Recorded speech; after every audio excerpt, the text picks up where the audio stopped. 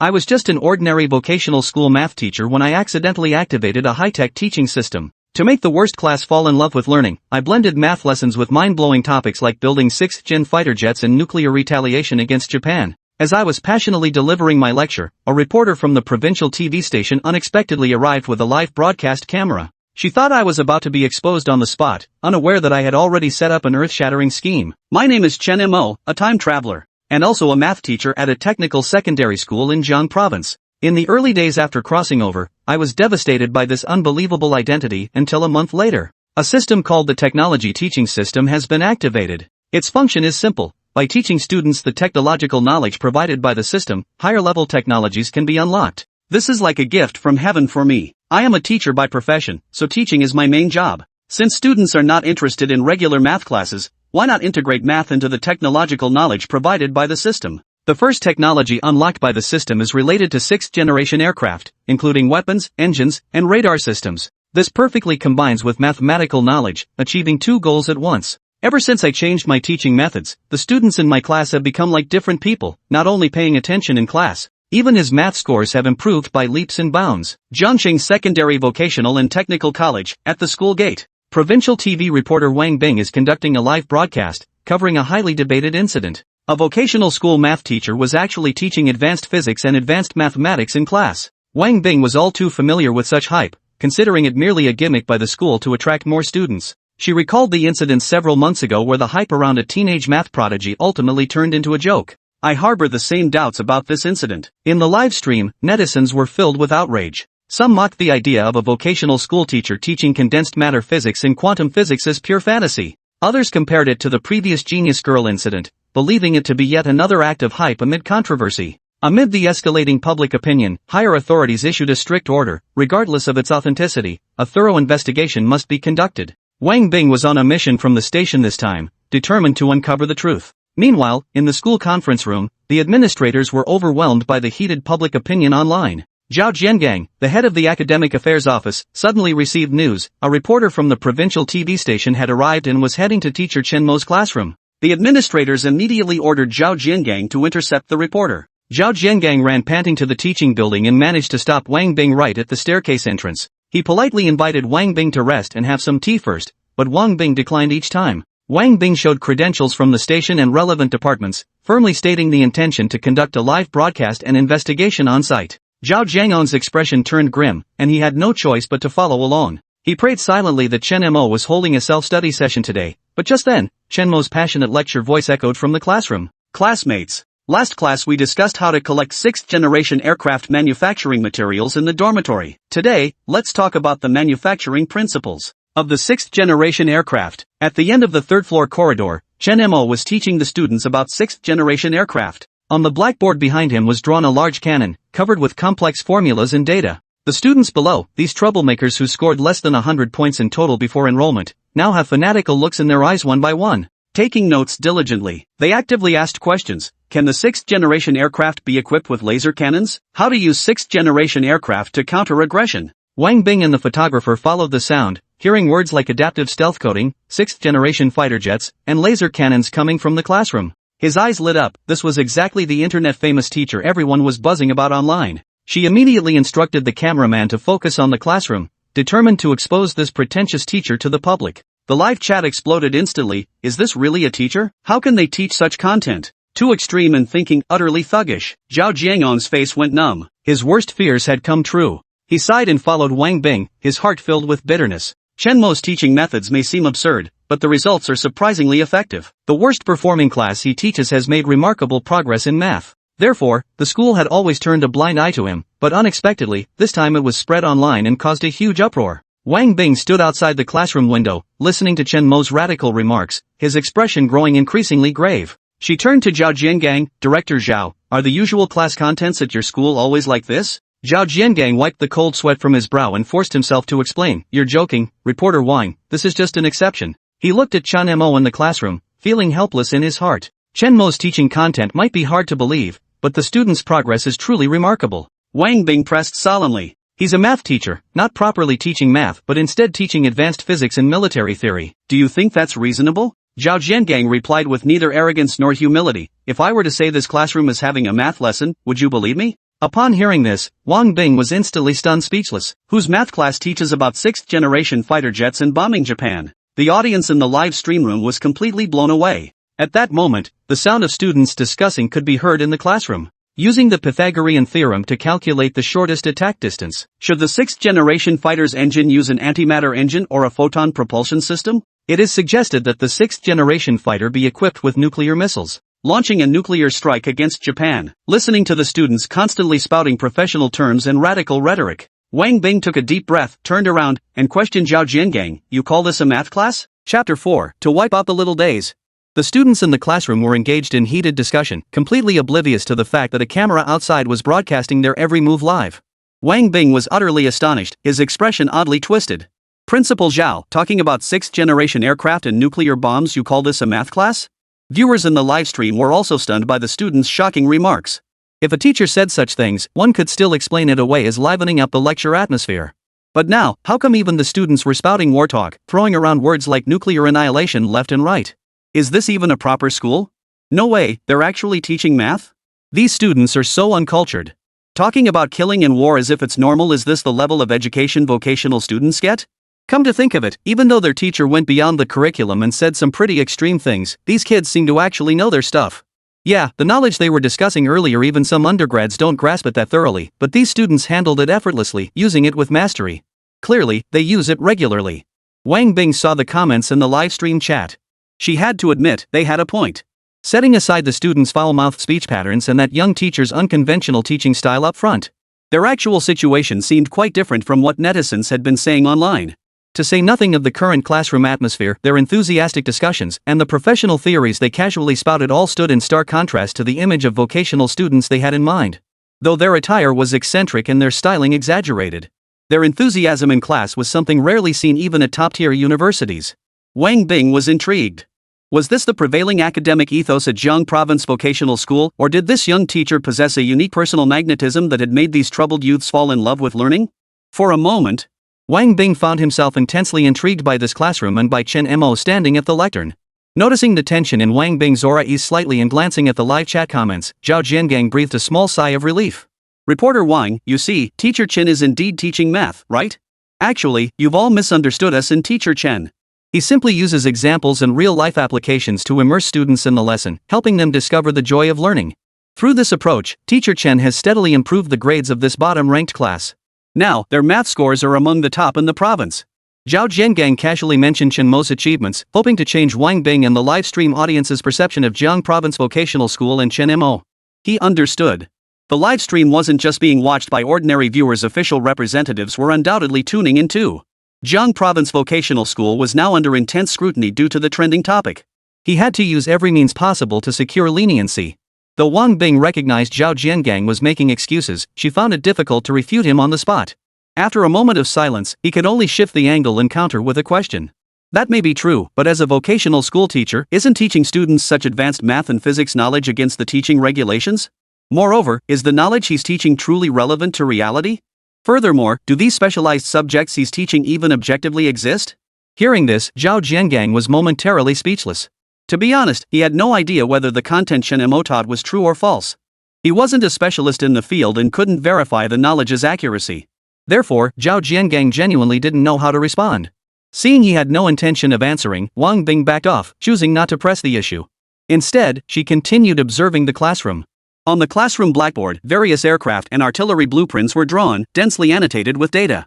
Beside the data, mathematical formulas and coordinate systems were listed. Below the podium, students sported graffiti-covered uniforms, desks piled high with comic books, and even a few spiky-haired young men, all the hallmarks of underachievers. Yet every single one of these seemingly underachieving students was now diligently taking notes. And in the gaze they cast toward the lectern, there was even a hint of fervor? Wang Bing was utterly stunned. She had never witnessed anything like this before. What kind of charm did this math teacher named Chen Mo possess that made his students adore him so? Viewers in the livestream also witnessed the classroom scene. Comments flooded the screen, scrolling endlessly in a frenzy. Those students talking about 6th-generation aircraft earlier? They look like such energetic young guys. Duh, what else would vocational students be if not energetic young guys? CEOs? But seriously, that stuff on the blackboard. Holy crap, they're actually doing this? Are you kidding me? A bunch of kids know nothing about 6th-generation aircraft. Is this even what they're supposed to be learning? And seriously, are those formulas on the blackboard legit? Holy crap. I thought they were just messing around, but they're actually doing this? Someone who knows what they're talking about needs to check if that blackboard stuff is legit. The viewers in the livestream were dumbfounded. Before seeing the classroom footage, they'd never have believed this was actually a real class. The blackboard was covered in dense formulas and diagrams, while the young students below diligently took notes. Combined with the subject matter they were studying, the scene was utterly bizarre. This is actually a class. Wang Bing and the others froze in place, opening their mouths several times to say something, only to swallow their words each time. Honestly, after all these years in the business, what storms hadn't they weathered? But this? This was the first damn time they'd ever seen anything like it. And honestly, those students didn't look like the type to take their studies seriously. Sixth-generation fighters? Could they even grasp that? And besides, how could a vocational school even teach students to fly fighter jets? You could practically convince people this was some kind of military base. At that moment, everyone present was utterly dumbfounded, at a loss for words. Ding ding ding. Fortunately, just then, the shrill bell signaling the end of class rang out, instantly snapping everyone back to their senses. Inside the classroom, the heated discussions abruptly fell silent as everyone fell quiet. Chen Mo, standing at the lectern, glanced at the wall clock. Alright, students, that concludes today's lesson. Class dismissed. He gathered his lesson plan, ready to leave, but was called back by the students below the podium. Teacher Chen, don't leave. Please extend the class a bit longer. We only have 3 or 4 math lessons a week, we haven't had enough yet. Exactly, teacher. You haven't finished explaining the principles of the 6th-generation fighter. Hearing their pleas, Chen Mo looked at the students staring at him expectantly, a wave of satisfaction washing over his face. We've covered enough for today. Students, remember to balance work and rest. We won't continue today. But, he changed his tone. But since you're all so eager to learn, I'll give you some homework. Students, apply what you've learned so far to research what weapons can be mounted on 6th-generation fighters. Next class, I'll personally review your findings. With that, he picked up his book and headed for the door. Inside the classroom, the students who had been feeling a bit down perked up again at his words. Their faces lit up with excitement, and they seemed eager to dive right into the assignment. After Chen Mo left, the classroom filled with a steady hum of discussion. All the students began discussing the content Chen Mo had covered in class. Seeing this scene, Wang Bing was momentarily stunned. A group of students, full of youthful energy, not only asked the teacher to extend the class but were even discussing the lesson points after class? What kind of fairy tale was this? Could this teacher's lectures truly hold such magical appeal? Wang Bing instantly developed a keen interest in Chen Mo and wanted to learn more about him. Moreover, she had many questions she needed answered. With that thought, Wang Bing stepped forward. Chapter 5, Comrades, let us unite. Just as Wang Bing stepped forward to speak, Zhao Jiangang approached from behind and stood before Chen Mo. Director Zhao? What brings you here? Chen Mo looked at Zhao Jiangang with a puzzled expression. Only then did he notice that besides Zhao Jiangang, there were 2 other people standing by the door. Zhao Jiangang cleared his throat and explained. Teacher Chen, these are our friends from the provincial television station. They're here to cover our school. You must answer the reporter's questions seriously. As he spoke, Zhao Jiangang deliberately emphasized the word carefully, his eyes frantically signaling to Chen Mo. Seeing this, Chen Mo froze for a moment before nodding thoughtfully, as if he had suddenly understood something. Seeing his reaction, Zhao Jiangang silently breathed a sigh of relief. Thank goodness, this guy finally got it. Otherwise, things would have gotten messy. As long as he didn't blab, their school's reputation should be safe. Hello, Teacher Chen. I'm Wang Bing, a reporter from the provincial television station. Wang Bing stepped forward, introduced herself, and then asked, would you have time for a brief interview? Hearing this, Chen Mo turned his head, looked at the reporter before him, and grinned. No problem, I'll tell you everything I know. Hearing Chen Mo's words, Zhao Jiangang beside him felt an ominous foreboding surge within him. The relief that had just settled in his heart rose again. That's wonderful, Teacher Chen. A look of delight flashed across Wang Bing's face. We listened to part of your class outside the classroom earlier. As a teacher, I'd like to ask, why do you teach students advanced physics and higher mathematics? And why do you teach military knowledge in math class? Of course, I mean no harm, just curiosity. She pushed the microphone toward Chen Mo and asked. Cameras swiveled in unison, focusing on Chen Mo. Hearing Wang Bing's words, Chen Mo paused slightly before smiling. Well, obviously to wipe out the little days. At the classroom door, facing Wang Bing's interview, Chen Mo answered in a calm tone. Of course it's to wipe out little days. The moment those words left his mouth, Wang Bing's expression changed instantly. Destroy little days? The answer was so sudden and direct that her brain froze for a moment. This teacher was fiery in class, but during this interview, she was even more unfiltered. Right in front of the live cameras, he casually mentioned wiping out the little days. Though many in Longguo harbored such thoughts. But voicing it openly in a public setting changed the nature of the statement entirely. Chen Mo was bound to get a stern lecture on ideological education. At that moment, Zhao Jiangong's face darkened upon hearing these words. Sure enough, he couldn't escape it after all. That bastard Chen Mo, when he talks about killing and fighting in private, they turn a blind eye. But now, in front of a crowd of reporters, he actually dared to talk about wiping out the little days. Chen Mo glanced at the live stream feed, then at Wang Bing, whose expression had turned peculiar. The smile vanished from his face, replaced by a look of bitter indignation. He shifted his tone, speaking with impassioned fervor. Back then, when the little days invaded Dragon Nation, countless ancestors fell on the battlefield, guarding our peace with their blood and sweat. Those scum committed acts that provoked the wrath of both heaven and earth. As citizens of Dragon Nation, are we supposed to just forget about it? Comrades, we must stand united. National humiliation and personal grievances Japan will never reform. They will only test our limits again and again, then bully us. Remember, cannons measure the expanse of our land. Dignity rests only upon the edge of the sword. Chen Mo raised his right hand, his voice swelling with fervor. The moment his words fell, the room plunged into silence, the sound echoing down the corridor. Wang Bing froze upon hearing Chen Mo's words, utterly unprepared for such a sudden outburst. Gradually, she found herself drawn in by his words. As she savored their meaning in her mind, a surge of fervor welled up within her. As a journalist, she had covered countless news stories. Many of them had involved Little Japan. Whenever she heard the older generation recount the atrocities committed by the Little Days, she could feel the fury of their predecessors. What Little Days had done was unforgivable, no matter when it happened. At that moment, Zhao Jiangong's face briefly betrayed a look of shock. Then, he was deeply moved by Chen Mo's words. Given his age, he could be considered one of the younger generation personally raised by those who had truly lived through that war. Though he harbored some dissatisfaction with Chen Mo's teaching methods, he found himself deeply agreeing with the substance of his words. National humiliation and personal grievances. The despicable deeds committed by the Japanese back then were known to nearly every Chinese person.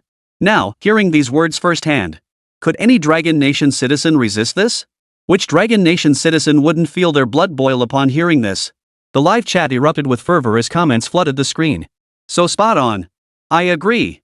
Zayarizi deserves to be wiped out. This speech, it's so damn inspiring. What Dragon Nation citizen wouldn't feel their blood boil hearing this? Dignity lies only upon the blade's edge. What a bold declaration. I'm fired up. I'm enlisting. Wipe out those little bastards. Seeing Wang Bing and Zhao Jiangang frozen in place, their eyes unfocused and speechless for a long while, Chen Mo spoke up. Alright, reporter Wang, that wraps up today's interview.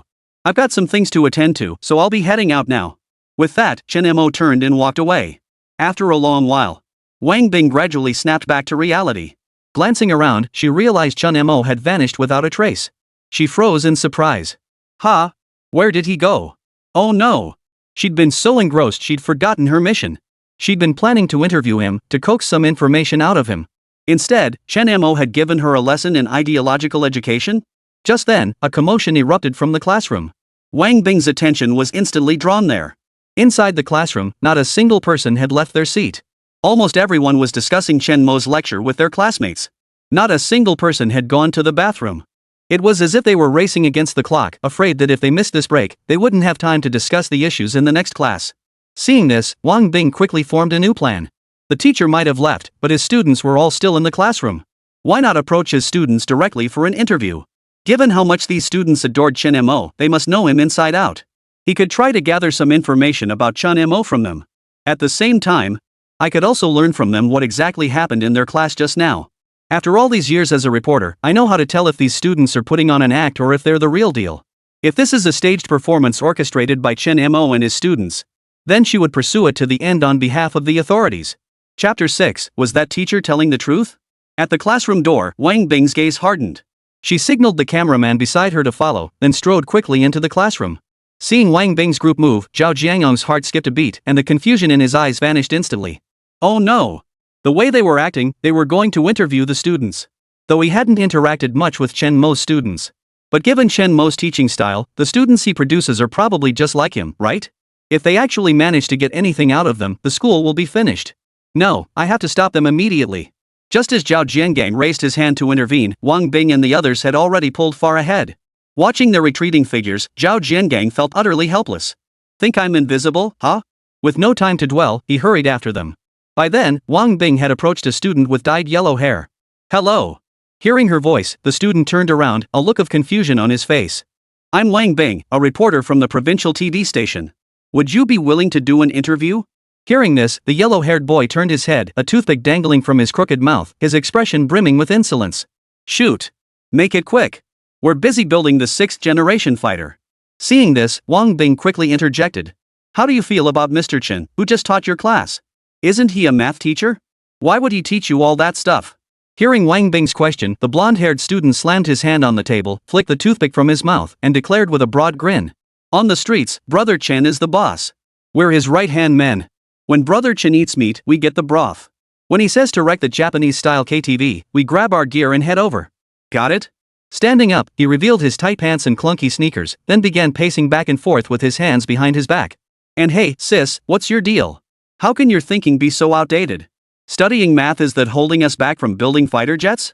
Hearing such earth-shattering words, Wang Bing was utterly dumbfounded. What was going on? Why did this scene feel so familiar? That teacher's student, why does she look like this? Was this another lesson being forced upon her? She quickly suppressed her inner doubts, maintaining a calm exterior. So, may I ask, is what Teacher Chen taught you actually true? Well, 6th-generation aircraft, can you guys really learn that? Hearing this, the yellow-haired student sneered. Of course. You think we're just tagging along with Brother Chen for nothing? Listen up. 6th-gen fighters are all about those variable cycle engines, airborne powerhouses, got it? That flight control system we're developing? It's like having X-ray vision, you'll see everything crystal clear from 500 kilometers away. And that laser cannon? It locks onto targets faster than blowing bubbles. 0.3 seconds is all it takes to pin an enemy. And the stealth coating we're developing? Thin as a face mask. Japanese radar stations will see nothing but mosaic when scanning our direction. According to our calculations, to build a 6th-gen fighter, we'll run turbulent flow models using magnetohydrodynamic self-healing boundary layer algorithms, then mold quantum invisible topological structures with non-abelian gauge fields. This thing will stabilize the plasma sheath at Mach 20. The NS equations in the lab are long outdated. Yellow Hair ranted on and on, leaving everyone utterly baffled. Seeing their blank stares, he flicked his hair and sighed. Forget it. Explaining this to a bunch of laymen like you? You probably wouldn't understand anyway. Hearing this, Wang Bing looked slightly embarrassed. She had hoped to verify whether the teacher's claims were true or false. Now, she barely understood it herself. Still, Wang Bing had made up her mind. Just because she didn't understand didn't mean the netizens wouldn't. After Chen Mo finished speaking, the number of viewers in the live stream skyrocketed. Combined with the topic's already high buzz, the stream briefly topped the homepages of major platforms. It was clear that some professionals were watching the stream. If she could get them to weigh in, she might finally determine whether Chen Mo was truly misleading his students. Today, we'll tear away the veil of this so-called genius teacher. Otherwise, who knows how many people would be swayed by him, only to send their children to this school and ruin their futures. With that thought, Wang Bing turned to face the livestream and flashed a smile. Our viewers are so knowledgeable, someone here must understand this, right? If any of you understand, please step forward and verify whether this student's claims are true. Her words sent the chat room into an uproar. Viewers flooded the chat with responses, bombarding the screen with comments. How could we viewers possibly have that kind of expertise? How could we know if that student is telling the truth? Is there anyone who understands this who can come out and explain? I know. I'm a scholar at the Dragon Nation Military Research Institute. Hold on, I'll look it up. Holy crap? Seriously, dude? You actually know? After the comment from the self-proclaimed military scholar, the live stream fell silent for a moment. Seeing someone who actually knew the subject matter, the live audience grew curious. They held their breath, watching the chat for reactions. Soon, a long comment appeared. Based on my calculations just now, what that student said is all true. The 6th-generation fighter's engine, based on theoretical concepts, is indeed feasible with a variable cycle engine. The flight control system and laser cannon weaponry are indeed among the current design concepts for 6th-generation fighters. The stealth coating on the 6th-generation fighter, though not yet physically realized, is based on the anticipated concept of adjusting thickness to evade detection by foreign radar systems. As for the methods and data that student mentioned later for building the 6th-generation fighter, we haven't researched those yet, but based on the initial overview, they also seem feasible. In any case, overall, the 6th-generation aircraft technology proposed by that student possesses theoretical feasibility. Upon hearing this, the entire audience exchanged stunned glances. This is real? How could that be? How could a vocational school teacher possibly know about 6th-generation aircraft? How did he know? Wang Bing stared at the live chat comments, his pupils contracting as shock and disbelief washed over his face. This is real? A student taught by a vocational school teacher could articulate the entire theoretical framework of 6th-generation aircraft without missing a single detail? This is nothing short of a fairy tale. Wasn't that kind of technology classified as military secrets? Where on earth did that teacher even learn about it? And not only that he understands it so deeply, and even taught it to his students? This is just unbelievable. Could it be that the teacher isn't just trying to grab attention but actually has the real deal? Wang Bing muttered under his breath, his expression complex. At that moment, Zhao Jiangang, who had followed along, witnessed the entire scene firsthand. His expression instantly turned stunned. Chapter 7: Explosive Popularity. Another dimension? Inside the classroom, Zhao Jiangang stared at the stream of comments in disbelief, his face frozen in shock. Wasn't Chen Mo just spouting nonsense? He really understands 6th-generation fighters? How could that be? He's just a math teacher fresh out of college. How could he possibly understand 6th-generation aircraft? Even if he did, how could he have taught his students? How could a bunch of vocational school students possibly learn that?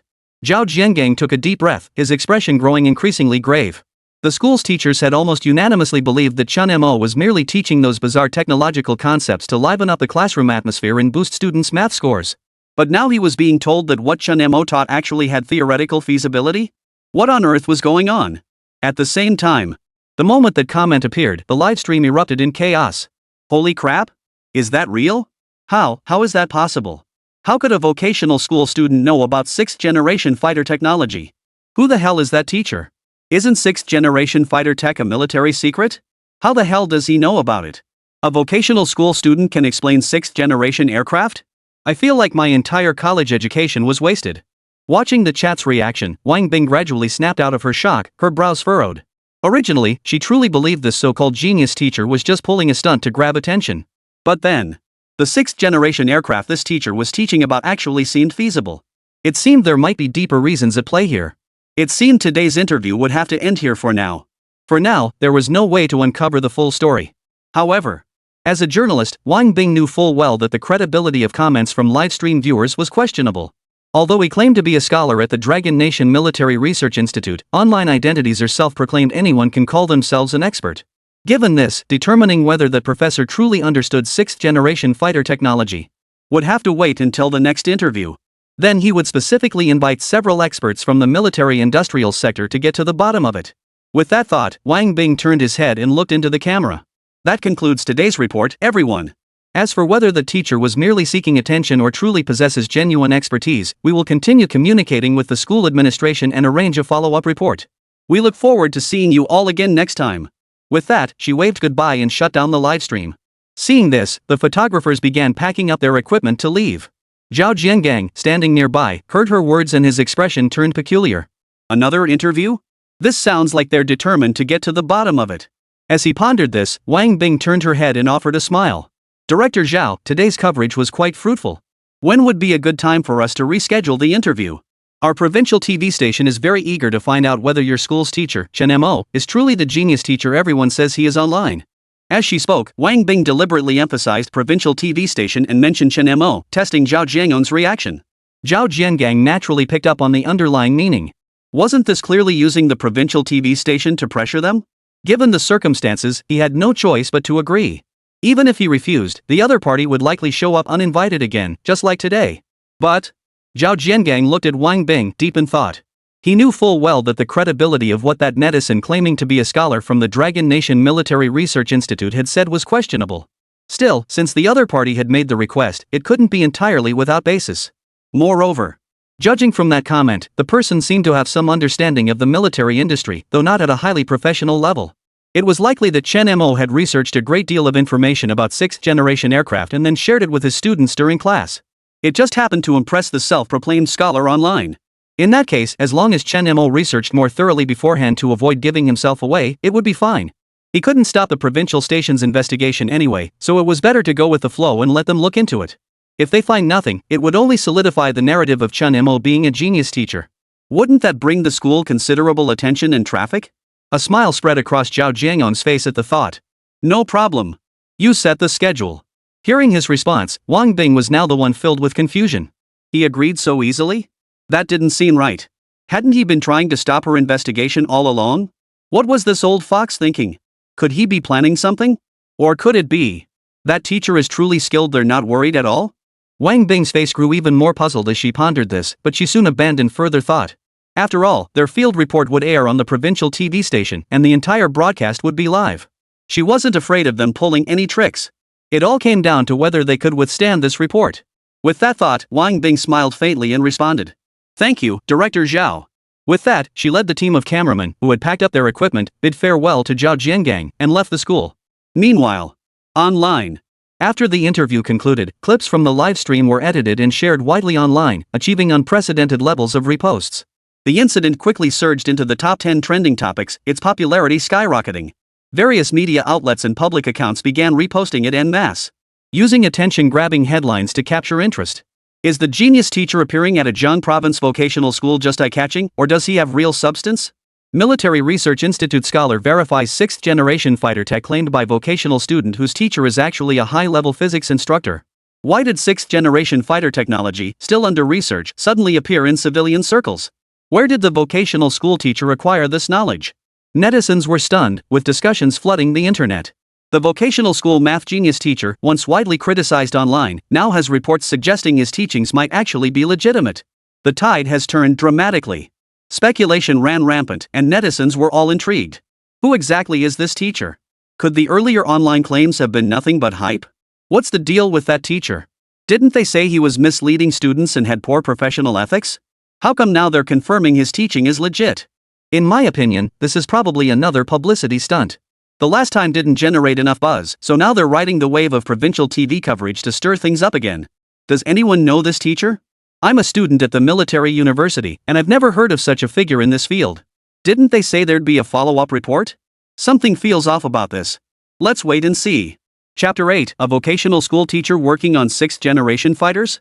Capital City. Dragon Nation Military Research Institute. Inside an office. Why hasn't Professor Chang returned yet? A young man sat on the nearby sofa, clutching his phone tightly, his expression agitated. His name was Zhou Wen, a student of Chengqi, a leading authority in Longguo's military research field. He was also the netizen who had earlier verified Chen Mo's students' claims about the 6th-generation fighter in the livestream. To the average netizen, the knowledge shared by that student. For ordinary netizens, it might just be entertaining to listen to.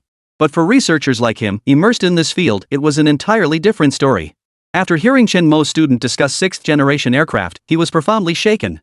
If the other party merely possessed knowledge about 6th-generation fighter technology, it might still be possible to attribute it to some undisclosed means of acquisition. But in reality, the student had actually provided a method for building a 6th-generation fighter. This level of knowledge was far beyond the comprehension of laypeople.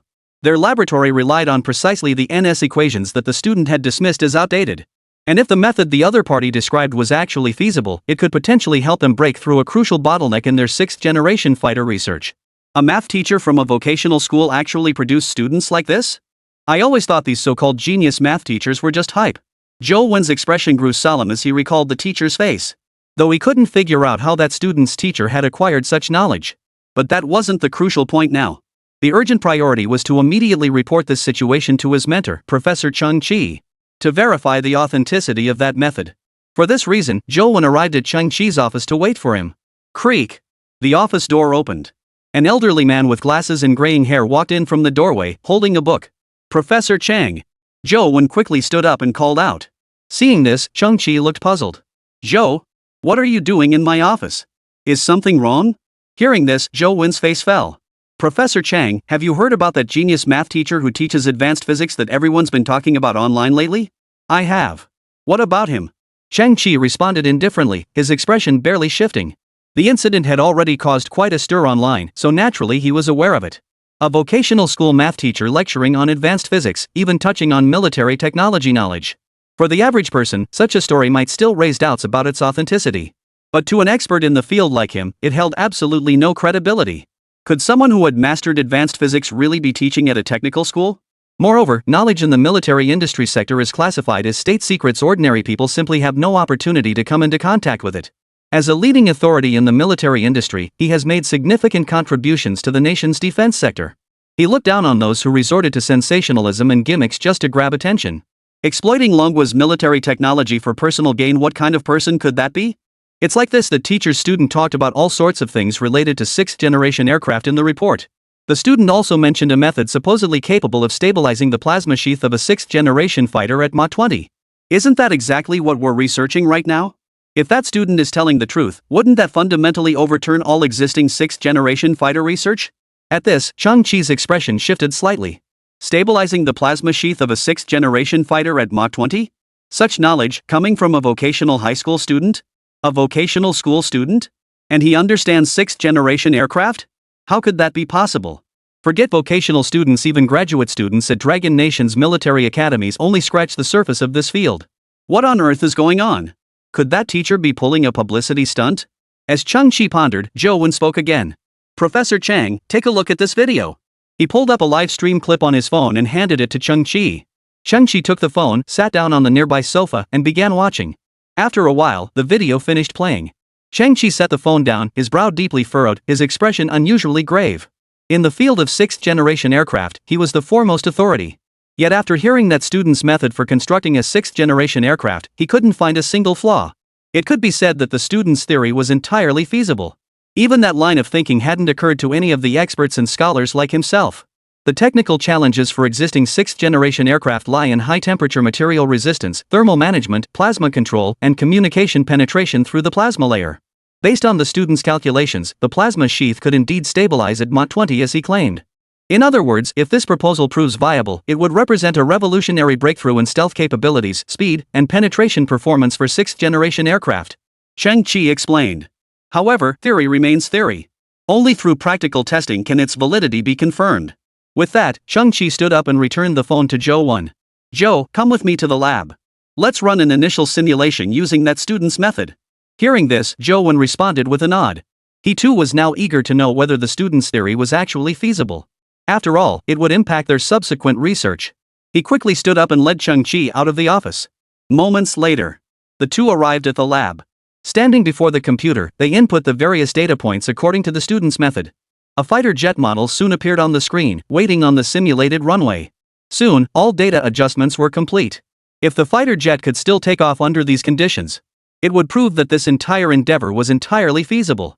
At that moment, both men held their breath, their eyes fixed intently on the computer screen, afraid to miss a single detail. The next moment, roar! The roar of engines erupted from the computer. The fighter jet raced down the runway, soaring skyward in an instant, soaring through the air. The two exchanged glances, each catching a look of utter disbelief in the other's eyes. This. Cheng-Chi turned his head toward the computer screen, his eyes brimming with unmasked astonishment. They actually did it. It was nothing short of miraculous. Not a single mistake. Using that student's method, the calculated data achieved this level of success on the very first input. Simply by using a different set of data, the experiment succeeded directly, something no previous simulation had ever achieved. In all his years in the field, Cheng-Chi had never witnessed anything like this. It all happened so suddenly that before he could process it, the fighter jet had already taken off. And the student who provided these methods had only explained them verbally. It was as if he had long anticipated that the data derived from this method would prove viable. Zhou Wen, standing nearby, was equally stunned by the scene. His gaze was fixed on the fighter jet soaring across the sky on the screen. Having worked alongside Cheng-Chi for years, he was considered a top expert in the field of 6th-generation aircraft. Yet even an expert like him wouldn't dare claim success on the first attempt if he were to conduct the experiment. Yet that student had merely described the method verbally, and it had succeeded in the experiment? What was the point of all his years of study? Hadn't it all been for nothing? Truly, the young are formidable. Cheng-Chi shut down his computer, removed his glasses, and sighed softly. His gaze held both satisfaction and regret. A vocational student, so young, yet possessing such profound understanding of 6th-generation aircraft technology, his future prospects are boundless. Yet such talent confined to a small vocational school, truly a waste of potential. But, even with talent, a vocational student alone couldn't possibly reach this level of expertise in this field so effortlessly. Behind him, there must be a mentor guiding him, and the most likely candidate was the teacher who had caused such a stir online. Cheng-Chi couldn't help but look curious. Who exactly is this teacher? To have taught a vocational student to such a level, this was no ordinary person. But why had he never heard of the other person in this field? It seems I'll have to visit that school myself. Get ready. Cheng-Chi put his glasses back on, as if he'd made up his mind about something. Come with me to that vocational school. We'll meet that teacher. No sooner had the words left his mouth than he started to walk away. At that moment, a phone rang. Cheng-Chi glanced at the caller ID Imperial Capital official and frowned in confusion. An official call? Why would they call me at this hour? Pondering this, he answered the call. Professor Chang, the military has issued a top-secret order. The research progress on the 6th-generation fighter must be accelerated. We must test and install it before the Eagle Nation. Chapter 9, What the hell is all this? Jiang Province Vocational and Technical College. 3rd floor of the academic building. After seeing off Wang Bing and his group, Zhao Jiangang fell deep in thought. He had already notified the school's higher-ups about the next reporting session. The leadership had also approved the next reporting matter. But Zhao Jiangang felt a twinge of doubt. What was Chen Mo's deal? That knowledge about the 6th-generation fighter jet wasn't something you could just look up online. It involved Dragon Nation's military secrets, and any scholar conducting in-depth research in that field had signed confidentiality agreements. And Chen Mo was just a math teacher fresh out of university. Where on earth had he acquired that knowledge? Shaking his head, Zhao Jiangang realized. The secrets surrounding Chen Mo were likely far more numerous than he had imagined. For now, he couldn't make sense of it and would have to wait and observe further. The immediate priority was to inform Chen Mo about the upcoming report. With that thought, Zhao Jiangang was about to head toward the office. At that moment, a commotion erupted from the classroom at the end of the hallway. The noise was coming from Chen Mo's classroom, sounding like the students were discussing something. Hearing the commotion, Zhao Jiangong's eyes lit up. Right. Why hadn't he thought to ask those students first? Perhaps he could learn something about Chen Mo from them. With that thought, he quickened his pace toward the classroom. Moments later, Zhao Jiangang arrived at the back door of the classroom. Inside, the classroom erupted in a buzz of excitement as students discussed the homework assignment Chen Mo had left behind. Designing weapons for a 6th-generation fighter, just thinking about it gets my heart racing. My massacre fighter concept is finally going to see the light of day. What's a massacre fighter? That sounds way too lame. My mini nuke build is the way to go. Explosions are art. You guys suck. A fighter jet has to transform into a mech. Don't you understand what true male romance is? The group debated heatedly, their expressions brimming with excitement. Designing weapons for a 6th-generation fighter, even if they couldn't actually build it, the thrill was enough. After all, having studied theoretical knowledge for so long, putting it to use for the first time would make anyone incredibly excited, wouldn't it? Seeing this scene, Zhao Jiangong's face instantly froze in shock. What was this about massacre fighters and miniature nuclear bombs? What kind of crazy stuff was this? He couldn't help questioning himself. Was he really still in vocational school? Just as Zhao Jiangang was pondering this, inside the classroom, a teenager wearing a baseball cap and a chain-embellished leather jacket stood up and grinned at another boy with dyed yellow hair. Brother Xiao, what do you think about mounting a laser sniper rifle on that 6th-generation fighter jet? Hearing this, the yellow-haired youth looked up, his face a picture of insolence. Wu Ran, are you out of your mind? A laser sniper? That thing's a pure energy drain. Don't you get it? He shot Wu Ran a dismissive glance. His name was Lu Xiao, the same yellow-haired youth who'd answered Wang Bing's question earlier. Come on, Xiao, if this 6th-generation fighter was just like a regular jet with machine guns and cannons, that'd be so boring, right? Wu Ran wore a carefree expression as he casually remarked. Who said I planned to mount machine guns and cannons? Lu Xiao's disdain deepened. Oh? So what's your plan, brother Xiao? Wu Ran flashed a hint of curiosity. Well, of course. Lu Xiao gave a deliberately mysterious chuckle and said, install a lightsaber. What? Wu Ran looked utterly stunned. A lightsaber? What kind of wild idea was this? How was this any different from the laser sniper rifle he'd mentioned? As if reading his thoughts, Lu Xiao declared with pride.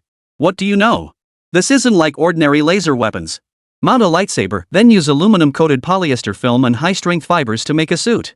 Finally, modify a 6th-generation aircraft, remove the windshield, and let someone stand on top. And then you'll be flying on a sword like some immortal from a novel? Sure, the firepower might be lacking, but looking cool is a lifelong pursuit. Hearing this, Wu Ran froze for a moment before nodding in deep agreement. Brother Xiao really gets it. How did I not think of this? Flying on a sword. Just thinking about it gets me pumped. Wu Ran's eyes burned with fervor as he exclaimed excitedly. At that moment, a girl in the class, wearing a graffiti-covered school uniform, chimed in. What's so cool about lightsabers? What's wrong with your taste, Lu Xiao? Aren't you afraid they'll burn the soles of your shoes? Wouldn't it be better to paint the 6th-generation fighter jet pink? Isn't that way cooler than some lightsaber? Hearing this, the two turned their heads, puzzled expressions on their faces. Bai Xiuqi? Why are you butting in? What do you know about appreciation? Lu Xiao sneered. Exactly. Lightsabers are the coolest, okay? Got any idea about cyber immortal cultivation? And painting it pink? Why not just stick a Barbie doll on the 6th-generation fighter? Wu Ran chimed in, then continued his rant. Hearing this, Bai Xiaoqi was momentarily speechless, unsure how to respond. Alright, enough with the nonsense. Let's focus on what we're actually installing here. Lu Xiao's expression returned to its usual calm as he spoke. The moment he finished, the group began chattering away, each voicing their own opinions. Gradually, more and more people joined in, voicing their own perspectives. Seeing this, Zhao Jiangang was about to interject. But suddenly, another group joined the discussion, and murmurs of conversation rippled through the crowd once more. I still think we need bomb-type weapons. Check out my nuclear-powered electric kettle design. The shrapnel cloud coverage radius was calculated using Monte Carlo simulation, perfect for taking down those flashy drone swarms. What's so great about that? It's disposable, way too basic. My nuclear-powered bow and arrow combines shockwave focusing. The pressure gradient from the shockwave can rip through 5th-generation composite armor. We're already at 6th-gen fighters who still uses conventional weapons? Check out my nuclear lightning rod. Build 6th-gen fighters directly from insulating materials, then mount this weapon and charge straight into enemy lines. Outside the classroom, Zhao Jiangang listened to the group's discussion, his expression darkening once more. What the hell is all this? How did it suddenly get so technical? He understood every single word, yet when they were strung together, he couldn't make heads or tails of it. What were these theories and effects? How come I've never heard of them before? Is this even military tech stuff? And what's with the electric kettle and bow and arrow references? Can these things really be related to 6th-generation aircraft? Zhao Jiangang's mind echoed with his student's words, leaving him feeling a bit dizzy. Just as Zhao Jiangang was drifting in confusion, Wu Ran's voice came through again. Chapter 10, wait, he actually knows? Votes needed. Hey, class. How about we start a group chat? It'll make it easier for us to discuss things after class. Wu Ran looked at the group discussing and suggested. Hearing this, everyone nodded in agreement. If it were something like Chinese or English class, they wouldn't have the slightest interest, let alone bother creating a group chat. But this was math class. Every time math class rolled around, they were completely focused, afraid to miss a single concept. They wished teacher Chen Mo could just take over all the other teachers' classes and teach them math non-stop. But school regulations were what they were. They could only dream about it. But this time was entirely different. Chen Mo, who always advocated for a balance between work and rest, had actually assigned them homework. This was the weaponry for the 6th-generation fighter jet. If Chen Mo were to adopt the 6th-generation aircraft technology they designed, wouldn't that be an achievement worthy of being recorded in the annals of history? At this thought, their faces lit up with longing, their eyes burning with fervor. What a brilliant idea! Why didn't we think of that? Exactly. We can't waste any time after class. I want to gather materials and build the weapon first. Class leader, set up a group chat after school. We can't wait. Everyone turned expectantly to Bai Xiaoqi, waiting for her to create the group. She was the class monitor. All right. Bai Xiaoqi didn't hesitate and agreed. Classmates, what do you think we should name this group chat? Wu Ran asked, glancing around the room with a look of deep contemplation. At his prompting, the group began chattering away with suggestions. How about 6th-generation aircraft development committee? What is that? That sounds way too low-key. How about Dragon Nation Nuclear Energy Research Lab? That's still not grand enough. I think Blue Star Technology Federation is pretty good. No way. We're grown men, we need something badass. I say go with Solar System War Fleet. Outside the classroom, Zhao Jiangang froze upon hearing the conversation, then wore an exasperated expression. He tried to interject several times but was cut off each time. He'd initially thought these students might actually have some potential, but now, hearing their discussion about the group chat name, Zhao Jiangang quickly reached a conclusion. He'd been overthinking it. These students were just vocational high schoolers, how could they possibly understand technology? Earlier, it was all about some weird weapons. Now they're coming up with all these bizarre names. This was just a joke, wasn't it? He'd actually thought they might know something about 6th-generation aircraft. After all, they managed to fool the experts in the livestream. Surely they must know something, right? Turns out he was way off. What could students spouting such outrageous nonsense possibly know? Solar System War Fleet? Are they not afraid of being laughed out of the room? A bunch of vocational school kids thinking they can invade other star systems? That so-called assignment expert in the livestream probably doesn't get it either. And scholars from the Dragon Nation Military Research Institute? Getting intimidated by a bunch of vocational students? More likely just pretending to know what they're talking about. Though he couldn't tell if Chen Mo actually understood 6th-generation fighters. But he could say for certain that these students definitely didn't. However, Zhao Jiangang wasn't planning to engage them in conversation anyway. These students looked utterly unreliable. If he went over to talk to them about 6th-generation aircraft, they'd probably start a fight with him. At his age, he couldn't handle that kind of hassle. Better go find teacher Chen. Zhao Jiangang sighed softly before turning and heading toward the faculty office. Moments later, he arrived at the faculty office, where the teachers, noticing his arrival, exchanged curious glances before teasing him. Director Zhao? What brings you to our office today? Yeah, Director Zhao, how did that interview go? Has our school become world famous yet? Director Zhao, with such positive coverage, should we apply to the school administration for a raise? They were aware of the TV station's visit and that it was to interview Chen Mo, but they were all teaching classes at the time and hadn't gotten a chance to watch the live broadcast. Listening to the banter, Zhao Jiangang smiled faintly and spoke up. Teachers, please stop teasing me. I'm here to see Teacher Chen today. Is he in his office? At this, the group paused, then pointed to a corner of the office and replied. Teacher Chen is sitting right there. Director Zhao, why the sudden visit to Teacher Chen? Could it be that one of his students has gotten into trouble again? Probably his star pupil is spreading rumors again, huh? That's Teacher Chen for you. Truly skilled in teaching, ha ha ha. The group chattered away, each taking turns to tease him. Zhao Jiangang, hearing this, didn't dwell on it. He walked straight to Chen Mo's workstation. Director Zhao? What brings you here? Chen Mo, who was grading papers, heard the commotion at the office door and looked up, puzzled. Teacher Chen, it's like this. Remember when the TV reporters came to cover our school? Your student mentioned something about 6th generation aircraft technology during the live broadcast, and experts have since verified it. So the TV station wants to arrange another live interview with you. Would that be convenient? Zhao Jiangang said with a smile.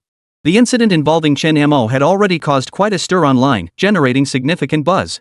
Online criticism was rampant, with many suspecting Chen Mo was merely seeking attention. As an official media outlet, they naturally needed to investigate thoroughly and uncover the truth. At that moment, the teachers gathered in the office overheard the exchange and looked stunned. Chen Mo's teachings have been proven? Is this even possible? He actually knows about 6th generation aircraft? They had long heard rumors about Chen Mo. Every day in class, he'd casually talk about ending the little days in building 6th generation aircraft. In all their years as teachers, they'd never encountered anyone quite like him. However, they had always assumed Chen Mo was just doing it to liven up his classes. After all, they themselves often shared gossip during their own classes. Many vocational school students simply weren't interested in studying. They simply couldn't focus during regular lectures. Only when interesting topics came up would they pay attention. So the teachers had developed the habit of occasionally sharing gossip during class. But now they're being told that what Chen Mo teaches is actually real? This is utterly unheard of. How could a math teacher possibly understand military technology? How did he acquire that knowledge? Is this the kind of thing ordinary people can know? Curiosity piqued, the crowd gathered around, exclaiming in astonishment. Is this real? What Mr. Chen taught us is actually true. How could that be? Exactly. I've heard his students talk about laser cannons and transformable mechs before, utterly unrealistic stuff. How could that be real? That's military-grade technology? Teacher Chen actually knows about this stuff? Chapter 11, How about a public lecture? Votes needed. Jiang Province Vocational Technical College. Faculty Office. Hearing everyone's words, Chen Mo momentarily didn't know how to respond. He could only manage a forced smile. Then he turned to Zhao Jiangang, looking puzzled. Director Zhao, is the TV station really going to arrange a special interview for me? He'd heard bits and pieces about the online situation. Essentially, footage of his class had been recorded and posted online. Netizens assumed he was just hyping things up for attention. Then, when the provincial TV station came to report, his students mentioned something about 6th generation aircraft during the live stream, which netizens verified. Suddenly, the buzz exploded, shooting straight to the top of the trending list. Chen Mo couldn't figure out who had filmed him. He had intended to keep a low profile, focusing on imparting knowledge and unlocking technology. But now, well, keeping a low profile was out of the question. But with stuff like this, don't netizens usually just watch for fun? Who would actually believe a vocational school student could understand 6th generation aircraft? And that viewer in the live stream claiming to be an expert? That's just his word against mine. How could anyone actually believe that? And even if netizens are just messing around, why are official journalists getting involved now? They're investigating me. Looks like there's no escaping it. You're right, Teacher Chen, this is a golden opportunity. Zhao Jiangang said with a broad smile. We plan to craft an image of you as a highly knowledgeable, erudite math teacher who quotes classical texts as the face of our school. You've got to put on a great performance during the next interview. Look up more info on that 6th generation fighter jet thing. Don't let the cat out of the bag. Practice more in your spare time. Even if you don't understand something, just act the part. Chen Mo was stunned by the suggestion. Research? Practice? He couldn't possibly think he was faking it, could he? Director Zhao, everything I taught you is real. You don't think I'm just making this up, do you? Chen Mo defended himself earnestly, his expression sincere, not like he was faking it. Hearing his words, Zhao Jiangang recalled the nuclear-powered electric kettle and nuclear lightning rod he'd overheard mentioned in the classroom earlier.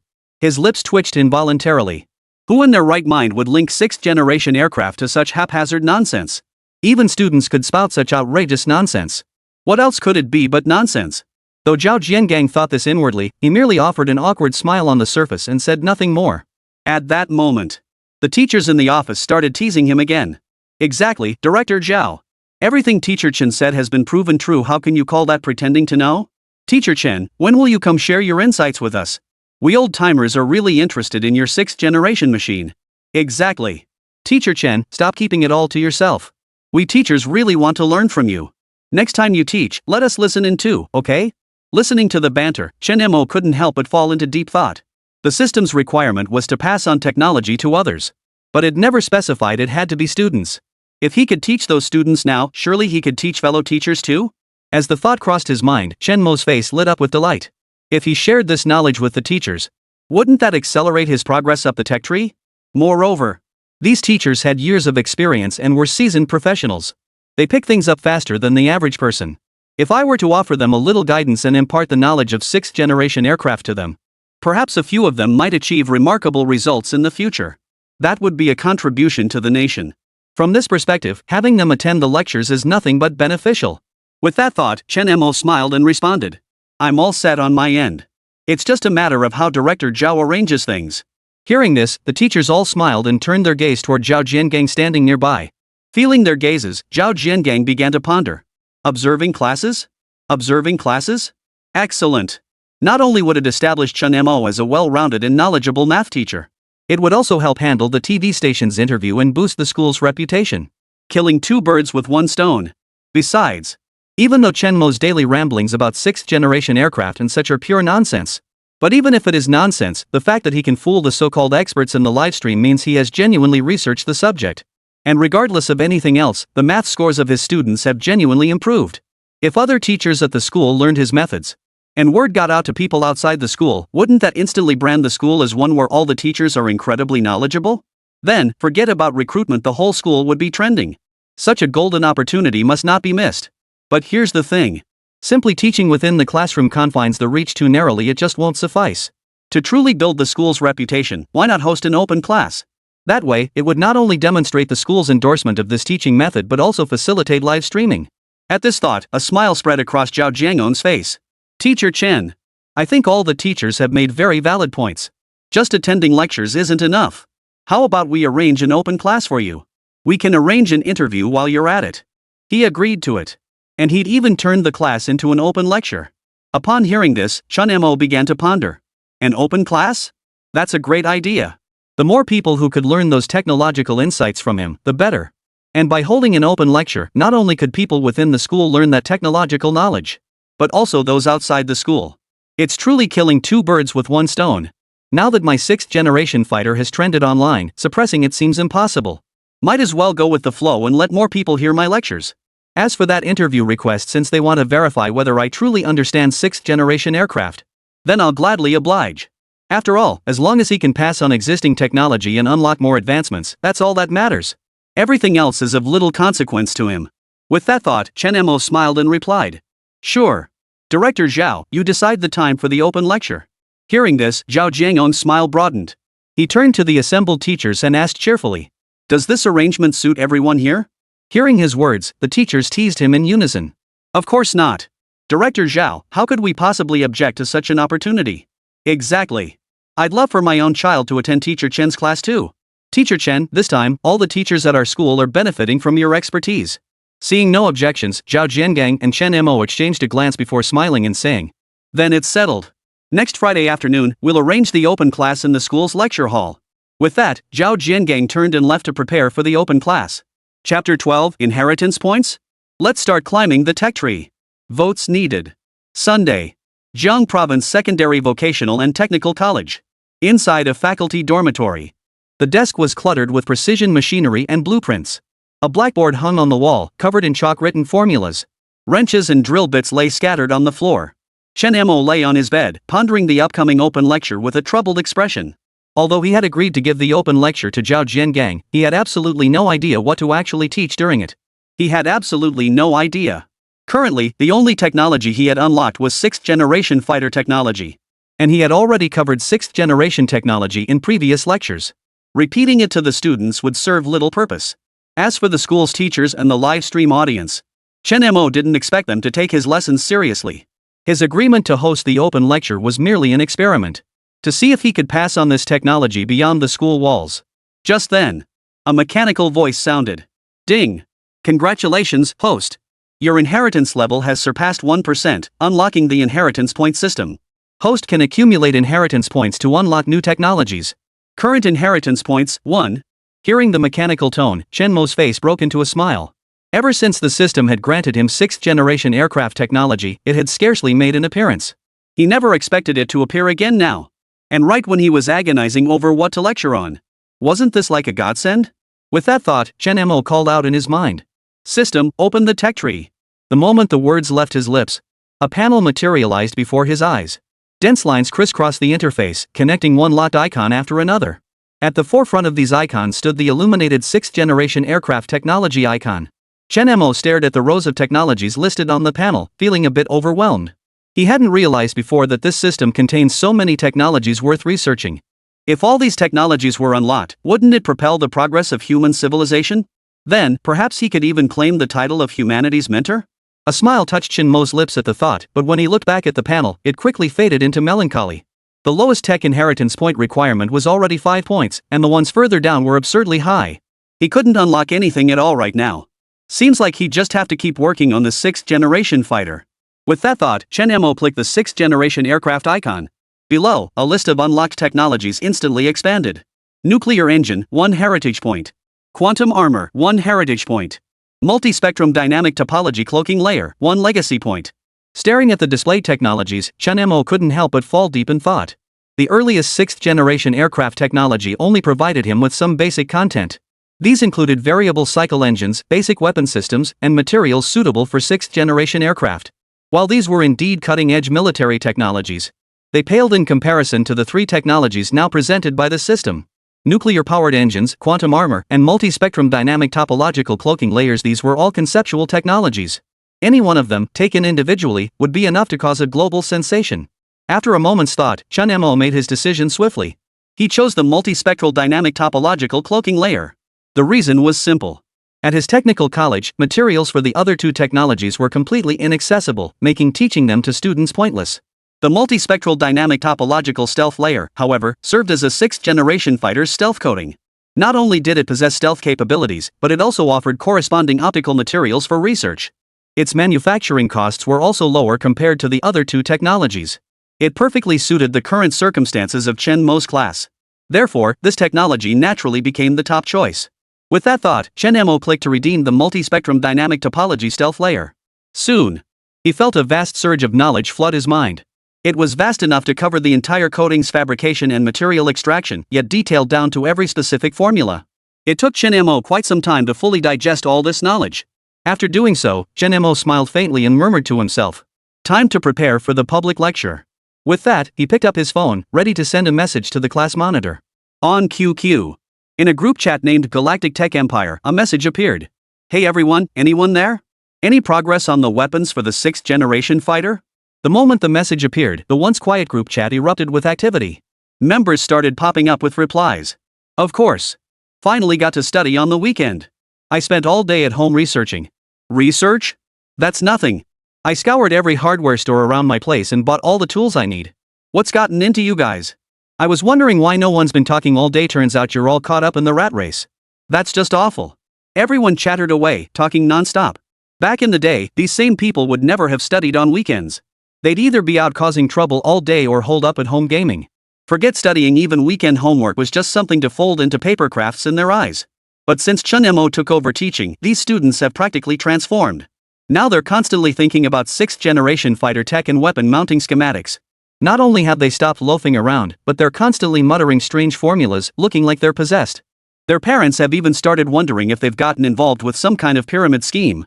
Just then, Lu Xiao sent a message. "Enough already. My ghost fire's modded." Attached to the message was a photo. The image showed a graffiti-covered electric scooter that looked incredibly cool. The spot originally meant for speakers had been modified into a lightsaber. But this lightsaber was merely a substitute. After all, the materials for the real thing aren't exactly easy to come by. Holy crap? Xiao, you're serious? This thing, it's way too cool? Let me ride it. I want one too. Come on, brother Xiao, bring it to school tomorrow so I can ride it. I'll send you a copy of my design blueprint. You guys? That's too much. How could you bribe brother Xiao? Like he needs your blueprints? Exactly. I've got brother Chen's lecture recordings. Let me write it, brother Xiao. I'll copy them for you. The group chatted again, the atmosphere buzzing with excitement. They shared their design blueprints and exchanged some strange remarks. Back in the day, getting someone to do you a favor meant trading spicy snacks or a classmate's contact info. Now, however, they'd all switched to trading academic materials instead. If the school teachers saw this scene, wouldn't they suspect their eyes were playing tricks on them? Are these students even vocational high schoolers? Why aren't they this dedicated to other subjects? They spend all day on math, mixed with some outrageous stuff. Just then, group admin by Xiaoqi sent a message. Everyone, stop chatting. Mr. Chen just told me he'll be teaching an open class next Friday afternoon. Chapter 13, the experts have arrived? Votes needed. In the group. By Xiaoqi's message sent the group into an uproar. Holy crap? Class rep, is this for real? Teacher Chen giving an open class? He's always told us to keep a low profile, why is he suddenly going high profile himself? Exactly, class monitor.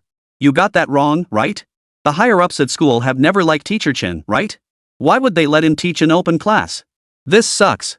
Everyone's gonna learn what Teacher Chen teaches. No way. I was counting on making something myself to show off. Everyone was stunned, their doubts mounting. Bai Xiaoqi simply forwarded the chat log to the group and added a comment. See? I told you. This is what the teacher said to me. And I heard this open class will be live streamed in full and recorded for broadcast on the provincial TV station. Seeing Bai Xiaoqi's message, everyone stared in disbelief. Teacher Chen is really giving a public lecture? This is going to be interesting. Live stream? That means it'll be available online. Our Teacher Chen is about to become an internet sensation. Class monitor. Class monitor. Quick, send us Teacher Chen's contact info.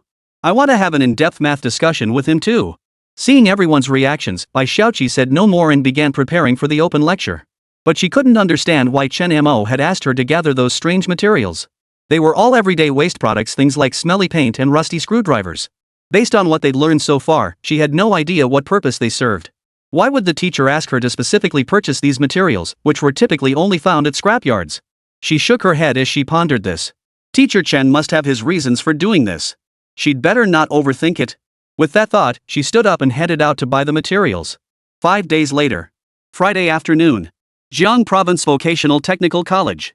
Row upon row of cars were parked in a grand display at the school entrance, drawing passers-by to stop and stare, their faces filled with puzzlement. What's going on at this vocational school? Such a scene? Was a high-ranking official visiting? Or is there some kind of event? As they pondered, many pulled out their phones and began snapping photos. At that moment, outside the lecture hall, a large group of photographers were setting up cameras and adjusting equipment. Soon, the live stream went live and rows of comments flooded the screen. Here it comes. My favorite vocational school show is finally here. I've been waiting for almost a week. Holy crap! Why are there so many people this time? Are they all here for the lecture? Looks like this school is really popular. What a bummer. I'm from Jiang Province too, I wish I could be there in person. Wang Bing and a group of reporters were also present. The school had already contacted her well before her arrival. Word was that Chen Mo would maintain his usual teaching style for this session, though the content would delve into more advanced concepts. Hearing the school's explanation, she couldn't help but feel curious. The school seemed completely unconcerned about their investigation. Could it be that the teacher wasn't just hyping things up? Could he actually have the real deal? Just as she pondered this, 3 elderly gentlemen approached her from afar, chatting and laughing. Professor Qin, Professor Zhang, Professor Liu. You're here. Wang Bing hurried forward to greet them. These elders were professors she had specially invited from the military university, experts in military technology and science. After attending Chen Mo's lecture earlier, she had become deeply curious about his teachings. She had specifically invited these experts to verify whether Chen Mo's claims held any truth. Fortunately, these experts were also quite interested in the subject and agreed to Wang Bing's request. Quite the gathering today. Professor Qin, the leader of the group, remarked with a smile. I've reviewed the previous live stream footage. That instructor and his students clearly demonstrate a solid grasp of military technology. However, the content shown in the video alone isn't sufficient to gauge the full extent of their knowledge. Our purpose in coming here is to humbly seek guidance from this teacher. I, Qin Song, have some expertise in this field. It should be enough to discern the genuine from the fake. No sooner had he finished speaking. The live stream chat exploded with activity, comments flooding the screen. Qin Song? The chief professor from Dragon Nation's National Defense Military University? He actually came. Holy crap? That's insane. Is he the Professor Qin who's published over 100 military engineering papers and caused a huge stir in the field? Even Professor Qin is here? Looks like that vocational school teacher's case really caught the higher-ups' attention. Now, let's see if they dare hype things up like this anymore. The professor beside him is also from the National Defense Military University of Longguo, right? Looks like today's livestream is going to be a real treat. Guys, I can hardly wait. Wang Bing had no time to acknowledge the chat reactions as he turned his gaze toward Qin Song. Professor Qin, you're too kind. In this field, you're practically on par with Professor Chung Chi, the leading authority in military engineering. It's our honor to have you join us for this live broadcast. Professors, please take your seats in the classroom. Today's session will begin shortly. Hearing this, the three exchanged knowing smiles. Then we won't stand on ceremony. With that, they entered the lecture hall and took their seats. Wang Bing followed with the camera crew, entering the classroom to position the cameras. Just then, Zhao Jiangang entered through the doorway. His gaze immediately fell upon Qin Song and the others seated in the back row, and his expression darkened instantly. As an educator, he naturally recognized those experts. Weren't they clearly professors from the National Defense Military University? What were they doing here? This is bad. This was going to cause real trouble. Chen Mo's case was already drawing a storm of online criticism. If they blew their cover at an event like this, their university would be finished. Forget about building a public image. The school would be shut down. They'd be accused of misleading students. With that thought, Zhao Jiangang forced down his nerves and hurried forward to greet the three elders. Good day, professors. I'm Zhao Jiangang, the school's Dean of Academic Affairs. He offered a perfunctory smile. We extend our warmest welcome to all professors for traveling such a great distance to visit our institution. Please forgive any shortcomings in our hospitality. Hearing this, the three elders lifted their heads to look at Zhao Jiangang. Director Zhao, formalities aside, we've come primarily to meet Professor Chen Mo of your institution. Qin Song cut straight to the point. Watching Zhao Jiangang bow and scrape, he felt no particular emotion. He'd seen plenty of school administrators like this, each one as sly as the next, capable of spinning black into white. Indeed, Director Zhao. We heard before coming that Teacher Chen's lectures cover profound knowledge. We're primarily here to observe and learn. Just treat us as if we're not here and proceed with your normal class. Professor Liu beside him offered a friendly smile. Exactly, Director Zhao. We've long heard online that Teacher Chen teaches advanced physics and advanced mathematics. Today, let's see what he's really got, whether he's the real deal or just putting on a show. Mr. Zhang chimed in. Hearing their remarks, Zhao Jiangan's eyelid twitched, his expression stiffening. You're all joking, professors. Our school would never resort to deception. All right, class is about to begin. I must excuse myself. With that, he rose and walked toward the back rows, quickly approaching Wang Bing with a forced smile. Reporter Wang, did you invite these experts? Hearing his question, Wang Bing turned her head in confusion to look at Zhao Jiangang. Yes, Director Zhao. Didn't you say Professor Chen would be teaching more advanced material in this class? In that case, inviting a few experts to verify things shouldn't be a problem, right? I just forgot to mention it to you. Hearing this, Zhao Jiangan's mouth twitched and he felt utterly helpless. No? How could he forget something like that? What's wrong with this reporter? Why is he acting so self-centered? He'd ignored him before, and now he'd gone and invited several experts? And that so-called profound knowledge? He just spouted it off casually. Just because it involves some deep knowledge, he has to bring in experts? This guy's just digging his own grave.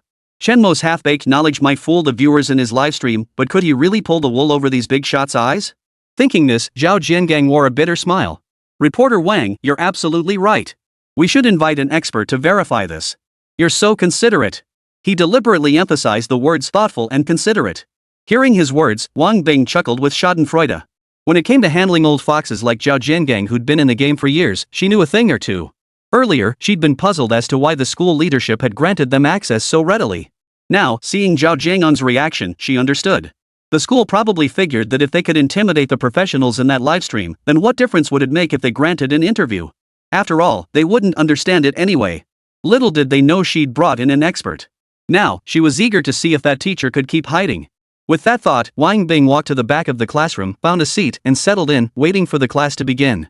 Chapter 14, A Bold Idea. Jiang Province Secondary Vocational and Technical College. Lecture Hall. At that moment, the entire classroom was buzzing with noise, packed to capacity, with chatter echoing from every corner. The front rows were filled with students. Further back sat Qin Song and his group, along with school administrators and faculty members, including Zhao Jiangang. Behind them were Wang Bing and the journalists. Both teachers and students held notebooks in their hands, ready to record the lecture's content.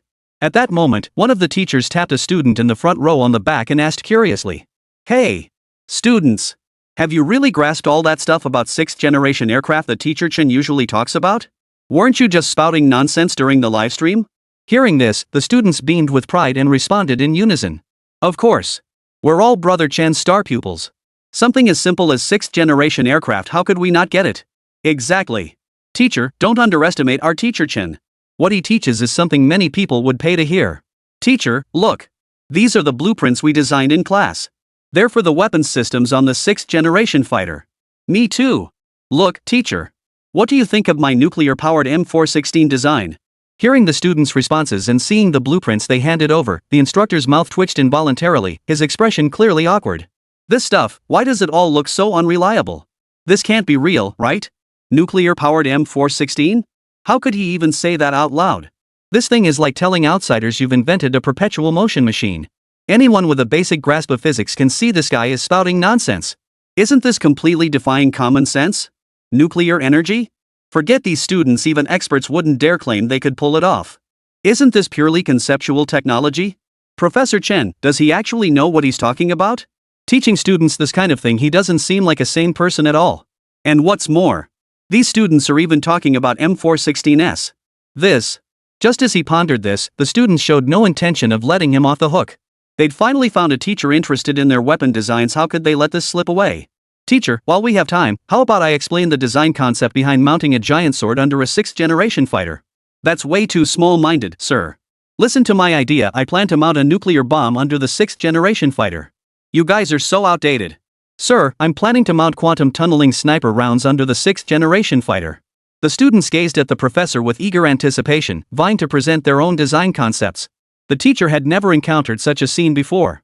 His face turned pale, and he waved his hands frantically. No need. He scrambled away from his seat and moved forward a few steps. Teacher Chen was puzzled, and his students were even more bewildered. They were merely a group of students who had only been in technical college for a few years, yet they were already working on weapons systems for 6th-generation fighter jets. Quantum tunneling sniper rounds, nuclear warheads. What on earth were these things? He'd never even heard of them. Zhao Jiangang, seated up front, overheard the conversation and his expression darkened considerably. The matter was already trending online. Almost every netizen aware of it was skeptical about Chen Mo teaching advanced physics and advanced mathematics in class. Combined with the students' remarks later being corroborated by live stream viewers, the controversy had surged once more. Countless netizens were eager to see this teacher for themselves. And now, with so many experts present and even a live stream going, Chen Mo, oh Chen Mo. Your talented students mustn't cause any more trouble for the school. Otherwise, my days as principal are practically numbered. Just as his worries deepened. Creak. The classroom door swung open. Chen Mo walked in, one hand holding a book, the other carrying a box. He stood before the podium, a smile on his face. Hello, teachers, students, and viewers in the live stream. As soon as he finished speaking, a wave of applause erupted throughout the classroom, with his students cheering the loudest. After a moment, the applause died down. Chen Mo spoke again. Today, we'll continue with the previous lesson's content. Before we begin, I'd like to check everyone's homework assignments. Hearing this, the students grew even more excited, responding in unison. Teacher, we've definitely finished it. How could we not complete such an interesting assignment? Exactly. Mr. Chen, take a look at my design blueprint. Me too. It took me 4 whole days to finish my design. Seeing the students' reactions, Song and the 2 others seated up front couldn't help but exchange admiring glances and begin whispering among themselves. Who would have thought this teacher would be so beloved by the students? He's clearly no ordinary educator. Exactly. I've never seen such enthusiastic students before, especially at a vocational school. What do you think, Mr. Chen? I think a teacher who can nurture such students must have some real skill. Though, I'm a bit curious, what exactly are these design blueprints the students mentioned? Song responded with a hint of confusion. Seeing such a vibrant classroom, he genuinely agreed with the other 2 experts. He was quite impressed with Chen Mo's teaching. Could a teacher without any real skill produce students like this? That defies logic. However, he truly had no idea what those design blueprints the students kept mentioning were. Wasn't this supposed to be a math class? Though this teacher had previously discussed 6th-generation aircraft in class. But wasn't that just to liven up the class? Could they really be the main content? As he pondered this, Chen Mo at the lectern nodded, looking at the students with satisfaction. Excellent. Now, let me call on a few students to answer. The moment the words left his mouth, students eagerly raised their hands, waiting to be called on. Some were practically jumping out of their seats, bursting with excitement. Chen Mo scanned the room. His gaze quickly settled on a few individuals. Lu Xiao, you go first. Chen Mo pointed at a yellow-haired teenager in the crowd and spoke. At the command, Lu Xiao, who had been sitting with his legs crossed, sprang to his feet. Teacher Chen, the weapon system I designed for the 6th generation fighter is a laser sword. This tech just needs ionized atmospheric particles compressed into a directed energy beam, then you flip the switch and it's ready to go. This thing would slice through a Japanese fighter's wings like cutting an apple. Way better than any long-range weapon. And it looks awesome. Who wouldn't love it? Hearing this, Chen Mo stroked his chin thoughtfully before continuing. It's a novel idea, but have you considered how to handle the dispersion of ionized atmospheric particles? Lu Xiao grinned. Of course. We'll use that electromagnetic metamaterial lithium scandium alloy you taught us in class to confine the atmospheric ions inside, then stabilize the pressure and other parameters. Listening to his response, Chen Mo nodded with satisfaction. This design is incredibly bold. But you've overlooked one crucial aspect: its practicality in real combat. Chen Mo didn't intend to explain everything in detail. After gesturing for him to sit down, his gaze swept across the entire room. At that moment, hearing Lu Xiao's response, the students in the classroom all looked stunned. Especially Qin Song and his group, their expressions turned distinctly peculiar. Chapter 15, Those Things Can Be Weapons Too? Jiang Province Vocational Technical College. Lecture Hall. Qin Song and his friends in the front row exchanged peculiar glances after hearing Lu Xiao's answer. This? What lightsabers? And shearing off the wings of a fighter jet? Every word made sense individually, but pieced together, it left them utterly baffled. Granted, they weren't experts in 6th generation fighter technology. But after decades immersed in the field, I still grasp the fundamental technical points and academic knowledge. 6th generation fighters equipped with lightsabers? Is that even plausible? It's completely unreasonable. It's utter nonsense. Bloodshot's nonsense is one thing, but the teacher joining in? Lightsabers are nothing but impractical fantasies. Does this teacher even have real skills? With that thought, the group put on their glasses and looked toward Lu Xiao in the front row.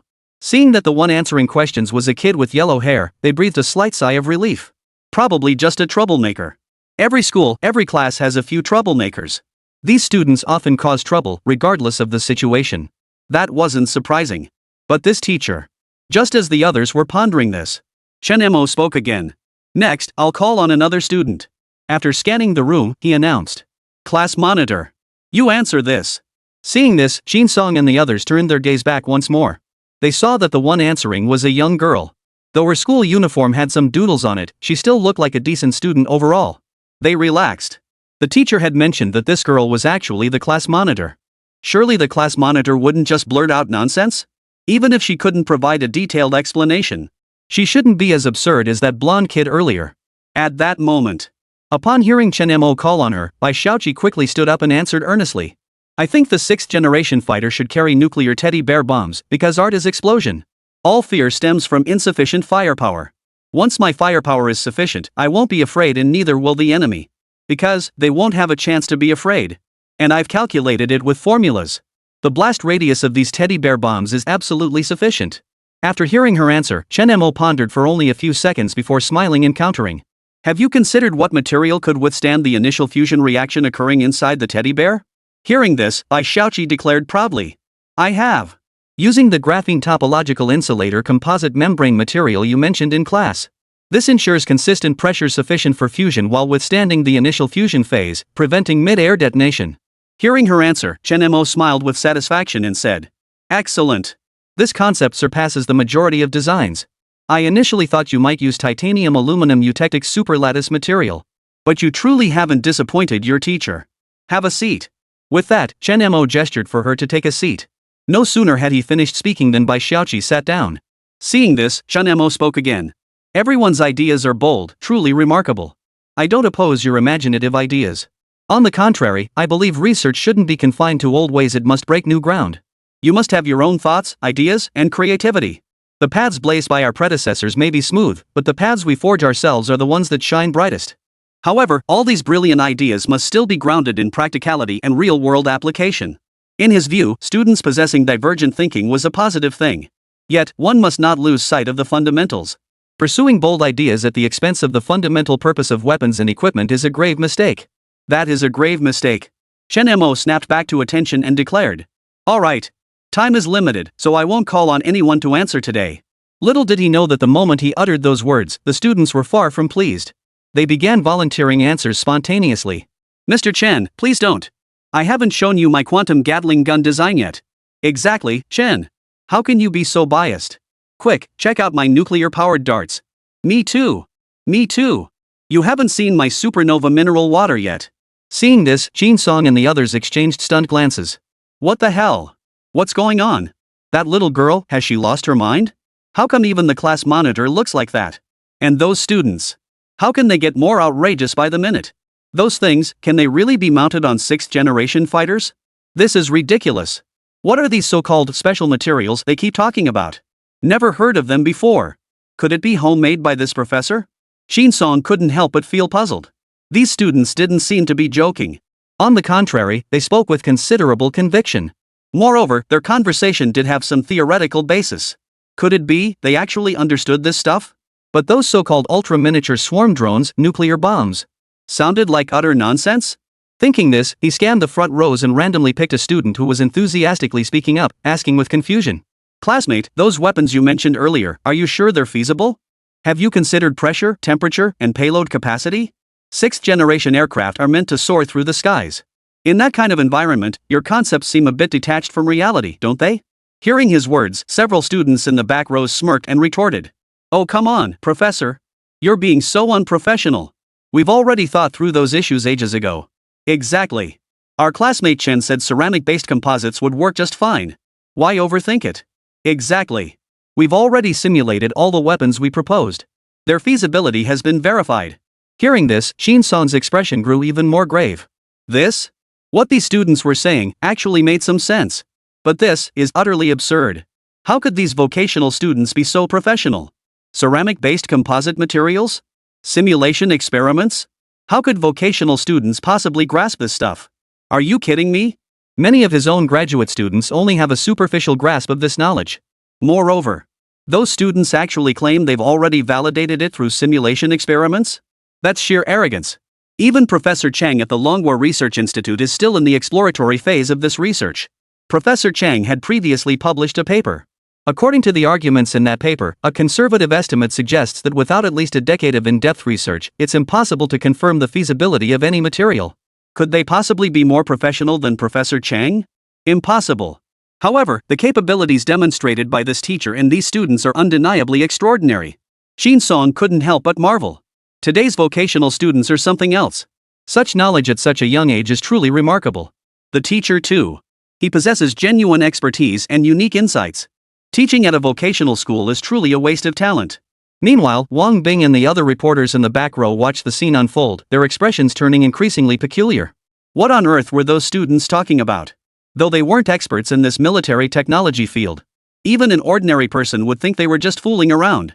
Ultra-compact swarm drones, nuclear explosive bombs. Could any sane person come up with such ideas? According to Chen Mo, this is supposedly their homework assignment.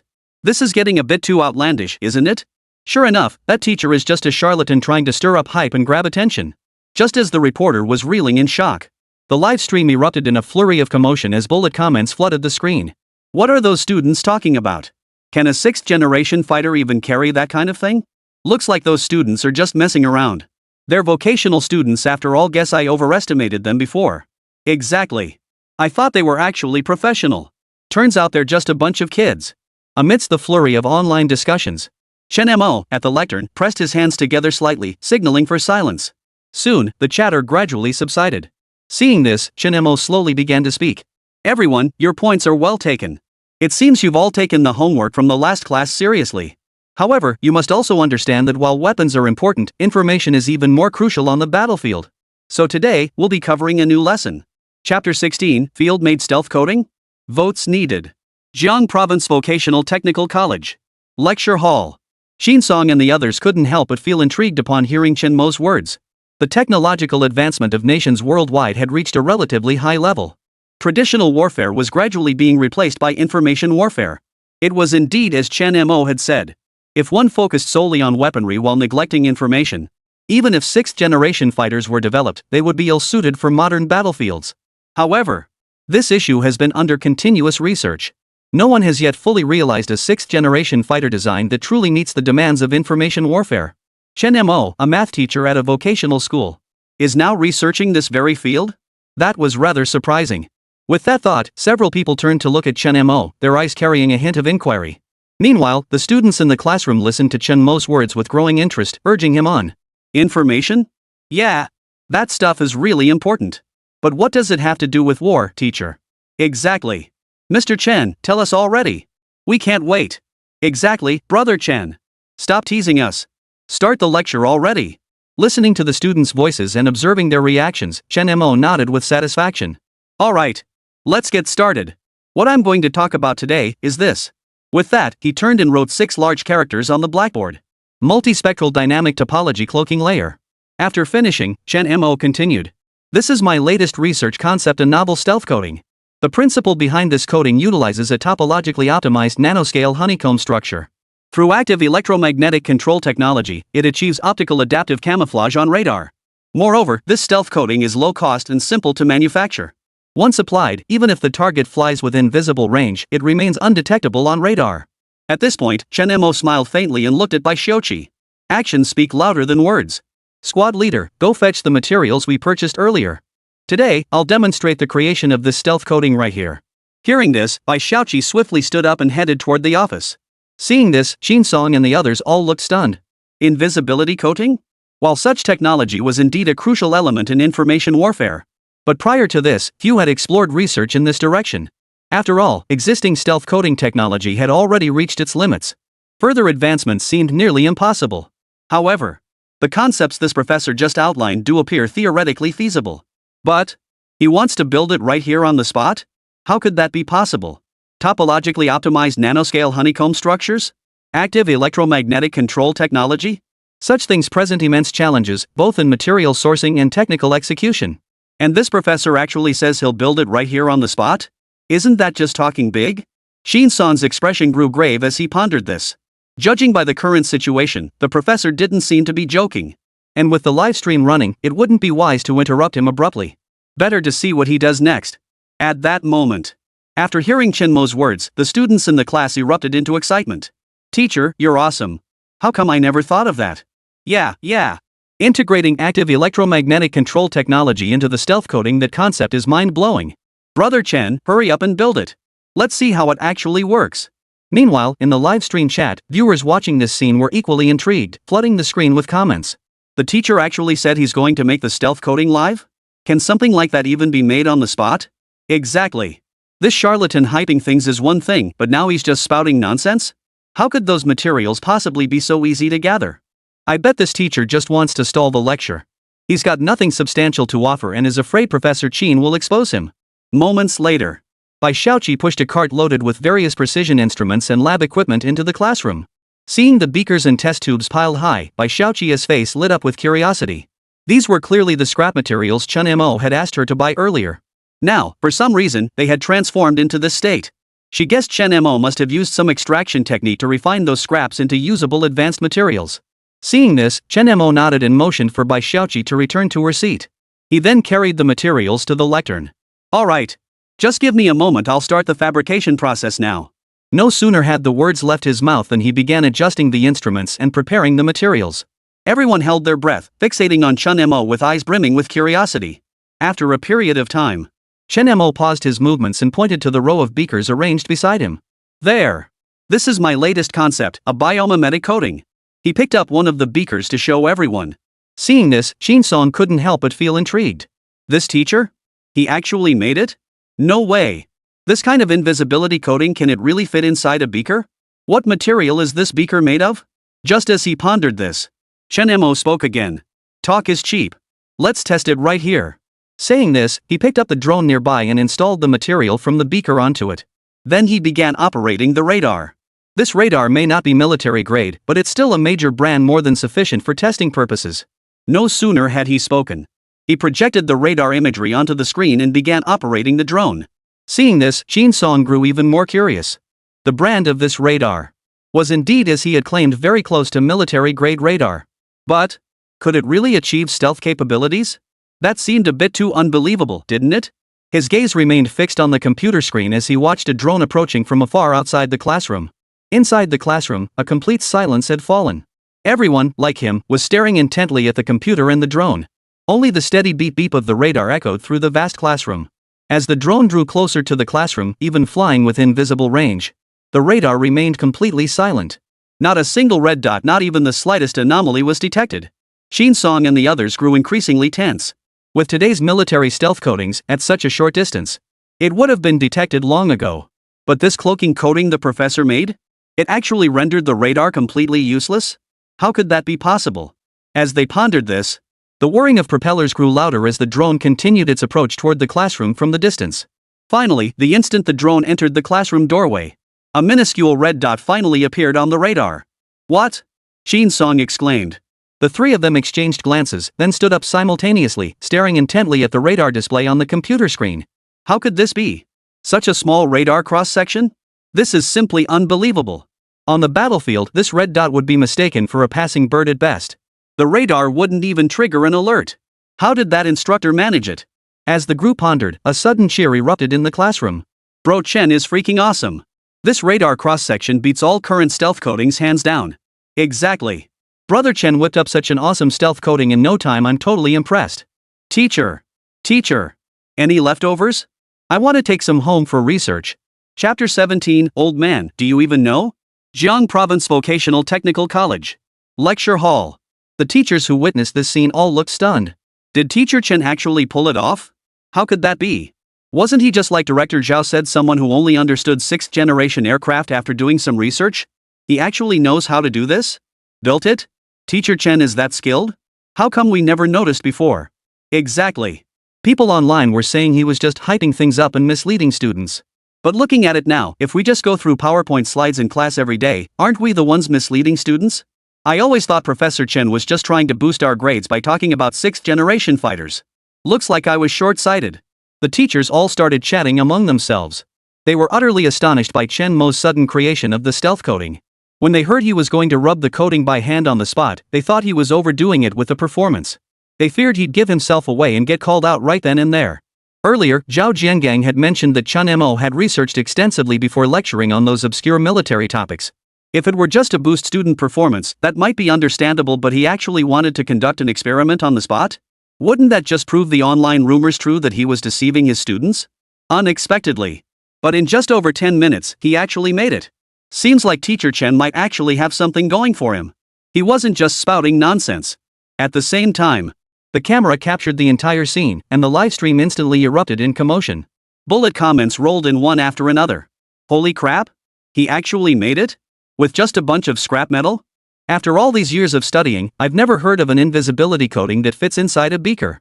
This teacher. What do you know? Some materials are designed to fit in test tubes. Didn't you see the quality of that material? It's cutting-edge research material. I told you not to jump to conclusions. See? The teachers got the real deal. Took that, haters? Wang Bing stared at the live chat comments, his face frozen in disbelief. Even his hand gripping the microphone trembled slightly. Chen Mo, what's going on? Does he actually have the real deal? How could that be? If he truly possessed that level of skill, why would the school repeatedly block my interview attempts? This doesn't make sense at all. Looks like that teacher has far more secrets than I ever imagined. Wang Bing muttered under her breath. She still couldn't figure out what was really going on with Chen Mo. After all, that so-called invisibility coating was right before her eyes. Even if she didn't believe it, there was nothing she could do. She'd originally planned to uncover the truth today and publicly expose Chen Mo as a teacher who misled students. But now, she'd ended up promoting the school instead? Wouldn't the school administrators laugh themselves silly? At this thought, Wang Bing glanced sideways at Zhao Jiangang sitting in front of him. Zhao Jiangang froze for a moment, then his lips curled upward. The smile on his face was practically bursting out. Is that even possible? Did Chen Mo really come up with some kind of invisibility coating? Zhao Jiangang looked at Chen Mo, his eyes brimming with delight. Though he had no idea how Chen Mo had actually pulled it off. But Zhao Jiangang couldn't care less about that as long as the school's reputation remained intact. He'd been worried that today's incident might tarnish Chen Mo's reputation, forcing the school to take disciplinary action. In that case, dismissing Chen Mo would be the only option. Losing a teacher who produced such an outstanding class would be a huge loss for the school. Now, not only did they avoid firing Chen Mo, but he'd also given the school free publicity? Wasn't this like manna from heaven? Teacher Chen, you're truly our school's lucky charm. Zhao Jiangang grinned, muttering to himself. Meanwhile, Chen Song and the other two stared intently at the radar cross-section readings on the computer screen, their palms sweating coldly.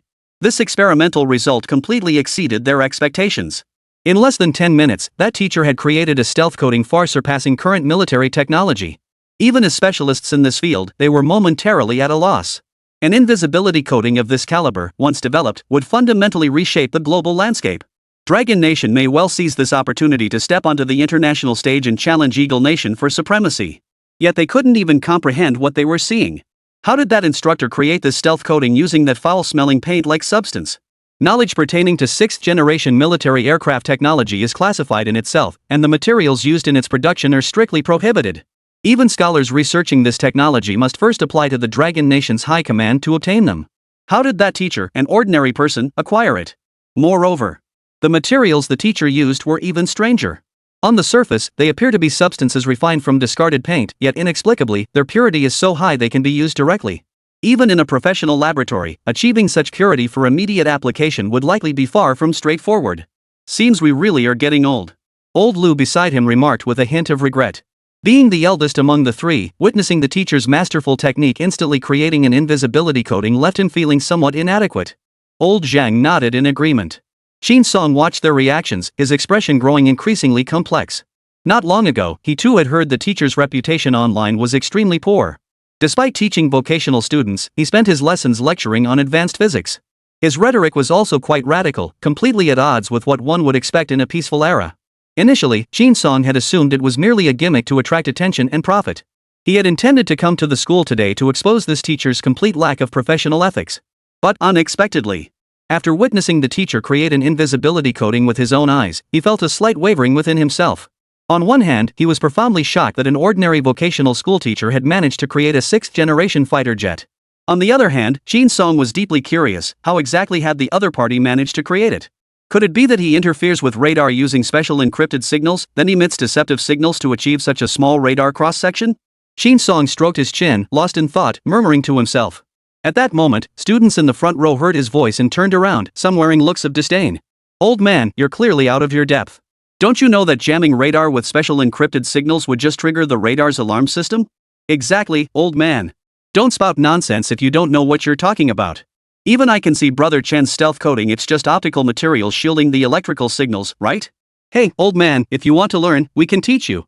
Since you're so curious, we'll even waive the tuition. Chapter 18, Talent. That's what you call professionalism. Votes wanted. In the lecture hall, Qin Song's lips twitched as he listened to the students' critiques. Old man? What's with these students? Why do they seem to think of him as some old man playing chess in the park?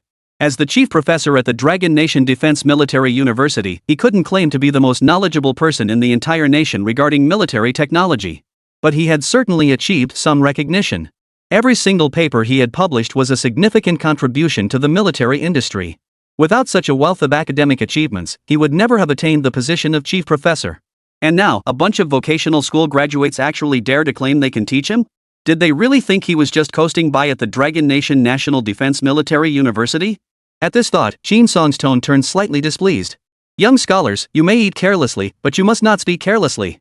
You claim it's an electrical signal shielded by optical materials. But tell me this, why hasn't this so-called optical material caused refraction or transmission in the drone?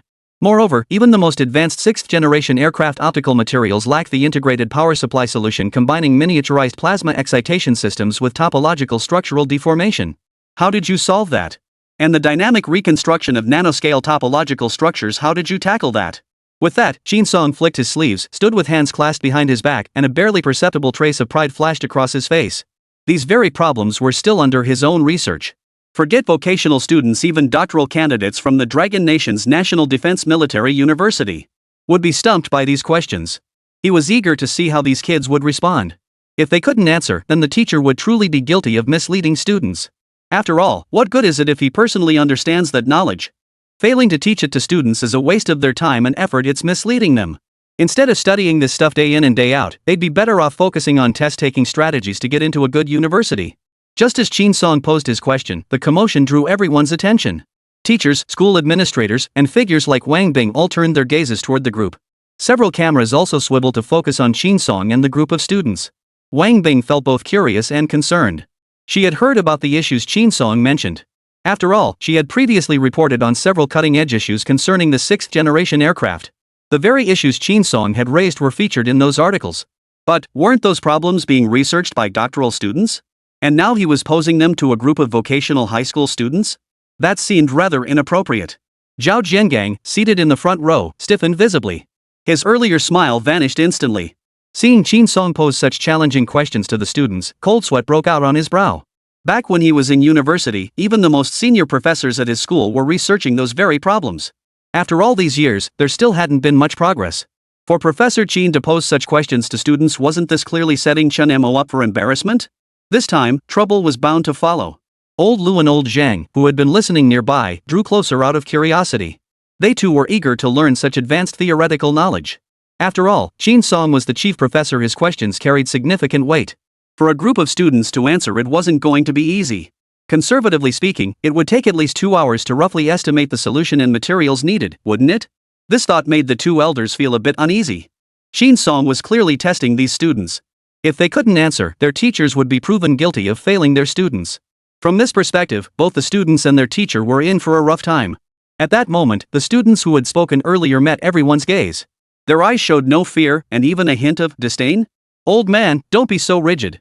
The previous research had major flaws. It prioritized optical properties at the expense of radar stealth coverage. That's a losing proposition. Photons, with their wave-particle duality, can't simultaneously achieve optical effects and electromagnetic wave shielding. Exactly.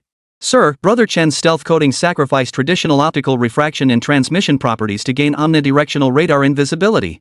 Exactly. And the issue of integrating miniaturized plasma excitation systems with topological deformation for power supply? Just use high-density capacitive arrays and heat-resistant miniaturized power modules. Brother Chen taught us that before. I still have several sets at home. Hearing his students' responses, Chen Song's face instantly froze in shock. His body staggered, sending him tumbling back into his seat. How could these students be this professional? These are vocational students? Could these concepts really come from vocational students? This is beyond belief. Sacrificing optical properties to achieve omnidirectional radar stealth capability? High-density capacitive arrays, high-temperature resistant miniaturized functional modules? This stuff somehow sounds feasible? As he pondered, Chen Song began muttering formulas under his breath, his fingers rapidly calculating. Moments later, a look of astonishment spread across his face. It actually seems feasible. This? How could this be possible? How could a group of vocational high school students possibly solve a major challenge in 6th-generation fighter stealth coding in under 5 minutes? Are these even normal humans? Could these students be aliens?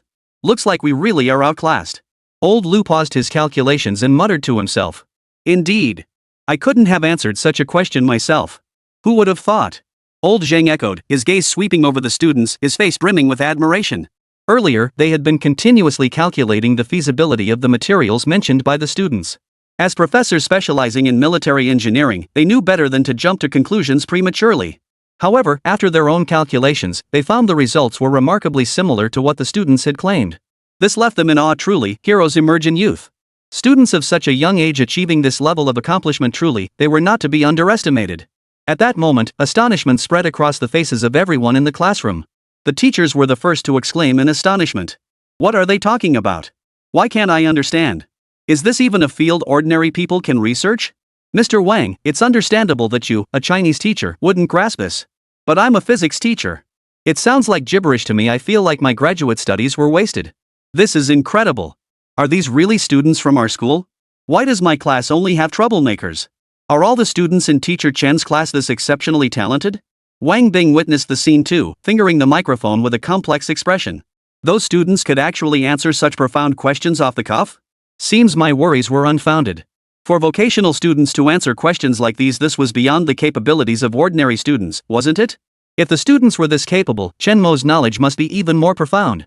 Indeed, he had been prejudiced from the start. Chen Mo must be a true talent. For such talent to be confined to a vocational school is a waste of his potential. What a shame. Meanwhile, the livestream chat erupted in excitement. Talent. Now that's professionalism. Did I accidentally stumble into some academic exchange livestream?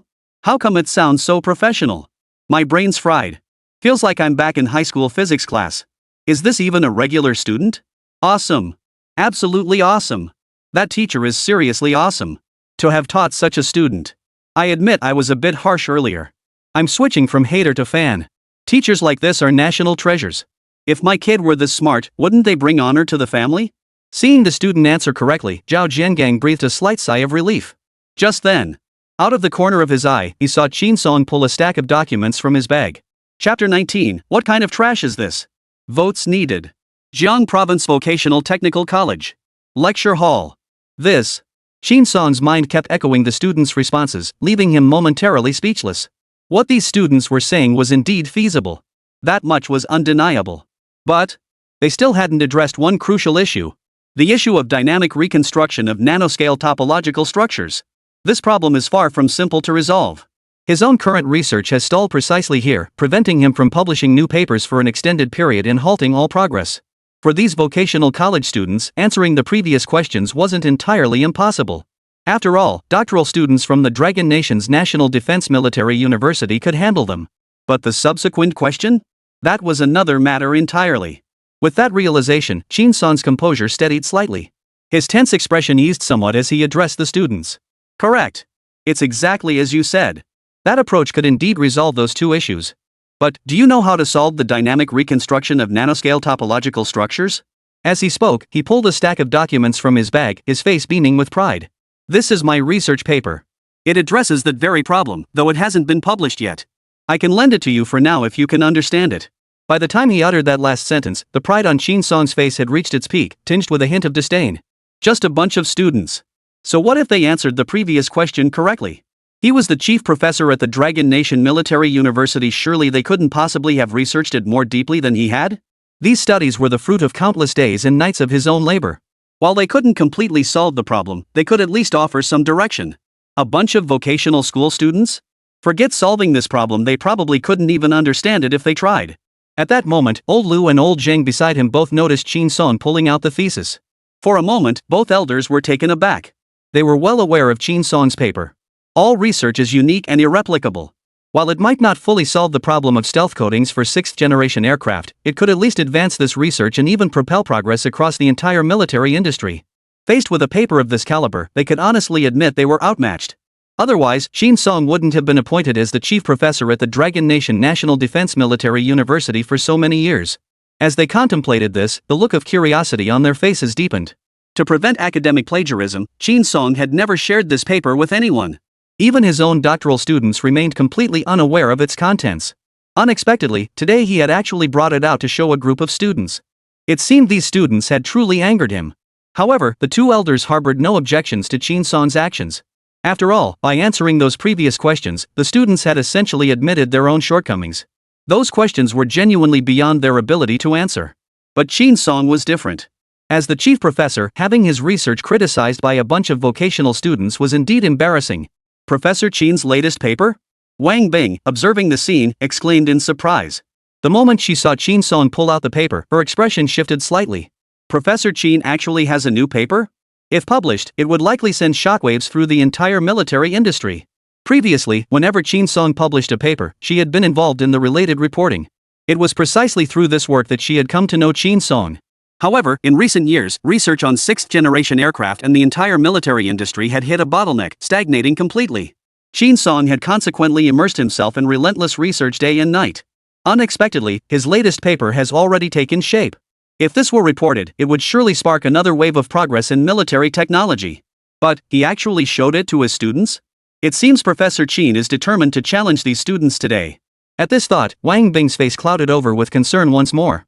They're just students, it shouldn't come to this, right? They're all minors, many are practically children. Reaching that level of learning is already astonishing. Putting them through this now seems a bit unreasonable. I can only hope the school administration steps in to prevent things from spiraling out of control. Thinking this, she turned her gaze toward Zhao Jiangang. At that moment, Zhao Jiangong's entire face was tense, beads of sweat clearly visible on his forehead. As an educator, he knew that experts and scholars tended to be somewhat arrogant and stubborn. If he intervened now to stop them, it might reflect poorly on the school. After all, netizens wouldn't understand the professional nuances, they'd only see the school deliberately blocking the expert's questions to protect the student. But if he didn't intervene, he feared the student wouldn't be able to answer, and then Chen Mo's reputation would only worsen. Mr. Chen, I wish you luck, Zhao Jiangang muttered. All he could do now was silently pray that things wouldn't take a turn for the worse. Meanwhile, the live stream erupted in commotion when Chen Song produced his paper. Professor Chen has a new paper? That'll shake up the military industry. You're all missing the point. The real news is that Professor Chen's paper is being shown to a bunch of vocational high school students. Who would have thought a group of vocational students would be the first to see Professor Chen's paper? So jealous. So the questions Professor Chen asked were actually his research topics? Isn't it a bit inappropriate to ask a bunch of vocational high school students? Can they really answer them? Exactly. They're certainly bright, but this is cutting-edge research. How could they possibly answer? The audience ignored the livestream reactions, holding their breath as they watched Chen Song and his students. The paper circulated among the students, each scrutinizing its contents intently, occasionally nodding or shaking their heads. Seeing this, Chen Song looked slightly puzzled. They're reading it so intently? Could it be they actually understood it?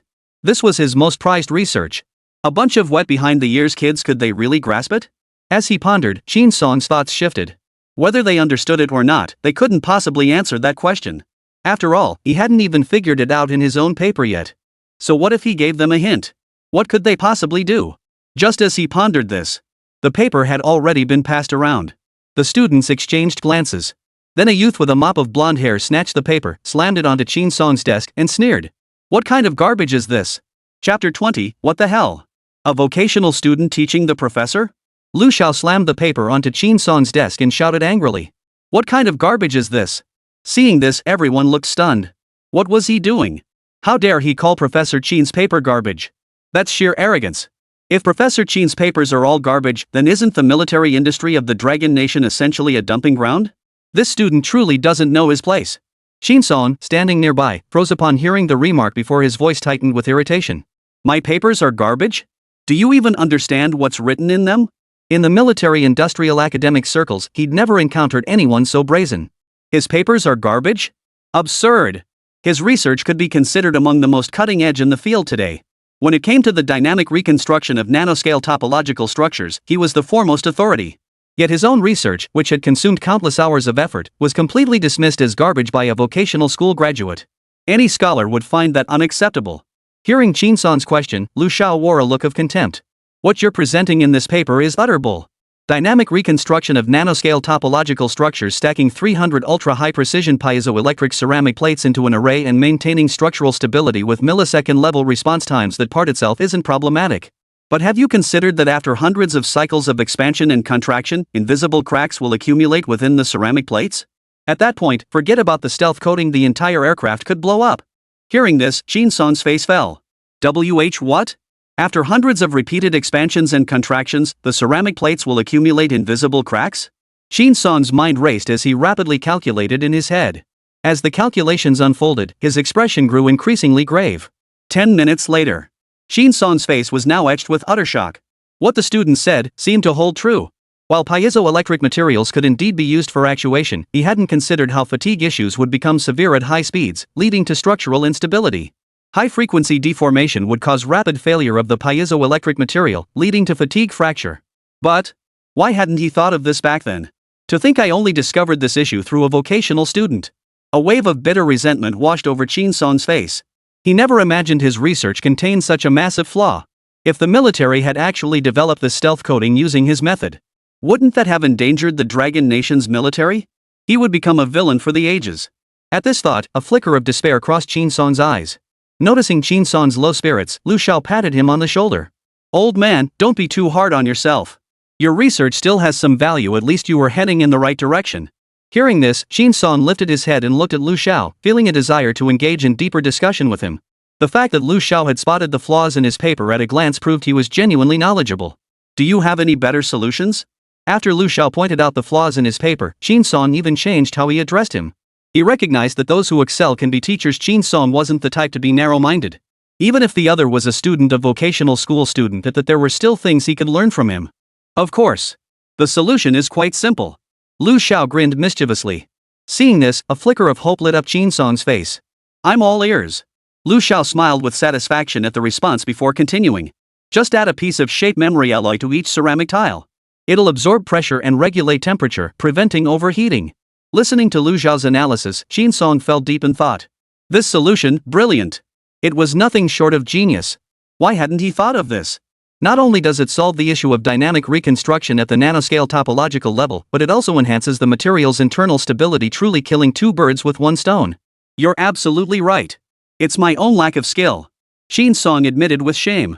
At this moment, everyone present was stunned. The classroom erupted into a buzz of conversation as teachers exchanged whispers. That student not only answered the question but also pointed out an error in Professor Chen's paper? Teacher Chen's student is this talented? I'm starting to see Teacher Chen in a whole new light. He really answered it? How could Professor Chen's student know so much? How exactly does Professor Chen teach? The live stream room erupted in excitement as comments flooded the screen. Holy? What's up with that student? Is he that awesome? He can point out errors in Professor Chen's paper? Is this even a normal person? I bet that student's teacher is some big shot from a mysterious organization. Otherwise, how could they possibly teach military technology? Watching the live chat reactions, Wang Bing's face fell in astonishment. Those students actually answered? How could that be? They're just vocational school students. Getting the first few questions right was one thing, but now they're answering problems even Professor Chen is still researching? And they even pointed out errors in Professor Chen's paper? What on earth was going on? For a mere group of students to possess such academic prowess. How unfathomably deep must Chen Mo's knowledge be? As these thoughts crossed her mind, a complex expression flickered across Wang Bing's face. Earlier, she had shared the same dismissive attitude as netizens toward Chen Mo teaching advanced physics. Now, she was utterly convinced by Chen Mo's erudition. With his talent, he could not only advance Dragon Nation's technological progress but potentially even drive a global technological revolution. It seemed she had truly been blind before. Meanwhile, sitting in the front row, Zhao Jiangang saw Chen Mo's student answer the question correctly. Overcome with excitement, he jumped to his feet, his face radiating unrestrained delight. Excellent! Brilliant! Ha ha ha, Professor Chen, you've truly surprised me. You can take over any PE class you want from now on. Though he didn't know how the students had answered, he knew this would truly make the school famous. His worries had been completely unnecessary. Chen Mo's students were far stronger than he had imagined. They had even managed to convince Professor Chen to concede defeat. This was beyond ordinary talent. A true prodigy. What a blessing for the school. Such a genius is actually at their school. With such knowledge, won't the entire class of Chen Mo get into Tsinghua and Peking University? A vocational school producing an entire class of Tsinghua and Peking University students? Unheard of. At this thought, Zhao Jiangong's smile grew even broader. At that moment, Qin Song sat back down at his seat. Exchanging a glance with Professors Lu and Zhang, he spoke up. Professors, today I, Qin Song, am truly convinced. You have proven yourselves superior. Hearing this, Professor Lu maintained his gentle smile. Professor Qin, you flatter yourself. While there may be a gap compared to Teacher Chen and his students, you are still the chief professor of our National Defense Military University. Professor Zhang chimed in from the side. Indeed, Professor Qin. We hold your academic standing in the highest regard.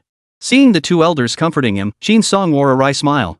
Professor Chen's insights and expertise in sixth-generation aircraft, if he were to lecture us, it would be like preaching to the choir. But if that person were to join us, they might just be able to match Professor Chen. Hearing this, the two elders' pupils contracted slightly. Chapter 21, Advanced Civilian Drones? Votes sought. Jiang Province Vocational Technical College. Lecture Hall. The two elders were startled upon hearing Qin Song's words.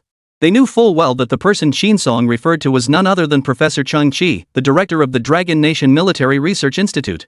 Professor Cheng's stature in the military-industrial sector was far beyond what university professors like them could ever hope to match.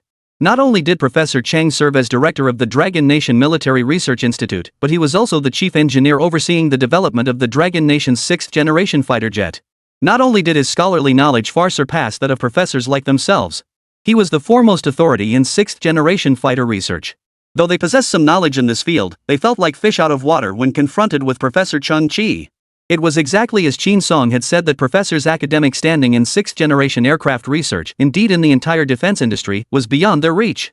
It seemed only Professor Cheng Qi could truly verify whether Chen Mo genuinely understood sixth-generation aircraft. It seems the military-industrial sector of Dragon Nation is about to gain another formidable force. Old Lu sighed deeply. Professor Cheng Qi alone wielded such immense influence within the Dragon Nation's military-industrial complex.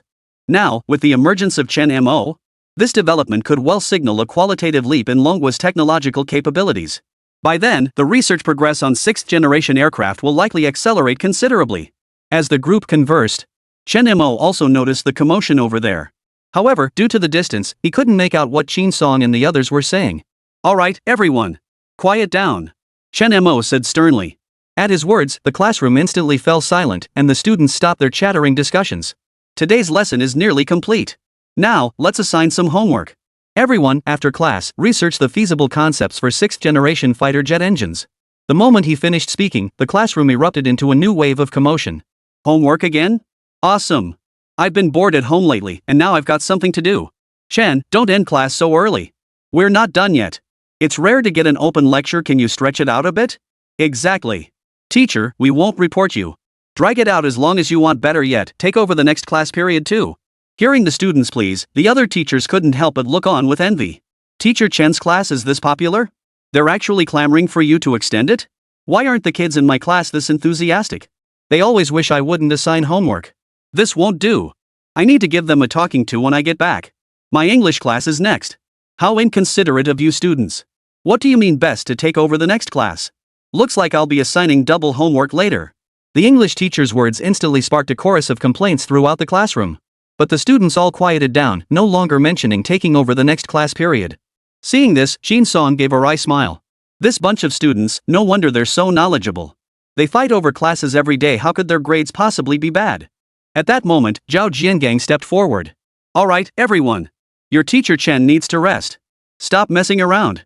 He turned and flashed Chen Mo a sycophantic smile. Seeing this, Chen Mo felt both amused and exasperated. Is this Director Zhao a chameleon? Hadn't he been constantly criticizing me in meetings for finishing class early every time? Now he suddenly understood him. With that thought, Chen Mo said no more and turned to leave the classroom. Inside the classroom, Wang Bing and the photographers packed up their equipment, bid farewell to Zhao Jiangang, and departed with Qin Song and the others. Teacher's office. Chen Mo placed his lesson plan back on his desk, then plopped down into his chair with a long sigh. This open class had taken up nearly the entire afternoon. His body was starting to give out. Just as Chen Mo relaxed, a mechanical voice echoed in his mind. Ding! Congratulations, host, on successfully imparting technological knowledge. You have earned 5 inheritance points. Ding! Congratulations, host, on imparting knowledge to a national level professor for the first time. Achievement unlocked. Earned 3 inheritance points. Current inheritance points 8. Hearing the system's voice, Chen Mo's fatigue instantly dissipated. He sat up straight, his entire being revitalized. 5 inheritance points? What does that even mean? I taught an entire class of students and only earned 1 inheritance point. And this single public lecture just added 5 points? And that achievement, it actually granted 3 inheritance points at once. This is the first time I've ever heard of such a thing. I suppose, besides this achievement, there must be others waiting to be unlocked. It seems the system still holds many secrets worth exploring. The public lecture proved remarkably effective. Seems I should host more of these public lectures going forward. With that thought, Chen Mo called out in his mind. Open the tech tree. Moments later, a panel materialized before his eyes. Numerous new technologies were now available for unlocking. The 6th generation aircraft icon remained lit at the forefront. But below it, several new technologies had appeared. 6th generation aircraft blueprint, 10 legacy points. Biomimetic coding, 10 legacy points. Nuclear engine, 1 legacy point. Quantum armor, 1 legacy point. Chen Mo fell deep in thought as he examined the technologies listed above. That biomimetic coding was a new technology under the same tech branch as the previous stealth coding. As for the 6th generation fighter blueprints, this was the first time he'd ever seen them. It should contain the most basic version of the 6th generation aircraft blueprint, right? His current legacy points were just enough to unlock it. But he also had to consider the practical realities of building a 6th generation fighter. At a vocational school like this, he simply couldn't gather the materials needed for 6th generation fighter production. Moreover, the manufacturing of 6th generation aircraft is highly precise, requiring advanced technology and high precision equipment. Their school simply doesn't have the resources for that. What's more, even if they did, the success rate for building a 6th generation aircraft is extremely low. After all, theory is one thing, but putting it into practice is quite another. Looks like we'll have to take our time with these 6th generation fighter blueprints. Chen Mo muttered to himself. With that thought, he minimized the panel before him, scaling down from the 6th generation fighter tech interface to the entire tech tree. Now, numerous technologies beyond the 6th generation fighter had become unlockable. Chen Mo scanned through them, his gaze settling on one particular entry. Advanced civilian drones, 5 legacy points. Chen Mo stared at this technology, once again lost in thought. Unlike 6th generation aircraft, drones were existing technological products of the present era. With their compact size, powerful engines, high flight speeds, and substantial payload capacity, they remained active across various fields. But it says advanced civilian drones? Could it be that this drone's performance surpasses that of existing models? That would be a great choice. While civilian drones are typically used to carry tools like spraying water in farm fields. But since it's specifically called an advanced civilian drone, could it handle long-distance package delivery? Since 6th generation aircraft are currently beyond our reach, why not settle for the next best thing? Choose drones. After all, the tech unlocked later like aircraft carriers could be put to use too. With that thought, Chen Mo's face broke into a smile. Click to unlock advanced civilian drones. Chapter 22, Depart immediately to meet that teacher. Teacher's office. After unlocking the advanced civilian drone, Chen Mo instantly felt a flood of complex knowledge surge into his mind. This included the drone's casing, engine, wings, and more. After digesting this wave of knowledge, a smile spread across Chen Mo's face. Just as he thought. Just as he had imagined. This civilian drone, let alone any drones currently on the market, would likely remain unmatched even 50 years from now. The entire drone design was ingeniously crafted. Unlike previous models with square propellers, its body featured a streamlined shape. Its silver-white shell, much like an airplane, relied on aerodynamics to maintain flight. The entire design features only a few small openings. When suspended in mid-air, it appears to float as if by magnetic levitation. Not a trace of any external force is visible. Judging solely by its materials, the technological sophistication in payload capacity and endurance far surpasses even military drones. Looks like this drone could be worth building later. Chen Mo murmured to himself. At that moment. Online. Chen Mo's public lecture livestream video was being frantically reposted across major platforms. It instantly went viral across the entire internet. 3 of the top 5 trending topics were reports about Chen Mo. The despised vocational school teacher revealed to be a genius educator? Who exactly is Chen Mo? How did he acquire such encyclopedic knowledge? Public opinion about Chen Mo underwent a dramatic reversal. Netizens who had previously criticized his actions began praising him instead. Their attitudes have improved. They had assumed the teacher was merely seeking attention by teaching advanced physics in class. But now, seeing the live stream footage where even a highly respected professor like Qin Song was thoroughly impressed by the teacher, netizens couldn't sit still. Discussions flooded the internet. I watched the live stream. Who knew that teacher was so freaking awesome? Even Professor Qin from the military industry got schooled by his own student. Are vocational school teachers this amazing nowadays? Why was my vocational school so terrible? Are you guys brainless?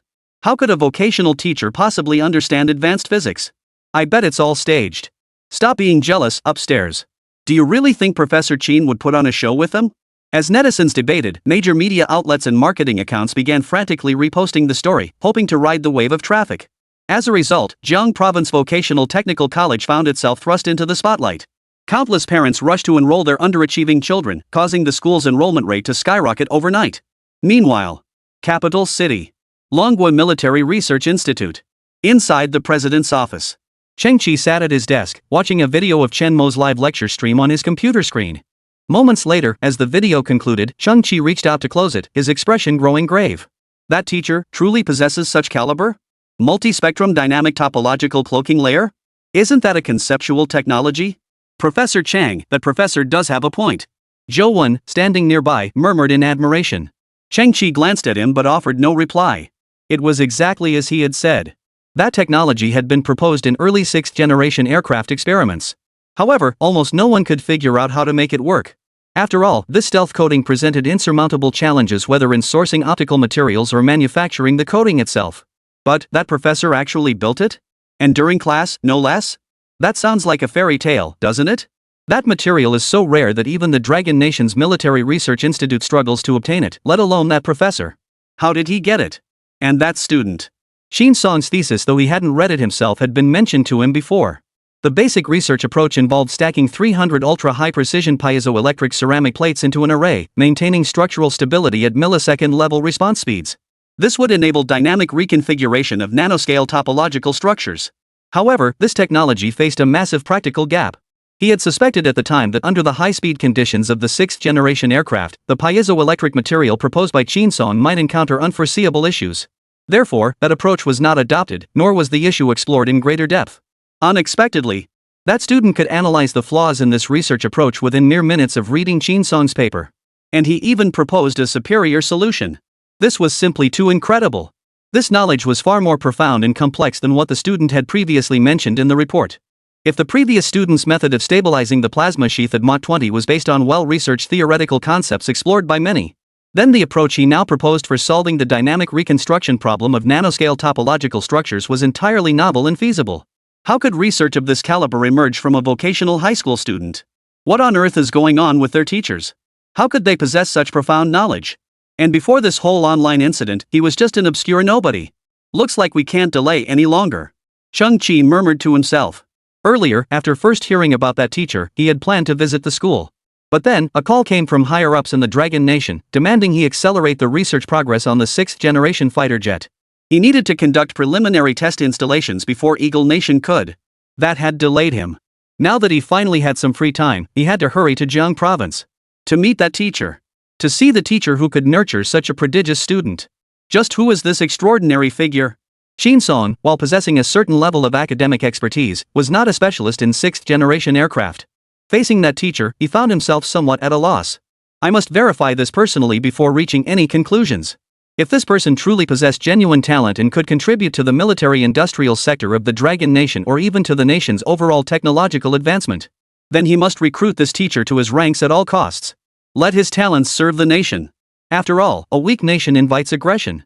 Only with sufficiently powerful military strength can Longguo safeguard its people's peaceful lives and deter the Eagle Nation from reckless actions. But if this person is indeed, as previously rumored online, merely a sensationalist seeking attention, then I won't hesitate to act.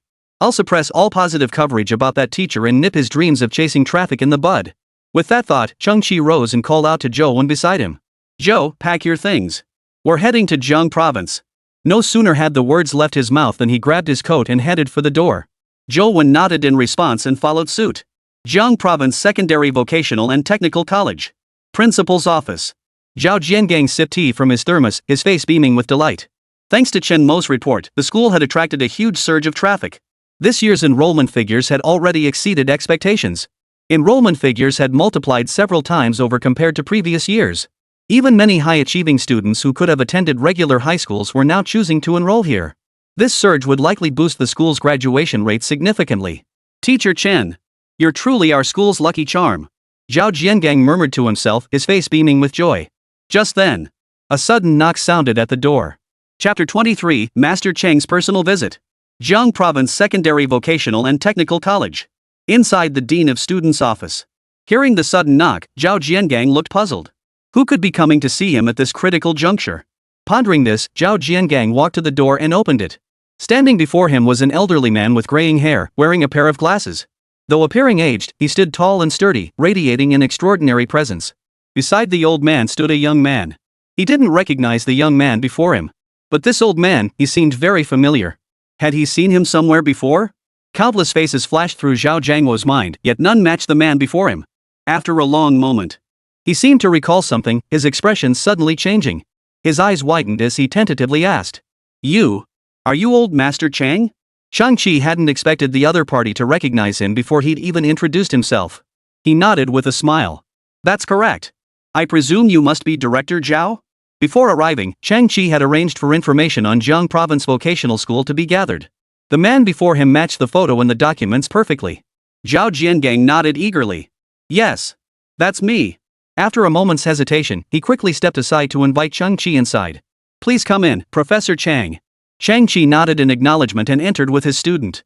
Watching them enter, Zhao Jiangang closed the door, his mind filled with doubts. Who was old Master Chang? Anyone with knowledge of the military industry knew. He was a towering figure in Longguo's military industry. Many of the Dragon Nation's current fighter jets, such as numerous models in the Jin series, were designed under his leadership. He was also the chief engineer for the sixth-generation fighter secretly developed by the Dragon Nation in recent years. Why would such a military industry titan suddenly visit a vocational school in Jiang Province? Could it be because of Chen Mo? Zhao Jiangang pondered for a moment, then hastily shook his head to dismiss this far-fetched notion. Chen Mo was talented, but not enough to warrant the attention of such a heavyweight. But if not for that, what else could it be? Zhao Jiangang was thoroughly baffled. Just then, Shang-Chi's voice came through. Director Zhao, is Professor Chen Mo currently on campus? Would it be possible to arrange a meeting with him? With his purpose clear, he didn't beat around the bush but got straight to the point. Zhao Jiangang froze, his face brimming with disbelief. Was he really here for Chen Mo? Just because he taught an open class that caused a stir online, it drew old Master Cheng here? He was utterly stunned. But shock was one thing. Zhao Jiangang was, after all, a seasoned veteran with decades of teaching experience. He quickly regained his composure, even feeling a surge of excitement. For a heavyweight of Professor Cheng's stature to visit Jiang Province Vocational School and personally meet with Chen Mo. This was an enormous blessing, both for Chen Mo and for the school. Yes, he is. Teacher Chen is at the school. At this hour, he should be in his office. Shall I show you the way? He didn't know for certain if Chen Mo was on campus, but since Professor Chang wanted to meet him, he must be there. With that, he led the two men toward the faculty office. Shang-Chi gave a slight nod. Seeing this, Zhao Jiangang gestured with his hand, then led the two of them to the office. The office. Mr. Chang, please. Zhao Jiangang opened the door, ushering Cheng Qi inside first before following him in.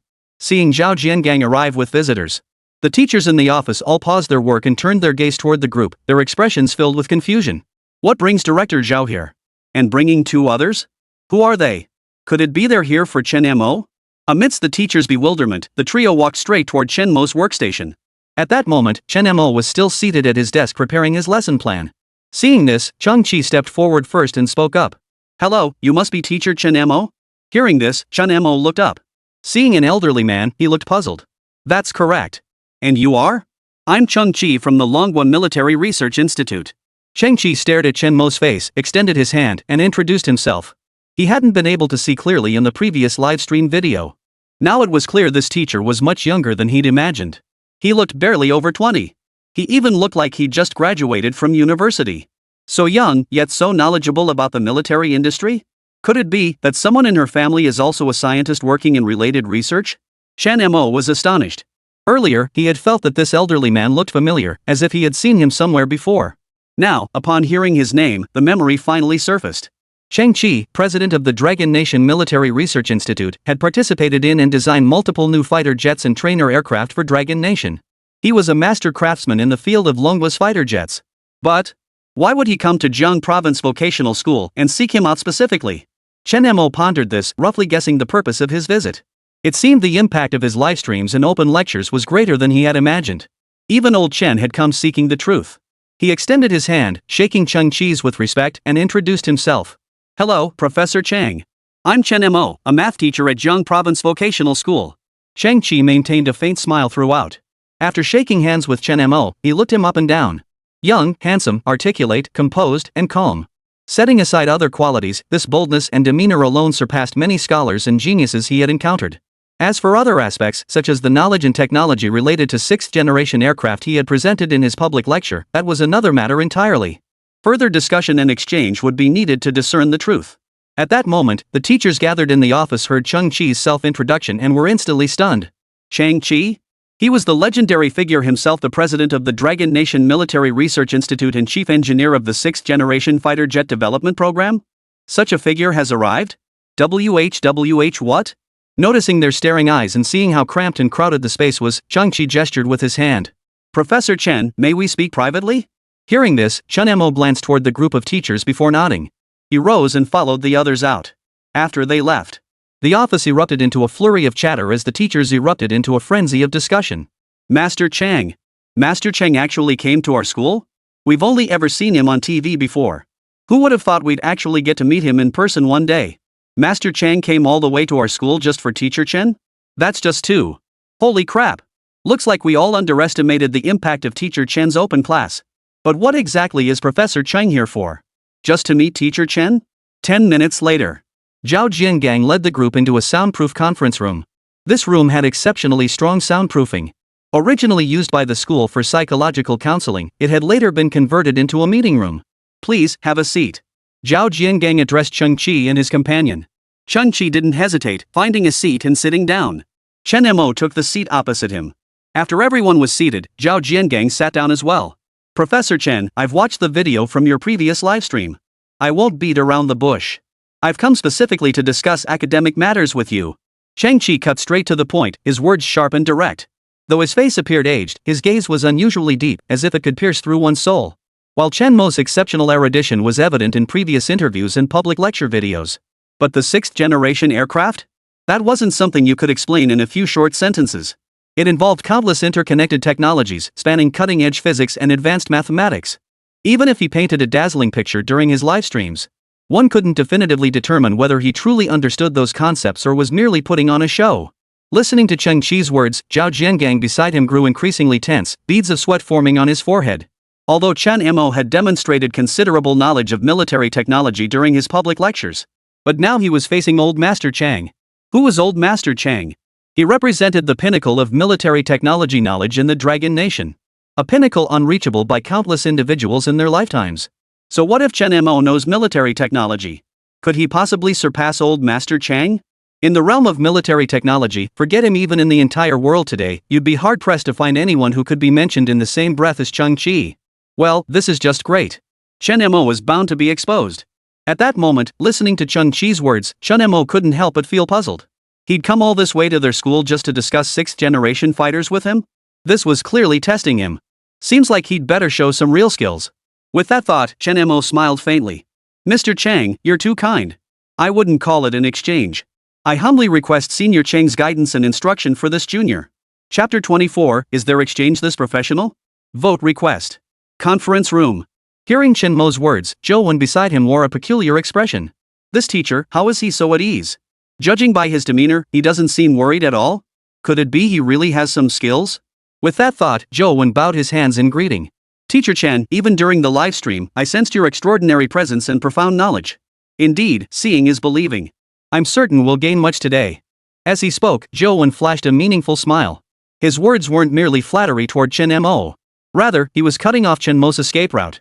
If Chen Mo couldn't provide a convincing explanation today, it would prove he was nothing but a charlatan, a mere attention seeker.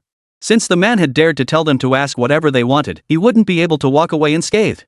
He was eager to see whether this vocational school teacher truly possessed the profound knowledge rumored to be his. If he's just spouting nonsense, they'll make sure to teach him a lesson. Let this teacher know that using military technology to hype up his content for views is a foolish decision. Listening to his words, Chen Mo's expression shifted slightly. He could clearly hear the subtext in Zhou Wen's words. This was clearly an attempt to flatter him to death? It seemed he absolutely had to have a talk with them today. Zhao Zhengang, standing nearby, wore a bitter expression, momentarily at a loss for words. Cheng Qi raised his hand, cutting off the group's conversation. All right. Let's get down to business. Saying this, Cheng Qi took out a stack of documents and handed them to Chen Mo. Professor Chen, the radar required for the 6th generation fighter needs to control the maintenance time of quantum entanglement states. However, the laboratory environment can only sustain it for minutes, falling 2 orders of magnitude short of the hours-long duration required for actual combat.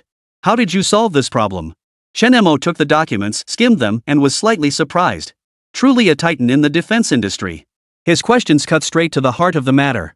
It directly targeted several core technical challenges in 6th generation aircraft development.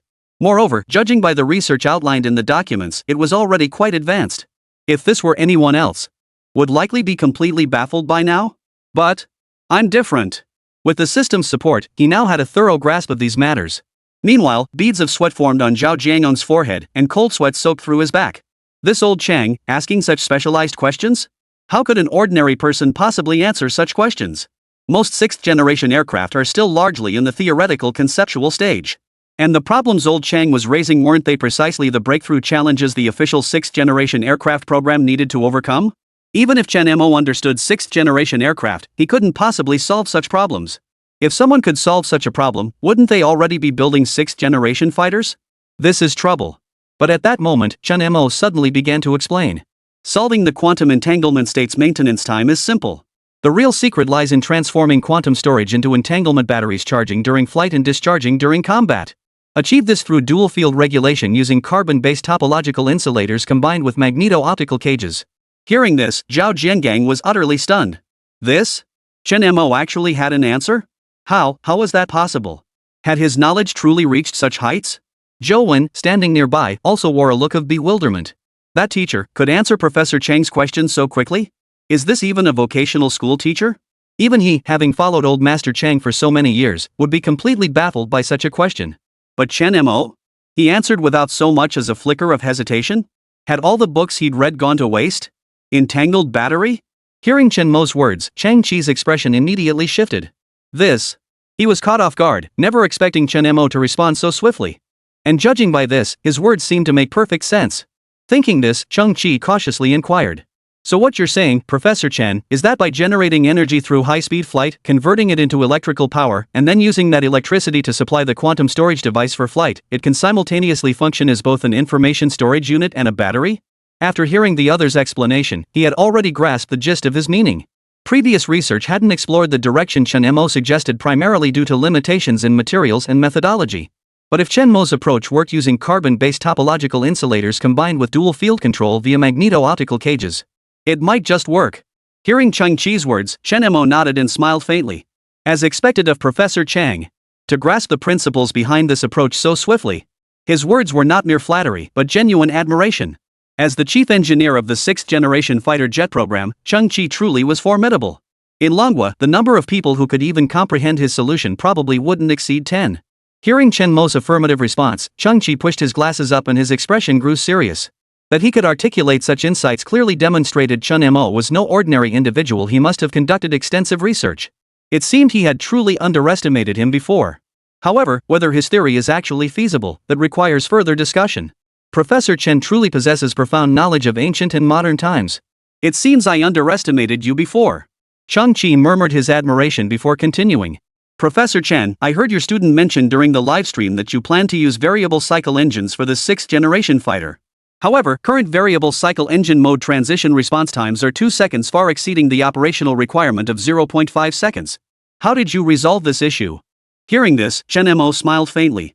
He flipped through the documents Cheng-Chi had given him, circling several sections with a red pen and marking others with crosses. Then he replied calmly.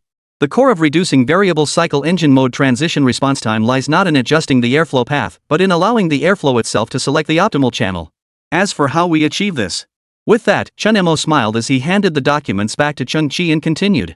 Simply place shape memory piezoelectric ceramic blades into the photonic crystal combustion chamber, and the problem will be solved effortlessly. The research approach in this section of your document is fundamentally flawed, which is why you've been unable to resolve this issue. Cheng-Chi took the documents Chen Mo handed him and scanned them carefully. Moments later, beads of cold sweat began to form on his forehead. The very question he had just posed was one he himself couldn't possibly answer. He had merely recalled the variable cycle engine mentioned by Chen Mo's students in class and wanted to test how much Chen Mo actually understood about this type of engine. And just how feasible is it? Well, now they've not only answered it, but also pointed out errors in my own research. Moreover, based on my own analysis, it actually matched what the professor had said. Professor Chen, what you're saying? Yes. My previous research was far too limited. Cheng-Chi wiped the sweat from his forehead and spoke up. Hearing this, Zhao Jiangang and Zhou Wen exchanged bewildered glances beside him.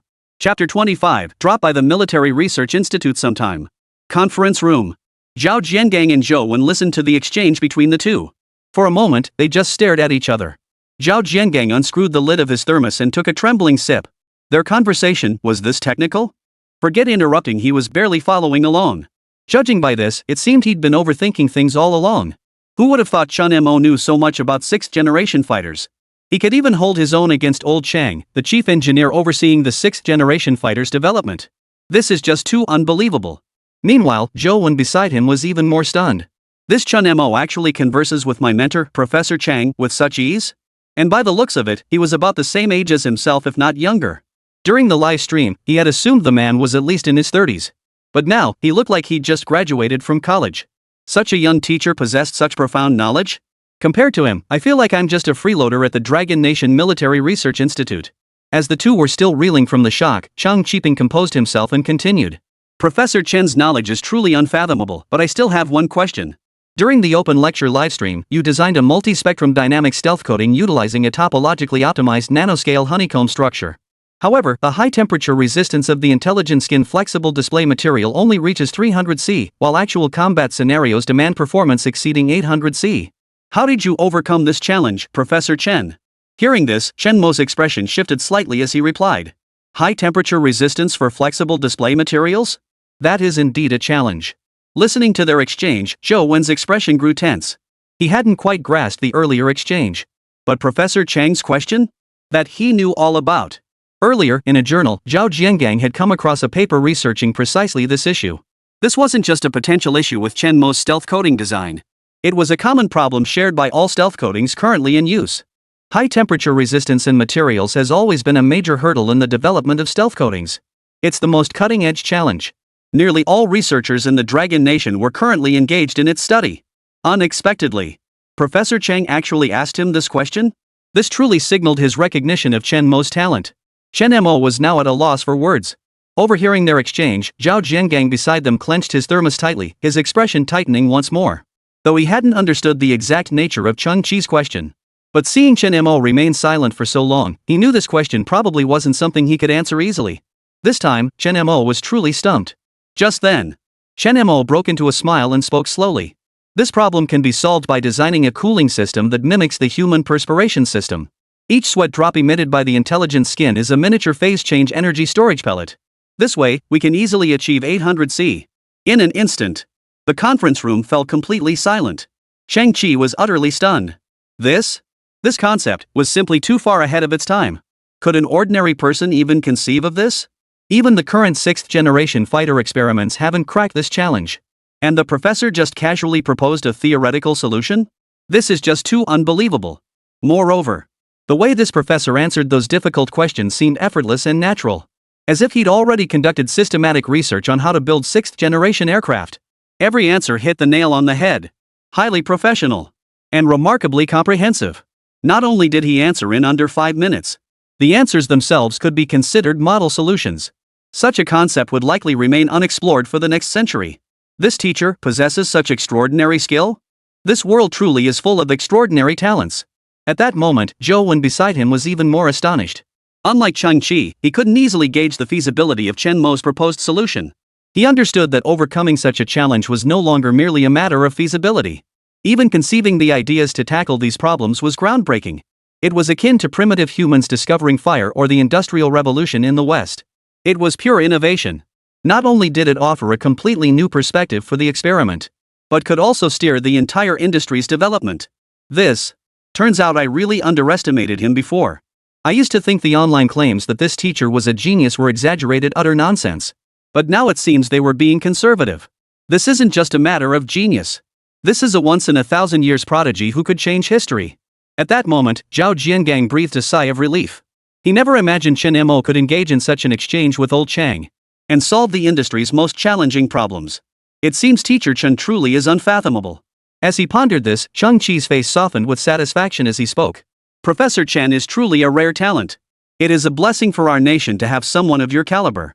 With such profound theoretical knowledge, have you ever considered practical manufacturing? Shang-Chi looked at Chen Mo with puzzlement. Chen Mo's theoretical expertise was indeed exceptionally high. In fact, on many issues, his insights surpassed even his own. But theory is theory. Compared to practice, it's an entirely different matter. Hearing the other's words, Chen Mo paused, then chuckled. Well, actually, yes. Hearing this, Shang-Chi perked up with interest. Oh?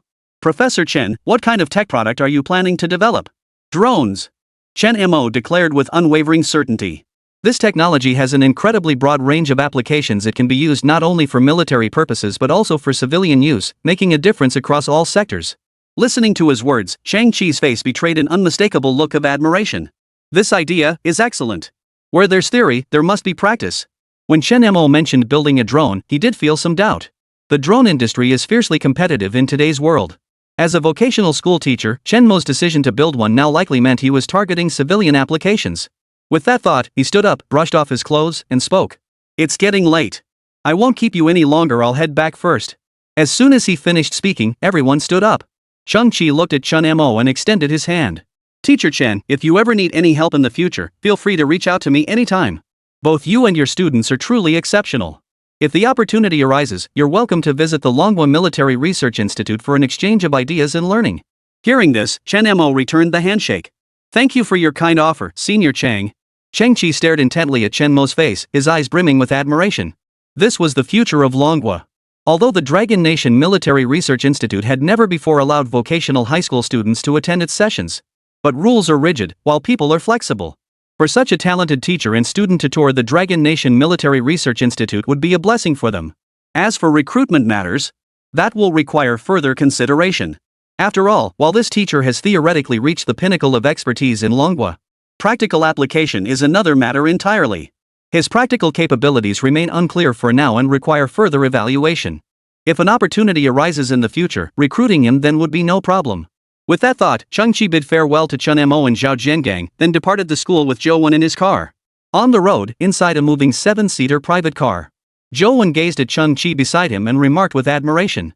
Teacher Chang, there really are hidden talents out there in the world. I never imagined a vocational school could harbor such a remarkable individual. Hearing this, Shang-Chi nodded. Our era truly is one where heroes emerge in droves. Then, shifting his focus to Zhou Wen, he added.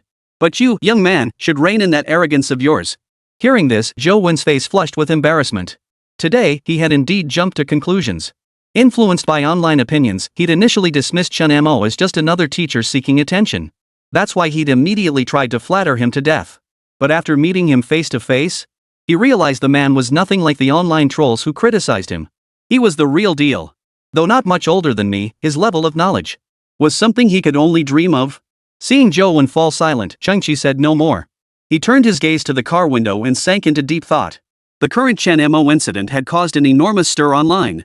Netizens were divided, with all sorts of opinions circulating. Some acknowledged Chen Mo's achievements, while others still believed he was merely seeking attention. He understood that Zhou Wen had been influenced by the online discourse to some extent. If someone like Zhou Wen, who understood the military industry, was affected like this, then within Longguo, there were likely many others swayed by this kind of public opinion. A talent like Chen Mo shouldn't constantly be thrust into the public eye. If someone with ulterior motives took notice and exploited this public sentiment to build momentum, it would spell trouble. By then, the prevailing sentiment might well shift again. With that thought, Chengqi took out his phone and dialed the official number of Longguo. Chapter 26, Official Intervention? Vote Request. Hello? A deep, resonant voice answered from the other end. This is Chengqi. I have something to report to you, Chengqi said with a hint of respect. He then recounted the entire incident involving Chen Mo to the other party. There was a moment of silence on the other end before the voice replied. I understand. We'll handle it as soon as possible. The line went dead immediately after the words were spoken. Zhou Wen, who witnessed the exchange, felt his expression shift slightly. He knew exactly who Chengqi had called. That was someone from the Longguo government. It seemed teacher Chang was quite concerned about Chen Mo. He'd even gone so far as to have Longguo control the public discourse surrounding Chen Mo. This should improve the online sentiment toward Chen Mo, right? With that thought, Zhou Wen cleared his mind and said, Teacher Chang, listening to your discussion today has been incredibly enlightening. If we adopt the approach the teacher suggested, we might just crack those tough problems. Zhou Wen spoke, his gaze turning expectant as he looked at Chengqi. He was genuinely fascinated by Chen Mo's theories. The theoretical concepts presented were unprecedented in the laboratory. If they put his methods into practice, they might actually achieve some real research breakthroughs. Chengqi nodded in agreement. Indeed. Many of the theoretical approaches the professor mentioned are remarkably ahead of their time. Whether it's the concept of the variable cycle engine or the flexible display material for stealth coatings, they align perfectly with our experimental content. The experimental results should be significant. But all this still needs to be tested in practice. As he spoke, Chengqi's gaze fell upon the document in his hand, now marked with circles and crosses by Chen Mo. Although the professor's theories were remarkably advanced and highly professional, everything must be tested through practice. If it couldn't be applied to actually build a sixth-generation fighter, then all this would be nothing but window dressing, all show and no substance. Hearing Chengqi's words, Zhou Wen also gazed out the car window and couldn't help but sigh. Looks like we made the right trip. Those theoretical concepts will keep us experimenting for a long time. Hearing this, Chengqi put away his documents, his expression turning serious. Accelerate the experiments. Test those theories as the professor suggested and see if we can crack those key challenges sooner. The Dragon Nation government is pushing hard for sixth-generation aircraft research. We absolutely cannot afford any mishaps. Zhou Wen nodded in agreement, saying nothing more. 2 days passed in this manner. Online discussions about Chen Mo continued to ferment. Speculation sprouted like mushrooms after rain, with public discourse intensifying by the hour. Regarding Chen Mo's identity and how he could possibly know so much, online opinions were all over the place. It was almost reaching a point of uncontrollable chaos. Terms like genius vocational school teacher and Chen Mo remained firmly entrenched in the top 3 trending topics. However, amidst the swirling discussions among netizens, they remain utterly unaware that a vast, intricate web is quietly unfolding across the internet. Jiang Province Television Station. People came and went, some rushing back and forth with documents, others sitting at their desks scratching their heads in frustration. The entire workplace was bustling with activity. The air was thick with the smell of printer ink, punctuated by the constant buzz of conversations and the ringing of phones. At that moment, Wang Bing sat at his desk, writing a report on today's hot news story. This report was about Chen Mo. After the public lecture incident, her attitude toward Chen Mo had completely changed. A teacher like this, not only exceptionally knowledgeable but also capable of imparting that knowledge to students. He was truly a shining light in the education world. She had heard Qin Song and the others mention that Chen Mo students possessed military engineering knowledge that even they couldn't match. Not to mention doctoral students. And these students were even underage vocational high school students. Judging by this, their futures are undoubtedly boundless. And their teacher, possessing such extraordinary talent, willingly chose to remain at this vocational school as a math instructor. Such individuals, who cultivate talent for the nation and nurture expertise in military technology, they deserve the respect of the public. With this thought, Wang Bing's fingers flew across the keyboard. This report must be written well, to establish a positive image for Chen Mo. Moments later, Wang Bing finished the article and promptly posted it on the official Weibo account. She also reposted it from her personal account. As soon as she hit the retweet button, comments started pouring in. Seeing this, Wang Bing clicked on the comments out of curiosity. She wanted to see what netizens thought of Chen Mo now. However, the moment she opened it, she was met with a flood of comments smearing Chen Mo. This is supposed to be the shining star of education? More like a clown. Only fools would believe he's the real deal. To me, it's pure hype. Exactly. I heard Professor Chung Chi went out of his way to visit that vocational school. What a joke. A professor has a million things to do every day, busy with research. Who would bother with some vocational school teacher? Use your brains, will you? And so many people are still praising him? If you ask me, those 3 professors from the National Defense Military University of Longguo must be desperate for money acting out a charade for that school. Reading those comments, Wang Bing was first stunned, then grew increasingly angry. He had personally covered that open lecture, and the event had been officially acknowledged. Yet so many people were still smearing him? Were these netizens brainless? It was right before their eyes. What was there to doubt? Besides, the report clearly stated that he had personally invited Professors Qin Song and the other 2. How could they possibly be staging a charade with that vocational school? This is pure slander. These 3 professors have taught at the National Defense Military University for years and are known for their integrity. They have never accepted a single penny from students' parents. And now they're being accused of staging a performance for money? Absurd!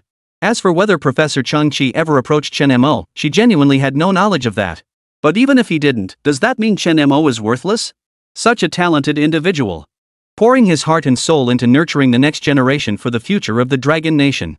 Yet these people blindly slander him without discernment. It was utterly incomprehensible. Reaching this point, Wang Bing decided she couldn't bear to read any more comments. She refreshed the page, preparing to delete the negative remarks.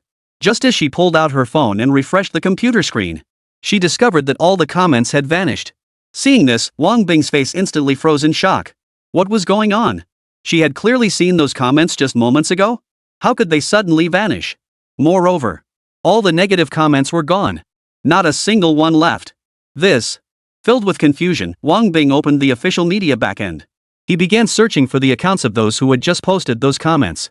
But then, to his shock, Wang Bing saw that these accounts were also marked as banned.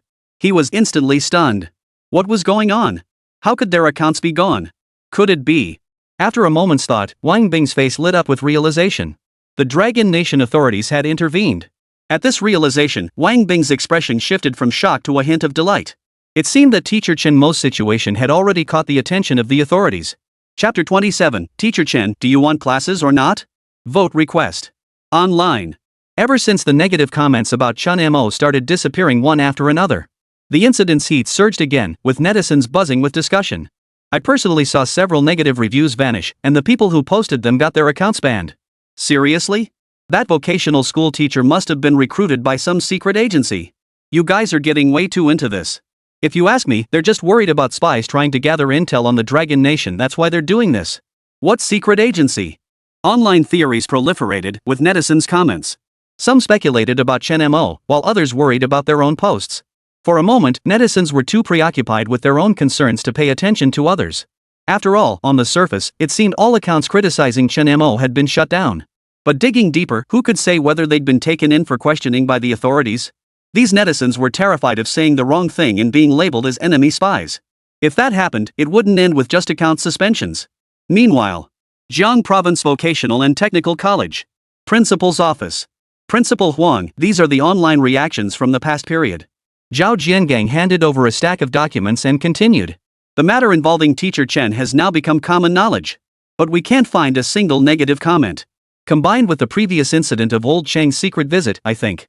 Zhao Jiangang paused thoughtfully. This must be the authorities stepping in. Before him stood their school's principal, Huang Anmin.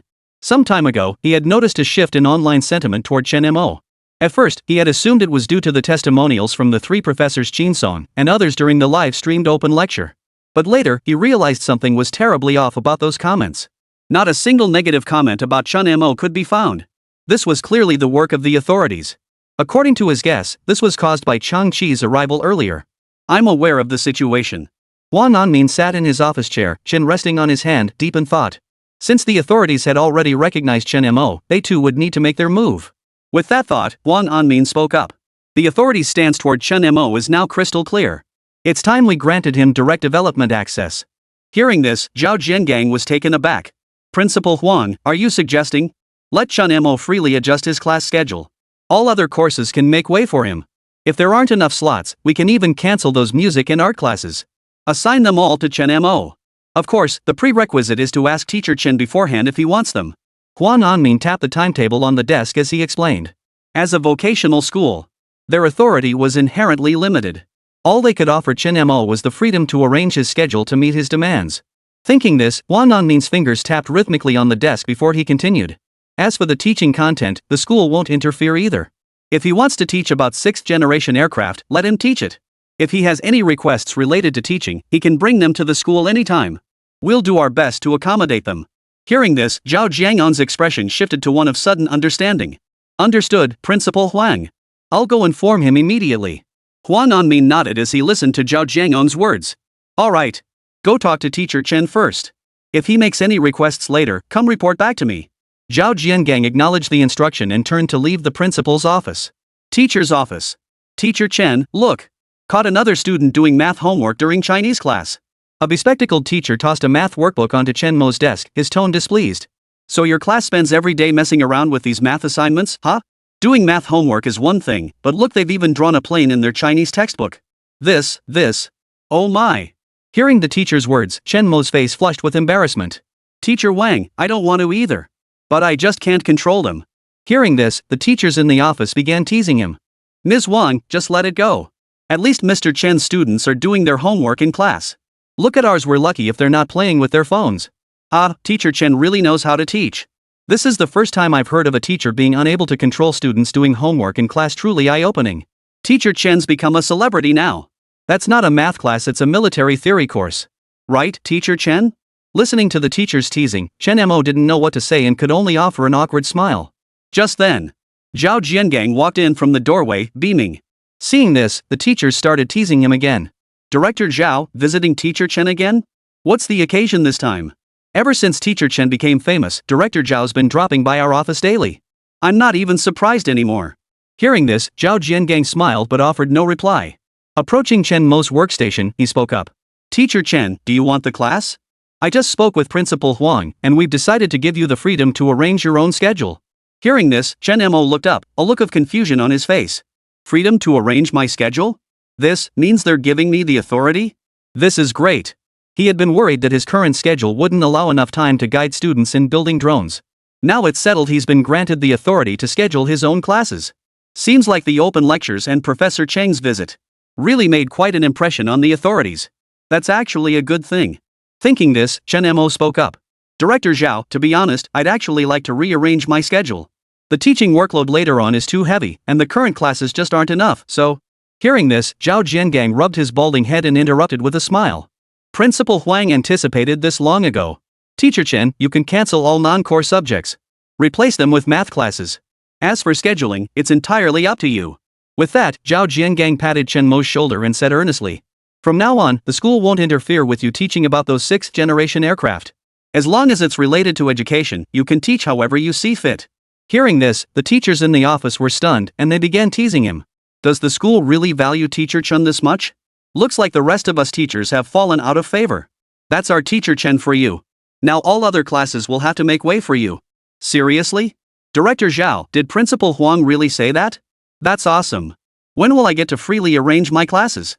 Hearing this, Zhao Jiangang responded with a smile. Absolutely true, everyone.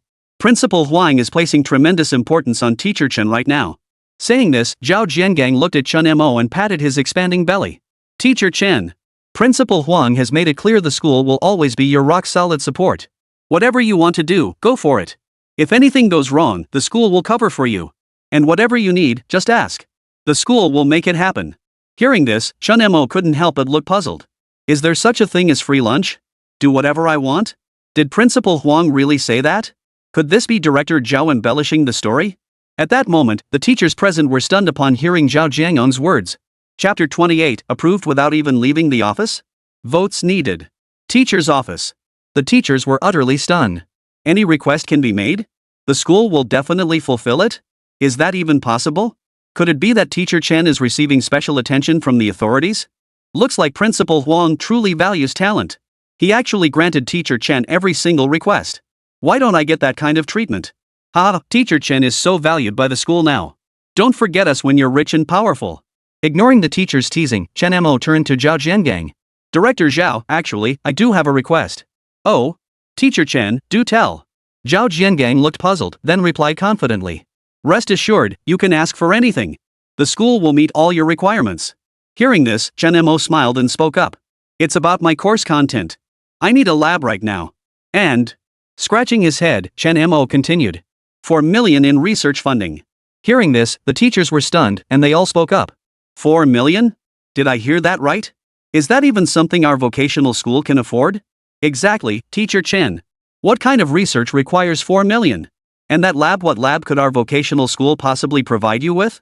What are you freaking out about? Didn't Director Zhao just say it? The school can meet all of Chen Mo's demands.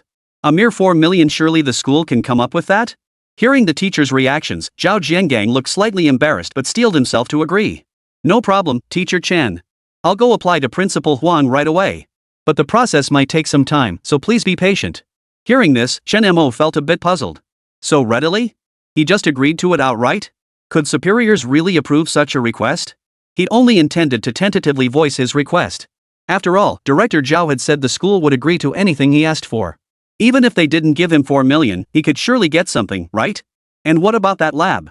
Even if they couldn't give him a dedicated lab for his experiments, couldn't they at least set up a small classroom for him? But unexpectedly, they actually agreed to it outright? Going through the formalities takes time? What's the big deal? I'm not in such a rush anyway. I can wait another 2 weeks. With that thought, Chen Mo thanked him. Thank you so much, Director Zhao. Hearing this, Zhao Jiangang nodded, bid Chen Mo farewell, and turned to leave. Principal's office. Knock, knock, knock. A series of knocks sounded at the door. Come in. Huang Anmin, busy with documents on his desk, called out without looking up. The moment the words left his mouth, the door slowly opened. Zhao Jiangang stepped inside and approached Huang Anmin. Principal Huang, I've discussed the matter with Chen Mo. Hearing Zhao Jiangang's words, Huang Anmin paused his work and looked up. Did Teacher Chen make any demands? Yes. Zhao Jiangang quickly interjected. Professor Chen said he needs a lab and 4 million yuan in research funding. Hearing this, Huang Anmin looked puzzled. A lab? 4,500,000 in research funding? The lab itself wasn't a big deal, but this research funding. That's no small sum. Hadn't he previously stated that he would do his best to accommodate any requests related to teaching? He specifically emphasized do my best. He didn't commit to anything. Was Chen Mo just asking for the moon? As he pondered this, Huang Anmin's expression grew increasingly grave. How about this, he proposed, there's an abandoned training building north of the school, right? Huang Anmin pointed northward as he continued. That building was originally used for experiments, but after science lab classes were discontinued, it's been sitting idle. It would be perfect as a lab building for Teacher Chen. With that, Huang opened a drawer on his desk and rummaged through it. He then pulled out a set of keys and handed them to Zhao Jiangang. Remember, don't just hand these keys to Teacher Chen. First, assign a few people to clean the place out. The walls could use a fresh coat of paint too, got it? Understood, Principal Huang. Zhao Jiangang acknowledged with a nod as he took the keys. As for that 4 million yuan in research funding, Huang Anmin closed the drawer, his expression turning grave. This matter. I'll first submit a request to higher-ups. Whether they'll approve it, I can't guarantee. With that, Huang opened his computer and began drafting a document to send to his superiors. He himself wasn't very optimistic about this matter. What vocational college would dare request 4 million in funding outright? How could they possibly approve that? Such a thing had never happened before. Forget their vocational school, even the most prestigious universities would struggle to secure that much funding in a single application. But, since Chen Mo has made the request, he has no choice but to try applying. He could only hope his superiors wouldn't reprimand him over this. Meanwhile, Zhao Jiangang watched Huang Anmin submit the funding request, feeling uneasy as he nervously clutched his keys. He hadn't anticipated Chen Mo suddenly requesting such a large sum. That was a full 4 million yuan. Plus, Principal Huang had mentioned it might not even get approved. This was going to be a tough one. As Zhao Jiangang pondered this, Huang Anmin finished editing the document, clicked send, then paused his movements and looked at Zhao Jiangang.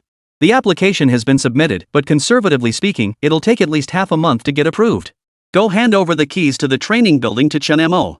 Once we get the results here, I'll notify you. Zhao Jiangang nodded in response, then turned to push open the door and leave. Just as he turned the doorknob, Huang Anmin's computer suddenly emitted an email notification sound. Beep. Application approved. Hearing the sound, both men froze in shock. Huang Anmin nearly toppled from his office chair, his balance thrown off, while Zhao Jiangong's hand froze mid-air as he stiffly turned his head. They stared at each other, momentarily frozen in disbelief. This? Zhao Jiangang uttered in disbelief. Principal Huang, what just happened? Huang Anmin ignored him, his gaze fixed on the computer screen. The application email he'd just sent had actually been approved? His eyes scanned the screen, his limbs going completely stiff. What was going on? So fast? Is this even normal? That's 4 million. The higher-ups actually approved it in less than a minute? This. He couldn't believe it and opened the school's public account to try and confirm it. But, the very instant he clicked on the school's public account, Huang Anmin's pupils instantly dilated. His hand gripping the mouse began to tremble, his lips moving but unable to form words for a long while. Seeing this, Zhao Jiangang looked puzzled. Principal Huang? What's going on? Saying this, he walked over to the computer desk. When he saw what was displayed on the computer screen, his body staggered, nearly sending him crashing to the floor. It clearly showed that 5 million yuan had been deposited into the public account. Chapter 29, The Lab's Too Small? Just approve an entire building. Principal's office.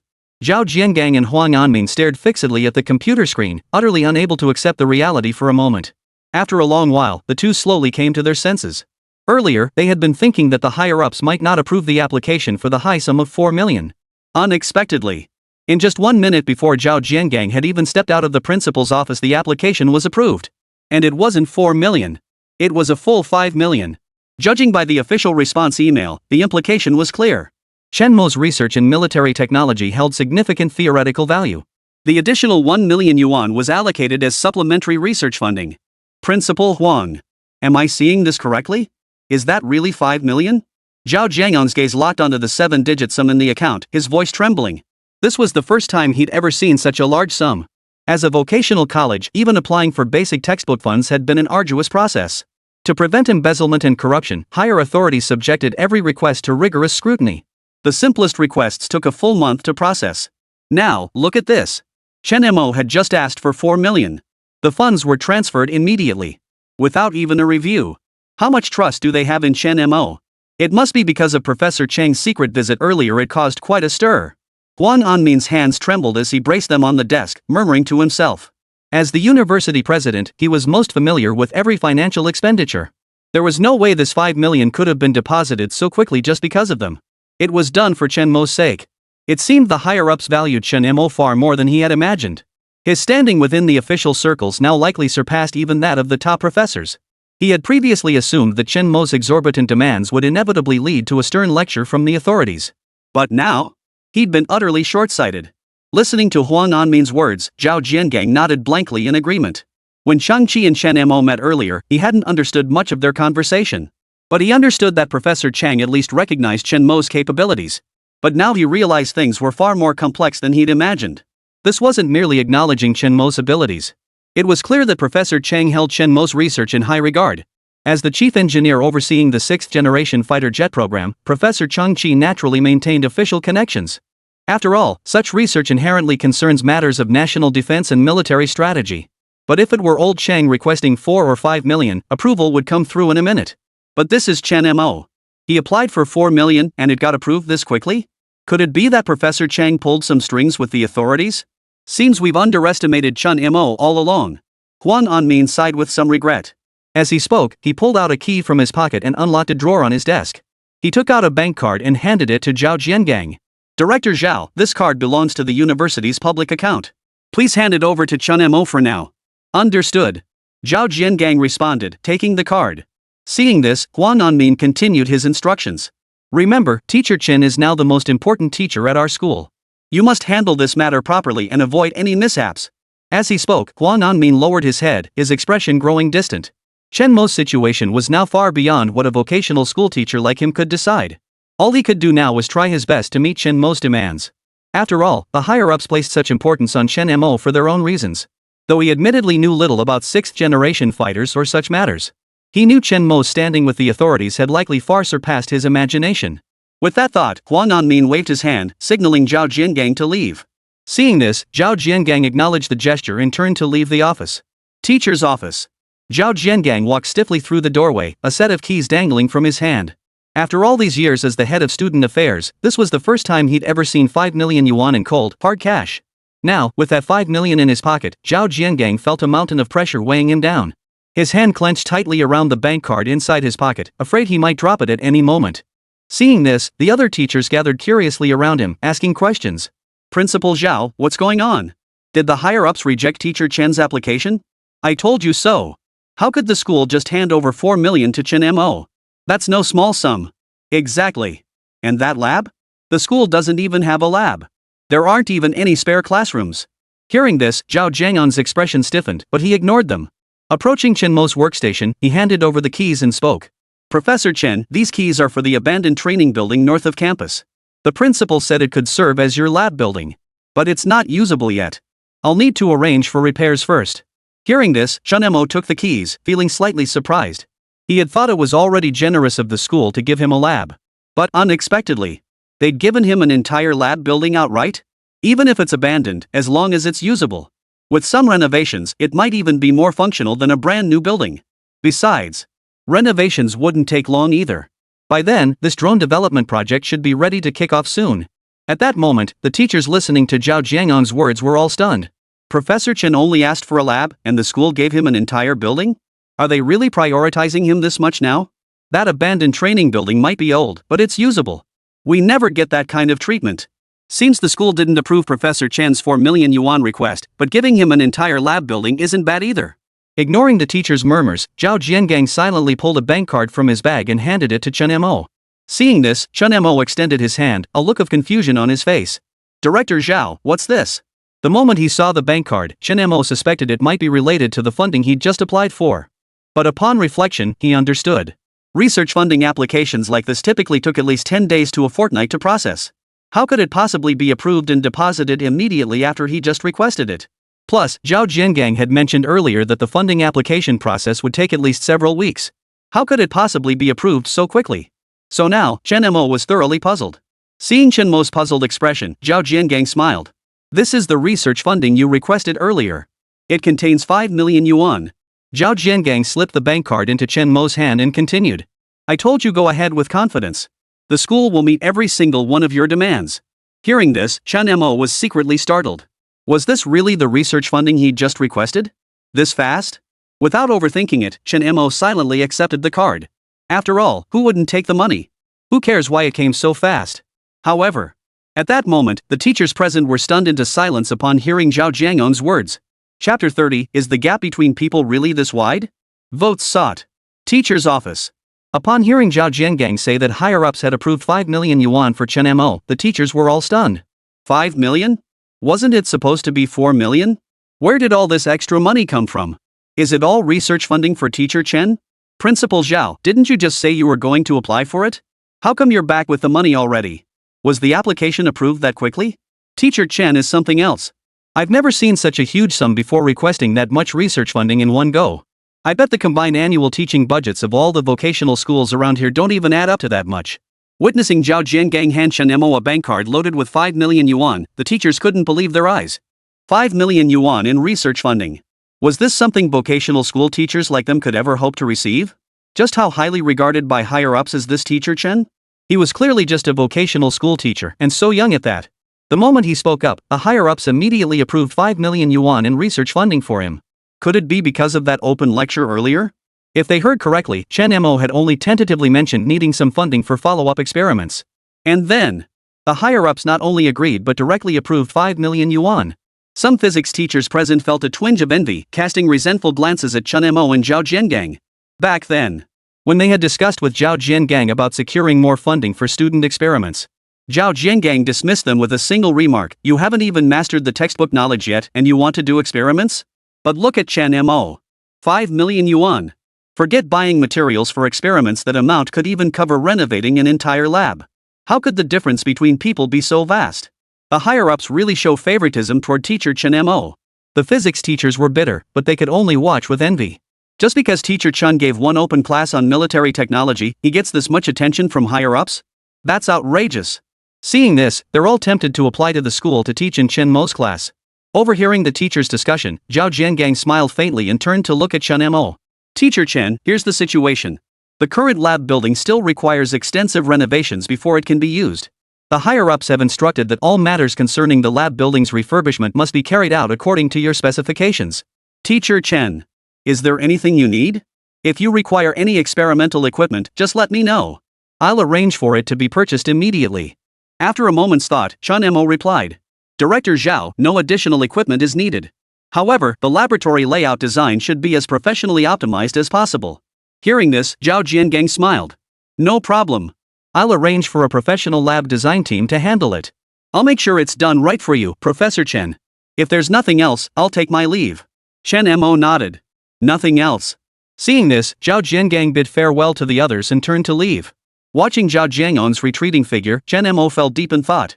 Now, the funding had been secured. The lab building was also under renovation. It was time to inform the students in his class about the drone project. Galaxy Tech Empire group chat. The students were in the midst of a heated discussion. Did you guys see it? Teacher Chen's situation has been all over the internet lately. I knew that already. I even heard the authorities stepped in to manage the public opinion for our teacher Chen. Seriously? The authorities got involved? Does our teacher Chen have that much clout? Just as the discussion was heating up, a message popped up. Alright, everyone, let's put the discussion on hold for now. I have an important announcement to make today. That is, we'll need to change our classroom location going forward.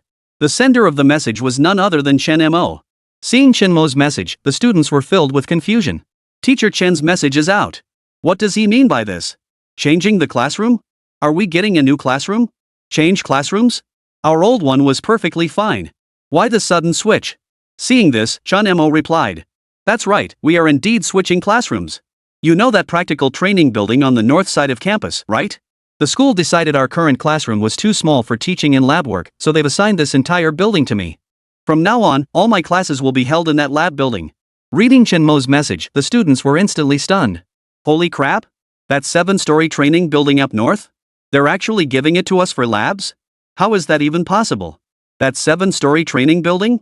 I heard it's packed with experimental equipment. Bro Chen is awesome. He's gonna take us on a big project. Don't worry, Bro Chen. We'll definitely build you a nuclear-powered spaceship someday. Amidst the chatter, the students were filled with both surprise and excitement. After all, this was a lab building. They'd heard from seniors that each floor housed 7 or 8 labs. And they were all specialized chemistry labs, physics labs, even biology labs. Though the equipment inside was only basic. But following the methods taught by Professor Chen in class, it was more than sufficient. Forget modern tech products, they could even pull off advanced technological innovations. This was just too awesome. Reading through the students' messages, Chen Mo rubbed his temples. These kids are genuinely hooked on those tech gadgets now. They're practically possessed. But, well, this is actually a good thing. When it comes time to actually build drones with their own hands, it won't be so easy. We'll have to endure some hardships. After all, this kind of tech product isn't simple. Any error in a single part could cause the entire drone to crash. These students are just a bunch of kids. They listen to theoretical lectures with such enthusiasm. But when it comes time to actually get their hands dirty, their enthusiasm is bound to wane. Let them build up their anticipation. With that thought, Chen Mo closed the group chat, found by Xiaoqi's chat window, and sent a message. Class monitor, the lab building repairs might take a few more days.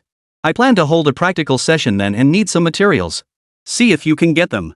After sending this message, Chen Mo attached a photo of a materials list. Upon seeing the message, Bai Xiaoqi's face clouded with confusion. Practical class? Why would Teacher Chen suddenly want to hold a practical class?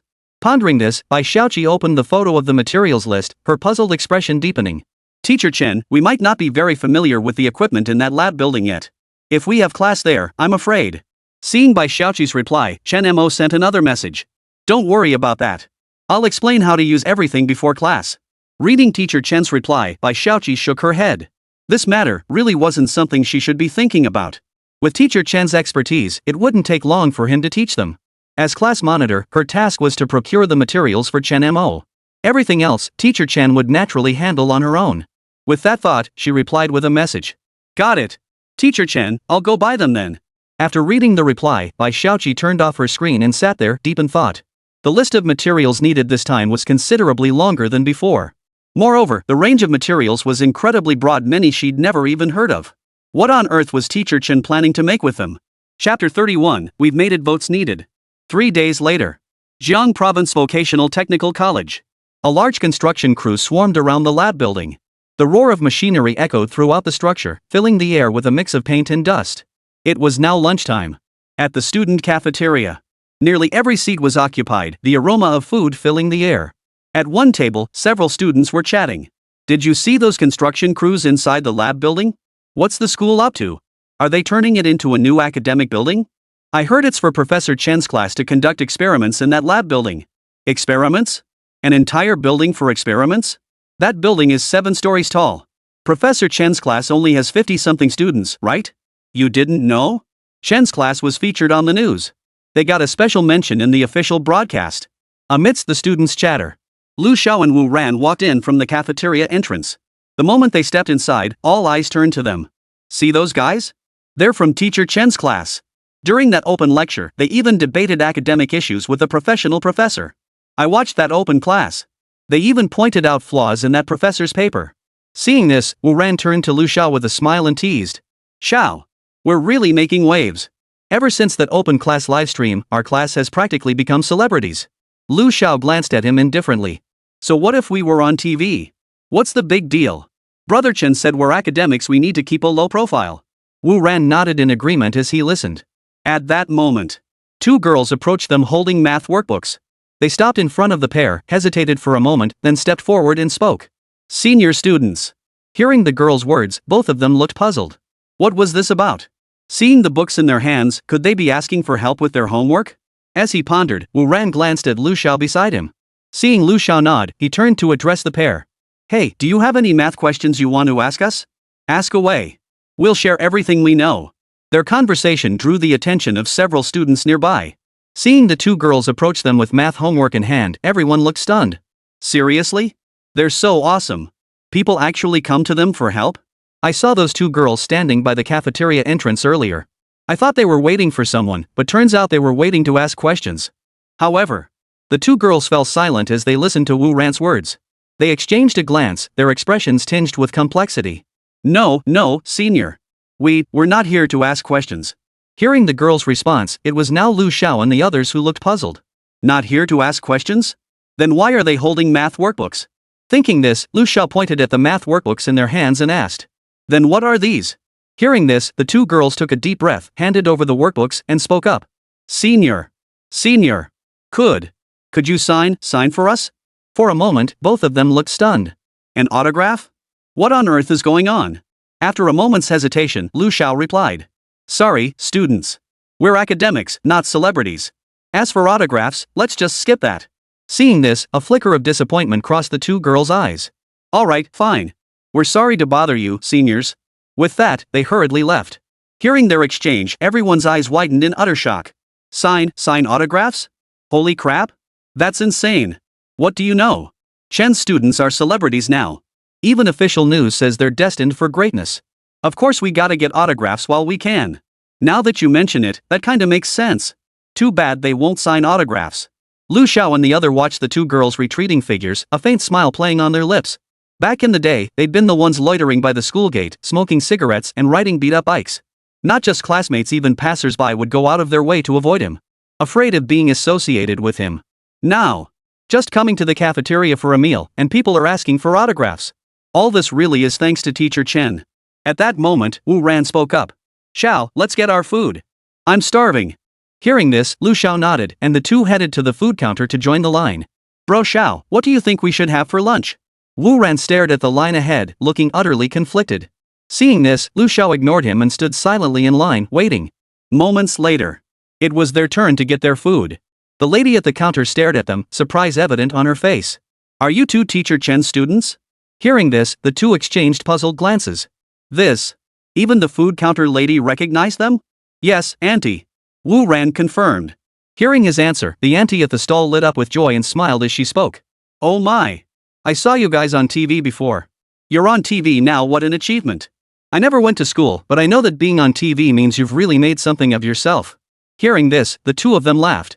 Auntie, you're too kind. It's really thanks to our teacher's excellent instruction, otherwise, we wouldn't have learned so much. Hearing their words, the auntie's smile grew even brighter. Your teacher is quite something. If my child were studying here, I'd definitely transfer them to Teacher Chen's class. As she spoke, the aunt waved her ladle and asked the 2 young men, what would you like to eat? Auntie will serve you. Hearing this, the 2 responded with smiles and ordered a few dishes. The auntie at the counter nodded, then with a single scoop of her ladle, she scooped out over a dozen chunks of meat and piled them onto their rice. Seeing this, the two looked utterly stunned. What? What was going on? This lady, was she really supposed to serve food like this? Earlier, when she scooped, the meat would shake down to just one piece. Now look, one scoop, and only one piece of meat remains in the pot. Auntie, you must have made a mistake. This is way too much, we can't possibly finish it all. Wu Ran hesitated before speaking. Hearing this, the auntie at the stall smiled. Young man, when you're growing, you need to eat more. Saying this, she lifted the ladle, ready to scoop another generous portion. Seeing this, the two hurriedly stopped her. That's enough, auntie. We really can't eat anymore. Hearing this, the aunt finally stopped what she was doing, staring at the two with an appreciative look. Teacher Chen's students are so well behaved. If only my child could be as capable as you two someday. Hearing her words, the two felt a bit embarrassed by the praise. Young man.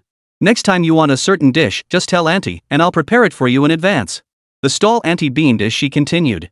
Seeing her like this, the two couldn't refuse and thanked her. Thank you, auntie. They then carried their plates away from the food counter. Scanning the cafeteria hall, they found every seat occupied. Seeing this, Wu Ran sighed slightly. I forgot to check for seats earlier. Great, now we have nowhere to eat? Lu Xiao nodded in agreement. True. I didn't expect the cafeteria to be this crowded today. Guess we just hit peak hour. His gaze continued to sweep the cafeteria. Just then, a group of upperclassmen stood up and looked toward the two of them. Chapter 32, I don't get it. Student cafeteria. A group of students stood up, looking at the two and asking, Are you two Mr. Chen's students? Hearing this, the two turned toward the voices and saw the group of senior students who had spoken, looking puzzled. That's right, seniors. What can we do for you? Wu Ran replied. Seeing this, the group exchanged glances, then their faces lit up with delight. Come sit here and eat. We just happen to have 2 empty seats. They pulled the two over to sit down. Lu Xiao and his companion, seeing their warmth, couldn't refuse and sat down. Among them, the senior who had spoken earlier wore glasses and appeared quite refined. Once the two were seated, he leaned in and said with a smile, Hey, juniors. I watched your recent open lecture livestream. Honestly, I never imagined our school could produce talents like you. I represented our school in last year's physics competition with a fighter jet model. Would it be okay if I asked you a few questions? Hearing this, Lu Xiao and his companion exchanged a glance before responding with smiles. Senior, we're just scratching the surface. Feel free to ask whatever you'd like. The bespectacled senior beamed with delight. He reached into his backpack and pulled out a fighter jet model, asking, Fellow students, could you take a look at this model? What do you think is wrong with its design? For some reason, it loses control whenever it reaches high altitudes. My calculations show the material should withstand high altitude pressure, and the remote control is the latest model I bought online. It shouldn't be a signal issue either. As he spoke, the bespectacled senior pulled another design blueprint from his backpack and handed it to Lu Xiao. This is my earliest design sketch. Take a look, junior. Lu Xiao took the blueprint, gave it a cursory glance, then pointed to the wing section and shook his head. Senior, this laminar flow airfoil works fine for subsonic speeds, but look at the air intake here. He suddenly dipped his chopsticks into the soup and began sketching a fluid dynamics equation on the tray. According to the von Karman equation, a 3.2 degree deviation in the shot cone angle will reduce intake efficiency by 17%. Hearing this, everyone froze in shock. The bespectacled senior's pupils dilated in disbelief. What? What the hell? What on earth was he talking about?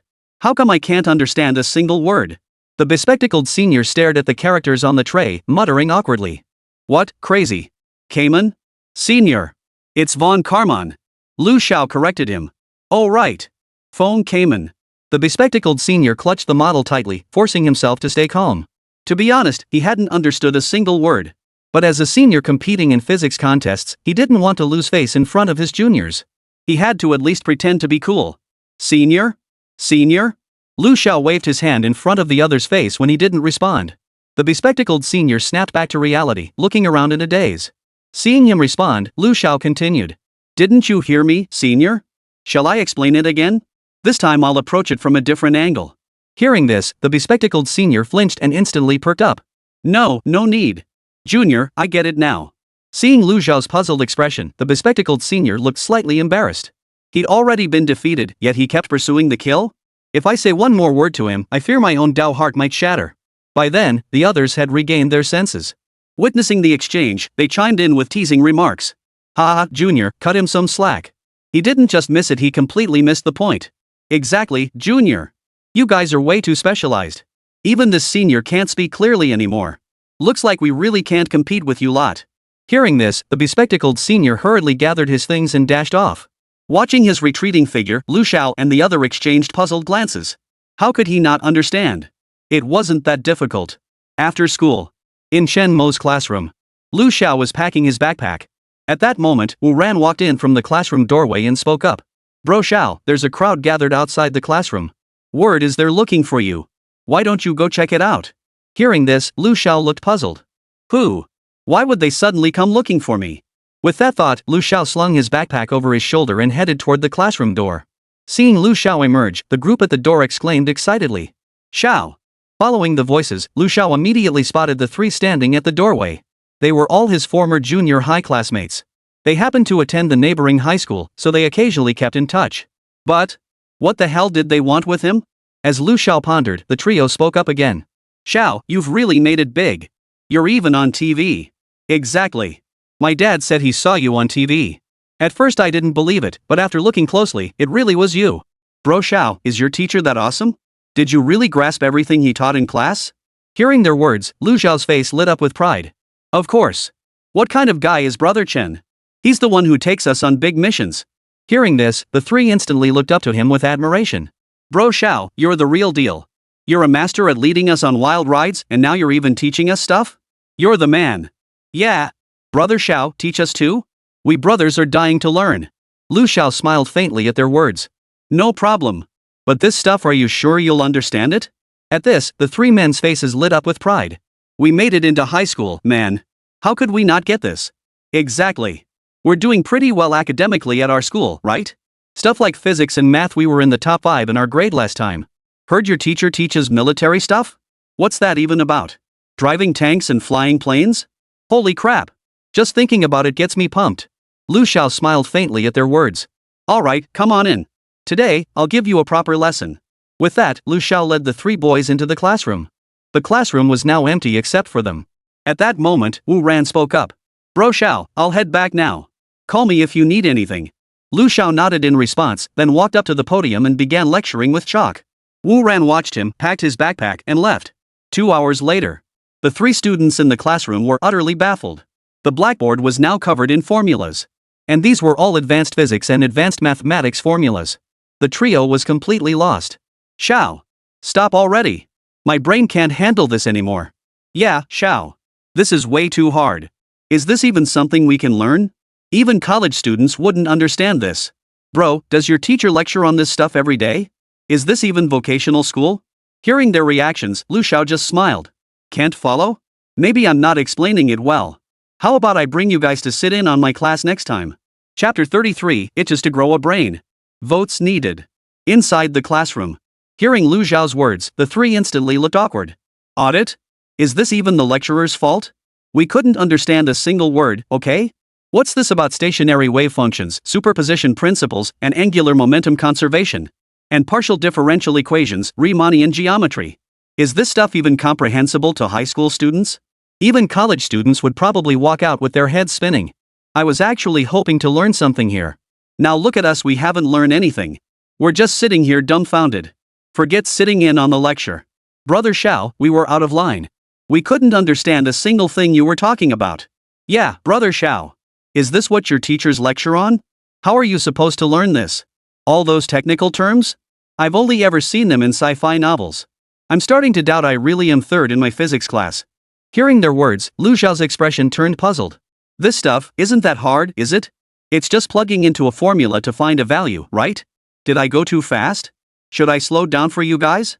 Actually, I've been researching how to extend the oxidation resistance lifespan of new ceramic-based composites to 1,000 hours.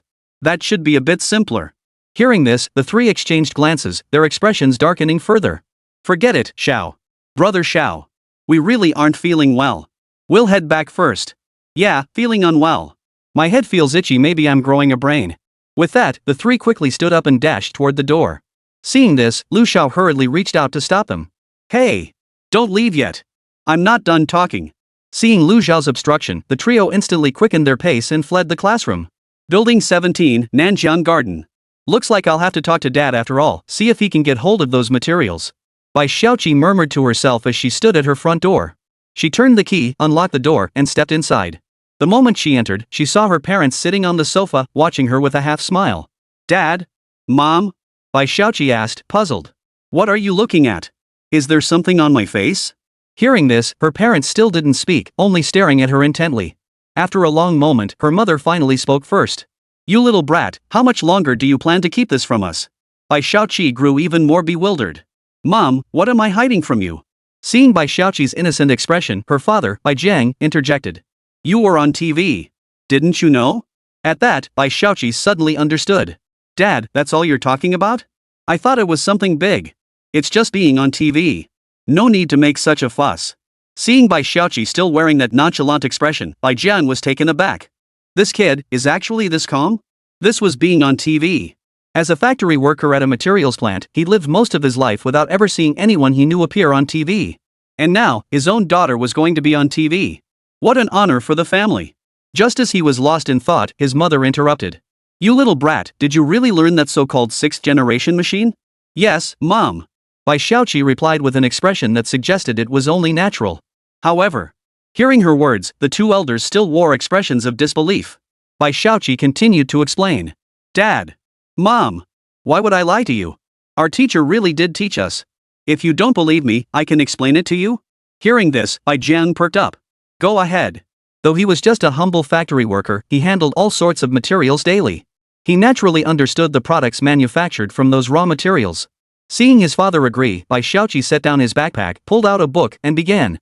The so-called sixth-generation fighter integrates technologies like omnidirectional broadband stealth and smart-skin, variable cycle adaptive propulsion systems, AI, and manned-unmanned collaboration, multi-sensor fusion and distributed aperture systems, directed energy weapons and high-energy microwave defense, networked combat clouds, and cross-domain command and control. Hearing her words, the two elders instantly looked stunned. What on earth was she talking about? Though they hadn't received much formal education, they at least knew some high school physics, right? Was what she was describing even still within the scope of high school physics? This is way beyond the curriculum, right? Earlier, when watching the live lecture stream, they saw this kid with yellow hair chatting with the expert. At first, they thought that kid with the yellow hair might be the only one in their daughter's class who was studying more advanced material. But who knew their own daughter was this knowledgeable? This is just too crazy. As the two pondered this, Bai Xiaoqi continued explaining the core technologies and concepts of sixth-generation fighters. Seeing this, Bai Jiang quickly interrupted her. Enough. We're both over 50 years old, how could we possibly understand what you're talking about? Hearing this, Bai Xiaoqi looked puzzled. Dad, don't you work at the materials factory? You must have some understanding of this stuff, right? Hearing her words, Bai Jiang was momentarily at a loss for words. Understand? Is this something a normal person could understand? Thinking this, Bai Jiang looked at Bai Xiaoqi with a look of satisfaction. Who would have thought you'd become so accomplished, you little minx? You've truly brought honor to our family. His mother chimed in from the side. That's right. From now on, just focus on learning from your teacher. No more distractions, understand? Bai Xiaoqi nodded in response. Of course. Our teacher Chen is so talented. I owe so much of what I've learned to her. Hearing her words, her parents' faces lit up with approval. It was exactly as their daughter had said. Learning so much. All thanks to her teacher's guidance. Their daughter's bright future brought them, as parents, great joy. That teacher truly was a benefactor to their family. Seeing the two fall silent, Bai Xiaoqi seemed to recall something and turned to Bai Jiang. Oh, Dad, our teacher mentioned needing to buy some materials, quite a few items. Do you happen to have them at your factory? Saying this, Bai Xiaoqi took out her phone, pulled up a photo of the materials list, and handed it to Bai Jiang. Bai Jiang took the phone and scanned the list of materials, his expression turning puzzled. These materials cover so many different types? If he wasn't mistaken, most of them were for building drones. But some of the materials seemed rather peculiar. They're common enough, but they just don't seem related to drones at all. Why would their teacher need these materials? Pondering this, Bai Jiang spoke up. Gathering these shouldn't be too hard. I'll head over to the factory tomorrow to take a look. Hearing this, Bai Xiaoqi nodded. Then we'll see how much it all costs. Teacher Chen will transfer the money to me. Hearing her words, Bai Jiang smiled. No need for money. Your teacher has taught you so well, we can't thank him enough. This time, Dad's covering it. Before Bai Xiaoqi could stop him, he pulled out his phone, tapped a few times, and dialed a number. Hey, old Lu. Did you see the photos I sent? Can you get those materials over there now? However, the moment he finished speaking, a startled voice came from the other end. Old Bai. What the hell are you doing? Hit the jackpot lately? Buying all this material? Hearing this, Bai Jiang remained unfazed. It's just some materials. How much could they cost? Hearing his reply, the person on the other end fell silent for a moment as if stunned, before suddenly letting out a startled cry. How much? Old boy, you've lost your mind. That stuff costs at least over 200,000 yuan. Chapter 34, New Building. New Experiment. Building 17, Nanjiang Garden.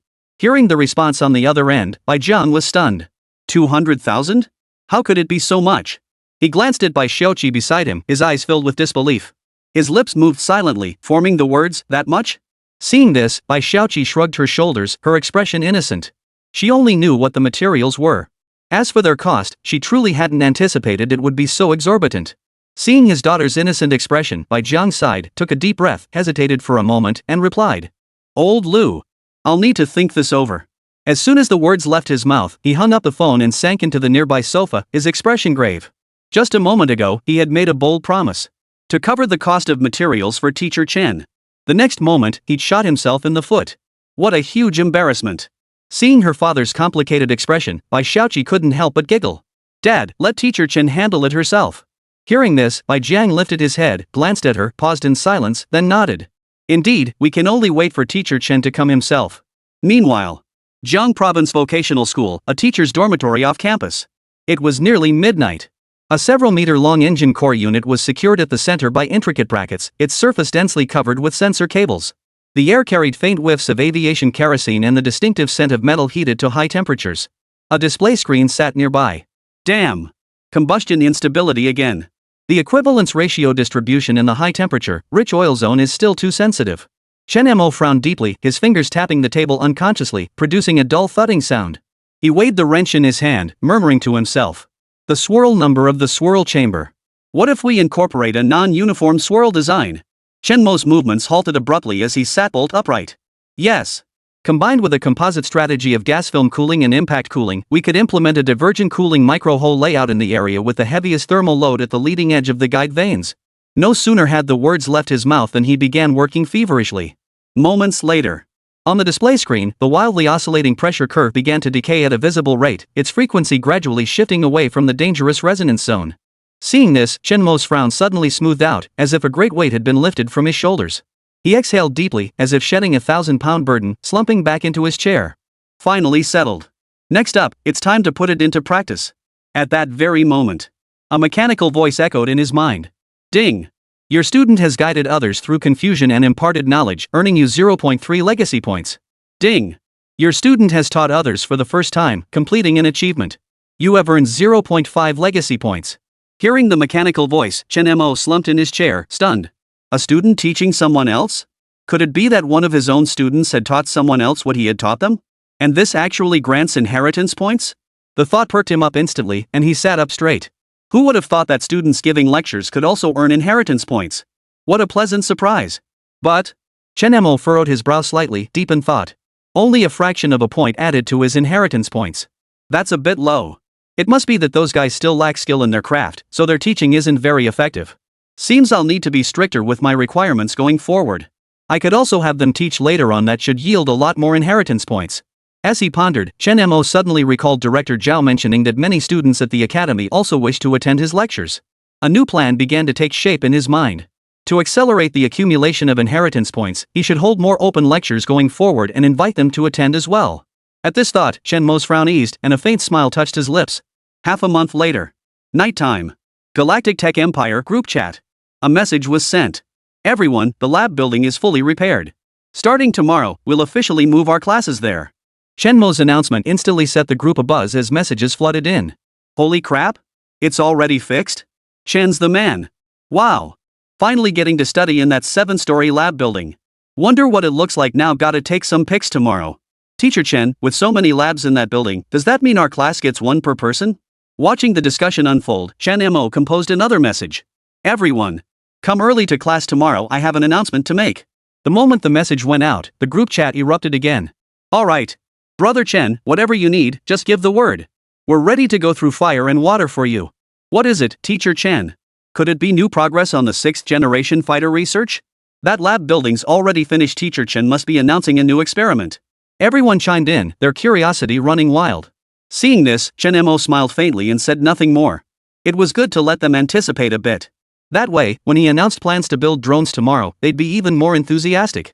The next day. Jiang Province Vocational and Technical College. North Campus. Dawn was breaking, and the hazy mist was gradually dissipating. A brand new laboratory building came into view. Shortly after sunrise, a large crowd of students had already gathered, filling the entrance to capacity. Gazing at the laboratory building before them, everyone's eyes widened in astonishment. At that moment, all construction barriers in front of the building were removed, revealing a completely transformed structure that looked as if it had been rebuilt from scratch. The surroundings were spotless, the pure white walls gleaming in the morning sun.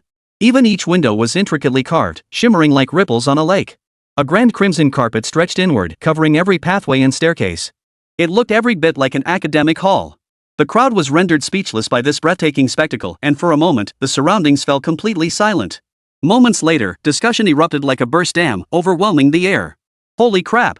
This is a lab building? It's practically more opulent than a palace. Who knew the lab building would turn out like this? No wonder it took half a month to renovate. Bro Chen is a legend. Doing experiments in this building makes me feel like I'm part of the research institute. Amidst the buzzing chatter, Chen Mo walked in from the school gate, backpack slung over his shoulder. Seeing his class gathered at the entrance, he couldn't help but feel a sense of satisfaction. He had casually suggested they come early yesterday. He hadn't expected them to arrive even earlier than he did. It seemed they were genuinely looking forward to this class. As soon as they saw Chen Mo arrive, the crowd parted to make way for him. Teacher Chen's here. Class is about to start, we're so excited. We've been waiting forever, Brother Chen. What took you so long? We're dying to start the experiment. Chen Mo gave a slight nod without speaking, walking straight to the entrance of the lab building before finally saying, "Today, everyone is so enthusiastic. I'm truly delighted. Now, follow me, and let's go check out the lab together." Chapter 35. You have an even more challenging task ahead. Votes needed. In front of the lab building, Chen Mo led the group of students inside. The interior decor was no less impressive than the exterior. All tiles had been newly laid, smooth and reflective. Light beams streamed through carved windows, casting patterns across the floor. Walking through it felt like gliding across the ocean's surface, every step radiant, dazzlingly brilliant. Moments later, they arrived at a laboratory on the 4th floor. The moment they entered, they were captivated by the dazzling array of experimental equipment lining the room, sparking lively discussions. Holy crap! This is our school's lab? All this equipment? This is insane. Spectrometers, particle accelerators, electron microscopes, these are all cutting-edge equipment. And now we get to use them? What a setup! Professor Chen has such impressive resources. This lab is every bit as good as those at prestigious universities. Listening to the buzz, Chen Mo walked toward the podium, a smile on his face. Of course the lab equipment has to be top-notch. Otherwise, how would we conduct experiments? He knew full well that building the drone would be no easy feat. That's why he had specifically given Director Zhao a list back then, instructing the professional design team he hired to purchase not only basic equipment but also some advanced gear. These devices alone cost him over 1 million yuan. How could it be anything but cutting edge? As Chen Mo pondered this, Bai Xiaoqi spoke up. Professor Chen, you mentioned in the group chat yesterday that you had an announcement to make. What is it? The moment the words left her mouth, everyone else grew curious too, turning their eyes toward Chen Mo at the lectern, their gazes brimming with anticipation. Seeing this, Chen Mo pressed his hands together in a gesture to quiet the room. The murmurs of discussion gradually subsided. Only when the entire lab fell completely silent did Chen Mo slowly begin to speak. Yesterday, I mentioned in the group chat that I had an announcement to make. It concerns today's lesson. As he spoke, he wrote 3 large characters on the whiteboard with an erasable marker, drones. Then, he tapped the board and continued. This is the product we'll be manufacturing next. The moment the words left his mouth, the classroom erupted in a flurry of chatter as curiosity swept through the crowd. A drone? Is Teacher Chen taking us into something completely different? Drones? Is Brother Chen venturing into a new field? There are already plenty of drones on the market, right? Teacher Chen, can our design compete with them? Listening to the students' confusion and concerns, Chen Mo smiled faintly without responding. He opened the screen beside him, projecting a design blueprint and its corresponding technical specifications onto the surface. The students' eyes were instantly drawn to the projection. As they made out the drone design, time seemed to freeze for several seconds before erupting into a wave of gasps 10 times more intense than when they'd seen the expensive equipment earlier. Holy crap? Shan! What is this thing? Where's the propeller? Where's the power system? Teacher Chen, this fuselage, streamlined, it's practically a water droplet. No, even more perfect than a droplet, it has this biofluid-like quality. The shell material is labeled silver white high entropy alloy composite.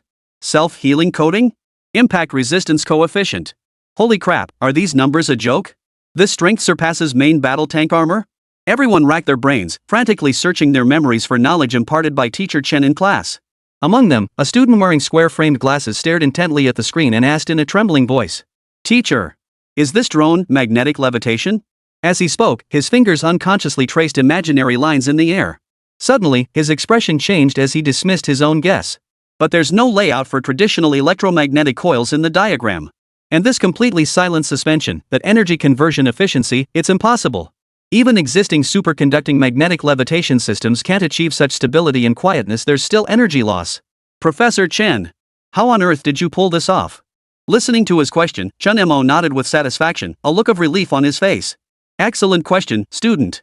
It shows you've already grasped the fundamental principles in your mind.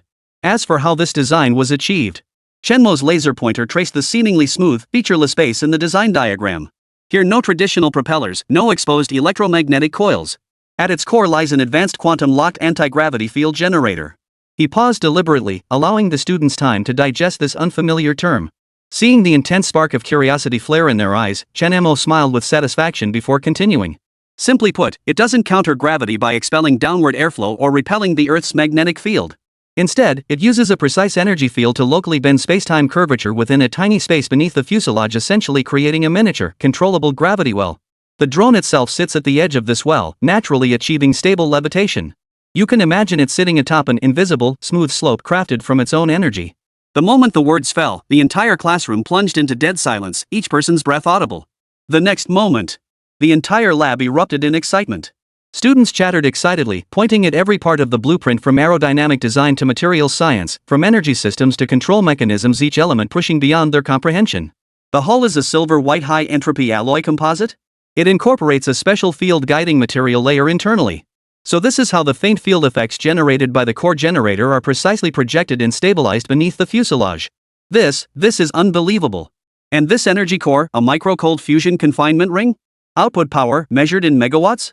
No mistake. This is nuclear fusion. Though on an extremely small scale, its energy density is millions of times greater than existing batteries. And it's nearly zero emission. Professor Chen, why are there no propellers? Could it be a high-energy ion micro-thrust array?" Right. That harnesses part of the fusion-generated energy to ionize and accelerate working fluid particles, then expels them through vector nozzles for propulsion. This is way ahead of its time? Doubt, amazement, fervor, confusion, a whirlwind of emotions swirled together. As the students gazed at the futuristic design blueprint displayed on the screen, a masterpiece of engineering, an unprecedented surge of excitement and purpose began to swell within them. This wasn't just a slight lead, it was leaping across the chasm of time. This wasn't a drone as they knew it resembled a miniature starship from the future. This alone was enough to ignite a monumental technological revolution. The entire classroom erupted in a frenzy as everyone marveled at this epoch-defying creation. Then, a question rang out from somewhere in the crowd. "Professor Chen, are you asking us to build the power system for this drone next?" Excellent question. Chen Mo's voice was soft yet possessed an uncanny penetrating quality, instantly silencing all commotion. The lab fell so quiet you could hear a pin drop. All eyes turned like searchlights, focusing uniformly on Chen Mo, who remained calm at the lectern. "You won't be building the power system. Instead, I have a far more challenging task for you." Chapter 36, Can this thing even be used for farming?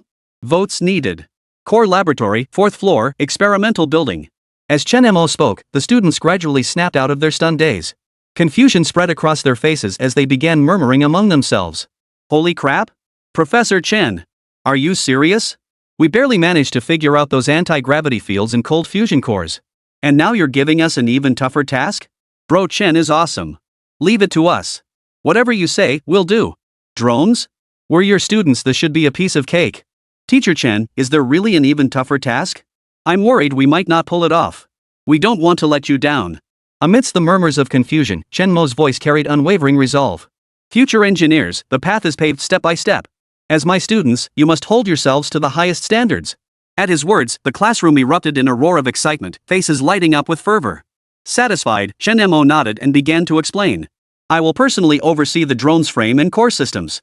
But its tail and main wings will be your first practical project." The students froze at Chen Mo's words, then their eyes lit up with excitement. "Holy crap? Professor Chen, are you talking about this drone? We get to participate too? Brother Chen, you're my second father. We get to work on a project like this. Rest assured, we won't let you down."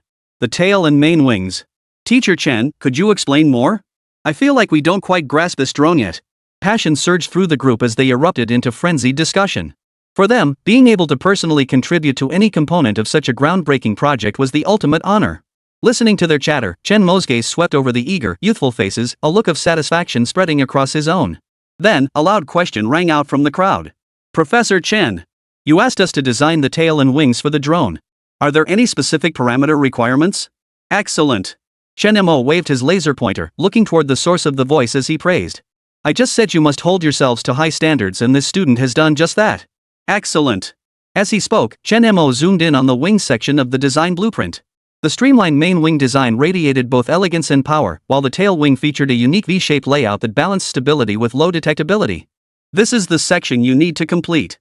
The blueprint outlines the basic structural requirements, but as for the parameter specifications, Chen Mo picked up an erasable marker and walked to the whiteboard, jotting down some figures. Main wing single-sided main wing. Must withstand the impact of a Category 12 Beaufort scale steady shear wind at maximum load of 15 kg without permanent deformation or flutter instability. The tail must maintain structural integrity and aerodynamic efficiency during extreme maneuvers, such as instantaneous edgy overloads.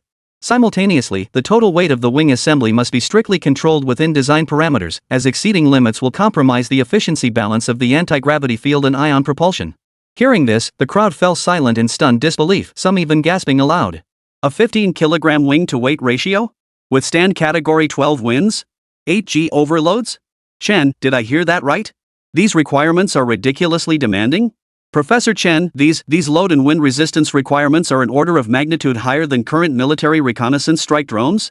And that instantaneous overload commercial airliners only experience a few Gs? Exactly, sir. This wing loading, it's just too high, isn't it? Even with those super strong materials, this design, it seems more focused on extreme structural strength under harsh conditions than optimizing lift-to-drag ratio? This doesn't feel like conventional civil aviation design thinking. A chorus of murmurs echoed through the lab. Though the students were still reeling from the earlier display of cutting-edge tech, their fundamental engineering instincts remained sharp. The wing's performance requirements reeked of being engineered for extreme environments, a stark departure from the efficiency, endurance, and cost control philosophy they associated with civilian drone design. Seeing this, Bai Xiaoqi voiced the collective question. Professor Chen, what exactly is this drone we're building? These wing specifications, it feels like this thing was custom-made for the enemy. Chen Mo's face broke into an inscrutable smile as he uttered two words in a matter-of-fact tone, civilian. Ha! The group froze in surprise. To be precise, Chen Mo added, as if stating an obvious fact. Agricultural use. Agricultural use? The lab fell silent for half a second before erupting in disbelieving gasps. Professor, did I hear that right? An agricultural drone needs to withstand 12-level winds? And carry a single wing payload of 15 kilograms? Agricultural drones need to handle 8G maneuvers? Are we performing aerial stunts over rice paddies, Professor? This is way too hardcore for agriculture? Chen, you're not pulling our leg, are you? Facing his students' expressions that screamed, "You've got to be kidding me," Chen Mo remained unflappable. Of course. Future precision agriculture will face complex environments, mountains, valleys, regions prone to severe convective weather. As for payload capacity, beyond standard pesticides and fertilizers, future models may carry heavier precision sensor modules or even small-scale robotic arms. Higher requirements are only natural. Hearing this, the group exchanged glances. While the explanation felt a bit forced, recalling Chen Mo's previous array of sci-fi technologies, it actually made a certain kind of sense. So it's for agriculture. One student snapped his fingers in realization, trying to force the understanding. True. Some farms operate in harsh weather now, so higher payloads makes sense. Got it. Hearing this, the others nodded in agreement. But deep down, they all thought, if this drone is for farming, it must be for planting potatoes on Mars. If it weren't for Teacher Chen providing a seemingly plausible explanation, they'd never have believed it. Alright, the specific requirements and technical challenges have been outlined. Materials, equipment, and basic blueprints are all here. Chen Mo clapped his hands, set down his erasable marker, and gestured toward the specialized materials stacked in the lab corner, alongside several automated filament laying machines, autoclaves, and laser 3D scanners. Over the next week, the design of the tail and wings is yours. Conceptual design, structural simulation, material processing, static testing, you'll lead every step. Only come to me if you encounter insurmountable core issues. Now, the time is yours. With that, Chen Mo turned decisively and left the lab, still buzzing with a mix of shock and excitement, heading toward the core laboratory on the 7th floor. Chapter 37, A Feast of Technology. All-nighter approved. Core lab, 4th floor, research building. The moment Chen Mo left, the entire lab erupted like a lit powder keg. Guys! The main course is served. Agricultural use? Professor Chen must be pulling our leg. This drone is definitely meant for something big. The student who had just been making rash claims immediately showed his true colors. Hearing this, the others couldn't help but chuckle. Earlier, they genuinely believed that classmate had bought it.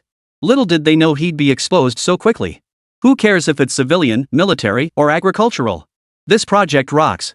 Let's just do it. A burly guy who clearly loved getting his hands dirty rolled up his sleeves. Hold on. Professor Chen's requirements aren't a joke. Wind speed 12, 8G overload, 15 kilograms single wing payload. This is a full-on challenge. A student in a plaid shirt immediately sprang into action, dashing to the whiteboard to start sketching and writing. The primary issue is structural strength versus weight balance. Traditional beam rib structures aren't efficient enough under these extreme loads and lightweight requirements. We need a more advanced solution. Seeing his enthusiastic demeanor, the group's passion ignited instantly. They began operating various equipment and diving into the design process. What about monolithic composite molding? A bespectacled girl pointed at the automated filament depositor and suggested. Using AFP to precisely lay carbon fiber prepregs, combined with autoclave curing, we could create an integrated main wing with almost no joints. Its strength and stiffness would far exceed traditional riveted structures, while also reducing weight. Great idea. Lu Xiao abruptly stood up, rushed to her side, and gave his approval. In theory, Lu Xiao was as sharp as any in the class. Though he had once pulled off the outrageous feat of attaching a fake lightsaber to a ghostfire. But that was hands-on work, something he genuinely struggled with. This time, when it came to theoretical knowledge, he was like a different person. Even when gaming, he was the theoretical type. As he spoke, Lu Xiao flicked his yellow hair and gestured with his fingers. But layup design is key. We need to optimize the layup with variable angles, thicknesses, and multiple axes based on stress distribution across different sections of the airfoil, especially at peak points for bending moments, shear forces, and torsional stresses. This requires precise finite element analysis simulations to guide us. I'll handle the FEA. Another guy wearing thick glasses immediately sat down at a high-performance workstation. I've got experience with the ANSIS composite prepost module. Just give me the precise aerodynamic load distribution and material properties for the airfoil. I'll handle the aerodynamic loads. Bai Xiaoqi sprang into action. Ever since Professor Chen's lectures, she'd developed a passion for fluid mechanics. Now that she finally had the chance to apply it in practice, she wasn't about to let this opportunity slip away. Though Professor Chen's approach breaks from tradition, the wing still bears aerodynamic forces during flight. I need CFD simulations for pressure distribution, lift coefficient, and drag coefficient across various flight attitudes and wind speeds, especially extreme turbulence under Category 12 winds.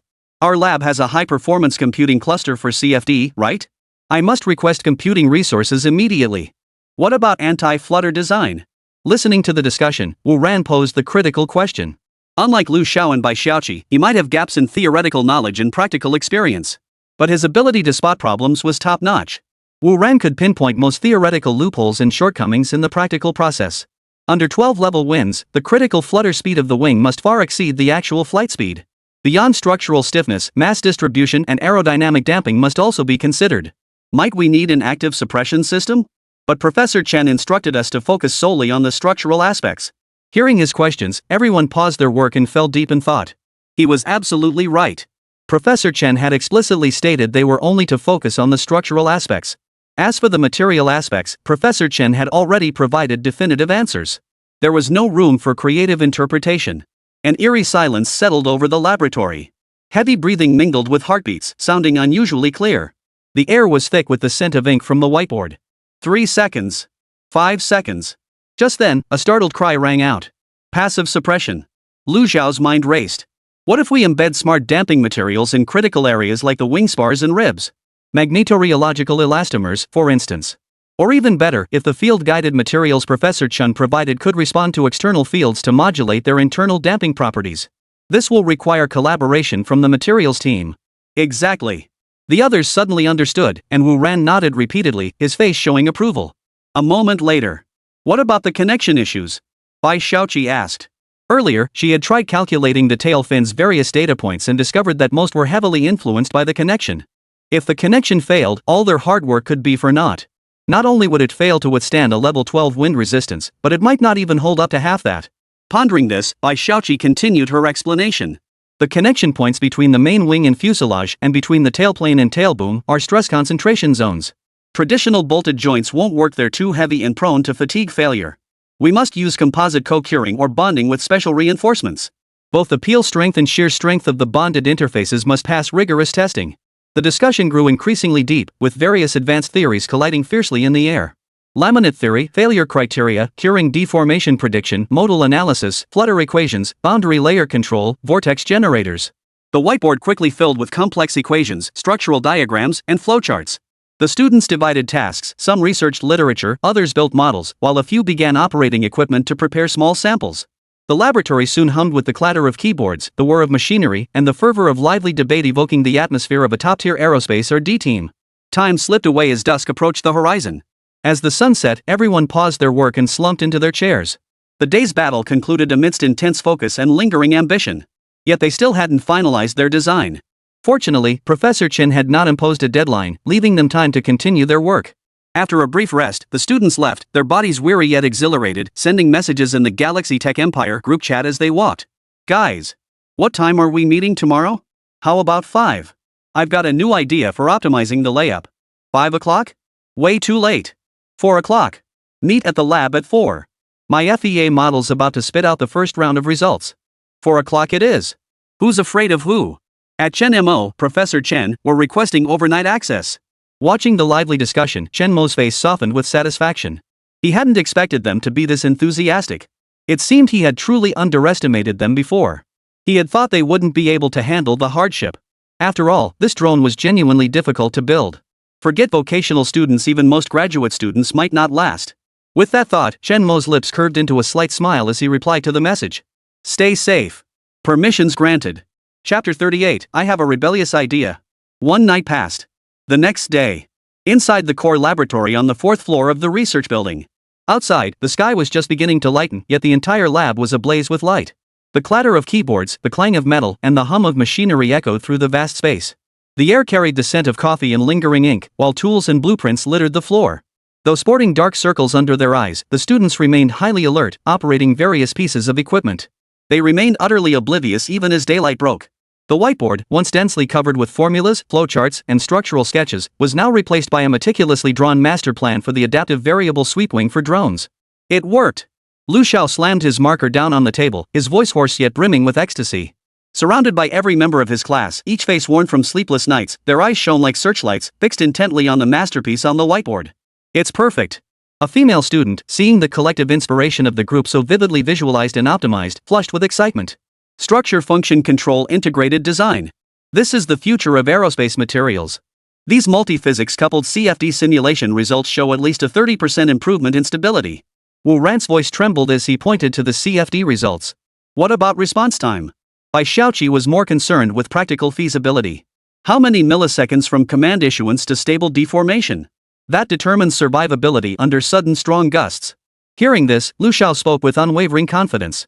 Preliminary estimates show the quantum tunneling response of the field-guided material is extremely fast, with a theoretical limit in the millisecond range. Far faster than any mechanical or hydraulic system. The key lies in the power density and control precision of the energy field generator that depends entirely on Professor Chen's core system. Surrounding their masterpiece, the team grew increasingly satisfied. A profound sense of accomplishment and anticipation for the future surged within them. Just then, the laboratory door creaked open. Chen Mo entered silently, blending seamlessly into the atmosphere of focused excitement. He glanced at the students, who were energized yet clearly sleep-deprived, before his gaze settled on the overview diagram on the whiteboard and the simulation results displayed on the screen. Professor Chen. The students finally noticed him and greeted him in unison, their faces wearing a mix of eager anticipation and a hint of nervousness. Everyone here? Looking sharp. Chen Mo's tone betrayed little emotion as he walked to the whiteboard, scrutinizing the design blueprints and accompanying data annotations. Bai Xiaoqi quickly handed over the organized proposal report, rapidly explaining the core concept. Professor Chen, based on the properties of field-guided materials, we designed this adaptive variant scheme. It achieves hingeless continuous deformation through energy field excitation, targeting extreme wind conditions to enhance stability and survivability. Here are the preliminary CFD validation results. The effects are remarkable. Chen Mo swiftly scanned the report, his finger tracing key parameters and structural diagrams. The lab fell silent. Everyone held their breath, awaiting his verdict. After a moment, Chen Mo closed the report, looked at the eager students, and nodded. The approach is innovative and the direction is sound. It's excellent that you conceived of utilizing the material's inherent field response properties to achieve deformation, rather than relying on external mechanisms. Just as the students began to relax and smile, Chen Mo's next words followed. However, He pointed to several areas on the blueprints and specific data points in the report. There's still considerable room for improvement. Ha! The hopeful smiles froze on everyone's faces. Lu Xiao urgently asked, Brother Chen, where are the issues? Please guide us. Chen Mo didn't answer directly. Instead, he looked at the flushed, exhausted faces of the young people and asked a seemingly unrelated question. Aren't you tired? Tired? The group answered in unison. Tired? What's that? At our age, who can sleep?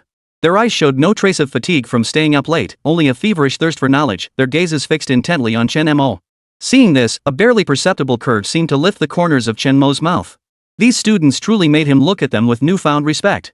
Thinking this, he picked up a pen, walked to the whiteboard, and began circling and explaining on the student's schematic diagram. His voice was steady yet carried the power to pierce to the core of the matter.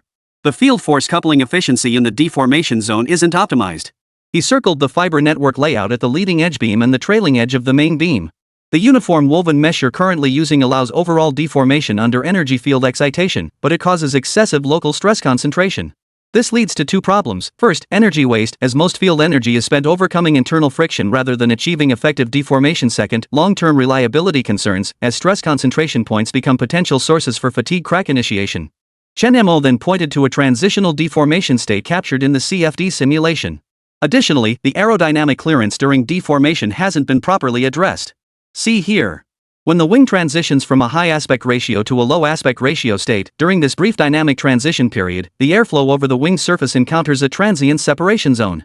Though short-lived, it causes an instantaneous loss of lift and a sudden increase in drag. At low altitudes or during complex maneuvers, this could be fatal.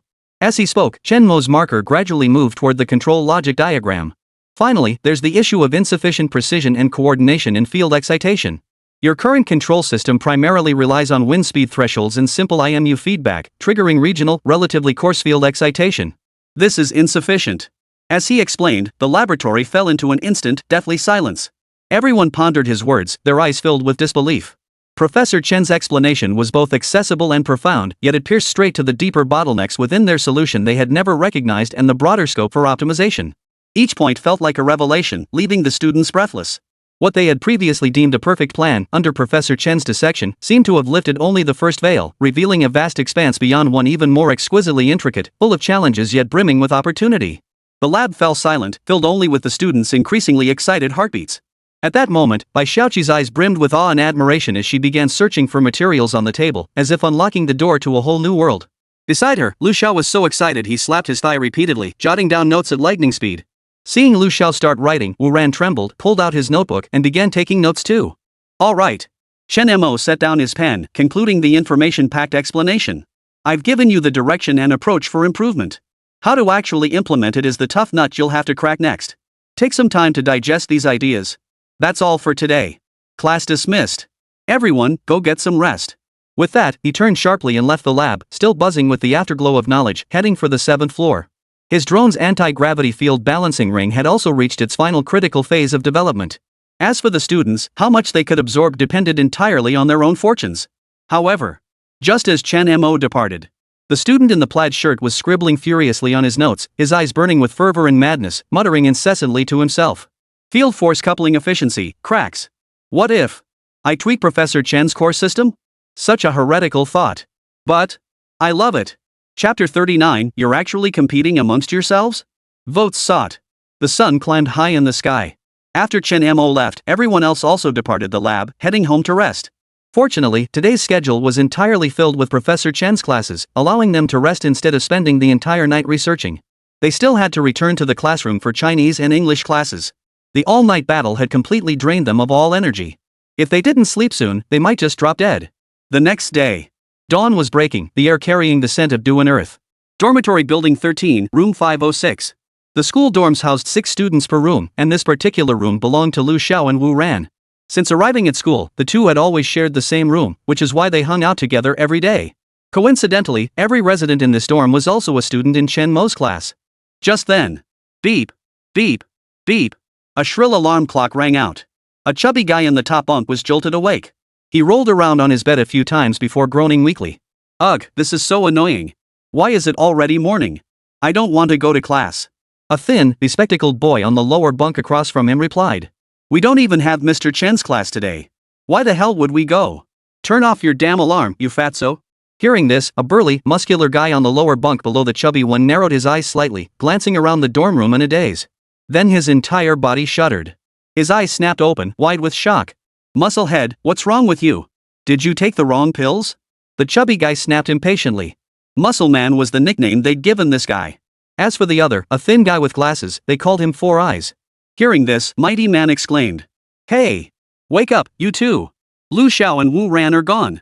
Hearing his words, Fatty and Four Eyes froze for a moment before shrugging indifferently. So they're gone. Big deal. Why all the fuss? Exactly. It's barely dawn. They probably just went to grab breakfast. Hearing this, the muscle-bound guy grew increasingly flustered. Breakfast? Their lab notebooks from yesterday are gone too. What? Fatso and Four Eyes exclaimed in unison. Those bastards are actually slacking off? Fine, fine. Just you wait, I'll go catch them. The fat guy leapt out of bed, snatched a thermodynamics textbook from the table, and dashed toward the door. Seeing this, the other two were stunned. Catch them, with a book? Was he planning to knock them out with the book and carry them back? This is too weird. I'm going to check it out. Four Eyes suddenly spoke up, then climbed out of bed, grabbed a pair of vernier calipers, and dashed toward the door. Hey! Why are you bringing a caliper to check things out? The muscle-bound guy yelled, trying to stop Four Eyes. But, before he could finish, Four Eyes was already out of sight. Seeing this, the muscle man rested his chin on his hand, lost in thought. Something's off here? Could they be heading off to get caught up in the rat race? Damn it! They're actually messing with me. With that thought, the tough guy flipped himself out of bed, fired up his computer, and started clacking away at the keyboard, diving into his simulation experiments. You wanna compete with me? Just you wait, I'll outcompete you all to death. Meanwhile, in the small grove west of the campus, rustling sounds of movement mingled with the scratching of pen on paper, blending together. Inside the grass, Wu Ran lay flat on the ground, frantically scribbling formulas onto his notebook. Swallowback margin, phase delay, yttria stabilized zirconia. A jumble of technical jargon and data filled the page densely, covering every inch. Awesome. So awesome. Absolutely awesome. Wu Ran's eyes glowed greedily as he stared at the notebook, slurping his saliva like he'd spotted some mouth-watering delicacy. Meanwhile, on a stone bench in the distance, where students watched the scene unfold, their expressions turning puzzled. What's that guy doing? Why is he lying in the grass? Is he from our school? He looks like a beggar. No idea. Maybe he's not all there? I'll go check. One of the boys took a few steps toward the grass where Wu Ran was crouched. Upon catching sight of the notebook in his hands, he immediately backed away. Holy? Can you believe it? He's studying. The boy gestured wildly in the air, his voice filled with shock. Seriously? How intense is that? He's already in vocational school, does he really need to push himself this hard? Exactly. Who does that? Scary as hell. The crowd pointed and whispered, each voicing their opinions. Not far away, Lu Xiao crouched on a thick tree branch, notebook in hand, smirking disdainfully. This guy is such an idiot.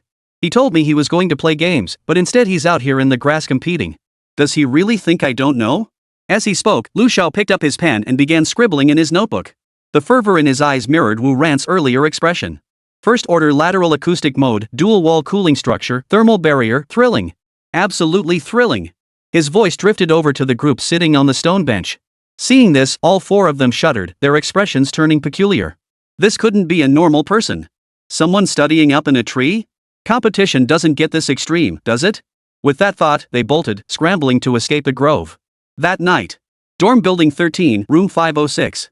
Lu Xiao, limping, and Wu Ran, covered in dust and grime, returned to their dorm together. The moment they entered, they were met with mockery from the chubby guy and his crew. Oh?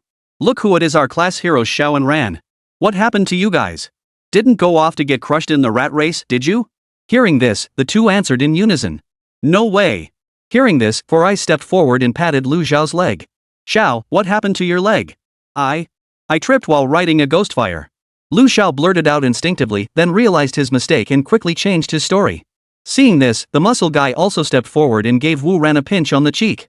And what about you, Ran? Did you also fall while riding the ghost fire? Hearing the suspicion, Wu Ran's mind raced before he immediately denied it. No. I was playing on my computer when static electricity attracted dust. Listening to their explanations, the three roommates watched them with half smiles, saying nothing. However, before they could continue mocking, Lu Xiao took the initiative. What about you guys? What have you been up to in the dorm? Not just competing with each other, are you? Hearing this, all three felt a pang of guilt, their eyes darting nervously around the room. He then pointed at the computer screen and explained. We were playing games in the dorm. Yeah. Playing games. Seeing this, Lu Xiao smiled faintly, took a few steps forward, and approached the chubby guy's computer. He glanced at the shooter game on the screen, then reached out and yanked their headphones off. A stream of fluent English instantly filled the air. Thermal gradient is the rate of change of temperature in space, so... Seeing this, Lu Xiao smiled at the fat guy and pointed at the computer speakers. This game even speaks English? The fat guy broke out in a cold sweat, stammering. It's the international server. I'm playing with foreigners. Is that so? Lu Xiao picked up a pen and pointed at a term in the thermodynamics textbook on his desk. This English term seems to mean thermal gradient, right? Chapter 40, Moderation is key. Votes needed. Dorm room 506. Caught out by Lu Xiao, the chubby guy instantly looked flustered. Xiao. Brother Xiao, you misheard. How could it possibly be thermal gradient? Seeing the fat guy's face flush crimson as he protested, Lu Xiao decided not to press the issue further. Oh, I see. Maybe I just misheard. Of course he understood that English term. Chen Go had taught him about thermal gradients long ago. How could he possibly not recognize it?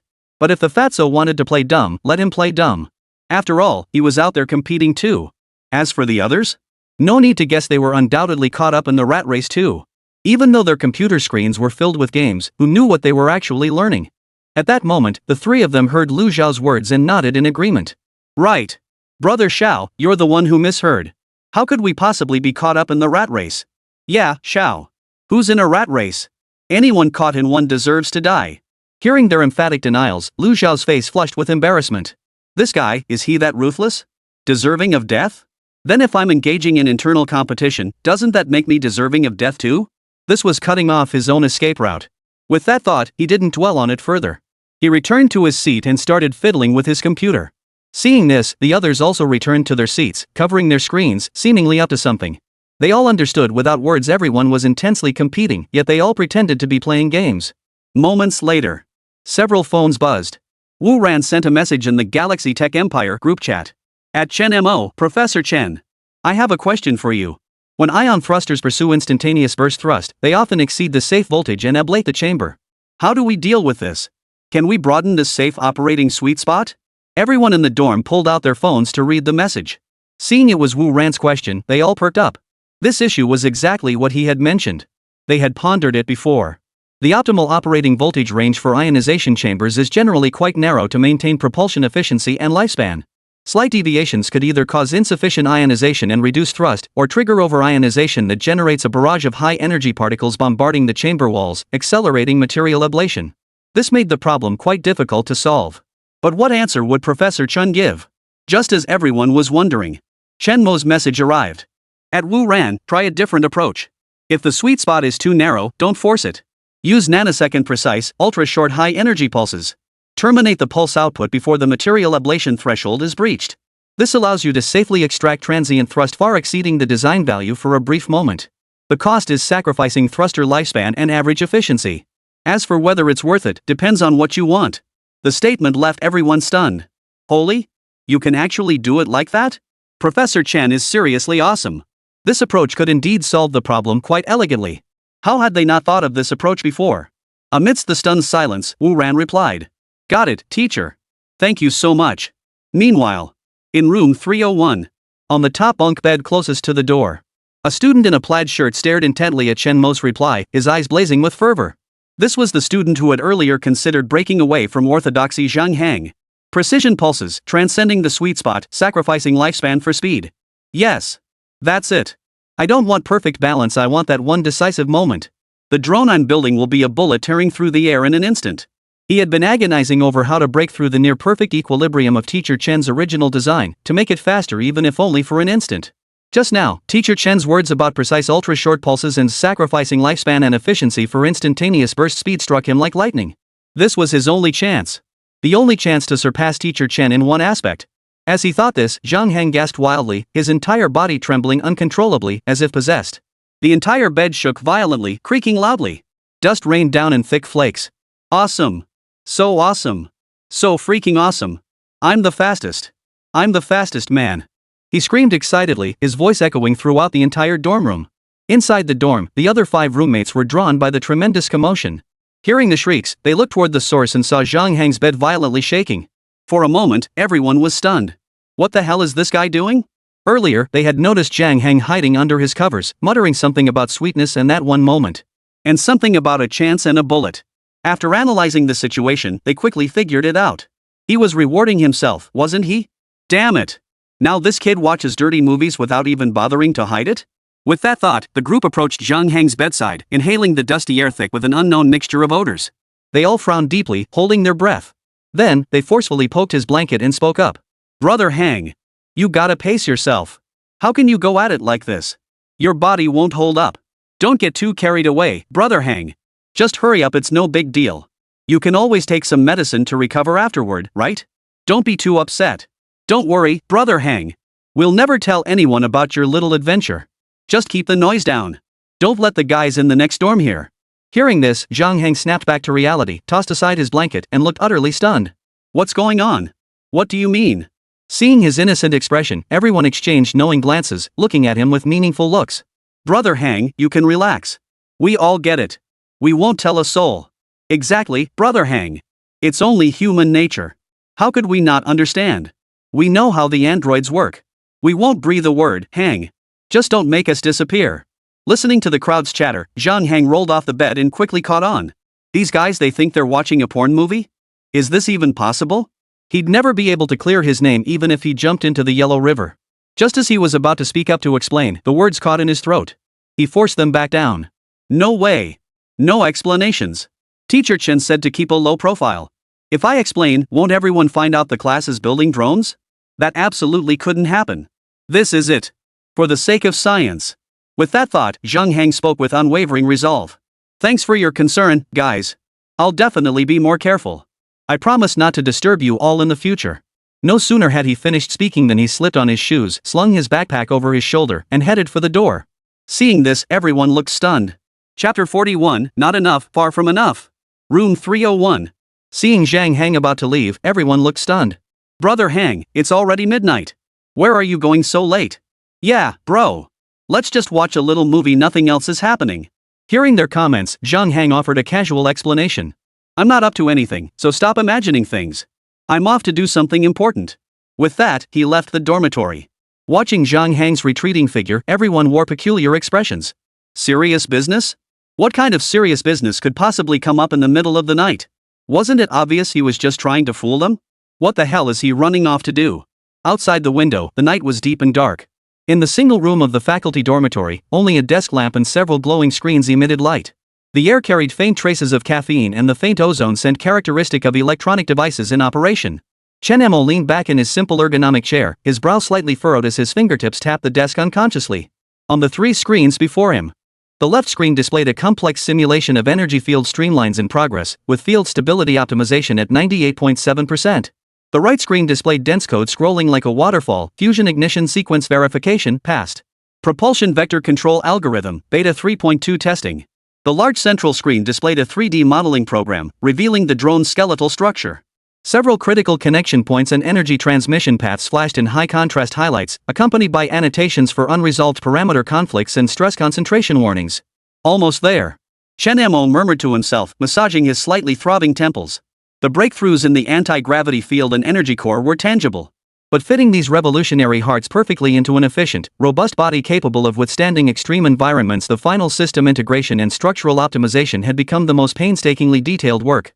His initial structural design always felt slightly lacking in that innate, seamless fluidity when dealing with the complex multi-axis stresses from ultra-high maneuverability and the microscopic resonance interference between energy fields and material interfaces.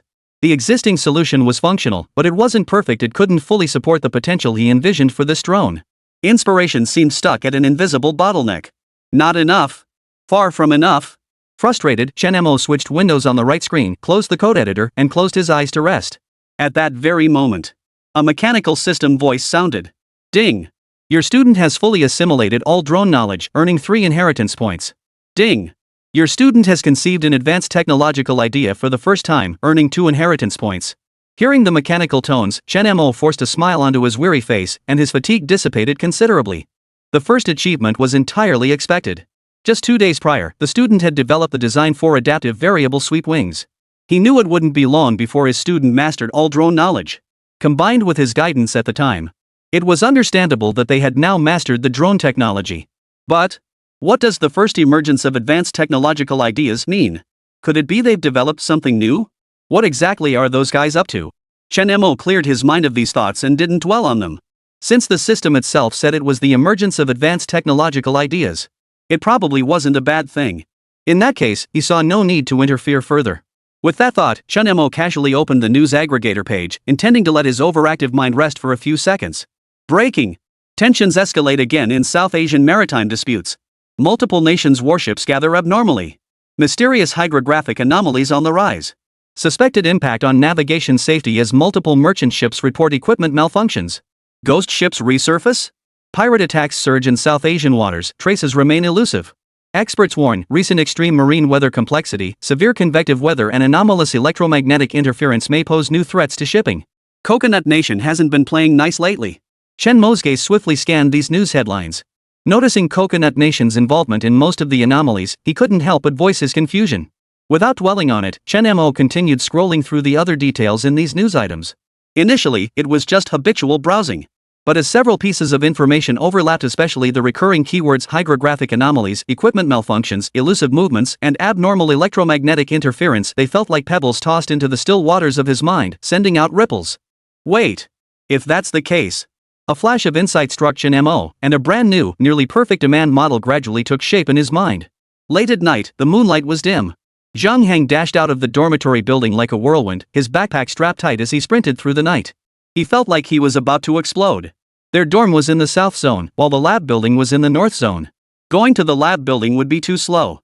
Too restrictive. He needed to sketch out that insane idea immediately. Professor Chen's words, nanosecond level precision ultra short pulses, and sacrificing lifespan efficiency for instantaneous thrust, echoed like a spell in his mind. Every syllable ignited his extreme craving for speed.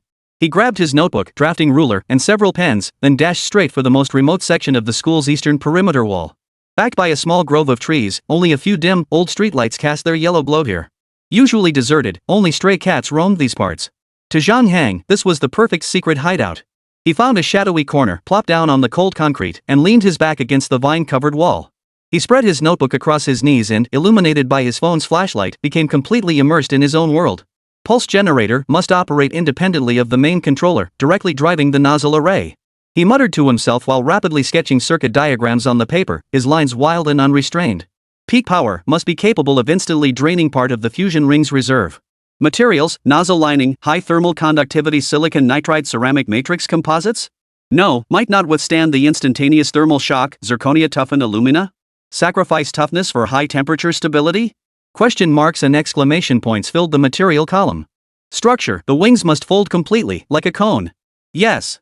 Incineration mode activated, wings locked and retracted, all energy channeled into thrust. Payload? Forget it. He sketched an extremely sharp, aggressive simplified fuselage outline, marked beside it with massive max velocity. Control logic. Add a physical hard switch. Press it, and the AI only handles basic heading maintenance. Power and pulses go to the independent overclocking module. Simple, brutal, effective. However, at that very moment, a blinding beam of light swept over him, and a stern voice rang out beside his ear. Chapter 42, What the hell are you guys studying? Votes needed. Who's there? What are you doing lurking by the wall like that? A security guard spotted a dark figure wriggling near the wall from afar, along with faint light and whispers, immediately growing alert. Zhang Hang shuddered violently, glancing toward the sound and immediately spotting the patrolling security guard. Holy? Uncle Wang? As he gasped in shock, a blinding flash of light forced Zhang Hang to shield his eyes with his hand. His notebook and pen clattered to the ground, scattering densely packed circuit diagrams and frantic annotations everywhere. I'm a student. I was just... Zhang Hang scrambled to explain. But before he could finish, Old Man Wang strode over, his gaze darting warily between the scattered papers and pens and Zhang Hang's flustered expression. In the dim light, the diagrams depicting strange devices and marked with terms like pulse, overclock, and incineration mode looked like gibberish to Old Man Wang. They looked more like tools for some crime or a sinister plot. Student? Staying up all night, hiding in the dark under a wall to draw these gibberish symbols? Old Wang looked utterly skeptical as he bent down to pick up a sketch of a sharp-edged flying machine with explosion-like thrusters, his brow furrowing deeply. What the hell is this? You look like you're making a run with stolen goods. I just got a report from a student who saw someone running off with a bag full of lab equipment. Come on. Let's go to the dean's office and clear this up. No, sir. I'm really working on a design. This equipment is mine. I'm teacher Chen Mo's student. Zhang Heng panicked, trying to explain. Teacher Chen Mo? Design? You're just a vocational school student, what kind of design work? Uncle Wang grew even more suspicious. No teacher coming here will help. Our school students are all in class. Who hides in corners like you? Cut the crap. Get out. Without another word, old Wang grabbed Zhang Heng's arm with one hand while swiftly gathering the scattered blueprints and notebooks with the other. He tucked them under his arm like confiscated contraband. Hey! Old man! My drawings! Be careful! Don't ruin them! Zhang Heng watched his hard work being handled roughly, struggling to protest. But old Wang was no lightweight, and with righteous indignation on his side, he forcibly escorted Zhang Heng toward the brightly lit administrative building's teaching office. Administration building. Academic Affairs Office, Principal's Office. Zhao Jiangang was just packing up to leave when the office door burst open with a bang. Director Zhao. We caught a suspicious character. He was lurking by the east wall in the dead of night, sketching these incomprehensible diagrams. I suspect he's either a thief or a vandal. Old Wang bellowed, shoving the struggling Zhang Heng forward. Simultaneously, he slammed a crumpled stack of blueprints and a notebook onto Zhao Jiangong's desk with a loud thud. Startled by the commotion, Zhao Jiangang paused his work and looked at Zhang Heng, who appeared disheveled and frantic, his expression filled with confusion. Thief? He studied Zhang Heng, finding him vaguely familiar.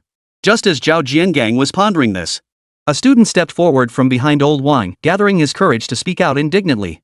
Uncle Wang is right. I'm the one who reported it. Director Zhao, you must handle this properly. Earlier, when I said I was going out to buy a cup of instant noodles, I saw a figure sprinting with a backpack, straight toward the eastern wall of the school. I also saw a bunch of instruments in his bag. I suspect that person stole stuff from the lab building and was trying to make a getaway. Hearing this, Zhao Jiangang looked the student up and down. The student was wearing pajamas and holding a cup of pickled cabbage and mutton instant noodles, indeed looking like someone heading downstairs to buy instant noodles. Could there really be a thief? Puzzled, Zhao Jiangang picked up the stack of blueprints on the desk and scanned them. The blueprints were densely scribbled with terms like ion propulsion, pulse, and speed optimization. Especially when he turned to the sketch depicting a sharp-edged fuselage labeled incineration mode, sacrifice everything for speed, his lips twitched involuntarily. As the dean of students, he certainly couldn't make heads or tails of this technical jargon. But he understood that the ones who could draw these gibberish. Principal Zhao. It's a misunderstanding. A huge misunderstanding. Zhang Heng spotted Zhao Jiangang as if he'd seen a lifeline and immediately shouted. I'm not a thief. I'm Chen. The student in pajamas cut him off before he could finish, brandishing a cup noodle and declaring with righteous indignation. Stop making excuses. Stealing school property? You're going to jail. Director Zhao, haven't students been reporting missing items lately? I'm sure this guy's the thief. Uncle Wang turned off his flashlight and chimed in. Exactly, Director Zhao. Our students are the future of our nation. This guy actually steals from the school grounds, we must deal with him properly. Hearing this, Zhao Jiangang looked up at the righteous-looking old Wang and the reporting student, then glanced at Zhang Heng, who was on the verge of tears. Then he looked down at the blueprints filled with technical fantasies and the word danger. He took a deep breath, massaged his temples, then turned to face the righteous-looking Mr. Wang and the other student. You too. Apologize to this student immediately. At this, old Wang and the student froze, their expressions shifting to utter bewilderment. Ha? Director Zhao, what do you mean? We were catching a thief. Yeah, Director Zhao. Were you threatened? If you were, just blink your eyes. Hearing their words, Zhao Jiangang sighed inwardly. Then, his expression turned stern as he said, Does my word as the head of discipline no longer carry weight? Cut the nonsense. Apologize immediately. They weren't stealing anything. These are clearly Mr. Chen's students conducting an experiment. Hearing Zhao Jiangong's words, the two froze in shock. An experiment? Does that even make sense? What kind of experiment requires someone to crouch under the east wall in the dead of night? Thinking this, they glanced at Zhao Jiangong's stern expression, then looked at Zhang Heng's innocent face. Suddenly feeling embarrassed, they apologized. Sorry. Since Director Zhao had confirmed he was a student, it must be true. It seemed they had made a mistake after all. This person was just a student doing experiments, yet they had mistaken him for a thief. Alright, you can go about your business now. Zhao Jiangang waved his hand, signaling them to leave. The two left the office one after the other. Before exiting, the student who had reported the incident glanced at the blueprints on the desk a few times out of the corner of his eye, muttering to himself. What kind of experiment is this, anyway? The door closed. Zhang Heng hurriedly expressed his gratitude. Thank you, Director Zhao. Thank you, Director Zhao. Hearing this, Zhao Jiangang turned to Zhang Heng, picked up the blueprints from the desk, and gave them a quick glance. They depicted sketches of a sharp-edged aircraft and explosive style thrusters. Annotations like pulse, overclock, and incineration mode were also marked. Though he couldn't decipher them, his curiosity was piqued. What exactly has Professor Chen been working on lately? Why was a student keeping another student up late into the night doing research? Zhao Jiangang frowned in confusion. What exactly is your Professor Chen researching lately? Hearing this, Zhang Hang froze for a moment before hesitantly answering with a shifty gaze. It's just some 6th-generation aircraft data. Yeah, just some data. Seeing this, Zhao Jiangang knew he wouldn't get any more answers. He suddenly changed the subject, his tone serious yet tinged with resignation. Isn't the lab building big enough for you? Why go hang out by the wall? That's a bit too unique, don't you think? Zhao Jiangang patted his shoulder as he spoke. Next time, find a decent spot. If word gets out, it'll look terrible. Zhang Heng hung his head, his face flushed crimson as he muttered softly. I was just afraid inspiration would slip away. The lab building is so far away. Zhao Jiangang glanced at the stack of incriminating evidence on the table, then fixed his gaze on Zhang Heng inside. Alright, take the blueprints. Get back to the dorm now. At that, Zhang Heng snatched up the blueprints, quickly bid Zhao Jiangang farewell, and left. Watching his retreating figure, Zhao Jiangang fell deep in thought. Could they really be working on a 6th-generation fighter? This matter. I really should inform the president. Chapter 43, I just bought some materials. Why am I in the police station? Nitric acid, sulfuric acid, carbon. Outside the school gate, Bai Xiaoqi snapped her fingers, calculating proportions, clearly lost in thought as she muttered to herself. Should be enough. Just waiting for Dad to arrive. She nodded to herself, then snapped her fingers, snapping back to reality. She began looking around nervously. Ever since Teacher Chen answered Wu Ran's question in the group chat, it was as if a whole new world had opened up to her, sparking fresh ideas.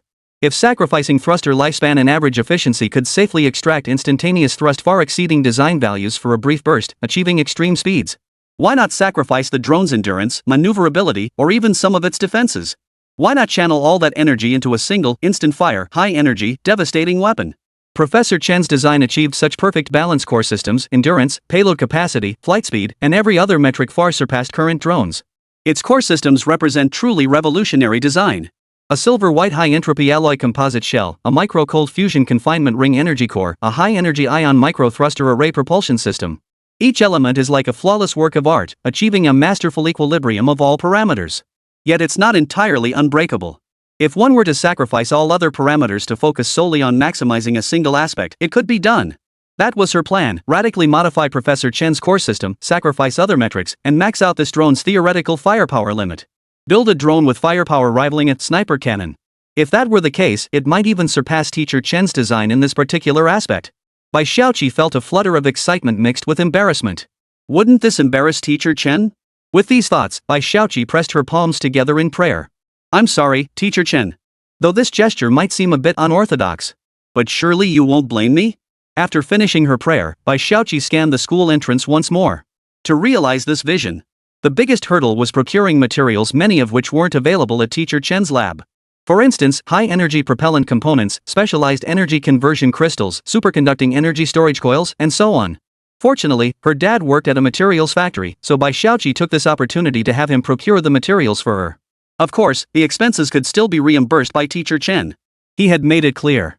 All expenses related to experiments would be covered by the approved funding. Time to check, he should be here soon.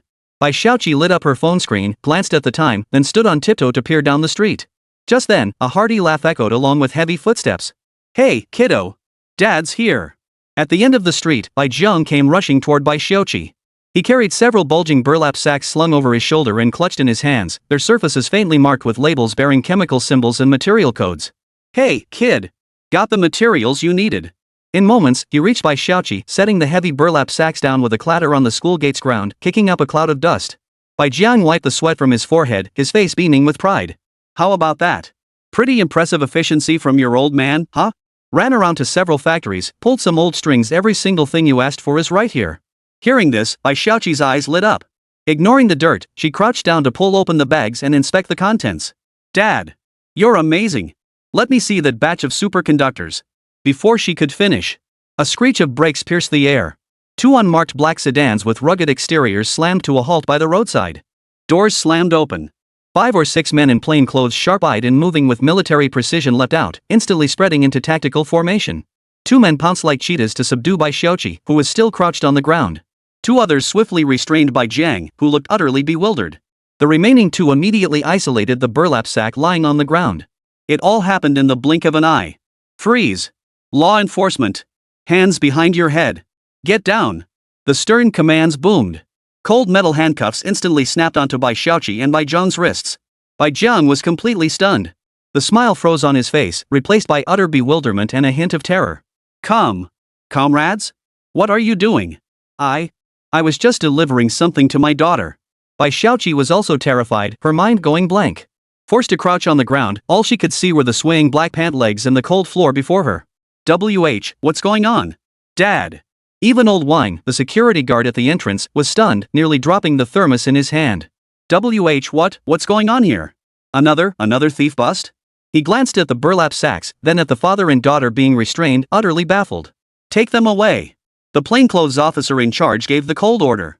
Without further ado, he shoved the still dazed Bai Jiang and the terrified Bai Xiaoqi into the car. Along with the burlap sacks, they sped off into the distance. The entire operation was clean and efficient, taking less than a minute.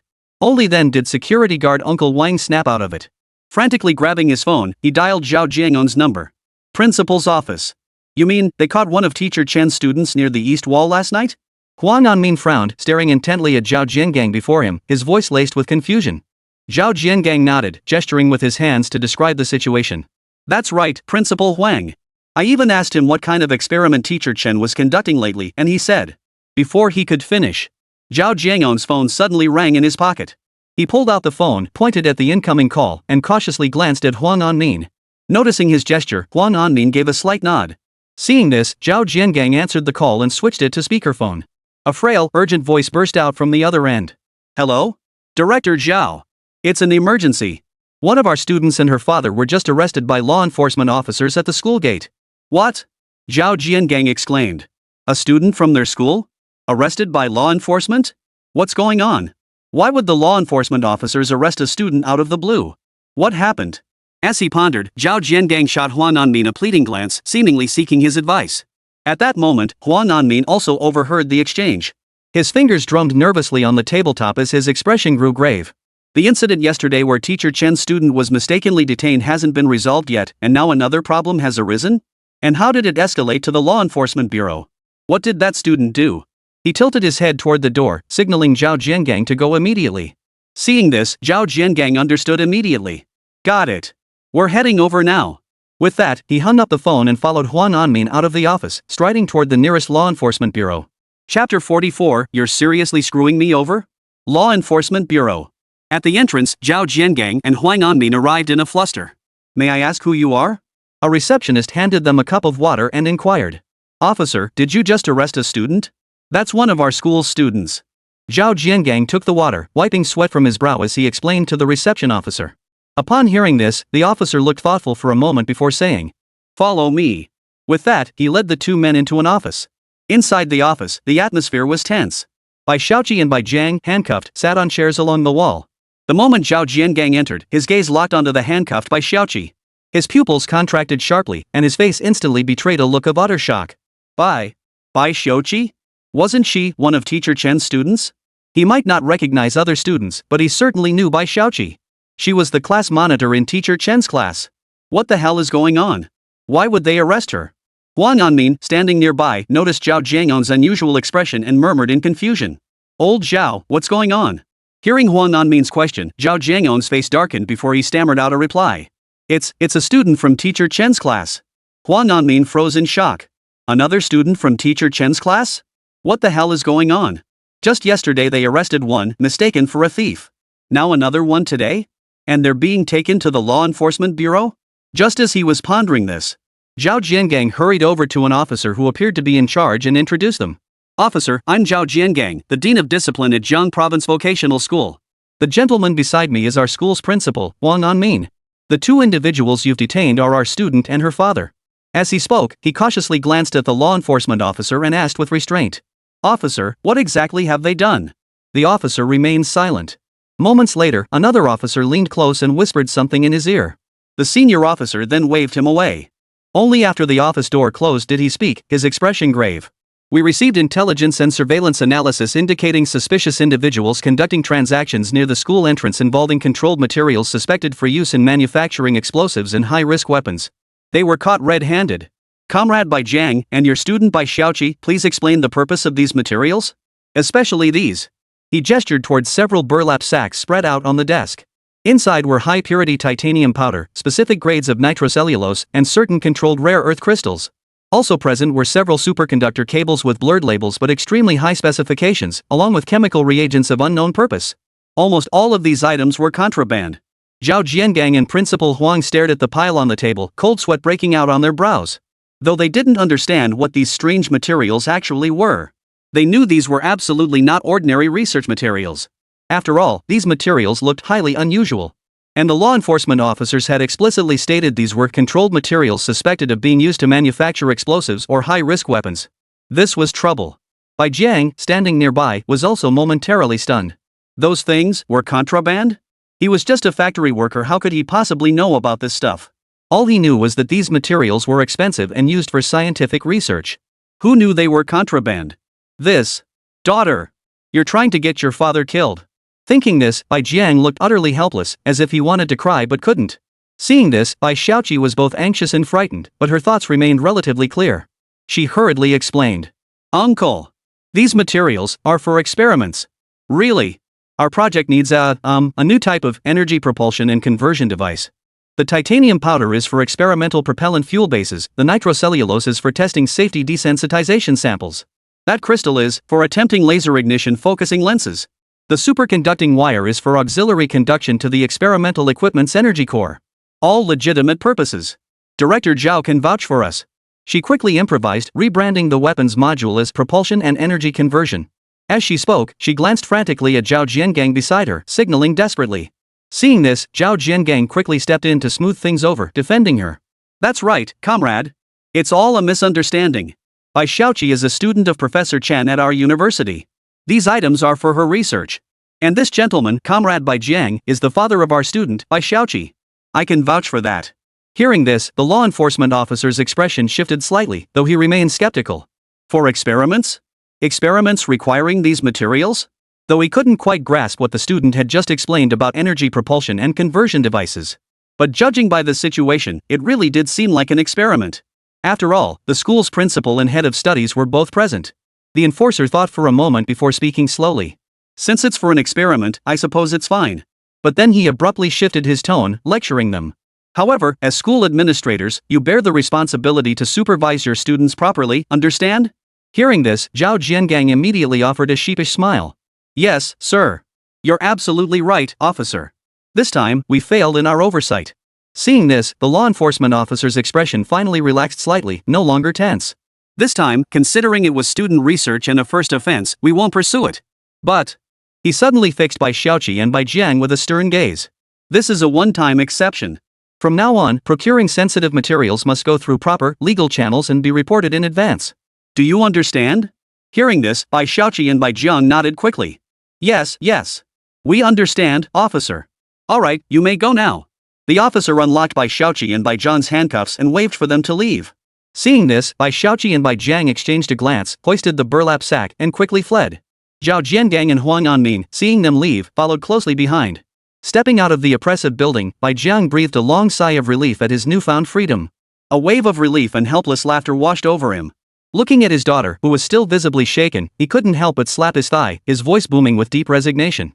My dear daughter. You truly are your father's girl. I've worked at the factory for half my life honest and upright, never even taking a single factory screw. Who would have thought? Who would have thought? Right at the end, I nearly tarnished my reputation, tripped up by my own daughter. First time in my life riding in a police car, first time being cuffed as a dangerous individual. Worth it. Totally worth it.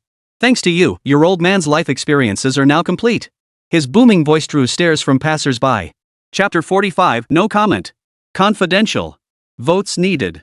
Seeing passers-by staring at her and pointing fingers, Bai Xiaoqi flushed crimson with embarrassment, wishing she could vanish into a crack in the ground. Dad, please stop. Zhao Jiangang and Huang Anmin were both amused and exasperated, quickly trying to calm Bai Jiang down. Master Bai, calm down, calm down. The child was just doing research, it's just that the methods were a bit reckless. Bai Jiang waved his hand dismissively. Though his words carried complaint, his eyes held little blame for his daughter, instead, a hint of bittersweet pride. Alright. Director Zhao, Principal Huang, thank you for your trouble. This whole incident today. Sigh. Let's go. Daughter, let's head home. You'll need to explain this properly to me. Watching Bai Jiang lead a dejected Bai Xiaoqi away, the smiles on Principal Wang and Zhao Jiangong's faces slowly faded, leaving only exhaustion and confusion. Old Zhao. Huan Anmin massaged his temples, feeling a throbbing headache coming on. What exactly is that group of students of teacher Chen up to? First it was that ash mode business, and now this mess with Bai Xiaoqi? He gestured toward the enforcement bureau's entrance. Why do I get the feeling they're building an arsenal? Zhao Jiangang looked equally grave. Principal, I'm baffled too. We found some blueprints on that student who was mistaken for a thief earlier. I saw those blueprints, but they made no sense to me either. How come these kids all seem like Pandora's boxes have been opened? As he spoke, Zhao Jiangang suddenly seemed to remember something and called out to Bai Xiaoqi, who was about to slip away. Bai Xiaoqi. Wait up. Bai Xiaoqi halted, turning back timidly. Zhao Jiangang stared at her, lowering his voice to ask the most crucial question. Bai Xiaoqi, tell me honestly, what exactly has your teacher Chen been up to all this time? Bai Xiaoqi's eyes flickered. She tightened her grip on her backpack, pressed her lips together, and after a long moment, uttered a single word in a small but stubborn voice. Top secret. With that, she darted after her father like a startled rabbit, vanishing around the corner. The two men were momentarily frozen, unable to call after her in time. They could only watch her go. Left standing at the entrance of the enforcement bureau, the two exchanged glances, their expressions turning stunned. This kid, keeping it confidential? What the hell is teacher Chen up to? Why all the secrecy? What on earth is he keeping secret from them? As he pondered this, Zhao Jiangang cast a cautious glance at Huang Anmin. Huang Anmin sighed helplessly. Forget it. If teacher Chen says it must be kept secret, he must have his reasons. Could it really be about weapons? Hearing his words, Zhao Jiangang hesitated before speaking up. Principal Huang, we found some blueprints on that student of teacher Chen we apprehended earlier. He claimed they were data for a 6th-generation fighter. Huang Anmin frowned in confusion. 6th-generation fighter? Zhao Jiangang nodded urgently. Yes. Principal Huang, I suspect. Before he could finish, Huang Anmin raised a hand to cut him off. Let's go back to my office first, we'll discuss this there. With that, he led Zhao Jiangang toward the school building. Afternoon sunlight streamed through the windows, bathing the back row of classroom 3-6. This was the class taught by Chen Mo. At that moment, the class was in the middle of a physics lesson. At the front of the classroom, the physics teacher stood with his back to the students, deriving the formula for the electromagnetic induction law on the blackboard, the chalk squeaking as it moved. In the back row, a stocky, muscular boy leaned over his desk. His brow furrowed in deep thought at times, while at others he scribbled a bold question mark beside a parameter, completely absorbed in his own world. This boy was none other than the one previously referred to as the muscle guy in Lu Zhao's dorm. His name was Yang Jianlei. On his notebook now was a meticulously detailed design diagram for a drone defense system. It was densely covered with technical jargon and annotated with various data points. For instance, honeycomb composite armor, active electromagnetic deflection layer, self-healing gel interlayer. The energy consumption is still too high. If we could harness the impact force of enemy attacks and convert it into defensive energy. Yang Jianlei's pen paused at the corner of the blueprint as he frowned in deep thought. Professor Chen's remark in the group chat, sacrificing lifespan efficiency for instantaneous thrust, had ignited his own passion, though his pursuit was the ultimate form of defense. Yang Jianlei was determined to make the drone truly unshakable. To achieve this, he was willing to sacrifice endurance, payload capacity, and even some maneuverability, channeling all energy and computational power into fortifying the outer shell's defensive capabilities. Just then, a chalk piece shot through the air, striking Yang Jianlei squarely on the forehead. Yang Jianlei, what are you doing? The physics teacher at the front of the classroom noticed his distraction, walked over, and snatched the notebook from his desk. Not paying attention in physics class? What are you drawing? Game console schematics? He glanced down and his brow instantly furrowed. This wasn't some game console at all. Dense formulas, structural diagrams, material parameters, even electromagnetic field equations he couldn't quite decipher. One glance told him this was Mr. Chen's doing. He'd known all along that Mr. Chen's class was a tough one to teach. He'd often pull out this kind of messy stuff during Chinese or English classes. Students never paid attention, just doing their own thing. At least they used to pay attention in physics class. Now it seems they've lost interest in physics too, huh? Active electromagnetic deflection layer?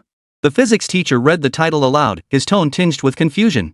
It's the process where electromagnetic forces deflect electrons to control their movement in space, right? You know this? Did teacher Chen teach you this too? Hearing this, Yang Jianlei nodded. Seeing this, the physics teacher looked at him with a hint of disdain. After all, he was a physics graduate from a second-tier university. How could such concepts be so simplistic? These were problems researched by professors at their university. How could teacher Chen possibly teach such profound physics concepts? This student was probably just making excuses to skip physics class. Looks like it's time to teach him a lesson. With that thought, the physics teacher deliberately asked a tricky question. You really understand this stuff? Did you even grasp the electromagnetic field theory I covered in class? Do you seriously think learning a bit of electromagnetic theory is enough to solve Maxwell's equations? As the physics teacher spoke, snickers rippled through the classroom. Everyone watched the scene unfold like spectators at a show. But they weren't watching Yang Jianlei's spectacle, they were watching the physics teacher. As students of teacher Chen, they now viewed that knowledge as easily as multiplication tables. This time, the physics teacher was about to make a fool of himself. As the crowd murmured among themselves, Yang Jianlei looked up, his gaze serene. Maxwell's equations? In differential or integral form? Hearing this, the physics teacher froze. What? Differential form? Integral form? This is something a vocational student would say? This can't be right? Aren't Mr. Chen's students just supposed to know a bit about military technology? How could they be this specialized? Just as he stood there stunned, Yang Jianlei continued. For the deflection effect of transient pulsed magnetic fields on metal projectiles, we need to consider the combined effects of Lorentz force work and eddy current damping. The specific formula is... As he spoke, he casually scribbled on a scrap of paper, F equals QVB plus JBdV. As for the energy dissipation issue, Yang Jianlei's pen moved swiftly, listing another series of equations. The relationship between the critical current density Jc of a superconducting coil and the magnetic field strength H can be approximated using the Ginzburg-Landau theory. As soon as he finished speaking, the entire class erupted in applause. The physics teacher, however, stood frozen in place, his face flushing with disbelief. Chapter 46, Are They Crazy? Vote request. Inside the classroom, listening to Yang Jianlei's words, the physics teacher's expression froze completely. This, he actually knows how? Did teacher Chen even teach this? He suddenly felt like his role as a physics teacher was rather redundant. The questions he just asked Yang Jianlei weren't simple at all, not just for a mere vocational school physics teacher like himself. Even a university physics professor would have to put in some effort to answer them. And Yang Jianlei just answered them effortlessly? He really had underestimated the students in Mr. Chen's class. After a moment of silence, the entire classroom turned to stare at the physics teacher with half smiles, chattering away. Teacher, please stop interrupting our studies. What you teach is way too basic. Exactly, Mr. Sun. You kept saying physics knowledge could be applied in Mr. Chen's class, but Kepler's third law and momentum conservation? They're completely useless in his lectures. Just stick to your own class, Mr. Sun. If you don't understand something, ask us. Listening to their words, the physics teacher sighed, his expression complex as he glanced at the formula on Yang Jianlei's desk. It seemed he was right. At his current level, how could he possibly teach them anymore? With that thought, the physics teacher slowly said, Go ahead and do your own thing. Keep it quiet. Don't disturb my class. No sooner had the words left his mouth than he turned abruptly and staggered back to the podium, not even glancing at Yang Jianlei. The class must continue, he had to fulfill his duties as a physics teacher. Whether they listened or not was their own business. Yang Jianlei didn't say another word either, burying his head to tinker with the design blueprint. This specialized drone defense concept was nearing a breakthrough. He had to accelerate his research, no time could be wasted. He understood that ever since teacher Chen answered Wu Ran's question in the group chat, most classmates in the class had undoubtedly begun contemplating specialized drone capabilities. After all, they'd been classmates for years, he knew them well enough. It wouldn't be long before specialized drones emerged, speed-optimized drones, firepower-optimized drones. He couldn't afford to fall behind his classmates. Meanwhile, during this period, Jiang Province Technical College had been plagued by a series of strange occurrences. For instance, a thief was spotted in the small grove at night, only to be discovered conducting research. Students from one class were apprehended by law enforcement for privately purchasing prohibited items. Such incidents were too numerous to list, sparking widespread discussion among students. As time passed and the discussions grew, the school forum was flooded with related posts. Have you heard? A student from teacher Chen's class was caught drawing some kind of tech blueprints by the school wall late at night and was taken to the administration office as a thief. I heard that ages ago. And guess what? I heard the class monitor in Mr. Chen's class got some tech materials, and what happened? The authorities invited him for a chat. Seriously? What's going on in Mr. Chen's class lately? They're not building something, are they? As the discussion unfolded, everyone realized that almost every student in teacher Chen's class had been acting strangely. In no time, teacher Chen's class became the hottest topic on campus. Forum threads were flooded with sensational headlines, the most viral one titled, Is teacher Chen Mo's class on drugs? Everyone's acting weird in drawing blueprints. Everyone speculated wildly about the collective bizarre behavior in teacher Chen's class. What the hell are these people building? Do normal experiments require this level of obsession and torture? Could it really be a 6th-generation fighter jet? +1. My roommates in their class. He's burning the midnight oil with bloodshot eyes. When I ask what he's doing, he just mumbles optimization and specialization, totally obsessed. You know, they might actually be working on something advanced. When Zhang Heng got arrested, I caught a glimpse of his drawings. That design, those dense formulas, it definitely didn't look simple. Whoa, that's freaking terrifying. Could our school actually be? Speculation began to swirl, and someone even snapped photos of the relevant diagrams, which were shared across forums. Soon, word reached the school administration. Principal's office. Huang Anmin scrolled through the forum page, his brow furrowed into a deep frown. He turned the screen toward Zhao Jiangang, who sat across from him with an equally grave expression. Look at this. The rumors are getting more and more absurd. Could it really be what you mentioned earlier, they're developing a 6th-generation fighter? Zhao Jiangang gave a bitter laugh. These kids never stop causing trouble. Zhang Heng was caught peeping, Bai Shaoqi nearly got her dad arrested. And that Yang Jianlei, he even dared to confront old Sunday, heard he's tinkering with some hardened armor plate in the dorm that can withstand armor-piercing rounds. He rubbed his temples, then changed the subject. But 6th-generation aircraft, that can't be possible, right? Forget the technological barriers, how could a national project be handed to us to let a bunch of students tinker with? Even if they did, our school couldn't afford the materials. Besides, those students are just vocational school kids.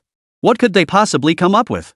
No matter how talented Teacher Chen is, he couldn't possibly handle a project of this caliber alone, right? Huang Anmin pondered for a moment before nodding and murmuring. You're right. Seeing Huang Anmin's agreement, Zhao Jiangang continued. Probably just ordinary science experiments, at best, slightly more advanced than what's commercially available? You know, for students, turning textbook theories into tangible objects, even the most basic model aircraft, involves a huge leap. Design, material selection, fabrication, debugging, every step is fraught with countless potential failures. They're probably just endlessly experimenting with all that drawing and designing. Theory is just theory, actually building something is a whole different ballgame. Hearing this, Huang Anmin sighed. While it's highly unlikely they're working on a 6th-generation fighter, I still can't shake this uneasy feeling. He gestured toward Bai Shaoqi's withheld materials list. Ordinary experiments require all this? Zhao Jiangang continued to explain. Practice makes perfect, right? Or maybe their ideas were too outlandish, leading them down the wrong path? But it's definitely possible. I'll go ask Professor Chen about it later. Core Laboratory, 7th floor of the experimental building. After days of critical debugging on the anti-gravity field balancing ring, Chen Mo finally emerged from his smoke-filled, flickering light laboratory. He exhaled, his face bearing a hint of fatigue but more so the satisfaction of having successfully resolved a technical challenge. He habitually opened his phone and browsed the campus forum. The moment he clicked in, he was met with absurd speculations about his students' glorious deeds and 6th-generation aircraft. Chen Mo was stunned. Such high enthusiasm? He muttered to himself as he headed toward the lab building's storage room. Had his students been this enthusiastic these past few days? Conducting experiments every single day? While it was commendable to be passionate about experiments and brave enough to explore beyond theoretical boundaries. But those kids, are they really conducting experiments? As he pondered, he summoned the tech tree panel in his mind, where the top right corner clearly displayed current legacy points, 12.7. Seeing this absurdly high number, Chen Mo grew even more perplexed. He'd been tinkering with that anti-gravity field balancing ring every single day lately. He hadn't paid attention to how much his legacy points had increased. He only remembered the system occasionally announcing updates. He never expected it had become this absurdly high? A few days ago, if I recall correctly, it was only 5.8 inheritance points, right? Now it's doubled? Have they really learned that fast? Chen Mo shook his head as he pondered this. Learning fast is a good thing, nothing to worry about. It must be that the lessons I taught earlier sparked their creativity and potential, right? As he pondered this, Chen Mo had already arrived at the warehouse. At the start of the drone project, he had approved substantial funding to procure basic materials and some core consumables. Those supplies should have been enough to sustain research for quite some time. How did so much go missing? Chen Mo muttered to himself as he inventoried the warehouse supplies. If his calculations were correct, there should still be 70% remaining. How could only 40% remain? Pondering this, Chen Mo muttered to himself. Maybe the failure rate was high during the early stages of the experiment. Using up a lot of materials is understandable. I just wonder how effective the drones they've developed actually are. Chapter 47, Don't panic, it's just a civilian drone. Experimental building, warehouse. Chen Mo recorded the current material inventory, then silently exited without further thought. His drone was now entering the final testing phase.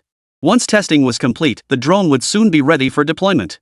It was nearing noon, and a math class was scheduled for this afternoon. Time to check on the students' research progress. With that thought, Chen Mo stepped out of the lab building and headed toward the cafeteria. After days of continuous research, he'd been eating takeout almost every day. Now that he could finally step outside, he wanted to enjoy a proper meal. Arriving at the cafeteria, he grabbed a meal and glanced around, searching for a place to sit.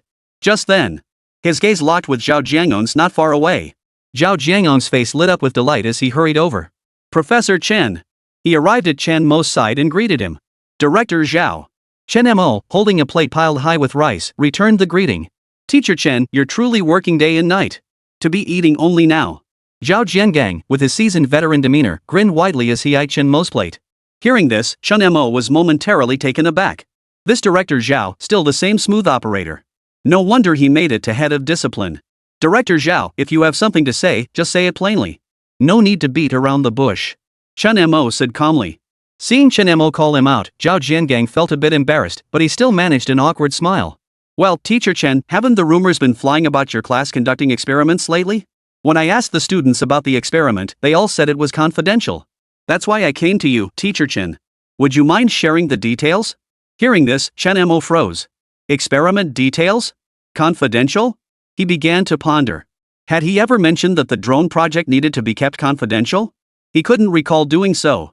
Hadn't he just told the students to keep a low profile? Who'd have thought those kids wouldn't even tell Director Zhao?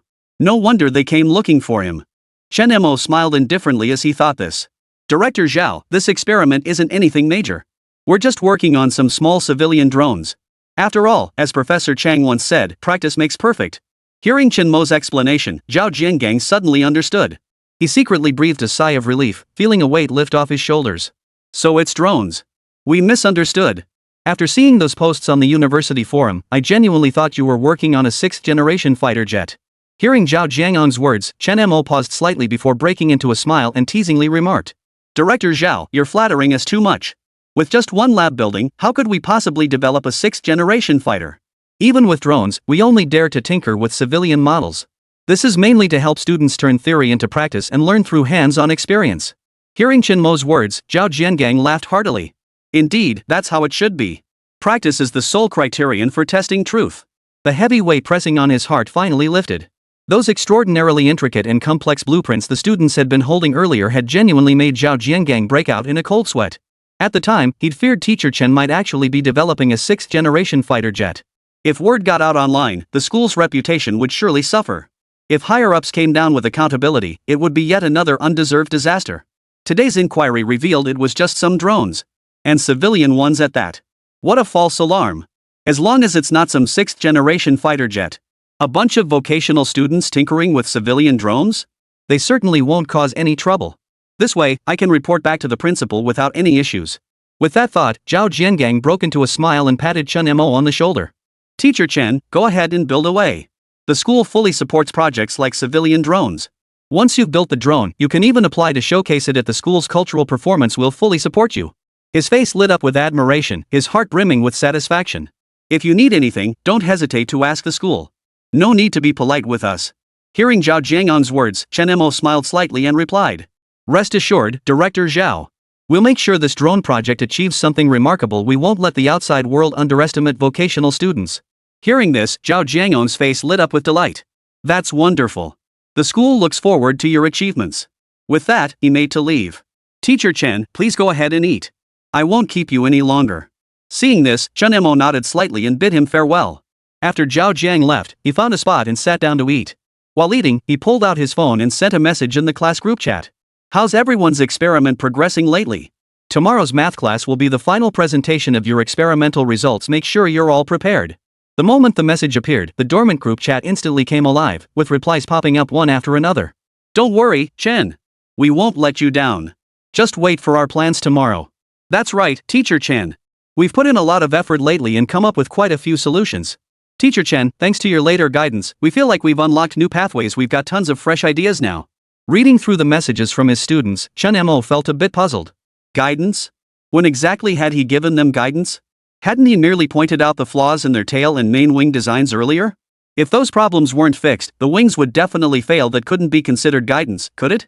New ideas, what could they be?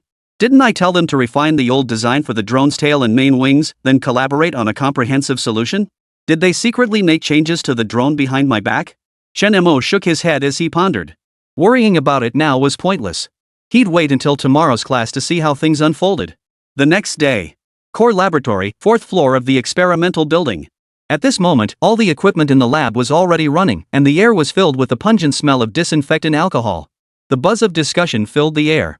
Students gathered in groups, each clutching their own proposals, their faces flushed red as they debated passionately. I knew it. You guys were bound to overdo it. Good thing I came up with a plan too. What kind of crappy plan is that? Check out my drone endurance optimization. It boosts flight time to a full 12 hours. Holy crap? Xiao, you're killing it. My drone's payload capacity just hit 90 kilograms. How long have you been secretly outworking me? The drone endurance and payload optimization solutions were precisely the ones designed by Lu Xiao and Wu Ran. Their design surpassed Teacher Chen's original drone proposal in both endurance and payload capacity. This approach was inspired by the very phrase Professor Chen had mentioned in the group chat, sacrificing lifespan efficiency for instantaneous thrust. Unfortunately, they only remembered the word sacrifice. As the group debated these points, the laboratory door slowly creaked open. Chapter 48, you were asked to develop a proposal, yet you built a drone? 4th floor core lab. Chen Mo pushed open the door and stepped inside. The lively discussion instantly quieted as everyone rose to their feet. Hello, Professor Chen. Hearing their greetings, Chen Mo gave a slight nod and walked to the lectern. Alright, class begins. Hand over the tail fin and main wing designs you collaborated on earlier, class president. Hearing this, Bai Xiaoqi, who had been adjusting experimental equipment in the front row, paused her work. She pulled a thick stack of documents from her backpack beside her, stumbled toward the podium, and handed them to Chen Mo. Seeing this, Chen Mo was instantly taken aback. What is this? Weren't we supposed to submit just one master plan? Why are there so many? This stack must be nearly a meter tall. Section Chief, how come there are so many proposals? Chen Mo turned to Bai Xiaoqi, who was clutching a massive stack of papers, and asked. Hearing this, Bai Xiaoqi's eyes darted around nervously, momentarily at a loss for words. At that moment, voices from around the lab chimed in. Professor Chen, these are our proposals. Every one of us designed one. That's right, Chen. What do you think? We didn't let you down, did we? Teacher, this plan took us days to finalize. You'd better take a good look. Listening to their words, Chen Mo's expression grew even more puzzled. Each person came up with a proposal? Isn't it just about designing the drone's tail and main wings? Why so many proposals? We won't even use all of them. There's only one drone. In the end, won't we just pick one design to use? As he thought this, he motioned for Bai Xiaoqi to place the documents on the lectern, then pulled out a few and scanned them. What he saw next nearly knocked the wind out of him. These weren't just tail fins and wings. These were clearly comprehensive design proposals for the entire drone. WH, what is this? I specifically asked you to design wing proposals. Chen Mo stared at the students in stunned disbelief. Hearing this, the students grew even more excited, chattering away. Teacher Chen, we finished that wing thing the very next day. That thing was so boring. Exactly, Chen. Not only this design, but our finished product is almost ready. We'll show you then. Teacher, what do you think? Told you we wouldn't disappoint. These designs are the result of our blood, sweat, and tears. Listening to their words, Chen Mo pursed his lips and took a deep breath. Now he understood why the materials were running out so fast. So these guys have been secretly designing drone prototypes behind his back? This was beyond belief. You lot, you've really given your teacher quite a shock. Why didn't you tell me after finishing the wing designs? And then you each went ahead and developed your own complete drone design, one per person. Hearing Chen Mo's words, the group actually grew puzzled. But you asked us to design them, didn't you? Exactly, Brother Chen. You can't back out now. We've all finished our designs, you've got to take a good look. Hearing this, Chen Mo was even more baffled. When did I ever tell you to design a comprehensive drone plan? Hearing his confusion, the others were equally bewildered and began explaining in unison. Teacher Chen, didn't you mention this in the group chat? You said we should sacrifice lifespan efficiency for instantaneous thrust. Exactly, Brother Chen. All our designs were inspired by your guidance this time. We were all watching when you answered Wu Ran's question in the group chat. Didn't you mean for us to come up with a comprehensive drone design plan? Listening to his students' explanations, Chen Mo was utterly dumbfounded. What kind of brainwaves are these students on? How could they possibly think that? Wait, what? I just answered a question. How does that relate to me asking you to design a comprehensive drone plan? Seeing their teacher's utterly bewildered expression, the students grew even more excited and animated. Teacher Chen, we all understand your intentions. You must have deliberately answered Wu Ran with that solution, right? Your real purpose was to guide us. Exactly. Teacher, we appreciate your thoughtful approach. If you just told us outright to create a comprehensive drone design plan, we might have felt overwhelmed and limited in our thinking. That's why you chose this method. We get it. Exactly, Brother Chen. We get it. By deliberately guiding Wu Ran, you subtly passed this design approach to us. You're truly our guiding light on the path of scientific research.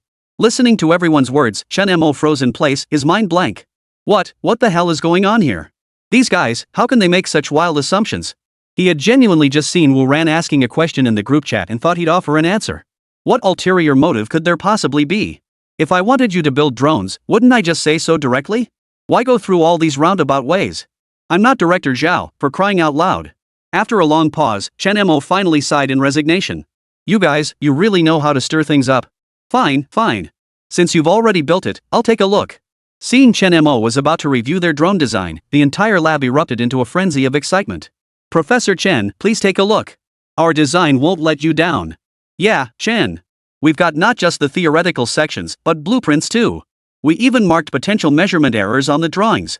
See? What did I tell you? I knew Professor Chen meant well. Professor, please take a look.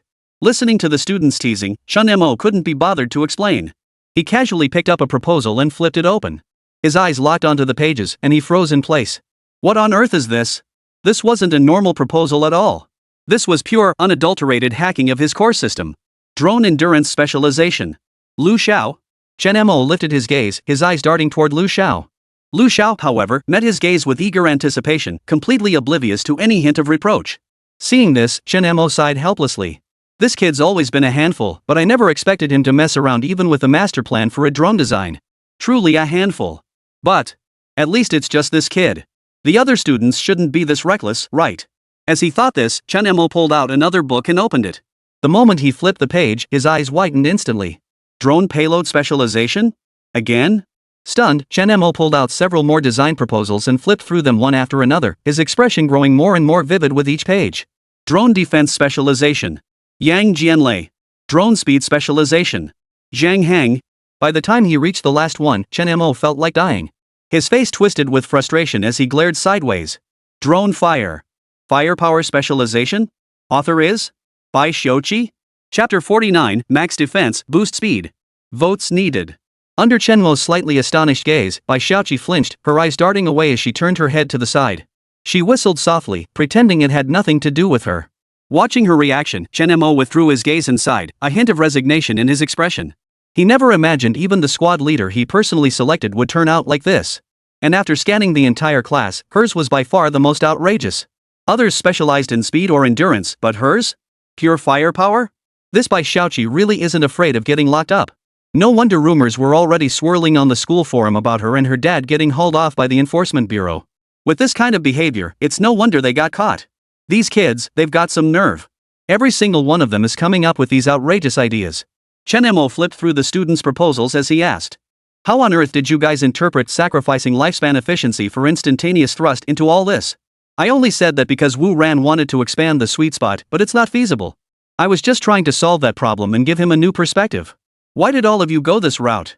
One after another sacrificing maneuverability, sacrificing armor, even sacrificing everything for speed. You guys really know how to make things complicated. Hearing Professor Chen's slightly reproachful tone, the group couldn't help but chuckle. Teacher Chen, we're just solving problems too.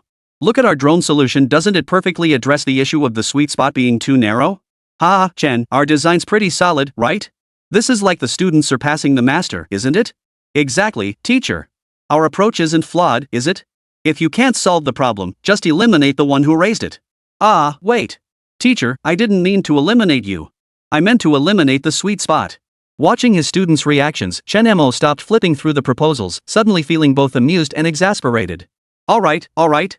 Since these youngsters all want to specialize, pushing one specific drone capability to its absolute limit, then so be it. These proposals were indeed crafted with great care. It was clear they'd poured a lot of thought into them. In that case, I might as well guide them a bit more to refine their designs. Thinking this, Chen Mo scanned the room, pulled out the drone speed specialization proposal, projected it onto the screen, then fixed his gaze on Zhang Hang. Zhang Hang. First, let's discuss your proposal.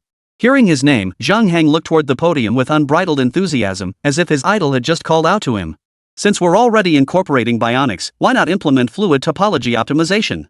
As he spoke, Chen Mo paced the room, using a laser pointer to highlight the high-speed maneuvering flap schematic on the screen. Speed gains aren't just about compressor pressure ratios, the critical factor is overcoming the transonic wall of resistance. The entire classroom fell silent. Ears perked up as all eyes fixed on the purple sonic barrier cloud projected from the fluid dynamics simulation onto the electronic whiteboard. Professor Chen. But I've already implemented a dual-mode ramjet engine. Zhang Heng exclaimed from the back row. The RAM ratio isn't the core issue. Chen Mo displayed a 3D flow diagram where red vector lines formed turbulent vortices at the winglet tips. Traditional biomimicry can only address 80% of the lift-drag ratio in the subsonic range. The real breakthrough lies in. As he spoke, he abruptly erased all simulation lines, revealing the pitot tube data. The infrasonic vibrations generated by the Tesla coil. Install an acoustic driver array on the flaps to eliminate shockwave drag via Helmholtz resonance. Now try boosting cross-medium conversion efficiency above 42% that should push the speed peak to at least 110 km/h. After listening to the entire explanation, Zhang Heng's face was now etched with astonishment as he mentally replayed Professor Chen's improvement suggestions. He never imagined such modifications were possible. His previous design only achieved a peak speed of 90 km/h. And that was after sacrificing countless data points and performance metrics. But now, if he implemented Professor Chen's plan, he could even achieve the peak speed while maintaining all the core specifications. This is nothing short of miraculous. Seeing Zhang Heng's expression, Chen Mo smiled faintly. This should make the improvement direction clear to him. Next step. With that thought, Chen Mo pulled up 3 design proposals in one go, projecting them onto the screen: range optimized, load capacity optimized, and defense optimized. Lu Xiao, have you considered combining silicon-carbon composite anode batteries with sandwich-type solid-state electrolytes? At the suggestion, Lu Xiao froze for a moment before his eyes widened in shock. Combining silicon-carbon composite anode batteries with sandwich solid-state electrolytes. Holy crap! That's it. That would push the energy density past 550 Wh/kg. And extend the runtime to over 10 hours. Seeing Lu Xiao's analysis, Chen Mo nodded with satisfaction and turned his gaze to Wu Ran beside him. Wu Ran, your task is straightforward. Apply gradient density topology optimization algorithms to redesign the airframe, then integrate it with dynamic fiber prepreg laying technology. As he listened to Professor Chen's refinements, Wu Ran's mind raced through calculations. Moments later, his expression turned stunned. It seems to be true. How did I not think of that? Professor Chen, you're truly brilliant. With this approach, the payload capacity could even be increased to 100 kilograms. Seeing Wu Ran had arrived at the same conclusion, Chen Mo nodded slightly and walked over to Yang Jianlei. As for Yang Jianlei, try using shear thickening fluids combined with boron carbide composite armor, incorporating a dynamic deformation honeycomb structure. Hearing this, Yang Jianlei looked up at Teacher Chen beside him, muttering various formulas under his breath. Moments later, he too was utterly stunned. Introducing dynamic deformation into a honeycomb structure. That's incredible. I never even considered this approach before. This could directly boost impact resistance by 180%. The entire classroom fell completely silent. Everyone was digesting Teacher Chen's solution as if enlightened. In that moment, they all felt their minds opened. This wasn't to say the solution could be directly applied to their projects, but the approach itself was something they hadn't considered. Research often works this way. Sometimes the simplest principles become clear just by shifting your perspective. But when you're deep in the thick of it, it's incredibly hard to see. Not long after, the classroom erupted in waves of applause. Nearly everyone had gained insight from Professor Chen's words, devising new improvement methods. Bro Chen is awesome. Holy crap! That problem we'd been stuck on forever, he solved it with just one sentence. Exactly, Teacher Chen. That way of thinking, that approach, we could learn from it for a lifetime. Teacher Chen truly lives up to his reputation. Looks like I spoke too loudly earlier. Our students have surpassed their teacher. Seeing everyone's reactions, Chen Mo smiled faintly. Alright. Class dismissed. Take some time to digest all this first. His gaze then turned to Bai Xiaoqi in the front row. Class monitor, you stay behind. Everyone else may leave. Chapter 50, Speed Specialization, Flight Test. 4th Floor Core Laboratory. After Chen Mo dismissed the class, everyone began packing up their things, eager to leave the lab. Teacher Chen's guidance had given them new insights, and they were itching to put them into practice immediately. After all, nearly every drone in the class had reached its final development stage. With just a few tweaks based on the approach Chen had taught, they could dive straight into testing. Piloting a drone they had built with their own hands was an incredibly thrilling prospect. As the students' excitement began to subside, Bai Xiaoqi remained seated in the front row, her eyes brimming with curiosity. What exactly did Teacher Chen want to keep her for? Could it be that he wanted to teach her a new improvement idea privately? Just as her curiosity piqued, the lab was now empty. Noticing this, Chen Mo walked over to Bai Xiaoqi and asked, "Do you know why I kept you behind?" Bai Xiaoqi shook her head. Chen Mo projected a specialized firepower model onto the screen, tapped the blackboard, and sighed. Do you know the national regulatory standards for military-grade laser weapons? Hearing Teacher Chen's words, Bai Xiaoqi instantly understood. Teacher Chen was warning her. He was clearly implying that this firepower specialized drone she was developing was extremely dangerous. But, upon reflection, it was indeed as Teacher Chen had said. Pursuing this path might mean a stint behind bars at best. If she lost control of the firepower by accident, it could cost her life. So it seems this proposal is going to be rejected. A flicker of disappointment crossed her eyes as she lowered her gaze and tugged at her shirt hem. Teacher Chen. I was wrong. I won't design anything this dangerous anymore. Seeing this, Chen Mo nodded slightly, a look of relief crossing his face. Good to know. No sooner had the words left her mouth than Bai Xiaoqi made to leave. But Chen Mo called her back once more. Who said you could leave? Hearing this, Bai Xiaoqi turned back in confusion. Teacher, is there something else? Seeing her expression, Chen Mo tapped the laser weapon connection point on the curtain and spoke slowly. By adopting a time-sharing power supply system for directed energy weapons and enhancing strike precision through terahertz beam synthesizers, you'll discover a whole new realm. Bai Xiaoqi froze at Teacher Chen's abrupt words, then suddenly understood. Teacher Chen was guiding her. Teacher Chen wasn't rejecting her drone design proposal? The realization moved her deeply. At that moment, Chen Mo continued. Let's stick with the water experiment. Next time someone asks, just say we're researching an agricultural drone irrigation system. Pointing to her pocket, Chen Mo teased. Oh, and put whatever's in your bag away. Hearing this, Bai Xiaoqi's earlier disappointment vanished instantly. She gave a sheepish smile and tucked away the scorched circuit board hidden in her sleeve. Thank you, Professor Chen. I understand now. With that, she turned and left the lab. Watching her retreating figure, Chen Mo smiled faintly. These kids really have minds that run wild. He found himself curious about how they'd perform once they built their drones. Lost in thought, Chen Mo snapped back to reality, tidied up the equipment, and headed toward the 7th floor. It's about time I put these drones through testing. Meanwhile, Dormitory Building 13, Room 301. The moment Zhang Hang returned to the dorm, he immediately locked himself in the bathroom. A moment later, a clanging sound echoed from inside the bathroom. His roommates exchanged stunned glances before teasing him. Damn it, Hang, you started the moment you got back? Are you possessed or something? Exactly, brother Hang. You promised us you'd hold back, but you're not holding back at all. Inside the bathroom, Zhang Hang paid no attention to their teasing. He was fully absorbed in modifying the drone frame in his hands, installing the sonic driver array mentioned by Teacher Chen, and fine-tuning various data points. He didn't even notice the blueprints and schematics scattered on the floor getting soaked. Almost done. Tonight we're gonna have a blast. A sinister grin spread across Zhang Hang's face as his hands moved faster and faster, leaving only a blur. Inside the dorm, everyone outside the bathroom door clearly heard Zhang Hang's words and exchanged bewildered glances. What's ready? What blow our minds? Brother Hang, in broad daylight. Shoo. Keep it down. Better not disturb Brother Hang. I heard interrupting him at times like this can cause problems. With perfect understanding, they exchanged meaningful glances and nodded silently before quietly returning to their spots, falling completely quiet. Time passed. Late that night, Zhang Hang finally finished the final adjustments on the drone. He bounced up excitedly, about to shout in triumph, but suddenly remembered his roommates were asleep. He quickly restrained himself, whispering, "It's done."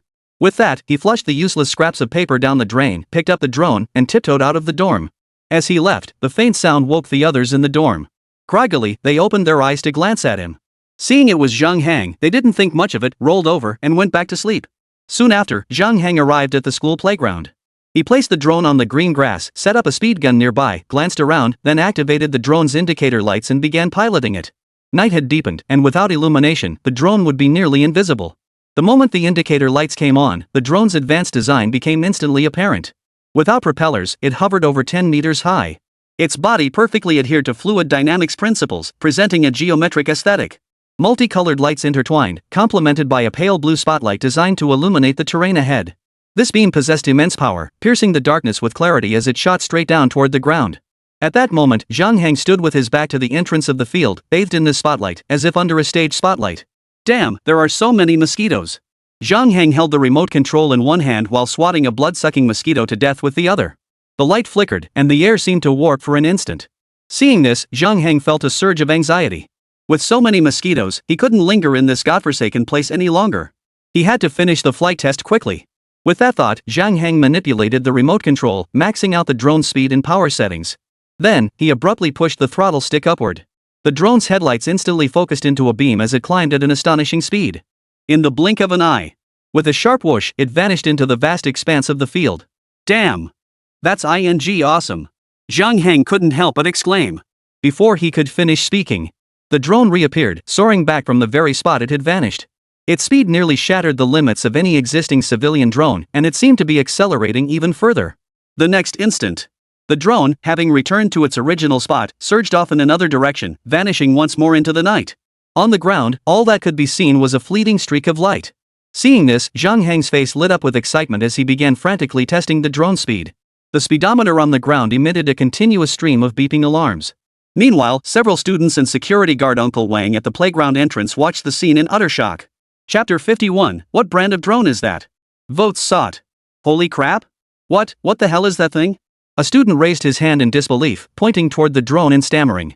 Beside him, another student's legs went weak with fright, and he stumbled backward. Fortunately, security guard Uncle Wang grabbed him just in time. By now, shock had spread across everyone's faces. After a long moment, they snapped back to reality. Seeing the strange object still darting back and forth in the sky, they all pulled out their phones to capture the scene. The next day, a post appeared on the school forum, instantly sparking a heated discussion. UFO spotted on school grounds last night. Abducted a student. Pictures prove it. Attached to the post were several images showing blurry streaks of light. Judging by the surroundings, it appeared to be the playground of Jiang Province Vocational School. The moment this post appeared, it set the entire forum ablaze. The photos spread like wildfire across the forum as students engaged in heated discussions. This is real. I saw it with my own eyes last night. That thing flew super fast, just whoosh, and it vanished. Holy crap? Stop freaking us out. We're just a vocational school, where would UFOs come from? Aliens wouldn't even bother abducting us, we're not exactly research material. You won't believe this, but yesterday we actually saw someone get snatched.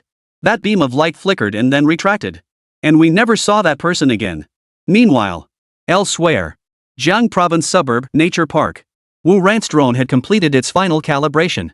He attached a specialized water tank to the drone, filled it with water, and began load testing.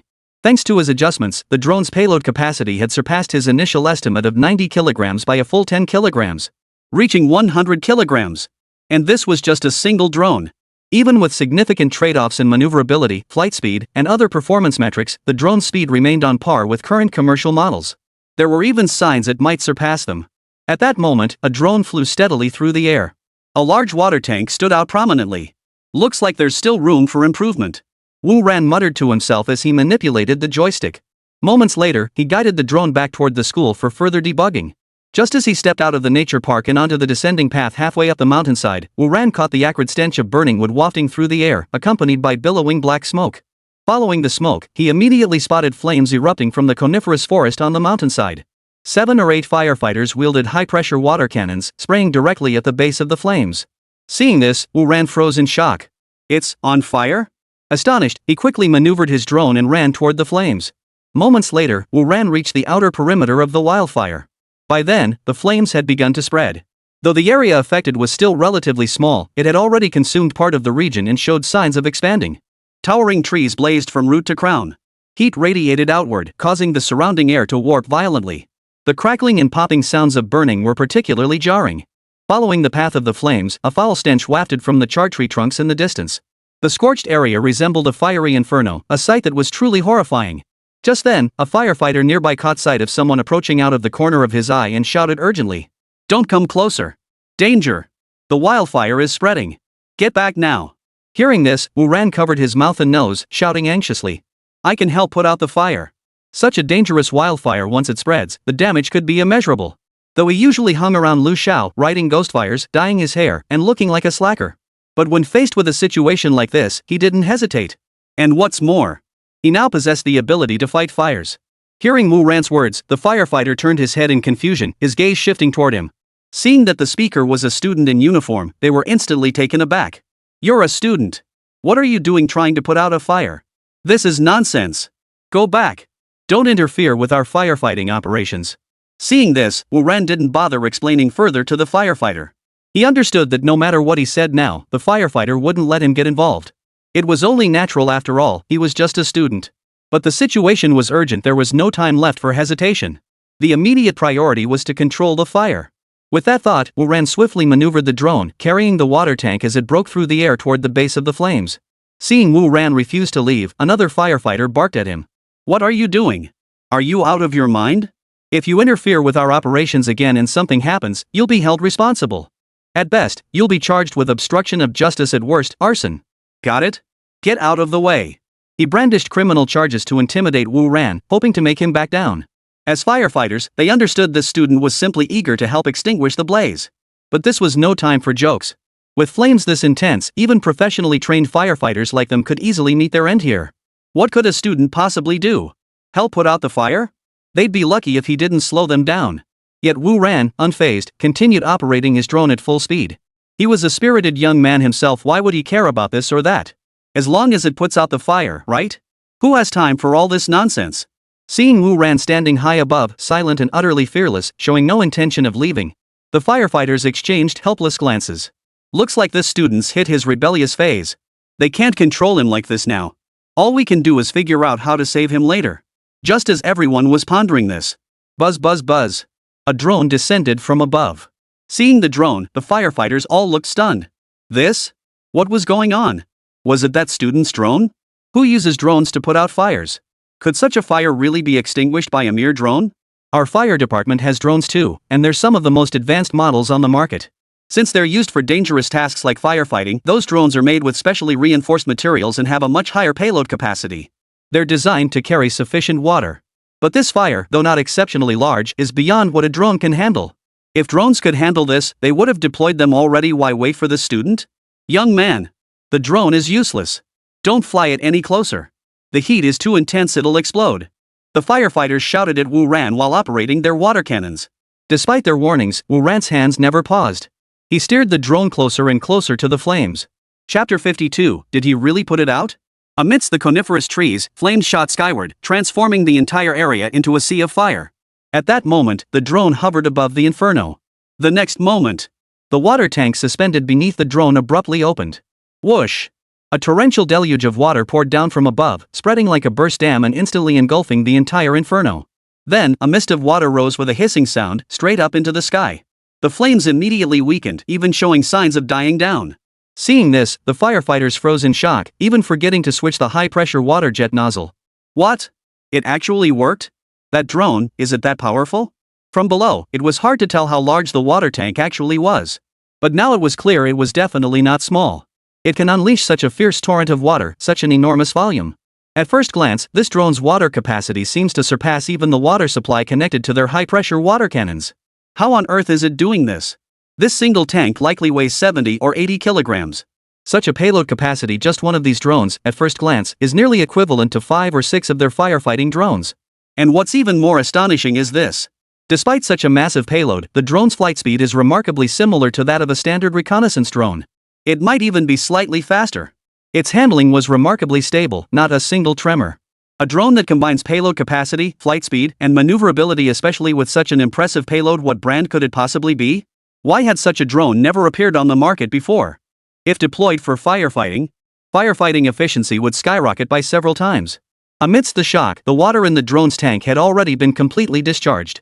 Seeing this, the firefighters gradually snapped back to reality. The immediate priority was putting out the fire. There was no time to dwell on this. Since this student's drone was indeed useful, they decided to put it to work immediately. They would fully cooperate with the student. With that thought, the firefighters shifted their formation. While repositioning the high-pressure water cannons, they shouted to Wu Ran. Head 500 meters down the road. There's a lake there. You can go there to get water. Hearing this, Wu Ran nodded without further ado and maneuvered the drone toward the lake. Before long, the drone returned fully loaded with a tank of water, soaring above the flames and releasing its load. Splash! Splash! Splash! Another torrential downpour, like a waterfall, engulfed the flames. The flames dimmed once more, hissing and sputtering like a dying candle in the wind, nearly extinguished. Wu Ran continued the cycle of drawing water, transporting it, and extinguishing the flames. After dozens more trips, the flames were finally extinguished. Surveying the misty sky, Wu Ran exhaled deeply, collapsing onto the ground as he wiped sweat from his brow. The fire was finally out. That should be it. As long as the fire hadn't spread further, that was all that mattered. The cleanup could be left to the firefighters. This was his first time deploying a drone for real-world hazardous operations. Theoretically, he knew drones could handle such tasks with ease. But that was just theory. There was still a gap compared to practice.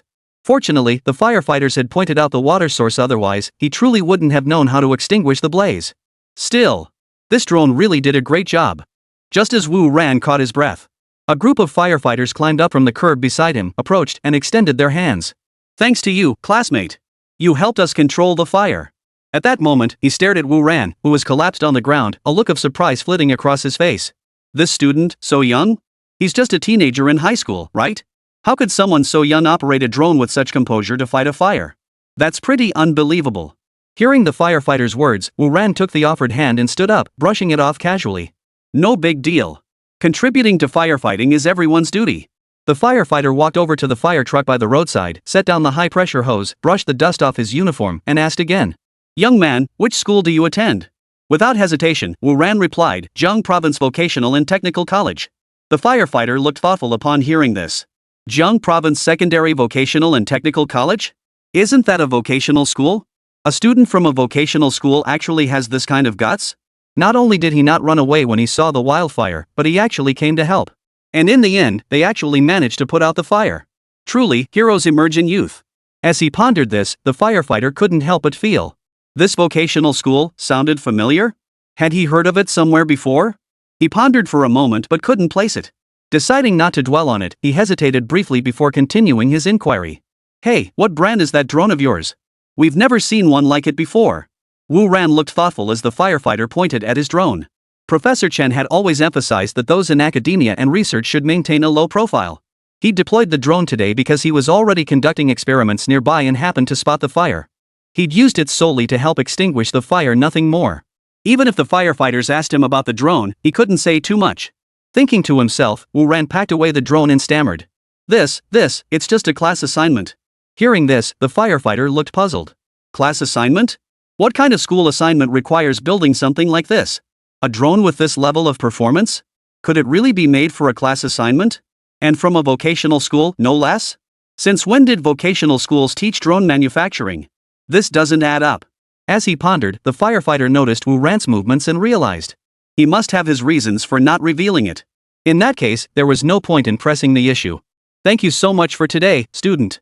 You played a huge role in putting out this fire. We're counting it as an act of bravery. We'll discuss it with our superiors and arrange some kind of reward for you. Student, would it be possible to ask your name, class, and your school's address? We'd like to pay you a visit another day. We want to properly thank you at your school. Hearing this, Wu Ran paused to think, his mind racing. Pay a visit to the school? That seemed a bit too high profile, didn't it? No, absolutely not. Teacher Chen said that doing research requires a low profile. We can't tell them. With that thought, Wu Ran politely declined. No need to make a special trip to campus. I'm just helping out on my way, no need to make a big deal about it. The fire department already has a heavy workload, no need to trouble you all. Without waiting for a response, Wu Ran abruptly stuffed the drone's equipment into his bag and turned to leave. It carried the air of one who, having accomplished his task, quietly departs, concealing his achievements and fame. By the time the firefighter realized what was happening, Wu Ran had already walked several hundred meters away. Watching Wu Ran's retreating figure, the firefighter fell deep in thought. This student, is he truly so selfless? He really is a good kid. But the capabilities of that drone might prove highly beneficial for firefighting operations. Looks like I'll have to report this to the higher-ups. With that thought, the firefighter tidied up his gear, climbed into the fire truck, and drove away. Chapter 53, A Student-Made Drone? Votes sought. Jiang Province Fire Department. Inside the chief's office. You're saying that student's drone carried over 100 kilograms of water? And extinguished the fire after dozens of trips? The fire chief looked at the grimy-faced man before him, his expression filled with confusion. This man, covered in soot and dust, was none other than the firefighter who had just spoken with Wu Ran. His name was Su Shui, captain of the fire brigade. After bidding farewell to Wu Ran, he rushed straight to the bureau to find his superior, not even changing his clothes. Yes. Chief, sure, I've never seen a drone like that before. It was carrying a water tank that big. By my estimate, that tank and the water inside weighed close to 100 kilograms. Su Shui described. The drone held by that student had indeed left him deeply impressed. Even specialized firefighting drones only carry up to 60 kilograms. Moreover, those drones were specialized models designed for hazardous operations like firefighting, with overall technological sophistication far surpassing commercially available drones. Yet this student's drone, built for a mere class assignment, had a payload capacity surpassing that of firefighting drones. This couldn't help but pique his curiosity. The director furrowed his brow slightly, lost in thought. Student, class assignment, advanced technology. Could this be that math teacher who claimed to teach advanced physics in class? The news had reported on that teacher's case back then, but it seemed later confirmed that the teacher actually possessed genuine expertise. Pondering this, the director asked, which Jiang Province Secondary Vocational Technical College is that student from? Hearing this, Su Shui was taken aback. How did the director know? He hadn't mentioned it earlier, had he? After a moment's thought, he suddenly recalled a news report and realized. So it was that math teacher. No wonder the school's name sounded familiar earlier. That's right, Director Sure. He told me personally. Hearing Su Shui's confirmation, the chief understood. It was exactly as he had suspected. From this perspective, the so-called classroom assignments mentioned by the student must have been authored by that teacher. Pondering this, the chief tapped his pen absent-mindedly on the desk before continuing. While recent news reports did confirm that math teacher possesses genuine expertise in advanced physics, that doesn't prove he could actually build a drone. Theory is theory, practice is practice, they're entirely different matters. It would be difficult even for that teacher himself to build such a drone, let alone a student. As he spoke, the director waved his pen, pointing to a photograph of a specialized firefighting drone on the wall. Our drones are specially manufactured by the government. Many of the materials are controlled items. Even if their performance doesn't match military drones, they're absolutely not something a mere civilian drone could achieve. I heard that back then, each of these drones took over a month to build, and that was with access to advanced equipment. No matter how capable that teacher and student are, they couldn't possibly have built them. You must have misidentified them. Hearing this, Su Shui nodded in agreement. Indeed, as the chief had stated, the production of firefighting drones involved not only highly classified technology but also materials that required special authorization from higher authorities. It was highly improbable that the student could have developed a new drone far surpassing the capabilities of the fire department's models. Perhaps he had simply misjudged the situation back then? Perhaps the distance was too great and the water in the tank was actually less than 100 kilograms, but it appeared to be 100 kilograms? With this thought, he pressed on. Commissioner, what should we do next? The chief pondered for a moment before replying thoughtfully.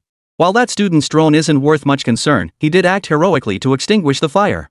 We must handle this according to official procedures. With that, he stood up and handed Su Shui a brochure. Here's what we'll do. Since we're entering a dry season, you take some staff to that Jiang Province Technical College and give a lecture. While you're at it, make sure to properly commend that student. As for the drone, we can take a look at it while we're there. At these words, Su Shui snapped to attention. Yes, Director Sure. With that, he left the office and began preparing for the fire safety lecture. Galaxy Tech Empire group chat. A video of a drone diving into a wildfire suddenly popped up in the group chat. Wu Ran excitedly described the scene in 3 or 4 messages. See that? That's my heroic deed. Right near that nature park in the suburbs, massive wildfire even scorched the concrete black. When those firefighters were at a loss, completely flustered, I stepped right in, piloting a drone loaded with water boxes straight into the flames. The firefighters were stunned. Guys, how awesome is that? Wu Ran bragged wildly in the group chat. While the incident was true, it was heavily exaggerated. After posting, Wu Ran added, that little fire? 3 trips with water and it was gone. Seeing his message, everyone started chiming in. Brother Rant's giving the fire department a workout. That's awesome. A wildfire? 3 trips to put it out? Bro, you're not exaggerating, right? You guys don't get it. Our Rant's drone has a payload capacity of 100 kilograms. A mere wildfire? He could put it out with a flick of his wrist. Wu Ran basked in the flattery, his face beaming with self-satisfaction as he continued posting updates. This is nothing major, I just don't want to rush it. If I wanted to, I could wipe it out in one go. Firefighters would be begging me to teach them if they saw my bag. After posting, he was about to ask everyone if there were any improvements or upgrades for his drone. But then everyone burst out laughing and started teasing him. Ha ha ha ha. Burn bro, cut it out. You're blowing your own horn way too hard. Exactly. Who'd even bother with you? Professional firefighters handling wildfires? They'd never be flustered. Asking you to teach them? That's hilarious. Wu Ran, you're no good either. How long did your drone take? Half an hour? If my drone had been there, it would have wiped it clean in an hour. Just then, Lu Xiao sent a message. 10-hour endurance, intelligent patrol route planning. My drone can automatically scan a 10-kilometer fire zone. Wu Ran, your manual control is so primitive. He attached a chart of experimental data. Bai Xiaoqi joined the fray, popping up an engineering drawing photo before messaging. A 100-kilogram payload? Big deal. I just expanded the water tank capacity by 300% using a honeycomb structure. If you used mine, not only would it extinguish the fire in half an hour, but there'd still be water left over. Another message alert sounded. Yang Jianlei immediately shared a video of a drone directly withstanding a fire cannon blast. Fire heat? Put. My armor layer could bathe in lava.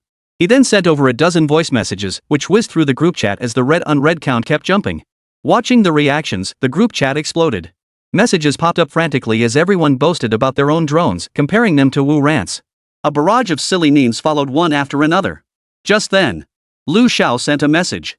Enough talk. I'm going to test your drones in person. Hurry up. Come to the lab. The moment the message hit, the chat exploded with even more fervor. Offline it is. Who's afraid of who? Bring your drone.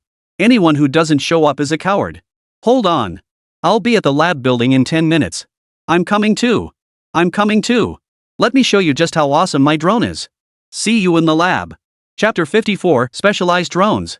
Core Lab, 4th floor of the lab building. Bang! The door was violently pushed open. 5 figures entered, remote controllers in hand. Everyone, buckle up. Zhang Heng's arrow-shaped drone suddenly sliced through the air, streaking in through the open glass window and hurtling into the lab. Its 1.2-meter wingspan generated Mach rings in the plasma wind tunnel. Watch this old man's plasma boundary layer control. He began manipulating the remote control in his hand. In the blink of an eye, the drone abruptly accelerated to 80 km/h, circling the lab. Climb blue glowed along its Naka 66012 laminar flow airfoil as its speed continued to climb, approaching 110 km/h. See that? Surface silicon carbon nanowires grown in supercritical CO2 reduced drag coefficient by 12% compared to Professor Chen's baseline design.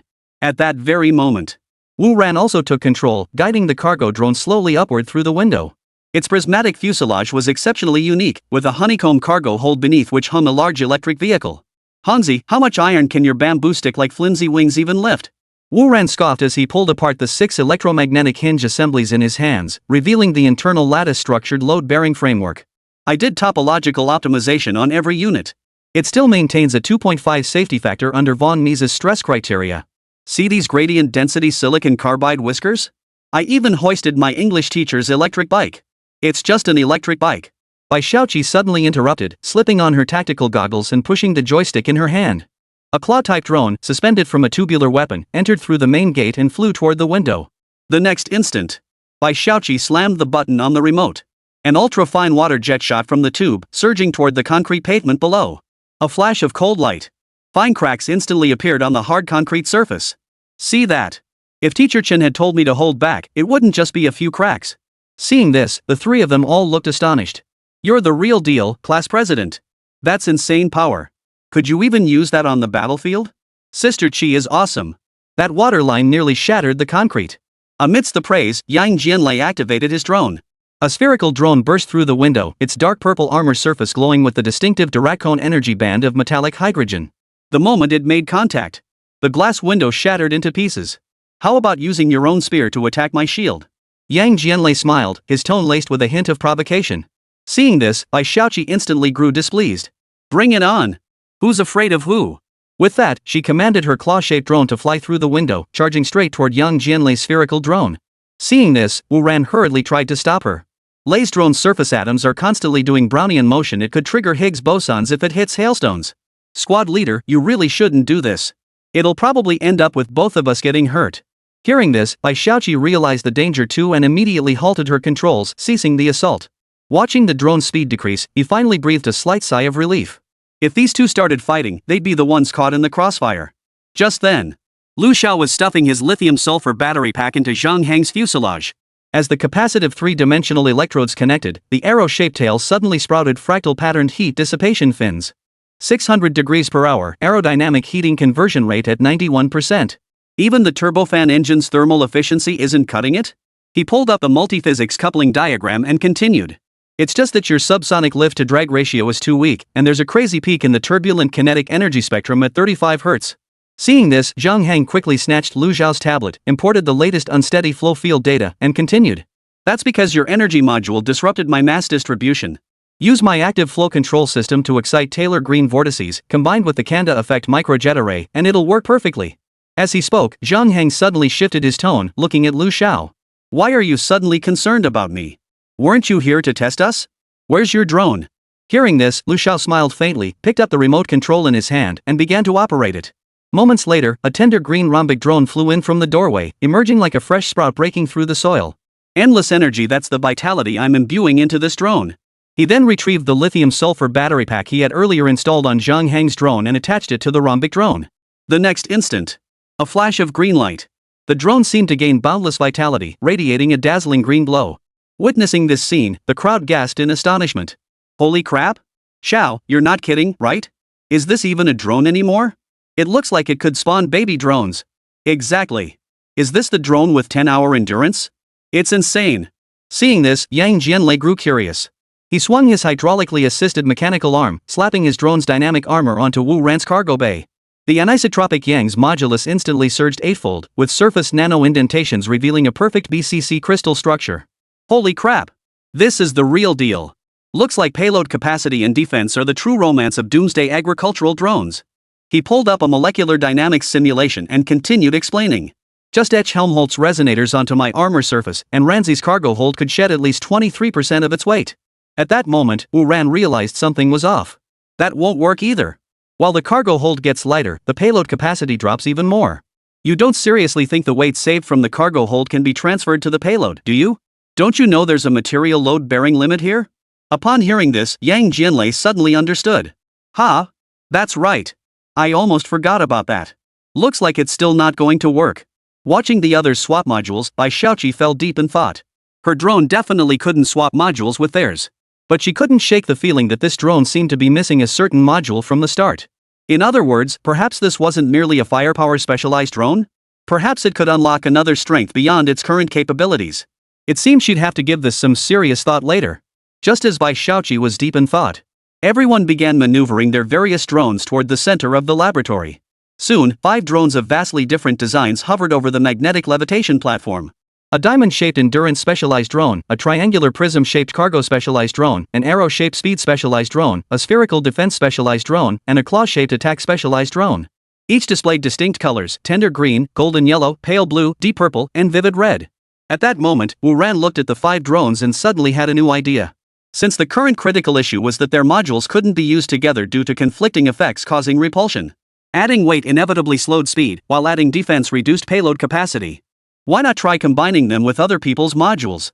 After all, there were more than just the 5 of them in the class. Just then, the laboratory doors slowly swung open, and the students of Class 3-6 poured in. Chapter 55, Emergency. 4th Floor Core Lab. The lab doors slammed against the wall as Class 3-6 poured into the core lab like a tidal wave. As they entered, 5 drones suspended mid-air refracted neon halos on the magnetic levitation platform. A wave of astonished gasps erupted throughout the air. Holy crap! How the hell are your drones so freaking awesome? What's this multi-scale modeling software? What are the topological parameters for these drones? No wonder I saw the English teacher's electric bike hanging in the air downstairs.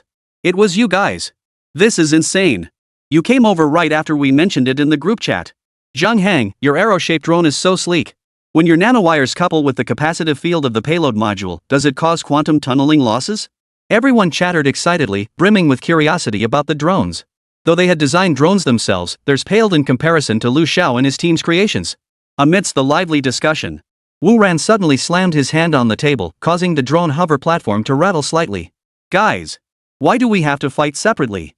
Drones aren't transformers. I say we should just combine these specialized modules like Lego pieces. The lab fell abruptly silent. Everyone seemed captivated by the suggestion, responding in unison. Exactly. We should learn from each other and see if we can swap modules between drones. Ruan, you're a genius. I was just reconstructing parameter space in the Dubai crystal model. Your drones would be perfect for that. This is a great idea. My non-equilibrium molecular dynamics algorithm has been contaminated by the continuum medium assumption. Let's see if you can help me fix it. With that, everyone pulled out their drones and began debugging. Before long, dozens of drones filled the lab, their topological parameters constructing a dimensional space on the holographic sand table. The entire lab erupted in a buzz of excitement as everyone immersed themselves in modifying their drones. Ever since Professor Chen's guidance earlier, nearly every drone now possessed its own unique specialty. This marked the first opportunity for them to engage in academic exchange using tangible devices. This was a rare and valuable opportunity for them. Your plasma control algorithm must compensate for the pseudo-capacitive crystal field distortion. The Kanda effect microjet array requires reparameterization for our modules to integrate. Wow! Your payload module is impressive. But the gradient density distribution is compromised by Young's modulus anisotropy. If you integrate my Helmholtz resonator, my drone's Klein bottle-like structure induces anomalous Hall effects in your avionics local magnetic moment. Be cautious when integrating this module. Watching the others exchange ideas, Wu Ran and his team began discussing among themselves. Bai Xiaoqi opened the data panel on her tactical visor, instantly flooded with streams of parameters. My super pressure water jet system requires 5 kWh of instantaneous discharge power. Lu Xiao, can your battery keep up? She turned to Lu Xiao as she asked. Lu Xiao swiped his fingers across the tablet, adjusting parameters with a serious expression. The newly modified lithium-sulfur graphene pseudocapacitor array can discharge 8 kWh in 0.3 seconds. That should be manageable provided Hanzi's plasma wind tunnel doesn't bake my electrolyte dry. Hearing this, Zhang Heng fell deep in thought. Compared to Lu Xiao's endurance, the plasma wind tunnel could indeed cause excessive energy consumption. In that case, it might just fry his drone. To solve this problem, a sudden flash of insight struck him, and he dashed toward the field-doped material autoclave. Integrating the energy and propulsion systems is simple enough. Just etch Mandelbrot fractal cooling channels onto the surface of the energy pod. As Zhang Heng worked, the module quickly achieved preliminary integration. Next step, resolving quantum tunneling coupling between dissimilar materials. Bai Xiaoqi switched her tactical visor to zoom-out mode, tracing 8 sets of field-conductive nanowires across the projection with her fingertips. My water jet propulsion system requires field-conducting materials woven into the plasma boundary layer of the axion with 0.05% tolerance. Lu Xiao's battery must have an external quantum tunneling module. Leave it to me, Lu Xiao declared confidently, then snatched spiderweb-like superconducting fibers from the material cabinet before continuing. Incorporate these into the pseudocapacitor layers, and field energy transfer efficiency can be boosted from 78% to. He froze mid-sentence. Wait. Won't Meng Nan's liquid armor trigger clash-off oscillations? Listening to Lu Xiao, Yang Jianlei was stuffing metal hydrogen substrates into the autoclave, replying nonchalantly. What's there to fear? Just add A to the energy field generator. Before he could finish, Zhang Heng abruptly brought out the plasma etcher, its high-temperature torch aimed directly at the drone's skeleton. I'll handle it. Build a cross-module electromagnetic coupling channel directly in the plasma deposition chamber. Let's explore the self-organizing phenomenon of field-guided materials in quantum fluctuations. At his words, the group responded in unison. Exactly. Why did we forget we could do it this way? This way, they could naturally merge together. With that thought, they began swapping modules and experimenting with integrating drones between each other. The other dozens of students in the class spontaneously formed several technical groups and started swapping modules. The lab erupted with the clatter of machinery colliding. The drones of Lu Xiao, Wu Ran, Zhang Heng, and others could all be mutually adapted, though some issues remained. For instance, after integration, the absolute value of the combined data decreased. While the range increased by over an hour, it couldn't compensate for the loss in speed, a significant drawback. While everyone's adaptations had flaws, at least the modules could still be fused. Only Bai Xiaoqi's drone remained incompatible after multiple attempts. At that moment, after loading Lu Xiao's module, Bai Xiaoqi's drone immediately triggered a rejection reaction. A sudden clatter from the core equipment drew everyone's attention. The composite drone, fused from the two units, began violently trembling on the magnetic levitation platform, with blinding arcs of electricity erupting from the module joints. Cut the power! Bai Xiaoqi cried out in alarm and sprinted toward the control console. But her hand, reaching for the console, was suddenly grabbed by Zhang Heng. Cutting it now will ruin everything. Zhang Heng's eyes flickered with obsessive fervor. The 7th mode field-guided filaments are spontaneously reconfiguring. Look at this. He pointed at the real-time molecular dynamics imaging, where billions of field-conducting atoms were aligning along quantum field energy vortices to form a Mandelbrot fractal. He suddenly grabbed 6 laser rangefinders. Go check the real-time deformation reports immediately. I need the millimeter wave radar to establish a full field strain model within 0.5 seconds. However, the core equipment still displayed red data, clearly indicating incompatibility between the team's modules and Bai Xiaoqi's drone. A violent rejection reaction occurred. Moreover, this rejection reaction differed from what others might experience. This confirmed Bai Xiaoqi's initial hypothesis. Her drone simply couldn't be integrated with other modules. As the energy core's temperature continued to climb, cold sweat broke out on everyone's brows, their hearts pounding in their throats. At that very moment, Chen Mo had appeared before the core equipment at some point, pressing the cutoff button. Chapter 56, Trust Your Initial Judgment. The core lab looked like it had just been rescued from a miniature explosion site. The acrid smell of ozone mingled with the odor of melted electronic components filled the air. The claw-shaped drone hovering on the magnetic levitation platform now looked battered, its joints tangled with snapped nanowires and droplets of condensed liquid. The residual heat from its energy core seared the air through the platform. Chen Mo's precise and timely cutoff prevented a catastrophic chain reaction, but it also marked the devastating failure of Bai Xiaoqi's fusion experiment. As Chen Mo entered, everyone paused their work, the clamor instantly subsiding. A deathly silence descended upon the laboratory. The fervor that had gripped Zhang Heng and the others moments before was instantly extinguished by a wave of dread and regret. Click, click. Chen Mo's footsteps echoed distinctly in the pin-drop quiet lab. Instead of addressing the students directly, he walked to the magnetic levitation platform and tapped his fingertip on the water jet-propelled quantum tunneling module that Bai Xiaoqi had attempted to integrate. The instantaneous ultra-high voltage pulse energy flow from the class monitor and Zhanghang's Candida effect microjet array are fundamentally at odds with the interlayer ion migration rate requirements for pseudocapacitive lithium-sulfur batteries. One demands explosive superlinear acceleration, while the other requires near-critical stability control under non-steady flow conditions. And you still insist on forcing a unified excitation waveform? The result is what you see: runaway energy flow, molecular chain oscillations decoupling and fracturing. Listening to Professor Chen's guidance, Bai Xiaoqi lowered her head, gradually feeling remorse. She had long known her drone harbored significant risks in module integration. But seeing her classmates all pursuing module integration, she couldn't help but entertain the idea herself. Yet this dangerous notion ultimately remained unfulfilled. As he spoke, Chen Mo gazed at Bai Xiaoqi, who remained with her head bowed, his expression thoughtful, as if he had read her mind. Ever since he first saw Bai Xiaoqi's firepower specialized drone design, he had understood that this design would present numerous problems. The earliest blueprint the system provided was for an advanced civilian drone. While potentially powerful, achieving military-grade performance would inevitably require sacrificing many civilian specifications. This claw-type drone, with its extreme emphasis on firepower and the adoption of laser weapons, had already partially departed from the civilian realm. Therefore, attempting to integrate it with civilian-oriented drone modules like those developed by Liu Xiao and Zhang Hang was destined to fail. Yet Chen Mo did not intervene in their integration because he understood. Practice makes perfect. Only by letting Bai Xiaoqi personally stumble on it could she grasp the dangers of such experiments. Only then would she develop a profound respect for the modifications made to the drone's firepower.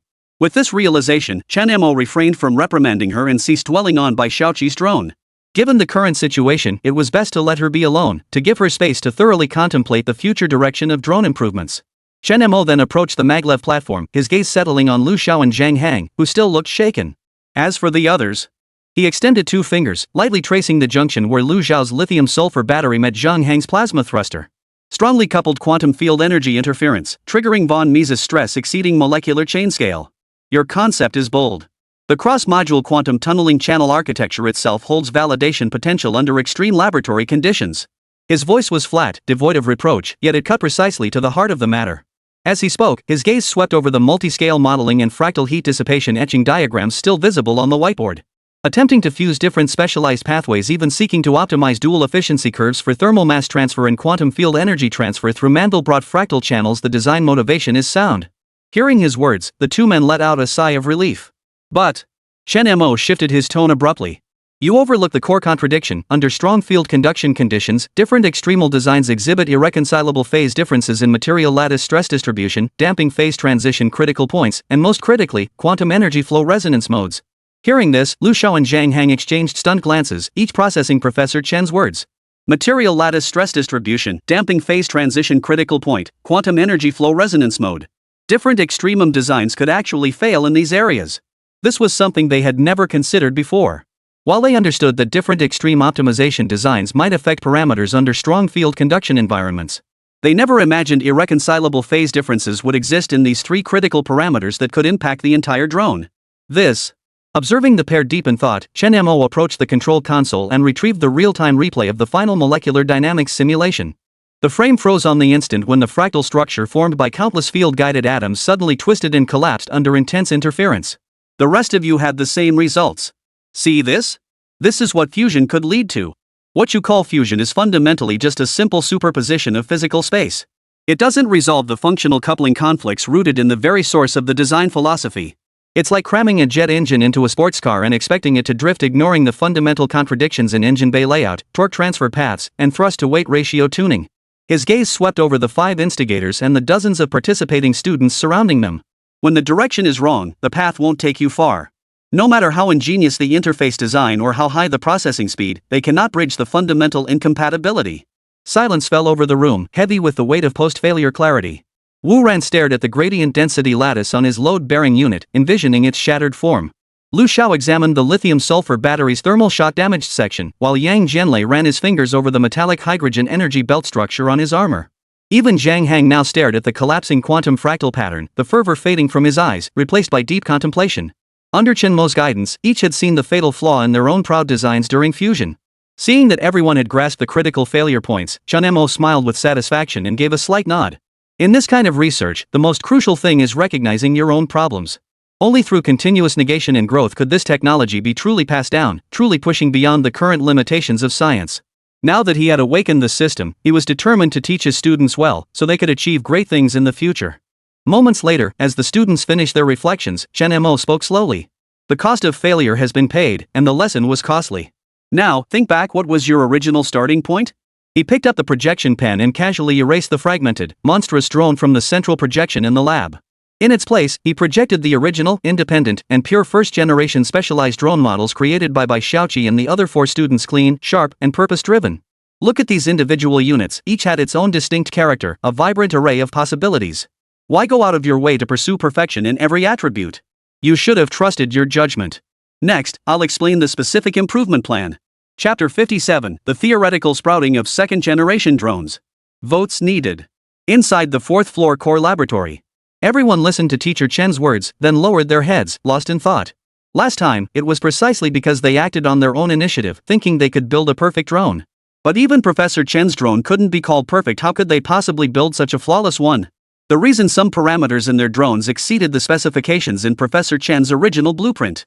This was achieved by sacrificing numerous other parameters, maximizing a single performance metric while maintaining overall drone stability.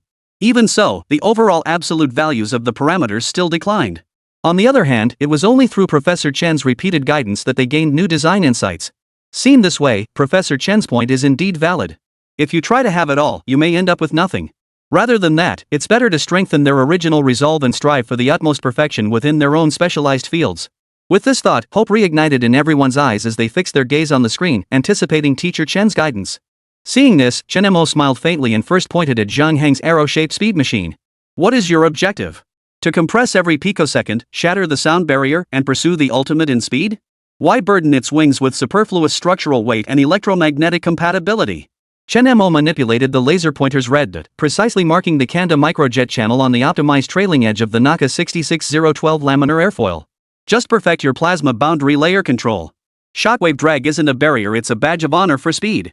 Continue optimizing adaptive Helmholtz resonance frequency synchronization under non-equilibrium flow conditions. Why not leverage it to create a controllable aerodynamic taper effect? Transform the turbulent kinetic energy spectrum peaks above 110 km/h into stepping stones for your next acceleration phase? Your path to improvement shouldn't fixate on compatibility, instead, solidify the aerodynamic wedge effect as your unique genetic signature. As Professor Chen's guidance washed over him, Zhang Heng's body jerked violently. The fog in his eyes instantly gave way to a blazing fire. This, solidifying the wedge effect into a unique genetic trait? Yes. If that were possible. Zhang Heng's mind raced with possibilities for the aerodynamic wedge effect, high-speed CFD simulation scenarios gradually taking shape in his thoughts. Seeing his expression of sudden realization, Chen Mo smiled faintly. Then, his pen tip moved to Lu Xiao's tender green diamond-shaped endurance aircraft. As for you, Lu Xiao, what defines your core? It's enduring longevity. You don't pursue explosive bursts of output, but rather stable, sustained, and unceasing energy supply. Why get caught up in the instantaneous power output race? Optimize your pseudo-capacitive 3D electrode topology to increase effective specific surface area. Study the interfacial kinetic stability of high-entropy alloy solid electrolytes under extreme temperatures, cycling double your operational temperature window. Your value lies in continuing to operate efficiently when others run out of energy and stall. That is true sustainable combat capability. Lu Xiao clutched the initial design draft tightly in his hand, his breathing becoming rapid. Exactly. If we can achieve this level of performance, why bother with interface compatibility? Why concern ourselves with quantum tunneling field strength? High entropy alloys, interface dynamics, temperature window. Professor Chen had just laid out a path of endurance specialization one he'd never imagined, with depths he couldn't fathom. If implemented, this drone upgrade could achieve tremendous progress. Thinking this, he swiftly pulled out his tablet and began taking digital notes. Seeing him start to record, Chen Mo turned his attention back to Wu Ran and his triangular prism cargo drone. Wu Ran, payload capacity isn't just about what you can hang on. Your structural topology optimization is solid, but why limit yourself to static and quasi-static scenarios? Your improvements should explore adaptive stress flow guidance under dynamic loads. Endow the lattice load-bearing structure with strain sensitivity and internal stress redistribution capabilities akin to biological skeletons. Combine gradient density designed to investigate synergistic regulation between field-guided materials, macrostructural deformation, and micro-displacement slip. Imagine your cargo hold automatically optimizing stress paths based on load center of gravity, boosting payload capacity by 30% while reducing structural weight. That's the essence of load-specific optimization, maximizing utility by giving structures intelligence. Wu Ran stared at his robust triangular prism model, his eyes burning with intensity. It's not just about attaching it. It is, yes. Adaptive stress flow guidance. Bionic stress redistribution. This isn't a cold, lifeless structure, it's been imbued with a living-like resilience. The structure must possess spirit. Only then can we break free from rigid load-bearing parameters and truly bring it to life. As he thought this, Wu Ran frantically sketched designs in his hands, already itching to modify the model. Seeing Wu Ran grasp the concept, Chen Mo's laser dot finally settled on Yang Jianlei's dark purple armor sphere. Yang Jianlei, ultimate defense isn't achieved by stacking layers. Passive response is strong enough, but what if we could predict? If you want the next generation to break through, stop fixating on the static properties of shear thickening fluids. Study their damage precursor wave propagation characteristics. Integrate real-time distributed acoustic emission sensor networks with AI recognition algorithms to predict impact points and patterns 0.5 milliseconds before collision. Preemptively activate localized rigidity and energy dissipation density in dynamic honeycomb structures. Transform armor from a fortress into a prophet. That is the future of protection. Listening to Professor Chen's guidance, Yang Jianlei clenched his fist tightly. Prophet. Exactly. True defense isn't about being impenetrable, but the ability to intercept threats early and counter them proactively. That is the true essence of defense. Anticipating impact, proactive defense. With this single sentence, Teacher Chen elevated his philosophy from the physical realm to the realm of intelligence.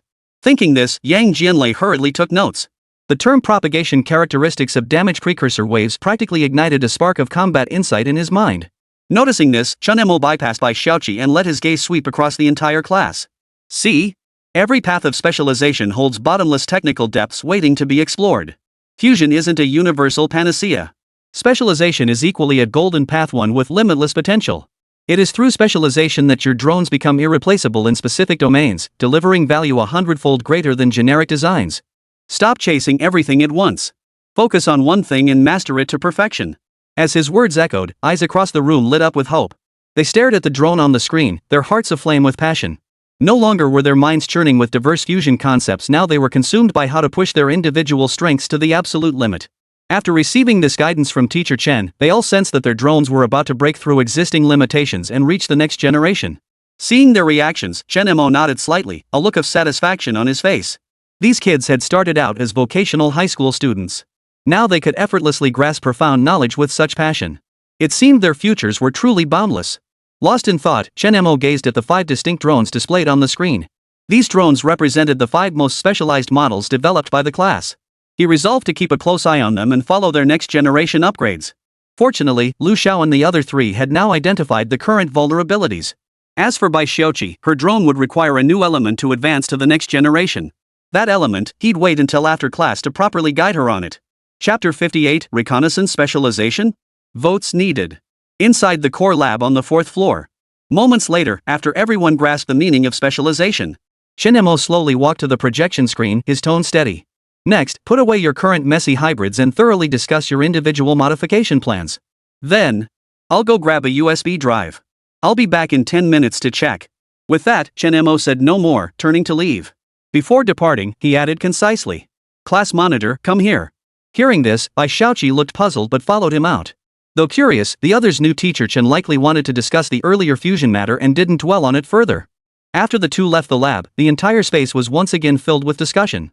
Unlike the earlier frenzy, however, the voices now carried the focused intensity of technical debate. Brother Chen was spot on. My goal is speed. Aerodynamic wedge effect exactly. I need to rebuild the shockwave drag distribution model. Don't anyone dare hog the computing power. High entropy alloy solid electrolyte. I'm finding the optimal molecular dynamics model today.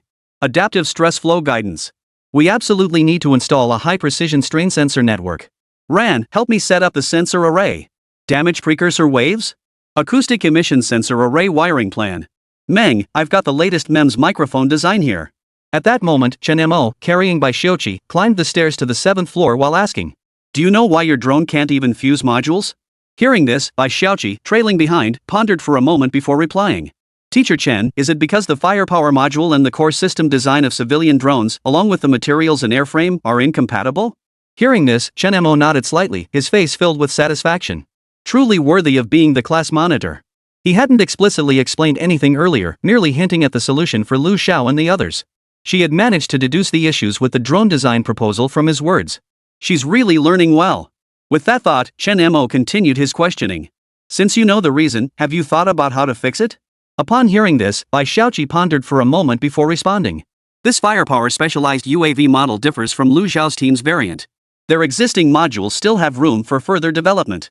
However, within this firepower module, the core drive unit of the water jet system has sacrificed numerous unnecessary parameters, leaving virtually no room for improvement. Professor, I honestly don't know how to modify it. Bai Xiaoqi lowered her head, a shadow of gloom flickering in her eyes. Seeing this, Chen Mo's expression grew even more appreciative. She even thought of this. Choosing her as team leader back then was definitely the right call. Without knowing the parameter limits, she could still estimate the approximate room for improvement. That's truly remarkable. Researching this kind of thing is like washing clothes in a pitch-black room. You only know if they're clean when you turn on the light. And Bai Xiaoqi could actually estimate the drone's potential for improvement. That surpasses the capabilities of most scholars. Lost in thought, the two had already reached the 7th floor. Chen Mo pulled out a tablet, bringing up the 3D model of Bai Xiaoqi's claw-type firepower specialized drone alongside the previous quantum interference fusion collapse diagram. Your direction is spot on. Both power and precision are strengths. The mistake lies in camouflage. Camouflage? Bai Xiaoqi was taken aback. This firepower specialized drone had completely sacrificed its stealth capabilities to achieve maximum firepower. Why was Teacher Chen suddenly proposing the idea of camouflage? Just as her confusion deepened, Chen Mo swiped his tablet. On the screen, the claw-shaped model structure abruptly illuminated with a complex energy flow field map. The quantum tunneling response characteristics of field-guided materials lie not only in the rapid transmission of instantaneous energy, but also in their field tuning capabilities. As he spoke, he swiped the tablet again. The model instantly shifted to an electromagnetic wave and infrared spectrum stealth simulation diagram. A blue halo enveloped the entire drone. The radar cross-section reading plummeted, while the infrared heat signature was compressed into an extremely narrow peak and valley range. Consider this, under the guidance of radar-absorbing coatings synergizing with the field-conducting quantum tunneling field, electromagnetic waves undergo controlled scattering and absorption. Infrared signals are precisely directed through energy fields, circulating thermal flows within specialized heat dissipation channels beneath the composite skin in a Helmholtz resonance-like cycle, extremely efficiently dissipating thermal energy peaks. In other words, Chen Mo's voice rose abruptly as he casually added a parameter to the model. The simulation sprang to life, navigating complex terrain and meteorological backgrounds, gradually blending into the environment. Your drone, its greatest strength shouldn't be raw firepower. It's silently focusing its laser strike capability. Or rather, the penetrating power of that high-pressure irrigation water jet delivered precisely where it's most needed, into the most perilous corners. See clearly, hide effectively, strike accurately, withdraw swiftly. That is the true essence. As he spoke, the model name on the tablet instantly refreshed from Firepower Specialized Drone to Reconnaissance Specialized Drone. Listening to Teacher Chen's words and watching the simulated flight data on the tablet, Bai Xiaoqi felt as if struck by lightning, her entire body trembling. A civilian shell combined with top-tier military-grade reconnaissance and precision strike capabilities? Could this actually be possible? All the parameters of the civilian drones sacrificed in the past were now completely overshadowed by its stealth capabilities. Even its extreme firepower showed no sign of diminishing or being scaled back. Bai Xiaoqi stared fixedly at the drone on the screen, now a fusion of ghost and blade, her mouth slightly agape, eyes gleaming with an almost frightening intensity. Her mind had indeed been constrained by the sheer power before. She had never imagined that the precision of firepower in the form of reconnaissance stealth could be so perfectly integrated through the properties of field-guided materials. Teacher Chen. I get it now. You mean that while maintaining firepower effectiveness, we should transform the loss of sacrificed parameters into a positive core metric. The more sacrificed, the stronger this metric becomes. Right, teacher? Is this the reconnaissance specialized drone? Bai Xiaoqi's pupils contracted slightly as she stared intently at the tablet screen, her eyes brimming with excitement. Seeing this, Chen Mo gave a slight nod. Good that you understand. With that, he grabbed a USB drive and led Bai Xiaoqi toward the 4th floor. This kid's talent is truly exceptional. To specialize firepower to that degree was already formidable. Now she'd grasped the concept of efficiency loss. Soon, her firepower specialized drone should undergo a complete transformation into a reconnaissance specialized drone. And what's more, it achieves extreme stealth while retaining its maximum firepower parameters. In other words, it's now specialized in both firepower and stealth capabilities. In both aspects, this drone even slightly outperforms my own. Truly, the new generation surpasses the old. Lost in thought, the two had already returned to the classroom. Seeing Chen Mo arrive, the group grew excited. One by one, they rushed forward, handing him their proposals. Teacher Chen, you're finally back. We've all prepared our next round of modifications. Yeah, Brother Chen. Look at my next-gen drone design. It achieves rapid turns through flexible body components. Listening to their words, Chen Mo nodded slightly, took the proposals, and gestured for Bai Xiaoqi to return to her seat. Excellent. He scanned their conceptual designs, his expression filled with approval. It seems you truly grasp what specialization means. It's not about limitations, but the ultimate refinement of expertise, the forging of irreplaceable value. Specialization isn't about limitations, it's the ultimate refinement of your strengths, the forging of irreplaceable value. Next, it's time for real-world application. With that, Chen Mo plugged the USB drive into the computer. After a moment of debugging, the 5 drones reappeared on the projection screen. Chapter 59, The Real Business is Building a Life Together. Inside the core laboratory on the 4th floor, Chen Mo activated his laser pointer. The crimson beam danced like a conductor's baton, precisely marking the 5 drones hovering on the magnetic levitation platform. The core lab fell silent, filled only with the low hum of equipment and the students' heavy breathing. Everyone waited expectantly for Professor Chen's next move. Take these 5 drones as an example. Do you know how these drones should actually be used in practice? Chen Mo pointed the laser pointer at the screen and asked. The students shook their heads in unison, their eyes brimming with curiosity and a thirst for knowledge. Seeing this, he first directed the laser beam at Zhang Hang's speed specialized drone model. Take this one. Zhang Hang, your specialized function is to tear through hurricane walls at 110 km/h, reaching any place wheels or rotors cannot tread. As he spoke, Chen Mo guided the red laser beam across the screen, instantly unfurling a map of the frontier region. Suppose torrential rain strikes, mountain floods cut roads, and villages become isolated islands with communications severed. Your drone, even when weather stations are down, can carry micro-life detectors and emergency communication relays. It tears through the storm to arrive, carving a lifeline for rescue. Every second gained could rewrite the outcome. This isn't just a civilian drone, Zhang Hang, it's a messenger of life in the face of disaster. Before Zhang Hang could react, the laser dot darted precisely to Lu Xiao's emerald green diamond-shaped drone. And Lu Xiao, 10-hour endurance, 7,000 square meter coverage radius. Stop trying to cram this into a firepower platform. Chen Mo clicked his mouse, switching the display to a vast pristine forest ecological reserve. Continuously monitoring poaching in uninhabited zones, tracking endangered species migration routes. Your endurance is the sleepless eye of ecological guardianship. Not to mention aerial inspections for large cross-provincial power grids, replacing manual climbing to ensure the safety of thousands of miles of silver lines. Lu Xiao, your energy core provides the kinetic force for invisible protection. No sooner had the words left his mouth. Chen Mo pressed a button, and the screen shifted to a Highland Canyon terrain. A simulated supply point flashed, and the laser pointer target shifted to Wu Ran's triangular prism cargo drone. 100 kilograms payload? Wu Ran, using this drone to haul your English teacher's electric bike is seriously overkill. Hearing teacher Chen mention his electric scooter delivery, Wu Ran immediately lowered his head in embarrassment. Noticing his reaction, Chen Mo smiled faintly before continuing. High-altitude border outposts, snowbound for half the year. Transportation costs by air are astronomical. Your drone can deliver precise, small-batch, high-value supplies, specialized medicine, precision instrument parts, even letters from home that soldiers long for, all delivered right to the target location. Oh, and... As he spoke, Chen Mo continued manipulating the laser pointer. The red beam finally locked onto Yang Jianlei's spherical defense unit, a sphere clad in purple metallic hydrogen armor. The projection switched to a simulated diagram of a nuclear power plant containment zone. Yang Jianlei. Your battlefield is a hell on earth bathed in nuclear radiation. Intense radiation, scorching heat, corrosive toxins. Conventional equipment would be rendered useless in such extreme conditions. But your prophet armor can deploy specialized sensors deep into the core, providing early warnings of structural changes, mapping contamination spread, and charting the safest routes for the suicide squad.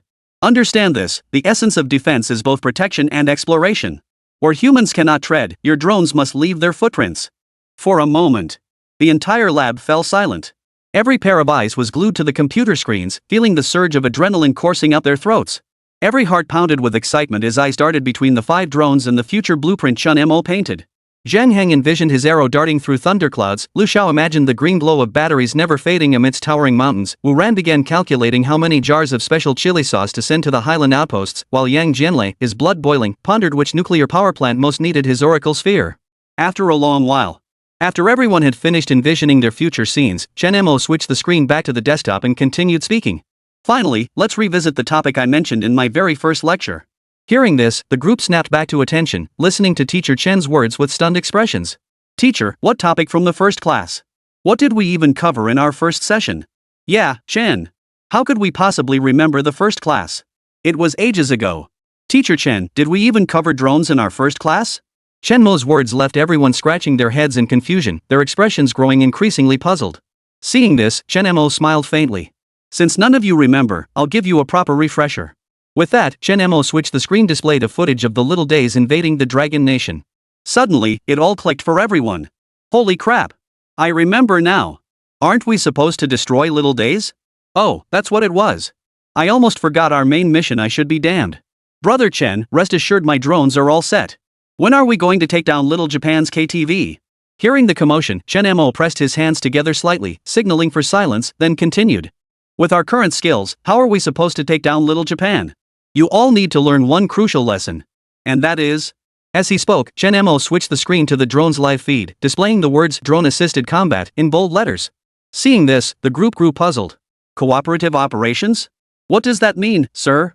Is it like those drone shows where all the drones are controlled in unison? Yeah, Chen. We've never heard of this stuff. What's drone positional warfare? What's drone guerrilla warfare? Teacher Chen, all our drones have independent programming. How can we activate and control them simultaneously? Listening to their questions, Chen Mo nodded slightly. You've all identified the critical issue, excellent. With that, he switched the display again, showing a strategic map.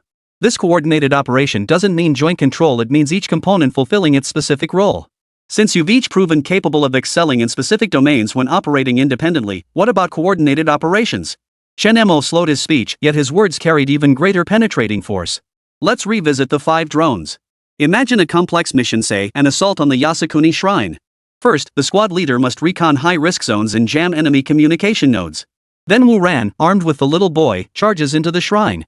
If the enemy counterattacks, Yang Jianlei's defensive unit must briefly withstand heavy fire to cover the main force. If they retreat, Zhang Heng's unit will use high-speed arrows to either withdraw or strike critical points. Then the platoon charges in, turning those Yamada no Orochi into Swiss cheese. Plus, Lu Zhao's heart will remain on standby outside the zone, providing reliable, uninterrupted energy support and data relay throughout. Each fulfilling their role, working in tight coordination. Do you see it? Just 5 drones, each specialized in a particular role, can ultimately achieve what kind of effect? A single extreme value, when fused under unified command, unleashes power that surpasses mere accumulation. This is the most likely future value of your drone swarm. In an instant, it was as if a boulder had been cast into a lake, sending ripples of shockwaves across the surface.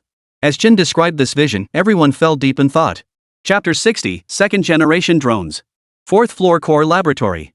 Recalling the scenes teacher Chen described, the team envisioned not isolated images but a 3-dimensional combat network woven by drone swarms under command.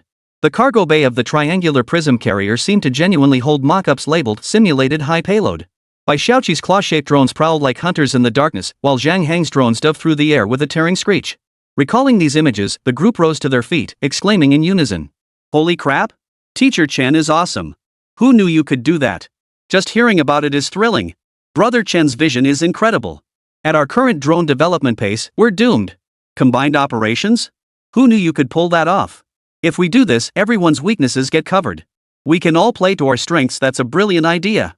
Listening to their reactions, Chen Mo smiled faintly. So your next task is to conduct simulated coordinated combat operations. At this, Wu Ran shot to his feet, his voice trembling with excitement.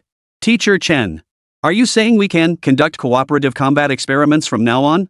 His fingers tapped rapidly as he visualized the practical scenarios, then continued. This doesn't require fusion modules, but each unit fighting in its designated position, the entire system, it's like a real legion. Exactly. Chen Mo nodded in agreement, a distinct curve finally forming at the corners of his mouth, his face brimming with anticipation. Beyond joint operations, you must also accelerate improvements to the 2nd-generation drones. The direction is clear, and the path is wide open. How far you go, how much you achieve, and what kind of force you ultimately build, that's entirely up to you. Use your professional skills, combined with your previous practical experience, to design with utmost dedication. Forge your own true 2nd-generation specialized drones. His gaze lingered for a second on Bai Xiaoqi's tablet, where a new design draft lay open, before he turned and vanished beyond the laboratory door. For a moment, the lab fell silent for several seconds, before erupting into a roar louder than any before. Coordination! Coordination! Damn it, why didn't I think of that? My battery is a mobile power bank and communication tower. Lu Xiao slammed his thigh hard, snapping. Lei! Your ball handles the lightning strike. Ran! Transport some flower packets as simulated explosives. Hang, you're the courier. Zhang Heng had already begun assigning combat roles, his eyes burning with fervor. Beside him, Yang Jianlei listened intently, his interest peaked as he clenched his fists. My armor can design an energy field attachment interface to temporarily shield the squad leader or Hangzi. Wu Ran immediately began sketching a coordination route map on the whiteboard. Route planning. Target points. Task sequence. Attack waves. Damn, this is way more thrilling than just riding an electric scooter. Meanwhile, Bai Xiaoqi had already become completely immersed in her new design concept. She never imagined that the firepower specialized drone she initially envisioned would gradually evolve from a pure firepower-obsessed beast into an aerial phantom assassin. Lost in thought, her fingers danced frantically across the tablet as she muttered to herself. Passive cloaking is too basic. Field-guided materials can dynamically tune their radiation signatures to match terrain and backgrounds for active camouflage. Electromagnetic silence mode. Thermal source camouflage path. The attack module must be quick detachable. In standby mode, it functions as a high-precision imaging telescope. Reconnaissance requires eyes that see everything and fingers that deliver a lethal strike. Moments later, Bai Xiaoqi snapped back to reality, noticing everyone else still deep in thought about the simulated joint combat test. The classmates' second-generation drone upgrades certainly wouldn't progress this quickly. Numerous data points required debugging, and the internal systems needed updating, all consuming considerable resources. Judging by this, completing the next-generation drone. At the very least several weeks, and at most over half a month. The collaborative combat practice would also require time for testing. Looks like we need to pick up the pace. Outside the window, sunlight gradually shifted from golden red to deep blue. The lights in the lab building came on one by one. From afternoon to dusk and into the gathering night, the lights in the fourth-floor core laboratory remained as bright as day.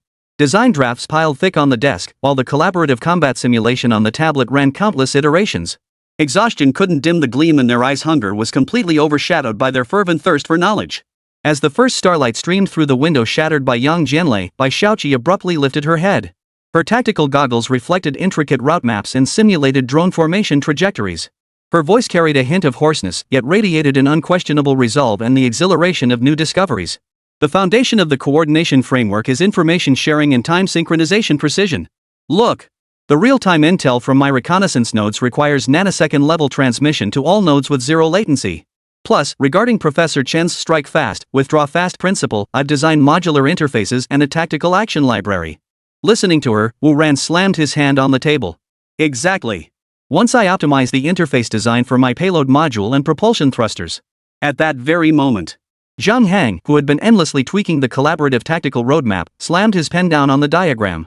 Madness nearly spilled from his eyes as his voice rose sharply, drowning out all discussion. Guys, once the plan is finalized, why not go all out?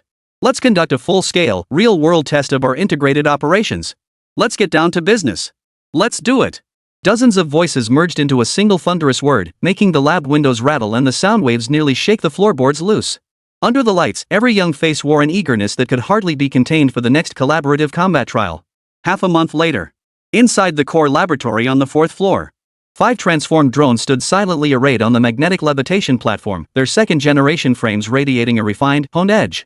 After half a month of research, their second-generation drones had finally taken shape. Among them, Zhang Hang's arrow-shaped drone featured wingtip vortex generators that opened and closed like dragon scales. Plasma wind tunnel test data exploded across the screen in a sonic boom cloud, with speed locked at 132 km/h. The transonic turbulence spectrum had been tamed into a smooth curve by the Helmholtz resonator. Lu Zhao's tender green rhombic drone bore a spiderweb vane pseudocapacitor array embedded in its belly. Its high-entropy alloy solid electrolyte flickered with stable green light across the 30°C to 85°C temperature range, maintaining a consistent 14-hour endurance. At this moment, it wirelessly charged Yang Jianlei's defensive sphere. Wu Ran's golden triangular prism drone skeleton displayed tree-like fractal stress patterns. An all-terrain motorcycle was silently absorbed into its abdominal cavity by magnetic hinges, its gradient lattice warping in real-time under load, pushing the payload threshold beyond 140 kilograms. As for Yang Jianlei's dark purple spherical drone, its surface was traversed by firefly-like acoustic sensors. The metallic hydrogen substrate rippled with energy band patterns during impact testing. Beyond boosting its impact resistance to 200%, it now predicted ballistic trajectories 0.3 milliseconds earlier. Its dynamic honeycomb structure collapsed, penetrating kinetic energy into a muffled thud. Finally, Bai Xiaoqi's claw-shaped drone had shifted from bright red to a deep crimson. Its streamlined hull was coated in quantum tunneling fields, casting an ethereal silhouette across radar screens. Her fingertip tapped the remote control. A high-pressure water jet pierced the bullseye of a target 100 meters away. Before the mist could dissipate, the drone dissolved into the twilight. Chapter 61, the TV station is coming to report again? Vote request.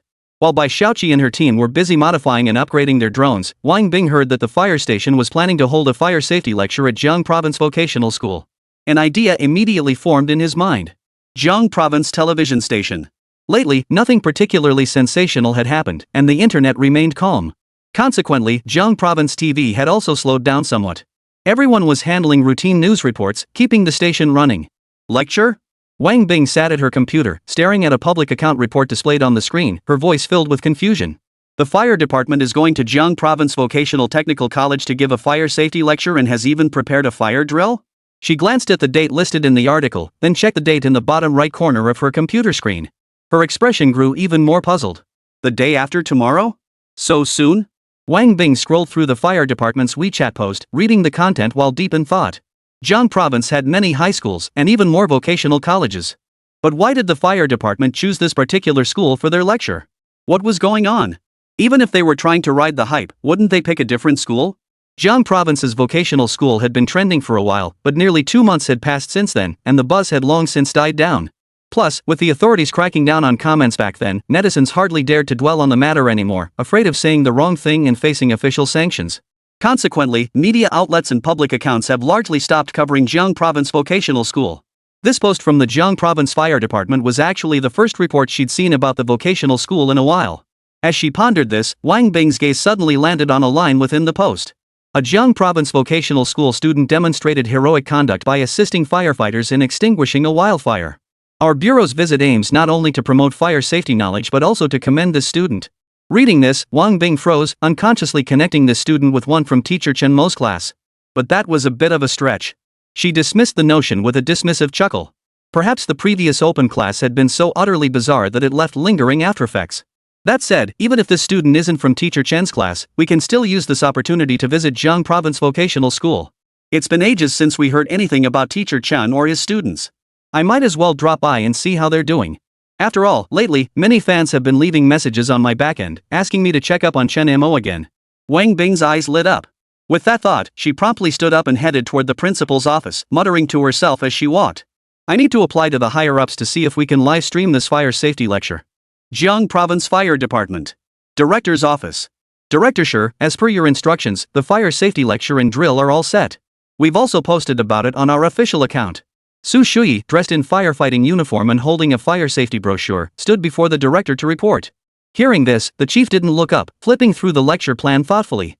Originally, they had only planned to hold a lecture and commend the students' heroic act.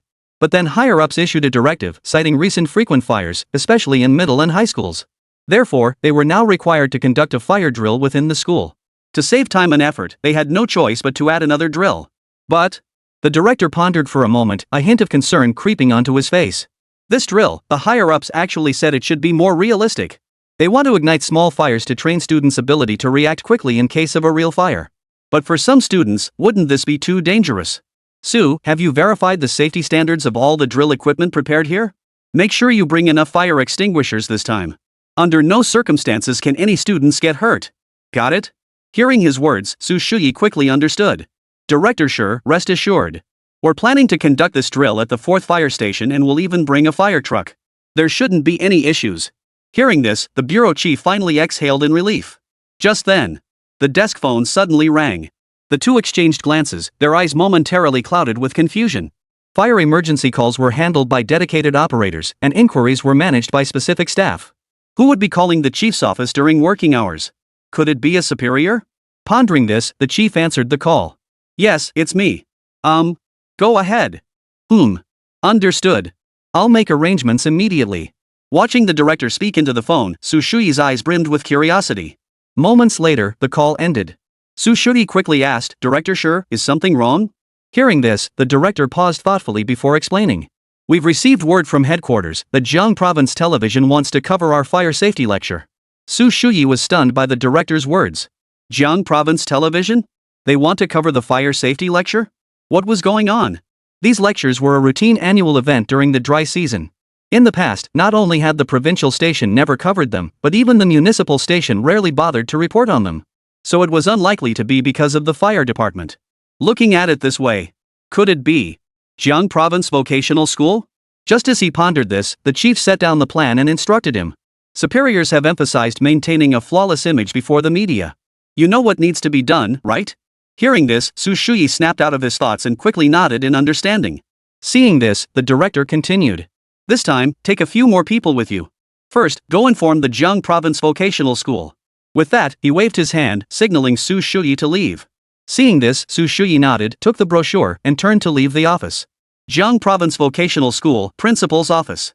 What? The TV station is coming to report again? Huang Anmin had just unscrewed the lid of his thermos when he heard Zhao Jiangon's report. His hand froze mid-air, his voice filled with astonishment. Yes, Principal Huang. The fire department just called to notify us. Zhao Jiangang looked at Principal Huang before him, his expression earnest. Hearing this, Huang Anmin set down his thermos, pondered for a moment, and murmured. This fire department. First they said they wanted to hold a lecture, and we agreed. Then they said they needed to add a fire drill, and we reluctantly agreed to that too. Now, they say Jiang Province TV is coming to cover it. What's going on here? Our school hasn't had any fires recently. Why are the higher-ups making such a big deal about firefighting? As he spoke, Huang Anmin twisted the lid of the thermos cup, tightening it. Principal Huang, this. Zhao Jiangang hesitated, then continued after a moment's pause. I suspect this incident is connected to that student. Hearing this, Huang Anmin looked up, his eyes narrowing suspiciously. You mean, the student the fire department is going to commend? What does that have to do with him?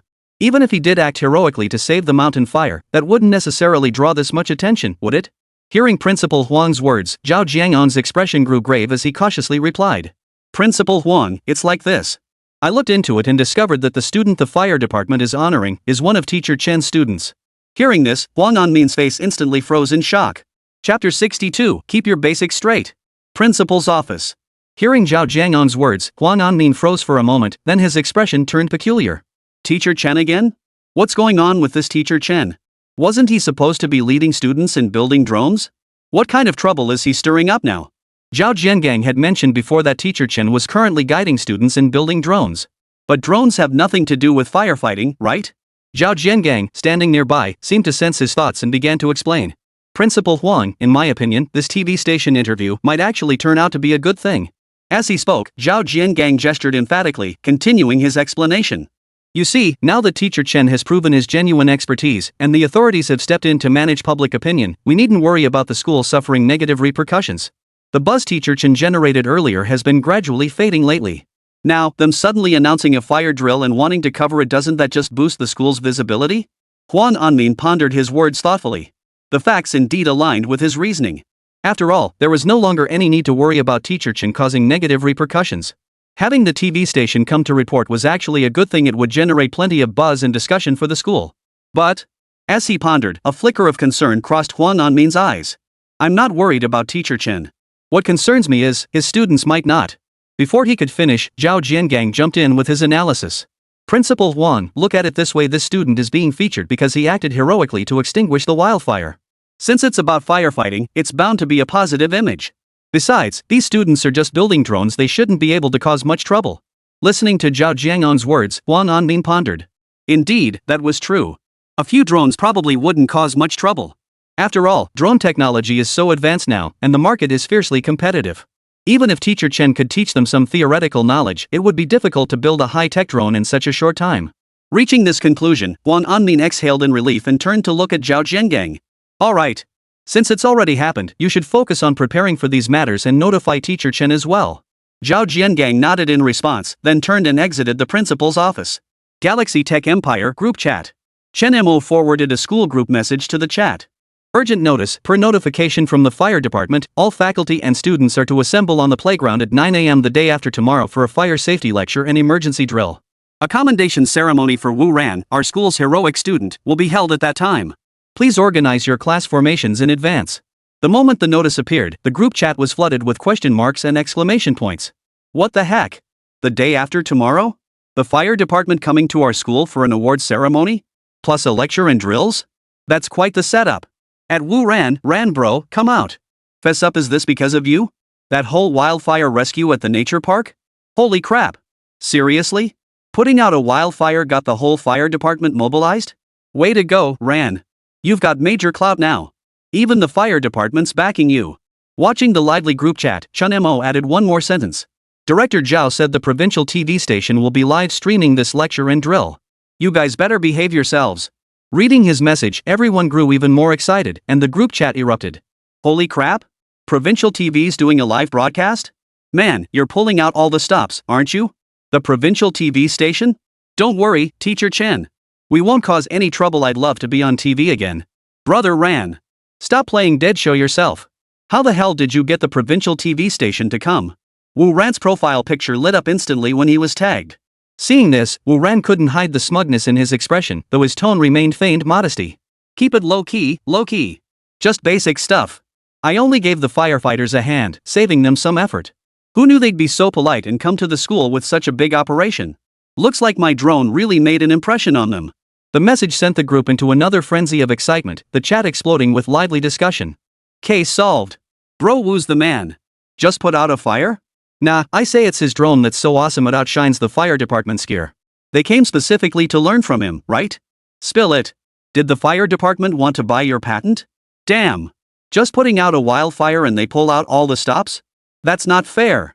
When it comes to firefighting potential, my fleet of smart patrol drones with 14-hour endurance totally outclasses your primitive manually controlled ones. The fire department should be hiring me as a technical consultant. Exactly. My drone with armor thick enough to bathe in lava deserves the spotlight. It dares charge into the heart of forest fires. What's your payload capacity, Ran? Let the fire department see what real hardcore looks like. No way, I gotta make some noise too. I can't let Ran hog all the glory. The group chat instantly shifted from praising Wu Ran to a new round of drone tech one-upmanship. Everyone was itching to dive into the fire zone right now and prove their drone was the ultimate firefighting machine. Amidst the frenzy of the group chat, with everyone debating how to steal the spotlight or create a bigger fire scene to showcase their skills, Chen Mo slowly sent a message. Everyone, remember what I said before? Keep it low-key. Technology is for solving problems, not for showing off. Fire drills are serious business, safety first. Your drones are for classroom practice. Don't take them to actual drills and cause trouble, and don't create headaches for the school or fire department. Got it? Chen Mo's signature call for low-key poured like a bucket of cold water, dousing the fervor just in time. The group fell silent for a few seconds. The students, who had just been buzzing with excitement about pulling off something big, suddenly quieted down considerably. Alright, got it, Brother Chen. We were just bragging we'd never dare set fire to a drill site. Got it. Rest assured, Teacher Chen. We're just, academically discussing the future of firefighting drones. Right. Learning. Learning is paramount. We promise to only observe, no hands-on. Wu Ran also quieted down, ceasing his bragging in the group chat. He sent a message. The teacher's right. Keep a low profile, keep a low profile. I won't draw attention to myself. That firefighting incident was just a minor accident. The group chat temporarily returned to a superficial calm. Everyone stifled their eager thoughts and said no more. Chapter 63, Teacher Chen said to keep a low profile. Votes needed. 2 days later, the Jiang Province Vocational School playground was adorned with colorful banners. A banner hung high, reading, "Welcome Jiang Province Fire Department to guide fire safety work. Commend Wu Ran for bravery." Several bright red fire trucks from the fire department were parked at one side of the field. The TV station's live broadcast van was already in position, with Wang Bing and the cameraman adjusting equipment, preparing to go live. Captain Su Shuyi, dressed in a crisp firefighter's uniform, led several key firefighters to the group of school administrators. His gaze immediately fixed on Huang Anmin, who stood at the head of the group. "Principal Huang, it's a pleasure to finally meet you. I've long heard of your school's gifted math teacher, and now you have a student who acts courageously in the face of danger. Truly, your teaching methods are exceptional." Though a trace of tension flickered in Principal Huang Anmin's eyes, he maintained a composed smile as he replied.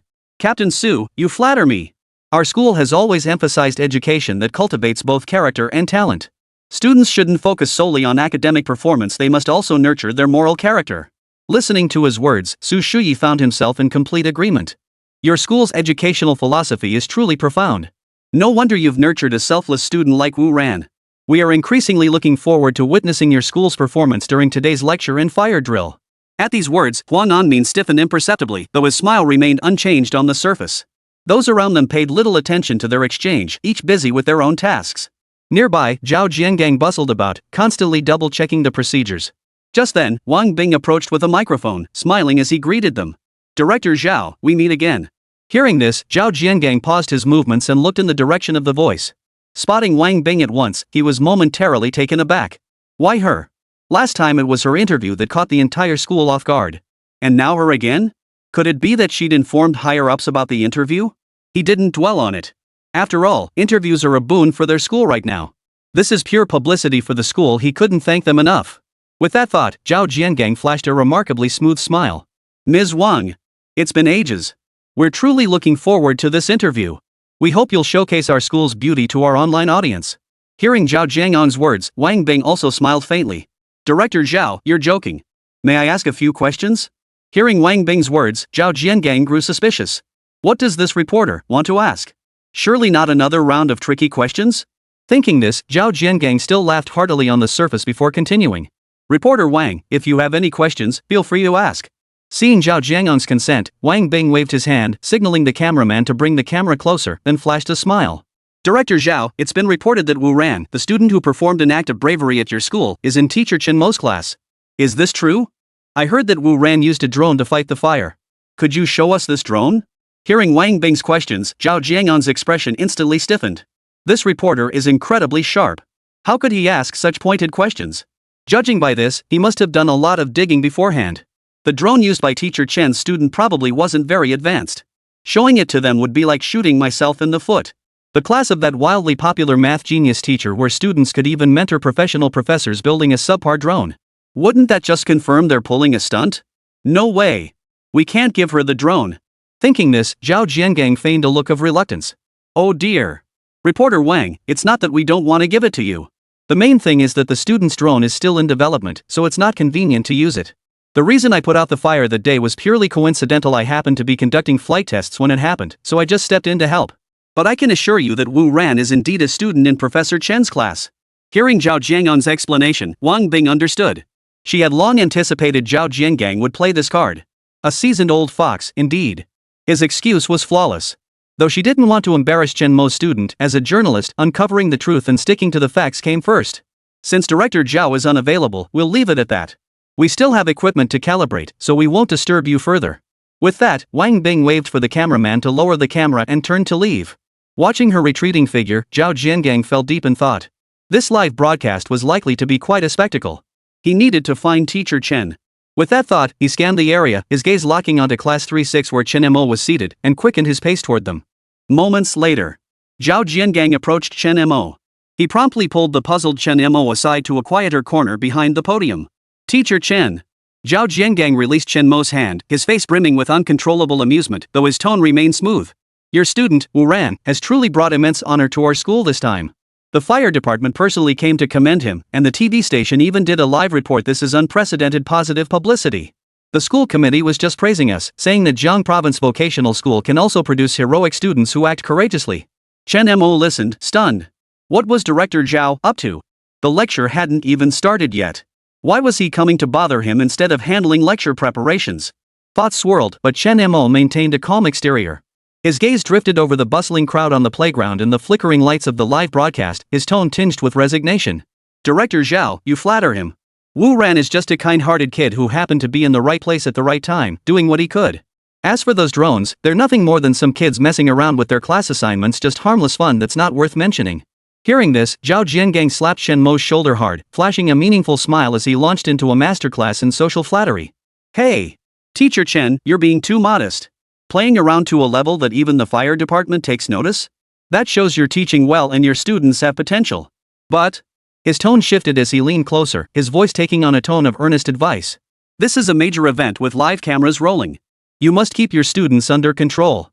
Especially those classroom assignments, don't let them fly around the drill field stealing the spotlight. Safety first, safety first. Chen Mo froze at the words, then snapped to attention. Damn it! So Director Zhao was waiting for me here? So all this detour was just to make sure his class didn't cause trouble. He almost got me dizzy with all that. Thinking this, Chen Mo nodded, putting on a look of deep understanding. His eyes swept over the corner of the playground where his students were gathered, and he said, I understand, Director Zhao. Don't worry. His gaze then fell upon Wu Ran, standing somewhat stiffly at the front of the line. Lu Xiao, Bai Xiaoqi, and the others were peering curiously at the fire truck and equipment, their eyes sparkling with interest, but they remained relatively quiet for now. Chapter 64, Firefighting is no child's play. Votes needed. On the playground, students from each class had formed neat formations under their homeroom teacher's direction. The summer sun beat down with intensity, filling the air with a mix of curiosity, anticipation, and a hint of restlessness. The gleaming red of the fire truck and the solemn firefighters lent an air of solemnity to the usually playful playground. Beside them, the red light on the television camera flashed, signaling the official start of the live broadcast. Wang Bing stood before the camera, greeting viewers with a professional yet warm smile. Hello everyone, this is Jiang Province Television News Live. I'm your host, Wang Bing. We are now broadcasting live from Jiang Province Secondary Vocational and Technical College. Today, a special fire safety lecture and drill will take place here. What makes it special is that this event includes a crucial segment honoring a student who demonstrated extraordinary bravery during a recent suburban wildfire. As Wang Bing introduced the event, the camera swept across the neatly arranged formation on the field, the solemnly standing firefighters, and the banner reading Heroism Commendation Ceremony on the podium. It finally settled on Wu Ran, who looked slightly nervous and was gently nudged by his teacher. This is Wu Ran, a student from Jiang Province Vocational School. Wang Bing's voice chimed in at the perfect moment. During the recent wildfire at the suburban nature park, Wu Ran utilized his specialized skills to assist firefighters in swiftly containing the blaze, preventing greater devastation. His courage and expertise earned full recognition from the fire department. As Wang Bing spoke, the livestream exploded with excitement, the chat flooded with comments. Wow! A vocational student put out a wildfire? How did he do it? That's a mountain fire. Another Jiang Province Vocational School? The one with that math teacher who taught advanced physics? So young, yet so impressive. What a positive role model. After a brief opening segment, the event officially commenced. Su Shuyi walked to the makeshift podium in the center of the playground and took the microphone. His voice boomed across the field through the speakers, instantly silencing the earlier murmurings. Good morning, teachers and students. Su Shuyi's voice was steady and authoritative.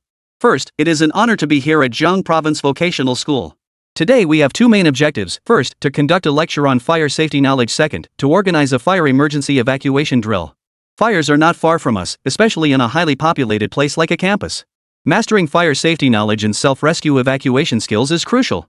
His gaze swept across the students, his voice resonating with a sense of responsibility.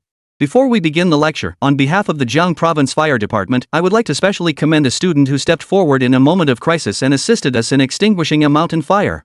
That student is Wu Ran. Spotlights instantly illuminated Wu Ran. Under the intense gaze of countless eyes, Wu Ran appeared flustered, his face flushing crimson. Only after a gentle nudge from the English teacher beside him did he stiffly make his way to the front of the stage. Warm applause filled the playground. Su Shuyi handed Wu Ran a certificate printed with Outstanding Individual for Bravery and an envelope containing a monetary reward, shaking his hand solemnly. Wu Ran, thank you for your heroic actions and assistance to the fire department. Your courage and wisdom are an example for us all to follow. Camera flashes kept going off, capturing this moment. Seeing this, Wu Ran stammered, thank you, firefighter, Captain. It was the least I could do. Then he practically ran back to his class line, drawing a wave of good-natured laughter. As the commendation ceremony concluded, the atmosphere grew solemn. Su Shuyi stood on the podium, his expression solemn as his gaze swept across the teachers and students on the field and the live broadcast cameras. Students, his voice boomed clearly through the microphone, reaching every corner. Do you see these fire trucks? Do you see the equipment we wear? These are all prepared to protect lives and property. But remember, when facing real fires, these tools often mean firefighters are battling with their own flesh and blood. He activated the large screen behind him, displaying several harrowing images and video clips from fire scenes. The moment thick smoke billowed from a warehouse as flames licked the sky, fiery tongues erupting from apartment windows, the merciless scene of a forest wildfire consuming everything in its path. The most terrifying aspect of fire is its speed. From a piece of paper igniting curtains to an entire room engulfed in flames, it can happen in mere seconds. A mismanaged oil pan fire can turn an entire kitchen into a fiery inferno. The toxicity of smoke and extreme heat are far deadlier than the flames themselves. Su Shuyi's voice carried a sense of urgency as he spoke, switching between scenes. The large screen now showed firefighters battling blazes in extreme heat, thick smoke, and unstable structures dragging heavy hoses while wearing airtight protective gear. Look at this fire scenario, it catches even seasoned firefighters off guard. Firefighting isn't just about spraying water.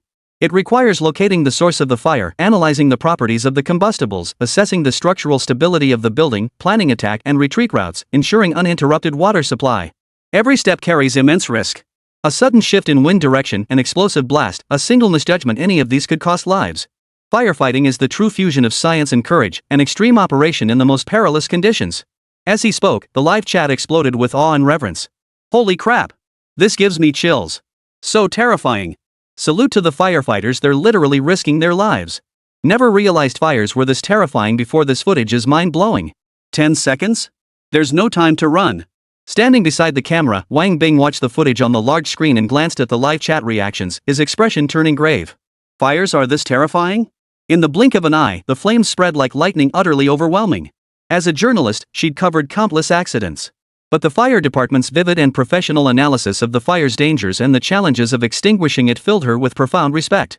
Thinking this, she turned to the camera and added, Captain Su has revealed the brutal nature of fires and the immense challenges of firefighting and rescue. These shocking images and data remind us how crucial it is to prevent fires and learn escape and self-rescue skills. After speaking, she set down the microphone and looked at the students, a hint of curiosity stirring in her heart. If the fires shown in the lecture were this terrifying, what about wildfires? Wouldn't they be even more terrifying? Fires of that magnitude might even overwhelm firefighters. How exactly did that student named Wu Ran assist the fire department in extinguishing the blaze? Could it be? Is it really connected to teacher Chen Mo? Although Director Zhao mentioned this student was in teacher Chen's class, he's still just a student. To extinguish a mountain fire. She shook her head, refusing to dwell on the thought. The lecture was still ongoing, and pondering it wouldn't yield any answers. Better to wait until the lecture ended, then find the school and ask for clarification. At that moment, the playground had fallen completely silent. The relaxed atmosphere from the earlier commendation ceremony had vanished entirely. Everyone was deeply immersed in the horror of the fire. Chapter 65, Can't even handle a fire drill? On the playground.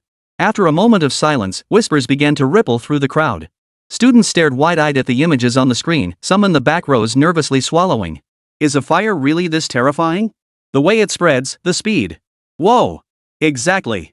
I always thought putting out fires was just about pouring water on them. Never imagined. We really need better fire safety education.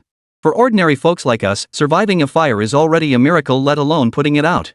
Everyone stared fixedly at the screen, their hearts pounding at the hellish scenes unfolding before them. If they ever face this, they might not even have the strength to pick up a fire extinguisher. They might even freeze in terror, unable to even run away. As these thoughts swirled, the students resumed their hushed discussions. What do you think the wildfire situation at the nature park was really like? Could it be that guy named Wu Ran actually helped put it out? What are you thinking? No way. If ordinary fires are this terrifying, how could a wildfire be simple? Those flames were probably 4 or 5 people tall. How could he have put it out? Exactly. Probably that Wu Ran guy just happened to know where the water source was and tipped off the fire department, which is why he got recognized. Most students simply didn't believe Wu Ran could have been the main force behind extinguishing the fire. Before seeing the fire department's promotional video, they might have actually suspected Wu Ran was the one who put out the fire. But now, they had completely overthought it. The sheer terror of the fire far exceeded their wildest imaginations. Temperatures high enough to melt steel, suffocating toxic fumes, and flames that reignited relentlessly. These scenes were truly horrifying. This was no problem for a vocational student to handle.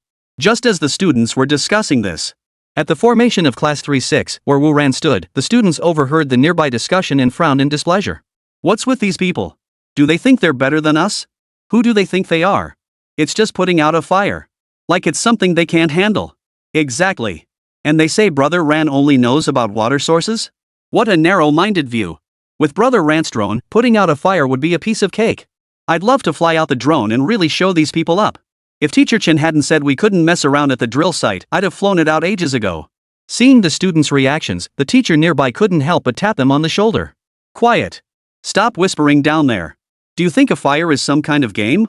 Don't get cocky just because Teacher Chen taught you a few things. When a real fire breaks out, you'll probably be too scared to even stand up. The teachers' faces turned stern as they quietly reminded the students to pay attention, urging them to grasp the gravity of the situation. Earlier, while watching the fire department's demonstration video, they had all seen the worry and lingering fear in each other's eyes. As teachers of other subjects in Teacher Chen's class, they were well aware of Teacher Chen's capabilities. But while Teacher Chen was impressive, that was simply his innate ability. Though not yet middle-aged, he had undoubtedly devoted considerable private study to technological knowledge over the years. He naturally possessed a deep understanding of such technological knowledge. But the students before him were merely vocational high school students. Mr. Chen hadn't taught them for long before they started acting cocky, even boasting about putting out fires. How utterly ignorant. At that moment, the students, hearing the teacher's rebuke, all looked away and kept quiet, saying no more. But deep down, they still harbored a stubborn sense of defiance. Meanwhile, in the viewing area, Wang Anmin frowned deeply, nodding frequently as he murmured to Zhao Jiangang beside him. Captain Su from the fire department is absolutely right. Fires are far too dangerous and complex. They're nothing like we imagine just calling for help and waiting for the fire trucks to arrive. Zhao Jiangang, still visibly shaken, agreed, "You're right, Principal Wang. I always thought fire drills were just going through the motions. Today I learned firefighting is a real, tough battle. No wonder even TV stations take safety drills so seriously." As the two conversed, Su Shuti observed the stunned expressions on the students below and knew the groundwork was sufficiently laid. He shifted his tone, pointing toward the makeshift fire simulation at the center of the playground, a large metal drum covered with a soaked fire blanket, its interior engulfed in raging flames. Talk is cheap. Now we'll conduct a live evacuation and initial fire suppression drill. Each class will evacuate to the designated safe zone according to the plan. Teachers will select several students to come up and attempt firefighting practice. No sooner had the words left his mouth. Soon, several students selected by their teachers approached the site, masks on their faces, looking slightly nervous. The first student approached the simulated fire point. Under the firefighter's guidance, he pulled the safety pin, shook the extinguisher, and aimed the spray at the base of the flames inside the metal bucket. However, before the spray even reached the metal drum, the student lost control due to the heavy weight of the extinguisher and insufficient strength in their hands. It slipped from their grasp, crashing to the ground as the spray scattered wildly. Seeing this, several firefighters nearby exchanged stunned glances. How could they not even hold the extinguisher steady? These students, they don't seem up to the task? This wasn't even about knowing how to use a fire extinguisher. If they couldn't even lift it, how were they supposed to put out a fire? With that thought, they waved to signal the next student to step forward and continue the fire drill. Several more students came forward one after another. Some tried carrying buckets of water to douse the flames, but before they could reach the fire, it had already spread. The water in the buckets was completely insufficient to extinguish it. Others tried using heat-resistant wet towels to smother the flames by cutting off oxygen. But these towels couldn't cover all the flames. As long as there was one air inlet, the fire would reignite and burn even more fiercely than before. Others, like the first person, tried using fire extinguishers, but most encountered significant problems. Either they were inexperienced, finding the extinguishers cumbersome to operate, or they stood too far away, resulting in insufficient spray distance. Some even sprayed themselves with white powder due to incorrect angles. Even if someone managed to briefly extinguish the flames, the fire would reignite because the source wasn't eliminated. The entire drill appeared clumsy and chaotic. Watching the flustered students, Su Shuyi shook his head, a look of disappointment crossing his face. After Wu Ran had helped them extinguish the fire earlier, he had thought the students at this school had relatively strong fire safety awareness. Now it seemed he had completely misjudged the situation. These students acted as if they'd never encountered a fire before. Their preventative awareness was weak, and their firefighting skills were rusty. Chapter 66, Why not let Wu Ran give it a try? Vote request. On the playground, the crowd below the stage watched the clumsy firefighting efforts of the students above and began discussing among themselves. See? Firefighting isn't that simple. Our students can't even operate a fire extinguisher properly. Yeah. And this is with firefighters guiding them. If a real fire broke out, wouldn't we just be waiting to die? Looks like today's fire drill is pretty much over. There's nothing left to see. Not a single one of them managed to put out the fire. In the live stream chat, viewers flooded the screen with comments upon seeing this scene. Did the entire drill fail? That tin can fire was that hard to put out? Don't laugh at the students. That's how real fires work, masses of combustible materials interacting with each other, plus oxygen fueling the flames. It's not that easy to put out. That's terrifying. That huge bucket of flames? I doubt I could put it out either. Looks like I really need to brush up on my firefighting skills. Wang Bing watched the live chat reactions with a complex expression. She had covered numerous fires before. The reality was exactly as described. In a fire, flames feed off each other, intensifying within already burning materials. Even if you extinguish the flames at their base with a fire extinguisher, it's futile. As long as a single spark remained, the entire blaze could reignite. Not to mention situations like these students, where they couldn't even extinguish the visible flames. Meanwhile, in the viewing area, Huang Anmin watched the situation on stage, his expression grim. These were all students from his own school. This fire drill organized by the fire department was being broadcast live. If not a single one of them could put out a fire, wouldn't the school's reputation suffer? Sighing softly, Huang Anmin turned to Zhao Jiangang beside him. I never imagined that not a single person in our school could extinguish a fire. It seems we've truly neglected fire safety education before. Hearing this, Zhao Jiangong's expression also turned grave. Principal Huang, this drill does reveal our school's weak fire safety awareness. Rest assured. After this drill concludes, we'll dedicate a special fire safety education class to thoroughly teach students about fire prevention. Huang Anmin nodded slightly at Zhao Jiangong's words, saying little else. At this point, extinguishing the fire seemed hopeless. The only recourse was to conduct thorough fire safety education later and attempt to salvage the school's reputation. On the podium, Su Shuyi watched the students still struggling to extinguish the flames, his brow furrowing slightly. Their performance fell far short of effectively controlling the initial fire. And this was under his direct supervision the entire time. It seemed the students of this school were incapable of completing this fire drill. With that thought, Su Shuyi let out a soft sigh. For this drill, higher-ups had insisted on using real flames to hone the students' firefighting skills. No wonder they couldn't handle this kind of fire. After all, these students were still children unfamiliar with the ways of the world. Forget professional training, they probably hadn't even seen much fire beyond their home stoves. How could they possibly extinguish a real fire? As this thought crossed his mind, Su Shuyi raised his hand, about to call off the students currently battling the flames. Before he could speak, his peripheral vision caught sight of Wu Ran from Class 6, Grade 3. Seeing him, Su Shuyi couldn't help but recall the drone he'd witnessed during that mountain fire, the one that had so precisely suppressed the flames. That drone, equipped with a massive water tank, had held the flames firmly in check, leaving no room for them to spread. And all of this was done by that student. Before arriving, the bureau chief had mentioned it was likely a misperception that drone probably hadn't carried 100 kilograms of water at all. But now, after all these students had tried, none had managed to extinguish the fire. Why not try a desperate measure? Let him give it a shot. Ahem. Su Shuyi motioned for the flustered students to step down, cleared his throat, and scanned the audience. Is there anyone else who wants to come up and continue the firefighting drill? At his words, the audience exchanged glances, but not a single voice spoke up. In this situation, going up would only be an embarrassment. How could they possibly extinguish a fire that so many others had failed to put out? Seeing no response, Su Shuyi continued. Since no one volunteers, I'll select participants for the drill. His gaze swept toward the third year, 6th grade section, a smile playing on his lips. Wu Ran. You previously assisted our fire department in extinguishing a blaze and possess some firefighting experience. Please come up and demonstrate your practical skills for everyone. Let us learn from your on-the-spot response during that fire. When Su Shuyi called out Wu Ran's name, Zhao Jiangang and Huang Anmin exchanged glances in the audience, instantly growing tense. Huang Anmin lowered his head and whispered into Zhao Jiangong's ear. Old Zhao. Did you warn Teacher Chen? His student won't cause trouble, will he? Hearing this, Zhao Jiangong's expression turned complex, but he steeled himself and replied. He probably won't. I told Teacher Chen to be careful. Listening to Zhao Jiangong's stammering words, Huang Anmin felt an ominous foreboding well up inside him. No, it couldn't be. Could it be that Teacher Chen's student is causing trouble? At this critical juncture, we absolutely cannot afford any trouble. This is a live broadcast. A live broadcast on the provincial TV station. If anything goes wrong, his career will be over. The thought brought a wave of bitterness to Huang Anmin's face. Although the fact that not a single student could complete the fire drill might reflect poorly on the school. But compared to Teacher Chen's students, that would pale in comparison. Even if no one could complete the drill, they would never dream of sending Teacher Chen's students out to handle it. If Teacher Chen's students got involved, it wouldn't be a matter of negative impact anymore. If he started blasting little days and stomping on Cherry Blossom Mountain, the uproar would be massive, spreading like wildfire across the internet. How could that be tolerated?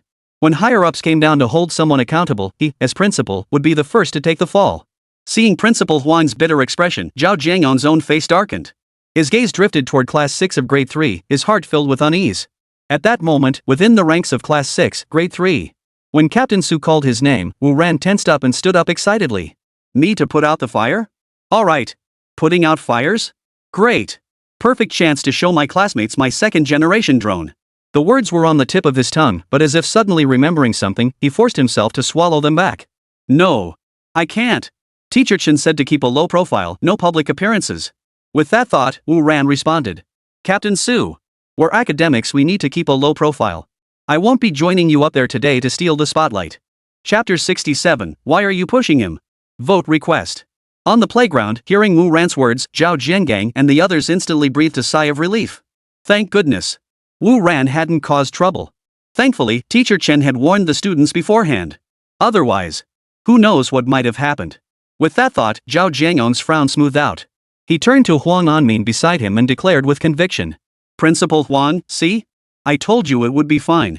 I warned Teacher Chen earlier the student wouldn't cause trouble at such a critical moment. Hearing Zhao Jiangong's words, Huang Anmin nodded slightly, though unease still lingered in his heart. Even though Wu Ran wasn't causing trouble now, what if the firefighters insisted on seeing their credentials? Would the student remain this composed then? What if they really pulled out some bizarre tech contraption? Then, with that thought, Huang Anmin gave an order. Old Zhao, go find Teacher Chen and thoroughly investigate the situation. Make absolutely sure nothing goes wrong. Hearing this, Zhao Jiangang nodded and rose, walking slowly toward the back rows of the viewing area. Soon, he approached Chen Mo, who was seated several rows back, and whispered. Professor Chen. Startled, Chen Mo turned to see a balding man with receding hairline approaching. Surprise flashed across his face. Director Zhao? What brings you here? Hearing Chen Mo's words, Zhao Jiangang gave a bitter smile. Teacher Chen, this student's class assignment, you didn't bring it over, did you? At this, Chen Mo froze again before quickly catching on. So that's what Director Zhao was worried about. No wonder he came running over like a thief. With that thought, Chen Mo smiled. Director Zhao, rest assured all my students' class assignments are still in the lab building. They didn't bring them. Hearing Chen Mo's words, Zhao Jiangang finally exhaled in relief. Good thing they didn't bring it. That should prevent any trouble. The playground was located near the southern gate of the school, a considerable distance from the lab building at the northern gate. As long as they hadn't brought those drones over here. That way, even if the firefighters asked Wu Ran to show them the drones, he wouldn't have time to retrieve them from the north gate. Naturally, no major issues would arise. With that thought, Zhao Jiangon's face broke into a smile again. He patted Chen Mo's shoulder and boasted. Teacher Chen, your students are truly the pillars of our school. They're brave, knowledgeable, truly rare talents. Rest assured, Teacher Chen, the school will fully support your class's research endeavors. We'll strive to make your research products renowned worldwide. With that, he turned and walked toward Huang Anmin without another word. Seeing this, Chen Mo inwardly rolled his eyes.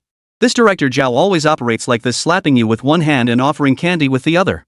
Are all these higher-ups like this? Couldn't they come up with a fresher routine? Just as the two were talking. On the podium, Su Shuyi looked genuinely surprised as he listened to Wu Ran's response. Low-key? Stealing the spotlight? His expression darkened as he began to reprimand. Mr. Wu Ran.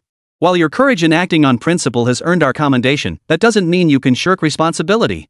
You possess the skills to fight fires, so you must shoulder the corresponding responsibilities. Understand? Moreover, we're having you demonstrate the actual procedures now so everyone can learn self-rescue techniques. This is knowledge sharing, not grandstanding. In the eyes of our fire department, all practical skills should be demonstrated openly and honestly. Meanwhile, in the observation area, Huang Anmin's heart leapt into his throat as he heard Su Shuyi's words. Just as he suspected. The fire department was ultimately insisting that Wu Ran come up and demonstrate firefighting. The thought made him snap his head up, craning to look behind him. The moment he turned, his gaze locked with Zhao Jiangang, who was walking back. Noticing this, Zhao Jiangang hurried over to Huang Anmin's side and explained. Principal Huang, I just checked with Teacher Chen. He said all the students' drones are still in the lab building. They didn't bring them up, so it should be fine. Hearing this, Huang Anmin finally felt slightly reassured. Good that they weren't brought over. That should mean everything's fine. With that thought, he sat back down and turned his gaze back to Su Shuyi and Wu Ran.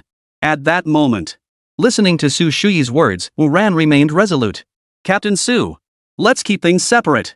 Acting courageously in the face of danger is my civic duty, and I haven't used it to evade responsibility.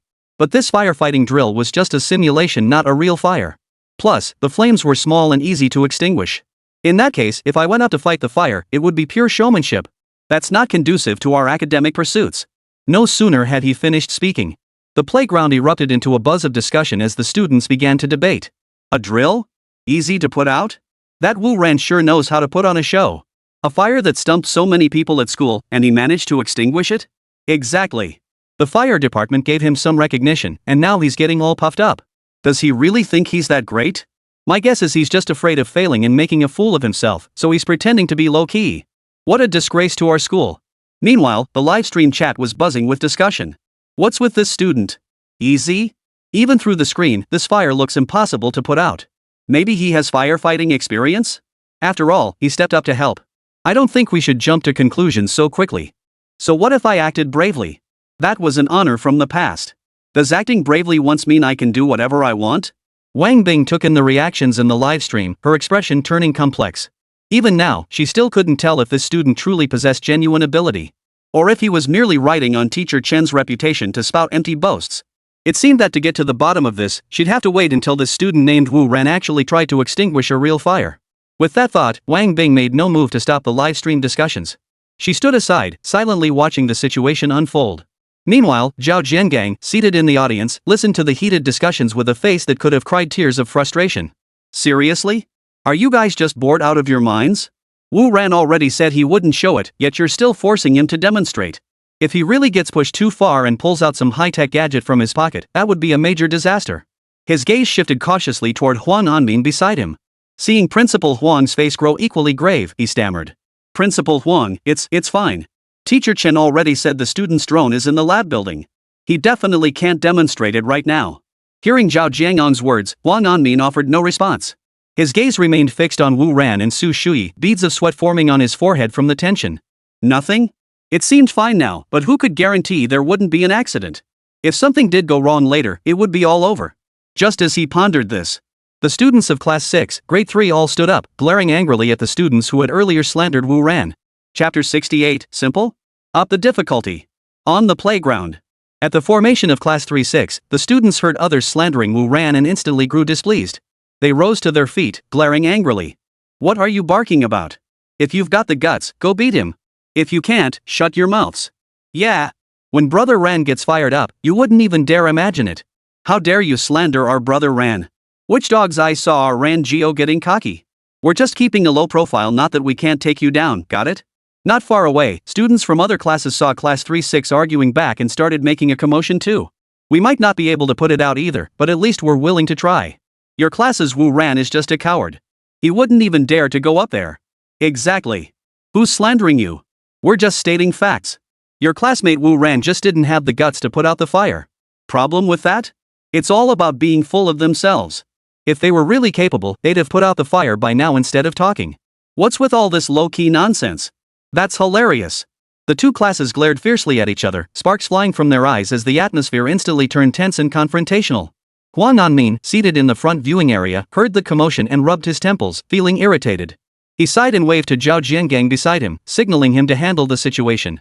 Zhao Jiangang quickly grasped his meaning, rising promptly to approach the arguing crowd. Got nothing better to do? What's with all this arguing? Sit down immediately. He barked angrily, clearly displeased. At his words, the crowd fell silent. The earlier tense atmosphere dissipated instantly, and no one dared say another word. Seeing this, Zhao Jiangang looked at them with disappointment, continuing his scolding. Look! The fire safety lecture is still streaming upstairs. You're shouting insults here. What kind of example are you setting if outsiders see this? Hearing this, the students all looked guilty, their eyes darting around without responding. Seeing both classes fall silent, Zhao Jiangang turned and walked away. After taking a few steps, he seemed to suddenly remember something. He turned back, approached the class that had earlier insulted Wu Ran, and declared, "All of you who insulted Wu Ran earlier, write a written self-criticism. Reflect on your actions properly. Hand them into my office tomorrow morning." The class erupted in murmurs of discontent. Just as they were about to protest, their eyes met Zhao Jiangang's stern gaze, and the words on the tip of their tongues vanished. Only after Zhao Jiangang had left did a few students begin to murmur. Why are we the ones getting punished? This Director Zhao is so biased. Well, we started it. Keep your voice down, don't want Director Zhao to hear. Zhao Jiangang, who had left, soon returned to Huang Anmin's side, his face plastered with a fawning smile. Principal Huang, it's taken care of. I gave those troublemakers a good scolding.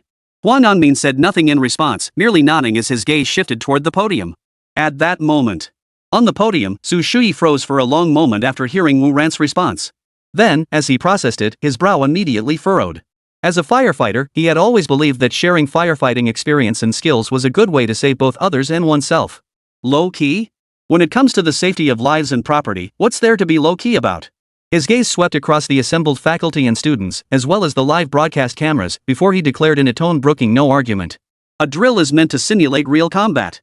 Right now, we need to authentically recreate the scene of an initial fire outbreak. Only by witnessing genuine operations can everyone truly grasp the importance. I hope student Wu Ran doesn't treat this fire drill as child's play. At this, a wave of murmurs rippled through the audience. Captain Su. Don't even bother with him. That guy's just a coward. How could he possibly put out a fire? Exactly, firefighter uncle. He even said putting out fires is easy. That's just making excuses. If he's scared to extinguish it, he's scared to extinguish it. Acting heroically? Does that give him the right to look down on firefighters' drills? To act all high and mighty? Put. Zhao Jiangang, seated in the front row, turned grim. He'd just dealt with one group, and now another was piling on. Looks like he'd have to give them a proper scolding. Just as he rose to his feet, Huang Anmin grabbed his shoulder and pressed him back down. Ignore them for now, wait until the lecture ends. Hearing Huang Anmin's words, Zhao Jiangang nodded and obediently sat back down, his gaze returning to Wu Ran and the others. At that moment, amidst the crowd's shouts, Wu Ran remained utterly unruffled, showing no reaction as he fixed his gaze on Su Shui. Teacher Chen said to keep a low profile. That's exactly what he'd do. No matter what these people say, I mustn't reveal myself lightly. With this thought, Wu Ran responded calmly. Captain Su, it's not that I look down on fire drills. It's just that this fire is truly very small. As Teacher Chen instructed, we shouldn't draw attention unless absolutely necessary. Therefore, I'm afraid I can't agree to your request. Hearing Wu Ran's high-minded excuses, Su Shui laughed bitterly in anger. Simple? You think this fire drill is simple? Fine, very well. Then I'll make it a bit more challenging for you. Without another glance at Wu Ran, he turned and barked orders at the firefighters operating the control equipment. Proceed with the original level 2 contingency plan. Use live fire. Keep the area confined to the minimum safe zone. The moment the words left his mouth, 7 or 8 firefighters emerged from behind the podium, carrying a massive iron drum toward the field. The entire barrel was easily 1/5 the size of a soccer field. The crowd watched in stunned silence. The next moment, a roar erupted across the entire field. Holy crap! A barrel this big? If it catches fire, won't the flames engulf everything? This is terrifying. The fires we saw in the video were scary enough, but if this giant barrel catches fire, it'll be even more terrifying than the video. Ah, those firefighters are badass. Now I'll see if that Wu Ran still dares to brag. As they chatted, the crowd began to back away. The firefighters distributed damp towels to cover everyone's mouths, leading them all to retreat together. Moments later, the giant barrel was placed in the center of the soccer field. A firefighter rushed forward carrying a large box, quickly removing the fire blanket from the small metal bucket. Inside the bucket, flammable materials doused with a small amount of alcohol were blazing fiercely. He opened the box and skillfully pulled out a large quantity of various flammable materials. Among them were wood, curtains, and even some small electronic devices. Soon, the firefighter violently tossed both the contents of the small metal bucket and the entire box of flammable materials into the large metal drum at the center of the playground. In an instant, a brilliant flame shot straight into the sky. It roared to life inside the barrel. With a hissing sound, the flames licked at the edges of the metal container. Thick black smoke billowed from the barrel, spreading outward and enveloping the entire playground. Inside the drum, small electronic devices continued to emit faint popping sounds as they detonated. The entire scene was horrifying, almost indistinguishable from a real fire. Chapter 69, a drone this big? Fire. Real fire. It's burning fiercely. The moment the flames ignited, gasps erupted across the playground, sending ripples of commotion through the student crowd. Seeing this, panic flashed across Zhao Jiangang and Huang Anmin's faces. This intense? Is this still a fire drill? This is practically a real fire. Principal Huang, what should we do next? Zhao Jiangang looked at Huang Anmin beside him with a worried expression and asked. Seeing this, Huang Anmin's expression grew increasingly grave. What else can we do? Call the firefighters, of course. With a fire this big, are we really counting on Wu Ran to put it out? Hearing this, Zhao Jiangang nodded thoughtfully. Principal Huang was absolutely right. Under these circumstances, Wu Ran definitely couldn't put it out. These firefighters, really, why bother with a student? Well, that's just great. Things were getting more and more complicated. Deep down, Zhao Jiangang actually felt a slight sense of relief. After all, the firefighters' intervention meant Wu Ran was beyond his reach. At least this way, he wouldn't have to worry about Wu Ran pulling any more stunts. Meanwhile, the livestream chat erupted. Whoa! This fire is terrifying. If I were there, I'd probably be scared stiff. Yeah, I've never seen anything like this in real life before. Who knew a fire could be this terrifying? It's all that student's fault. Why couldn't he just admit he couldn't put it out? He had to be so stubborn. Now we're stuck waiting for the firefighters to handle it. Watching the chat reactions, Wang Bing, one hand holding a tripod and the other a microphone, quickly led the camera crew backward. Only after reaching a safe distance did she breathe a slight sigh of relief. Her gaze fixed on the raging inferno at the center of the playground, her expression turned peculiar. It was exactly as the viewers in the livestream had said. At this point, they could only wait for the firefighters to take action. Yet a nagging feeling lingered in her mind that Wu Ran would deliver a surprise. After all, he was Teacher Chen's student. Whenever Teacher Chen was involved, the outcome always managed to astonish everyone. With that thought, Wang Bing tapped her forehead, clearing her mind of distractions, and turned her gaze toward Su Shuyi and Wu Ran in the distance. At that moment, Su Shuyi called out loudly from the stage. Wu Ran, how about it? With this fire raging, surely you can step in now? Hearing this, Wu Ran, who had been standing at the position of class 3-6, stared blankly at the raging flames, momentarily frozen in place. Seeing this, Su Shuyi sighed softly. Judging by his expression, he probably couldn't put out the fire. This time, he had indeed acted impulsively. Although higher-ups had arranged a secondary contingency plan, they had stipulated that it could only be activated when warnings proved ineffective when people remained unaware of the fire's danger. During this lecture, everyone else had, to varying degrees, become aware of the fire hazard. Only Wu Ran treated it like child's play, forcing him to resort to the level 2 contingency plan. Although he had seen this student flying a drone before, the director had already mentioned that it was likely a case of misidentification that day. The drone's payload capacity wasn't as strong as I'd imagined, nor was its altitude capability that high. Moreover, even if that drone I saw back then had truly been capable of heavy lifting, given the scale of this fire now, it probably wouldn't have been able to extinguish it even if it had been deployed. If only he'd stayed calm back then and waited until afterward to confront Wu Ran for a proper private lecture. Thinking this, Su Shuyi wiped the sweat from his forehead. The temperature was rising steadily. It was time to take action and put out the fire. With that thought, Su Shuyi waved his hand. Just as he was about to call out to the surrounding firefighters to begin extinguishing the blaze, Wu Ran, standing nearby, snapped back to reality. His entire body trembled reflexively. A surge of urgency ignited within him, and he bellowed. "It's really on fire! Danger! My drone!" As he shouted, Wu Ran swiftly pulled out the upgraded controller, now sporting a more futuristic design. He barked orders, his fingers flying across the controller. "Second-generation cargo specialized drone, activate." The moment the words left his mouth. Behind the playground, toward the school's north gate. On the roof of the lab building, a massive drone launch platform resembling a mothership from a sci-fi film responded instantly. The hatch slid open, and a massive, heavy-duty triangular drone far larger than ordinary models, equivalent to 5 or 6 standard drones in size, roared into the sky with a deep, rumbling hum. Suspended beneath it was a massive translucent water tank, glistening with blinding light under the sun. Seeing this, the crowd on the playground turned their gaze toward the drone, murmuring in unison. "Holy crap! What is that? A drone? Where have you ever seen a drone this big? Look! What's that thing hanging underneath? A water tank? How could a tank that big even fit? Can a drone really carry something that massive? This? Where did this drone come from? How terrifying! Could it be from the fire department?" As the crowd debated, the livestream chat exploded with activity, comments flooding the screen. "A drone? They actually deployed a drone to fight the fire. Looks like the fire department really came prepared. Fire department rocks. This drone is clearly made from special materials, definitely not something you could build with ordinary stuff. First time I've seen a drone this massive. Carrying a water tank that huge? That's insane.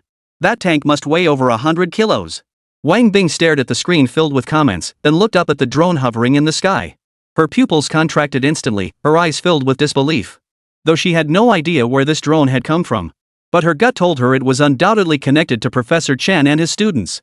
Looks like after the lecture ends, I'll need to interview Teacher Chen and his students properly. Just as Wang Bing was deep in thought, Su Shuyi, standing on the podium, saw the drone emerge and his expression froze in shock. This drone is Wu Ran's. No. That can't be right. Is his drone really this big? And that water tank? How could it be this big? It looks even bigger than the ones I've seen before. Just how much water is in there? Su Shuyi stared fixedly at the drone hovering in the sky, his face etched with utter disbelief. No, impossible. How could a student's drone outperform a specialized firefighting drone? That's impossible. There must be a solid core inside that water tank on the drone, making it appear so large. His gaze remained fixed on the drone in flight, determined to uncover the truth. Just one glance at how much water it discharged during firefighting would give him a rough estimate of its internal capacity. Just as he pondered this, the drone slowly glided across the field, gradually approaching the giant barrel at the center. Chapter 70. Where's the fire? Where's that huge blaze? The playground. Under the watchful eyes of the crowd, the triangular drone glided steadily overhead at a measured pace, hovering precisely above the burning metal drum. The next instant, whoosh! As if the floodgates of heaven had opened. A torrent of water mixed with specialized firefighting foam crashed down like a waterfall, thundering onto the ground. The torrent's fury and sweeping coverage instantly engulfed the entire drill area in a surging curtain of water. The sight was utterly breathtaking. The massive curtain of water reflected iridescent light under the sun, while the thunderous roar of water crashing onto the ground drowned out everyone's gasps. 1 second. It took only 1 second. The blazing inferno within the giant barrel at the center of the field, that towering conflagration attempting to devour everything, vanished completely. Water droplets, mingled with ash and black smoke, swirled through the air. The temperature plummeted several degrees. Immediately, a mist began to spread and diffuse, mingling with the acrid stench of burning in the air. The entire playground fell deathly silent, plunged into an eerie stillness. Only the faint sound of rushing water echoed faintly. After a long moment, a collective gasp erupted across the playground. The students stared in disbelief at the scene, erupting into a commotion. 1 second. Just 1 second. Where's the fire? That huge blaze? How did it vanish? This is a drone? Seriously, whose drone can carry that much water? The fire department is seriously awesome? They built a drone like this? The teachers, who had just been drenched by the massive water blast, froze in place, jaws dropping to the ground. After a long moment, they frantically wiped the water from their faces while staring up at the massive object in the sky, gasping in shock. Heavenly flood? Where did this drone come from? Simultaneously, the livestream chat exploded with activity, a dense barrage of comments completely obscuring the screen. Holy? That's a drone? More like an airborne mothership? Why does this drone not look like a firefighting one? It seems like it belongs to the school and it flew out from the school's direction. How could it be from the school? What school even has a drone like this? Are you out of your mind? Exactly. That drone's water tank is loaded with firefighting foam. Who the hell can just get their hands on something like that? Watching the live chat reactions, Wang Bing was utterly baffled. As the reporter closest to the drill site, she and her cameraman were also caught in the water spray, their hair plastered to their cheeks. She was at a complete loss for how to react. Just as she stood there dumbfounded, Su Shuyi on the podium had also gone completely blank, utterly speechless. Only extreme shock and bewilderment at the upheaval of common sense remained. This. Moments ago, he had harbored doubts about Wu Ran's drone. Now, his mouth hung open, his eyes bulged as if they might pop out, and his mind went blank. After witnessing Wu Ran's drone firsthand, Su Shuyi's doubts were swiftly shattered. After hearing the bureau chief's explanation, he had genuinely doubted his own eyes. But now, seeing it with his own eyes, Su Shuyi could only estimate that the water in that tank absolutely exceeded 100 kilograms. That fire demon he had claimed could only be defeated with specialized technology and human sacrifice. Right before his eyes, it was extinguished in a single second by this suddenly appearing giant beast of the sky, in a manner that was almost unreasonable, crushing down like a mountain. Even the smoke was delayed by a minute or two. This speed and efficiency, forget drills, even in actual combat he'd never seen such a swift and brutal fire suppression method. It was on an entirely different level compared to Wu Ran's firefighting efforts last time. At that moment, Su Shuyi and his firefighters stood soaked to the bone, frozen in place, staring up at the colossal object hovering overhead. These firefighters, equally drenched, held their hoses and extinguishers in a way that seemed utterly ridiculous. Some instinctively took a step back, their gazes fixed on the sky with awe and a hint of indescribable dread. A single thought dominated their minds: if this thing were at a real fire scene, what would firefighters even be needed for? At that moment, Zhao Jiangang and Huang Anmin, standing among the crowd, were also frozen in place. Huang Anmin nearly jumped out of his skin at the sight of the torrential water, as overwhelming as a flood. When the torrent subsided and the enormous drone came into view, his face drained of color. His fingers trembled as he pointed skyward, his lips quivering for a long moment before he managed to say to Zhao Jiangang beside him, It exploded? Didn't you say we were building a civilian drone? This is like a dam releasing floodwaters? Old Zhao. What the hell were you investigating? Didn't you say it wouldn't fly out? This class assignment is about to flood the entire school. He felt his blood pressure skyrocket, his heart racing as if he were having a heart attack. Listening to Huang Anmin's tirade, Zhao Jiangang was equally bewildered. He had recognized it as the drone from Teacher Chen's class a moment before Huang Anmin did. But he had no idea what was going on either. Teacher Chen had said those class assignments were in the lab building. Who the hell knew this thing could even fly all the way over from the lab building? At that moment, Zhao Jiangong's face turned ashen, his mind filled with the wails of utter collapse. It's over. Totally over. Low key? Low key my ass. How the hell is anyone supposed to keep a low profile with this? I should never have trusted you, Teacher Chen. This isn't some mere civilian drone you're talking about? What low-tech gadget are you talking about? You're trying to punch a hole through the sky. As he pondered, Zhao Jiangang recalled Wang Bing's gaze and the live camera feed. He just wanted to crawl into a hole. 10 minutes later. The crowd gradually calmed down. On the podium, Su Shuyi snapped back to reality, deep in thought. This Wu Ran's drone, it's truly incredible. No way. We absolutely must acquire this drone from him. This would be an absolutely crucial asset for firefighting operations. As he thought this, Su Shuyi suddenly recalled the murmurs among the crowd suggesting it might belong to the fire department. He quickly grabbed the microphone and addressed everyone. Everyone, listen to me. This drone doesn't belong to our fire department, it's Wu Ran's. It was also Wu Ran who used this drone to help us extinguish the fire earlier. Hearing this, the crowd, which had only just calmed down, erupted once more. The students erupted in waves of gasps and shrieks. WH? What? It's Wu Ran's. Holy crap? Are you kidding me? Is this really his drone? No way. He built this drone? Then why did he go up to put out the fire before? Are you guys stupid? If this drone is this powerful, why would he even bother using it for a measly little bucket fire? At that moment, in Class 6 of Grade 3, after a brief dead silence, a massive roar erupted, a release of pent-up excitement and wild shouts. Holy crap!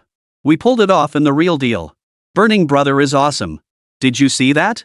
Did you hear what the firefighter said? Gotcha, huh? Who was barking like a dog just now? Why aren't you barking now? Ha, this is how you put out a fire. Basic skills. Do you even know what basic skills are? It worked. This payload, this stability. Bro Yen, you're insane. Just as everyone was cheering. In the livestream chat, after a couple seconds of absolute silence, comments erupted like a volcanic explosion, flooding the screen in a dense torrent. Holy? Is this really the school's drone? And it was built by a student? I admit I spoke a bit too loudly earlier. I remember now. It's that genius math teacher from before. No wonder the school feels so familiar. This student can't be that teacher's student, right? Holy crap. That's terrifying when you think about it. How did I not consider that? Listening to Su Shuyi's explanation and observing the livestream's reactions, Wang Bing's gaze locked onto the colossal object hovering in the air and Wu Ran's location. A new thought formed in his mind as he murmured to himself. I should interview that student first. Chapter 71, A Generation of Weak Pilots? Votes needed. On the playground, the chaos gradually subsided, and steam rose from the damp ground. Seeing the misunderstanding cleared up, Su Shuyi addressed the crowd. Everyone, this fire drill is temporarily concluded. Please exit in an orderly fashion by class. Wu Ran, you stay behind. Without waiting for reactions, he waved to the nearby firefighters to clean up the mess and turned to walk down from the podium. School teachers and administrators began organizing the classes to exit. Wang Anmin, standing among the crowd, snapped out of his daze upon hearing Su Shuyi's words. Worry quickly spread across his face as he tapped Zhao Jiangang, who was still in a daze beside him. Zhao! Zhao! At the sound of his name, Zhao Jiangang snapped out of his daze, looking around in confusion. Seeing him snap out of it, Huang Anmin asked. The fire department wants to keep Wu Ran here. You need to go check on him immediately. Make sure nothing happens. Got it? Zhao Jiangan's expression changed, and he hurriedly replied, Got it. Principal Huang, I'm heading over right now. With that, he immediately turned and headed toward Wu Ran. A moment later, Su Shuyi approached Wu Ran. Just as he was about to speak, a group led by Wang Bing burst in from behind.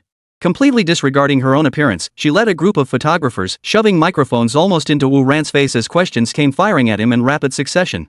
Wu Ran, did you build this drone yourself? Did Professor Chen Mo teach you? What kind of technology does this drone use?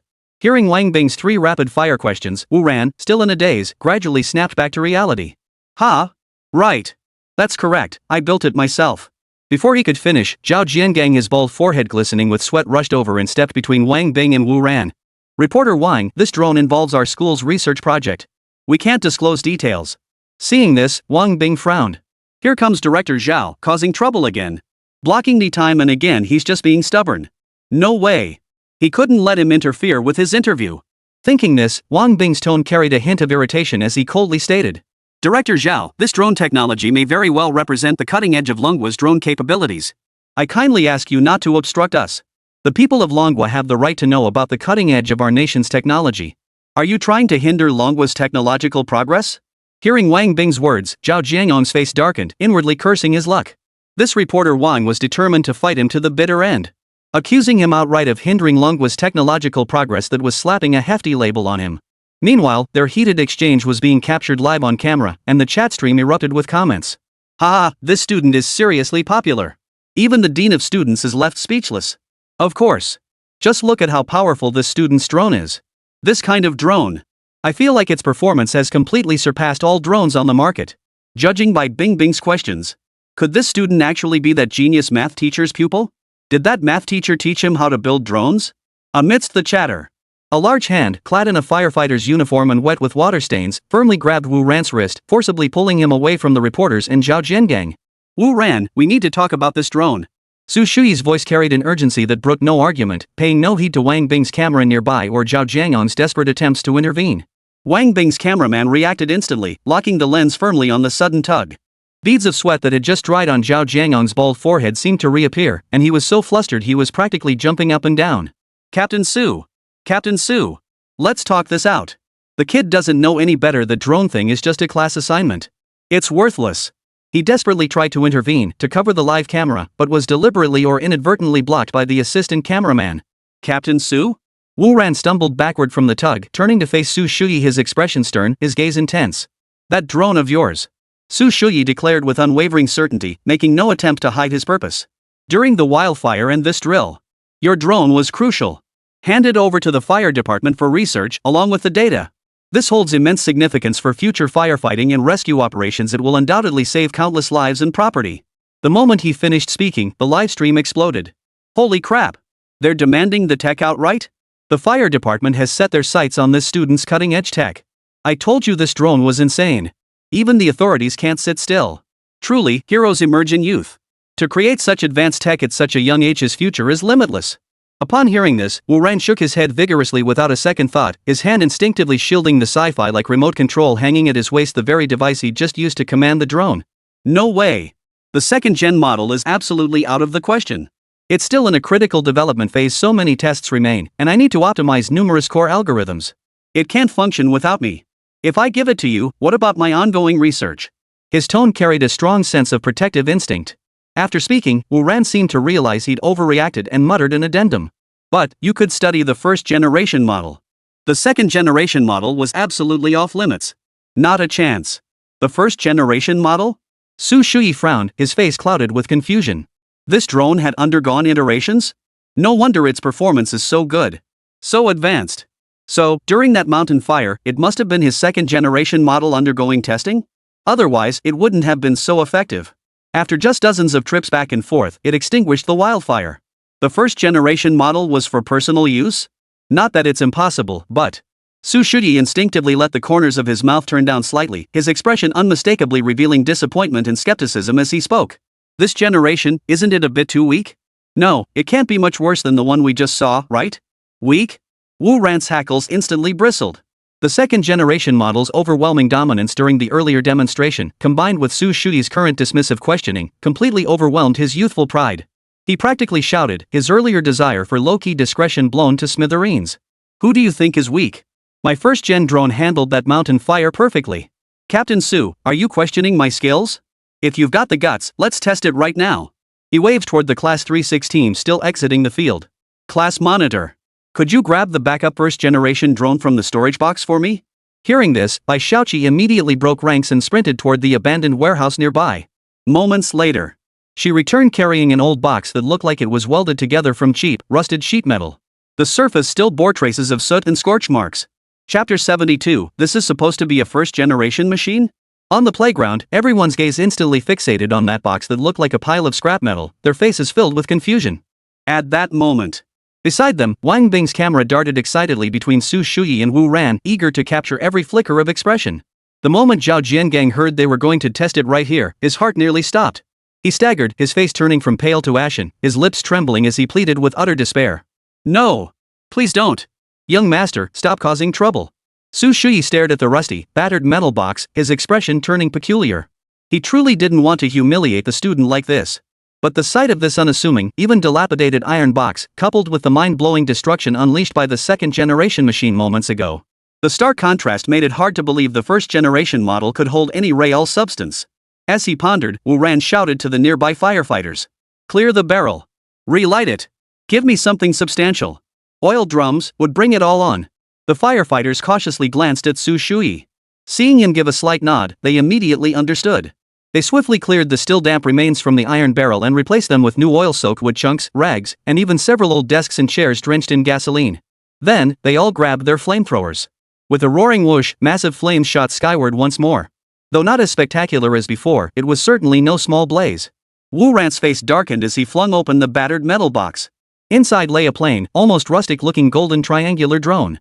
Its size was roughly half that of the second-generation model. Compared to the sci-fi colossus from moments before, it was like the difference between a tractor and a space shuttle. Weak? Oomph. Just you wait and see how weak this first-generation model really is. Wu Ran muttered under his breath, his fingers tapping the much more rudimentary interface on his modified phone. The first-generation drone emitted a faint hum as it rose into the air with slightly sluggish movements, slowly flying toward the lake behind the playground. Seeing this, Wang Bing's camera quickly zoomed in, giving the first-generation drone a close-up shot. The moment the first-generation drone came into view, the livestream chat exploded with comments. Ha ha ha ha, this piece of junk? Are you kidding? It's like night and day compared to that air battleship from earlier. Oh no, oh no. This student is seriously overconfident. This looks like it's going to crash and burn. This is the first-gen aircraft? No wonder the fire department didn't want it. If they asked me, I'd pass too. Seeing the chat's reactions, even Su Shuyi and the firefighters couldn't hide their growing disappointment and disdain. The main issue was this drone. While its appearance seemed straight out of science fiction, the rust and grime covering its body made it impossible for them to imagine any advanced technology inside. The first-generation drone slowly faded from view. 5 minutes later, a buzzing sound filled the air, and the once clear sky darkened noticeably, shrouding the surroundings in gloom. The crowd exchanged puzzled glances and whispered among themselves. What's going on? Is it getting dark? That can't be right, it's not even close to sunset yet. Yeah. Could it be raining? But that doesn't make sense either. Didn't the weather forecast say it wouldn't rain today? As they spoke, their gazes followed the sound. As they lifted their heads, they spotted the golden triangular drone slowly approaching. Hanging beneath it was a massive water tank? At the sight, Su Shuyi's eyes instantly widened to their fullest, his jaw nearly dropping in shock. What the hell is this? Wang Bing was also momentarily dumbfounded. Holding the camera he'd just taken from the photographer, he stiffly turned his gaze toward the sky. At that moment, the sky remained obscured by the drone's enormous water tank. Only a faint glimmer of light filtered through the surrounding darkness, yet sunlight still shone not far away, sharply dividing the light from the shadows. The drone slowly glided in, and its payload gradually came into view, a water tank that looked like a giant plastic garbage bin that had been modified. Though it looked worn and battered, its size was no less imposing than the earlier transparent tank. More importantly, this tank was opaque. As it approached, half the sky darkened instantly. The oppressive feeling was overwhelming. As the drone drew nearer, the live stream chat exploded. Holy! What the hell is this? The understated master's style? What do you call technical dominance? Who says first-generation drones lack a master? This sense of oppression. I feel like my phobia of massive objects is about to kick in. Check out the firefighters' expressions. They're all frozen in shock. Ha ha ha ha. The drone hovered directly above the flames, about 7 or 8 meters high. The next second, a startled cry erupted. Don't open the water tank. For heaven's sake, don't open it, Wu Ran. Su Shuyi raised his hands high, shouting to stop him. Before he could finish, put. SSSSHHH. A torrent of water poured down. The flames were instantly extinguished. The massive torrent swept away the iron bucket, overturning it completely.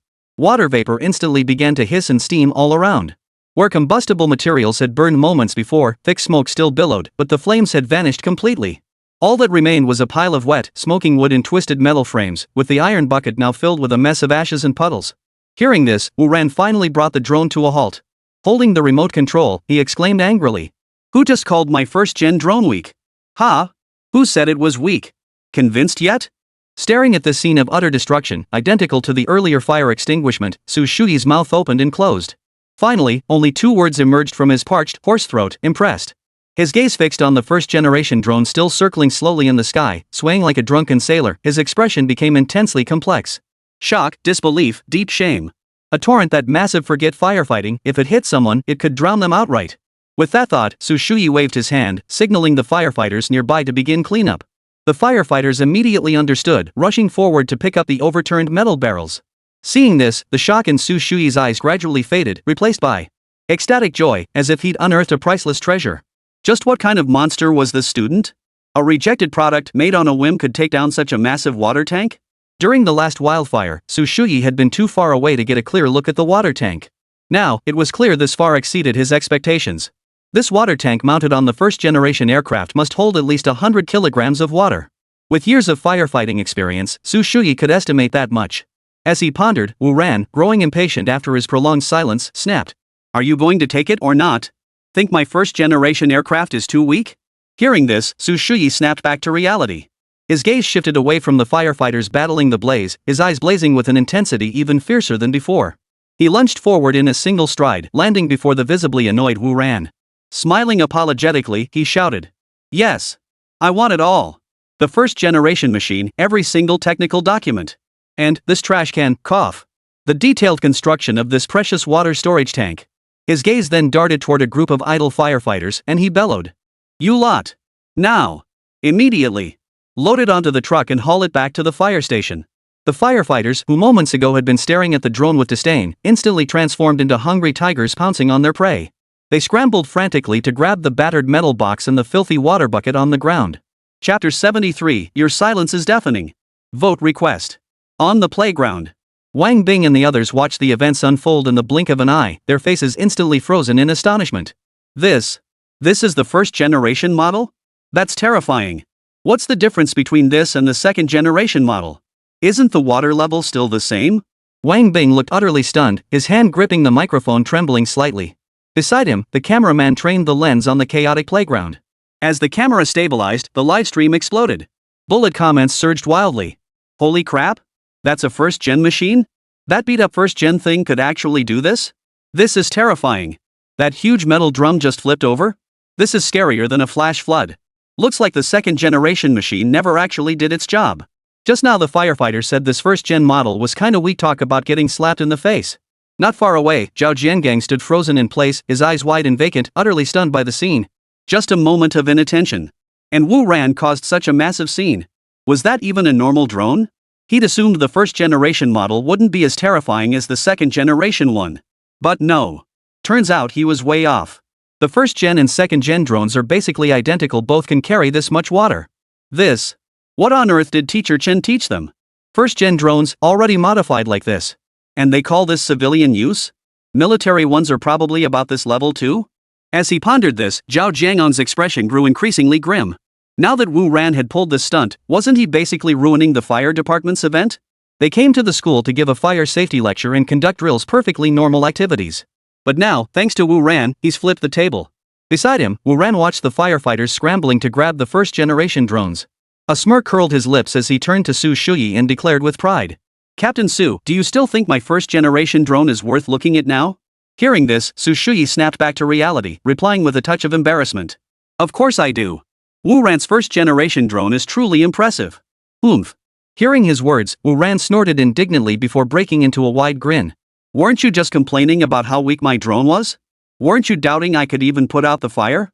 He lowered his head, glaring at Su Shuyi. So tell me, did it put out the fire? Was the payload sufficient? How was the stability?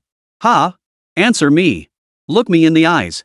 Su Shuyi was completely flustered by the barrage of questions, remaining silent for a long moment before finally snapping out of it. He nodded, his face breaking into a beaming smile. Enough. Enough already. That's more than enough. He gave Wu Ran a thumbs up. Who would have thought a first-generation drone could perform this well? Truly, heroes emerge in youth. As he spoke, the firefighters had already gathered the drones scattered on the ground. Seeing this, Su Shuyi waved his hand. Let's go. With that, he led the firefighters toward departure. Witnessing this, Zhao Jiangang's body trembled. He hurriedly stepped in front of the firefighters. Just as he was about to speak, he hesitated, unsure what to say. How could he just let him take the drone like that? No way. Now that the drone had been exposed to the public, there was no way to conceal it now. Besides, the fire department didn't seem to blame Wu Ran for disrupting the drill. In that case, why not seize the opportunity? If the fire department wants to take it, we should definitely demand some benefits in return. Otherwise, how would the school fund its development? Just as he was pondering this, Huang Anmin arrived upon hearing the commotion, only to find the scene in disarray and the firefighters preparing to leave with their drone. Having served as principal for so many years, he quickly pieced together the sequence of events. No need to guess, Zhao Jiangang must have failed to stop Wu Ran, leading to this huge commotion. Now it seemed the fire department was taking the drone. No. He couldn't let them leave so easily. Just as he was pondering this, Zhao Jiangang spotted Huang Anmin approaching and immediately gave him a meaningful glance, then nodded toward the drone in Su Shuyi's hands. Huang Anmin immediately understood his meaning. The two exchanged a glance, then nodded simultaneously. Zhao Jiangang stepped forward first, grabbing Su Shuyi's hand and feigning distress. Oh no! Captain Su, you absolutely can't take this drone away. This is the heart and soul of our students.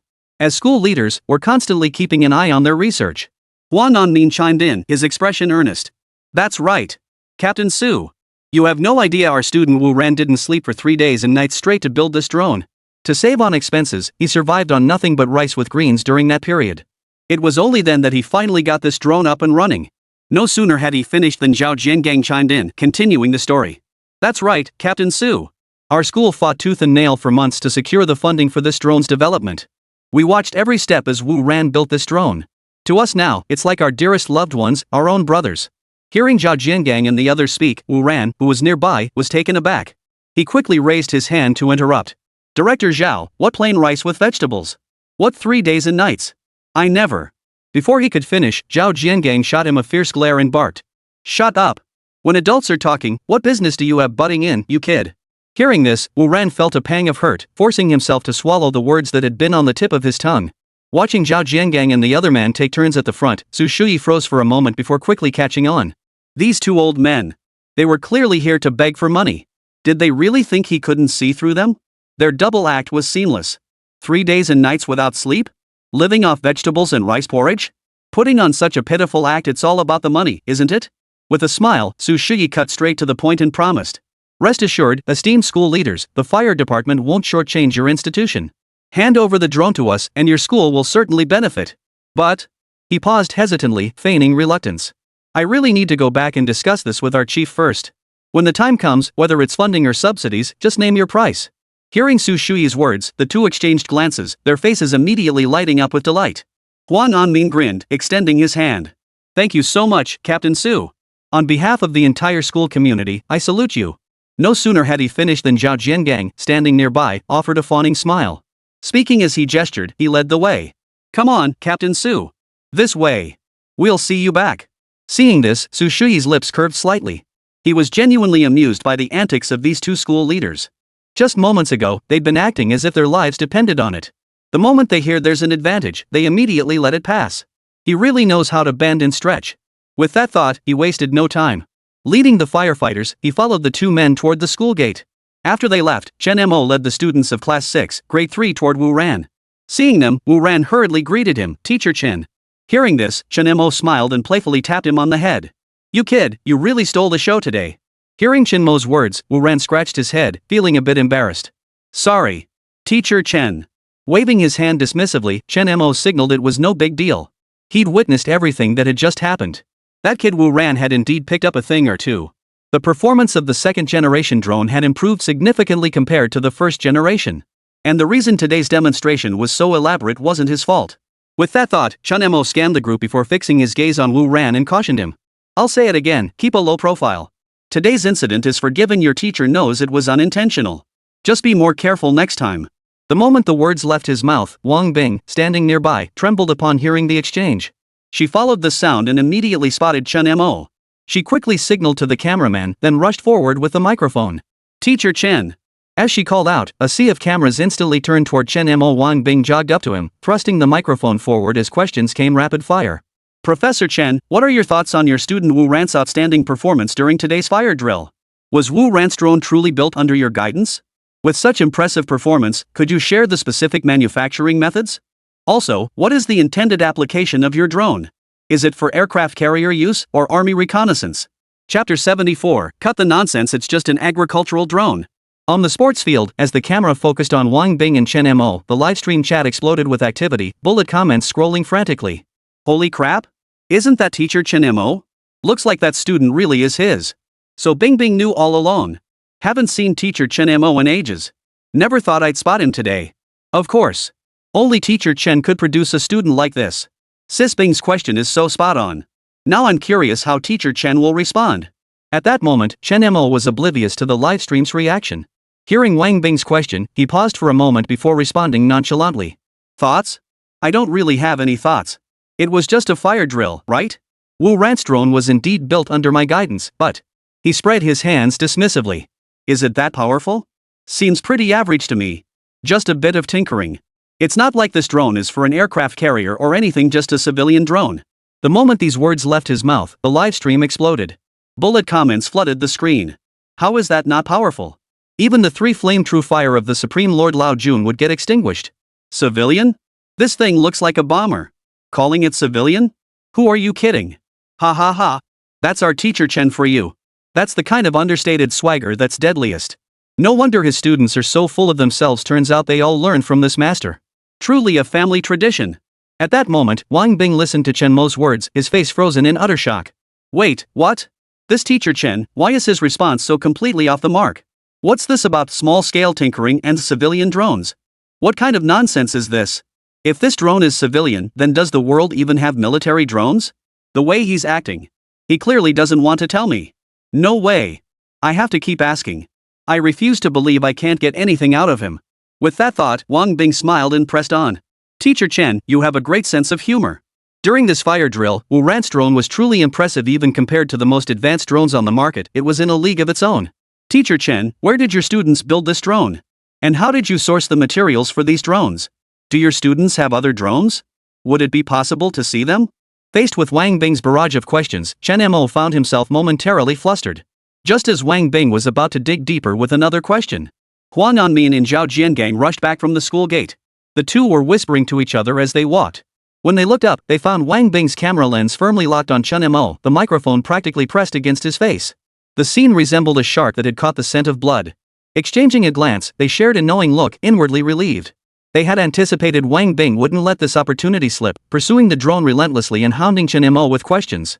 Fortunately, when they had seen Su Shuyi and his group off to the car earlier, they had specifically reminded Su Shuyi. They had repeatedly stressed that the drone project was crucial for student practice and future planning, and its details were part of the school's internal technical accumulation. They had instructed the fire department to maintain strict confidentiality, forbidding any disclosure during interviews. Now that they were back, it had played out exactly as they'd feared. No sooner had they left the field than she latched onto Teacher Chen. The two exchanged a knowing glance, instantly understanding each other's thoughts. They had to get rid of Wang Bing, that plague of a student, from Chen Mo's side ASAP. With that thought, Zhao Jiangon's face instantly broke into an overflowing smile. He darted forward, wedging himself between Wang Bing and Chen Mo. His body perfectly blocked the camera lens and microphone aimed at Chen Mo. "Oh my! Reporter Wang! You're truly dedicated." Zhao Jiangon's booming voice cut off Wang Bing's impending question. "Still working so hard after the drill? Interviewing Teacher Chen would be so boring. Come on. We just saw off the fire department colleagues. Now's the perfect time to give you a proper tour of our school." Zhao Jiangang spoke while extending his hand with remarkable ease, almost with an unrefusable force, snatching the camera from Wang Bing's grasp and steering him toward the administration building. He even took the time to greet the assistants carrying the cameras. "Great work, cameraman. This way, this way. The principal's office has better lighting and a wider view, perfect for panoramic shots." Caught off guard by this sudden move, Wang Bing stammered, "But Director Zhao, we..." Before he could finish, Zhao Jiangon's booming voice was abruptly cut off. "Ah. Right. Reporter Wang, look." He pointed toward a nearby tree. Wang Bing's attention was instantly drawn by his gesture, and his gaze followed the direction of his finger. Zhao Jiangang hesitated for a moment before continuing. "Look at this tree, it really is a tree." "Wang Bing?" Before she could speak, Wang Anmin joined them. "Ms. Wang, no need for formalities. Let's go." With that, he and Zhao Jiangang led the photographers and Wang Bing toward the office building. This scene was also captured by the live stream. After a few seconds of silence, comments flooded in like a tidal wave. "Ha ha ha, this dean of students looks like a human trafficker. This is hilarious. Did Sister Bing touch the school's money? They set her up. Don't leave. I still want to see Teacher Chen. I don't want to see that bald-headed principal." After Wang Bing and her group left, the students of Class 6, Grade 3 came alive. With the reporters and school officials present earlier, they'd been restrained and, now that the reporters were gone, they were free. "Bro, you're awesome. You totally nailed it today. That huge fire, you put it out in one go. Holy crap. Ran GEs on TV again already? That's totally unfair. My drone's no slouch either. I want to be on TV too." "Exactly. Totally unfair. I put a ton of effort into my drone too, okay? If it were my drone that showed up, I could take it down too." At that moment, hearing the students' words, Chen Mo gradually snapped back to reality and solemnly admonished them. "We're academics. Don't spend all day chasing fame and seeking the spotlight, understand? I won't blame you if it's unavoidable, but you mustn't harbor desires for fame. Only by calming your minds and dedicating yourselves to research can you truly achieve academic success." Hearing Chen Mo's words, the group felt as if they'd been doused with cold water, responding with a lackluster, "We get it. Professor Chen, we were just talking. We'd never actually go out of our way to show off." "Yeah, Brother Chen. Haven't we always followed your guidance and kept a low profile?" "Teacher, we understand. Next time we'll be even more low-key." Observing his students' reactions and glancing at Wu Ran tinkering with the second-generation machine, Chen Mo smiled faintly, his face softening with satisfaction. "Good that you understand." After clearing his throat, his expression gradually turned serious. "Next, I have something to tell you all." Chapter 75, Drone Performance Competition. The playground was shrouded in mist, the air thick with the acrid smell of burnt plastic and fire extinguisher residue. Chen Mo surveyed the students before him, their eyes sparkling with excitement and curiosity.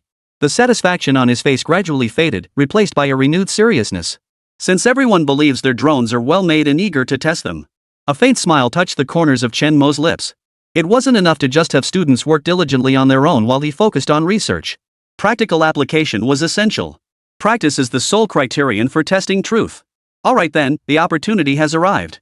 To evaluate everyone's progress and foster learning, our class will host a drone performance competition in 2 weeks. The competition will primarily cover payload capacity, stability control, endurance, flight precision, and specific mission simulations. The standards will be strict. Anything failing to meet them will be eliminated outright. At this announcement, the student group erupted in an uncontrollable wave of excitement, even more intense than when they witnessed Wu Ran extinguishing the fire earlier. No one objected to this proposal. Instead, the students were all fired up and eager to compete. A competition? Awesome! Finally, I can show off my drone. Rigorous standards? Brother Chen, we're not afraid of challenges. I was actually worried it might be too easy and lack difficulty. Exactly, Teacher Chen. We've spent so long perfecting this drone. Now that we finally get to fly it, just watch us. Listening to his student's words, Chen Mo's face softened with satisfaction. Then, a voice of confusion suddenly cut through the crowd. Teacher! Since it's a competition, are there any prizes? Hearing this, he smiled and continued. That student hit the nail on the head. Since it's a competition, there will definitely be prizes. He paused briefly, then produced a stack of thick envelopes and continued. For the top 5 finishers, I'll allocate portions from the school's research funding as prize money 1,000, 3,000, 5,000, 10,000, and 50,000 yuan respectively. Even if you don't place, every participant gets a consolation prize of 500 yuan. The moment he finished speaking, the crowd suddenly fell into an eerie silence. The students exchanged glances, the excitement fading from their faces as they all seemed to want to speak but held back. Seeing this, Chen Mo looked puzzled. What? You're not interested in the prizes? After a few seconds of silence, some students finally spoke up. Brother Chen. It's not that we're not interested in the prize money, it's just that money doesn't really interest us either. Yeah, Teacher Chen. It's great to have a competition, but we don't need the money either. Anyway, the money would just go toward research, it's not like it'd make much difference. Exactly. Teacher, you'd be better off giving us more classes. The sooner we develop great tech products, the sooner we can ditch this boring life. Listening to their words, Chen Mo was stunned. What do you mean you're not interested in money? What do you mean you don't need the money? Does this even sound like human speech? These kids, how could they act like nouveau riche at such a young age? Had he really taught them to be like this? Chen Mo gazed at the crowd, lost in thought. Even if these kids aren't interested in the bonus, he couldn't just let it go. He needed to find another way to spark their enthusiasm. Suddenly, an idea struck Chen Mo. Got it. So these kids aren't interested in money, huh? Then let's see if they're interested in technology. A smile spread across Chen Mo's face as he gestured downward with his hand and continued. Since none of you are interested in money, I'll add another reward. His gaze swept over the curious eyes before him as he calmly delivered the next line. I will personally mentor the winner, imparting an advanced, modified technology that far surpasses current civilian drone frameworks. The moment those words left his mouth, time seemed to freeze for several seconds. The next moment, the previously quiet crowd erupted. The atmosphere of Class 3-6 ignited instantly. Fierce enthusiasm flashed in every pair of eyes as they nearly shouted in unison. Advanced modified technology? Holy crap! Teacher Chen's teaching us something new? Far surpassing current models. Holy crap! What kind of tech? Could it be magnetic levitation motors? Quantum chip-assisted control? Or, shut up! Win first!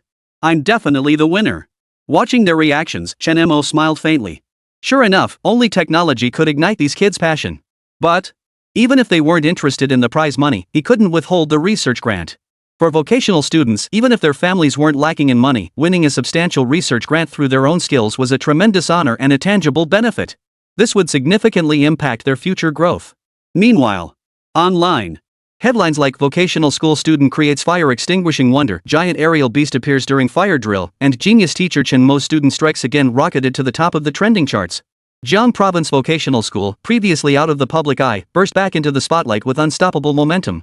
Meanwhile, footage from Wang Bing's livestream during the fire drill was being widely shared and edited. That second-generation drone, resembling a steel beast, carried a massive water tank with overwhelming impact. The moment the tank opened, a torrent of water poured down, instantly dousing the raging flames, a scene that deeply shocked netizens. Social media platforms exploded with the footage as media outlets and marketing accounts shared it relentlessly. Holy! Mind blown! Did a vocational school student really build this drone? That water tank, it's not actually a fire truck disguised as a drone, is it? The payload capacity is insane. This is true innovation. This is real talent. A firefighting drone? It's so much more. I bet with some tweaks, this thing could handle disaster relief and cargo transport. These vocational students are absolutely making a national contribution. Who says vocational students have no future? Look at the students taught by Chen Mo. They prove with their skills that learning knows no class distinctions. If the platform isn't good enough, work harder. Vocational students can develop cutting-edge technology and bring glory to the nation. Public discourse shifted beyond mere curiosity. Increasingly rational voices marveled at the innovation and application potential of the technology, sparking positive societal discussions about the value of vocational education and talent development pathways. Of course, conspiracy theories and sour grapes skepticism surfaced, but they were quickly drowned out by the overwhelming tide of astonishment and support. That once obscure vocational school, already in the spotlight after Chen Mo's story, was thrust back into the limelight by the firefighting drone. This time, however, it came with a resounding exclamation point and a profound sense of national pride. Amidst the fervent online discussions, Su Shuyi had already returned to the fire station with Wu Ran's first-generation drone. Chapter 76, Call in the Pros. Vote Request. Jiang Province Fire Department. The chief's office was bathed in a harsh, pale light. Su Shuyi and several trusted subordinates carefully placed the rusted old metal box onto the empty floor. Opening the case, the unassuming, even slightly smoke-stained golden triangular prism of the first-generation drone lay quietly inside. Beside it sat the equally worn water tank, resembling a giant trash can. The gray-haired, stern-faced old chief paced around the items twice, his brow furrowed. He wiped his finger along the box's edge, examined the dust clinging to his fingertip, and let out a heavy snort. He was Shi Hongyi, chief of the fire department, the oldest member of the Jiang Province Fire Department and a veteran firefighter. Su! Shi Hongyi called out, his voice thick with suspicion. Weren't you out giving a fire safety lecture? What's this? Did you moonlight as a garbage collector? Hearing this, Su Shuyi flushed with embarrassment and explained, Chief Shi, this isn't trash, it's that vocational student's drone. A drone? Shi Hongyi asked, puzzled. You mean the one you mentioned earlier that extinguished the mountain fire? Su Shuyi nodded in confirmation. Commissioner Shi, it was that drone. During the fire drill, we had to activate the secondary contingency plan. It was this drone's second-generation model that extinguished the fire. The moment it deployed, it blocked out the sky.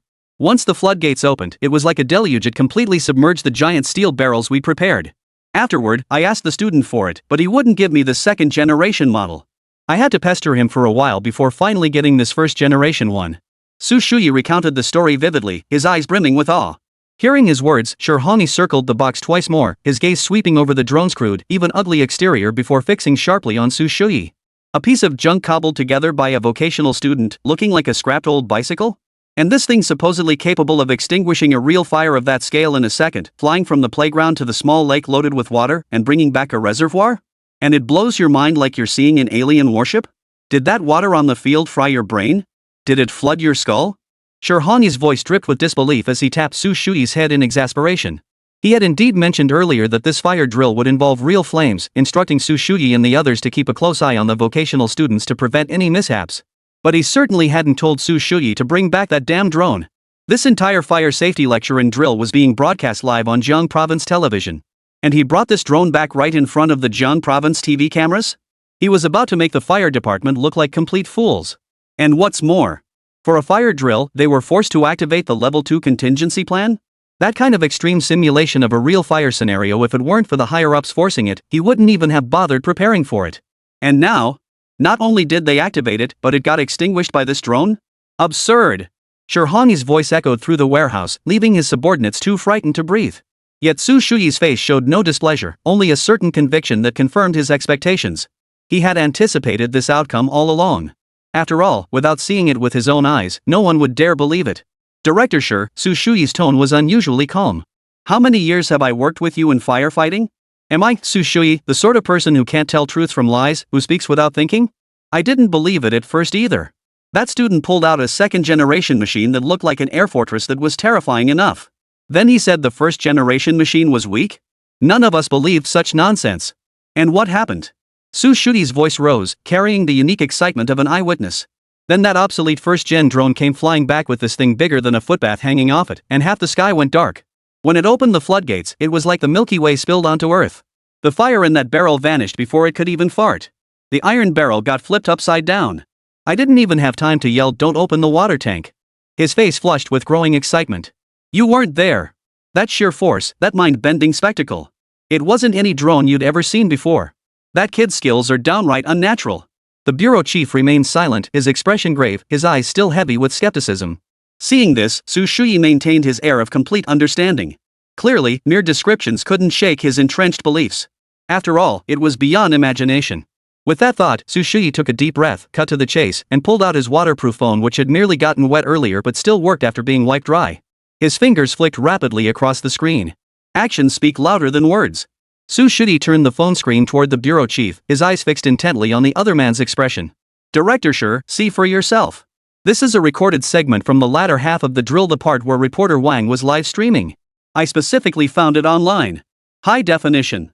You, take a good look. The phone screen played the shocking scene. A battered first-generation drone, carrying a massive water tank, hovered over the training field, its shadow blocking the sunlight. Put. SSSSHHH. Water gushed forth like a bursting river, raging down with fury. The burning oil drums and flames were instantly extinguished by the terrifying torrent, powerless to resist, leaving only rising steam and white smoke. The iron drum was overturned by the immense torrent, a horrifying sight. Su Shui's own roaring voice could faintly be heard. Finally, the drone hovered slowly, the camera lingering on Wu Ran's face slightly displeased, yet radiating youthful spirit. The video wasn't long, but every frame pulsed with disruptive power. Shirhani's furrowed brow had unwittingly relaxed, his mouth slightly agape. His sharp gaze was now filled with shock and disbelief as he stared intently at the phone screen, as if trying to peer into the image to verify its authenticity. The office fell deathly silent, broken only by the faint audio from the phone video and Shirhani's slightly labored breathing. When the video ended, the screen went dark.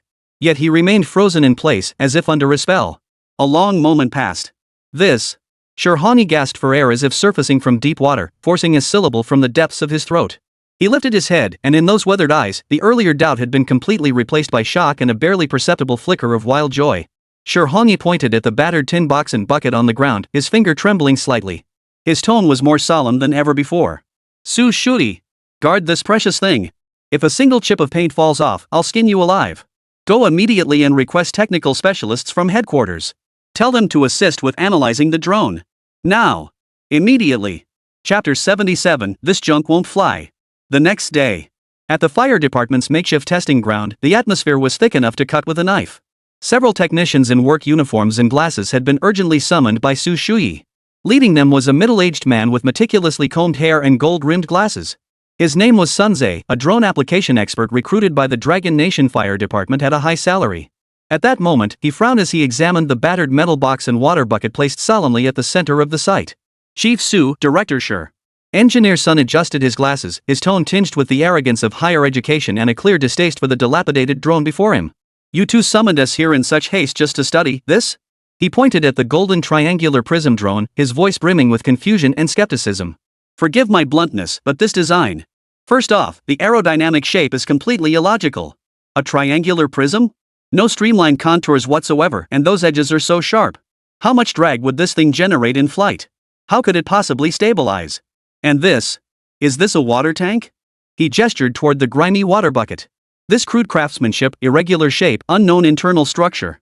Attaching this to a drone is pure dead weight. It shifts the center of gravity, creates massive wind resistance. No competent flight controller could stabilize its attitude. A few younger technicians nearby murmured in agreement. Yeah, judging by the shell material, it's probably just ordinary engineering plastic. The strength is nowhere near sufficient. What about the payload data? If it carries as much water as Team Leader Su said, the weight distribution would be completely off balance. How powerful would the flight control algorithm need to be to stabilize it? From an engineering standpoint, this thing's design is a disaster. Forget firefighting, it'd be a miracle if it even took off without falling apart. Shirhani listened to these technical analyses, his face darkening slightly. He said nothing, only glancing at Su Shui. Su Shui stood nearby with his arms crossed, a faint, cold smile playing at the corners of his mouth. He knew full well that these technical experts summoned by the fire department leadership were top-tier professionals in their fields. Especially Sunze, a pioneer in firefighting drone research whose designs formed the basis of the current fleet. But this guy, while genuinely dedicated to the firefighting cause and driven by a desire to serve the people, was also overly proud of his achievements and had a rather arrogant demeanor. At least Su Shui saw it and felt extremely annoyed. At that moment, seeing Shirhani appear to waver, Sunze grew more confident and spoke with great eloquence. Captain Su, I understand you may have witnessed some astonishing effect at the scene? But technological development must be grounded in scientific evidence and fundamental principles. Anything that defies fundamental fluid dynamics, materials science, and flight control logic could never achieve the effect you described. It must have been the on-site environment or other factors causing your sensory illusion. Every penny of our fire department's budget is precious, we can't waste it on. Shut up. Before he could finish, Shirhani suddenly roared, cutting off Sunze's speech. Pointing at the contraption on the ground, he barked at him. Cut the crap. Fluid dynamics, materials science, I don't get it. But every pair of eyes in this fire department saw it. My men saw it too. Now, you try starting it up yourself. Hook up that contraption, fill it with water, and take it for a spin. Go douse that empty lot over there. Engineer Sun's face stiffened, and he tried to argue. Chief, sure, there are safety concerns. Safety my ass. Carry out the order. We are your direct superiors now. Shirhani's tone brooked no argument. He couldn't stand listening to this guy's armchair theorizing any longer. In the eyes of a veteran firefighter like him, truth was forged through action. Sunze sighed in resignation, exchanging glances with several technicians. He saw the same helplessness and quiet defiance in their eyes. Though their faces screamed reluctance, Shirhong's unquestionable command forced them to grit their teeth and comply. They reluctantly crouched down and carefully retrieved the triangular drone. The moment it was out, Sun Tse's expression shifted slightly. This piece of junk, it even has a debug port? No, wait. It must have been built into the drone's shell when it was purchased. Thinking this, he connected the debug port and performed preliminary adjustments on the displayed data. Just as he was about to mount the water bucket, the technicians paused their work. Sun Tse turned to Shirhong and the others beside him and spoke. Director Shir, Team Leader Su. Sun Tse made a last-ditch effort, pointing to the drone and a much smaller empty bucket beside it. For safety and testing standards, I recommend using this smaller bucket first for preliminary weight balancing and flight capability tests. Given this drone size, materials, and aerodynamic design, it simply cannot handle that level of payload. Hearing this, Su Shuyi crossed his arms and sneered. A small barrel? What's the point of testing with that? To see if it can water flowers? You! Sun Tse was momentarily speechless, his face flushing crimson. Captain Su. Technology demands scientific basis. This small bucket is a standard test container 30 liters. It's sufficient to verify its basic flight control and load-bearing capacity. To rashly use that. He pointed with disgust at the filthy large water tank and continued. A non-standard container exceeding 100 liters? If it crashes out of control, losing equipment is the least of our worries. What if someone gets hurt? This violates standard procedures. Standard? Procedure? Shirhong strode forward, his voice booming like a bell as he pointed at the large trash bin Sun Tse had scorned. Son, open your eyes wide. This is what it actually carries in combat. It can haul it, it can fly it, it can extinguish the blaze on the field. And now you lecture me about safety and regulations? What about the safety of the students and teachers on that field? With that, he grabbed the massive plastic trash bin and shoved it rudely in Sun Tse's face. Here. Scientific? Then hook it up. Fill it with water. Take off from here. Fly to the target and dump it. Enough nonsense. I'll take responsibility if anything happens. Sun Tse clutched the heavy, oddly smelling water tank, both shocked and furious. The surrounding technicians exchanged nervous glances, holding their breath. Shirhong's unyielding stance and Su Shuyi's unwavering gaze left him feeling utterly frustrated. Alright, fine. Sun Tse, pushed to the brink, gritted his teeth. Hang it. Hang it. I'll see how this contraption defies logic and makes this trash can fly. Prepare to fill it with water. Maximum liquid level. Record all raw data. Especially the moment of impact. Under the watchful eyes of the technical staff, who were operating with a let's see how this fails attitude, the massive trash bin was slowly filled with water. The bucket grew heavier and heavier, and the expressions of several technicians grew increasingly grave. Once full, they weighed it roughly with instruments, 100 kilograms. This terrifying weight made every expert shake their head in disbelief. With extreme caution and visible skepticism, they hoisted the monstrous object onto the battered, earth-toned triangular drone. Sun Tse, his face cold, connected the most professional equipment to the drone's crude interface and activated it. A low, yet surprisingly smooth hum filled the air. Chapter 78, It's Flying? At the fire department's test site, the hum remained steady, devoid of any signs of impending failure.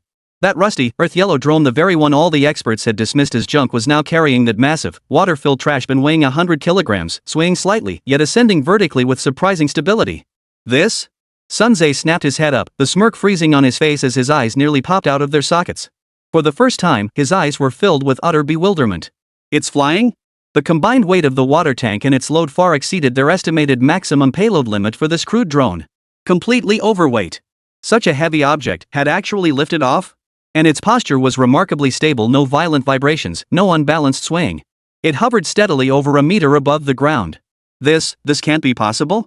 Every technician present was dumbfounded, their mouths gaping wide enough to fit an egg. Sun Tse, who had just been passionately lecturing on fluid dynamics, nearly dropped his remote control from a trembling hand.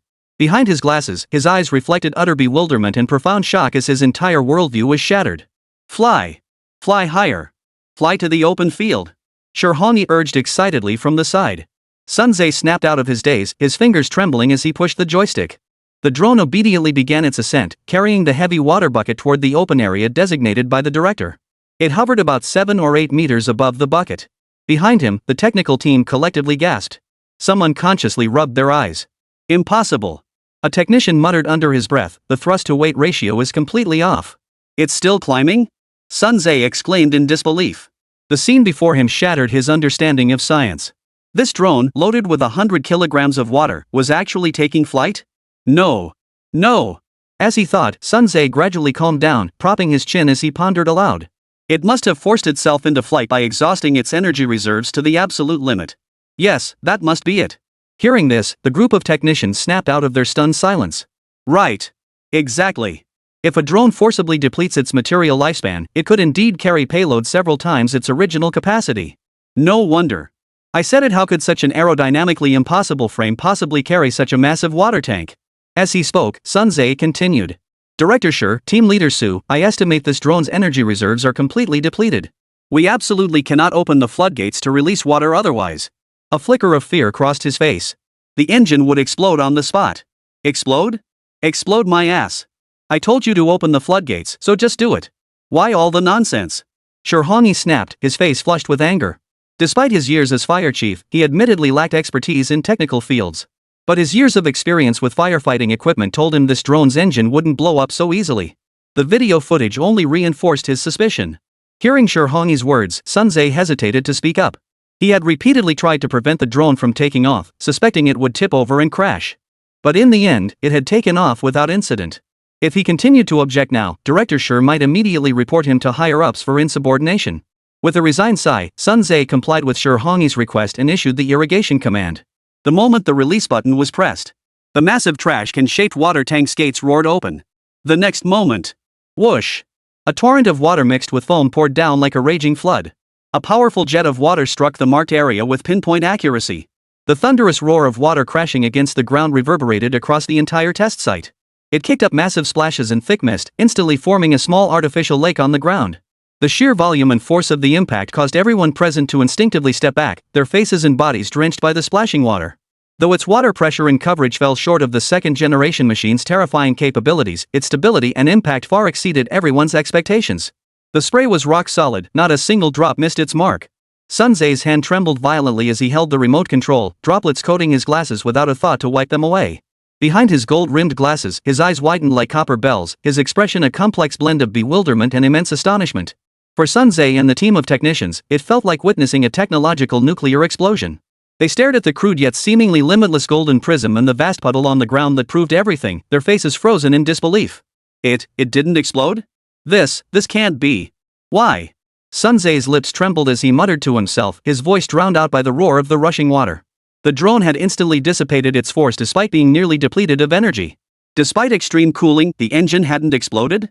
Staring at the puddle of water, Sun Tse froze completely, his eyes fixed on the spot without blinking. After a long while, the water subsided and the drone slowly returned to base, hovering steadily in place.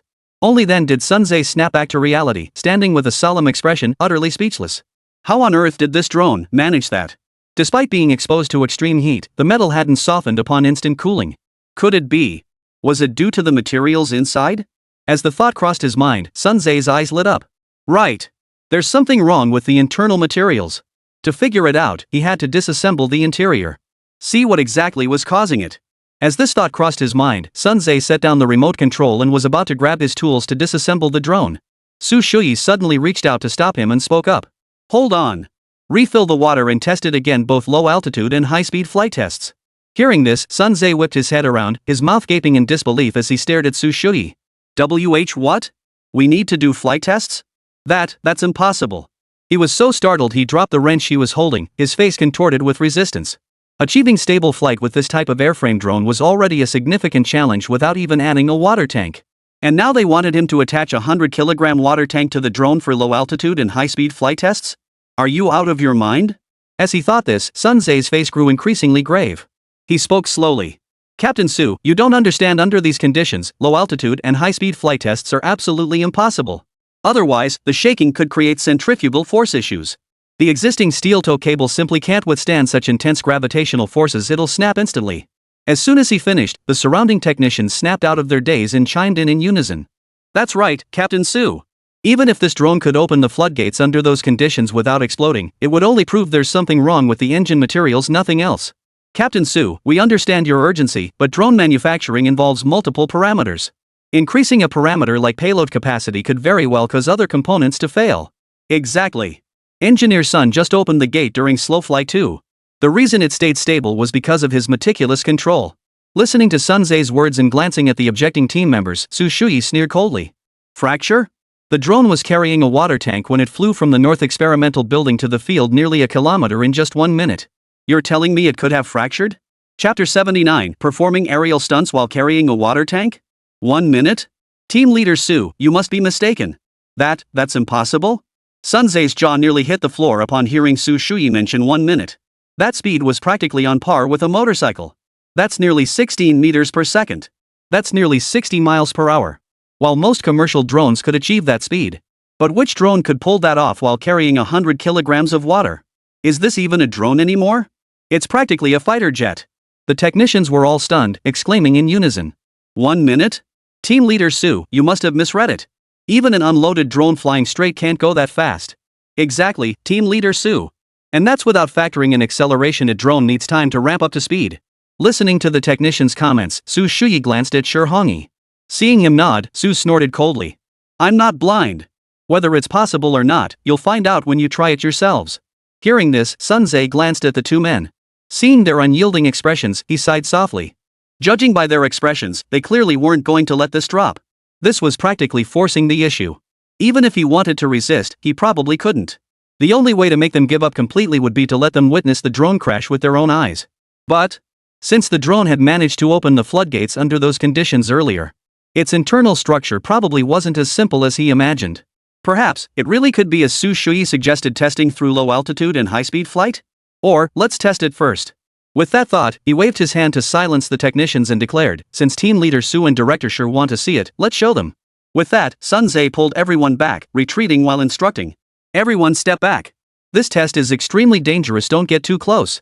When they had retreated over 20 meters, he noticed Su Shuyi and Shi still standing in place. He called out to them. Director Shi. Team Leader Su. You should come over here. It's too dangerous to stand so close to the drone. Hearing this, the two remained unmoved, their eyes fixed on the drone. Seeing this, Sun Ze gave up trying to persuade them. It seemed pointless to try persuading them. He'd just have to be extra careful during the operation later. With that thought, his eyes held a hint of determination as he laboriously secured the massive water barrel in place. He connected the hose to the fire hydrant and began filling it. As the water poured in, the bucket grew heavier and heavier, and the expressions of the technicians grew increasingly grave. Once it was full, everyone's hearts leapt to their throats. Sun Ze's brow furrowed as his hands trembled over the joystick, initiating the low-altitude and high-speed flight tests. Under the watchful eyes of the crowd, the drone, carrying 100 kilograms of water, slowly rose into the air once more and gradually accelerated. The body remained stable, and the rotation speed was normal. As the speed steadily increased, it approached the velocity reached during the initial watering test. Just as everyone thought it was about to crash. Buzz! A low yet remarkably powerful hum filled the air. The micro-motors beneath the golden triangular drone began spinning at high speed, emitting a steady hum. It suddenly accelerated above the test field. Then it began to sprint and spiral through the air. Its speed showed no sign of slowing. Despite carrying a massive payload, its speed far exceeds the maximum limits of most consumer drones on the market. Even more hair-raising is its stability. When subjected to strong, artificially generated crosswinds, the massive payload barely sways, while the main body remains as steady as a rock. Its autonomous adjustment system operates with terrifying efficiency. It maintained an unexpectedly stable posture. Next, the drone performed like an acrobat, weaving through the fire training buildings. The massive water tank skillfully avoided every obstacle. And none of this was even controlled by Sun Ze, it was all thanks to the drone's built-in obstacle avoidance system. As Sun Ze manipulated the joystick in his hands, the technicians' eyes grew wider and wider. By the end, their faces had completely frozen in disbelief. Holy! A young technician blurted out the expletive, only to be silenced by a hand over his mouth from a colleague beside him. Yet the same indescribable shock was etched in their eyes. This drone was literally breakdancing in midair? Shi Hongyi and Su Shuyi said nothing, merely watching with arms crossed, the corners of their mouths lifting slightly. Sun Ze's face had gone from iron gray to deathly pale, and now it was frozen in utter stillness. He stared fixedly at the defiantly unconventional formation in the sky, his throat moving, yet not a single word came out. The flight test concluded. The drone landed steadily, hovering once more in midair, while the massive water tank thudded onto the ground. An eerie silence fell over the scene, broken only by the gentle sloshing of water within the tank. All the technicians stood frozen in place, their eyes shifting back and forth between the unassuming drone and Sun Ze, the authoritative expert. The scientific principles and engineering logic they had built up over years were utterly shattered in this moment. Sun Ze stood rooted to the spot, drained of all strength, his lips trembling as he spoke. Fluid dynamics, aerodynamics, materials science. This defies science. Good heavens. As the creator of the current firefighting drones and the foremost technical authority in the field, Sun Ze experienced an indescribable sense of defeat for the first time. Merely achieving this effect was beyond the capabilities of any firefighting special-purpose drone. The firefighting special-purpose drone his team had spent massive research funds to develop, with its conventional industrial performance, paled in comparison to this unassuming drone. The gap was like an unbridgeable chasm. At that moment, Shirhongi and Su Shuyi, standing closest, were somewhat better prepared mentally. Yet witnessing it again still stirred their emotions. Shirhongi observed the group of technical elites in the distance, now utterly petrified and disoriented. A faint, mocking curve touched his lips. He walked over to Sun Engineer, patted his shoulder, and spoke in a voice quiet yet carrying the weight of 1,000 words. "Sun, now." He gestured toward the drone hovering mid-air, its tank still attached. "Does this align with your science?" The pat snapped Sun Zhe back to reality. His gaze swept over his team members, equally reeling from the shock, his throat parched. "I am sorry, Director Sure. I was out of line earlier.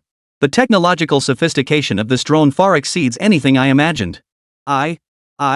Taking a deep breath, he gathered his resolve and fixed his gaze on the miracle-making machine, his tone unwavering. "Director Sure, Team Leader Su, I request immediate disassembly of this drone to study its internal structure." Chapter 80. The more we dismantle, the more it doesn't add up. Votes needed. At the testing ground. Hearing Sun Zhe's words, Su Shuyi glanced at Shirhongi beside him, seemingly seeking his opinion. Seeing this, Shirhongi smiled faintly, stepped forward, patted Sun Zhe on the shoulder, and said, "Take it apart. Get a good look at what's really going on inside." Hearing this, Sun Zhe stared intently at the drone parked motionless for over 10 seconds before finally moving. He picked up the toolbox he had brought and walked briskly to the drone without a word. Sun Zhe removed his gloves, took out a screwdriver, and began disassembling it gently and carefully, starting from the rusty side access panel. Click! The first screw popped loose, landing softly on the sound-absorbing foam. Everyone's heart skipped a beat. Then the second, the third. Screws, cables, circuit boards. The scene unfolding before them grew more complex, with faint glimmers of starlight visible within. Sun Zhe worked with intense focus, seemingly oblivious to his surroundings. As each heavy black alloy screw was carefully removed, the rough seams between the outer shell and internal structure gradually became visible. His fingers remained steady as an eagle's gaze, fixed intently on every detail. When the final crucial screw connecting the outer shell to the core frame was removed, Sun Zhe signaled to his two assistants. One gently supported a corner of the shell, while the other steadily inserted tools into the opposite seam. 3, 2, 1. Sun Zhe counted softly. In perfect unison, they lifted the ugly, scratched, and rusted outer armor upward, peeling it away with deliberate slowness. Swish! Exposed under the light was a core skeleton of extreme precision and compact structure, gleaming with a cold metallic sheen and a mysterious, dark matte coating. The main body of the skeleton was crafted from an unprecedented deep gray composite material, its patterns peculiar, as if liquid metal had been frozen in mid-flow. Beneath the light, the intricate patterns seemed to hold swirling starlight within their depths. It perfectly encased an extremely complex, geometrically beautiful honeycomb internal support structure.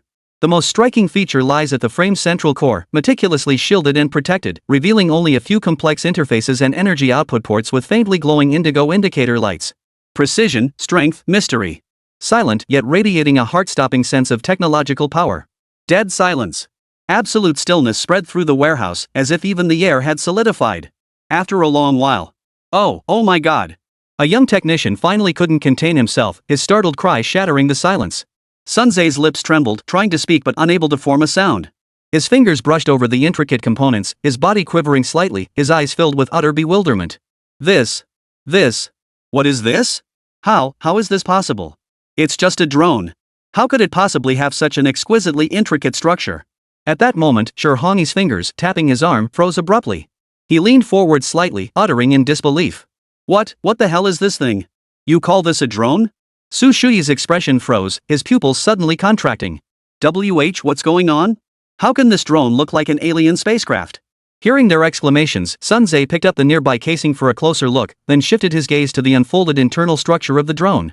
His expression shifted. Nonlinear logic array, biological microcurrent coupling. His voice trembled, his eyes filled with awe. And these guide wires.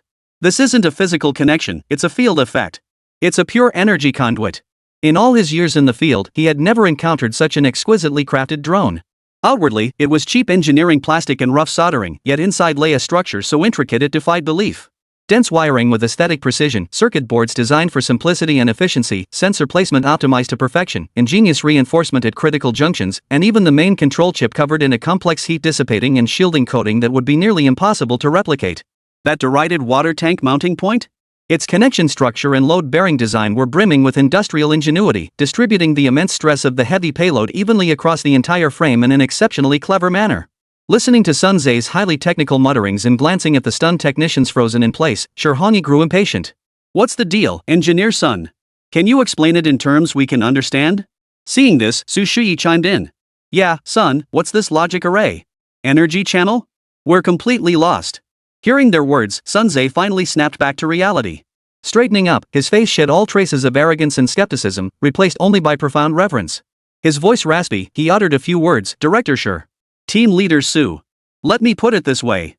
Although the core system of this drone has been modified and sustained some damage, we can still vaguely infer that its technological level completely surpasses the cutting edge of current drone research. If we could reconstruct this core system, it would represent a quantum leap in Dragon Nation's technological advancement. Hearing his words, Su Shuyi and Shirhani exchanged glances, their eyes filled with disbelief. Surpassing cutting-edge technology? How terrifying is that? Shirhani asked, his face flushing with astonishment. How does the fire department's special drone compare to this thing? What's the difference? Hearing this, Sun Tze gave a wry smile and sighed. No comparison. Our fire department's most advanced special-purpose drones can't hold a candle to this thing, not even a single screw. We build firefighting tools, but what he's created is pure war machinery. Sun Tze's hoarse voice was as dry as desert sand grinding together, his face twisted with bitter resentment. I never imagined that after spending tens of millions in years of research, the specialized firefighting drone we developed wouldn't even come close to matching it. With that, he fell silent. Turning away, he bent down once more, his gaze almost reverent as he began silently and meticulously reassembling the drone. Every component, every cable connection, was handled with unprecedented solemnity. At that moment, Shirhani's gaze shifted to Su Shuyi, his expression complex. Who exactly was this vocational school student named Wu Ran? The value behind this drone had completely transcended the realm of firefighting. Could a technical school really possess something like this? Could this really be connected to that teacher everyone's been talking about online? As they pondered, their eyes met in silent understanding, each grasping the other's thoughts. They had previously researched the story of that genius math teacher online. After double verifying through on-site interviews and official acknowledgments, they confirmed the math teacher's exceptional skills. But their knowledge stopped there. Until just now, they'd assumed this genius math teacher merely possessed some technological savvy. Now it seemed they had been utterly narrow-minded. This wasn't just a bit of skill. Even the top drone engineer transferred from headquarters was scared out of his wits. This was nothing short of earth-shattering. Thinking this, Shirhani's expression grew grave. After a long pause, he spoke slowly. Once we're done with this busy period, we really need to inform our superiors about this. Chapter 81, If only there were drones with ultra-long battery life. Outside Jiang Province Vocational School, in a single teacher's dorm room. Chen Mo sat at his desk, scribbling and sketching on a blueprint with a pencil. Suddenly, the system's mechanical voice chimed in. Ding! Congratulations, host, on successfully imparting technological knowledge. You have earned 3 inheritance points. Ding! Your student's technological creation has inspired others for the first time, completing an achievement and earning 2 legacy points. Current legacy points, 17.7. Hearing the system's announcement, Chen Mo paused his work and smiled faintly, his expression one of complete understanding. Just as he thought. Just as he had suspected. Wu Ran showcasing the drone during the fire drill meant he could earn legacy points too. Over the past period, Chen Mo had gained deeper insights into the system. He had previously discovered that inheritance points weren't only earned by imparting knowledge himself, students passing on knowledge could also yield them. He had suspected then that the term teaching knowledge was far too broad to be that straightforward. If specifically giving lectures and teaching others counted as imparting knowledge, then passively demonstrating advanced knowledge to others, allowing them to learn from it, should also count as imparting knowledge. Now it seemed his guesses were spot on. A student's technological product inspiring others for the first time? Chen Mo murmured to himself. Among the students, the only one whose tech product isn't on their person is Wu Ran, right? Who was the person inspired? Could it be the fire department? Chen Mo shook his head, dismissing the thought. The system occasionally granted achievements that earned him inheritance points. While this was beneficial, the main issue was that he didn't know exactly what those achievements were. How many inheritance points did each one grant? This was a significant source of frustration for him. I need to pick up the pace. Chen Mo muttered to himself as he stared at the inheritance point count on the system panel. He never imagined that the commotion Wu Ran had stirred up this time would yield him so many inheritance points. He'd accumulated quite a few inheritance points now. It seemed that once he finished working on his drone, he'd have to start figuring out which new technology to unlock next. With that thought, Chen Mo tidied away the blueprints on his desk, turned, and retrieved the drone resembling a miniature starship from the case. He began its calibration. Early morning, southern sea. Gentle waves lapped at the shore, carrying a faint briny scent on the sea breeze. A weathered wooden fishing boat plowed through the shimmering waves, dragging heavy nets behind it. The skipper, a wrinkled old man, crouched by the gunwale. His calloused hands clutched a stub of cheap cigarette, his brow furrowed like a ravine. Damn it, another wasted trip. A young sailor emerged from the aft cabin, glaring at the meager catch of small fish and shrimp in the net before spitting angrily. These bastards are running this sea dry. Their fishing grounds lay near the edge of traditional fishing areas. But over the past month, things had taken a sharp turn for the worse. Dad, we didn't catch much again today? The old man's son was scrubbing the deck, his young face clouded with worry. The old man sighed, crushing his cigarette butt against the rusted hull. Near the Dongsha Islands, we dare not go. These past few days, those coconut country skiffs have been like ghosts appearing and vanishing without warning. Even if we went there, there'd be no fish left. Just days ago, at the edge of this familiar fishing ground, several modified speedboats painted with the Coconut Nation's flag suddenly appeared. Unmarked and battered, they resembled scrapped vessels repurposed for combat, yet they were equipped with powerful water cannons and illegal high-intensity sonar devices designed to scatter fish. They neither boarded vessels nor fired shots. Instead, they blasted piercing noise through loudspeakers and violently pounded the water's surface with water cannons, scattering schools of fish. They even directly sprayed water cannons at painstakingly set fishing nets. Only when every fish in the sea had fled did the ghost ships turn and vanish into the twilight. Yeah, that day. Their water cannon tore through Uncle Air's fishing nets completely. As soon as our boat approached, they took off. His son's voice still trembled with lingering fear. Chasing away, destroying fishing gear, creating panic. This was the new tactic of those ghost ships from Coconut Country. Their purpose was clear, to harass fishing grounds near the disputed waters of Dragon Nation, leaving fishermen with nothing to catch. At first, the fishermen simply moved to different spots to fish. But who knew the Coconut Nation would push its advantage? Now they're firing 2 water cannons at every disputed maritime zone. Fish have all migrated toward Coconut Nation, leaving Dragon Nation's waters littered with abandoned artillery and severely polluted. The reason Dragon Nation's patrol vessels couldn't handle them? Was because the Coconut Nation's vessels were too elusive. It was impossible to predict which waters they would attack next. Moreover, they often launched attacks in the dead of night, sometimes deploying 2 or 3 different harassment vessels in succession within a single day. While water cannons, sonar, and ramming cause non-fatal physical damage to fishing boats, the impact on the catch is devastating. Scattering the fish means missing the prime fishing window, while destroying nets directly cuts off the harvest. These small vessels engage in egregious behavior while skillfully avoiding the red line of armed conflict.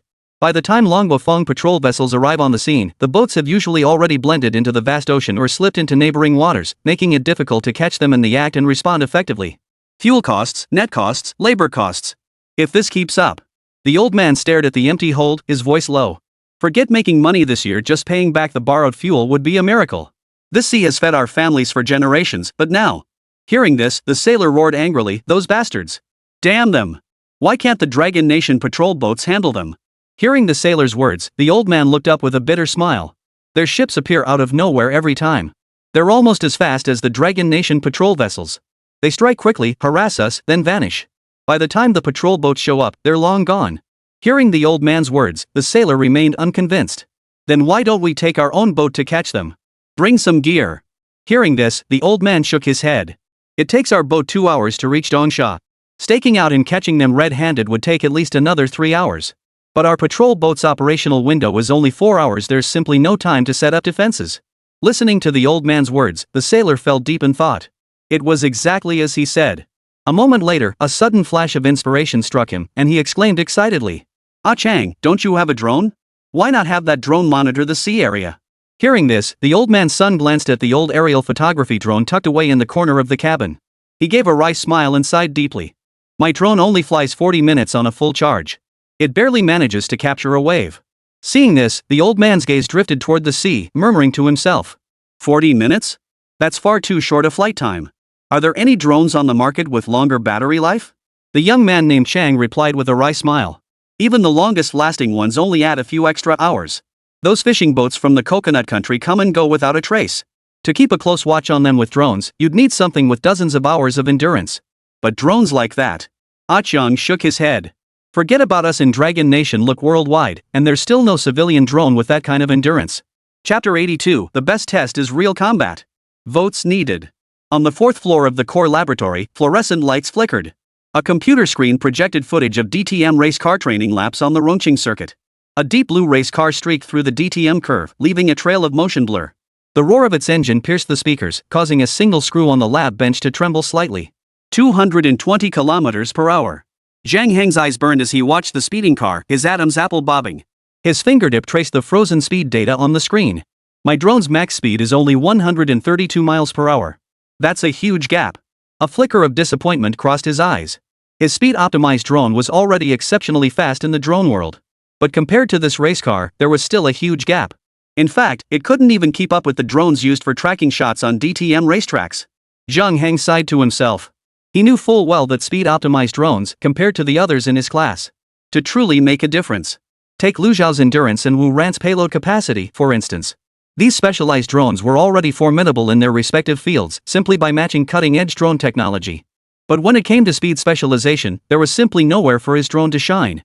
As Zhang Heng pondered this, on the screen, the racing training footage ended and an advertisement from the organizers appeared at just the right moment. Attention all!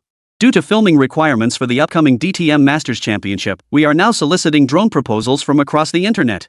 If you possess drones capable of high-speed flight exceeding 200 miles per hour, please contact us.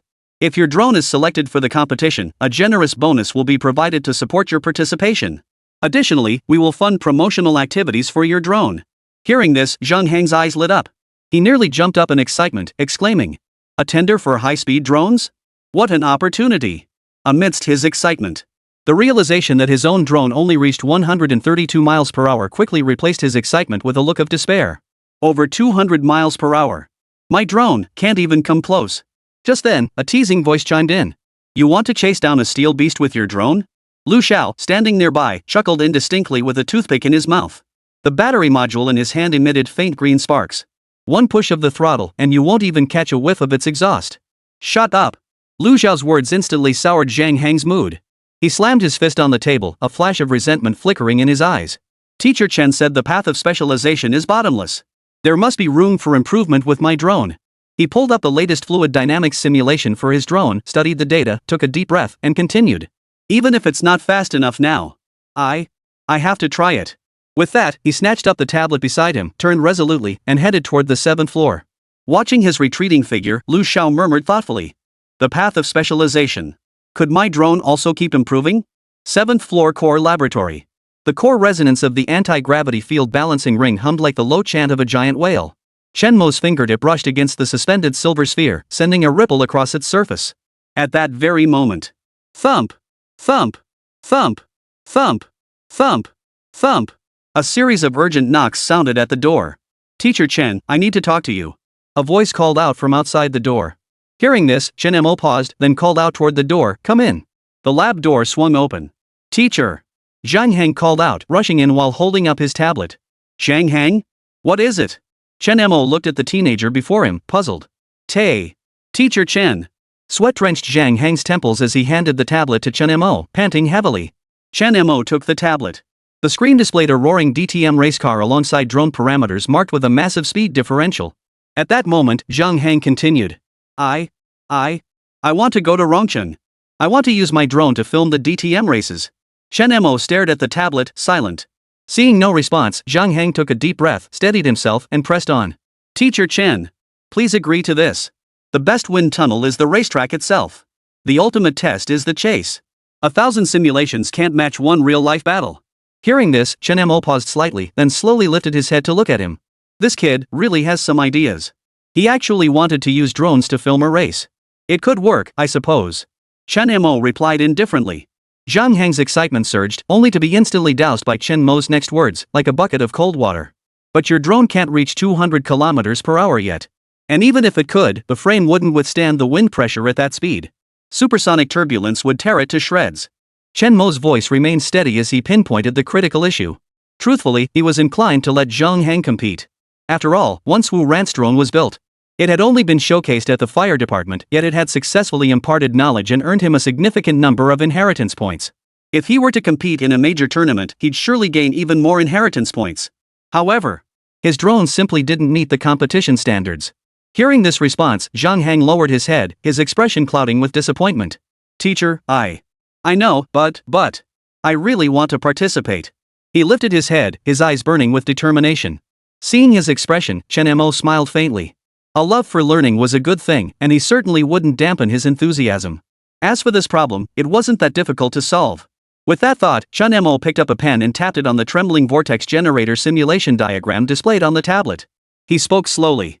You solved the Helmholtz resonance-detained shockwaves, but the field-guided material weave on the main wing spar is still a uniform grid. Hearing this, Zhang Hang was struck as if by lightning.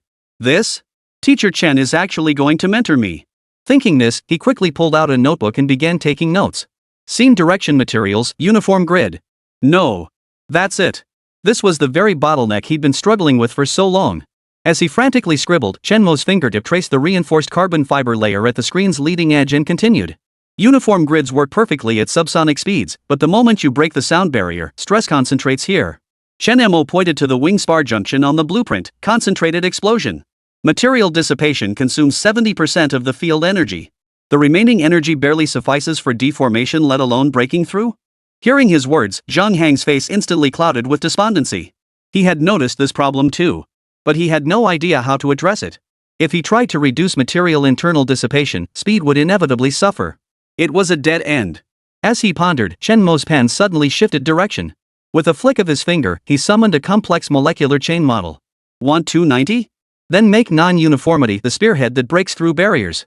At the trailing edge of the main wing spar, increase the field guide wire bundle density by 300% and use a micron-level titanium alloy mesh as the base. Maintain the low-density zone at the leading edge, but embed quantum tunneling resonators. Make the energy field as precise as a scalpel, cutting only the areas you need to deform. Listening to Professor Chen's instructions, Zhang Hang froze completely, his pen dropping to the floor. His eyes stared in disbelief at the resonator model as his mind raced with calculations. Stress guidance. This could push coupling efficiency from 40% to over 85%. But Professor Chen. Struggling to recover from the shock, Zhang Hang continued. The quantum resonator requires a matching field controller. The current system. Before he could finish, Chen Mo sighed softly and looked at him. Your courage is the prototype controller. Forge it in battle. Feel the wind tearing at your airframe, hear the airflow screaming at the wingtips. When you return from testing, tell me where your controller truly lies. Chapter 83, My Limit is Limitless. Chen Mo's words echoed in Zhang Hang's mind for a long time. It took him a long while to snap back to reality. I understand. Teacher Chen. I'll go refine and test it right now. Zhang Hang's eyes blazed with fervor as he grabbed his tablet and hurriedly turned to leave. Watching his retreating figure, Chen Mo smiled faintly. These kids' enthusiasm was growing by the day. Judging by the looks of things, quite a few of them had hit a bottleneck in their drone research. It was time for him to grant them more autonomy. Let them each play their part within their respective fields and engage in hands-on practice. With that thought, Chen Mo pulled out his phone and sent a message in the group chat. Everyone. I trust your drone development is progressing well? Next, you can begin practical implementation. Practice is the sole criterion for testing truth. I believe you'll gain even more insights through hands-on experience.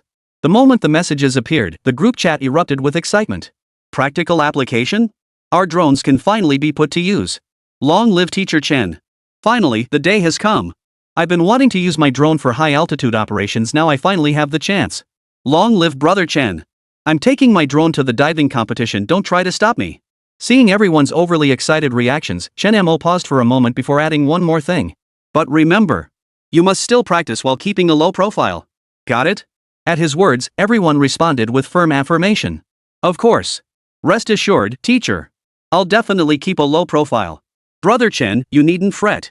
Don't you know our temperament by now? That's right, Teacher Chen. Keeping a low profile in our academic pursuits, we've all taken that to heart. Seeing their affirmative responses, Chen Mo didn't dwell on it. He casually shut off his phone and returned to operating the anti-gravity field balancing ring before him. The night was as dark as ink. Suburban Highway 147. A cold wind swept across the weeds on the ground, kicking up gravel. At that moment, Zhang Hang was crouched inside an abandoned van, his eyes glued to the surveillance screen. Deep within the highway's outer buffer zone, the arrow-shaped pale blue drone blended into the night like a droplet of mercury, its only visible feature a faint blue beam of light piercing the darkness from its leading edge. Wind speeds suddenly increased. Zhang Hang listened to the whistling sound in his headphones, staring at the data stream and exclaiming, Crosswind Force 7. The simulation data won't hold up. His throat went dry as he slammed the control stick forward. We have to push through. Headwind or not, we have to go. The moment the words left his mouth, the pale blue, arrow-like drone erupted with a piercing shriek. The Helmholtz resonator blasted at full power, while the wingtip vortex generators frantically adjusted its posture in the raging gale. The drone clung to the ground like a bullet drawn by a magnet. On the monitoring screen, the red curve representing structural stress pulsed violently like an electrocardiogram. No! The main beam load has exceeded the critical point. The quantum resonators are overloaded. Zhang Hang's voice cracked, his eyes bloodshot. After making adjustments, he gritted his teeth and continued operating. Just as the frame shook violently, teetering on the brink of loss of control, Zhang Heng suddenly recalled Teacher Chen's words, "Hone the controller through real combat." A flash of insight struck him. Abandoning the preset program, his thumb instinctively swiped hard across the custom joystick. Snap! On the screen, at the red storm center where the wing spars met, a bundle of field guide wires was precisely activated like muscles spasming at their limit. The carbon fiber grid, stretched to its absolute limit, trembled violently, forming a tiny yet crucial stress relief channel right at the brink of collapse.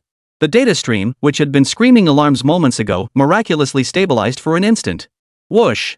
Like a ghost freed from its chains, the drone surged forward, a pale blue speck piercing the night sky as it streaked straight toward the distant fixed speed camera. Whoosh! The speedometer froze amidst violent jolts, 289.7 km/h. We did it! Zhang Heng exclaimed, jumping up in excitement, even forgetting to hold onto the remote control. This would be a revolutionary breakthrough. The speed-optimized drone, previously capped at 132 km/h, had just doubled its top speed. Even more than double. Reaching a full 289.7 km/h. This means we can film the DTM races now. And 289.7 km/h isn't this drone's limit. Its limit is limitless. His eyes burned with fervor. During the recent test, his mind had sparked numerous new design concepts and ideas. But these would have to wait for another time. Zhang Heng gazed at the drone soaring across the sky, exhaling a long breath. His eyes brimmed with satisfaction. Meanwhile, the fourth-floor core laboratory was ablaze with light. Ever since Professor Chen permitted hands-on practice, the students had each begun developing their own ideas. Everyone began refining their drones in preparation for the upcoming practical exercises. At that moment, Yang Jianlei's defensive sphere underwent simulated shell impact testing. Its predictive system experienced a 0.1 millisecond delay. The honeycomb structure couldn't deform in time, and the armor plate caved in. Damn it! The acoustic sensor network can't keep up with high-speed impacts. He cursed angrily and slammed his fist onto the keyboard. Beside him, Bai Xiaoqi sat at her station, piloting a claw-shaped drone into an abandoned factory near the school to test its stealth capabilities. But as it crossed the high-voltage fence, the electromagnetic scattering from its skin surged, immediately triggering radar detection. Sigh. Even my quantum tunneling field can't control such complex electromagnetic environments. She sighed and paused her actions.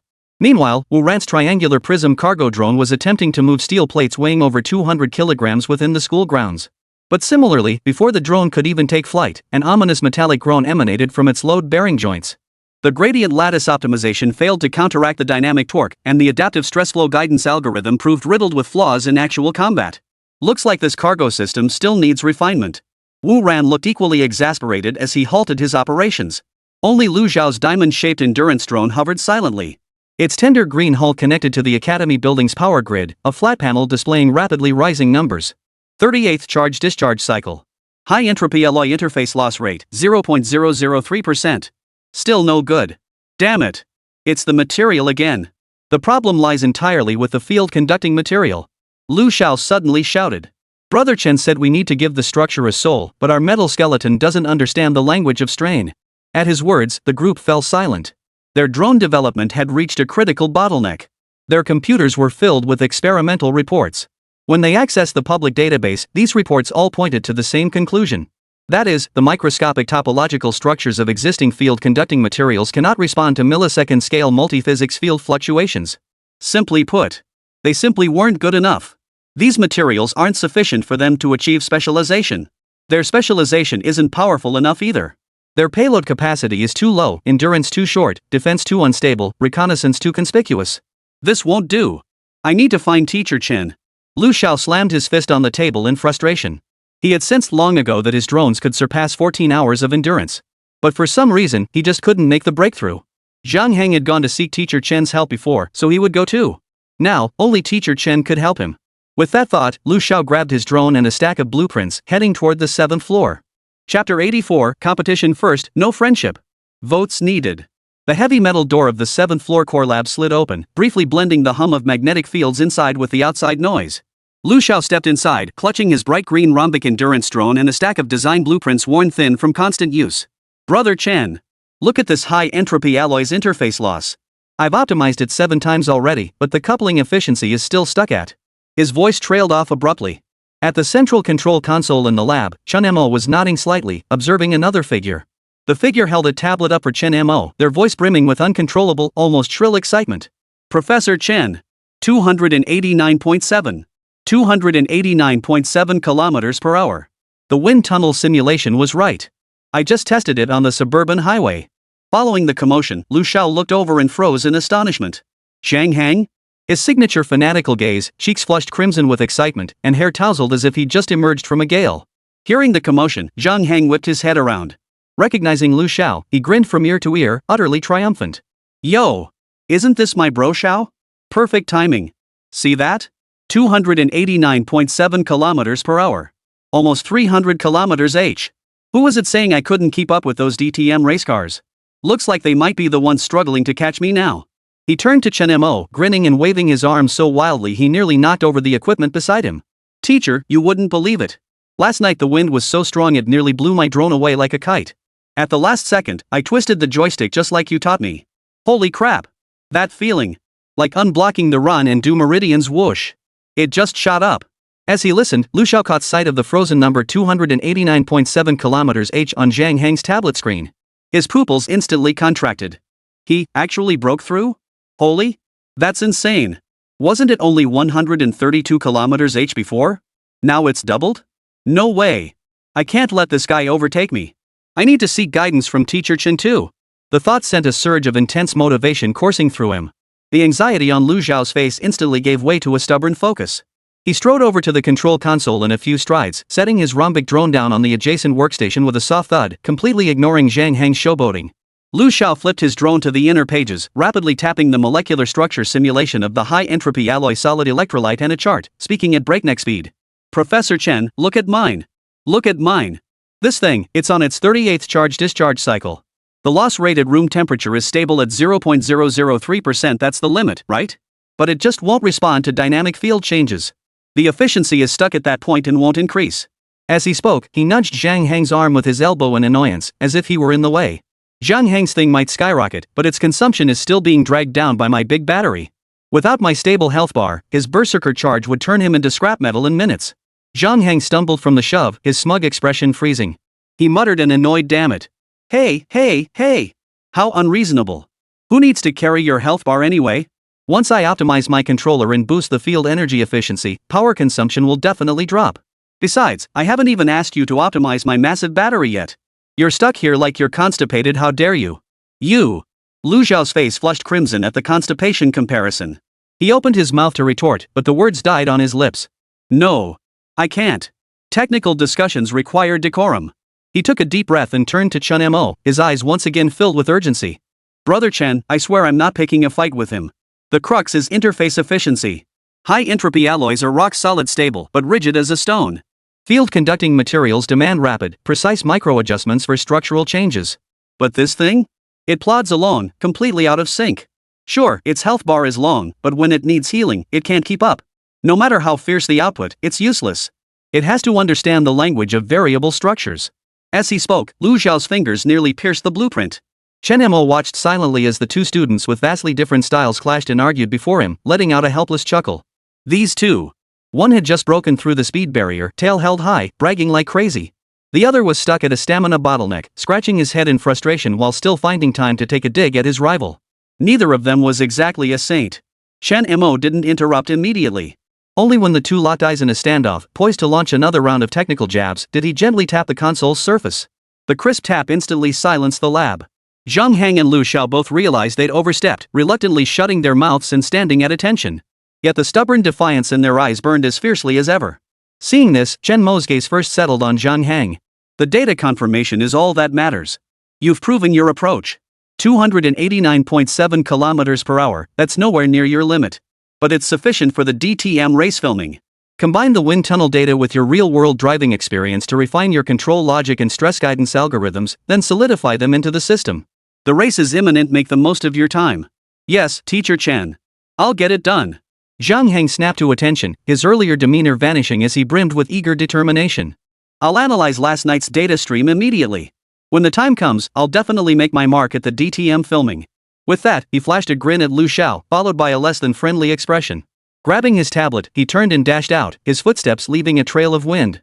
The lab door slid open and closed again, leaving only Chen Mo and Lu Xiao, who still clutched the blueprints, his eyes flickering with a mix of anxiety and anticipation. The hum of the magnetic field resumed as background noise. Chen Mo's gaze finally settled on Lu Xiao. Without a word, he took the blueprint from Lu Xiao's hands, the one depicting molecular structures and loss charts.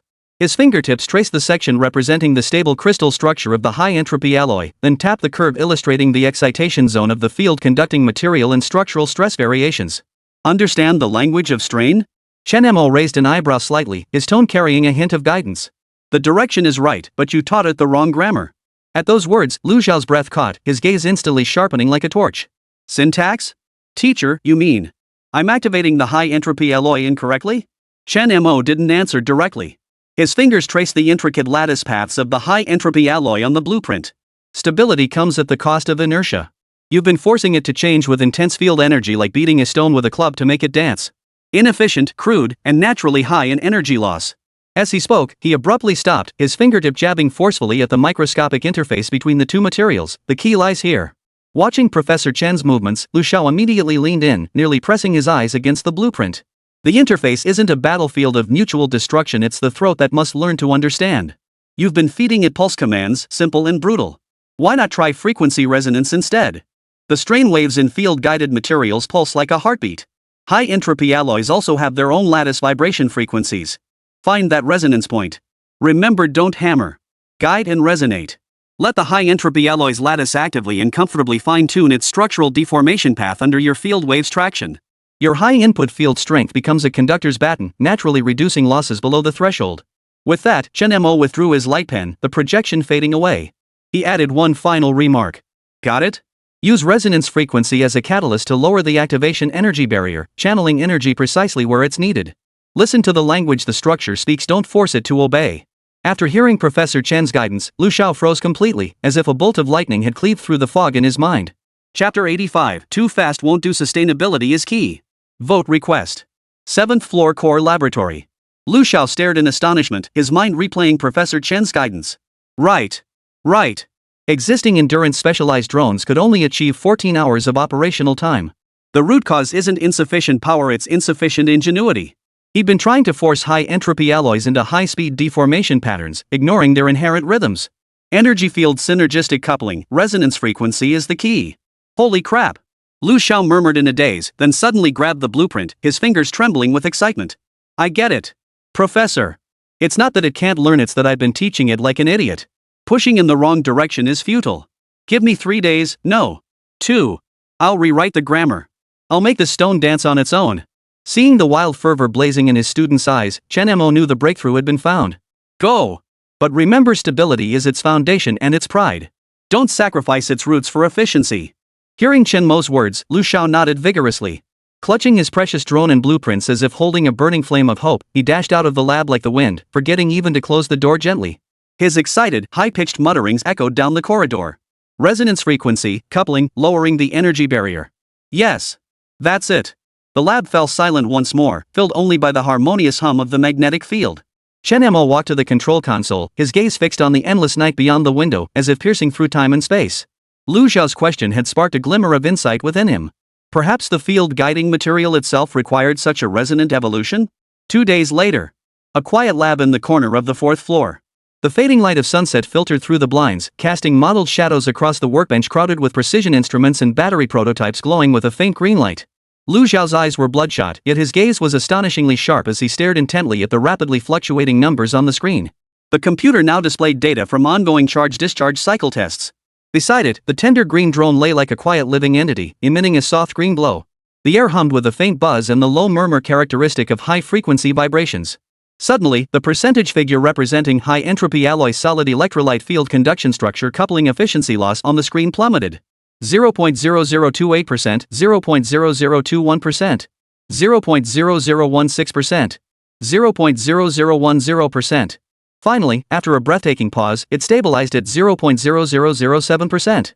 Simultaneously, another critical metric, the current single-cell actual runtime, soared after briefly exceeding 14 hours.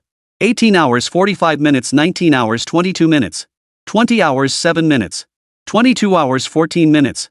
Finally, a number that nearly stopped Lu Xiao's heart froze steadily, 24 hours 13 minutes. Lu Xiao abruptly covered his mouth to stifle a scream, his body convulsing violently, the tremors of ecstatic exhaustion. He had succeeded. 24 hours. This drone's endurance had surpassed a full day. That was practically doubling the standard. For Liu Xiao, this breakthrough wasn't merely overcoming a bottleneck, it was creating a whole new class of endurance monster. 24 hours. A full day. This wasn't just a day of flight time or operational time. It means that with all the functions of that tender green diamond-shaped drone activated, it can sustain operation for at least a full day. The thought instantly conjured Zhang Hang's smug face boasting about 289.7 kilometers h in his mind, and he couldn't help but grin silently to himself. Then he lowered his voice and let out a triumphant little shout to the empty lab.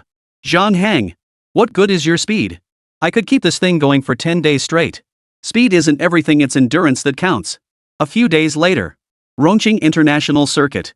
Engines roared, tearing through the morning mist. The DTM organizing committee's tender test was in full swing, with the venue packed to the rafters. Cameras were set up everywhere, ready to broadcast the entire event live. Every year before the main race, a drone racing competition like this one was held to determine which drone would serve as the official race tracking drone. These drone races featured blazingly fast drones, offering spectacular entertainment that most spectators considered the perfect appetizer to the main event. Therefore, even though today was merely the bidding event for the follow-cam drones, countless spectators had gathered to watch. At this moment, dozens of manufacturers waited in their respective waiting rooms. Zhang Hang, clutching a worn-out waterproof box, sat in an ordinary waiting room, curiously observing his surroundings. Ever since teacher Chen agreed to let him compete, he'd quickly bought a ticket to Chengdu and made his way here. All for the chance to showcase his skills in this competition and let his drone truly fulfill its potential. Meanwhile, in a luxurious waiting room, a jet-black drone hovering above the maintenance area stood out prominently. Named Phantom, it featured an 8-axis high-definition gimbal mounted beneath its fuselage. Its streamlined body exuded a distinct geometric elegance. Truly the ace of core technology. In the monitoring room, an engineer pointed at the screen and exclaimed without restraint. Carbon fiber turbofan engine, theoretical top speed of 220 km per hour, only 3 units produced worldwide. Hearing the engineer's words, the surrounding engineers nodded in agreement. Absolutely. Its aerodynamic profile is flawless, the wingspan adheres perfectly to Bernoulli's principle. With this design, wind resistance is practically non-existent. 8-axis independent vector thrust, look at that fairing streamlined design, it nearly eliminates all inter-axis turbulence. And the main beam material that sheen. My goodness, is that the special carbon fiber composite Core Labs only disclosed last year? Wow, just that 360-degree octocopter gimbal on the belly, the stabilization gyroscopes inside must be military-grade precision. I doubt even military equipment reaches that level. And don't even get me started on the turbojet engine. Core really spared no expense this time. The Core Technologies mentioned by the engineers was the largest company in this bidding process. Core Technology Company Limited had won the DTM competition's follow-cam drone project for 7 consecutive years. Countless companies attempt to dethrone them annually, only to suffer crushing defeats. This year, Core's Phantom drone had reached its final iteration, the Phantom 9, speed's end. This drone achieves a staggering flight speed of 220 km per hour. And that's just its average speed. This means whether navigating turns or climbing and accelerating, the drone can complete all filming tasks with near-perfect precision. Such terrifying speed, even race cars on the DTM circuit might not match this drone's velocity before reaching their final sprint. At this moment, a middle-aged man in a crisp tech uniform, his expression stern, stood at the front of the waiting area, guiding the Phantom 9 drone back to the ground. His name was Xia Tianming, chief engineer of Cortec and the designated representative for this event. Now, he was preparing to personally direct his team through the final checks and data entry. Team members moved with efficient silence, wearing specially designed reflective gloves as they carefully mounted precision sensors beneath the drone. Xia Tianming's gaze swept over the other areas, particularly when he spotted some drones that appeared slightly clunky or oddly shaped. The corners of his mouth turned down imperceptibly, conveying a look of condescending scrutiny. He spoke into his communication earpiece, his voice low yet clear. Target data link testing complete. Gimbal stabilization compensation preset. Preparing for low-altitude high-speed attitude demonstration. Remember, fluid precision is the Phantom 9's instinct. No need for flashy stunts. Xia Tianming's tone was calm, yet radiated formidable confidence. The team's response was equally concise and decisive. Roger that, Engineer Xia. Phantom 9 is in perfect condition, standing by. Chapter 86, How could students be competing? On a raised platform at the center of the arena, a host clad in a racing jacket scanned the entire venue. The stands were now packed to the rafters, every seat occupied, even the aisles filled with standing spectators. A cacophony of cheers and screams filled the air, mingled with the pungent smell of sweat as scorching heat rose steadily. Seeing this, the host tapped his microphone. The hum of electricity instantly silenced the crowd. Once the noise subsided, he spoke slowly. Ladies and gentlemen, welcome to today's DTM Masters Drone Follow Cam bidding event. The host flashed a professional smile as he addressed the crowd. His words were met with thunderous applause, the entire audience erupting into a frenzy of cheers and screams.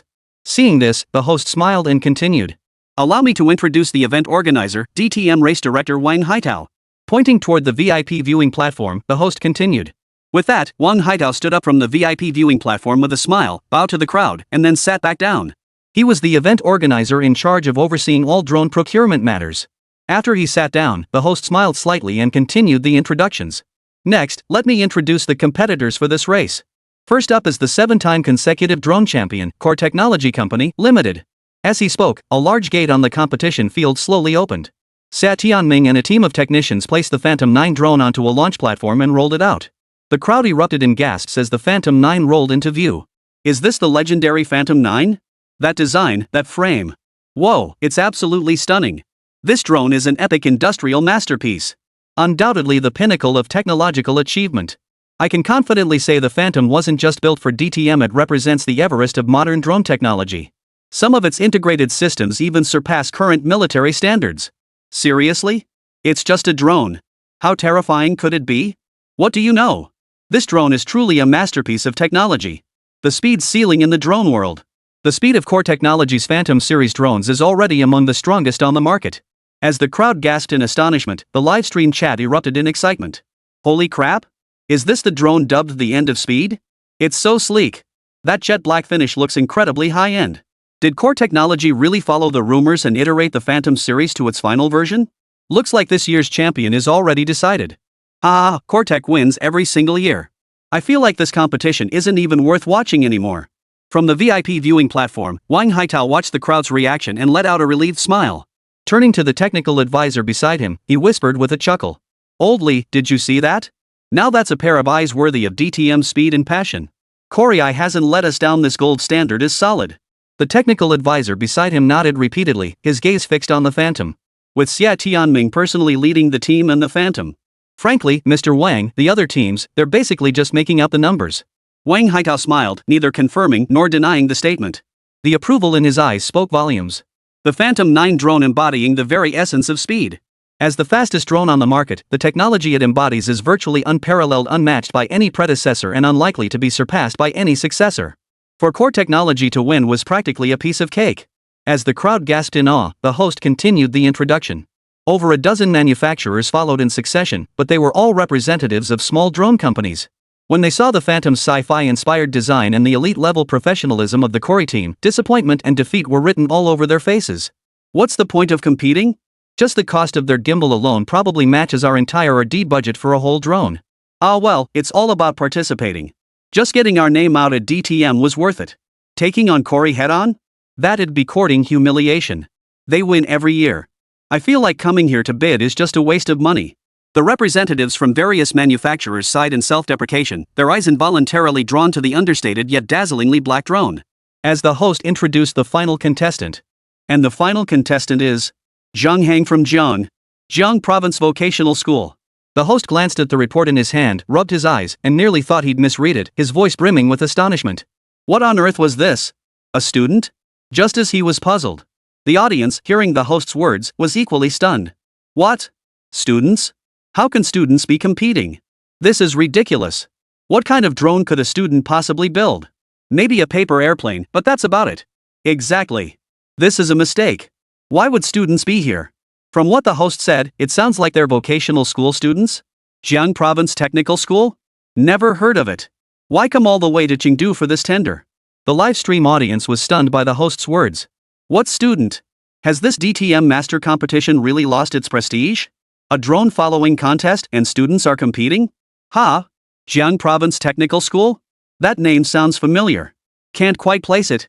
Vocational students bidding? This is chaos. Where are their parents? No one's keeping them in line? The manufacturers who had appeared earlier also looked stunned, whispering among themselves. What? Are you kidding me? Students competing? Losing to Core Technology is one thing, but now they're bringing in students to compete against us? That's just disrespectful. Exactly. Are they out of their minds? We're a company that researches drones, after all. Sure, we're not as strong as Core Technology, but we're not so weak we need to bring in students. And that student? Seems like he's just a vocational high school kid? He's younger than my son. This is ridiculous. Meanwhile, on the VIP viewing platform, Wang Haitao watched the reactions with his face darkening. He immediately turned to the technical advisor beside him and snapped. "Old Lee. What the hell is going on? How did a student end up competing? Didn't you screen the entries?" Hearing Wang Haitao's furious rebuke, the technical advisor beside him broke out in a cold sweat. "Mr. Wang. I don't know either. They said it was to prevent core technology from winning every year, which left other manufacturers with almost no chance to show up, so we just submitted everyone who filled out the form. What kind of job are you doing?" Wang Haitao slammed his fist on the table, his voice crackling with fury. Just then, at the edge of the central area, an iron door slowly opened, instantly drawing everyone's attention. Under the watchful eyes of the crowd, Zhang Heng pushed a box of worn-out old waterproof cases, slowly stepping out. Chapter 87, Is This Junk a Drone? Rongqing, DTM Masters Championship Drone Tender Site. As Zhang Heng emerged pushing a box of worn-out waterproof cases, the host's eyes widened in shock and the venue erupted in murmurs. Holy crap? That student, so young? Is he even an adult? And he's here for the bidding? What's he pushing? A metal box? This is a drone bidding competition. Where's this kid's drone? What metal box? That's just a trash can. The organizers have lost their minds. Simultaneously, the livestream chat erupted in shock as comments flooded the screen. A student this young is competing? Seriously, doesn't DTM's drone bidding have any screening process? TSK. Even vocational students can enter now. I feel like I could do this too. I bet this kid just built some DIY drone for a science project and thought he'd give it a shot. Too bad this isn't the place for amateur experiments. Amidst the roar of the crowd, Zhang Heng pushed his bike toward the exhibition area, glancing around curiously as he walked and muttering to himself. So this is what the DTM Masters event looks like in person. Pretty cool. He had seen it before on the posters released by the organizers. The location for this drone filming competition was the actual DTM Masters race venue. The purpose was to test whether the drones could truly adapt to the racetrack and complete the filming tasks. That was Zhang Heng's reason for traveling all the way to Chengdu to participate in the DTM Masters drone bidding event. Besides wanting his drone to gain practical experience, he also wanted to see the DTM Masters racetrack with his own eyes. He had always been passionate about racing and anything related to speed. That was why he specialized his drones for high-speed performance. As he observed, Zhang Heng had already reached the exhibition area. He paused pushing his cart and bent down to fiddle with the worn waterproof storage case. Meanwhile, on the VIP viewing platform, Wang Haitao's face clouded with worry the moment he spotted the student pushing the cart out. Sigh. Even such a young student is participating in the bidding. This is going to be trouble. He sighed while watching Zhang Heng fiddle with the box in the exhibition area. As the competition organizer, Wang Haitao didn't believe this student would significantly impact the bidding process. What he feared was the online backlash. A student this young participating in the DTM competition's drone bidding process. If this got exposed online, wouldn't they be torn apart? Being accused of lax screening would be the least of their problems. If it attracted all sorts of unscrupulous applicants, the organizers would be in real trouble. Mr. Wang, please don't worry. This student is probably just here for fun. He shouldn't cause any major trouble. The technical advisor beside him cautiously interjected. Once this competition wraps up, we'll just issue a statement. Hearing the technical advisor's words, Wang Haitao remained silent, nodding bitterly. This was the only way to salvage the situation now. Just as he pondered this, in the exhibition area, a group of drone manufacturers also spotted Zhang Heng. Watching him fiddle with the broken waterproof box on the ground, they began whispering among themselves. Sigh, that student is really pitiful. If he hadn't come, we wouldn't have been able to compete with core technology, and we'd just be at the bottom. But now, I blame his parents for not disciplining him properly. This could seriously damage his future. After finishing dead last today, he might just lose his passion for technology altogether. What's the point of talking about it now? When the drones take off later, just give the kid a little leeway. Don't leave him too far behind. As the group whispered among themselves, Zhang Heng brushed dust off the box, carefully lifting the lid to reveal the arrow-shaped drone inside. Its pale blue matte coating and angular design appeared remarkably plain, even a bit dowdy next to the starkly industrial Phantom 9. He lifted the drone and laboriously connected the test data cable, his hands trembling slightly with nervousness. As he connected the cables, Zhang Heng felt the crowd's eyes on him, causing beads of sweat to form on his forehead.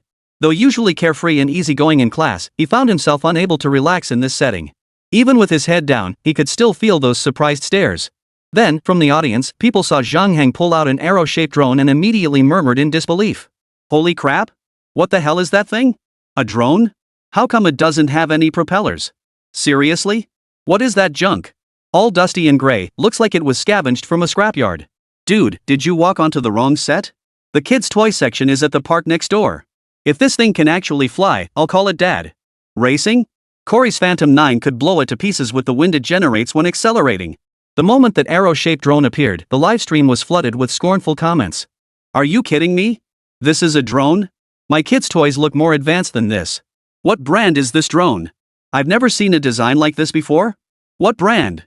Looks like some student's DIY project to me. Just looking at this thing makes me worry it'll fall apart. Meanwhile, in the monitoring room, a group of engineers watched the arrow-shaped drone Zhang Hang had brought out on the surveillance screen and snickered. Ha! This thing? Hand-assembled, right? Look at those weld points along the shell, seems rough as a dog chewed them. The arrow shape is completely unengineering friendly. And this material, ordinary aviation aluminum? Is it even strong enough? Just a basic brushless motor? The servos look cheap too. If this thing hits 150 km/h, I'll eat my hat. The power system is completely subpar. I doubt it can even hover stably. Could this be some university student project? Or some backwater workshop trying to scam subsidies? Did the organizing committee's screening process miss this? Meanwhile, on the VIP viewing platform, Wang Haitao's expression darkened even further the moment Zhang Hang unveiled his drone. It's one thing for students to compete, but bringing out a contraption like this? This is ridiculous. What kind of drone is arrow-shaped? This inhuman design was utterly incapable of flight. Thinking this, Wang Haitao shot a furious glare at the technical advisor beside him. You didn't vet the contestants? Fine. But you didn't even vet the drones? The technical advisor beside him immediately looked away, his eyes darting nervously. There had actually been a mechanism in place to review drones. But to cut costs, he skipped hiring professional engineers and just had a few random employees do a cursory review. He never imagined. The technical advisor's face twisted with bitterness as he concealed the truth. Mr. Wang, I really don't know how this happened. After the competition, I'll definitely get to the bottom of it. Hearing this, Wang Haitao felt a surge of irritation. He shot him a fierce look but said nothing more. At that moment, representatives from various manufacturers had already brought out their respective drones, standing in the exhibition area awaiting the start of the competition. Chapter 88, How Dare Core Technology Be So Arrogant? Vote Request. Rongqing International Circuit. The moment the manufacturers unveiled their drones, they simultaneously spotted Zhang Hang's drone, erupting into a wave of derisive laughter. Good grief, this thing dares to compete against the Phantom 9? Look at that remote, it barely seems more advanced than my kid's toy remote control car. Hey, maybe he's just here for the experience? But seriously, this is dragging down the level of our championship. The organizers really should set a minimum entry standard. Give it a rest, guys. The kid's already in a tough spot, show some compassion, will you? When the competition starts, make sure to look out for him. Sa Tianming, standing at the front, eyed Zhang Hang's drone with utter disdain and sarcasm. Nothing but scrap metal. What an embarrassment. In his eyes, that arrow-shaped drone was nothing but junk. He couldn't even bear to share the stage with it, lest it tarnish his own prestige. At that moment, the rest of the team members chimed in agreement. Exactly. How dare some students show up here to compete with us?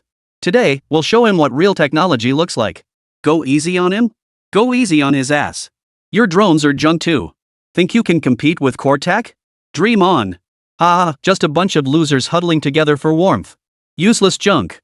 Just wait, our Phantom 9 will smash your drones to pieces. Watching the teams taunt the manufacturers, Xia Tianming made no move to stop them. Deep down, he agreed with their words. Care? Business is business, merchants only see profit. You, all of you. Hearing the taunts from the core technology team, the manufacturers' tempers flared instantly, their faces flushing with anger. Corytech had long leveraged its annual DTM Masters tender wins to suppress them in the technical arena. During competitions, they'd frequently sabotage their flights, like deliberately ramming their drones. Such actions had become routine for these bastards. They used to at least try to hide it, but now they're doing it openly and brazenly.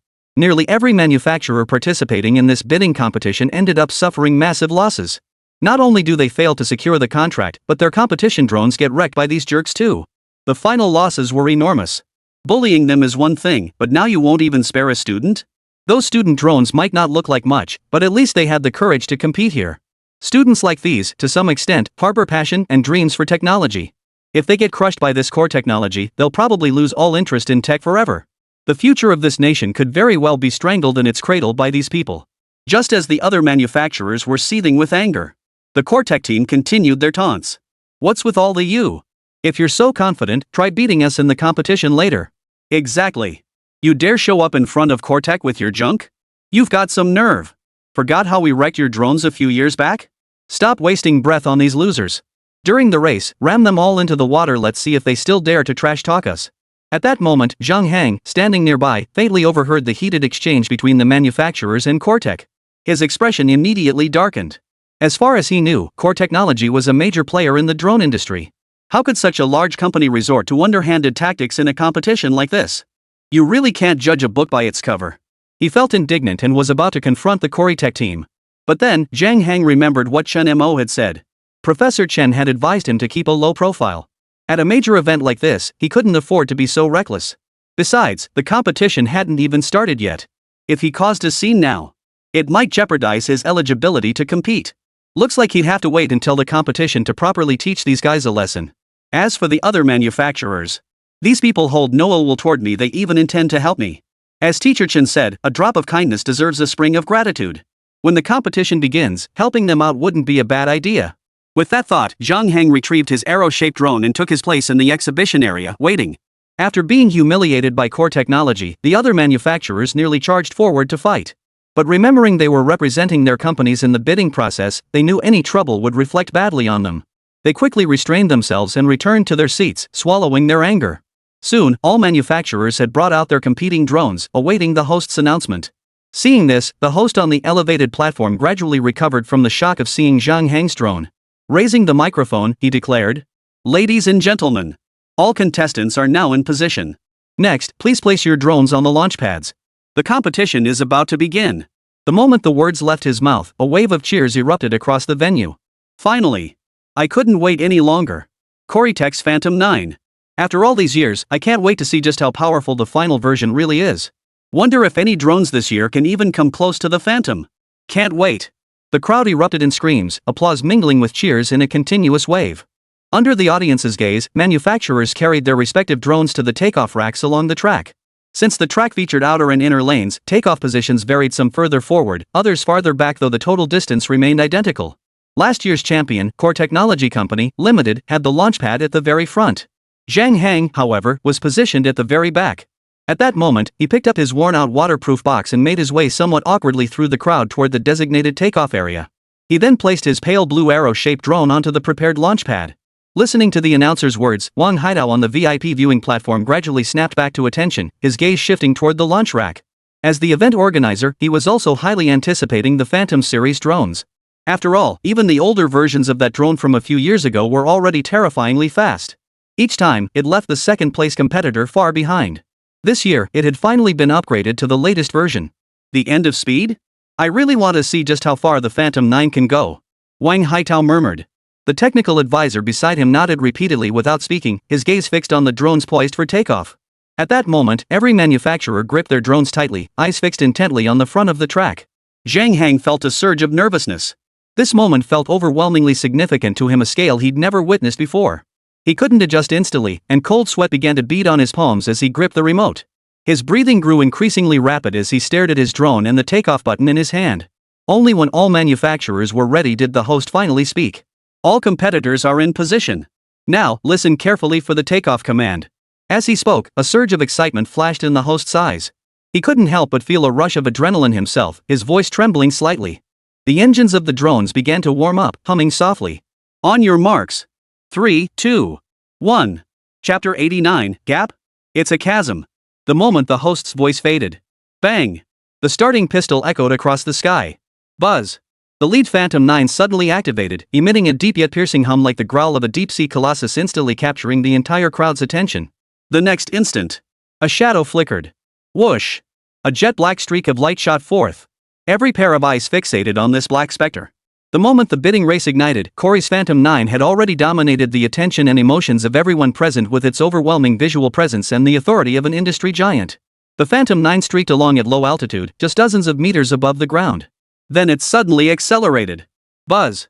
Another thunderous roar, brimming with raw power.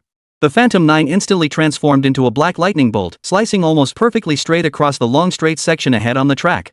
Its speed was so blindingly fast that the naked eye could scarcely capture its full form, leaving only a blurred afterimage on the retina and the distinctive whistling of its engines tearing through the air.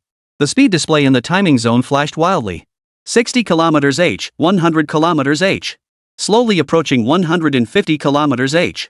Then, It yanked upward, climbing nearly 90 degrees before executing an impossibly swift, tight-radius barrel roll.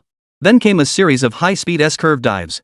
Whether enduring drastic attitude changes or executing high-speed heading adjustments, its 8-axis gimbal remained rock solid. Through the on-site giant screen HD live broadcast, it was clearly demonstrated that even during the wildest maneuvers, the footage captured by the Phantom 9 remained astonishingly steady. Even more astonishingly, there was not a single instance of uncontrolled shaking throughout the entire flight. The footage flowed as smoothly as a waterfall. Witnessing such terrifying speeds coupled with astonishingly stable footage, The entire audience gasped in awe. a thunderous roar of cheers and applause erupted from the stands, the crowd electrified. Holy crap! That's insane. This is top-tier quality. Core technology is absolutely killer. Did you see that? That's speed. Rock solid. Other drones can just chill. Exactly. That's how it should be.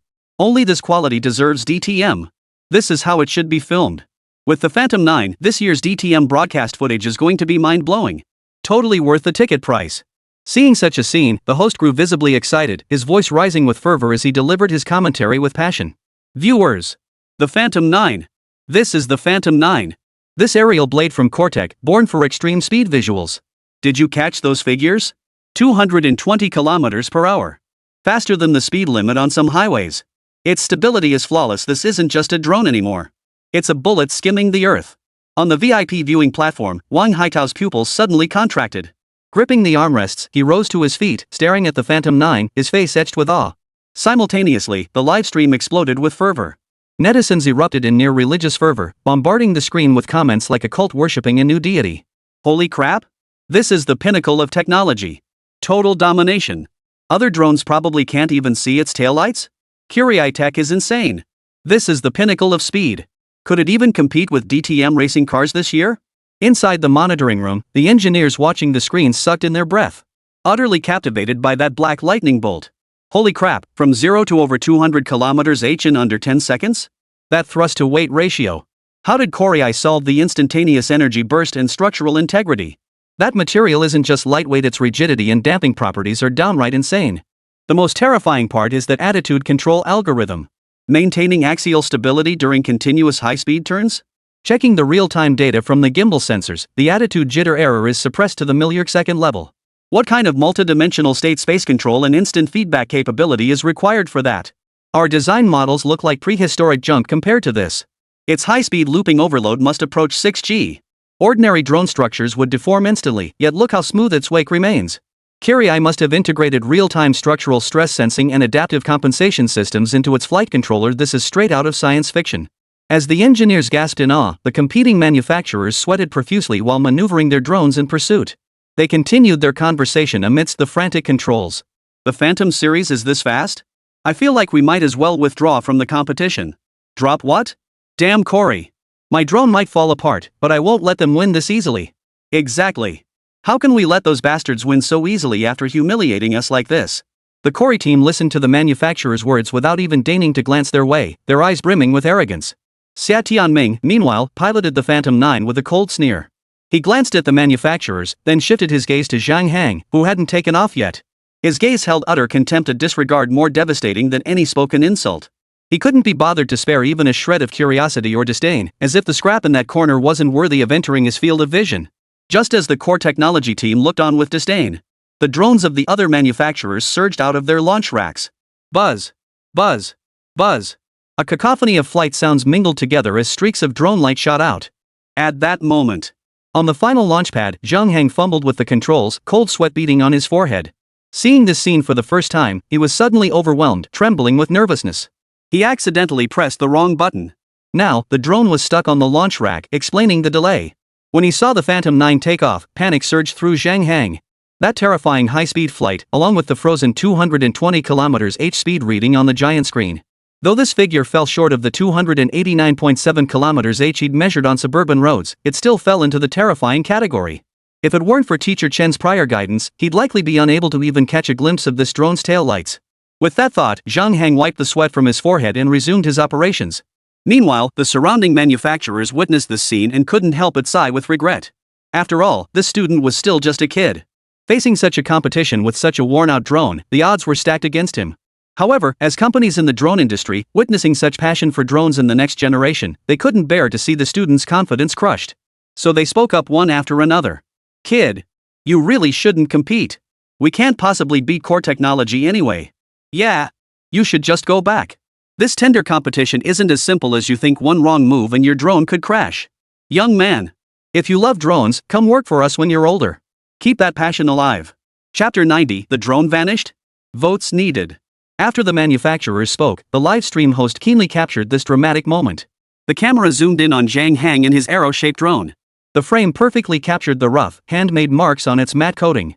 At this sight, the audience, who had been screaming moments before, suddenly erupted into a wave of disbelief. A cacophony of sarcastic remarks erupted from the audience, punctuated by bursts of laughter. Why isn't that student's drone taking off yet? Corey's Phantom 9 has already launched. Still counting on that student to get it airborne? I bet he doesn't even know how to operate the remote. Exactly. How could his drone possibly fly? He should just go home. Meanwhile, the livestream chat erupted with mockery as comments flooded the screen. What's that student doing? The competition's already started. Why is he still messing with that launch frame? Looks like the drone got stuck in the launch frame. Sigh. He's just a kid after all. I really don't get why he even entered this competition. In my opinion, it's not stuck in the launch frame at all. He's probably just scared and doesn't want to compete anymore, right? As netizens teased, the host stared at the close-up of the arrow-shaped drone, equally bewildered, offering a puzzled commentary. Ah. Now we see at the end of the takeoff line is a, contestant named Zhang something or other? And the drone he brought, looks quite rustic. The host paused briefly before continuing. It certainly is, down to earth. Why is this contestant taking so long to launch? Is there a malfunction with the drone? How will this contestant resolve this? Let's wait and see. On the VIP viewing platform, Wang Haitao gradually snapped back to reality as he caught the close-up footage, his brow furrowing slightly. This student, if he can't compete, that's one thing. But to be unable to even get airborne? That's downright embarrassing. From a vocational technical school student. Never mind. Let's just count him as part of the numbers to liven things up. It won't affect the big picture. With that thought, Wang Haitao shifted his focus away from the close-up footage, returning his gaze to the Corey team and the Phantom 9. A satisfied smile touched his lips as he mentally mapped out the thrilling shots he'd capture with the Phantom this season. Meanwhile, 2 drones from rival manufacturers had already caught up to the far-leading Phantom 9. Since the race had only just begun, everyone was still moving at a moderate pace. For the competing manufacturers, overtaking Phantom 9 was still a possibility. However, just as they all thought they were about to overtake the Phantom 9, the jet-black drone suddenly executed a sharp turn, cutting off the drones hot on its heels. The 2 manufacturers controlling their drones were caught off guard, hastily decelerating and abruptly changing course.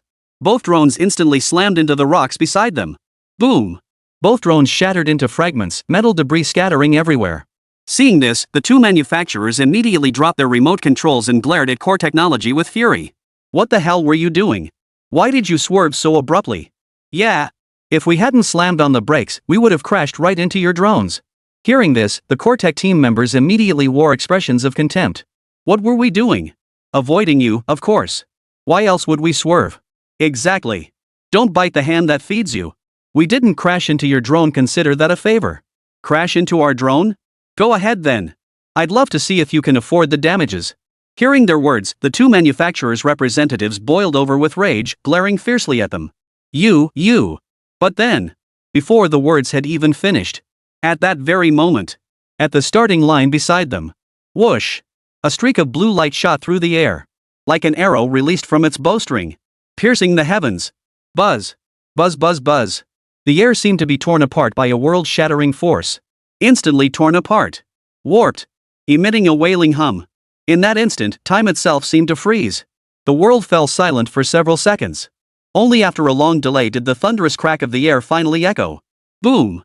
When the crowd turned to look in the direction of the roar, they found no trace of its origin. What just whizzed past? Did you guys hear that sound? No idea. I just saw a flash of blue light. What's going on?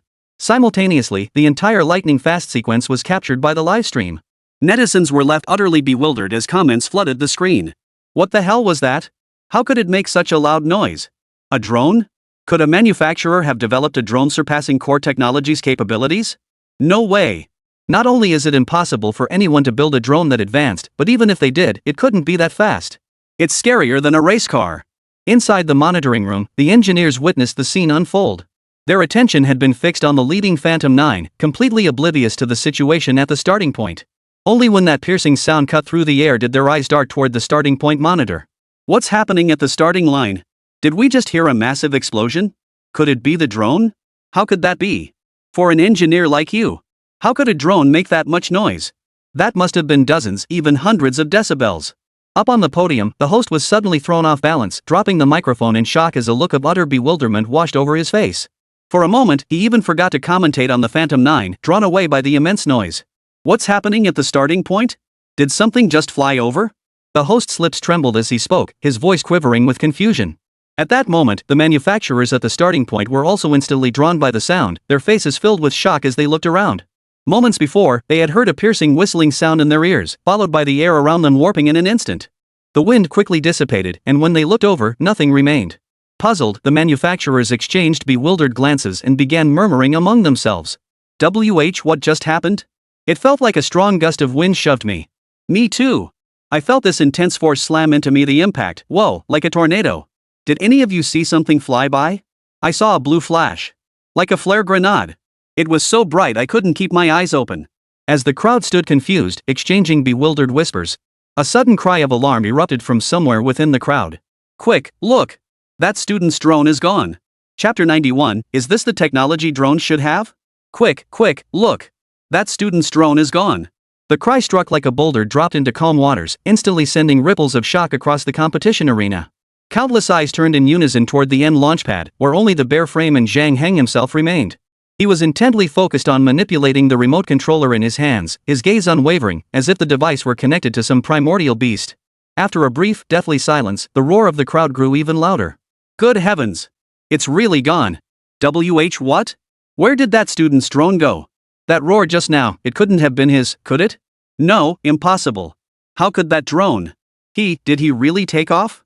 That sound, it was terrifying. Conversations froze instinctively in the audience, the vendor waiting area, even among the Cortec team. Eyes darted uncertainly across the empty sky. That thunderous roar that tore through the air had its source vanished right here? Cut to the feed. Switch to the gimbal payload feed from Zhang Heng's drone. The host's voice trembled with excitement, a quiver he hadn't even noticed himself, as he shouted toward the director's booth. His words instantly snapped everyone back to attention. The drone's gimbal mount was a requirement from the organizers, specifically to test whether the drone could transmit stable footage while flying at high speeds. If the Phantom 9's footage could appear on the screen, then footage from other competitors should be visible too. To determine if it was indeed that student, one glance would suffice. At that moment, the massive central screen displayed the main feed from Corey's Phantom 9. Despite the extreme speed, the surroundings receded rapidly yet remained clearly visible. The footage was remarkably sharp and stable. A ring of smaller screens displayed the feed from other competing manufacturers. Compared to the Phantom 9, their speed and smoothness were in a completely different league, with noticeable shaking in the footage. As the host exclaimed with excitement, technicians swiftly began their operations. The live audience held their breath, eyes fixed intently on the central giant screen. From the VIP viewing platform, Wang Haitao also turned his gaze toward the giant screen. He too had heard that piercing sound cutting through the air. The moment that sound echoed, Wang Haitao felt a distinct, terrifying pang of dread. That was absolutely not the sound of any drone he had ever heard before. Not even Cortex Phantom series could produce such a piercing, ear-splitting whistling sound. Though not exceptionally loud, its frequency was extremely high. It was like something tearing through the air, unbearably jarring. Mr. Wang? Mr. Wang? What? What on earth is happening? The technical advisor beside him looked utterly bewildered, asking cautiously. Wang Haitao ignored him, his gaze still scanning the giant screens. Beads of cold sweat formed on his forehead. What's happening? Why was that sound happening? Could it be that student? No. Impossible. Absolutely impossible. This is beyond what a normal drone can achieve. Even the most advanced drone technology, Cortex Phantom 9, would pale in comparison to a drone capable of producing such a piercing sound like an ant facing a towering tree. He'd never seen a civilian drone like this before. Only at military exhibitions and on TV had he witnessed military drones capable of such speed. However, those drones weren't civilian, they were military grade. As he pondered this, a startled cry erupted. The footage is up. The technicians gathered around the giant screen, busy with adjustments, suddenly straightened up and shouted. Immediately afterward. Seconds later, a split-screen display that had previously shown as offline or uninitialized flickered violently, then suddenly lit up. In the audience, several gasps erupted almost simultaneously. The student's feed is live. Look! What's happening with his feed? Amidst the gasps, every pair of eyes was glued to the newly added small split screen on the giant display, showing the feed labeled contestant Zhang Hang. However, the moment the footage appeared, the venue plunged into an instant, deafening silence. The entire arena fell silent, so quiet you could hear a pin drop. The crowd watching the scene all wore expressions of confusion. The footage was exceptionally bizarre. The camera seemed frozen at low altitude beside the launch pad, capturing the track ahead from an extremely peculiar angle. The image itself was crystal clear, yet it appeared as if someone had pressed the slow motion button or even frozen. At the center of the frame lay the sharp shoulder lines of the racetrack and a few blades of grass on the ground. Scenery that should have whizzed by instead moved in an almost halted, extremely sluggish manner. The distant Phantom 9 streaking across the track appeared in Zhang Hang's frame as nothing more than a blurred, black silhouette trailing a long afterimage. It was crawling, extremely slowly, along the edge of the frame. At this moment, even the air seemed to freeze.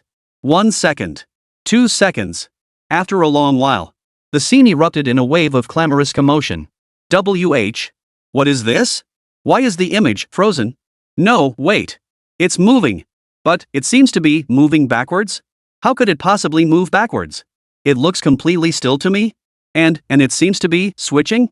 Simultaneously, the live chat froze for an instant upon witnessing the scene, then erupted like a volcano. Holy! What the hell? Is the feed frozen? Slow motion? Doesn't seem like it. Did the organizers mess up the channel? What kind of crappy feed is this? Frame rate this low? These students really suck. Wait, no. Look beside the host. That grass is moving super slow in the frame too. But it's clearly swaying in the wind. Just as everyone was completely baffled by the situation, the engineers in the monitoring room were the first to react. They lunged toward the control console, staring at the cascading stream of return data, each of them gaping in disbelief, their voices catching in their throats. Impossible. Damn it. The delayed data is normal. Signal latency is only milliseconds. Oh my god, it's not a transmission glitch. It's his perspective. The motion speed of that Phantom 9 afterimage in the footage, whoa. Holy. Is this the relative velocity effect? His drone's absolute speed is too fast. So fast that its own high-speed camera captures standard frame rate footage, which to a static or slow-moving reference points looks like time being stretched. Like slow motion. How fast does it have to be to cause this visual distortion? Over 150 km/h? No. 200? 220? Is this even a drone or a rocket booster? Chapter 92, Fast? I'm fast and crystal clear. On the VIP viewing platform, Wang Haitao shot up from his seat, gripping the railing so tightly his hands left dents in the iron bars. A mix of shock and bewilderment spread across his face as he struggled to comprehend the scene unfolding before him. Beside him, technical advisor Oldly gaped, his throat making a hissing sound as he sucked in air, his eyes nearly popping out of their sockets. Mr. Wang, this. Meanwhile, on the core technology team's side, the arrogance and smirks from moments ago froze solid on their faces. That worthless piece of junk, how is this possible? Xia Tianming's pupils contracted violently, his heart clenched as if by an invisible fist. What? What the hell? What the hell was that thing? That student's drone? How could that be? Wasn't it just a piece of junk? How could it possibly be fast enough to achieve relative rest? No. Absolutely impossible. The thought sent his heart racing, leaving him dazed and disoriented. His earlier arrogance vanished completely. The mockery and contempt from his teammates had also vanished without a trace, replaced by undisguised shock and a hint of fear. Xia Gong, that image, is it relative stillness? No, it can't be. It must be a system malfunction. It must be interference. Interference? But interference wouldn't make his image look like that. The assembled manufacturers were dumbfounded. They looked up at the giant screen, where their own footage trailing behind the Phantom 9 at normal speed, gathering dust played. Then they compared it to Zhang Hang's utterly bizarre, frozen frame as if time itself had been stretched and a profound sense of absurdity washed over them. The manufacturers exchanged bewildered glances, murmuring among themselves. That's the student's drone? How is that possible? No idea? What's wrong with that footage? Frozen? Ugh. I told you we should have invested in a better gimbal. Now look, it can't even load the footage. No, that can't be right. The footage is moving. It's just moving very slowly? Or is it because it's moving too fast? How could it be too fast? If it were fast, why would it be stuttering? And moving backward? Just as the entire venue was reeling from cognitive dissonance. On the giant screen, that eerily still image underwent a sudden, dramatic transformation. The seemingly frozen blades of grass and road shoulder lines at the center of the frame suddenly began vibrating at high speed, blurring into motion. Then, the entire scene abruptly flung forward. The illusion of time's flow shattered completely. It's moving. The image is moving. The host's shrill scream, strained beyond recognition, tore through the frozen air. Zhang Heng's feed instantly shifted from its extreme slowness and elongation to a frenzied, high-speed mode beyond anyone's comprehension. No longer static, it was now moving at an unbelievable speed. Moreover, the feed remained crystal clear, as if fixed to the drone itself. Not even the slightest tremor could be detected. Yet despite this unparalleled clarity, everything before the lens still blurred into multicolored streaks of light to the spectator's eyes. The track lines, billboards, distant spectator stands. Everything was stretched into a rainbow-colored aurora by the terrifying speed. It wasn't that the images were unclear. It was that their eyes couldn't adapt to such extreme velocity. The spectators saw only a distorted halo of light and a cascading waterfall of color washing over the screen. Many spectators felt physically ill from the violent visual assault, their stomachs churning violently. It's so blurry. No. No. It's crystal clear. No. My eyes. This is flying? How can it be this fast and still so clear? No. Put. Ugh. I think I'm gonna pass out. So fast. Crystal clear fast. Why does it feel like I'm playing a 3D game? Simultaneously, viewers in the livestream chat were also experiencing stomach-churning disorientation as bullet comments flooded the screen. What the hell is that? Why is it so fast and clear? No idea. Didn't the student's feed freeze just now? What the hell is going on? It wasn't frozen just now, was it? It was just moving really slowly? Slowly, like it was backing up? Just as everyone was dumbfounded. The host snapped out of it, drenched in sweat, yet a wild gleam in his eyes as he screamed. It's relative stillness. Relative stillness caused by excessive speed. The moment those words left his mouth, the venue erupted in an uproar, with gasps and exclamations erupting from the audience. Holy? Relative rest? What? What the hell is going on? How can it be that fast? Are you kidding me? Relative stillness? So that means the footage we just saw happened because he was moving so fast that the surrounding environment appeared to be moving backward? Are you kidding me? How fast is that? Is this even a drone? Race cars don't go that fast. The live chat exploded with comments, a torrent of messages flooding the screen. Relative rest? Impossible. Didn't we learn in high school that relative rest requires a reference point? You just graduated high school, right? That's relative to the naked eye. That student's drone has a gimbal mounted on it. The gimbal has a limited frame rate, so this kind of thing is bound to happen. Holy? Are you serious? Does that mean even Cortex Phantom 9 can't compete with him? Cortex Phantom 9? At this speed, there's no way Cortex Phantom 9 could keep up. These two aren't even in the same league. Amidst this dazzling swirl of streaks, the camera captured a fleeting, crystal clear image after countless frantic perspective shifts. Not far ahead, the jet-black, streamlined Phantom 9, the pinnacle of current industrial technology. Now, through Zhang Heng's frenzied lens, it resembled a fly struggling forward, frozen in amber. The black lightning that had just dominated the track now became nothing more than a backdrop in slow-motion replay. Incredibly clear. Incredibly small. The next second, a blinding blue streak of light, piercing like a soul-piercing spear, erupted from behind the Phantom 9 without any buffer or hesitation, bursting forth with a speed that defied the limits of life. With a trajectory too devastating and too fast for the naked eye to follow, it shot straight over the jet-black drone. It precisely enveloped, crushed, and flung that black afterimage into the void behind the lens. Whoosh! A supersonic shriek that tore through everything instantly exploded in the minds of all spectators. The track ahead lay empty.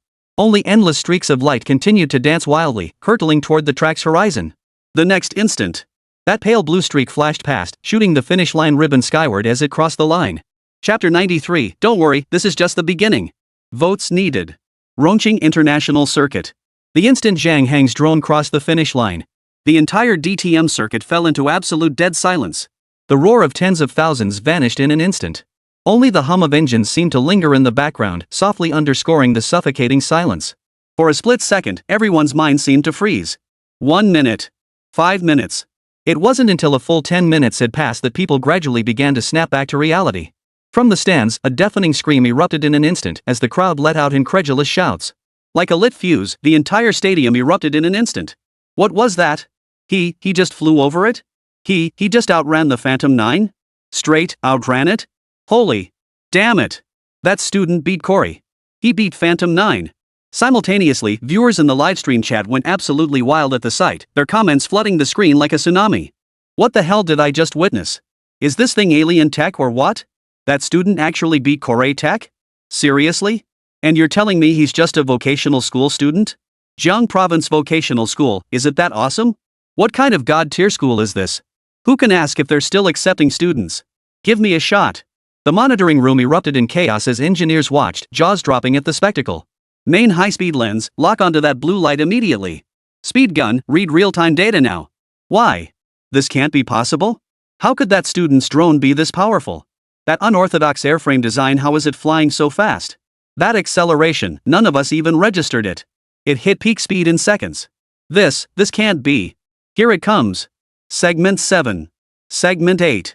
Holy crap. 228.3, 242.7. Still climbing. Peak speed reached. It's 264.8 kilometers h. On the VIP viewing platform, Wang Haitao's body shook violently. His hands gripped the railing with all his might, barely preventing him from collapsing in shock. Impossible. How could this be? The color drained from his face, leaving only utter shock and bewilderment as he muttered the words over and over. That drone truly belonged to that student. The drone he had dismissed earlier had overtaken Corey in the blink of an eye and claimed the championship. What the hell was going on? Where on earth did that student come from? How could he have such a drone? Jiang Province Vocational School. What exactly is that school even for? Why have I never heard of it before? At that moment, Oldley, the technical advisor beside him, had slumped into his chair, his eyes vacant, muttering to himself. It's over. My job, it's all over. It was his negligence that allowed that student to enter the competition in the first place. Now look at this. The student had actually beaten Core Technology. How was he supposed to explain this to his superiors? Core Technology already had a strong relationship with the higher-ups and had won the championship year after year. Now that a student has surpassed them this year, the internet will surely speculate about internal manipulation. This is truly the end. At that moment, the host on the giant screen had completely lost his composure. Holding his head in his hands, his professional smile replaced by frenzied excitement, he bellowed into the microphone. The champion! The champion is crowned! Unthinkable! Unbelievable! A stunning upset! Just moments ago, right before our very eyes. Zhang Hang, the young pilot from Jiang Province Technical College, has claimed the championship. With his seemingly simple, blue arrow-shaped drone, one we all underestimated, he achieved the most breathtaking, astonishing, mind-bending burst of speed in the history of human drone racing. He defeated the 7-time reigning champion, Core Technology. He defeated the Phantom 9, the very symbol of the ultimate speed. He has become the champion of this year's DTM Masters Drone Racing Championship. Zhang Hang. Tonight, the world witnessed your miracle. Rongqing Raceway. Your name will be etched in its history. The announcer's roar ignited the final frenzy of the crowd, as thunderous applause, whistles, and screams nearly tore the roof off. Countless voices chanted Zhang Hang's name. Spotlight suddenly flooded the launchpad near the finish line, where Zhang Hang still clutched his remote control. On the other side, the Cortec team formation resembled a nuclear-blasted wasteland. All their confidence, arrogance, and sense of superiority as champions had been utterly pulverized by that burst of blue light. Xia Tianming's expression completely shattered. Gone was the calm and haughtiness, replaced by a twisted, horrified grimace. He stared fixedly at the blinding blue arrow marker at the very top of the central screen, now transformed from illusion into brutal reality. It sat firmly in first place, flanked by the crimson timing digits that declared his utter defeat. Team members stood ashen-faced, eyes vacant, unable to believe that the ultimate speed they'd fought for years had been crushed by a vocational school student in a completely incomprehensible manner. Vocational school kid. Ha! ING vocational school kid. How the hell could a vocational school kid beat us with a drone? The organizers must have taken bribes. Bastards! Did they rig the competition because we've won every year? That student's piece of junk actually won. No! I refuse to believe it. Listening to the crowd's outbursts, Xia Tianming's lips moved silently, unable to form a single sound. His breath came in rapid, gasping bursts, so urgent it felt like he might pass out at any moment. At that moment, the manufacturers at the starting line were stunned, their eyes fixed on Zhang Hang, who sat calmly operating the remote control nearby. Their gazes were filled with utter disbelief. What's with that student? Why is the drone moving so fast? This is no child's toy. Even race cars aren't this fast. Just moments ago, they were urging him to withdraw. Now look at him, this student just blew past Cortec in the blink of an eye. Looks like they'll have to apologize to this student. With that thought, the manufacturers approached Zhang Hang while still manipulating their remote controls. They gathered around him, their expressions filled with regret. Young man. Sigh. We underestimated you earlier. This drone of yours is truly impressive. Exactly. True heroes emerge from youth. To build such a drone at such a young age, your future is limitless. My dear child. Those uncles and aunts weren't very kind to you earlier, please don't hold it against them. As they spoke, a middle-aged man stepped forward, patted Zhang Hang on the shoulder, and whispered in a voice only those nearby could hear. Kid, winning is what matters. Let's get out of here quickly. Those guys from Core Technology hold grudges, they'll probably come after you. At these words, the others nodded in agreement, their worried gazes fixed on Zhang Hang. Listening to their words and accepting the middle-aged man's advice, Zhang Hang remained utterly unconcerned, replying casually, "Gentlemen, I certainly won't hold a grudge against you. And you needn't worry about me, I'm not afraid of Core Technology." Just as they were about to continue their pleas, Zhang Hang turned his head, gripped the remote control tightly, and flashed a meaningful smile. At that very moment, under everyone's gaze, Zhang Hang, standing at the center of the spotlight, began operating the drone once more. All eyes instantly shifted to the central giant screen. Clearly visible on the central screen, the pale blue drone had turned around and was now heading back toward the starting point. Before the crowd could process the shock, Zhang Hang murmured to himself with a faint smile, "Don't worry, the battle has only just reached its halfway point. There's still work to be done." Chapter 94, What is he up to?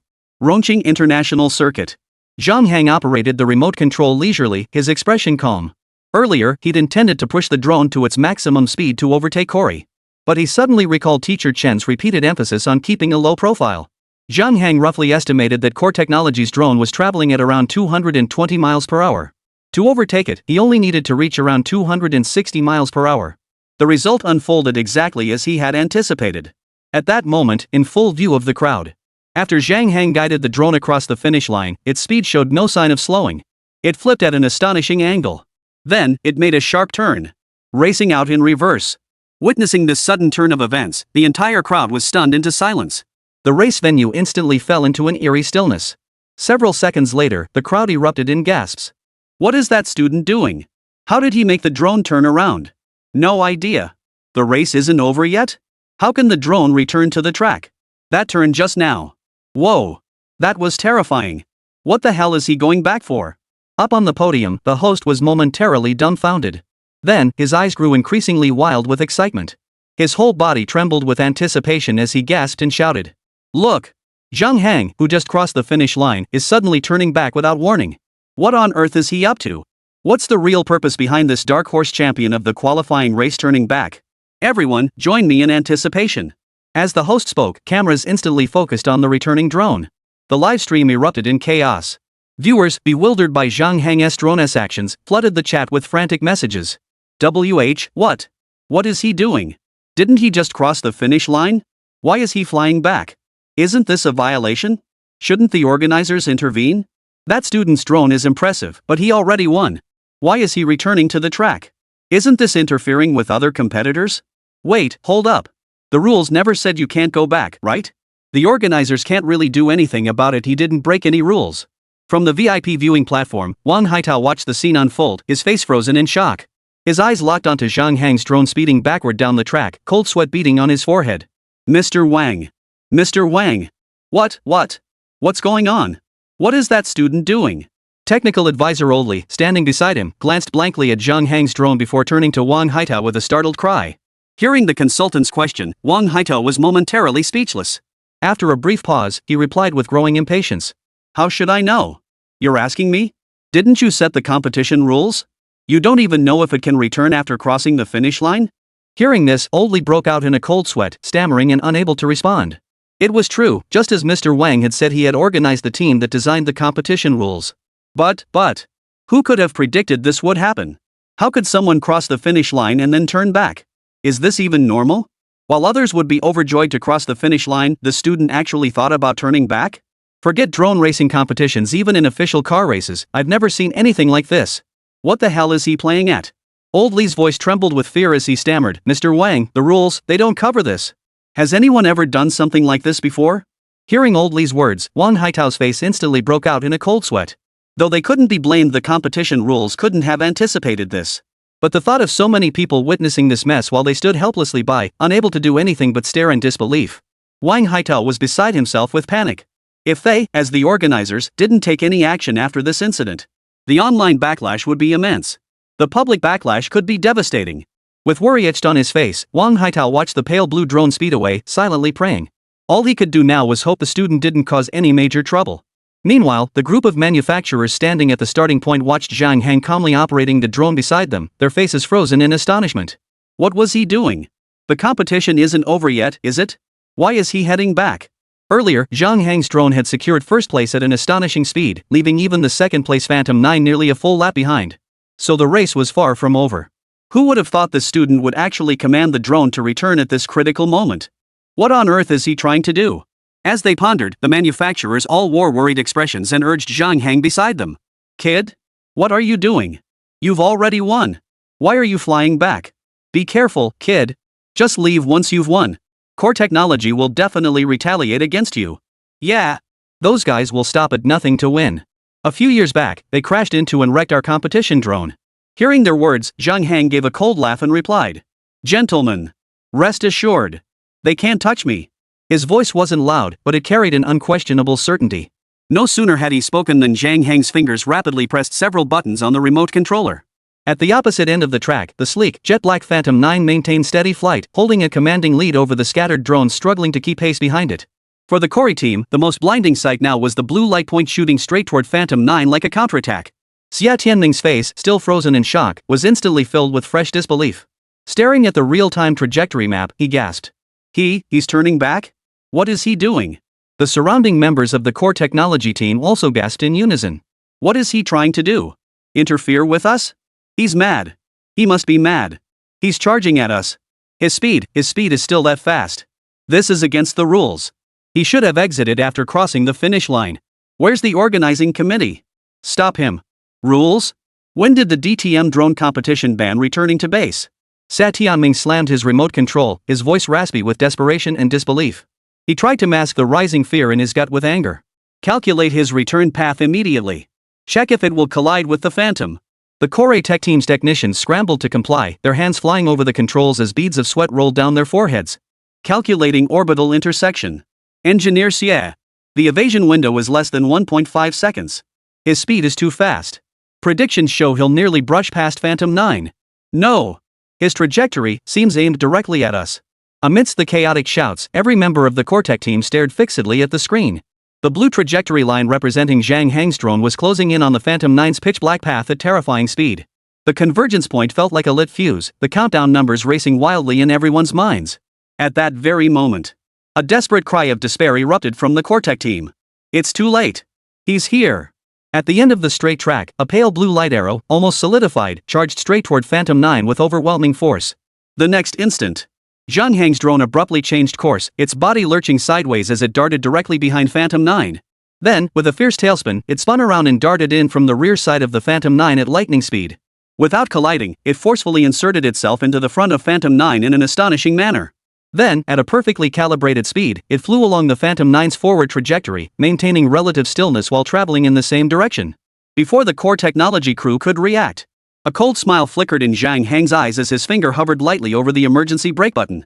Chapter 95, Phantom? Go to the bottom. Vote request. Zhang Heng slammed the emergency brake button. The pale blue drone abruptly decelerated.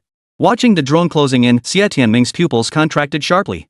Cold sweat instantly soaked his back as he gasped in shock. Damn it! He's trying to ram us. As he spoke, he frantically pushed the control stick, decelerating and turning sharply, attempting to force the Phantom 9 into an emergency evasive maneuver. Under Xie Tianming's abrupt evasive maneuvers, the Phantom 9's frame jolted violently. The octocopter gimbal spun at high speed, desperately trying to maintain stability. But this sudden maneuver still caused the previously fluid Phantom 9 to stiffen slightly, its speed plummeting uncontrollably by over 10 km per hour. Yet, before he could catch his breath, the pale blue arrow-shaped drone decelerated in perfect synchronization without the slightest hesitation. No collision, no friction, it simply blocked the Phantom 9's flight path. Perfectly synchronized with the Phantom 9's current speed, roughly 180 km/h, it raced alongside it. Their relative velocity was nearly zero, yet the minuscule distance between them generated pressure comparable to a near-miss collision. Its posture resembled that of a seasoned hunter patiently herding its prey, neither hurried nor slow, yet utterly relentless. What is he doing? Slowing down again. Madman, this madman. Xie Tianming finally grasped Zhang Heng's intent, a chill running from the soles of his feet straight to the top of his head. This was outright humiliation. As the undisputed speed champion in the drone industry, this was the first time it had ever been humiliated by another drone's speed. Damn it! Speed up! Get around it! Shake it off!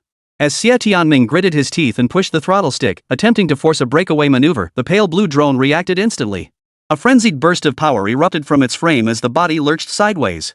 Not only did it instantly close in on the Phantom 9, but it even squeezed back an inch at an impossibly slight angle.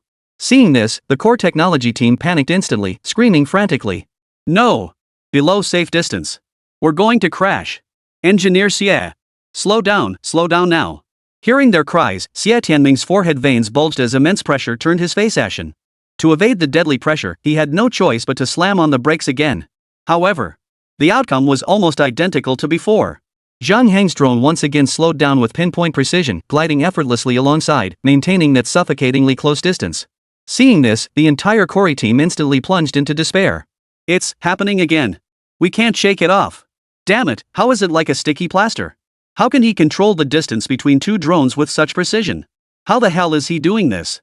Panic and terror spread across their faces. Every attempt to accelerate was thwarted by the opponent's even more aggressive pursuit and pressure. Every evasive maneuver was effortlessly neutralized, sometimes even countered, forcing them to slow down and avoid. Meanwhile, drones from other manufacturers that had been left behind were buzzing closer, seizing the opportunity while the Phantom 9 was entangled and unable to break free. At that moment, the entire audience erupted. A thunderous roar of screams and gasps erupted, faces frozen in utter astonishment. Holy crap! What did I just see? That student, he's walking Kari's Phantom 9 around? So that student turned back to interfere with Cortec. Is that even allowed? Does that comply with the rules? Are you stupid? The rules never said you can't turn back. And his drone didn't even hit the Phantom 9. How is that a violation? Seeing this, even the host on the elevated platform was dumbfounded. What the hell is going on? Is this even allowed? And that student didn't even seem to break any rules? Snapping out of his daze, he was overcome with excitement and roared into the microphone. Good heavens! Zhang Hang's true purpose in returning to base was to prevent the drone from being stopped by core technology. The 7-time consecutive champion is being repeatedly blocked by this tournament's dark horse. As far as I know, this pilot's actions haven't violated the rules. The match must continue. Their clash has reached a fever pitch. Who will ultimately be defeated? It's truly thrilling to watch. As the host spoke, the live chat exploded like a tsunami. Textbook compliant interference. It's like he's playing with a dog. Brilliant, absolutely brilliant. Phantom 9 foot is completely stymied. He barely touched Cory, yet Cory backed down on his own. He's been slowing down the entire time. Amidst the astonished murmurs, the main screen switched to Zhang Hang's drone's gimbal view. The image remained frighteningly clear and steady, as if welded to the sky. And right in the center of the frame was the panicked, clumsy Phantom 9, hot on its tail. The Phantom 9's wingtip nearly brushed the tail fin of the pale blue drone as both remained relatively stationary. The high-definition lens even captured the Phantom 9's wings trembling slightly from the gimbal's overload. This perspective radiated a silent, oppressive tension. At that moment, on the VIP viewing platform, Wang Haitao gasped in shock. What the hell are those two drones doing? As he spoke, he could barely stand, gripping the railing as his body trembled slightly with excitement. This student was returning to base just to avoid stopping the Phantom 9? What exactly was he trying to accomplish? Isn't winning enough? What the hell is this nonsense? And that host, has he lost his mind? Even if it wasn't against the rules, he shouldn't have said it on live TV. How are the organizers supposed to save face now? Just as he was on the verge of tears, Oldley, the technical advisor standing nearby, was utterly stunned by this bizarre and spectacular scene. He stammered incoherently. Mr. Wang. Mr. Wang. This student. Whoa. Unbelievable. Hearing this, Wang Haitao felt a surge of irritation. He glared at Oldley beside him and snapped. This is all your fault. If it weren't for you, how could the competition rules have such a loophole? Clean up this mess immediately. Otherwise, you won't be coming in tomorrow. Oldley, standing nearby, broke out in a cold sweat upon hearing this. He rushed forward, his face plastered with a fawning smile. Oh my. Mr. Wang, please calm down. Let me explain. This matter might not be what you think. Hearing this, Wang Haitao actually perked up. Not what I think. Then what is it? Seeing him speak up, Oldley hurriedly began his explanation. Let me break it down for you. The whole purpose of this bidding competition was to select a top-notch drone for filming the DTM championship races. And now, this student's drone clearly outperforms the Phantom 9. Doesn't that suit us perfectly? Plus, we don't have to worry about public opinion. If anyone asks online afterward, we can just say we intentionally designed a loophole in the rules to select the truly powerful drone. That should cover it, right? As he listened, Wang Haitao's expression shifted. Come to think of it, that actually makes sense. He took a deep breath and sighed. Alright. Let's do it this way. His gaze swept over the distant area where the Cory team was stationed. The last vestiges of regret he felt for the Phantom 9 gradually dissipated. Chapter 96, Phantom 9? Scattering flowers like heavenly maidens. Rongqing International Circuit. At the starting point, the representatives of various manufacturers surrounding Zhang Hang were stunned, frozen in place. This kid turned back just to force core technology to stop? Just minutes ago, they'd been fretting over Zhang Hang's safety, urging him to back down and withdraw from the race to avoid Corey-Tech's retaliation. And now, the Phantom 9, hailed as the speed's end, was now being forced into retreat by him. Was this even possible? Is this really just a vocational school student? What the hell is this kid's drone? Fast enough is one thing, but with such incredible maneuverability? It flew and turned through the air as if there were no resistance at all, moving with ease and grace like a fish in water. With that arrow-shaped design, it shouldn't even be able to stay balanced, right? How on earth did he pull this off? As these thoughts crossed their minds, the manufacturers gradually snapped back to reality, refocusing their attention on the competition arena and quickly regaining their composure. With Cortec held back, this was their golden chance to overtake. They couldn't afford to miss this chance. With that thought, the representatives frantically manipulated their drones, jolting the joysticks forward. Behind the Phantom 9, drones of all shapes and sizes swarmed like a passing bee colony, suddenly accelerating and roaring past. 1, 2, 3. After Zhang Hang repeatedly forced the Phantom 9 to halt with his drone maneuvers, its speed dropped below 70 km/h. Even now, it still showed signs of slowing down. Thus, against the drones of various manufacturers running at full throttle, it had no chance of holding its own. It was quickly overtaken. At that moment, the manufacturers watched their drones overtake Core Technologies, trembling with excitement. They glanced at the other drones chasing behind, then looked at Zhang Hang casually operating his drone. Their faces showed a mix of disbelief, wild joy, and vindication. What a thrill! This kid has really avenged us. Ha ha ha ha, who'd have thought Corey would end up like this? Getting thoroughly trounced by a vocational school student. Serves them right. Exactly. They deliberately cut us off and rammed us during the last competition. Serves them right. So satisfying. At that moment, every manufacturer previously bullied by Corey looked at Zhang Hang with eyes brimming with pure gratitude and admiration. He hadn't just avenged their grievances, he'd pulled them back from the abyss of years of losses, oppression, and humiliation. Who won the championship no longer mattered. What mattered was that Core Technology had fallen. And it had fallen in the most unexpected, most humiliating way possible. For them, it was nothing short of a celebration. Seeing the drones surpass the Phantom 9 and hearing the manufacturer's words, Xie Tianming's forehead veins bulged as rage boiled over. You bastard! You think I can't do anything to you? He glared at the pale blue drone gliding leisurely ahead of the Phantom 9 and bellowed on the spot. Looking for death. You're nothing but an ant. Since you want to die, I'll grant you your wish. Shouting, Xie Tianming pressed several buttons and shoved the joystick forward. The next instant, the Phantom 9 surged forward. It lunged forward with brutal force. Its speed shot up to 200 km/h in the blink of an eye. Hearing the screech of brakes, the Phantom 9 slammed into the light blue drone ahead. However, before impact, Zhang Hang's drone executed a near 90-degree turn, darting upward to evade the collision. The Phantom 9, having missed its target, instantly lost balance and crashed into the track barrier beside it. Boom! A shrill metallic clang echoed. The Phantom 9 exploded in an instant. Metal fragments flew everywhere. The entire barrier, subjected to such immense force, sent shards of stone and wood flying everywhere. Even chunks of rubber were torn out, scattering wildly through the air. Seeing this, Xie Tianming's eyes widened in shock for a split second. Moments later, he finally snapped back to reality, nearly stumbling to the ground. This? Broken? No. Impossible. How could the Phantom 9 shatter? This was the product of years of hard work by their company. How could it shatter so easily? At the same time, the surrounding Cortec team members were momentarily stunned. It all happened too suddenly. They didn't even have time to stop it. They watched as the drone shattered into pieces. The drone crashed? No. Impossible. How could our Phantom crash? We lost? This can't be. How could we possibly lose? As the Core Technology team stood in stunned disbelief, the spectator stands erupted in an uproar. Holy crap? Cortec's Phantom 9 crashed? That's insane. Did you see that? Zhang Hang's drone turned so fast. In just seconds, the whole body twisted around. What a sight to behold. Who knew this drone wasn't just fast, but also had terrifyingly precise control? Simultaneously, the livestream chat exploded with comments flooding the screen. Can it really turn like that? Holy crap. Newton must be rolling in his grave. Cortec tried to ram it, turns out they bit off more than they could chew. With handling like this, I'm actually looking forward to seeing it in the main race. Today's DTM would be boring without this drone. Meanwhile, in the monitoring room, engineers watched Zhang Hang's drone trajectory, their understanding completely shattered. Their jaws nearly hit the floor. This? How is this even possible? With that wind resistance area, how could it turn 90 degrees? How did it do that?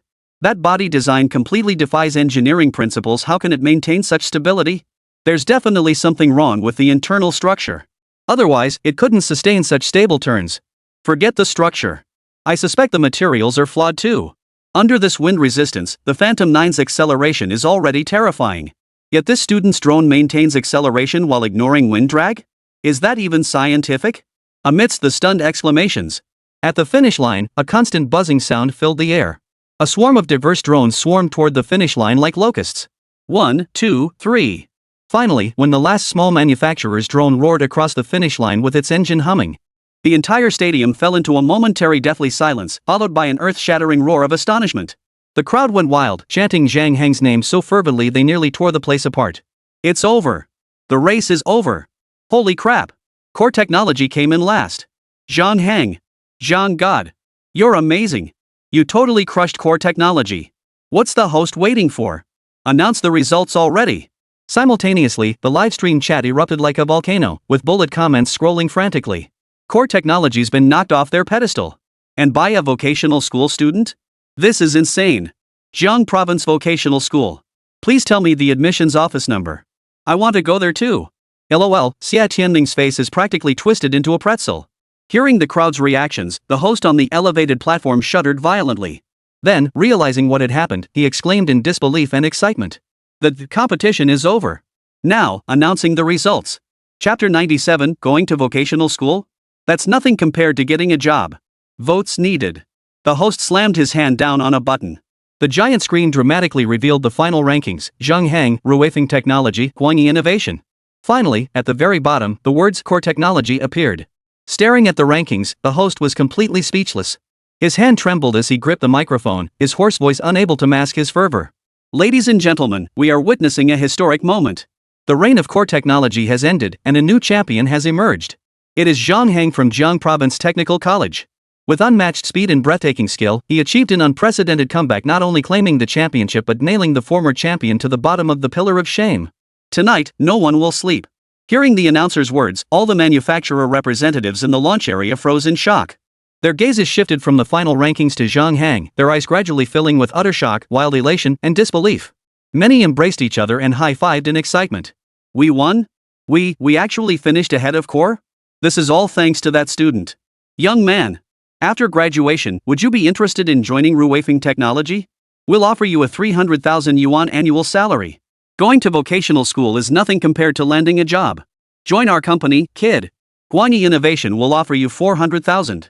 Seeing their peers begin recruiting Zhang Heng, other manufacturers rushed forward one after another, scrambling to extend their olive branches. It wasn't just because Zhang Heng helped take down Core Technology, it was more about the terrifying speed of his drone. That was a whopping 264.8 kilometers h. Forget drones, even ordinary cars struggle to accelerate that fast in such a short time. Moreover, Core Technology's Phantom 9 had always been an insurmountable barrier for them. Yet this kid, in the blink of an eye, took down Core Technology's 220 kilometers h marvel. He even turned their pride, their speed, against them, using that very advantage to thoroughly outmaneuver them.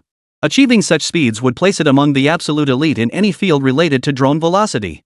If they could recruit this talent into their own company, it could potentially put them ahead of the entire drone industry. By now, manufacturers had swarmed around Zhang Heng, pulling and tugging him through the crowd. Meanwhile, in the audience, the atmosphere exploded. Most spectators erupted into frenzied cheers and heated discussions. Some former Korea die-hard fans looked grim, some ashamed, some angry, and a few even started booing. But more were swept up in the thrill of witnessing a miracle, chanting Zhang Heng's name. Unbelievable. This student is easily the biggest dark horse in DTM drone competition history. Core Tech has really taken a tumble this time. This competition was totally worth it today. Never expected it to be this thrilling. My friends are probably kicking themselves for missing it. The DTM main event is bound to be even better. I'm buying tickets right now. Simultaneously, the number of live chat comments surged to an unprecedented peak since the broadcast began, nearly overwhelming the servers. Unbelievable. Holy crap. He actually knocked Core Technology into last place, that's insane. Haha, those who bet on Core Technology off track must be kicking themselves now. 264.8 kilometers h. And he just casually left Corey in the dust. Is this student an alien or what? Amidst the buzzing chatter, the Core Technology team's area fell into complete silence. Some slumped dejectedly in their chairs, hands clutching their heads. Others stared blankly at the final rankings on the screen, unable to accept the outcome. Others angrily slammed their tablets or headphones, muttering curses under their breath. A profound sense of defeat and professional crisis instantly engulfed everyone at Core Tech. The previously mocking expressions now held only defeat. Xia Tianming fixed his gaze on the direction of Zhang Heng's drone, clenching his jaw so hard his lower lip bled. His face contorted into a hideous grimace, twisted by intense humiliation and extreme rage, his eyes blazing with venom as if they could spit fire. He had never suffered such utter disgrace. A vocational school graduate had toyed with him like a monkey using a pile of scrap metal, then personally trampled his Phantom 9 and his dignity underfoot, grinding them into the mud. Xia Tianming dug his fingernails deep into his palms. The shame of failure, the rage of being publicly humiliated, and the hatred for Zhang Heng, the root of all this, threatened to consume him. Zhang Heng. He ground out the words between clenched teeth, his voice low and chilling. You just wait. This isn't over.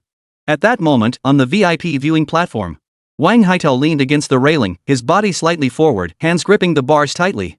He watched the unassuming yet dazzling blue drone on the track, then glanced at the final rankings on the screen. He stood speechless for a long moment, his expression deeply conflicted. Truth be told, he'd never held much regard for core technology. This company had long leveraged its superior drone technology to constantly haggle with the DTM officials. For 7 consecutive years, their demands had grown increasingly steep. Today, this student had brought Curie down, undoubtedly a positive outcome. But the real fear lay in the online backlash. If news of Zhang Heng returning after crossing the finish line gets leaked and netizens find out, wouldn't people start complaining about unfair competition rules? Or accuse the organizers of inaction, letting vocational students in for no good reason? But that drone speed, it truly outpaces the Phantom. Its mind-boggling maneuverability, the absolute control demonstrated during the Corolla segment, and the insanely stable video transmission. As the DTM official, he really wants to get his hands on that drone. That's pure cutting-edge tech. What does a DTM race day follow-cam drone need? Speed and camera stability are one thing, but more importantly, it must keep up with the race car's perspective. It must react instantly during drifts and overtakes. This was something Core Technologies drones previously lacked. While Core Technologies drones were fast, they lacked that fluid operability. Once the cars started performing high-difficulty maneuvers, their drones could barely capture close-ups and were forced to stay at a distance. From this perspective, that student's drone is practically a godsend designed for DTM races. Imagine using it to film the actual race. The live broadcast quality, viewership ratings, advertising value, and buzz would be absolutely explosive. As Wang Haitao pondered this, Old Li, standing nearby, had been discreetly observing Wang Haitao's expression. Seeing no sign of anger over Zhang Heng's victory, his sharp mind instantly began racing. Swallowing hard, he cautiously leaned closer to Wang Haitao and whispered with flattery. Mr. Wang. See? Just like I said. We never had anything to worry about. Though the process was unexpected, this outcome is a huge win. Zhang Heng's drone performance completely outclasses the Phantom 9. Actions speak louder than words. Using its footage for the DTM main event will deliver absolutely explosive results. The key point is, we have absolutely no loopholes in the rules. He didn't collide with anyone, and the return to base tactic was an innovation within the bounds of the rules. Fully compliant. Public opinion-wise, as long as we stand firm on the principle that strength reigns supreme, we'll be fine. Everyone saw how poorly Corey performed this time. His results were downright terrible. But Zhang Heng's speed? That's a rock-solid 264.8 km/h. We're choosing the champion who can argue with that? Netizens will cheer for the true winner.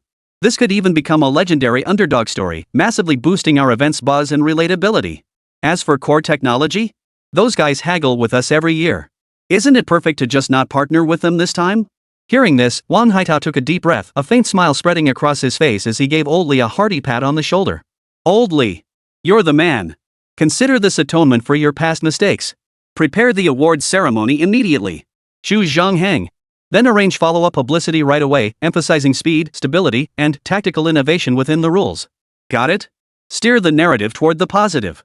Old Li felt as if he'd been granted a pardon, nodding excitedly. Got it, Mr. Wang. I'll handle it immediately. I'll make sure everything is taken care of. With that, he turned and practically ran off the viewing platform, diving straight into the PR and award ceremony preparations. Chapter 98, Can he pull it off? A few minutes later. Old Li had already arranged the award ceremony. At the ceremony venue, the atmosphere felt slightly awkward. Zhang Heng was personally invited onto the stage by Wang Haitao. Facing the thunderous cheers and flashing spotlights, the teenager appeared noticeably more awkward and flustered.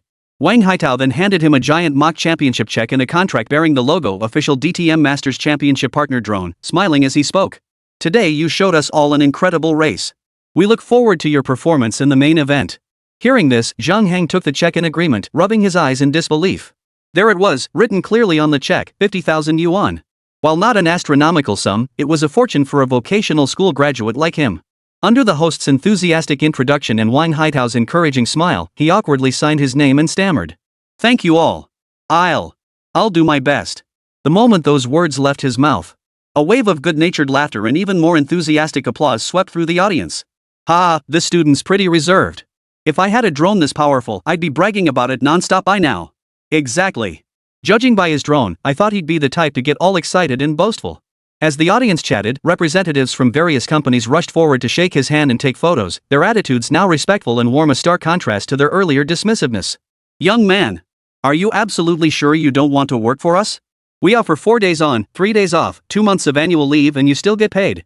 Exactly, kid. Our headquarters is right in the heart of the Magic City. That place, every inch of land is worth its weight in gold. If you want to make money, you absolutely have to come to us. Listening to the manufacturer's offers, Zhang Hang gave a nervous smile and replied. Thank you all for your kind offers, but as our Professor Chen always says, those of us in academia must keep a low profile.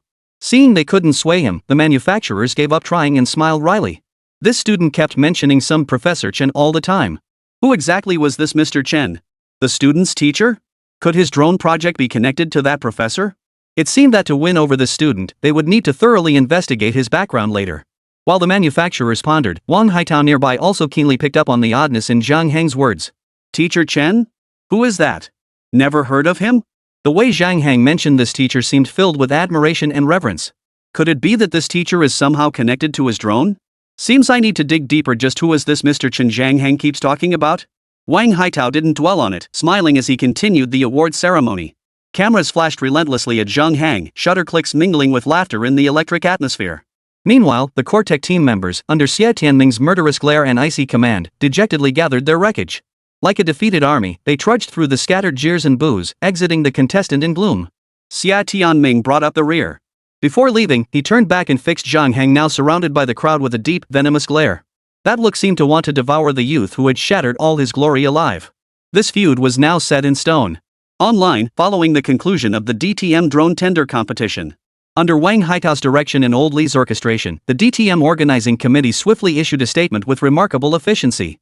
Congratulations to contestant Zhang Hang on his championship victory. The exceptional performance demonstrated by his drone has earned our full recognition. We hereby emphasize that the entire bidding process was conducted openly, fairly, and transparently, with all operations strictly adhering to the rules. Zhang Hang's return to base tactic was a combination of wisdom and courage, not an exploitation of any rule loophole. Based on multiple rounds of high-speed zone speedometer tests, Zhang Hang's drone achieved a peak speed of 264.8 km/h.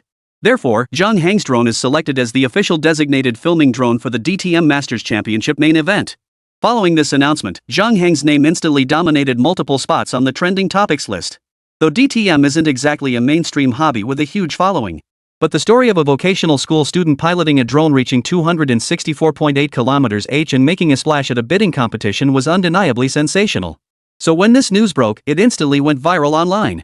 Headlines like "Shocking Upset at DTM Drone Race, 264.8 km/h drone," and "Who is Zhang Hang?" instantly dominated the top 10 trending topics across major platforms. The discussion heat shows no signs of cooling, with everyone growing increasingly curious about Zhang Hang's identity. However, a search for Jiang Province Vocational School immediately brought up another eye-catching topic. That was Chen Mo. Seeing this, netizens finally realized Zhang Hang was actually teacher Chen's student. After this revelation, a wave of heated discussion erupted online. Holy crap? Zhang Hang is teacher Chen's student?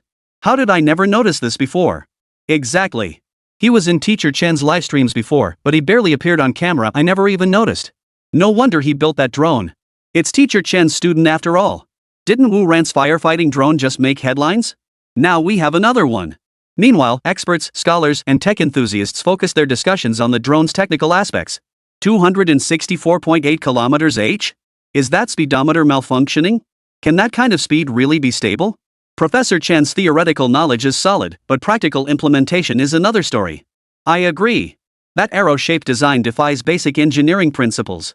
How could the internal structure withstand that? This drone must have major safety hazards. Exactly. How could a vocational school student build something like this? There must be a team behind the hype. Could it be Professor Chen backing him up? Meanwhile, VIP observation deck. After the competition ended, the entire venue fell silent, returning to stillness. Only a few staff members remained, cleaning up the site. At that moment, Wang Haitao stood with a cup of tea in hand, gazing at the empty track. His face bore the relaxed ease of having successfully navigated a crisis. The earlier statement had been issued at his instruction. The outcome proved remarkably effective. Most netizens focused on Zhang Heng's drone speed in the main race, scarcely mentioning official insider information or claims that core technology had been set up. Old Lee stood respectfully nearby, reporting the initial results of online public opinion management. Mr. Wang, the prevailing sentiment online has now fully shifted toward anticipation for the main race. Zhang Heng is receiving high praise. While some skepticism remains, it won't cause much of a stir. As for core technology, they haven't made any public statements yet. Hearing this, Wang Haitao nodded and sipped his tea. Well done. Core? They've got their hands full. Setting down his teacup, his gaze fixed intently on the track. Old Lee, what do you think? Can this kid's drone really keep up with those DTM madmen? What's the fastest lap record in DTM again? Old Lee understood immediately and responded promptly. Mr. Wang, on this Silverstone track in Rongqing, the official DTM fastest lap record is 1 minute 28.456 seconds, set by F. Schneider last year. The average speed was nearly 210 km/h, and the top speed at the end of the straightaway exceeded 280 km/h. Theoretically, Zhang Heng's drone still won't be able to capture the final sprint phase. Old Lee paused, a look of concern crossing his face as he continued. That's not my main concern. What worries me is that he might not adapt to the track. Silverstone has countless corners, there's practically a bend every few meters. For years, Core Technology handled DTM race filming and knows this track inside out. But Zhang Heng is shooting here for the first time. I'm afraid he might not be up to it. Chapter 99, Hiring a Kid to Film for Us? VIP Observation Deck. Listening to Old Lee's words, Wang Haitao's expression gradually grew somber. Didn't he know this already? The Silverstone circuit was notoriously challenging to race on. That was one reason why they had allowed Core Technology to haggle with them all along. Having filmed there for years, they were the most familiar with the track among manufacturers, and their drones were already top-notch. There was no choice but to shell out extra money to them every year. Wang Haitao's thoughts grew complicated, a wave of irritation washing over him as he snapped impatiently. What can we do then? Are we supposed to beg Core Technology to come back? Hearing Wang Haitao's slightly angry tone, Old Lee lowered his head, offering no response. Seeing this, Wang Haitao took a deep breath and continued. We'll just have to take it one step at a time. We finally managed to shake off these greedy bastards. We absolutely can't let them come back. With that, Wang Haitao added a final instruction. The main event is approaching. Use the time ahead to properly handle these matters and take Zhang Heng to familiarize himself with the track. Old Lee nodded and turned to leave. 3 days later. The DTM Masters venue was packed with people, the atmosphere buzzing with excitement. The roar of engines echoed like the growl of beasts across the vast Silverstone circuit. The air carried the distinctive scent of high-octane gasoline mixed with the acrid smell of heated tire rubber. Colorful race cars from various brands sat quietly in their respective pitboxes, like fierce beasts poised for battle. Top drivers in their respective team uniforms made final preparations, adjusting helmet communications, stretching their muscles, and exchanging last-minute instructions with engineers. Meanwhile, beside the starting line, Zhang Heng directed a team of engineers as they fine-tuned the drone. During the last tender race, these engineers were utterly impressed after seeing Zhang Heng's drone. That drone technology was far beyond anything currently available on the market. Getting a close-up look would be immensely beneficial for their research. Thus, they promptly applied to the DTM competition organizers to assist Zhang Heng. Wang Haitao and the others naturally agreed having these engineers keep an eye on Zhang Heng was a good idea. Watching the clumsy engineers fumble around, Zhang Heng was sweating profusely with frustration. Not that one. Don't unscrew that. This wire isn't connected to the gimbal. Hearing this, the engineers froze even more stiffly, making Zhang Heng want to jump in and do it himself. Just then, the racers at the starting line heard the commotion. Some sharp-eyed drivers quickly noticed the unusual scene. Hey, Bruno, look over there. Hoffman, the driver from Sausage Nation, nudged Bruno, the Eagle Nation driver beside him, pointing at a drone being calibrated by the engineers. The drone featured a subdued matte blue finish and a sharp, arrow-shaped design, a stark departure from Coretech's signature jet black Phantom series from previous years. Bruno followed his gaze and instantly furrowed his brow. Damn it, what is this piece of junk? Where's Corey's aircraft? Did they switch manufacturers? His tone brimmed with impatience and skepticism.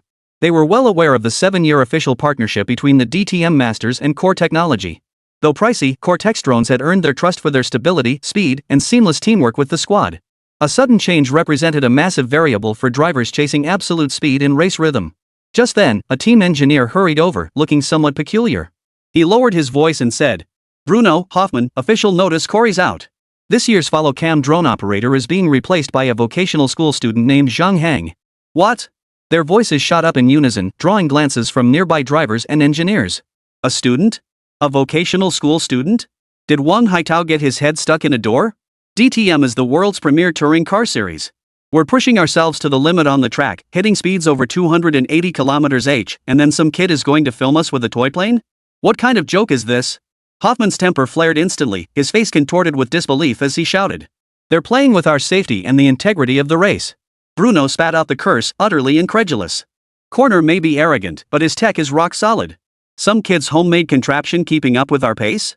Withstanding the G-forces at Silverstone's corners for stable filming? Looks like DTM officials have gone broke. Hearing this, the surrounding drivers from various nations joined in the mockery, staring at the unassuming blue arrow-shaped drone in the sky with utter contempt. You get what you pay for. That drone? Not worth a penny. Exactly. What's the DTM officials thinking? Can't they borrow money? They come up with this junk.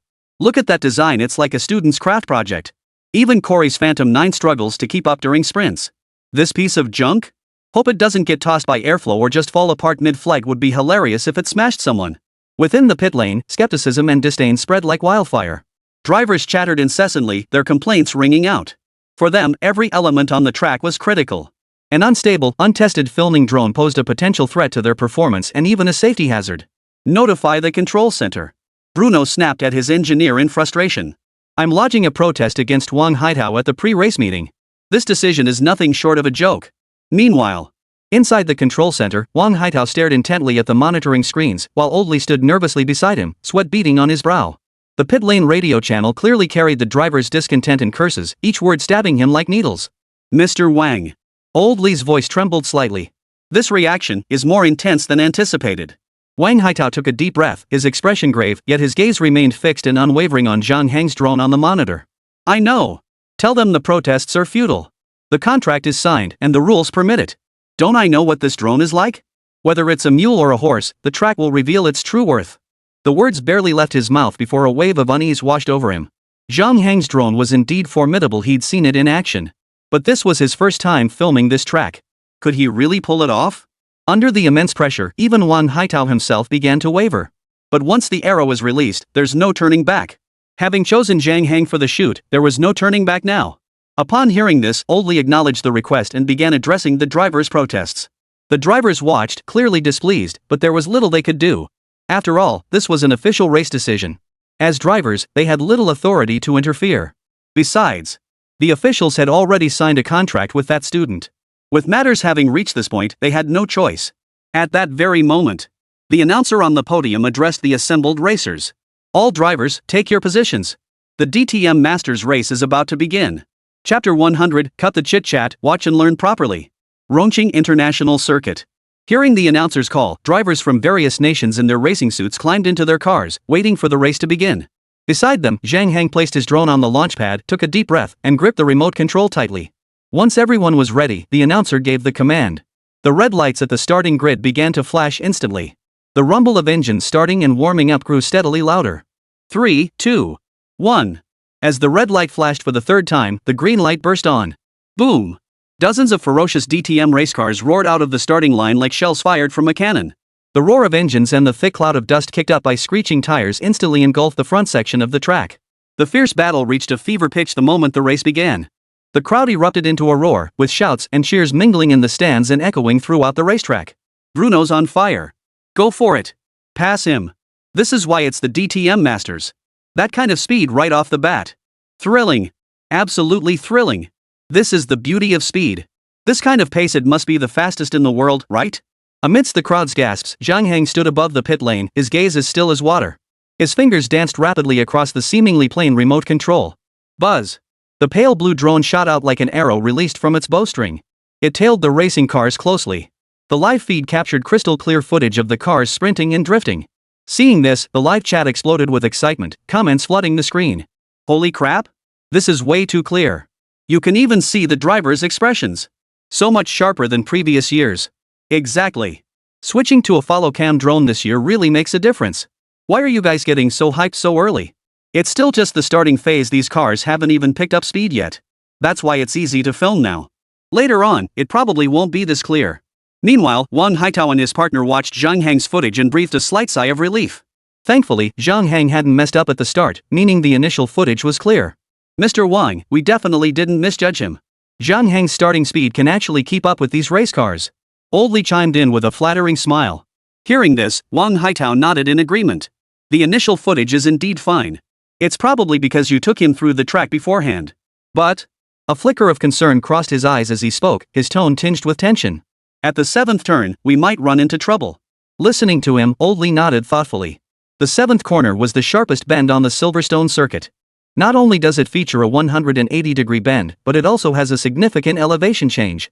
The outer edge sits higher than the inner edge, creating an upward component within the centrifugal force. This extra force earned the corner its infamous nickname, the Hell Corner.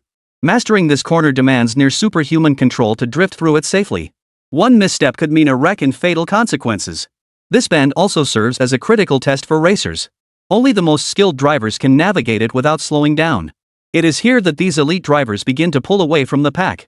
Just a few years ago, even Corey had to slow down at this corner, either gaining height to capture a wide shot or attempting to shoot from a rear side angle.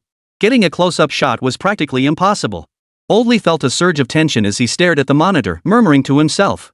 I warned him before to try and get closer shots. I just hope he's being careful. Hearing this, Wang Haitao sighed. Let's just leave it to fate. This is Zhang Heng's first time doing this kind of shoot. How could he possibly handle that curve? Crewy crashed here several times just a few years ago. Trying to get a close-up shot, the drone got smashed to pieces by a speeding race car. As the two exchanged words, the race cars had already passed the 6th turn. They arrived at the 7th turn, the infamous Hell Bend.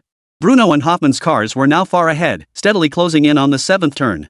However, Zhang Heng continued to maneuver the drone, closing in on the two race cars without any sign of slowing down.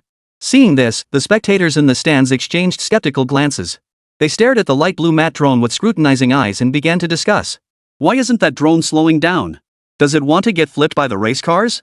Exactly. While that drone proved formidable in recent races, even race cars must slow down at Hell's Bend. How dare he operate like this? My guess is that kid's just too cocky. He thinks beating Corey makes him unstoppable, but honestly, he's not that much better. Exactly. Even if Corey himself were piloting the Phantom through this corner, he wouldn't dare not slow down. How dare he? Meanwhile, at the starting line, the engineers watched Zhang Heng casually operating his drone nearby, then glanced at the pale blue drone rapidly approaching the Hell's Bend. Cold sweat broke out as they urgently tried to dissuade him. Young man, you really should slow down now. That 180-degree turn with the torque difference in your drone, it's impossible to make that kind of turn at this speed. Yes, kid. Your drone is fast, but physics matters. At this speed, it'll definitely crash into those race cars due to inertia. Just capture a panoramic shot here. If that doesn't work, slow down and follow from behind. That's how Corey and the team filmed it a few years back. Hearing everyone's comments, Zhang Heng froze for a moment before snapping back impatiently. Why are you all talking so much? Don't you think I know whether it's possible or not? And you call yourselves engineers? You can't even figure out if this will work. Hearing Zhang Heng's words, the engineers fell silent. This doesn't make sense, does it? How dare this student lecture them? Calculate it? How could they not have calculated it? It's precisely because they've calculated it before and determined this curve is impossible to navigate that they're saying this. This student is getting a bit too cocky, isn't he? He actually thinks he can make it through that Hell's Bend? Seeing that Zhang Heng was beyond persuasion, the engineers fell silent, shifting their gaze to the pale blue drone with tense expressions. Meanwhile, Wang Haitao watched the two race cars steadily closing in on the Hell's Bend, with the pale blue drone trailing behind. His pupils contracted, and cold sweat broke out on his brow. Chapter 101, this is clearly a close-up. Inside the monitoring room, Wang Haitao stared at the drone on the screen, showing no sign of slowing down. Cold sweat poured down his face. What is it trying to do? Why isn't it slowing down? Could it be trying to get a close-up? That's the Hell's Bend. How could he possibly get a close-up shot that easily? If this drone crashes here, what the hell are we going to film next? Thinking this, Wang Haitao suddenly turned to Old Li, who was frozen in place beside him, and shouted. What are you standing there for? Go stop him. Hearing this, Old Li shuddered violently, finally snapping out of his daze. He stammered. Mr. Wang. I can't stop him. Even if I rush over now, it's too late. Hearing this, Wang Haitao shot him a disappointed glare, then sighed heavily, his eyes fixed nervously on the screen. It was indeed too late now. All he could do was leave it to fate. Zhang Heng, please don't cause any major trouble. Just as his worries deepened. Inside the livestream, viewers watched the camera steadily approach the Hell's Bend with growing shock. The chat exploded with frantic messages. What's going on? Don't they usually slow down or switch to a wide shot when they get to this part? Holy crap! Did that student's drone not slow down? Is he trying to get a close-up? Are you crazy? A close-up? That's Hell's Bend. No matter how powerful his drone is, it can't possibly get a close-up. Just as the comments flooded the screen, an unbelievable scene appeared on the main control screen and in countless fans' live streams. The matte blue arrow-shaped drone darted like a ghost, instantly slipping into the narrow gap just over a meter wide between the front ends of two racing cars. From a low angle, practically skimming the ground, it charged toward the oncoming race cars, capturing the action head-on. The live feed clearly showed Bruno and Hoffman's cars entered the corner nearly side by side, plunging directly into the treacherous hell corner. Squeal! A shrill screech of tires erupted, kicking up a massive cloud of dust. On screen, the front wing's menacing spoiler and massive front tires dominated the frame, while the diffuser's intricate details were captured in sharp focus. As the two cars battled fiercely, even the tiny rubber particles flung from the wheels were clearly visible. The asphalt texture of the track surface, the dust swirls churned up by the airflow beneath the cars. Everything was presented in an unprecedented, intensely impactful extreme close-up. Not only rock solid, the footage is so stable it feels fixed to the front of the car. Damn! What the hell just flashed past? Inside the cockpit, Bruno caught a fleeting glimpse of a blue shadow streaking low ahead. A chill shot through him. He thought he was seeing things. Wasn't this drone afraid of being smashed to pieces by his car? How did it get into this angle and match its speed? God! The driver's channel erupted with the cries of other racers trailing behind, who had a clearer view. The drone wasn't evading, it had precisely wedged itself into that impossible-to-reach crevice. Meanwhile, the live stream viewers went absolutely wild upon seeing the footage. A tidal wave of comments flooded the screen. Holy! What did I just see? This angle is awesome. Racing helmet cam. The detail is insane. Is this even possible with a drone? This isn't just a close-up, it's a freaking close-up. Wait, who just said this couldn't be filmed? Holy crap! I can even see the sweat beads on Bruno's face. How is this so clear? Meanwhile, in the stands, the live audience erupted in wild gasps at the sight. Holy crap! How did that drone squeeze through that gap? Is that even possible? That gap's barely 10 centimeters wide? It's the space between two drifting race cars. One wrong move and that drone would have been crushed to bits. Damn, that's insane. Is that even a drone? The live footage it captured, wow, must be explosive. If I'd known, I wouldn't have bought tickets for the live event this year. Watching the live stream at home is way more thrilling. Amidst the buzzing conversations of the crowd. Whoa! The engineers at the starting line, glued to the giant screen, sucked in their breath.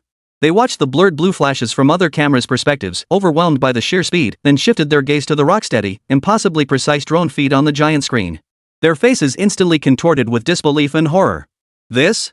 How is this possible? At the speed those race cars were taking the corners, how could the drone have precisely darted into that gap in an instant? At that kind of speed, the pressure differential created by the cars would tear a normal drone to shreds. How on earth did it keep filming at that velocity? The angular velocity of that race car, impossible. It's utterly impossible to maintain stability. The car would definitely drift off course. How did that drone survive unscathed? Could its maneuverability really remain millimeter precise at such speeds? As the engineers gasped in astonishment. Inside the monitoring room, Wang Haitao abruptly leapt from his chair at the console. Leaning forward with both hands on the desk, he stared intently at the low-angle footage streaming from the front nose of the race car. His heart pounded wildly, his eyes wide with astonishment. This angle. How did he pull this off? Oldley, check the image stability. Oldley was utterly speechless, his voice cracking as he felt a near superstitious awe toward Zhang Hang's skills for the first time. Stable, absolutely stable. Not a single shake in the feed. Data transmission delay is practically non-existent. This camera, this gimbal technology, it's incredible. Though he wasn't deeply versed in these technical details, years of working as a racing technology consultant had taught him a thing or two. He knew a thing or two. Generally speaking, achieving this level of stability at such speeds was impossible.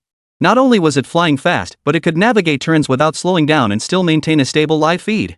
This isn't drone technology at all. This is clearly alien technology. Just then, Hoffman and Bruno's race cars had already cleared the corner. The race entered its mid-stage. Within sight, over a dozen DTM cars engaged in fierce battles across the intricate Silverstone circuit. Consecutive S-curves, high-speed bends, banked hairpins. The cars constantly changed positions, staging a breathtaking offensive and defensive battle. However, every moment of this battle was captured. That blue drone danced across the track like a performer. At times, it darted into the inner lane of multi-car battles with sharp, uncanny turns, weaving through gaps between several cars in astonishing maneuvers. The lens perfectly captured close-ups of side-by-side battles. At other times, it rapidly ascended to high points along the track's edge, offering a bird's-eye view of the entire corner battle. Every car's line, position, and tire condition became crystal clear. Then it would dive down, streaking across the straightaway at high speed to catch up with the leading car ahead. The main screen clearly displayed the driver's tense, focused expression inside the cockpit of the front-running car, even the beads of sweat trickling down his forehead. Every transition flows seamlessly, without a hint of lag. No matter how complex the track, no matter how fast the cars or how intense the maneuvers, that pale blue figure always appears at the most challenging angles, the ones that best capture the essence of the race, delivering an unprecedented multidimensional, zero-latency visual feast. Chapter 102, Is the champion already decided? The driver's channel fell deathly silent. The drivers who had been chattering away moments ago fell completely silent. Many stared intently at that pale blue figure, focusing solely on controlling their race cars. Hoffman's face turned ashen.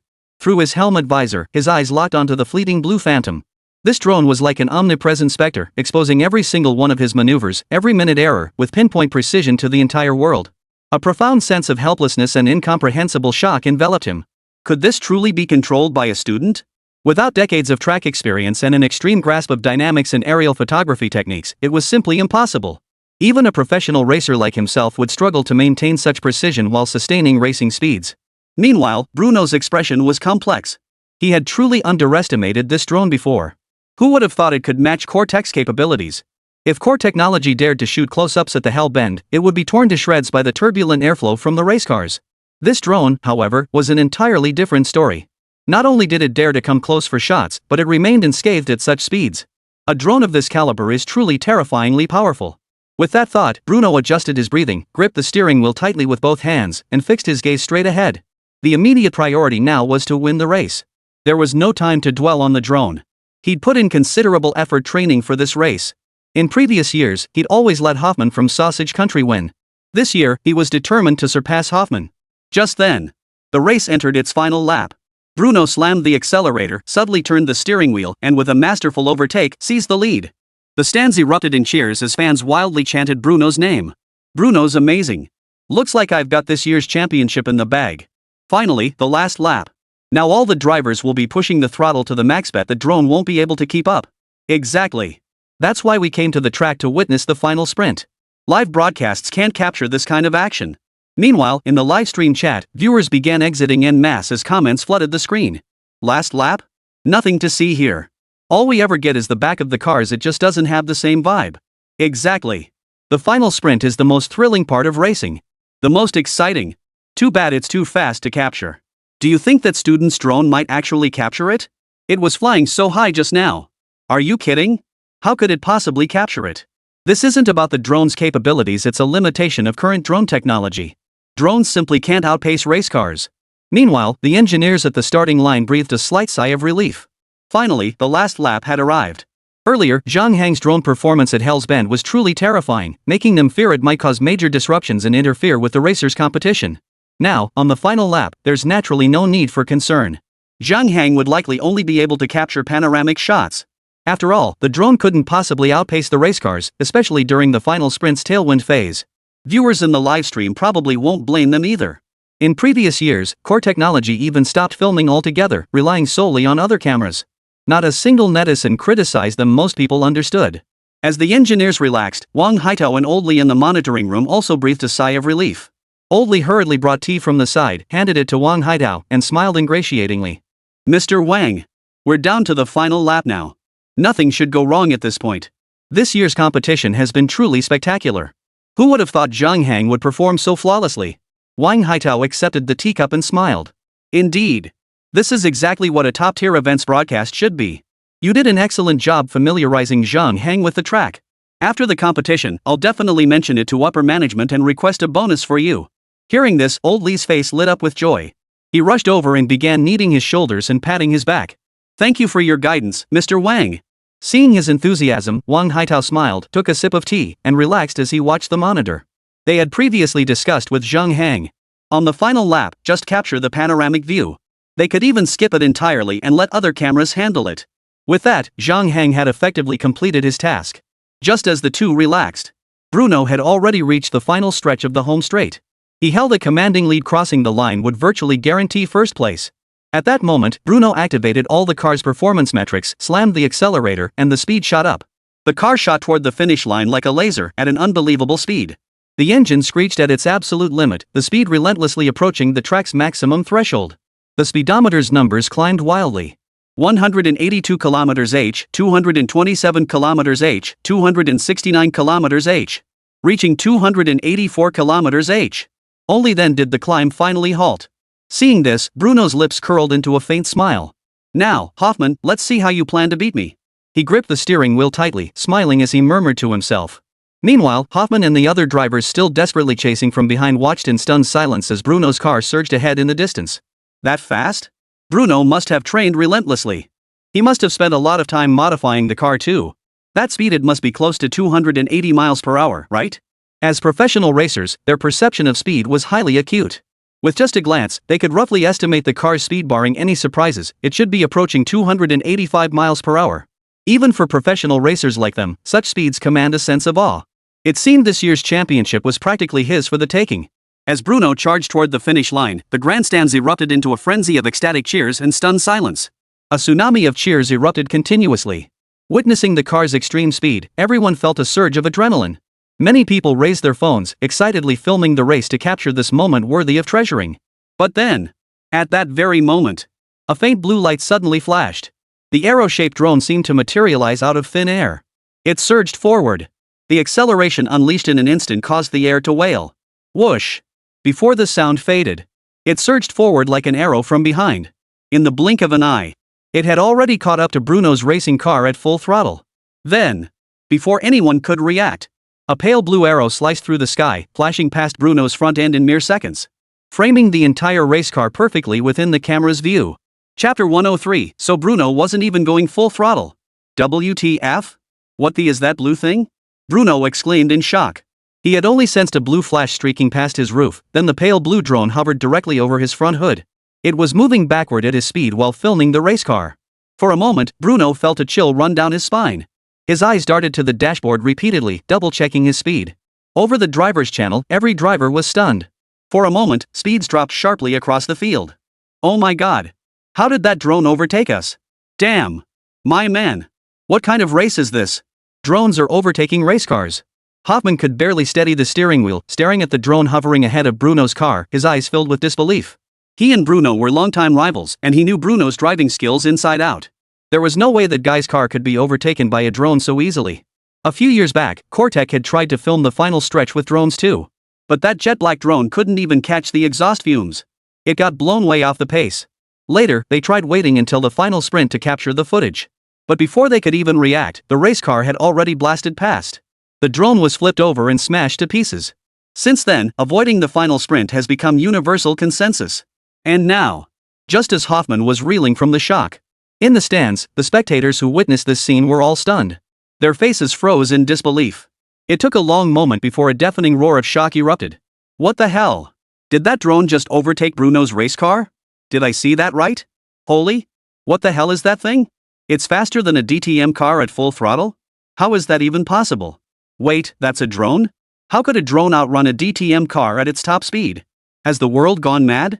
Meanwhile, the live stream that had been steadily losing viewers exploded at that very moment. Viewer numbers skyrocketed instantly, surpassing even its peak. Netizens stared at the unbelievable scene, watching the race car completely boxed in, and went absolutely wild. Bullet comments flooded the screen.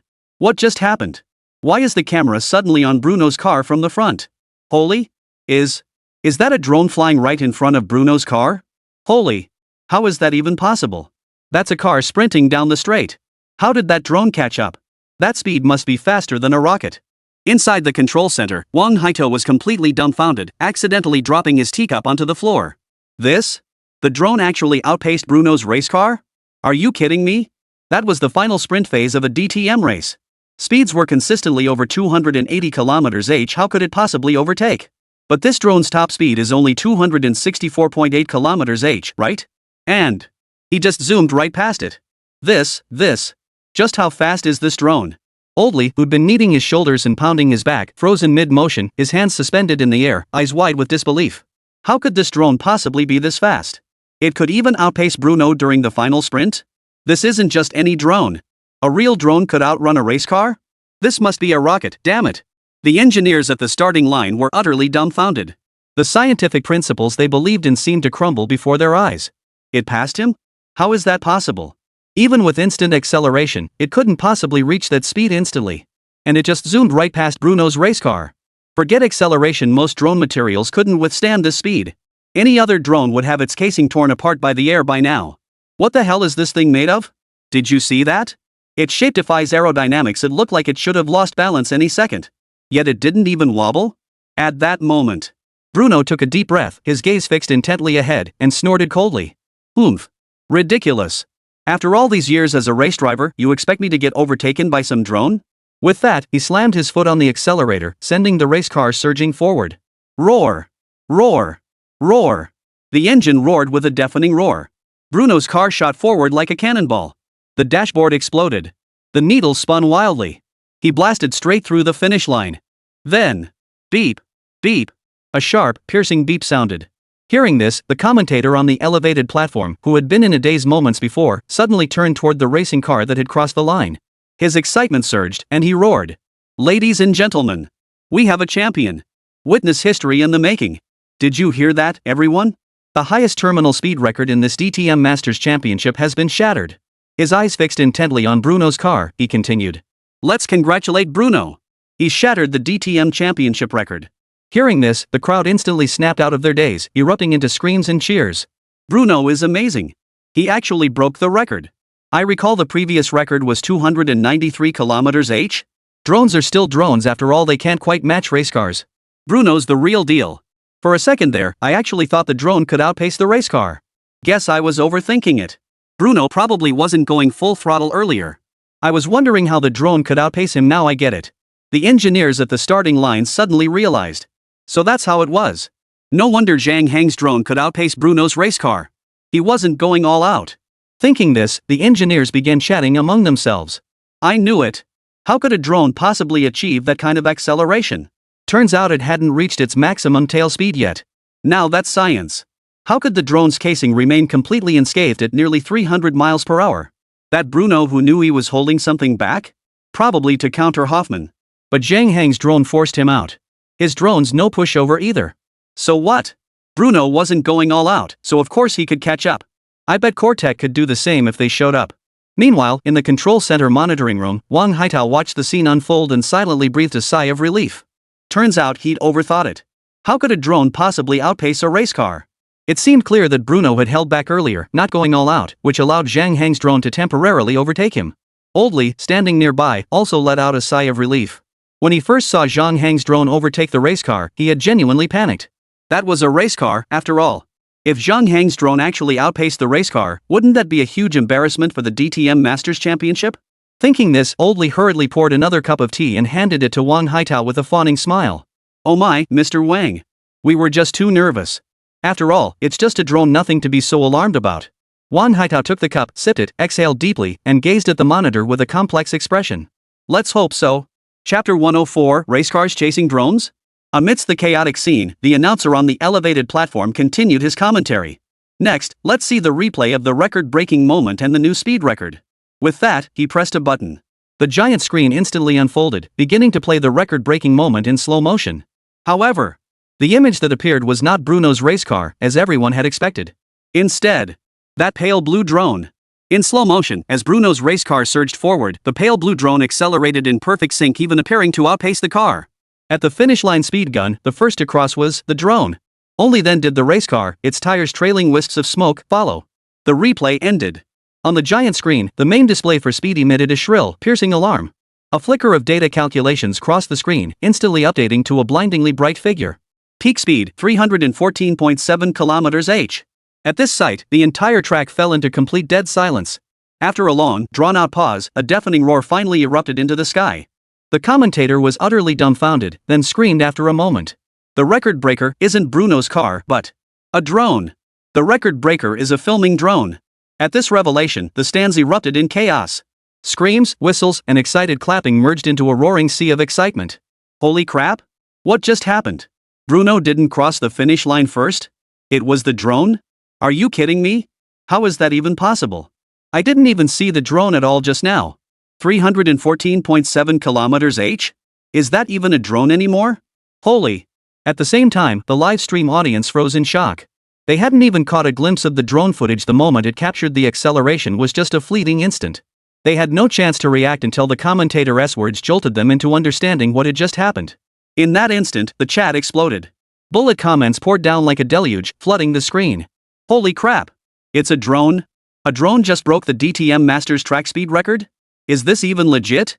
That drone was over 20 yards faster than the DTM race cars? Holy crap! This has to be a hallucination. At the starting line, the engineers were utterly dumbfounded, their voices trembling. This? How could a drone be this fast? What the hell kind of power system is it using? This completely defies aerodynamics. Good heavens! How is this possible? A technological product like a drone reaching 314.7 km/h? Impossible. Such products have inherent limitations. How could this happen? Forget whether it's impossible to reach that speed. Even if it could, the drone should have been torn apart by the air by now. How is it still flying? What material could withstand that pressure differential? Meanwhile, inside the control center. 314.7? Wang Haitao was utterly dumbfounded, dropping his teacup again with a crash. It took him a long while to snap back to reality. Clutching his hair, he felt his blood pressure skyrocket and his brain flood with blood. This? A drone broke the DTM Masters record? And it hit 314.7 km/h? Wasn't the previous record only 264.8 km/h? Now it's suddenly rocketing to 314.7 km/h? Even peaking opera face changing couldn't be that fast. Wang Haitao slumped exhausted in his chair, staring at the terrifying speed figure and muttering to himself. 314.7, His previous top speed was 264.8. He was holding back all along? Witnessing the scene, Oldly beside him was dumbfounded, his entire body frozen in shock. How could this drone be this fast? Wasn't Zhang Heng's drone only rated at 264.8 km/h? How could it possibly be this fast? This isn't even the same league of speed anymore, is it? Mr. Wang. Something's wrong with this drone. Just as the two were dumbfounded. In the stands, the crowd gradually shook off their shock and erupted into frenzied cheers, chanting Zhang Heng's name over and over. Bruno's championship victory was utterly overshadowed. On the live broadcast, the number 314.7 km/h was repeatedly enlarged, bolded, and highlighted, becoming the most absurd yet breathtaking moment in DTM history. Meanwhile, in the front row VIP section, numerous sponsor executives and special guests exchanged thoughtful glances before erupting into heated discussion. Where on earth did this student come from? How could he possibly have such a drone? I heard he was from some vocational school in Jiang province. Don't compete with me, I absolutely must get my hands on that drone. Think again. Hold on, I'm heading back to the office right now to file an application. That drone has to be ours. Amidst the chatter, numerous individuals were already urgently contacting subordinates to investigate every detail about Zhang Heng, the arrow-shaped drone, and Jiang Province Vocational School. Meanwhile, Zhang Heng himself stood beside the launch pad, his fingers still firmly on the remote controller, but his face was blank with bewilderment. Earlier, he had indeed planned to give it his all in this official race, pushing the speed to 289.7 km/h. Therefore, the moment he saw Bruno sprinting ahead, he immediately pushed the power to its absolute limit, exhausting the drone's entire energy supply. Unexpectedly, under such extreme pressure, the drone's energy utilization efficiency surged to unprecedented levels. It channeled all the previously wasted energy into action. The result was even more terrifying than he had imagined. Its speed had surged to 314.7 km/h in actual combat. In that instant, Zhang Heng understood why Teacher Chen had permitted him to participate in the live combat mission. Only real combat could reveal the drone's shortcomings and point him toward the next steps for improvement. Thinking this, Zhang Heng glanced down at the plane, unassuming remote control in his hands, then looked up at the blue arrow hovering silently above. An indescribable sense of awe and excitement exploded within him. Teacher Chen. Is this what you meant by far from the finish line? In the maintenance area, Champion Bruno stepped out of his vehicle, devoid of any triumphant joy. His gaze drifted from the towering 314.7 km/h displayed on the control center's giant screen to the hovering blue drone nearby, then to the youth at the console Zhang Heng, his expression as serene as ever. An unprecedented sense of defeat and bewilderment washed over his face. He had indeed won the race, yet the DTM Masters speed record had been snatched away by a drone. And the one controlling it was just an ordinary-looking student. In an instant, Bruno felt his worldview crumbling. Not only had the drone overtaken his race car in speed, it had even shattered the DTM's historical record. It seemed certain that Zhang Heng's name, forever linked to that terrifying speed of 314.7 km/h. For a long time to come, it would surely become an insurmountable chasm in the hearts of every DTM driver. Putting his helmet on the table beside him, Bruno murmured to himself. Looks like I'll have to report this back to the Eagle Nation and the higher-ups. This student, he's probably not as simple as he seems. Chapter 105, Rush to Jiang Province Vocational School. Vote request. At the DTM race venue inside the control center, Wang Haitao took a deep breath and addressed Old Li beside him. Go investigate how Zhang Hang managed to get that drone. Upon hearing this, Old Li immediately agreed. Got it, Mr. Wang. After a moment's hesitation, he added, Mr. Wang, what about today's championship? Wang Haitao waved his hand impatiently, cutting him off. Of course, Bruno's the champion. Zhang Hang's drone isn't a race car. Hearing this, Old Li was startled into silence. He quickly nodded in agreement and turned to handle the post-race procedures.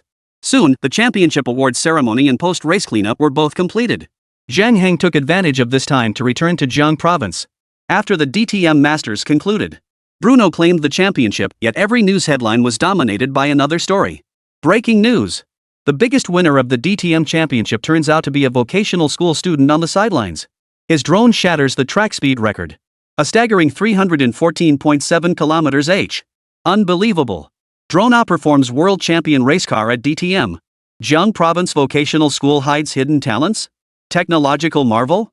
Vocational student hand-built rocket outperforms top-tier race cars at DTM. Keywords like Zhang Hang, arrow-shaped drone, 314 km/h, and Jiang Province Vocational School spread like wildfire across the internet. They dominated the top spots on major social media trending charts, with engagement metrics skyrocketing exponentially. Social media, short video platforms, and news comments sections are completely ablaze. Netizens are buzzing with excitement. Holy crap! A drone hitting 314.7 km/h? That's faster than high-speed rail. Are you sure it's not a missile? Folks, this is truly eye-opening. First time I've seen a race car chasing a drone during the final sprint. Whoa, these vocational school students are seriously impressive. Just based on speed alone, I think this drone outperforms even the top domestic drone manufacturers. The online buzz spread like wildfire across the entire internet. DTM went viral not for the race itself, but for the aerial photography drone. No one could have predicted it. A single drone captured the audience's attention and stole the show during this event. Meanwhile, some professional scholars and DTM Masters fans focused on technical expertise and the drone-recorded footage of the DTM race, seriously questioning the authenticity and safety of this drone. At that speed, how much heat does air friction generate? Did material science just make a breakthrough? Come on out, RC model experts. Desperately need the raw drone footage. That God's eye view of the cars rear-ending each other is insane. Official, release the unedited version. Hilarious. DTM spends big bucks on the race, only for a student's drone to steal the entire show. The DTM race itself remained widely discussed for its thrilling action. But undeniably, the real viral sensation that ignited nationwide buzz was Zhang Hang and his arrow-shaped drone. This storm didn't just stay confined to online buzz. Businesses and organizations with keen market sense, those heavily reliant on high-end aerial photography or high-speed aircraft, saw the leaked race footage and those jaw-dropping speed figures, and their eyes lit up instantly. A wave of commercial companies began internal discussions. Immediately. Contact DTM officials right now and find that student Zhang Hang. We need his drone to film the extreme testing of our next-generation supercar. Remember, not a rental, we want an exclusive partnership. Price is negotiable. We need shots that capture that low-flying, physics-defying sensation. That ability to shoot stably at high speeds through complex terrain and turbulent air currents is exactly the perspective we've been dreaming of for our aerial gliding and high-altitude downhill racing events. Traditional helicopters are too cumbersome and dangerous. Quick, look up that Jiang Province Vocational School. Contact teacher Chen Mo and Zhang Hang at any cost. Wang, check out that DTM drone aerial footage. That speed, that agility, that stability. It's practically a godsend for aerial car chase scenes. Green screen effects? Forget it. We need real footage. Book my flight immediately. I'm heading to that vocational school myself. More specialized professionals recognized its deeper value. The president of a top domestic logistics company, after repeatedly watching the drone footage of the hell bend and sprint sections, was drenched in cold sweat yet exhilarated. Variable geometry, leading edge, millisecond level responsiveness, structural stability at speeds exceeding half the speed of sound, precise energy field guidance. This is far beyond what existing materials and control systems can achieve. A monumental technological breakthrough. Quick, prepare a private jet. Pack the highest level letter of intent and a substantial earnest deposit. We must beat everyone else and go straight to their school. Let's go meet that Zhang Hang. Place orders, buy the technology, buy samples. We have to secure this deal. In an instant, brands, event organizers, major production companies, and even research institutions all centered around racing, extreme sports, and technology could no longer contain their excitement and greed. Countless urgent calls were made, and countless emails with urgent language were sent out, all targeting that obscure vocational school in Jiang Province. A torrent fueled by capital, technology, and fervent pursuit surged toward the school at the eye of the storm. Meanwhile, Jiang Province Vocational School, Galaxy Tech Empire Group Chat. After the online incident exploded, the chat instantly hit 99 plus messages. At Zhang Hang, you're amazing. 314. I saw it on TV. Holy crap. Holy crap, holy crap. You're all over the trending topics. Even the fire department chief called asking if I was your classmate. Wu Rant's message was the very first one. Immediately after, the chat erupted with wild discussions. Damn, hangdog, you're something else. Quietly raking it in, huh? Saved a big move for the finals? You're stealing all the spotlight now. Chen's course system really packs a punch, so jealous. At Zhang Hang, congrats. Breakthrough achievement. Structural response data at extreme speeds must be invaluable. Share that real-world strain data stream already. Bro, you're so cool. The camera panning to you at the console was epic. Our class just scored major points. Faced with this flood of messages, Zhang Hang felt momentarily overwhelmed and quickly replied. No. It's all thanks to Professor Chen's guidance. He helped me figure out the resonance frequency and stress guidance approach. As for the final sprint, I have no idea how it happened. Maybe the racecar's slipstream gave me a boost? Seeing this, the group chat erupted with even more excitement, teasing him relentlessly. Cut the crap. Teacher Chen coached us too. Why didn't you mention that? Why didn't we break through this fast? Exactly. I remember after Teacher Chen coached you, your drone only hit 289.7 kilometers h, right? How did you suddenly get so fast? Seriously, you're such a show-off. Just when Wu Ran made a splash, you had to come out and brag like this. It's so annoying. I want to shine too. As the group buzzed with discussion, Chen Mo glanced at the messages, smiled, and began typing on his phone.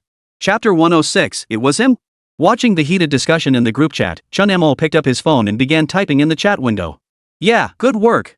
Zhang Heng's practical verification yielded promising results. Both the approach and execution were spot on. Next, we need to focus on solidifying the control system and sharing the lessons learned. He added another sentence. Our goal is to take down little days. If we want to eliminate little days, we can't just shout slogans all day. We need to prove it through action. Until we possess that level of absolute power, we must maintain a low profile. The group instantly erupted with excitement, the atmosphere electric. Roger that. We'll study and digest Zhang Heng's combat data as quickly as possible. Let's level Sakura Mountain sooner rather than later. Brother Chen has spoken. We'll definitely speed things up. I can't wait to stomp on little days. Teacher Chen, we've pretty much mastered the drones. When can you teach us something else? Listening to the group chat, Chen Mo froze for a moment, then fell deep in thought. Indeed. The students in his class had already absorbed most of the drone knowledge. While there was still room for improvement, there were no more inheritance points to add. Given that, once they'd finished refining their drones, it was indeed time to unlock a new technology to teach them. With that thought, Chen Mo called out in his mind. System, open the tech tree. The moment the words left his lips, a tech tree panel materialized before him. Current legacy points, 17.7. Inheritance points. Why hasn't it changed at all? Chen Mo glanced at the inheritance points displayed in the upper right corner, his brow furrowing slightly. What was going on? The news of Zhang Hang participating in the DTM competition was all over the internet. Not to mention the DTM event itself. There should be plenty of people online who know about this, right? Logically, he should have gained quite a few inheritance points, right? How could he not have gained a single heritage point? Chen Mo clearly remembered that last time, after Wu Ran's cargo drone completed the firefighting drill, the system clearly showed an increase in inheritance points. But this time? Why nothing? Wasn't Zhang Hang's success proof that the knowledge he imparted had been tested in practice? Or did it fail to spark broader recognition and awe? Why was the system unresponsive? Was the depth of instruction insufficient? Did Zhang Hang's application deviate from the essence of his core principles? Or some other circumstance? What exactly are the system's criteria for judgment? Pondering this, Chen Mo shook his head and let it go. He couldn't figure it out in the short term. It seemed he'd have to study this system more thoroughly later. Just as he was pondering, a new message appeared in the group chat tagging him. At Chen Mo, Teacher Chen. Now that Zhang Hang is back, shouldn't we start planning that drone competition you mentioned earlier? Reading the message, Chen Mo fell deep in thought. Earlier, Zhang Hang's participation in the DTM competition had forced him to postpone the comprehensive drone competition he planned to hold in class. Now that Zhang Hang was back, it was indeed time to start preparing. With that thought, Chen Mo typed his reply. Keep refining your drones. Once you've all made substantial improvements, we'll proceed with the comprehensive evaluation. As for the new course I mentioned earlier, I'll teach it once all your drones have been tested in real-world scenarios. The next lesson will be far more challenging than what you're learning now. So make sure you study diligently. The moment these words were spoken, the group chat erupted instantly. Everyone began eagerly anticipating the next steps, passionately discussing drone improvements and speculating about what the new course could possibly be. The next day. Early in the morning, Jiang Province's Zhongzhengkou was completely gridlocked by a sea of luxury vehicles. Rolls-Royces, Bentleys, Maybachs. Luxury vehicles ordinary people rarely even catch a glimpse of now appeared side by side. A large group of men in sharp suits emerged from the vehicles, standing at the school entrance and looking around intently. Witnessing this scene, passers-by stopped in astonishment, some even pulling out their phones to snap photos.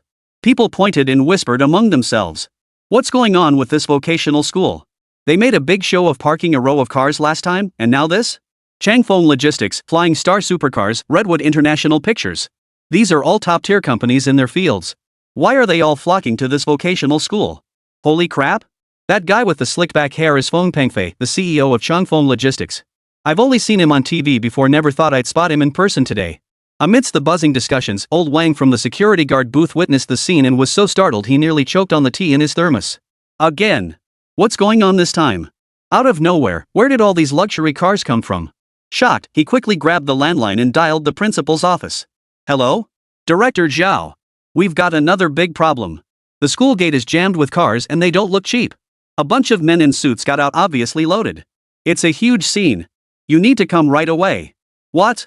A gasp came from the other end of the line, followed by a brief pause before a slightly tense voice replied. Keep those people calm. I'll notify Principal Huang and be right over. Before old Wang could react, the call ended abruptly. Just then, a group of men in suits approached the security booth. Seeing this, old Wang was startled and rushed out of the guardhouse to stop the group. What brings you here? Outsiders must register before entering the school. Hearing this, the group smiled and addressed him. Sir, I'm the CEO of Haitong Aviation Imaging Company, here to discuss business. Unmoved, old Wang stared at them suspiciously. Business? What business could possibly be discussed with our vocational school? Schools are places for teaching and nurturing students, not markets for selling goods. What kind of business could there possibly be? Are these folks here to recruit people to work in their factory? Or are they here to donate a new classroom building? Shaking his head, old Wang declared with righteous indignation. What's this CEO and ABC nonsense? This old man doesn't understand.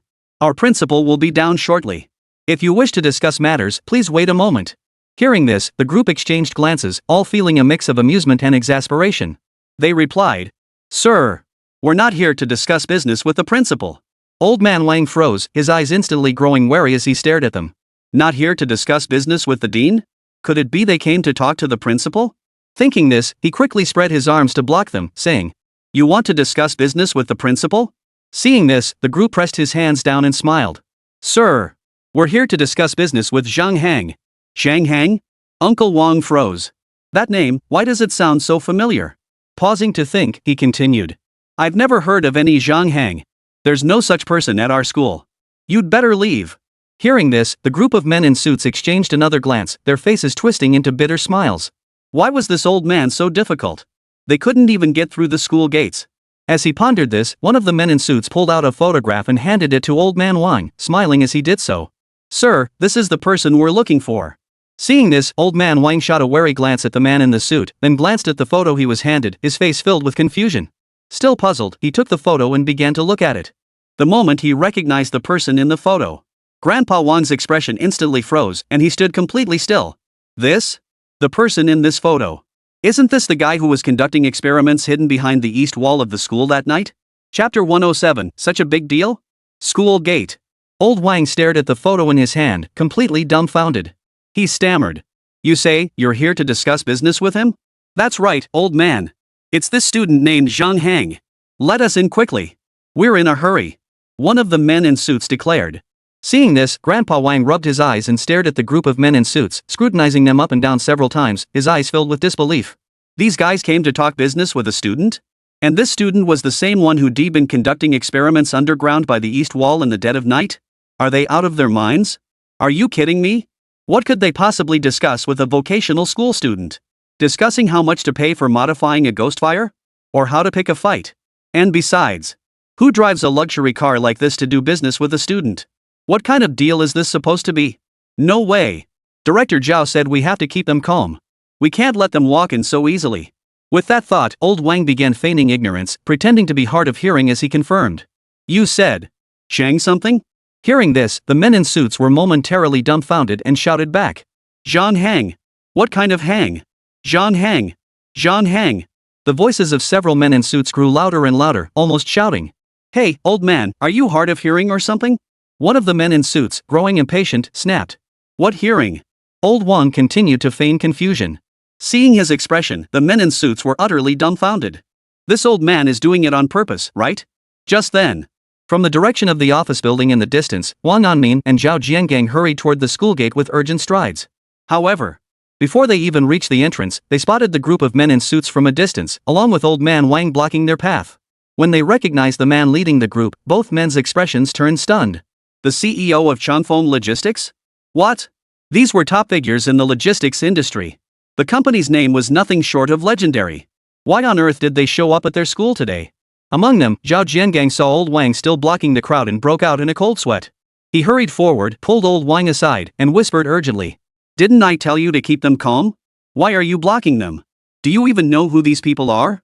Hearing this, old man Wang, who had just looked somewhat innocent. I didn't know. You told me to keep them calm, so I stopped them, didn't I? Hearing his words, Zhao Jiangang felt like crying. Seriously? What kind of comprehension is this, old man? When I told him to hold them off, I meant not to act rashly before confirming their identities. And he just stopped them? Just as he pondered this, the leaders of the group spotted Huang Anmin and immediately stepped forward. The impatience vanished from their faces, replaced instantly by professional, warm smiles. Principal Huang. Pleased to meet you. A tall, middle-aged man with slicked-back hair extended his hand. Seeing this, Huang Anmin froze, clearly taken aback. The man before him was the CEO of Changfeng Logistics, someone he'd even seen on television before. But how did he know him? Noticing Huang Anmin's silence, the middle-aged man paused, then his expression shifted to one of sudden realization. He promptly introduced himself. I'm Feng Pengfei, head of Changfeng Logistics. I've long admired your esteemed institution, truly a place where hidden talents abound. Seeing this, another man wearing gold-rimmed glasses also handed over his business card. Principal Huang, Director Zhao, hello. I'm Li, the head of Haitong Aviation Imaging. Before he could finish, the others swarmed forward. We're from the Flying Speed Supercar Club. I'm the production representative for Redwood International Pictures. Gale Force Technology R&D Department. In an instant, a cacophony of introductions erupted as a flurry of business cards flooded into Huang Anmin and Zhao Jiangang's hands. The two men were utterly bewildered, their hands burning as they clutched the cards. Changfeng Logistics, Haitong Aviation Imaging, Redwood International Pictures. These company names boasted one prestigious title after another, spanning diverse fields: logistics giants, top-tier film studios, luxury sports car clubs, cutting-edge tech R&D institutions. Whoa! This? Had they stumbled into some high-end gala? How did so many industry titans end up here? This is absolutely terrifying. Each of these individuals, taken alone, is a force capable of reshaping their entire industry. If they all gathered together, it would probably shake the entire Jiang province. What are they doing here? Why such a grand display? Everyone, please calm down, calm down. Huang Anmin suppressed his shock, kept his composure, and began to restore order, motioning for everyone to quiet down. Seeing this, the crowd fell silent, the clamor instantly subsiding. Observing the scene, Huang Anmin hesitated briefly before asking, May I ask what brings you distinguished executives to our humble institution today? Hearing his words, the group exchanged glances and smiled. Your student, Zhang Hang, showcased a drone with remarkably advanced technology at the DTM competition. We're here to discuss placing an order. Huang Anmin and Zhao Jiangang exchanged glances, their eyes filled with disbelief. They had seen the online coverage of Zhang Hang's DTM competition. After all, it had caused quite a stir, it was impossible not to know about it. However, while they knew Zhang Hang's drone had caused a stir and expected it to attract attention, this level of interest. This was beyond anything they could have imagined. It was like poking a hornet's nest of capital. How did it get so terrifying? Leading companies from nearly every industry had emerged, all eager to partner with Zhang Hang. This was beyond absurd. Huang Anmin's expression grew grave as he stepped forward first and said, Mr. Zhang Hang is indeed a student at our university. However, this matter pertains to his research project, and specifically, our administration is not directly involved. Given the commotion outside, please step into the university conference room for a moment. We'll notify Zhang Hang immediately so you can speak with him directly. How does that sound? Upon hearing this, the group fell into thoughtful silence. Moments later, one of the men in suits nodded. Then we'll leave it to you, Principal Huang. Soon, the proposal gained the agreement of the other company representatives. Blocking the school gate to discuss business was indeed inappropriate. Noticing this, Huang Anmin gave Zhao Jiangang a knowing glance, signaling him to lead the group to the conference room. Zhao Jiangang immediately understood and said, Representatives, please follow me. With that, he hurriedly led the group toward the conference room. Watching this unfold, old Wang standing nearby was utterly dumbfounded. Principal Huang didn't deny it? These people really are here to discuss business with Zhang Hang? This? Is this even plausible? What did that Zhang Hang do? How did it escalate to such a big deal? Whoa! Is that youngster really that formidable? Old Wang sucked in a sharp breath, muttering to himself. Meanwhile, the conference room was quickly repurposed. The long table, originally used for teaching research meetings, was now packed with well-dressed delegates. Huan Anmin and Zhao Jiangang sat in their seats, feeling like they were sitting on pins and needles. An assistant hurriedly prepared tea and snacks nearby, while the seated delegates buzzed with excited chatter. Principal Huang, you've truly nurtured a genius. The speed and stability of that drone are nothing short of revolutionary. For our extreme sports filming, this is exactly the kind of aerial arrow we've been missing. Mr. Li is absolutely right. Mr. Feng, your logistics sector stands to benefit most directly. Just imagine if urgent provincial deliveries could be made using drones this fast. And for our supercar testing, it's a game changer. Current aerial equipment can't capture the moment a vehicle breaks its limits. Zhang's drone did it and even broke the racing record. It's simply unbelievable. Principal Huang, name your price. Redwood Pictures urgently needs a fleet of these for live-action blockbusters. Forget special effects, this is pure, unfiltered spectacle. The representatives grew increasingly excited, already envisioning drones revolutionizing their respective fields. Their gazes toward Huang Anmin and Zhao Jiangang grew more intense. Huang Anmin and Zhao Jiangang, standing nearby, were momentarily at a loss. Facing the enthusiastic crowd, they clearly struggled to keep up. Just then, squeak! The conference room door swung open, revealing a gaunt figure clad in faded, washed-out athletic gear standing in the doorway. Chapter 108, I'll ask Teacher Chen first. The conference room door swung open, revealing none other than Zhang Hang. He rubbed his eyes, his face still bearing traces of sleepy haze. The next moment, all eyes instantly focused on Zhang Hang. The intense scrutiny jolted him awake, leaving him visibly flustered. At that moment, Huan Anmin spotted him like a lifeline and hurriedly greeted him. Zhang Hang, come over here. These gentlemen are corporate representatives here to discuss a drone collaboration with you. Hearing this, Zhang Hang froze. A drone partnership with him? Why such a big deal? With that thought, he walked over and sat down at an empty corner of the long table, feeling somewhat out of place as he looked around at the room full of professionals. After a moment, Zhang Heng finally asked. You all sought me out because of my drone? Yes. Feng Pengfei blurted out eagerly, his voice booming. Mr. Zhang, I'm Feng Pengfei from Changfeng Logistics.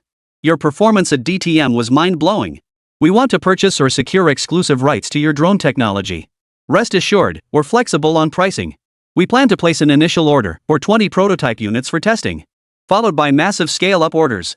Seeing this, the man in gold-rimmed glasses immediately chimed in, his face flushed with urgency, as if afraid Zhang Hang would be snatched away. Mr. Zhang, we specialize in aerial imaging services. Your drone is the perfect platform. Its stability and speed are revolutionizing the industry. On behalf of our company, we seek technology licensing or deep collaboration. We can negotiate extremely favorable revenue-sharing terms. Seeing them speak up, the PR director of Flying Speed Supercars wasted no time, his voice brimming with excitement. We agree. Even Bruno admits defeat. Our club needs the absolute best aerial equipment to capture our speed. Zhang, join us, name your price.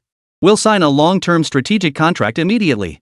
As the bidding war ignited, the production representative from Redwood Pictures pulled out a tablet and played a montage of action movie clips. The camera cut to Zhang Hang's drone perspective, racing at breakneck speed alongside Bruno's car. Mr. Zhang, look. This is cinema. The power of authenticity. We need a technical partnership. Make your drone the exclusive aerial unit for our future blockbusters. The compensation will be industry-leading. A tidal wave of generous terms, astronomical figures, and enticing promises crashed over Zhang Hang. The meeting room instantly buzzed with excitement as representatives scrambled to outbid each other, each fearing they might fall behind. Huan Anmin and Zhao Jiangang listened with hearts pounding. Just throwing out arbitrary prices like that? How deep in pockets are these companies? Such extravagant offers? This world has gone mad? A vocational school graduate being fought over for orders like this is simply beyond belief. In all their years in the business, they've never witnessed anything like this. They'd be afraid people would think they'd lost their minds if they told anyone. Does this drone really have that much commercial value? Didn't Teacher Chen say this was a civilian drone? Even if it's a bit more advanced, it shouldn't be this extreme, right? It doesn't look like a civilian drone at all. Even military drones wouldn't attract this many top-tier manufacturers. Thinking this, the two exchanged a glance, clearly feeling tense. They were now deeply worried for Zhang Hang. How could a student possibly handle these seasoned businessmen? Could he be getting ripped off? If he got ripped off, how could they explain it to Professor Chen? However, just as the two were worrying, Zhang Hang, caught in the midst of it all, watched the excited adults and listened to the astronomical figures quoted for the orders. His brow furrowed slightly, revealing a hint of unease and confusion. The delegates were all sharp operators. Seeing him silent and frowning, they immediately picked up on the signal. Looks like he's not satisfied? This vocational school graduate seems like a tough nut to crack. As the group pondered, the previously feverish atmosphere instantly cooled. Feng Pengfei's smile stiffened slightly as he cautiously spoke up. Mr. Zhang? You feel the terms aren't favorable enough? Please share your thoughts freely. Mr. Li, the man in the gold-rimmed glasses, pushed his spectacles up his nose, his gaze sharp. Indeed, Zhang. This is a commercial world. Technology transfer benefits both parties. Any concerns we can address together? Unsatisfied with the profit split? Or the exclusive licensing terms too rigid? We can discuss these in great depth. The PR director of Flying Speed Supercars grew even more animated. Mr. Zhang, if you find the order volume insufficient or prefer equity over cash, we can offer shares in our company. Name your terms. Whatever we can reasonably provide, we'll strive to deliver. Other representatives nodded in agreement, signaling ample room for price hikes and concessions. After a brief, awkward silence and standoff, Zhang Heng finally lifted his head, his gaze clear and resolute. He looked at the room full of eager businessmen and spoke calmly. Gentlemen, I mean no disrespect. He paused, scanning the room. Just as the representatives were about to breathe a sigh of relief, he continued. However, this matter, I truly cannot decide on my own. At these words, the expressions on the representatives' faces froze instantly. Not able to decide? What did that mean? Could it be the drone wasn't even built by him? Was it someone else? Lost in thought, the group fell silent, fixing Zhang Heng with suspicious stares. The conference room fell silent, so quiet you could hear every breath. After a moment of silence, Zhang Heng continued his explanation. Because this drone was built using the knowledge Professor Chen taught me, the core components all came from him. I can't burn my bridges. Whether we can collaborate, and how we would collaborate, that still needs to be discussed with Professor Chen. As the words fell, Wang Anmin and Zhao Jiangang both took deep breaths simultaneously. They exchanged glances, their eyes held not only shock but also a hint of understanding. Just as expected. After all the twists and turns, the ultimate key still lies with Professor Chen. But this is for the best. If Teacher Chen steps in, Zhang Heng probably won't get screwed over. But would Teacher Chen really allow him to pursue this? After all, Teacher Chen has been emphasizing low-key approaches at every turn. As school administrators, their hearts are simply set on making the school better. Now that Zhang Heng has secured orders from so many top-tier companies in the industry. After all this, the school's influence is bound to surge dramatically, bringing renewed attention. The school might also secure more funding allocated by higher authorities. What's more, these companies are all industry leaders. The capital of any single one of them could shake up Jiang province. Therefore, even if the collaboration doesn't materialize, these connections represent valuable social resources. Cultivating good relations with them can only benefit the school. As long as Zhang Heng and Teacher Chen refrain from constantly talking about ending their little days, everything will be fine. At this thought, a glimmer of hope flickered across Huang Anmin's face as he murmured to himself. If Zhang Heng truly manages to secure partnerships with these companies, then the school's future would be. Chapter 109, How to Eliminate Shaori Without Money. Inside the conference room. Hearing Zhang Heng mention consulting Teacher Chen, Huang Anmin's expression grew solemn as he silently prayed Teacher Chen would agree to his request. At that moment, the other delegates, upon hearing his words, secretly breathed a sigh of relief. Thankfully, this drone was built by his own hands. They hadn't approached the wrong person. But the representatives exchanged glances, pondering Zhang Heng's words with curiosity etched on their faces. Who exactly was this Teacher Chen? Their fervent enthusiasm and scheming had been casually deflected by a single phrase, "You'll have to ask Teacher Chen." It seemed he might be the student's teacher at the school. From the student's tone, it seemed this drone knowledge was taught by this Teacher Chen. Even the core materials were those provided by this Teacher Chen. Just who is this Teacher Chen? How powerful is he? With these thoughts, the representatives turned to look at Zhang Heng with curiosity. Moments later, Feng Pengfei was the first to speak, asking cautiously. Mr. Zhang, this Teacher Chen you mentioned, who is he? At this, Zhang Heng's eyes flashed with fervor, his face radiating admiration. Teacher Chen, he's our guiding light. Without him, there would be no drone of mine, no me standing here today. Hearing Zhang Heng's words, the representatives exchanged glances, instantly stunned. A guiding light? Is this Teacher Chen really as formidable as he claims? If that's the case, doesn't that mean the drone is essentially his creation? No. That can't be right. The student probably just didn't want to commit so quickly and needed time to think, so he casually mentioned some Teacher Chen to buy time. Drone technology like Zhang Heng's is rare in this world. If that teacher truly possessed such abilities, why has his name never been heard of? Looking at it this way, that teacher probably only taught him some math and physics knowledge. After all, he's just a teacher at a vocational school. How could he possibly be that capable? Someone as exceptional as Zhang Hang must be an anomaly. The delegates, seasoned veterans in their respective fields, saw no point in pressing the matter further after Zhang Hang's response. At that moment, Feng Pengfei stood up, looked at Zhang Hang, and spoke. How about this, Zhang? Let's exchange contact information first. Keep us updated whenever you have news. He extended a business card. Seeing this, representatives from other companies also stepped forward to exchange business cards. After Zhang Hang accepted the cards, the group gradually dispersed. The conference room fell silent once more. After a long moment, Zhang Hang finally stood up and spoke. Principal Huang, Director Zhao. His voice carried a hint of urgency. I'll go consult Teacher Chen first. I'll return shortly and discuss it with both of you. Hearing this, Huang Anmin nodded in understanding, his expression complex. As principal, he was genuinely thrilled that Zhang Hang, one of his students, had been given such an opportunity. But as for Teacher Chen, she probably wouldn't agree to this request. With that thought, Huang Anmin offered his parting words. Go ahead, Zhang Hang.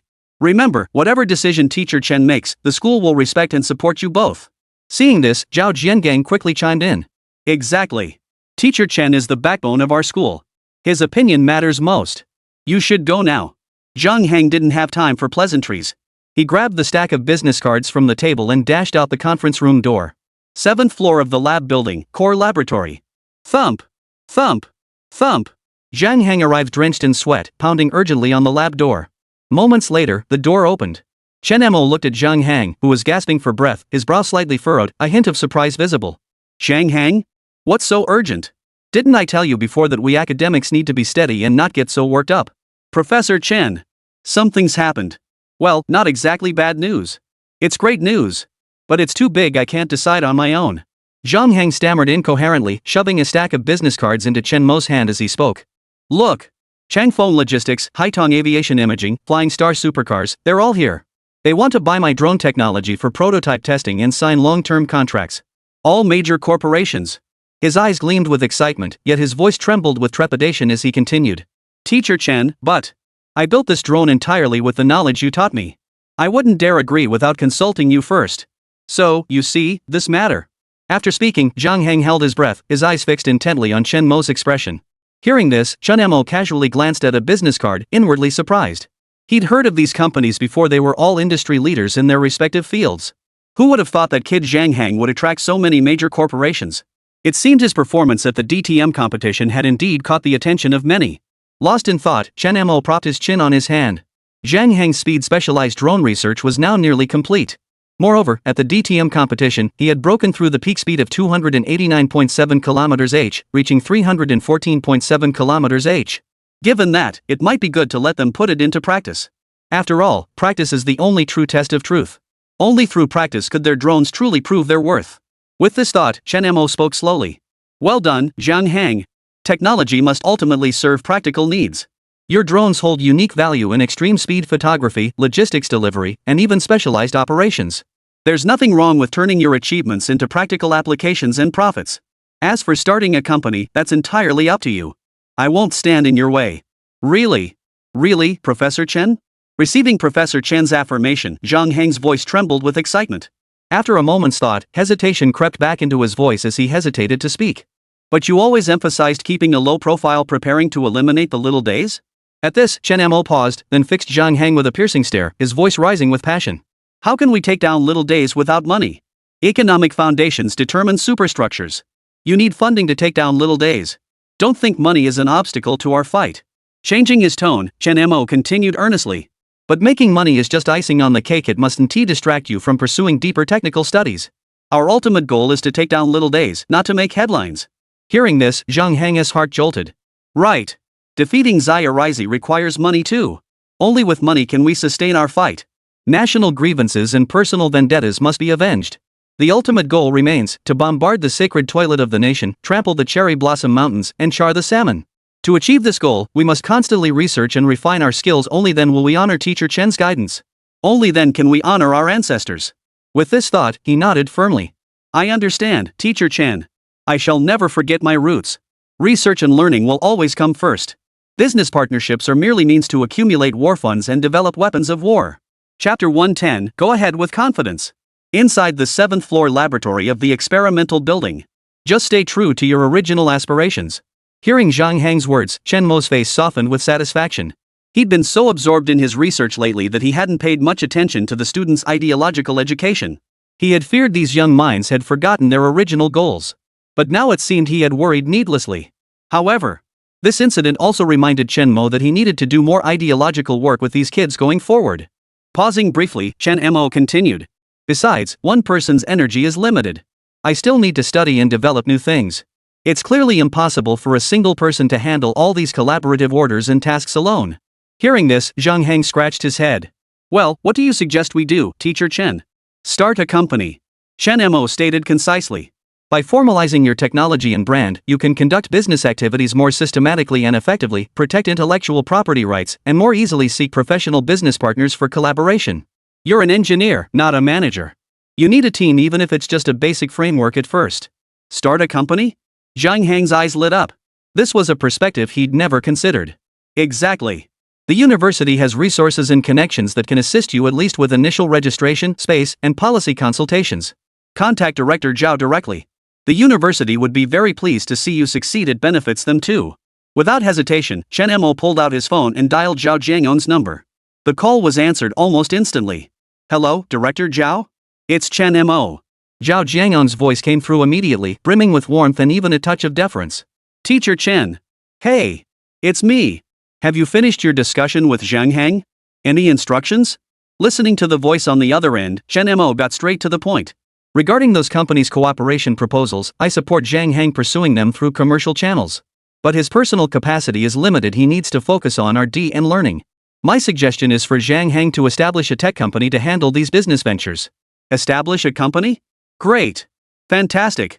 On the other end, Zhao Jiangyong's voice instantly rose several octaves, brimming with immense delight, so overwhelmed he was nearly incoherent. Professor Chen, your suggestion is brilliant. Absolutely no problem. We're 120% behind it. Rest assured, Professor Chen. The university will provide full cooperation. Business license registration, basic tax account setup, corporate bank account, venue coordination, policy interpretation. We'll handle all these procedures. I'll personally oversee it. I guarantee we'll get everything set up for Zhang Heng as quickly as possible. This is our school's pride. Teacher Chen, you've nurtured a golden phoenix for our school. Thank you so much. Chen Mo glanced at the screen and replied calmly into the phone. All right, Director Zhao, I'll leave the specifics to Zhang Heng to coordinate directly with you. With that, Chen Mo hung up the phone cleanly and decisively. Zhang Heng, standing nearby, heard their conversation and was instantly dumbfounded. This? Is Director Zhao really this obedient to Teacher Chen? Teacher Chen is truly something else. Teacher Chen is seriously awesome. Thinking this, Zhang Heng took a deep breath and looked at Chen Mo, his eyes brimming with gratitude and admiration. Teacher Chen. Without you, I wouldn't be where I am today. When the company is established, I'll definitely give you shares. None of this would exist without you. No need. Chen Mo's response was direct and decisive, waving him off without hesitation. The technology was openly taught. You discovered its value and engineered it. That's the result of your personal effort. Keep the shares for yourself and run the company well. My duty is to impart knowledge and guide you forward, not to profit from it. Your success and growth are the greatest reward I could ask for. Hearing this, Zhang Heng's eyes brimmed with even deeper reverence, and he pressed no further. He understood Professor Chen's character and knew that in his heart, the weight of conviction far outweighed any monetary gain. Further persuasion would only seem vulgar, even a desecration of Teacher Chen's convictions. However, Zhang Heng had no intention of giving up just yet.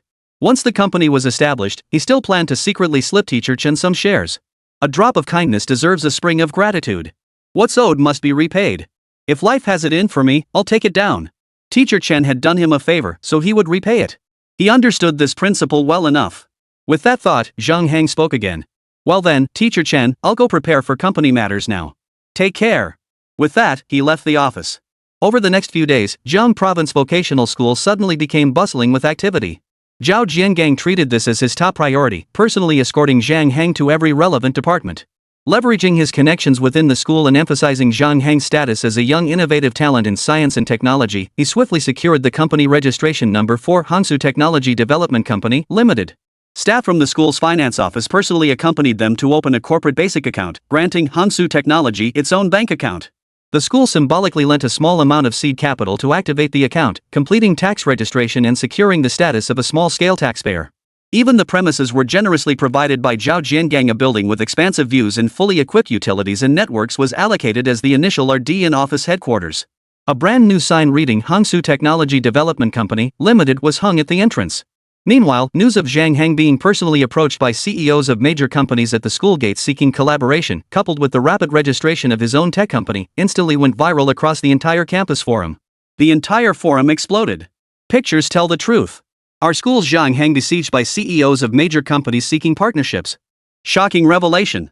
Zhang Heng's rise, from thief under the East Wall to tech CEO. Students across campus joined the discussion. Holy crap! Is this real? Zhang Heng became a boss? That skinny guy who always runs around with blueprints? So jealous. He didn't even finish vocational school and became a boss, while I'm still screwing bolts in a factory. Is this the gap between people? Stop whining, bro. Zhang Heng's got real skills. Did you see that video? That drone's so fast it looks like alien tech. It blew that multi-million supercar to smithereens. Could you build something like that? Ugh. First Wu Ran came out, now Zhang Heng? What's going on in Teacher Chen's class? Everyone's so freaking awesome. The forum buzz remained intense, a whirlwind of speculation, envy, admiration, and memes swirling together. Zhang Heng's status among his classmates skyrocketed instantly. From the cafeteria to the dorms to the sports field, everyone was buzzing about the company Zhang Heng founded and that drone named Speed Specialization. Chapter 111, You're a vocational school student and you became a boss? A few days later. All paperwork for Hangzhou Technology Development Company, Limited was finally complete, granting it official legal status. Its headquarters occupied an old classroom building east of the school campus. In the 2 years prior to the Chen Mo incident, the school's enrollment had significantly declined compared to previous years, leading to the abandonment of many teaching buildings. Now, they were perfectly suited to serve as Zhang Heng's office space. That afternoon, Zhang Heng sat in his new office. A fresh scent of building materials mingled with the metallic odor characteristic of electronic equipment filled the air. Office supplies piled up in the corner, while 7 or 8 brand new computers hummed away on his desk.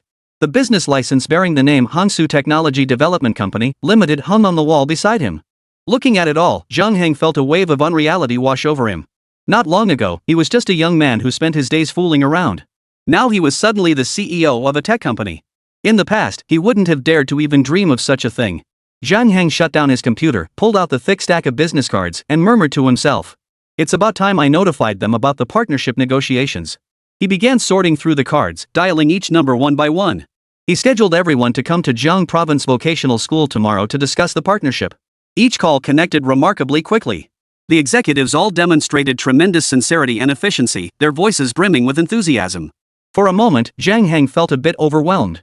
After hanging up, Zhang Heng took a deep breath and slid into his leather chair. The phone on the desk began to vibrate. Seeing this, Zhang Heng picked up his phone to find a notification from the Galaxy Tech Empire group chat. The notification showed 99 plus messages, with a long string of mentions tagged to him. At Zhang Heng, Boss Zhang. Don't forget your roots when you're rich. Now that you've made it big, why not treat the brothers to a VIP room for some street food tonight? Brother Hang, you're the man.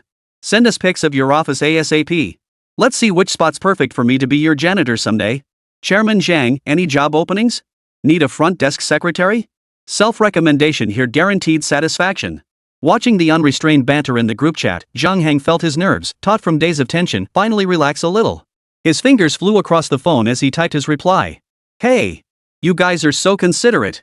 Once we wrap up this order here, I'll hook you up with a director-level position. Everyone gets a shot, come sign up with me. Hearing this, the group erupted in lively chatter once more, everyone chiming in with playful banter. Seriously, are you actually playing along? Who's going to sign up with you? Exactly. You get a couple of compliments and your tail's already in the air, huh? Forgot how you got beaten back then?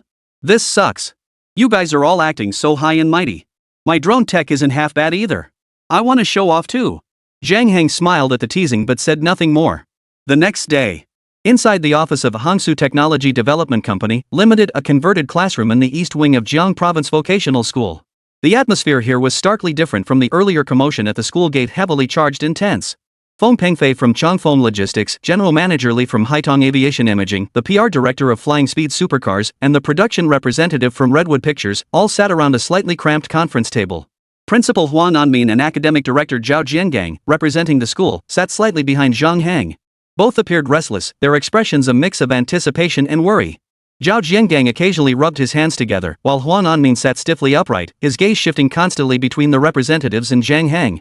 Zhang Heng took a deep breath, trying to project an air of decisiveness. Spread before him lay the simple product manual he had drafted and a stack of preliminary cooperation agreements. Mr. Zhang, Feng Pengfei spoke first, even changing his form of address in an attempt to bridge the gap with Zhang Hang. Regarding Zhang Hang's plans to establish a company, he had already learned about it from the university.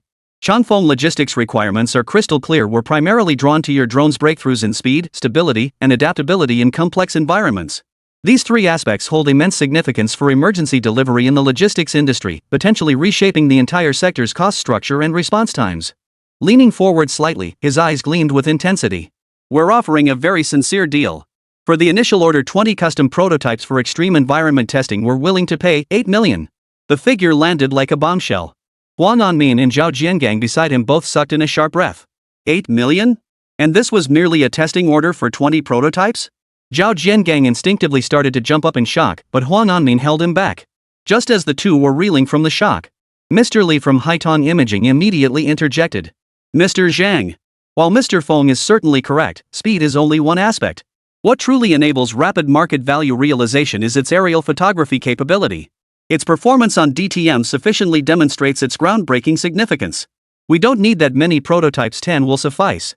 But what we demand is your company's exclusive 3-year filming rights for this technology. Regarding price, Haitong is confident, 10 million.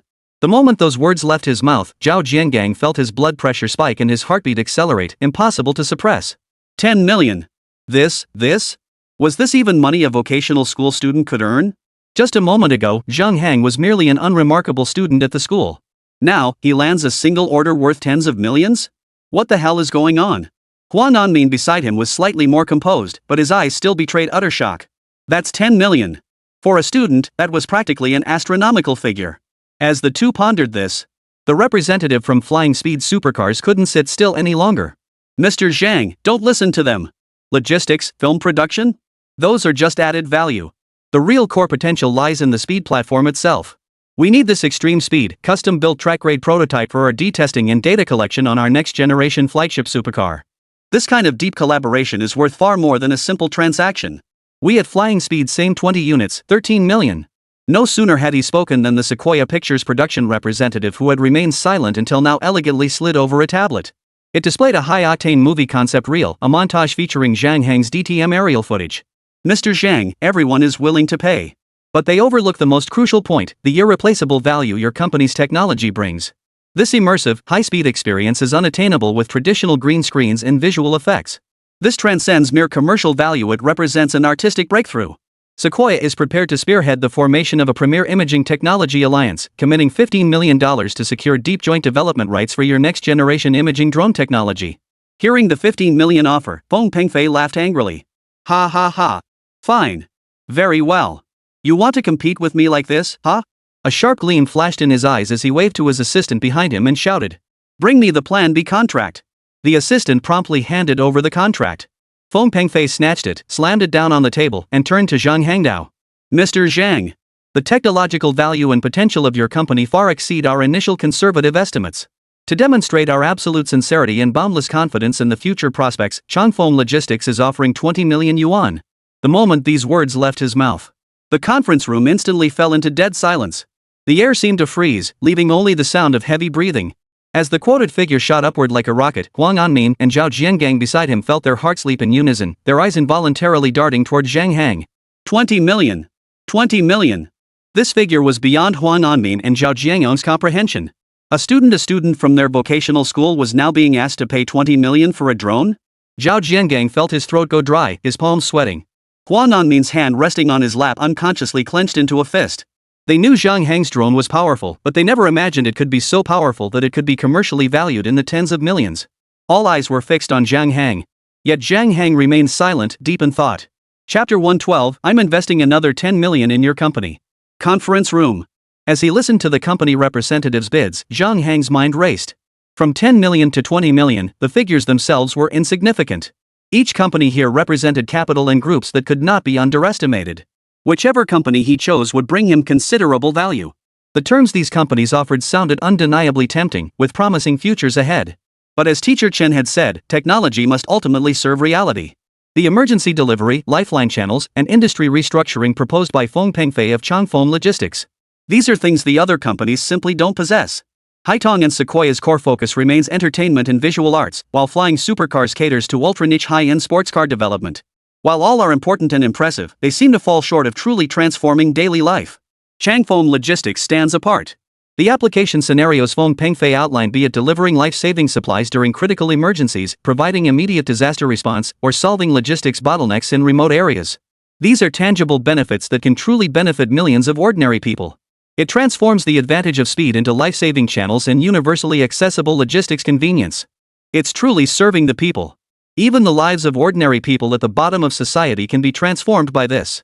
While eliminating the petty life is ultimately my goal, as a citizen of Longguo, I must stand with the people of Longguo. Moreover, Professor Chen emphasized that eliminating petty corruption requires an economic foundation. While other companies might have stronger backing, Changfeng Logistics currently offers the highest bid. From this perspective, choosing them poses no issue.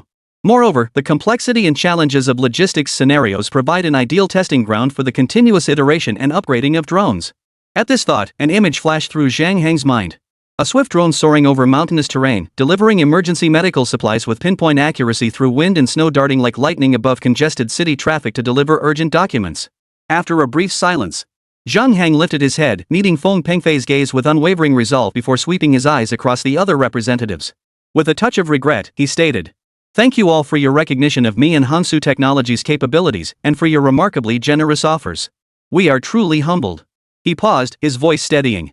"After careful consideration, both myself and Hangsu Technology have decided to pursue an in-depth partnership with Changfeng Logistics."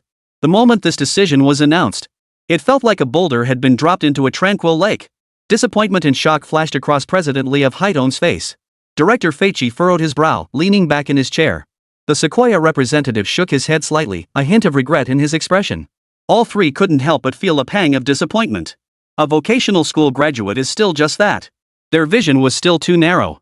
Though the other three companies hadn't offered much higher bids, they held stronger connections and greater capital than Changfeng Logistics. Yet he chose Changfeng Logistics, the highest bidder. As for Feng Pengfei, his stern face instantly erupted with immense surprise and excitement, bordering on disbelief. He leapt to his feet, reaching across the table to grasp Zhang Heng's hands. "Mr. Zhang.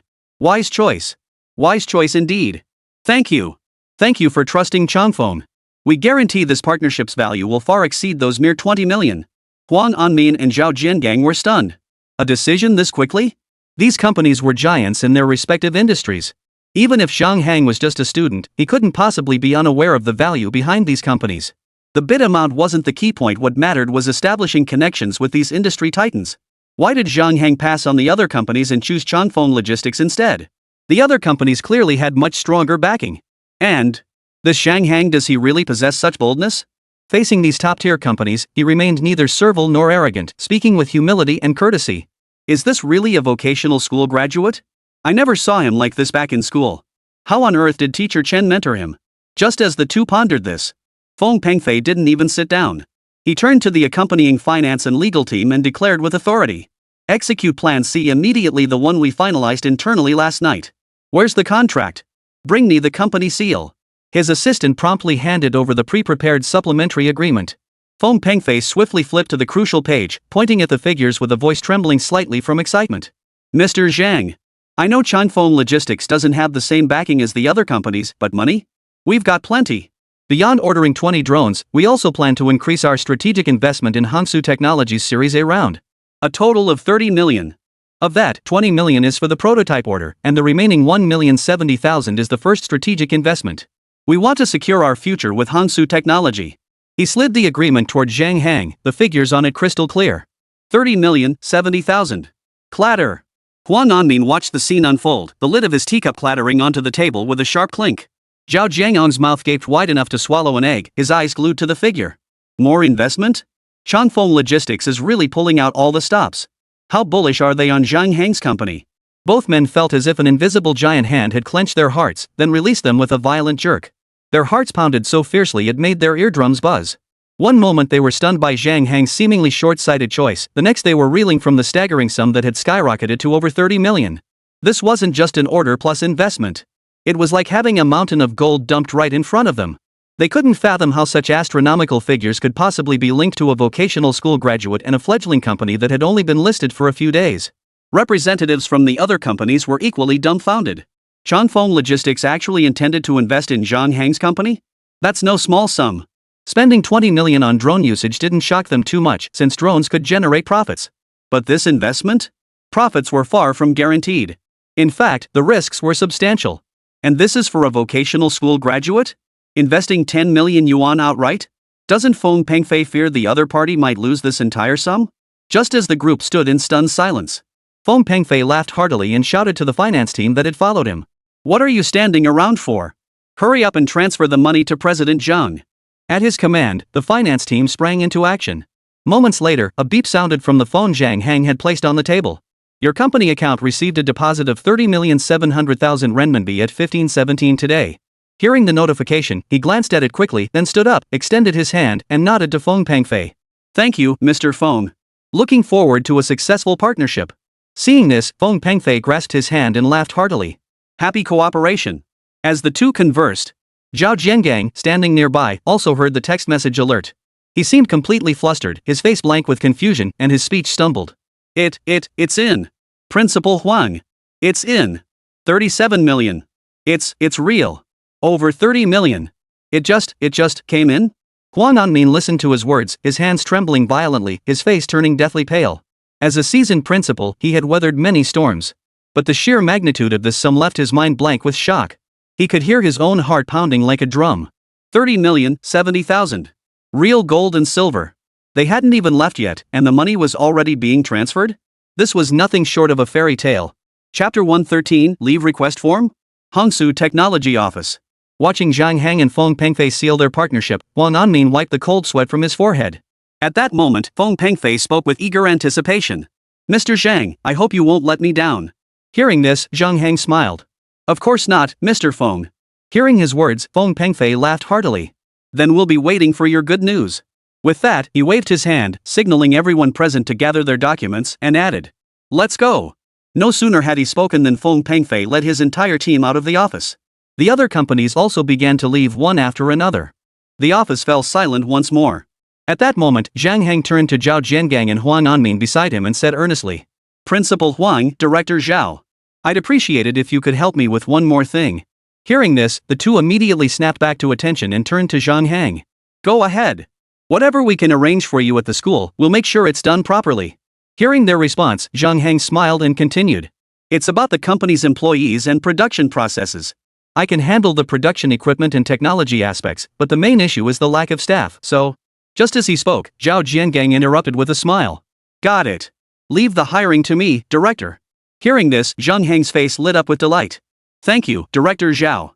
At that moment, on the other side, Feng Pengfei had just reached the school gate when the company executives caught up to him, calling out, "Mr. Feng." Hearing this, Feng Pengfei turned around.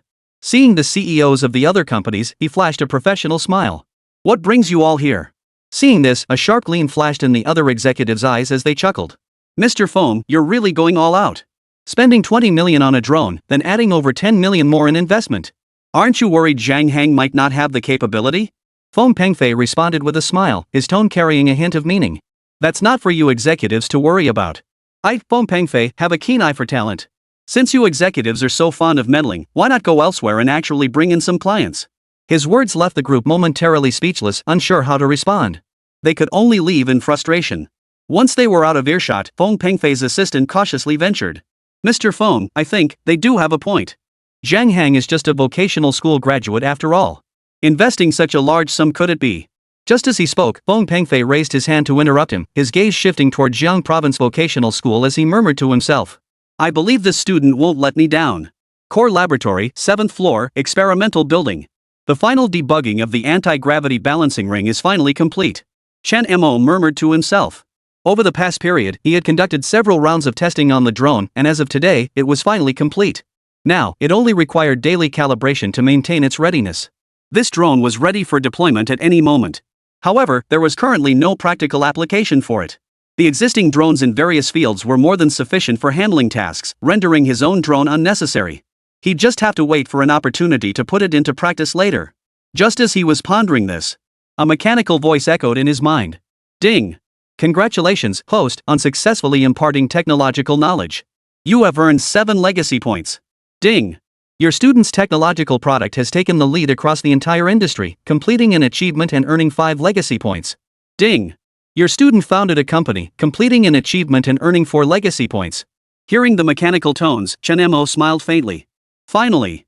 Imparting technological knowledge and creating industry-leading products. This must refer to Zhang Hang's drone. This came as no surprise to him. Compared to Wu Ran's fire drill scenario, Zhang Hang's participation in the DTM competition was an international event. With greater influence came naturally higher inheritance points. But, can founding a company as a student also complete achievements and earn legacy points? Didn't the system previously state that only imparting technology grants inheritance points? Pondering this, Chen Mo stroked his chin, lost in thought. This system wasn't as straightforward as he'd imagined. If students founding companies could earn inheritance points, wouldn't that mean their social status and personal achievements would also impact inheritance point accumulation? In that case, he'd have to start paying attention to their social standing too. A few days later, under the arrangements of Zhao Jiangang and the school, Hangsu Technology Development Company Limited began hiring extensively, and the company gradually expanded. It was divided into multiple departments: sales, production, procurement, technology, and more. The office remained in the teaching building east of the school. Under Zhang Hang's technical guidance, the entire production process began to standardize. Material extraction, mechanical assembly, and program coding were all carried out under Zhang Hang's supervision. The production department operated 50 production lines. Each production line had a cycle of 1 quarter, or 3 months. This means that every 3 months, a batch of 50 drones could be produced. The entire production process ran smoothly and orderly, and the company thrived, getting back on track. Following the news about Zhang Hang's company, the university was also significantly impacted. Therefore, under Huan Anmin's leadership, the school began to strongly support entrepreneurial projects. At the faculty office entrance, a large group of teachers gathered around the workstation by the window, all staring at the pile of notes covering the desk and murmuring among themselves. Wow! Teacher Wang really got it bad. Look at this mountain of papers piled up. I'm used to it. That's just how the students in Teacher Chen's class are. If I had to teach that class, I'd probably get so stressed I'd develop high blood pressure. Exactly. When I was teaching physics earlier, some brat even argued back in class. They just don't respect their teachers at all. Just as the group was chatting, a female teacher approached carrying a Chinese textbook. Her name was Wang Wanting, the Chinese teacher for class 6, grade 3. She was the same teacher who had complained to Chen Mo earlier about students drawing airplanes in their Chinese textbooks. Now, seeing everyone crowded around her desk, Wang Wanting looked momentarily stunned. What was going on? Why were so many people gathered here? What happened? Just then, the other teachers spotted her approaching and called out to her. Ms. Wang, you're finally here. Come take a look. Hearing this, Wang Wanting grew even more curious. Holding her Chinese textbook, she pushed through the crowd to take a closer look.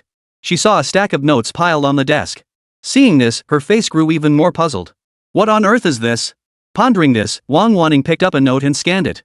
When she made out the words written there, her pupils suddenly contracted. This? A leave request form? Chapter 114, Chairman? Are you really being reasonable? Inside the classroom office, Wang Wanting stared at the pile of leave requests covering the desk, her face instantly frozen in shock. What's going on here? Hearing this, the other teachers burst into laughter. Ms. Wang, you have no idea. The students in Mr. Chen's class have been acting like they've lost their minds lately. Every single one of them is declaring they want to start their own businesses. Yeah, Ms. Wang, I've got a mountain of these too. These kids are skipping every class except math. As they spoke, the teachers pulled out boxes filled with leave requests. These teachers were all from Chen Mo's class. English, physics, history, practically every subject was represented. Seeing this, Wang Wanting nearly choked on her breath and fainted. Sick leave? Starting a business? What are these people up to? Are they trying to turn the world upside down? Wang Wanting and the other teachers had been buried in preparations for the final exams, so they weren't quite up to speed on what was happening at the school. They hadn't heard about Zhang Hang starting a company, only that the school had suddenly announced some entrepreneurship project encouraging students to launch their own ventures. At that moment, Wang Wanting pushed her glasses up and snapped angrily. We let their previous disruptions in class slide, but now they're skipping class altogether? Final exams are right around the corner. What are they playing at?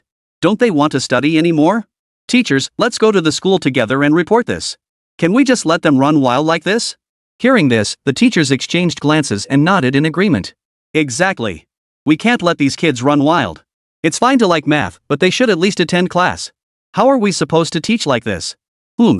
Starting a business? What kind of business can a bunch of vocational school students start? Do they really think that just because Teacher Chen taught them some tech knowledge, they can make big money now? Exactly. We can't let them off easy. Let's go see the principal. The school needs to give us a proper explanation. With that, The group picked up the boxes containing their leave requests and headed toward the principal's office. Inside the principal's office, Zhang Hang, dressed in a suit and tie, sat across from Huang Anmin sipping tea, while Zhao Jiangang occupied the sofa beside them. Principal Huang, this tea is quite delicious. Zhang Hang sipped his tea and praised. Hearing this, Huang Anmin smiled. I brought this tea back from a trip I took earlier. Glad you like it. Zhang Hang, we owe you big time. Ever since your company was founded, more and more students at our school have started their own businesses. Everyone's enthusiasm has really soared. Zhang Hang, you're truly the pride of our school. Zhao Jiangang, standing nearby, quickly chimed in. That's right. Because of what you've done, so many people here at our school have started thinking about entrepreneurship and many have even taken action. That's truly impressive. Just as they were chatting. Knock knock knock. The front door was knocked. Zhao Jiangang looked puzzled, stood up, walked to the door, and opened it. As soon as he opened it, a group of teachers carrying boxes walked in, grumbling as they moved. Principal Huang, Director Zhao. Look at this. Boxes and boxes of leave requests. All from Teacher Chen's class. Seeing this, Zhao Jiangang and Huang Anmin exchanged a startled glance. Zhao Jiangang hurried forward and said, Teachers, please calm down. Take it easy. What happened? Hearing this, the teachers set down the boxes of leave slips on the floor and began complaining. Director Zhao, we heard the school was supporting student entrepreneurship, but this is ridiculous. This entire class has requested leave for every class except math. With finals right around the corner, what are they playing at? It's bad enough they mess around during our classes, but now they're skipping altogether? They don't want to study anymore, do they? Every one of them says they want to start a business. What kind of business can a bunch of vocational students even start? Hearing the teachers' complaints, Zhao Jiangang and Huang Anmin exchanged a glance, suddenly at a loss. The school did support entrepreneurship. This entrepreneurship initiative had brought considerable benefits to the school. But they couldn't outright contradict these teachers now. After all, these were some of the school's most senior faculty members. Wouldn't opposing them now just hurt their feelings? Just then, Zhang Hang, dressed in a suit and tie, took a sip of tea, cleared his throat, and turned around. The teachers followed the sound and their pupils suddenly contracted. What? That's Zhang Hang? Why is he dressed like a boss? Thinking this, the teachers spoke up in unison. Zhang Hang, what are you doing in the principal's office? Sitting down? The principal is standing up, and you still can't tell the difference between the senior and junior staff? Exactly. No manners. Haven't you skipped history class for a week now? What's the deal? Think you're the emperor or something? Hearing this, Zhang Hang set down his teacup and replied calmly. Teachers, calm down. Isn't this entrepreneurship thing a good thing? Why must you stop it? Think about it, if every one of us vocational students could start businesses and make money, wouldn't that bring you even more prestige? The teachers responded with a chorus of boos. Entrepreneurship? You? What kind of business could a vocational student like you possibly start? Did you even pass your politics exam? Do you know anything about economics? Exactly. Forget passing politics, didn't you fail Chinese too? How could you possibly start a business? You probably can't even sign your name without misspelling it. Hearing this, Zhang Heng shook his head and sighed. Teachers, the tide turns every 30 years. The world changes and the sea becomes fields. I may be a vocational school graduate, but I can also be a company chairman. Hearing this, the teachers burst into derisive laughter. They stared at Zhang Hang, and in an instant, the atmosphere shifted as their laughter filled the room. Chairman? Ha ha ha ha. Should we start calling you Mr. Zhang then? During class, I'll just call on Mr. Zhang to answer questions, right?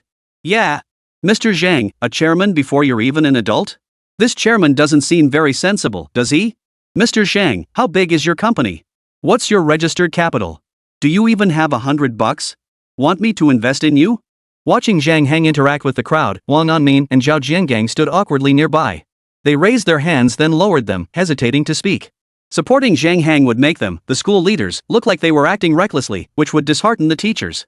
Not supporting him, however, meant sacrificing significant school interests. What a dilemma! With a sigh, Huang Anmin decided to be forthright. Rising to address the assembled teachers, he stated, Teachers, the situation is exactly as Zhang Heng described. He is now the chairman of Speed Tech Development Company, Limited, a company supported by our school. Zhang Heng's achievements have had a tremendous impact on our school. He has attracted substantial investment for us. Moreover, Zhang Heng has generously funded the donation of a new academic building for the school, with construction set to begin next month. Chapter 115, a 2 or 3 million yuan car should do the trick. Teacher's office. Hearing Huang Anmin's words, the assembled teachers were instantly dumbfounded. What? He's really the chairman? How is that possible? A vocational school graduate becoming chairman? And Principal Huang even claimed Zhang Hang had funded the construction of an entire teaching building? How could Zhang Hang possibly be that wealthy? According to his records, wasn't his family's financial situation rather poor? What on earth is going on? Pondering this, the teachers all turned to look at Huang Anmin, their disbelief palpable. Principal Huang, you must be mistaken. Zhang Hang is just a vocational school graduate, how could he become a chairman? Exactly. Principal Huang, we've never even heard of this Hangsu Technology Development Company, Limited. Principal, you also mentioned Zhang Hang donated an entire teaching building? That sounds like a fairy tale. Our school may be just a vocational college, but a teaching building isn't cheap. Seeing the stunned expressions, Huang Anmin sighed helplessly. Teachers, it's absolutely true. Don't you believe me? The school started encouraging entrepreneurship because of Zhang Hang. His founding of a company has inspired many students and boosted their motivation. Hearing this, the teachers still couldn't process it.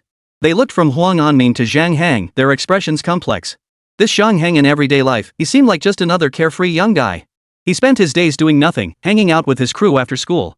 Often, he'd even climb over the wall and skip out during study hall. His presence was a common sight at every internet cafe around campus.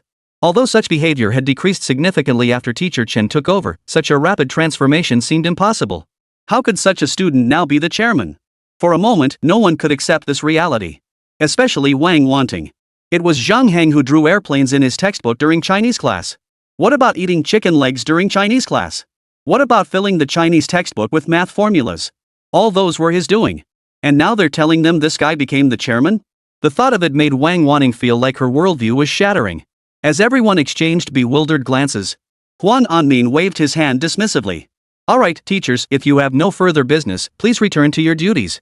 We still need to discuss matters with Zhang Hang. Hearing this, the teachers snapped back to reality. They exchanged glances, their expressions complex. Given the current situation, whether they believed it or not probably didn't matter anymore. After all, it seemed Principal Huang wasn't opposed to students pursuing entrepreneurship. It seemed they had no choice but to leave. With that thought, the teachers responded in unison.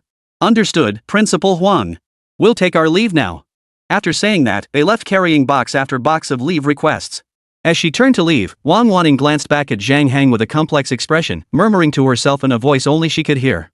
This kid, could he really be the chairman? With that, she too departed. After everyone had gone, the principal's office fell instantly silent. Seeing this, Zhang Hang picked up his teacup, looked at Huang Anmin, and said, Principal Huang, I'd like to request a few more days off. Now that I've earned some money, I really need to go home and show my parents some filial piety. As he spoke, his thoughts drifted to memories. Zhang Hang's hometown was in Hoha Township, over 100 kilometers from the city center. His parents were farmers born and raised in Hoha Township, making a living by farming and selling vegetables in the township to support his education.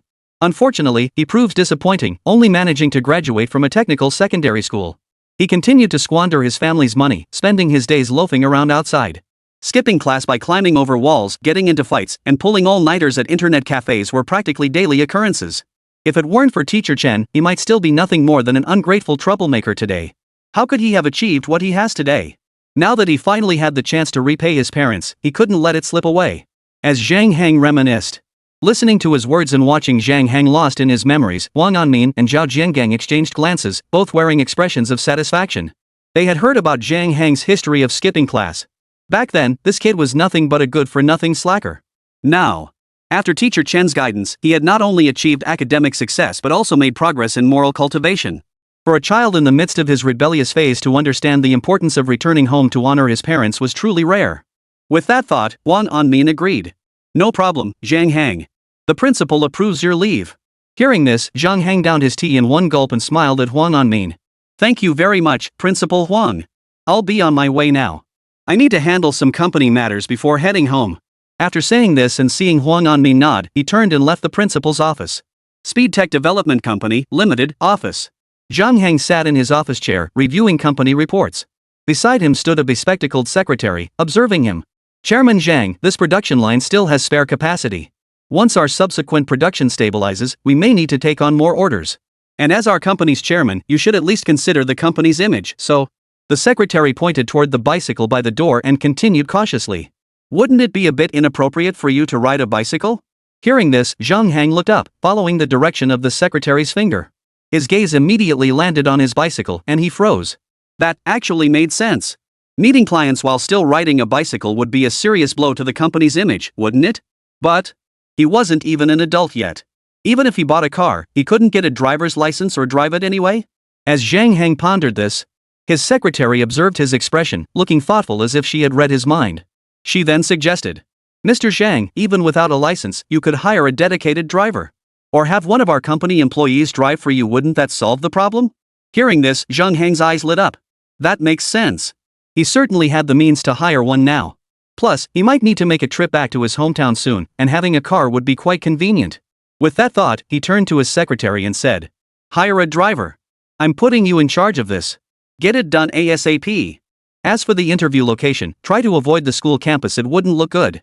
Just find a coffee shop off campus. As for buying a car, I'll make time to look into it." The secretary acknowledged his instructions and silently withdrew, beginning to handle the driver recruitment arrangements. The office fell silent once more. Seeing this, Zhang Heng set down the report he was holding and fell deep in thought. Next up, buying a car. The company was still in its early stages, with many demands on its finances. The car didn't need to be anything fancy. A 2 or 3 million yuan model should suffice. With that thought, Zhang Heng stood up and walked toward the door. Chapter 116, Love to Buy, No Buying? Get Lost. Jiang Province Vocational School, Classroom Office. Outside the door, Wang Wanting was on the phone with her family. "Mom, I'll figure out a way to handle the rent. Don't worry. If it really doesn't work out, I can just find another job, right?" Came the reply from the other end. "Wan Ting. You've been teaching for so long, and you've taught at every school around Jiang Province Vocational School, yet you still haven't gotten your professional title. Stop trying to prove yourself. Just focus on teaching. I've already looked into that part-time job for you. There's a company over there hiring drivers over 10,000 a month. What have you got to lose by trying?" Listening to her mother's words, Wang Wanting sighed and replied, "All right, Mom. I'll go, fine. All right, I've got class later. I'll talk to you later." With that, she hung up the phone. Staring at the address her mom had sent via green bubble, she muttered to herself, "What kind of company still holds interviews in coffee shops? That's weird." With that, Wang Wanting tucked her phone away, returned to her office, and resumed preparing her lesson. Meanwhile, Jiang Province Commercial Center, Chiding 4S Store. Zhang Heng walked in through the entrance, backpack slung over his shoulder, accompanied by 3 company employees. Spotting them, a salesperson immediately approached, flashing a broad smile at the 2 or 3 employees behind Zhang Heng. "Gentlemen, what vehicles might you be interested in viewing?" Hearing this, the 3 men glanced at Zhang Heng standing beside them before turning their attention back to the salesperson. "We're not here to look at cars, our chairman is." Hearing this, the salesperson maintained his smile. "Then, gentlemen, where might your chairman be?" At this, the 3 men's expressions darkened. "Don't you have any sense of propriety? This gentleman is our chairman." They pointed at Zhang Heng standing nearby. The salesperson followed their gesture and looked down, immediately spotting the short, suit-clad Zhang Heng. His expression turned peculiar. "This kid? Our chairman is a kid? Are you kidding me? A kid buying a car? Are you kidding me?" Though he thought this, the salesperson maintained a professional smile and looked at the 3 of them. "Gentlemen, please don't make fun of me. Just bring out your chairman already. We have many customers here, and we're quite busy." He bowed his head slightly, bent his knees, and smiled at Zhang Heng. "Young man, is it your parents who want to buy a car? If it's the parents buying the car, they'll need to come in person." Hearing his words and watching his actions, the 3 employees immediately grew displeased and retorted, "What do you mean? We've already told you this is our chairman. Are you tone deaf or what? Are you even going to do business here?" Hearing their words, the salesperson's expression shifted noticeably. What the hell are these people playing at? Could they be saboteurs sent by a rival company? Bringing a kid over? Claiming to be the chairman? Did they really think I'd fall for that? This guy looks exactly like a student. And he's the chairman? Is this chairman even competent? If everyone could be chairman, I could be the richest man in Jiang Province. The salesperson's mind raced as he processed the situation. These people were clearly here to cause trouble. If he alienated them now, wouldn't that play right into their hands? No way. He had to swallow his pride. With that thought, the salesperson maintained the professional smile, looking at Zhang Heng and saying, "So, no, Mr. Chairman, what kind of car are you looking to purchase?" "A Porsche 911. Zhang Heng replied succinctly. At those words, the salesperson froze in shock. A Porsche 911? Seriously? Are these troublemakers even thinking? Sending some kid to buy a Porsche 911? Anyone could tell this was a prank. The salesperson pondered thoughtfully. Handling this now probably wouldn't be so straightforward. These people look like they'll be a real handful. Better call the manager over first. With that thought, the salesperson feigned hesitation, paused briefly, then spoke again. "Sir, please wait a moment. If you're interested in purchasing this vehicle, I need to notify our manager first. Hearing this, Zhang Heng nodded slightly. Seeing this, the salesperson immediately turned and headed toward the back office. Not long after, he emerged briskly behind a bald man and approached Zhang Heng and his companions. The bald man glanced at the group, then turned his gaze to the salesperson beside him. Noticing his gesture, the salesperson immediately leaned close and whispered something in his ear. The bald man nodded, then approached Zhang Heng, extending his hand and saying, "Sir, I understand the situation. Are you interested in purchasing a Porsche 911 series vehicle?" Hearing this, Zhang Heng gave a faint nod. Watching his reaction, the bald man and the salesperson exchanged glances, their eyes flashing with disbelief. The bald man turned back to Zhang Heng, his expression complex, and spoke earnestly. "Sir, the situation is this: we currently don't have that model in stock. So, I suggest you head back for now." Hearing this, the three men behind Zhang Heng immediately frowned with displeasure, glaring at the bald man. "Not available? Bull. We clearly saw several Porsche 911 models on display in the showroom just now. What's the deal here?" "Exactly. We saw them with our own eyes, and now you tell us there aren't any? You owe us an explanation today." Hearing their demands, the bald man felt his blood boil. These people were clearly here to cause trouble. They must have been sent by a rival company. Buy a car? Sending a kid to buy a car? Did they really think he was that gullible? Thinking this, the bald man suppressed his irritation and fell deep in thought. Fine. So you want to buy a car, huh? Fine. I'll make it happen for you. A Porsche 911, huh? Let's see if you can actually afford it. With that thought, the bald man forced a professional smile and addressed the group. "Gentlemen, this is our latest Porsche 911 model, the GT3 Touring 4.0L. The current MSRP is 2.268 million yuan. However, due to some supply issues, we're temporarily unable to offer financing, only full payment is accepted. That's why I didn't mention this model earlier."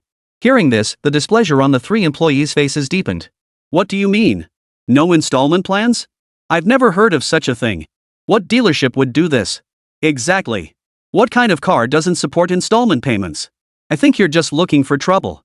Hearing this, the bald man also grew irritated, responding coolly. "I'd say it's not us picking fights, but you lot.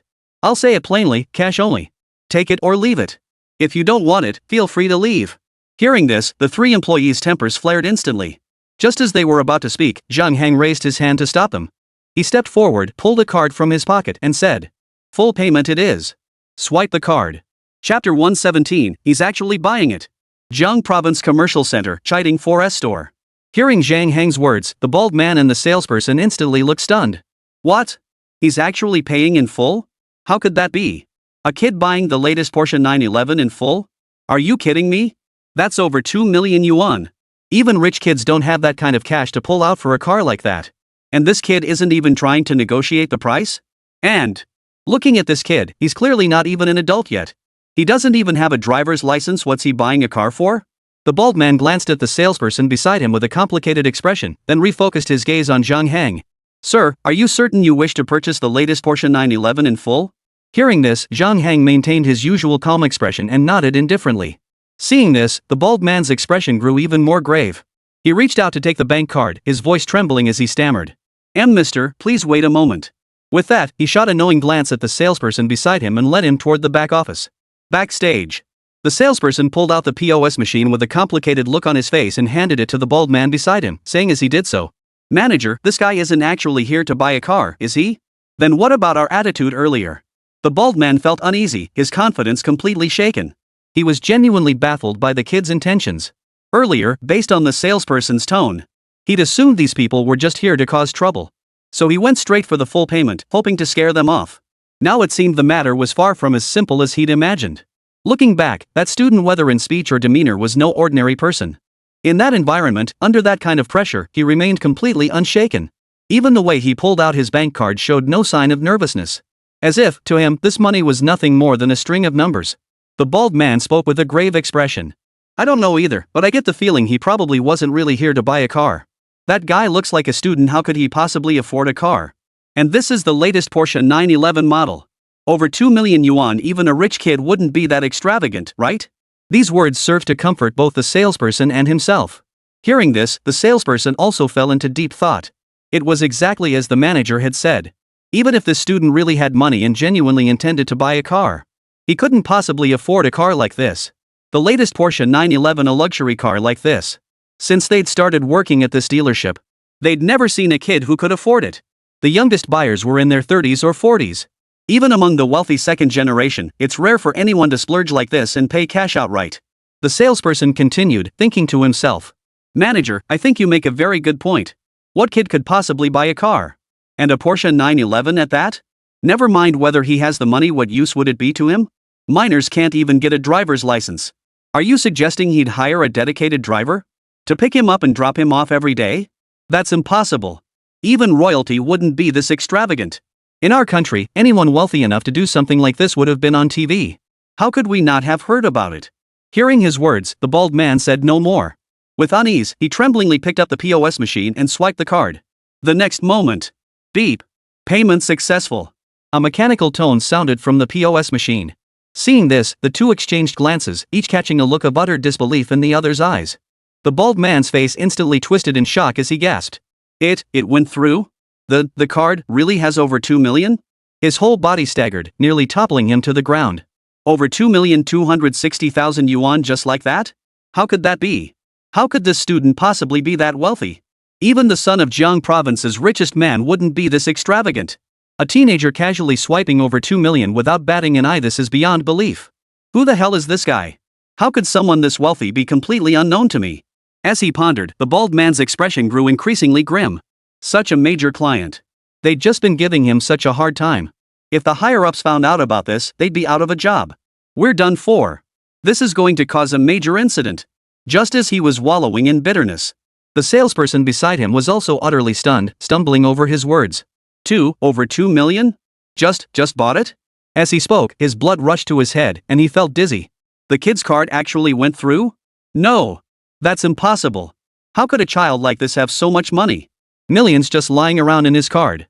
Is this even a normal person? I've worked at a 4S dealership for years and don't even have $1 million in my account. And this kid casually swipes millions from his card? The salesperson pressed his forehead, his voice trembling. And manager, what should we do? Hearing his words, the bald man gradually snapped back to reality. Glancing at the salesperson beside him, his anger flared instantly. It's all your fault. You told me he was here to cause trouble without checking properly. Now look, we've been so hard on him. If he reports us, we'll be out of a job. You've really done me in. Seeing the salesperson's utterly defeated expression, the bald man tilted his head back, sighed, and continued. What else can we do now? Apologize. Extend the warranty by a year, waive the service fee, and throw in a free maintenance package. Let's just hope they forgive us. With that, the bald man led the salesperson back to Zhang Hang and the others. The moment they arrived, the bald man instantly switched to a fawning expression, bowing and extending his hand. This gentleman. He glanced hesitantly at the employee beside him, then back at Zhang Hang. Seeing this, Zhang Hang replied calmly. My surname is Zhang. Hearing this, the bald man immediately chimed in. Mr. Zhang. We didn't recognize your importance earlier and offended you. We're truly sorry. We hope you can forgive us. To make it up to you, our dealership will waive all service fees this time, provide an additional maintenance package, and extend your warranty by 1 year. Would that be acceptable? Listening to his words, Zhang Hang silently nodded without speaking. Seeing his reaction, the bald man beamed with delight, his eyes practically sparkling with excitement. This kid is truly extraordinary. Despite my own arrogance and initial offense, he remained completely unfazed. Clearly, the background of this person was not to be underestimated. With that thought, the bald man hurried forward with obsequious haste, taking Zhang Hang's backpack and ushering him inside. Thank you very much, Chairman Zhang. Come, Mr. Zhang. Please. Let's discuss the next steps over here. Chapter 118, Who's Riding Ghost Fires with You? Jiang Province Commercial Center, Chiding 4S Store. The bald manager escorted Zhang Hang into the VIP reception room. Remaining deferential and nervous throughout, fearful of inadvertently offending this major client. Soon, he signed some documents with me, Zhang Hang, and then handed over the car keys. After picking up the car, Zhang Hang didn't linger. He took 3 employees and drove back to Jiang Province Vocational School. At the school gate, Zhang Hang's employee drove the Porsche 911 up to the entrance barrier. Upon seeing this, old Wang from the security booth was dumbfounded. That car. It certainly didn't look cheap. When did the school get a car like this? Thinking this, he shouted toward the car. Non-school personnel, come register. Seeing this, Zhang Hang, seated in the back row, slowly rolled down the window and looked at old Wang. Uncle Wang. It's me. I'm not an outsider. Staring at Zhang Hang's face, old man Wang was suddenly struck dumb with shock. What? Isn't that the guy who got mistaken for a thief? When did he start driving this kind of car? And he's wearing a suit? This is way too shocking. Is this even a student? No big boss is this intimidating, right? Ever since he found out that a bunch of big shots came looking for him, he'd been pretty shaken up. Now seeing this guy pull up in a car like this, for a moment, old Wang couldn't quite believe his eyes. But despite his thoughts, he still opened the gate and let him drive in. After all, Director Zhao had specifically emphasized that Zhang Hang was now a key figure at the school. He absolutely couldn't be slighted. Besides, he wasn't exactly an outsider. Seeing the gate rise, Zhang Hang thanked old Wang and motioned for his staff to continue driving. The moment Zhang Hang's car entered the campus, it instantly drew countless stares. Whispered gasps and pointed fingers erupted from the crowd. A Porsche 911. I've never even seen a luxury car like that. Does our school have a car like this? Hey, look. The guy inside looks so familiar. Where have I seen him before? Holy. That's Zhang Hang? How the hell is he driving this kind of car? Zhang Hang? The guy who started that company everyone was talking about on the forums? Holy crap. This dude is seriously awesome. Inside the car, Zhang Hang remained oblivious to the commotion. As the vehicle drove on, it returned to the East District Teaching Building, the headquarters of Hangsu Technology. At that moment, inside the office of Hangsu Technology Development Company, Limited, Zhang Hang plopped down into his office chair, staring at the documents on his desk with a thoughtful expression. The company's operations should be running smoothly soon. Over the past period, the production department had nearly completed assembling the production line in the temporary factory building. It wouldn't be long before it could commence operations. The procurement department continuously delivered specified materials and electronic components to the warehouse. Under his direct supervision, the technical department was debugging equipment and validating processes. The finance department had begun methodically managing the astronomical sum of startup capital and project funds. Although it currently resembles an expanded version of a school-run factory, it's fully equipped with all necessary components. He had previously worried about overcapacity, but now it seemed entirely unnecessary. Besides Feng Pengfei's large order from Changfeng Logistics, due to capacity constraints, they also secured smaller orders from Redwood International Pictures, Haitong Aviation Imaging, and Flying Star Supercars. However, each company's current sales volume was modest, and no formal technical licensing agreements had been signed with them. Therefore, they weren't the main players. Even so, the other companies were still eager to sign the contract. After all, this drone technology is incredibly useful even if they only have one unit. Once these matters were settled, he could finally head home. But before that, he still needed to notify Teacher Chen. As Zhang Hang reached for his phone on the desk, the phone rang before he could reach it. Seeing this, he picked up the phone and glanced at the screen. The contact labeled Monkey left him puzzled. Why is this guy contacting me? What's going on? This guy nicknamed Monkey was a friend Zhang Hang had made while hanging out on the streets outside school. Before Teacher Chen took over their class, he'd hang out with Monkey almost every day. They'd done it all brawls with other schools, all-nighters at internet cafes. But now, they'd barely kept in touch. Lost in thought, Zhang Hang answered the call. Hello? What's up? Hearing Zhang Hang's voice on the other end, the caller was overjoyed. Brother Hang. Haven't heard your voice in ages. Where have you been building your crew lately? Wanna hit the streets with us tonight? At the very least, how about grabbing some beers tonight and pulling an all-nighter online? Hearing this, Zhang Hang froze for a moment. After a moment, he regained his composure, his expression mature and earnest. I've stepped away from the underworld business. I admit we had our fun back then, but my friend, it seems we've drifted apart. Hearing his words, Monkey on the other end of the line was momentarily dumbfounded. What the hell is this? Is this really Zhang Hang? The Zhang Hang who hopped over walls every day to ride ghost bikes and stay up all night surfing the web? Snapping back to reality, Monkey yelled into the phone. You've been possessed, haven't you? Damn it, is this really coming out of your mouth? Back when we rode ghost bikes, you were the one laughing the loudest. Now you're telling me you don't meddle in the underworld anymore? Hearing this, Zhang Hang still put on that same act of feigned maturity. Friend, I was young and foolish back then. Things are different now. Listening to Zhang Hang's affected tone, Monkey's skin crawled. He sucked in a sharp breath and snapped. No? Can you just speak properly, damn it? Damn it, you haven't changed a damn bit. I saw you riding Ghostfire just last time. Hearing this, Zhang Hang finally reverted to his usual lively self, laughing and teasing the person on the other end of the line. Who the hell's riding a ghost bike with you? I'm driving a Porsche now. Hearing this, Monkey was utterly dumbfounded. After a long moment of stunned silence, he snapped back. Holy! Are you even an adult? Driving a Porsche? Did you get high on Ghostfire exhaust fumes or something? Just as Zhang Hang was about to respond. But then, a sudden knock sounded at the door. Knock knock knock. Seeing this, Zhang Hang replied to the person on the other end of the phone. Alright. I'm busy right now. No time to mess around with you. If you miss Daddy, you can come find me at school. Bye. Without waiting for Monkey's response, he hung up. After hanging up, Zhang Hang called out toward the door. Come in. Chapter 119, those classmates taking leave to start a business? Hangzhou Technology Development Company, Limited, office. Hearing Zhang Hang's command, the secretary pushed open the door and entered, a faint smile playing on her lips. Mr. Zhang, we have results for the driver recruitment. After interviews, we've shortlisted 2 candidates with solid resumes and professional qualifications. Particularly a Ms. Wang, a former gold medal instructor at a driving school. She has strong safety awareness, knows local road conditions, and communicates professionally. We're just waiting for your final decision on who to hire. Or should we meet both? Listening to the report, Zhang Hang felt quite pleased. That was efficient. You decide. Just stick to one principle: steady driving and tight lips. Pay as previously discussed. Alright, handle this and then step out. I've got some things to attend to. Understood, Chairman Zhang. The secretary nodded respectfully, exited the office, and closed the door quietly. The office fell silent once more. Afternoon sunlight streamed through the windows, casting patches of light across the gleaming desk and brand new computer equipment. Zhang Hang leaned back in his comfortable executive chair, surveying his modest yet fully equipped office. Production line blueprints hung on the wall, procurement lists filled the screen, and several recently signed contract copies were neatly stacked in the corner of his desk. Everything was gradually falling into place.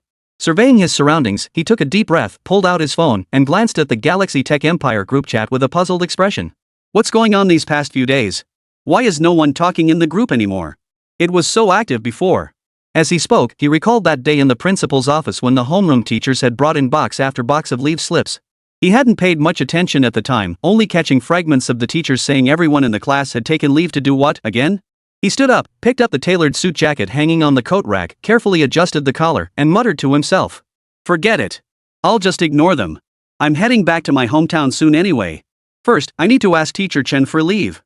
Zhang Hang murmured softly, a flicker of reverence and admiration for Teacher Chen crossing his eyes. With that, he pushed open the door and walked out. Meanwhile, on the school forum, news of Zhang Hang driving a Porsche 911 onto campus and landing a massive 30 million yuan deal quickly spread throughout Jiang Province Vocational School. The forum exploded with even more fervor. Every trending thread on the school forum was about Zhang Hang. Witness history. Our student Zhang Hang becomes tech company CEO, secures single deal worth 30 million. The latest Porsche 911 luxury car. Zhang Hang actually drove it right onto campus? Most posts detailed the entire journey from company founding to securing the astronomical order, including eyewitness accounts of Zhang Hang returning in his luxury car that day. Several photos were even attached, one of Zhang Hang's Porsche 911 and another showing the Hangzhou Technology's signboard unveiled on the East Campus teaching building. Reading these posts, the entire school erupted in excitement and heated discussion. Over 30 million? Holy! My whole family could work from caveman times till now and still not earn a fraction of that. Last time Wu Ran made me question my life, but Zhang Hang just kicked me straight into the ICU. Is Teacher Chen's class a factory for producing losers? The school totally won big time. I heard Zhang Hang even donated the teaching building. Principal Huang must be laughing in his sleep. I want to start a business too. Maybe not as crazy as Teacher Chen's class, but I'm sure I could do pretty well. After learning Zhang Hang founded a company and made a fortune. Not just the forums, but the entire campus was immersed in an exhilarating, surreal atmosphere. More and more people began entertaining entrepreneurial ideas. With the school maintaining a supportive stance, gradually, some started putting their plans into action. The entire atmosphere of the school transformed. From a vocational college previously devoid of any academic spirit, a genuine learning environment began to take shape. Core laboratory, 7th floor, experimental building. Knock knock knock. A series of knocks echoed before Zhang Hang pushed open the heavy laboratory door. At that moment, Chen Mo stood before a workbench cluttered with precision instruments and cables, operating it with intense focus. A sleek, futuristic prototype frame hovered within a circular anti-gravity field, emitting a faint hum. Professor Chen. Zhang Hang called out respectfully, his gaze involuntarily drawn to the strange drone. The contraption featured a compact yet intricate structure, its surface shimmering with a faint blue glow. Multiple vector nozzles were faintly visible, with what appeared to be a smaller anti-gravity ring at its core. Unlike Zhang Hang's designs, which pursued extreme speed, this resembled a miniature starship. Gazing at this drone, Zhang Hang couldn't help but feel a surge of excitement. He had seen Teacher Chen's drones before. Even at a glance, that drone was clearly no ordinary machine. Even his current speed-optimized drone might hold a slight edge in velocity against the one Teacher Chen first unveiled. But compared to the one Teacher Chen was currently fine-tuning? There was absolutely no contest. Deeply impressed by the drone, Zhang Hang couldn't help but marvel inwardly. Teacher Chen truly lived up to his reputation. The level of this drone was beyond comparison to anything anyone else in the class could achieve. This technology doesn't even seem humanly possible. Its various technologies were so far ahead of their time, it was almost unimaginable. Just as Zhang Hang was deep in thought, Chen Mo heard his voice, paused his adjustments, and deactivated the levitation field. The drone landed lightly on a specially designed stand. Turning around, he saw Zhang Heng in his suit and tie, a fleeting, almost imperceptible flicker of satisfaction crossing his eyes. "You're here? Everything's settled at the company?" "Yes. The production line is set up, personnel are in place, and it's running smoothly." Zhang Heng walked over to the workbench, carefully avoiding the delicate sensor probes, and continued. "Director Zhao and the team have been a huge help. Now, I'd like to request a few days off to visit my hometown in Hoha Township. After being away for so long and earning some money, I want to go see my parents." "Of course." Chen Mo nodded without hesitation, his voice gentle. "Family comes first. You've made something of yourself, now it's only right to bring them some joy. Stay safe, arrange for someone to cover your duties at the company, and remember to find someone to temporarily oversee the technical handover." "Thank you, sir." Zhang Heng expressed his gratitude. Then, he glanced around the noticeably emptier lab, recalling the unusual circumstances of the past few days' classes with few attendees and little activity in the group chat. For a moment, Zhang Heng looked at Chen Mo and couldn't help but ask, "Teacher, the rest of the class haven't been around much these past few days?" The group chat's been quiet too, not like their usual boisterous selves. Chen Mo's lips curved into an almost imperceptible smile as he replied calmly. "Nothing mysterious about it. They've all gone off to start their own businesses." Hearing this, Zhang Heng? Chapter 120, Apocalypse Mecha. Core Laboratory, 7th floor of the experimental building. Hearing Chen Mo's words, Zhang Heng's eyes instantly widened in shock. Start a business? What kind of business?" Seeing Zhang Heng's bewildered expression, Chen Mo explained. "They're out there with their drones, hitting trade shows, diving into forums, pitching to VCs, and negotiating deals. Ever since they saw you start your company, they've all been eager to launch their own ventures and make money." Hearing this, Zhang Heng suddenly understood. He remembered. That's why those teachers said the students in our class were going to start businesses. No wonder there were so many absence notes from the teacher that day. Hardly anyone was in class. So that's what it was. Thinking about it, Zhang Heng suddenly burst out laughing. Holy crap! That explains it. Everyone seemed to have vanished off the face of the earth. Turns out they were all off doing internal work. Ha ha ha. He couldn't help but tease. "Teacher Chen, at this rate, before we even get our diplomas, won't everyone in our class be worth a fortune?" Though spoken jokingly, Zhang Heng's tone carried a palpable certainty and anticipation. He knew about many of the drone projects in the class: Wu Ran's payload specialized drone, Lu Zhao's endurance specialized drone, and Bai Xiaoqi's reconnaissance specialized drone. Each and every one of them was a genuine piece of cutting-edge tech. Huge potential. He couldn't help but wonder just how far his classmates would take their creations. Listening to him, Chen Mo offered no rebuttal, his gaze calm as he replied. Each person has their own path. Transforming technology into value and serving society is the right way.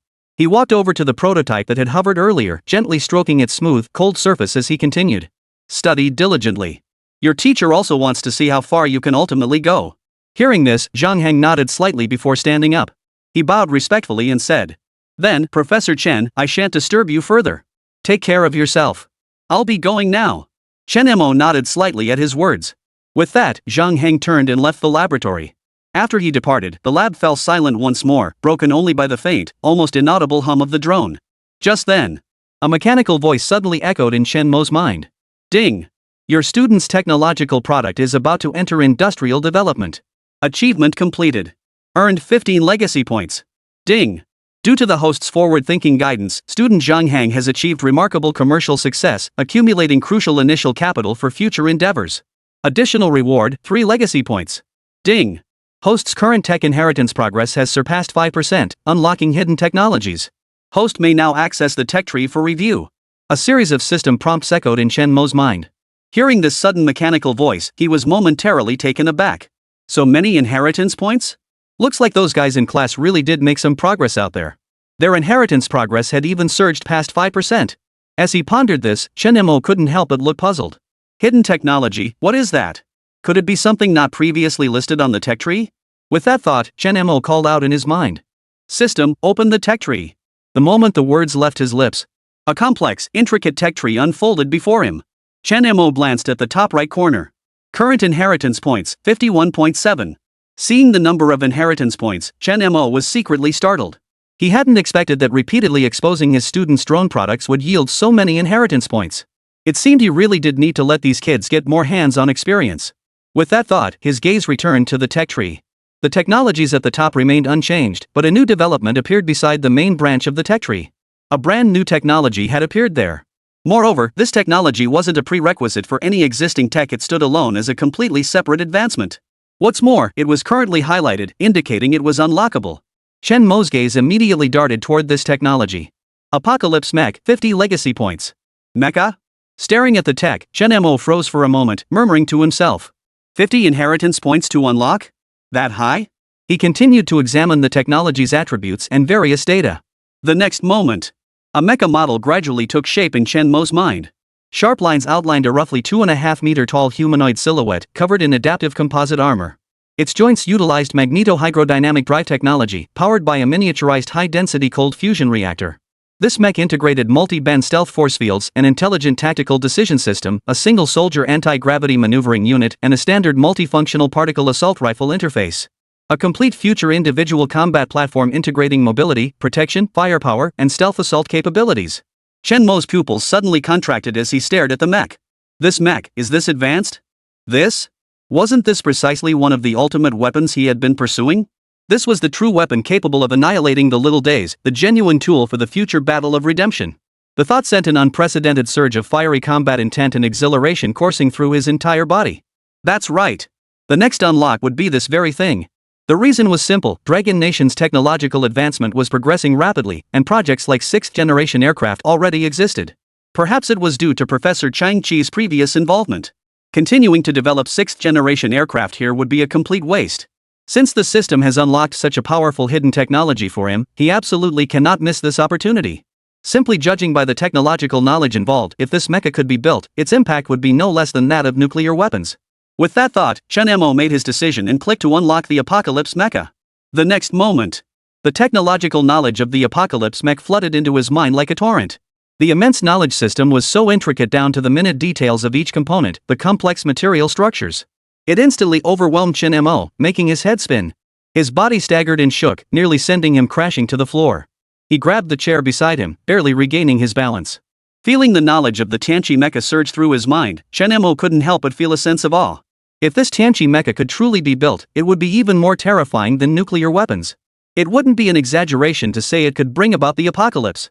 After a long moment, Chen Mo exhaled a long breath, suppressing the raging storm within his heart until it settled as still as water. Standing alone before his workbench, his eyes gleaming with an intense light, he murmured to himself. The verification of the drone's additional anti-gravity platform is also complete.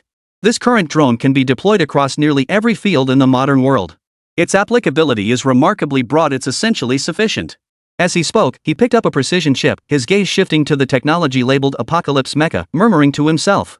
Then next, it's time to start building the big one.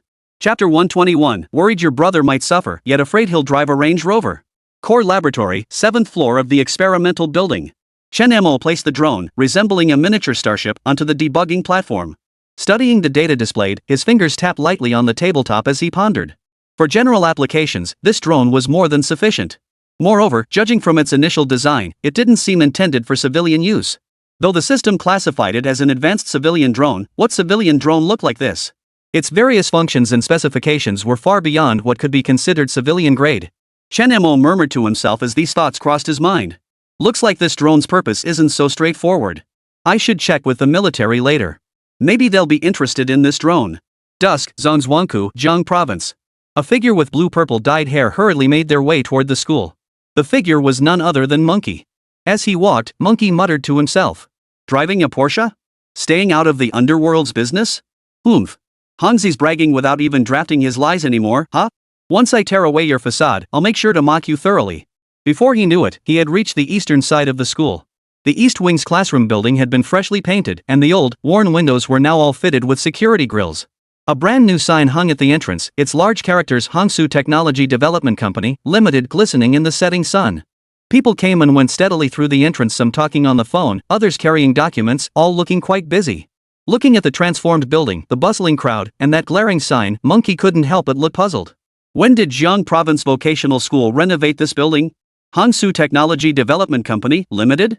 What does that even do? There's a company inside this school? This company looks pretty well funded. Just the sign at the entrance must have cost a fortune. Add to that all those people coming and going, each dressed in designer suits and wearing luxury watches. If even the employees are this well off, how could this company be anything but substantial? He shook his head, dismissing the thought. Probably some alumni from the university back in town? He pulled out a cigarette, crouched by the flowerbed, his eyes brimming with impatience. Zhang Hang wouldn't reply to messages or answer calls. And here I was planning to treat him to an internet session. What a heartbreaker. Just then, the main doors of the academic building swung open. Several young men in dress shirts, clutching folders, emerged in a cluster, escorting a figure clad in a tailored suit. Though not particularly tall, the figure moved with a brisk, purposeful stride, and there was an undeniable air of authority in every gesture. In the sunlight, the watch on his wrist reflected a glint of dazzling light. Monkey followed the glare and froze the instant he recognized the figure. His eyes widened so much he nearly burned his fingers on the cigarette. "Hanzi?" he called out in disbelief. Hearing the voice, the suited figure halted and turned his head. It was Zhang Hang. Seeing Monkey, he froze for a second before a playful yet slightly resigned smile spread across his face. "Monkey? You actually showed up?" He gave a slight nod to the employee beside him. "You may go ahead." "Yes, Chairman Zhang." The employees responded respectfully and quickly departed to handle the tasks Zhang Hang had assigned. "Mr. Zhang. Mr. Zhang?" Monkey's cigarette slipped from his mouth, landing on the floor and burning a hole in his pants. His jaw dropped wide enough to fit an egg. He looked at Zhang Hang before him, a man now unrecognizable from his earlier self, then glanced at the employees who had just been bowing and scraping before him. His gaze drifted up to the Hangsu Technology sign, and his mind began to buzz. "Holy! You built this damn company? This place must be worth millions. And, you don't actually own a Porsche, do you?" Zhang Hang said nothing, merely raising his hand to press the car key fob. Not far away, a brand new silver Porsche 911 flashed its headlights twice. Its sleek lines gleamed brilliantly in the fading sunlight. Monkey sucked in a sharp breath, his eyes nearly popping out of his head. He circled the Porsche twice, running his hand over the smooth paintwork. "Holy! How much is this thing? You actually drive this? This has to be fake. You must be the boss's driver. Can't you tell? I'm the chairman." Zhang Hang walked over, patted Monkey on the shoulder, and said with a touch of emotion.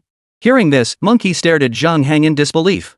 Seeing Zhang Hang's calm expression, he felt like crying. "No way, you're serious. You're unlucky." Zhang Hang chuckled, pulling him along. "Come on, let's go inside for some water. But I'm really busy. I need to head back to my hometown to see my parents later." With that, Monkey was half dragged, half pushed into Zhang Hang's office.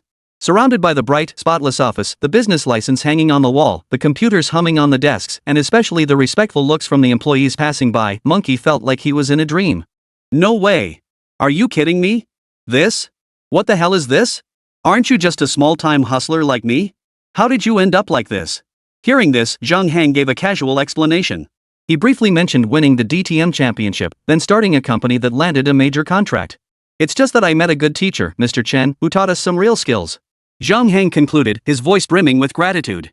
Monkey was completely baffled, but keywords like DTM World Champion, tens of millions in orders, and Porsche 911 kept crashing into his understanding. Looking at the composed, confident Zhang Hang before him, Monkey recalled their days together in internet cafes racing Ghostfire. A profound sense of loss mingled with inexplicable awe welled up inside him. Scratching his head, Monkey finally managed to blurt out after a long pause. "Damn. Brother Hang, no, Chairman Zhang, you've made such a huge splash. I'm embarrassed to even ask you to go out for a Ghostfire ride anymore." Zhang Hang couldn't help but laugh at his remark. "Ghost bike my ass. I donated that old bike to the school ages ago. Alright, stop standing there. I really gotta go. We'll catch up properly next time I'm back. No worries, my company could use some extra hands.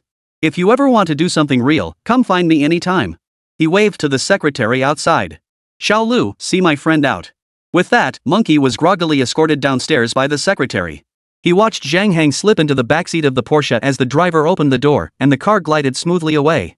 Standing at the entrance of Hangsu Technology, he stood there for a long while before roughly wiping his face and muttering under his breath. "Damn it, this is. They're afraid their brothers will suffer, but they're also afraid their brothers will drive Land Rovers. This world is surreal.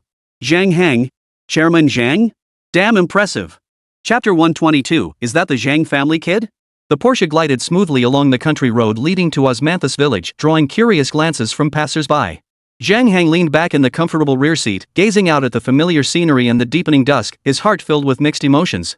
At the village entrance of Hoha Township, a group of middle-aged women gathered together, chatting about everything under the sun.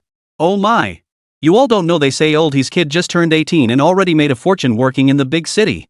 Now he's driving his own car. I heard about it. That boy was smart from a young age. Looks like the Yi family really has the blessings of their ancestors. Now they're truly prosperous. Yeah. Not like old Zhang's kid. That one's a total wastrel. They spent a fortune sending him to school in the city, but he's still useless, just hanging out and causing trouble every day.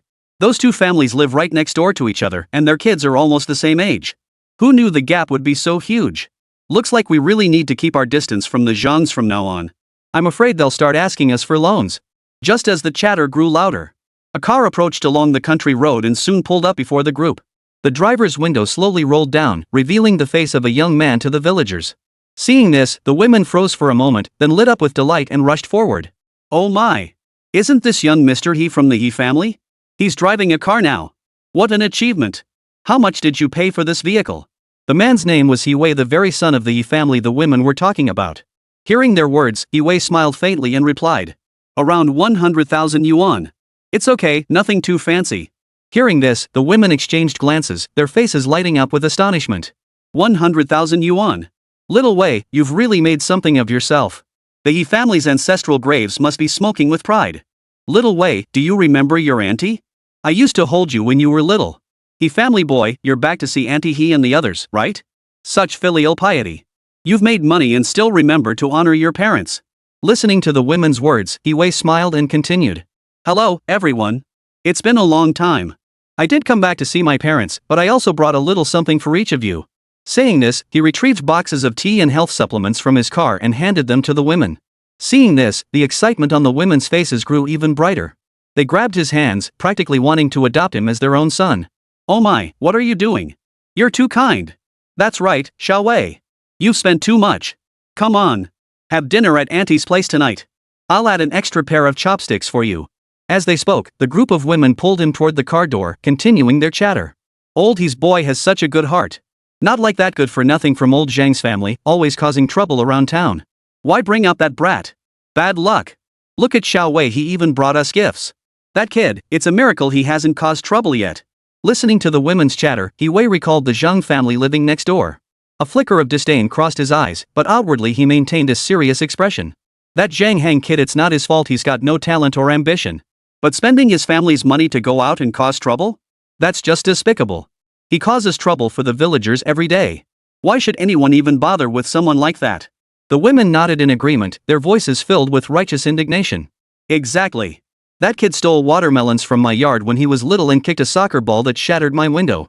Just for that, he'll never amount to anything. Exactly. Every new year he'd bring his gang of good-for-nothings back, hanging out in internet cafes and mahjong parlors day and night. What kind of person is that? Just then, a silver Porsche 911 sped down the country road, followed by 3 or 4 Mercedes-Benzes. The commotion instantly drew everyone's attention. Upon recognizing the approaching vehicles, the women's expressions turned stunned. Oh my, what kind of car is that? Looks pretty pricey. Hearing this, He Wei paused slightly before explaining. That's the latest Porsche 911 model. I saw one in Shanghai before. I heard it costs over 2 million yuan? Hearing this, the group of middle-aged women were so shocked their jaws nearly hit the floor, exclaiming in unison. What? Over 2 million? Good heavens, I've never seen that much money in my life. What's going on? When did our town get someone this rich? Driving such an expensive car? Hey, that car behind it doesn't look cheap either. I recognize that one heard it's called a Mercedes, worth tens or even hundreds of thousands. Listening to the women's chatter, He Wei fell deep in thought. He didn't know who was inside that car. But since they'd come all the way to Hoha Township, they must have some connection to the place. Anyone who could afford such a vehicle, whether in terms of background or status, was no small figure. If he could connect with this network, wouldn't his future be set? With that thought, He Wei immediately got out of his car and headed toward the Porsche convoy. In moments, he reached the convoy and stopped the vehicles. With a fawning smile, he hurried to the rear seats, tapped on the window, and flattered. Sir, your presence today truly graces our Hoha Township. May I ask where you're headed? Before he could finish, the window slowly rolled down, revealing Zhang Heng inside, dressed in a suit. Seeing this, He Wei's smile instantly froze. His eyes filled with disbelief as he gasped in shock. You're Zhang Heng? At that moment, the group of middle-aged women gathered around also spotted Zhang Heng inside the car, and they all froze in shock. That's the Zhang family's son?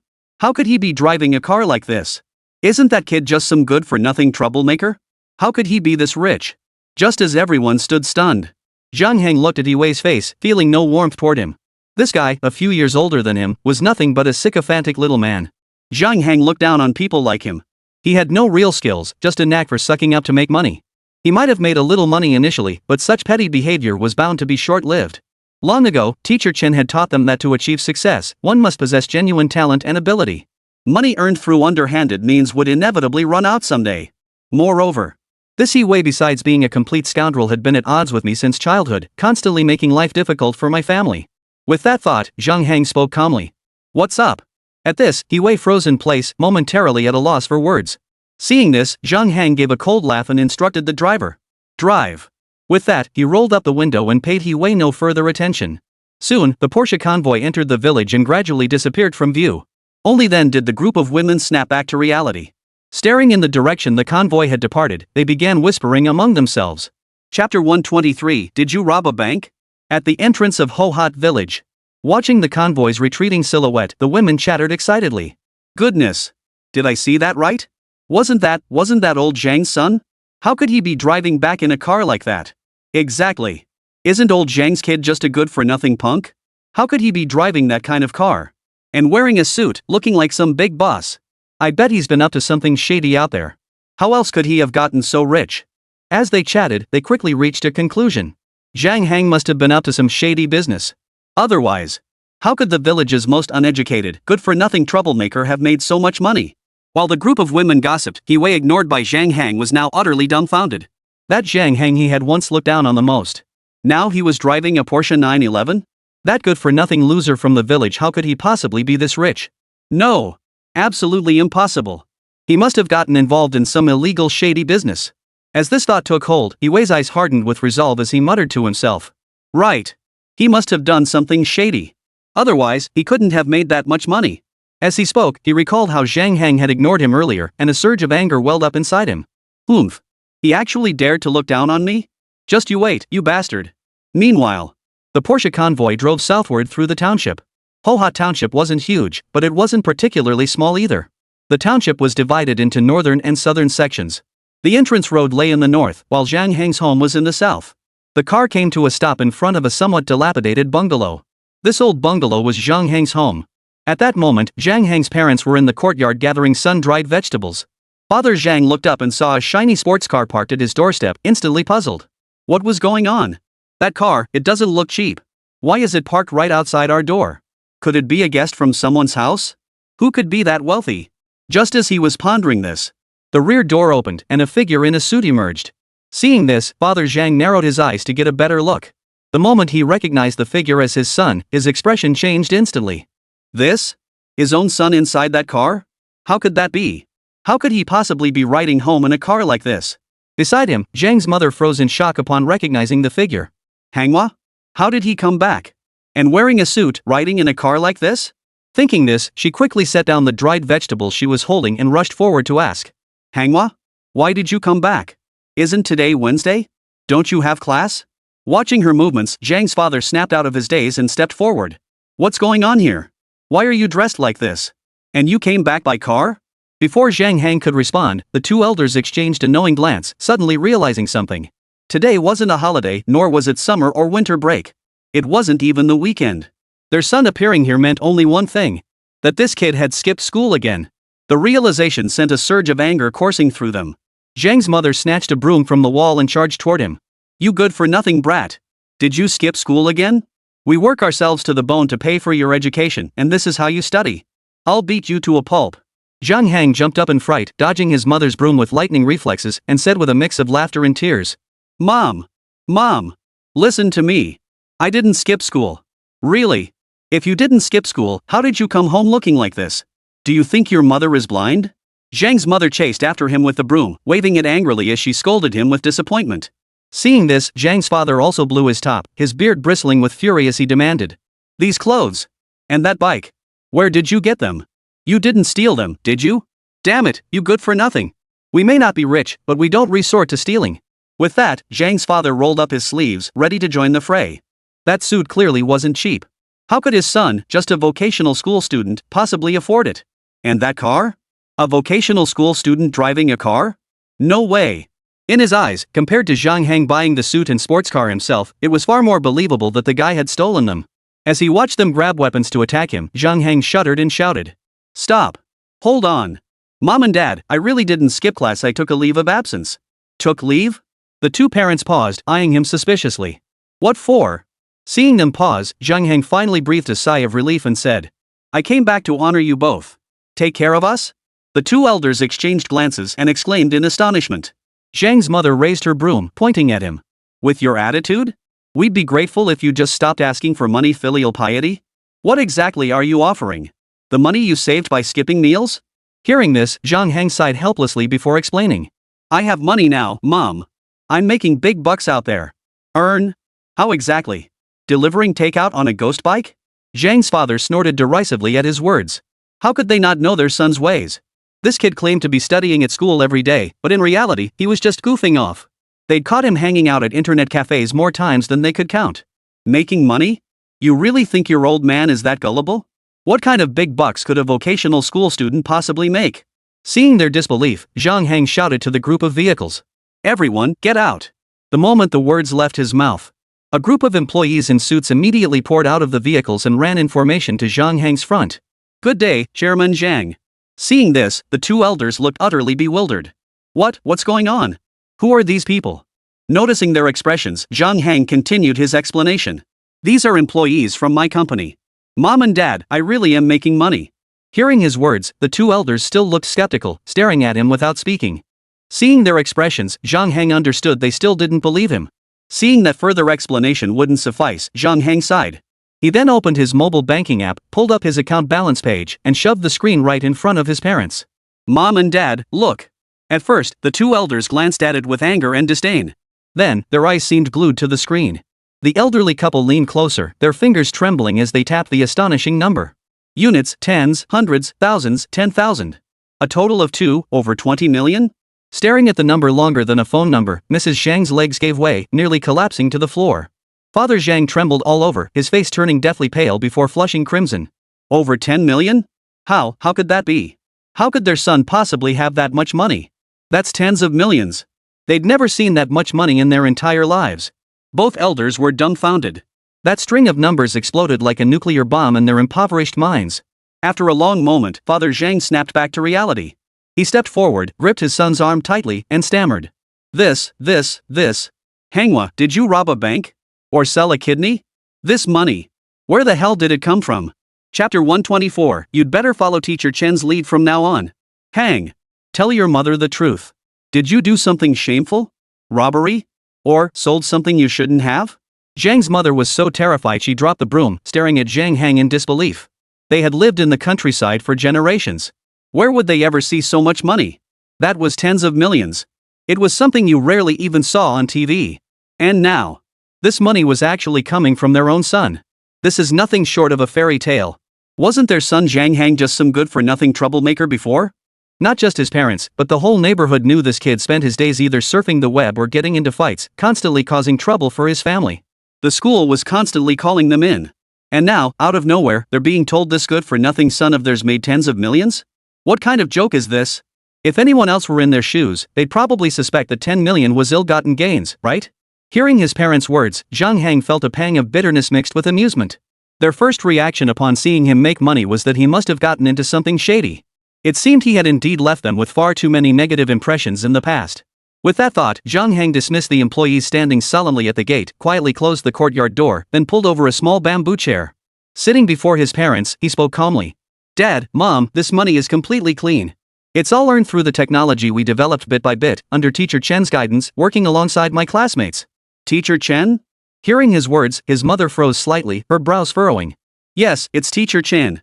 Ever since Teacher Chen started teaching our class, he shared so much cutting-edge scientific knowledge with us and even let us build drones as practical projects. He even instilled progressive ideas in us. Nearly every student in our class has benefited immensely. Zhang Heng recalled and continued explaining. It was thanks to the knowledge Teacher Chen taught me that I built a drone and participated in filming a car race.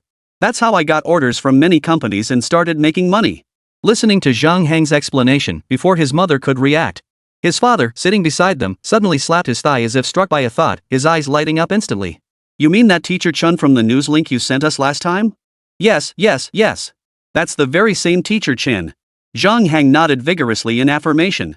He had sent his parents the link when his class appeared on TV earlier. He never expected his dad would actually remember. Thinking this, Zhang Heng's eyes gradually filled with admiration as he continued. Without Teacher Chen, I'd probably still be loafing around on the streets. Teacher Chen ignited our thirst for knowledge and passion for learning in his own unique way. Everyone in our class, except me, was deeply influenced by Teacher Chen too. As he spoke, Zhang Heng thought of Wu Ran and continued. That boy putting out the fire in the fire drill video I sent you both earlier? He's also in our class. His drone, just like mine, was built under Teacher Chen's guidance. Hearing their son's words, the parents exchanged a glance, their hearts suddenly filled with profound shock. The boy in that fire drill video was also taught by Teacher Chen. Could Teacher Chen really possess such capabilities? It seemed their son was telling the truth after all. He really made tens of millions. This was truly a stroke of incredible luck. Mrs. Zhang snapped back to reality, threw her arms around her son, and tears instantly streamed down her face as she wept and laughed at the same time. My son! You've made something of yourself, truly made something of yourself. She patted his back, her words tumbling out in a flurry of emotion. Son! You've met a benefactor. That Teacher Chen. Teacher Chen is our family's great benefactor. You must never forget the kindness of your teacher. Beside her, Zhang's father wiped the redness from his eyes and gave his son's sturdy shoulder a hearty pat. Good, good. You've truly brought honor to our family. Meeting such a benefactor. Hang, you're right, without Teacher Chen, you wouldn't be where you are today. A drop of kindness deserves a spring of gratitude. Our Zhang family will remember this favor for a lifetime.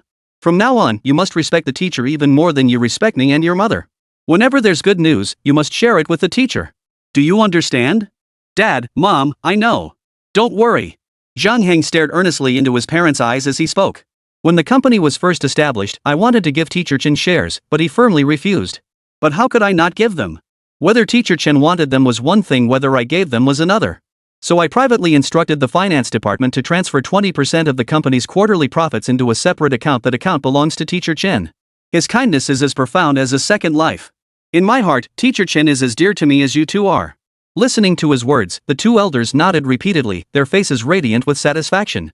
Good. Good. That's exactly how it should be. You did the right thing. Oh my. Our little Hang has truly grown up and become so thoughtful. Seeing his parents' joy, Zhang Heng seized the moment. Since we're celebrating today, come on. I'll take you to the biggest mall in the county. Buy whatever you want. It's my way of showing my respect and gratitude to you both. Hearing this, Zhang's mother waved her hands repeatedly. Oh, buying this and that. You can't just throw money around like that. We don't need anything at home. No way. We absolutely must go.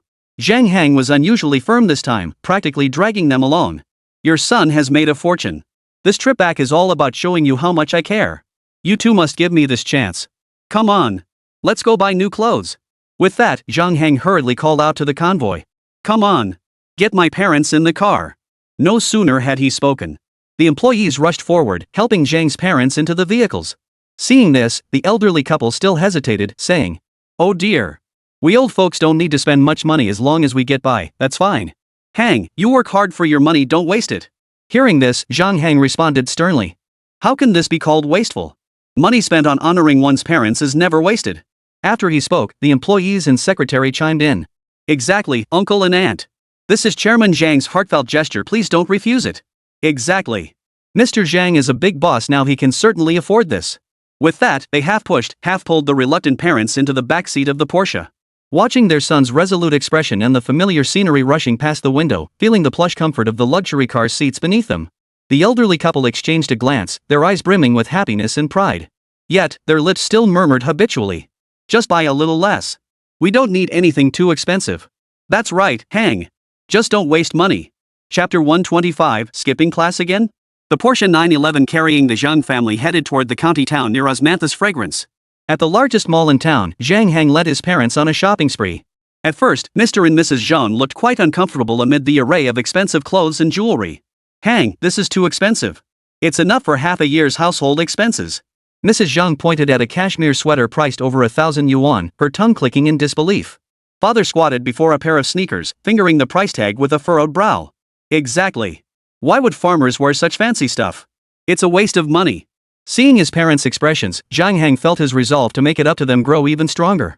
The deep-rooted frugality and painstaking care with money ingrained in their older generation couldn't help but make Zhang Heng feel ashamed. Thinking this, Zhang Heng patiently explained. Dad, Mom, your son is truly capable of showing you filial piety now. This money means little to me. Only when you're well-dressed and comfortable can I truly rest easy. You've worked yourselves to the bone for so long. Now it's time for you to enjoy some comfort. After speaking, he motioned for his secretary and staff to take turns persuading them. Uncle, Auntie, Chairman Zhang is now quite wealthy. These are all tokens of his heartfelt intentions. Indeed, you two have worked so hard your whole lives, deserving better clothes is only right. The secretary, quick on her feet, picked up a coat and held it up to Mrs. Zhang. Look, Auntie. How vibrant. It really complements your complexion. After persistent coaxing, the couple's tense nerves finally began to relax.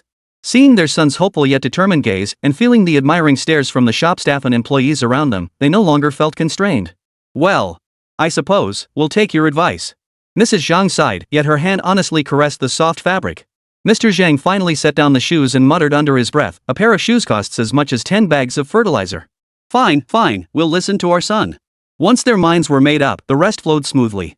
From warm, comfortable clothing and worn-out appliances to specialized fishing gear specially selected for his father and a new smartphone his mother had her eye on, Zhang Heng directed his entourage to pack and load items into the car in an assembly line fashion.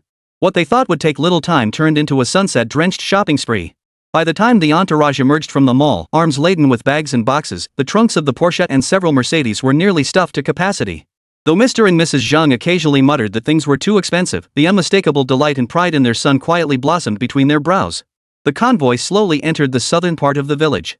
By the time they stopped at the entrance of Zhang Heng's slightly aged courtyard, evening had fallen. Neighbors, having finished their day's work, gathered in small groups along the roadside to cool off and chat.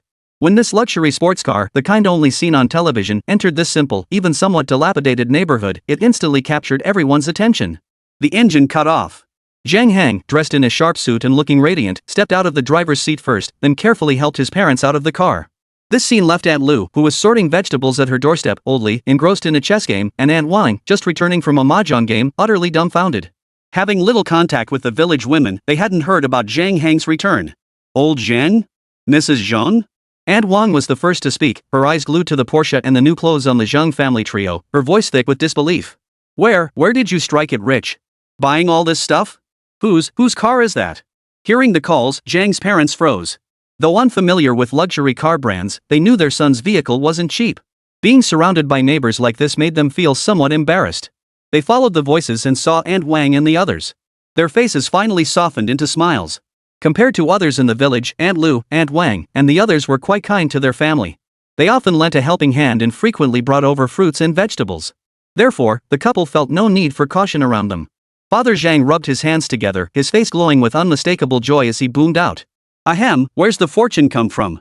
It's just that the kid earned some money at work and insisted on taking us to the county seat to broaden our horizons, then insisted on buying us some things. Old Zhang, don't try to fool us. Old Li, who was playing chess nearby, waved his hand dismissively. He then narrowed his eyes, scrutinizing Zhang Heng before voicing his suspicion. Isn't your son Zhang Heng studying at that technical college in the provincial capital? That outfit, well, don't tell me, he skipped class and came back home again? He paused, recalling Zhang Heng's history of skipping class, then fixed him with a sharp gaze and warned. Heng, you better tell Uncle Li the truth. Where did you get this money? Your parents work hard cooking in the village every day. You mustn't get involved in anything illegal. Aunt Lu chimed in from the side. Exactly. We may be poor, but we're not desperate. We can't accept money from shady sources. Aunt Wang chimed in, continuing the lecture. Oh dear, old Zhang, Sister Zhang, this kid doesn't know any better. You've got to keep a close eye on him. Don't let him get into any trouble. Seeing Zhang Heng's appearance, everyone unanimously believed the boy must have done something wrong, otherwise, there was no way he could have earned so much money. Back in the village, Zhang Heng had been notorious. He was uneducated, always getting into fights, staying up all night gaming, you name it, he was involved. How could such a kid suddenly become so wealthy? It was just a hardship for old Zhang and his wife. Their son was good for nothing, but as long as he was safe and sound, that was all that mattered. But if he'd gotten involved in something shady and ended up behind bars, that would be trouble. Hearing the villagers' words, Zhang's parents felt a bit awkward. They knew deep down that old Li and the others meant no harm, they were just worried their son might have gotten into trouble with the law. So they didn't know what to say. Meanwhile, Zhang Heng, standing nearby, felt a pang of guilt as he listened to the villagers' words. The things he'd done before were indeed hard for the villagers to approve of. It was only natural that they would view him this way. Still, these villagers had always been quite kind to his parents and had looked after him since childhood. He felt he owed them at least some repayment. With that thought, Zhang Heng looked at the crowd and smiled. Uncle Li, you're joking. Of course I studied hard. But now I'm not just a student anymore, I've started a small company developing tech products. Thanks to Teacher Chen's excellent guidance and the support of all the uncles and elders around here, business is okay. It barely keeps me afloat. As for this car. Zhang Hang gestured toward the Porsche, adding casually, "It's just a tool for the company's operations. Makes getting back and forth easier." With that, he opened the trunk, which was packed with cigarettes, liquor, tea, and the premium nutritional supplements he'd just bought for his parents. Zhang Hang scanned the contents, pulling out several packs of premium cigarettes to hand to Old Li. He then selected a few boxes of exquisitely packaged candies and pastries to give to Aunt Lu, who was holding a child. "Folks, these are just small tokens of my appreciation. Try them, don't be too picky." The crowd stared at the expensive gifts in their hands, then glanced at Zhang Hang's calm demeanor, and finally looked at the Porsche 911 parked at the house entrance. Their expressions instantly turned stunned. Chapter 126, What are you playing at? Votes needed. South of Hohhot Village. Outside the Zhang family's door, the villagers stared at the gifts Zhang Hang had placed in their hands, each feeling a sense of disbelief. Could Zhang Hang really afford to give away such extravagant gifts so casually? Could that money really be his earnings? How long has this little troublemaker been away at school? How could he have earned so much money? This. Old Manly muttered repeatedly, staring at the 3 packs of cigarettes in his hand and smacking his lips. Unbelievable. Little Hang, you've really made something of yourself. Goodness, what does your company do? How did you earn so much? Aunt Lu's fingers trembled slightly as she clutched the box of imported premium candies, her voice quivering. Hang. This is too expensive. We can't accept it. She tried to push the box back. Aunt Wang, standing nearby, saw this and also pushed the box back, taking up the conversation. Exactly. Hang, we don't expect any repayment from you. We just worry you might go astray. Hearing this, Zhang Hang still pushed the candy box back, smiling reassuringly. Aunt Lu, Aunt Wang, please just take it. You both looked after me so much when I was little, I can't be ungrateful.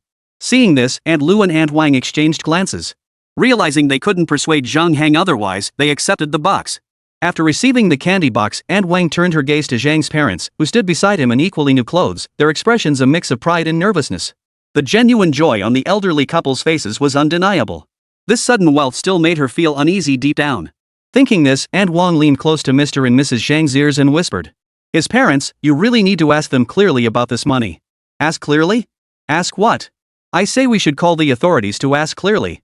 A sharp, biting female voice sliced through the tense atmosphere like a blade. The crowd was roughly pushed aside as neighbors Mr. and Mrs. He, flanking their son He Wei with faces as dark as storm clouds, stormed in. He Wei's gaze, like a poison-tipped nail, fixed itself on Zhang Hang. Mrs. He's narrow eyes scanned the luxury shopping bags still piled at Zhang's doorstep with greedy contempt. A cruel smile twisted her lips as she sneered. Oh my! Look at this! Look at what old Zhang's little company has pulled off. It's enough to scare someone to death. Bringing home this mountain of junk, anyone would think you'd emptied the provincial capital's banks. His father, his beer belly protruding, turned to Zhang's father with a fake smile, his tone aggressive. Old Zhang, we've been neighbors for decades. What kind of behavior your son Hang has the whole village, no, even the ghosts know about it. Fighting, skipping school, pulling all-nighters at internet cafes, that's his daily routine. Him? Running a company and making big bucks? Ha! Honestly, what business is your son in? Don't tell me he's gotten himself into something that could cost him his head? The surrounding villagers gasped in shock at the blunt accusations from the He family trio. Though they harbored their own doubts, the He family's vicious accusations of criminal activity sent a chill down everyone's spine. Many instinctively took a half step back, their eyes darting between Zhang Hang and the He family as the atmosphere grew tense. He crooked mouth. You're talking utter bull. Zhang's father's face flushed crimson instantly. Trembling with rage, he pointed at his father and bellowed. My son Hang's money is clean. He earned it by learning real skills from his teacher. That Chen teacher of his is a celebrity who's even been on the news. He Wei sneered coldly, stepping forward abruptly. He pointed at Zhang Hang's nose and shouted to all the gathered villagers. On TV? Who knows if it was just paid publicity? A teacher teaches some knowledge and suddenly he becomes a millionaire in a few months? What kind of international joke is that? He deliberately raised his voice, continuing to shout at the villagers. Everyone, look! Look at this so-called director Zhang. Look at this car. A vocational school dropout who couldn't even pass the high school entrance exam, a troublemaker who caused nothing but trouble in the past. What gives him the right? I'll tell you what. This kid is either running some kind of scam or involved in some shady online crime. He Wei grew increasingly agitated as he spoke, spittle flying from his mouth. His face contorted with twisted glee, his heart brimming with vengeful satisfaction. Right. Wei Zi is absolutely right. His mother slapped her thigh and began feigning heart-wrenching sobs. Good heavens. Our Hohhot township has always been a place of simple, honest folk. We can't let this dirty money tarnish our reputation. Who knows how much dirty money is involved? If the authorities investigate, it could drag our entire township down. Listening to the trio's relentless slander, Zhang's mother felt tears welling up in her eyes. She thrust her arms forward, shielding her son. Nonsense! You're making baseless accusations. My son Hang is an honest businessman. Teacher Chen is a good teacher. Hang's drone skills are incredible. He even won the world championship in a competition. Champion? Oomph. Who knows what kind of scam that competition is?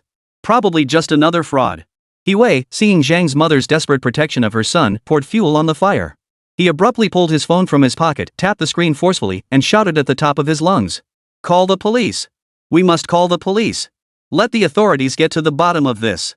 Find out if Zhang Heng's company is a shell operation. Find out if those tens of millions were stolen or swindled. We can't let this dangerous element hide in our town and harm everyone. And we absolutely can't let him ruin the reputation of Osmanthus town. Hearing this, his father immediately echoed loudly, shouting, Wei Zi is right. Call the police. Seeing this scene, the villagers looked stunned and began to try to calm them down. Oh, old he, surely this isn't necessary? Zhang Heng is still one of our Hoha township's own. Won't this ruin his reputation? Yeah. Sister he, you're taking this way too far. Sure, we've wondered about the source of Zhang Heng's money, but that doesn't mean we should call the cops. Exactly. If the authorities show up, it'll have a big impact on our Osmanthus village. Hearing the villagers' words and seeing Yi Wei about to dial the number, Zhang's father was overcome with rage. He lunged forward to grab the broom. You bastard! How dare you call the police and slander my son? Dad! Mom! Calm down. Zhang Heng, who had remained silent and coldly observing the scene, finally spoke, his voice unusually calm. He gently pressed down on his father's raised arm, the steady pressure carrying a soothing intent. If he wants to call the police, let him. A clear conscience fears no shadow. Zhang Heng spoke, his gaze fixed on Yi Wei. His face showed no sign of panic, and a faint, almost imperceptible sneer played at the corners of his mouth. Witnessing this, Yi Wei shot Zhang Heng a vicious glare and shouted. See how you'll act now that the law's here. Chapter 127, Empty Words and Bite? South Village, Hoha Township. After Yi Wei dialed the law enforcement bureau, the villagers exchanged nervous glances, momentarily at a loss. Who would have thought that his kid would actually call the police? Though they'd long been suspicious of Manhwa's sudden wealth. Their intentions had been purely to prevent him from committing any illegal acts. They certainly didn't wish for the Zhang family's boy to be arrested and thrown behind bars. After all, they all lived in Osmanthus village. They'd run into each other every day. These villagers didn't harbor any ill will. Just as everyone was pondering this, the emergency call had already connected. Seeing this, Yi Wei immediately shouted into the phone. Hello? Is this the Osmanthus village police station? I need to report a crime. I suspect my neighbor is involved in illegal activities. I'm at 20 Shintian Road, Osmanthus village. Please come quickly. On the other end, the dispatcher listened to Yi Wei's vague account with some suspicion. But out of professional duty, they agreed to respond. Seeing this, Yi Wei's lips curled into a slight smirk. He hung up the phone and turned his gaze back to Zhang Heng, snarling menacingly. The cops are on their way. You're going to jail, kid. Not long after. The sharp wail of sirens grew louder from afar.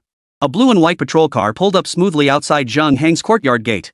The rotating red and blue lights on its roof cast flickering shadows across the faces of the gathered crowd. Two uniformed officers pushed open the door and stepped out, scanning the chaotic scene with stern expressions. Who called the police? The older of the two officers asked in a deep, authoritative voice. Hearing this, Yi Wei seized the opportunity like a lifeline. He immediately rushed forward, his voice choked with emotion as he pointed at Zhang Heng and shouted. Officer, it was me. I reported him. Zhang Heng. He must be running some kind of scam. Or robbing banks. Otherwise, how could a good-for-nothing punk like him earn so much money? Drive a luxury car worth millions? That money is definitely ill-gotten. You guys better arrest him and interrogate him. Hearing his words, the older law enforcement officer turned his gaze toward Zhang Heng. Upon recognizing Zhang Heng's face, he froze in surprise. A kid? So young? He's not even an adult yet, is he? Thinking this, the older enforcer scrutinized Zhang Heng from head to toe. At that moment, Zhang Heng stood dressed in a suit, his expression unusually calm. A faint, almost imperceptible smile played at the corners of his mouth, showing no sign of panic whatsoever. Observing this demeanor, the older officer looked thoughtful. This kid who got reported is surprisingly composed. He doesn't seem like someone with something to hide at all. At that moment, as they watched the senior officer's movements, the villagers gathered around began to shift their gazes nervously. The law enforcement had arrived. This Heng kid was in big trouble. If the officers really find something, this kid will end up behind bars. He's still so young. If he gets a criminal record, his whole life will be ruined. Let's just hope the money that Zhang's kid has is truly from legitimate sources, just like he claims. Meanwhile, the law enforcement officers looked at Zhang Heng but didn't respond immediately. Instead, they turned their gaze directly to Wei. Informant Wei, correct? You're accusing Zhang Hang of suspected illegal activities. What specific evidence do you have? For instance, what illegal activities did you witness him engaging in? Or do you have leads on his illicit funds? Unsubstantiated speculation cannot serve as grounds for filing a case. The older law enforcement officer stated matter-of-factly, his face bearing an air of unquestionable authority. Evidence? The excitement on Wei's face instantly froze, as if a bucket of cold water had been dumped over his head. Evidence? What evidence did he have? All his claims were built on mere suspicion of Zhang Hang. Stammering, his face flushing crimson, Wei stammered. I just have reasonable suspicion. Everyone in our village knows what he was like before. How could he suddenly be clean? Check his bank statements. Investigate his company's funding sources. You'll definitely find something fishy. Hearing this, his father chimed in from the side. Exactly, officer. Zhang Hang used to be a good-for-nothing ne'er-do-well. Now he's driving a luxury car worth millions? That kind of money just reeks of trouble, doesn't it? Nonsense. Another younger officer frowned, his expression turning stern. Reporting criminal activity requires evidence. We cannot initiate a formal investigation into a citizen based solely on your subjective assumptions and personal biases. That would constitute a violation of his legal rights. If you can't produce any credible evidence, we may well consider this slander and defamation. The officer's words instantly eased the tension among the gathered villagers. Exactly. Reporting illegal activities requires evidence. What evidence could that family brat possibly have? This is pure jealousy over Zhang Hang's success, trying to destroy him with nothing but empty accusations. Oh my. So it was all empty accusations and false accusations. I almost misunderstood Hang. Aunt Lu suddenly understood, her gaze toward Wei filled with contempt. Exactly. The officer's right. What's the point of reporting without evidence? It's just hurting people. Aunt Wang also spoke indignantly. Just moments ago she'd been worried for the Zhang family, but now her feelings had completely shifted to anger at Wei's unreasonable behavior. That Wei, what a spiteful little bastard. Can't stand to see others do well. Old Man Li shook his head inside, forgetting to take a drag from his cigarette. He's got no future himself, so he's jealous of those who do. What a shameless, thick-skinned bastard. Listening to the villager's words, his father stood nearby, his face flushed red. He pointed at the crowd, his words stumbling out. You, all of you. Watching the scene unfold, Mr. and Mrs. Zhang let out a long sigh of relief, their faith in their son growing even stronger. Though their son had often been idle and loafing about before. But when it came to something this serious, he wouldn't lie carelessly. The Yi family was nothing but slanderers. Thinking this, Zhang's father straightened his back and glared angrily at Wei. Did you hear that? The law enforcement officer said it. This is slander. Outright slander. Beside him, Zhang's mother wiped her eyes, inwardly relieved yet still furious. Exactly. My son Hang is innocent. How dare you tarnish his reputation like this? Zhang Hang, who had been observing coldly all along, now wore an even deeper sneer on his lips. Is that all?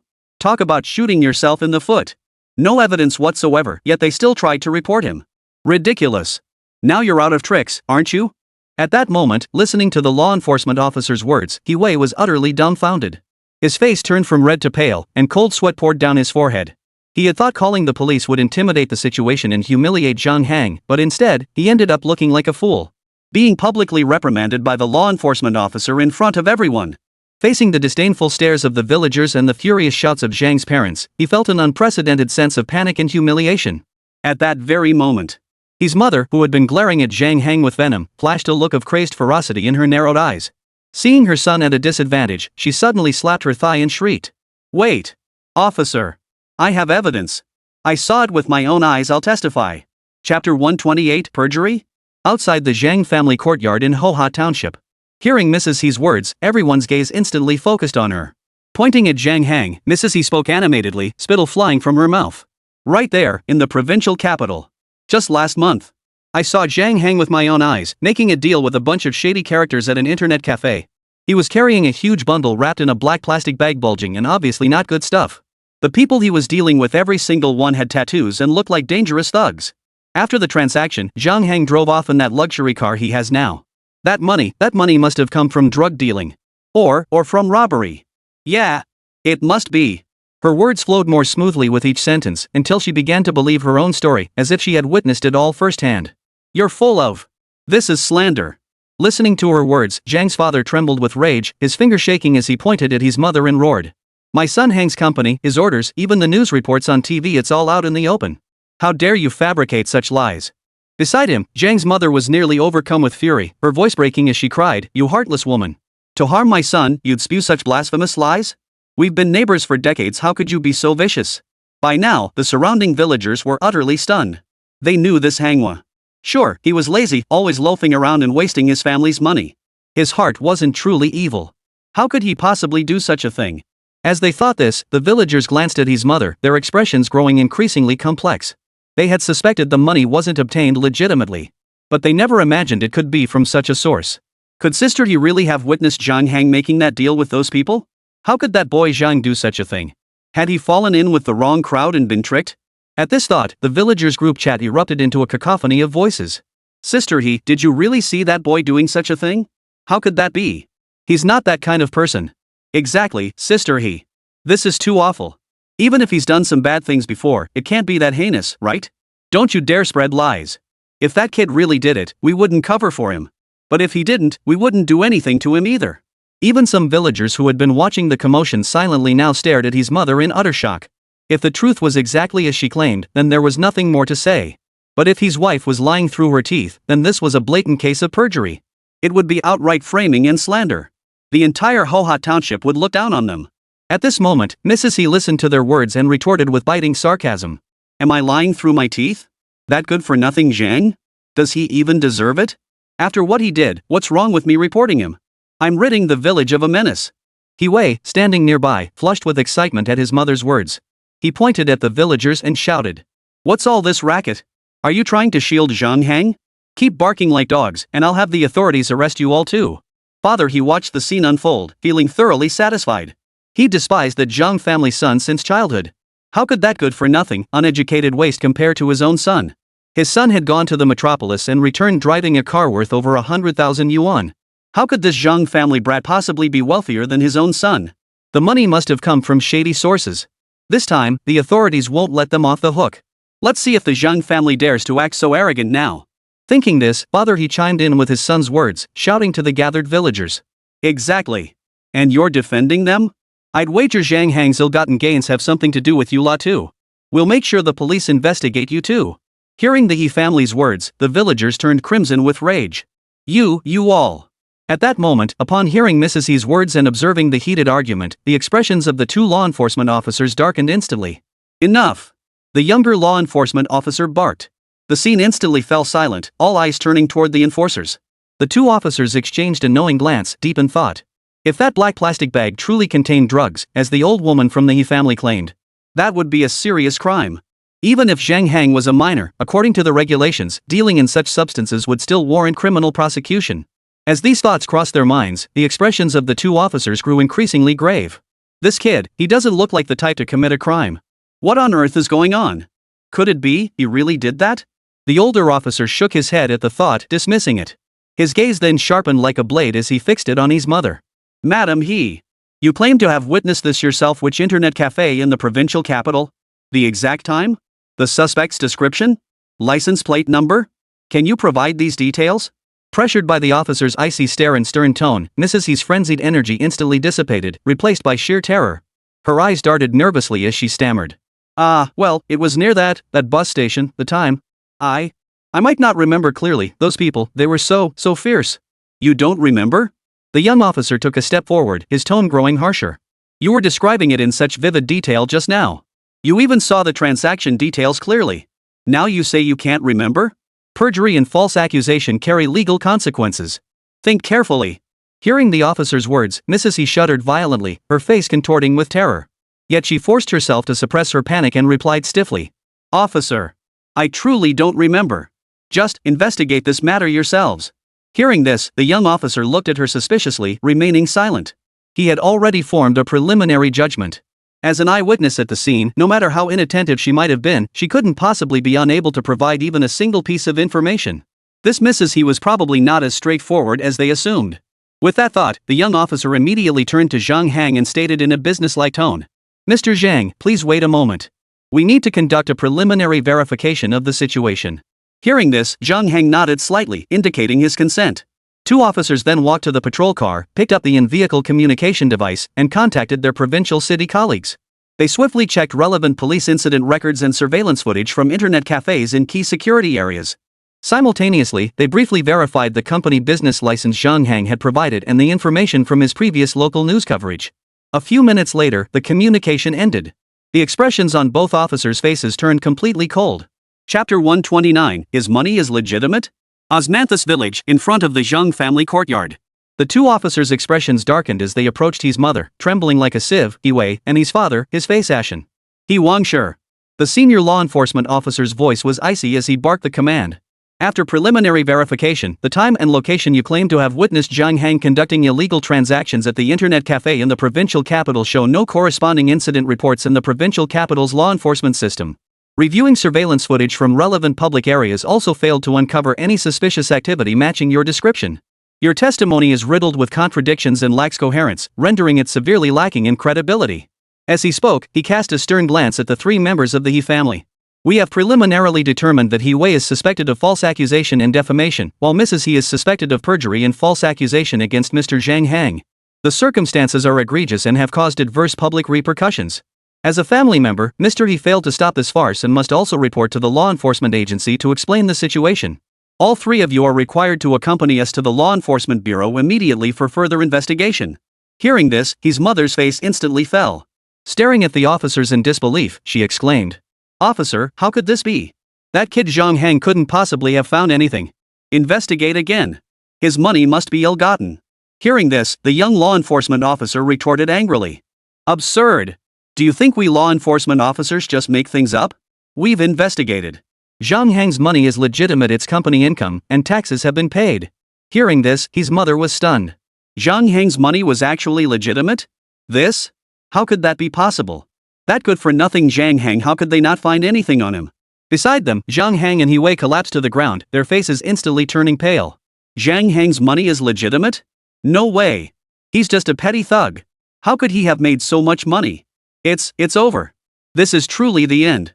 His father was momentarily stunned, staring blankly at the law enforcement officer as he processed his words. Zhang Hang's money came from the company? What kind of company could make that much money? Impossible. This absolutely couldn't be possible? How dare he? How could Zhang Hang be richer than his own son? Seeing this, the villagers around them breathed a deep sigh of relief. Who would have thought Sister she actually made it all up? How utterly vicious. How terrifying. Perjury. Is this even human behavior? She's brought shame upon our entire Hoha township. I knew it. Little Hang might be a handful, but he'd never do something like that. As the villagers chatted amongst themselves, the young law enforcement officer stepped forward, sternly motioning for them to get into the vehicle. Seeing this, his mother shuddered violently. Snapping back to her senses, she let out a wail and collapsed onto the ground, throwing a tantrum. I won't go. I won't go. This is a miscarriage of justice. He Wei lay limp on the ground, staring blankly around him. He had completely lost the ability to think and couldn't utter a single word. His father, watching his son and wife's state, then glancing at the crowd's scornful, contemptuous stares, felt the world go black before his eyes. It's over. Today, the reputation of his family would be utterly ruined throughout the entire neighborhood. At that moment, the young law enforcement officer turned to his mother, who was still flailing and rolling on the ground. His expression darkened instantly as he barked out a stern warning. What are you doing? This is your final warning. Any more nonsense, and we'll take forceful measures. Hearing the officer's words, Mrs. He immediately backed down, her mouth snapping shut as she dared not utter another sound. The three could only allow themselves to be escorted into the law enforcement vehicle and taken to the police station. Watching the He family trio being led away in disarray, Zhang Hang's gaze turned cold. People like this get what they deserve. They actually tried to frame me? How laughable. His money was earned fair and square. Those who lack ability just blame others. What great things could such people ever accomplish? As the villagers watched the law enforcement officers escort the few away, they rushed over to Zhang Hang and said, Young Master Hang, when that He woman slandered you earlier, we villagers didn't speak up for you. We're truly sorry. Yeah, Hang, we really messed up. Seeing Sister He frame you like that, if you want to curse us out, go ahead. Hang, I can't accept these 2 cartons of cigarettes. Take them back. I took your cigarettes but didn't stand up for you, what a shame.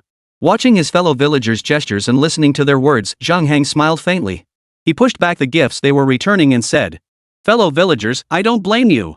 You didn't do anything wrong. Before the truth was clear, it really wasn't right to act rashly. I understand your hearts are in the right place, you only want to keep me from straying down the wrong path. I thank you all here and now. Hearing this, the villagers exchanged glances, momentarily at a loss for words. Among them, a few elderly women even had tears welling up in their eyes. Oh, manhwa, what are you saying?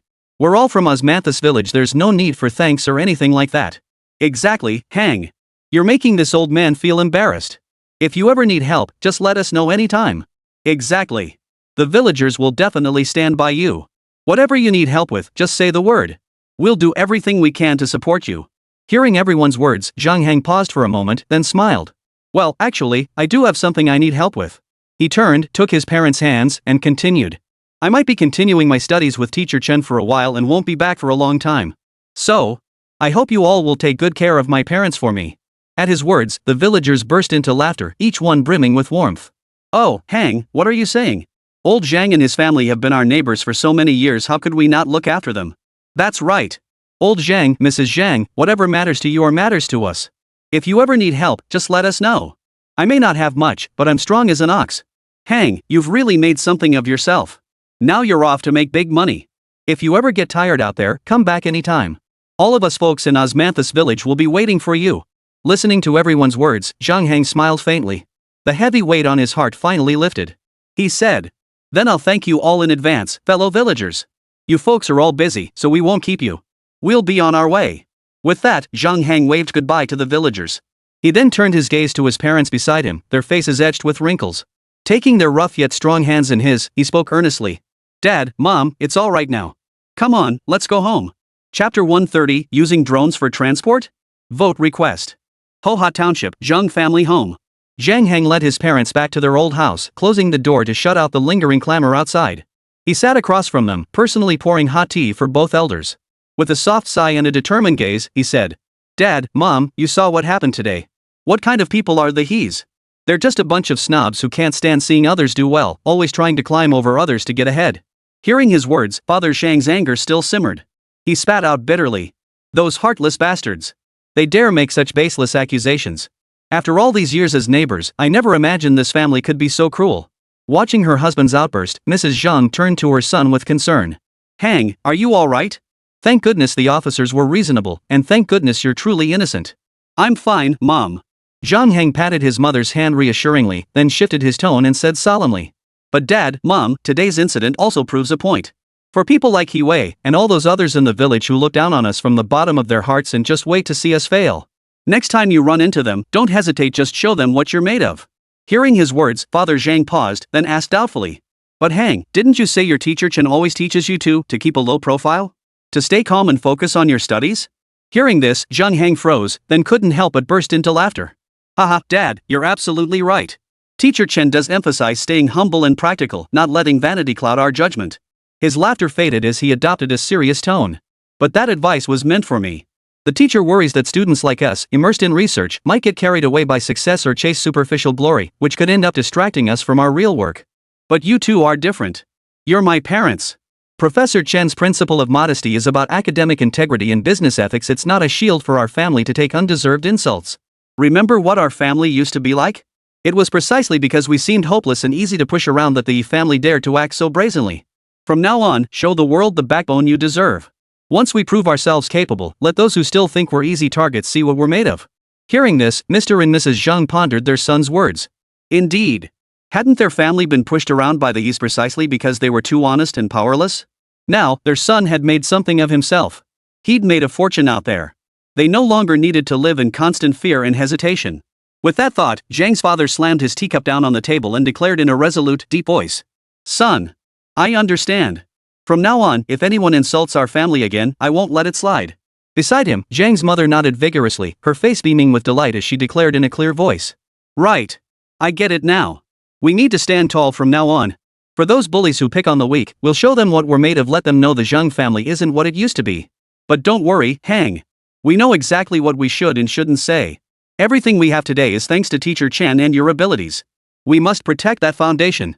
Seeing his parents' resolute expressions, Zhang Heng smiled softly. The Zhang family had finally broken free from their previous oppression. With his parents settled, he could now focus wholeheartedly on research with Teacher Chen, free from constant apprehension. With that thought, Zhang Heng exhaled deeply, a relieved smile spreading across his face. He stood up and said, Well, Mom and Dad, our company is still quite busy. We should get going. Take good care of yourselves. Hearing this, the elderly couple nodded slightly and replied, Son. If things get too tough or exhausting out there, you can always come back. We'll always be your support. Hearing their words, Zhang Hang smiled and nodded. He then walked to the front door, waved, and led his team of employees to the car as they drove away. Changfeng Logistics Headquarters. President's Office. The assistant stood in the office, reporting. President Feng, the official stance is that they want us to transport the first round of relief supplies, arriving in Qingyuan County ahead of schedule to help the Longguo military gain preparation time. Listening to the secretary's report, Feng Pengfei sat in his chair, his brow furrowed. As a leading enterprise in the logistics industry, Changfeng Logistics maintained a cooperative relationship with the Longguo government. Whenever natural disasters struck certain regions, they were tasked with assisting the Longguo government in transporting relief supplies. But this particular transport mission was unlike any before, unprecedentedly challenging. Qingyuan County lay deep within the mountainous southwest of Longguo. Days of torrential downpours had triggered severe flash floods and landslides, cutting off multiple townships from the outside world. Roads were destroyed, and communications severed. Kaoshan Township, the hardest hit area, was particularly critical. Hundreds of stranded residents urgently needed medicine, food, and drinking water.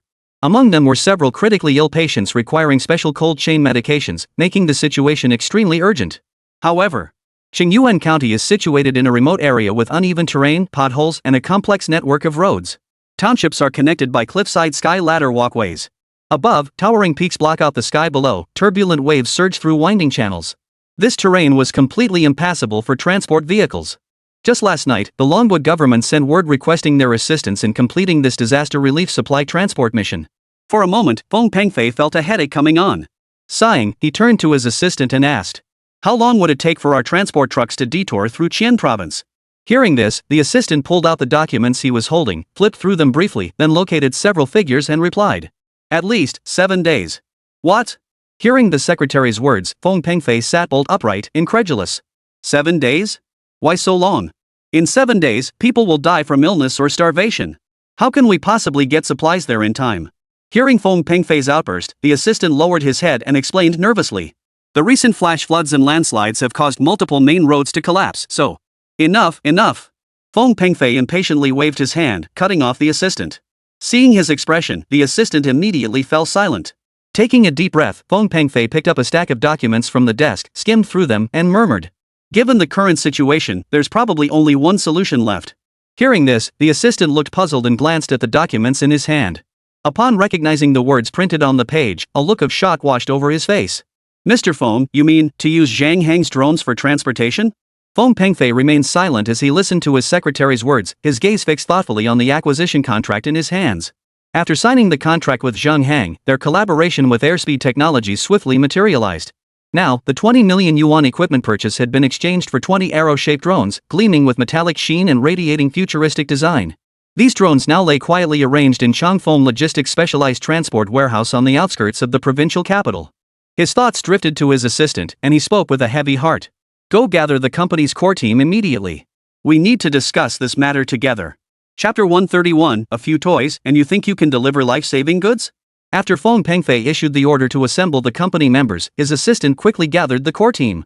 At that moment, in Changfeng Logistics' conference room, Feng Pengfei stood before the massive floor-to-ceiling windows, gazing at the gloomy sky outside with a furrowed brow. After gathering the team, he announced his plan to utilize Zhang Hang's drones for transportation.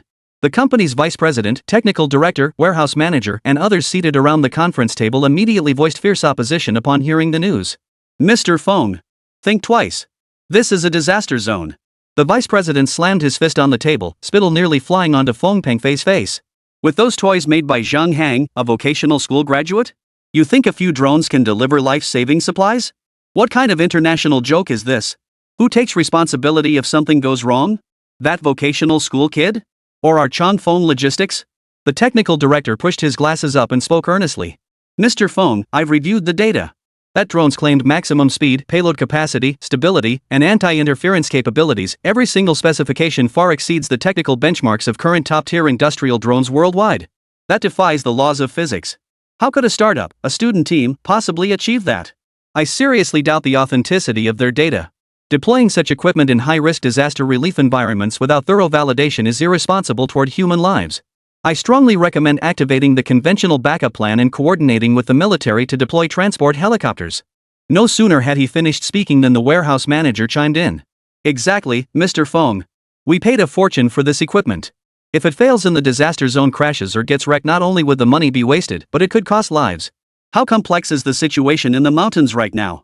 Heavy winds, torrential rain, treacherous terrain, and intermittent signals. Drones? They might lose their bearings the moment they fly in. Finally, even the PR department head joined in to persuade him. Mr. Fong, this disaster relief operation involves transporting emergency rescue and relief supplies. It's an official mission for the Dragon Nation government. The government is placing extraordinary importance on this relief effort. If we botch this, the repercussions for our company could be severe. Therefore, we respectfully request you reconsider your decision. Listening to the chorus of objections, Fong Pengfei clenched his fists. He understood his subordinates' concerns. Although the drone was indeed fast and its aerial approach allowed it to bypass natural barriers, reaching the disaster zone in the shortest possible time. But this was the drone's first operational mission, and it was entirely possible it wouldn't adapt to the complex conditions of the disaster zone. Therefore, he too felt immense anxiety at that moment. Originally, they had acquired this drone merely to test its capabilities in routine logistics transport, hoping it might yield unexpected benefits. He never imagined it would now be deployed for disaster relief operations. Even Fong Pengfei himself found it hard to believe Zhang Hang's drone could accomplish such an extraordinarily difficult mission. But now, there was simply no other option. With that thought, he sighed and spoke in a low voice. So I ask you all, do you have any other solutions? We're talking about Qingyuan County, a natural fortress since ancient times. If you're so vehemently opposed, then come up with a solution yourselves. At Fong Pengfei's words, the company's core team fell instantly silent. They exchanged glances, not a single voice breaking the stillness. The entire conference room fell into a deafening silence. Observing their reactions, Fong Pengfei took a deep breath and waved his hand with a frown. Enough! I, Fong Pengfei, will shoulder this risk and responsibility entirely. Proceed exactly as I just outlined. Drive the transport vehicles to the border between Xian Province and Shan City, then have those 20 drones deliver the cargo directly across the gorge. His gaze swept over his subordinates as he continued issuing orders. Prepare the backup plans simultaneously. Coordinate the helicopters immediately. But at the same time, these 20 drones must be deployed to the disaster relief front lines in Qingyuan County. Director Liu, you will personally lead the most capable field support team. Remember, this isn't about banging your fist on an office desk, it's about saving lives. The top priority is delivering supplies quickly and safely. If Zhang Hang's drones prove inadequate, find another solution. With that, he turned and left the conference room, leaving the company's core team staring at each other in silence. After a long moment, they snapped back to reality and began discussing among themselves. Who knows what President Fong is thinking, treating a vocational school graduate's drone like it's gold. Sigh. This disaster relief effort looks like it's going to be a disaster. Director Liu, you've really landed yourself a big problem this time. Yeah. In my opinion, we should start looking for other solutions ASAP. Pinning our hopes on this vocational school kid's drone? That's a recipe for disaster. Following Fong Pengfei's order, Changfeng Logistics mobilized its entire operation for preparation. All supplies were stocked, and backup plans were fully prepared. A convoy of transport vehicles loaded with 20 drones and substantial relief supplies was already heading toward the border between Xian Province and Shan City. Changfeng Logistics even issued a public announcement detailing the disaster relief operation. Qingyuan County has suffered a natural disaster and urgently requires emergency relief supplies. Our company plans to transport drones via trucks to the border between Xian Province and Shan City, where the drones will traverse the treacherous terrain to deliver relief supplies. These drones are provided by Hangsu Technology Development Company, Limited. We extend our gratitude to our partner. When one region faces hardship, all others lend support. Our company will dedicate all resources to this effort and calls upon other enterprises to join us. The moment the announcement went live, the internet erupted. Changfeng Logistics, being state-backed, naturally contributing to disaster relief efforts was unsurprising. What was strange was that they planned to use drones to transport supplies this time? What's going on here? Hadn't they always relied on government assistance or truck convoys before? What's the deal this time? Also, the terrain around Qingyuan County is extremely complex. Forget drones, even helicopters risk crashing if they try to enter. Add to that the region's notoriously harsh climate and the relentless downpours these past days. This drone probably won't even make it to the canyon before crashing, right? Thinking this, netizens began discussing it. Using drones for disaster relief? Qingyuan County's terrain is a natural fortress. How could drones transport supplies? They'd probably lose contact the moment they flew in. Exactly. Who would even think of using drones to transport supplies through a canyon? Did the CEO of Changfeng Logistics lose his mind? Hangsu Technology Development Company, Limited? Never heard of them. Is this some new company? Sigh, this is really tough on the disaster victims. So many people are counting on these supplies to save their lives. Changfeng Logistics is just messing around. Amidst the online uproar, inside Qingyuan County, an officer stared at the announcement on his phone, his expression one of utter bewilderment. Chapter 132, Pure Sensationalism. Qingyuan County, Kaohsiung Township. Inside the makeshift disaster relief command center. Rain pelted the tarpaulin roof, pooling into muddy streams that wound their way into the dirt. Inside the command post, the dim glow of incandescent bulbs flickered intermittently. "This is ridiculous." The furious shout exploded through the command post, drowning out the patter of rain. A man in military uniform stood with veins bulging on his forehead, his eyes nearly popping out of their sockets. Has Feng Pengfei lost his mind in the flood? A few toy planes. He thinks he can deliver these life-saving supplies to that hellhole with a few toy planes? He's risking hundreds of lives in Kaohsiung Township just to promote his crappy company. Playing to the crowd. Bastard. He belongs in a court-martial. He was Yu Zhenhua, commander of the airborne regiment dispatched by the military region for disaster relief. He'd been fretting over supply logistics when he saw Changfeng Logistics' announcement and instantly flew into a rage. He never imagined those people would consider using drones to transport supplies. Utter nonsense. The only route connecting the outside world to Qingyuan County was the nearly isolated Eagle's Sorrow Gorge. Kaohsiung Village sat at one end of that gorge, making it Qingyuan County's closest link to the outside world. That gorge was practically a natural fortress. Forget drones, even helicopters couldn't get through. Just half an hour ago, Yu Zhenhua had personally directed a helicopter through the narrows of Yingqiu Gorge. However, this transport helicopter, flying recklessly, hadn't even reached halfway when it was violently slammed into the cliff by a sudden, brutal gust of turbulence. Its massive rotor blades scraped against the rock face, sparks flying in a deafening roar as it made a perilous emergency landing on a ridge platform barely 10 square meters wide. It was now nothing more than an iron coffin in a muddy swamp. Much of the precious life-saving equipment on board was destroyed. And now, Changfeng Logistics actually wants to use drones to transport supplies? They must have lost their minds. Just as Yu Zhenhua was seething with rage, the engineering company commander beside him suddenly shouted hoarsely, overcome with excitement. "Colonel Yu! Secondary landslides on both sides of Eagle Gorge have completely sealed it off. The engineering company is still risking their lives, but that cliff, just looking at it makes your legs tremble. Forget drones, we couldn't even get a needle in there now." No sooner had the words left his mouth than a young staff officer beside him began reporting. "The reinforcements from the provincial military region's helicopter squadron are still grounded by torrential rain at an airfield hundreds of kilometers away. Ground convoys detouring through Guizhou's muddy roads will take at least 5 more days. Kaohsiung Township has been cut off from food and medicine for 3 days. Critically ill patients are barely hanging on thanks to villagers boiling grassroots for broth. Just now, the village chief from the next village sent another desperate SOS using that nearly dead, crappy phone." As he listened to the reports, Yu Zhenhua's expression grew unusually grave. 5 days? For the hundreds of lives in Kaohsiung Township, that was the distance between heaven and hell. But now, there truly was no other way. Superiors were pinning their hopes almost entirely on that drone. All the villagers could do was endure. With that thought, Yu Zhenhua sighed deeply. His gaze drifted outside the tent, his face clouded with worry as he muttered to himself. "Damn it, that drone, can it really get in?" On the other side of Eagle Gorge, the convoy from Changfeng Logistics had already arrived here. Their forward command post was set up on a relatively secure hillside high ground. Inside the makeshift tents, the air thickened with the mingled scent of sweat and earth, while the rain pelting the canvas sounded unnervingly sharp. Several makeshift screens displayed real-time updates on weather, terrain, and disaster sites, the information heart-stopping.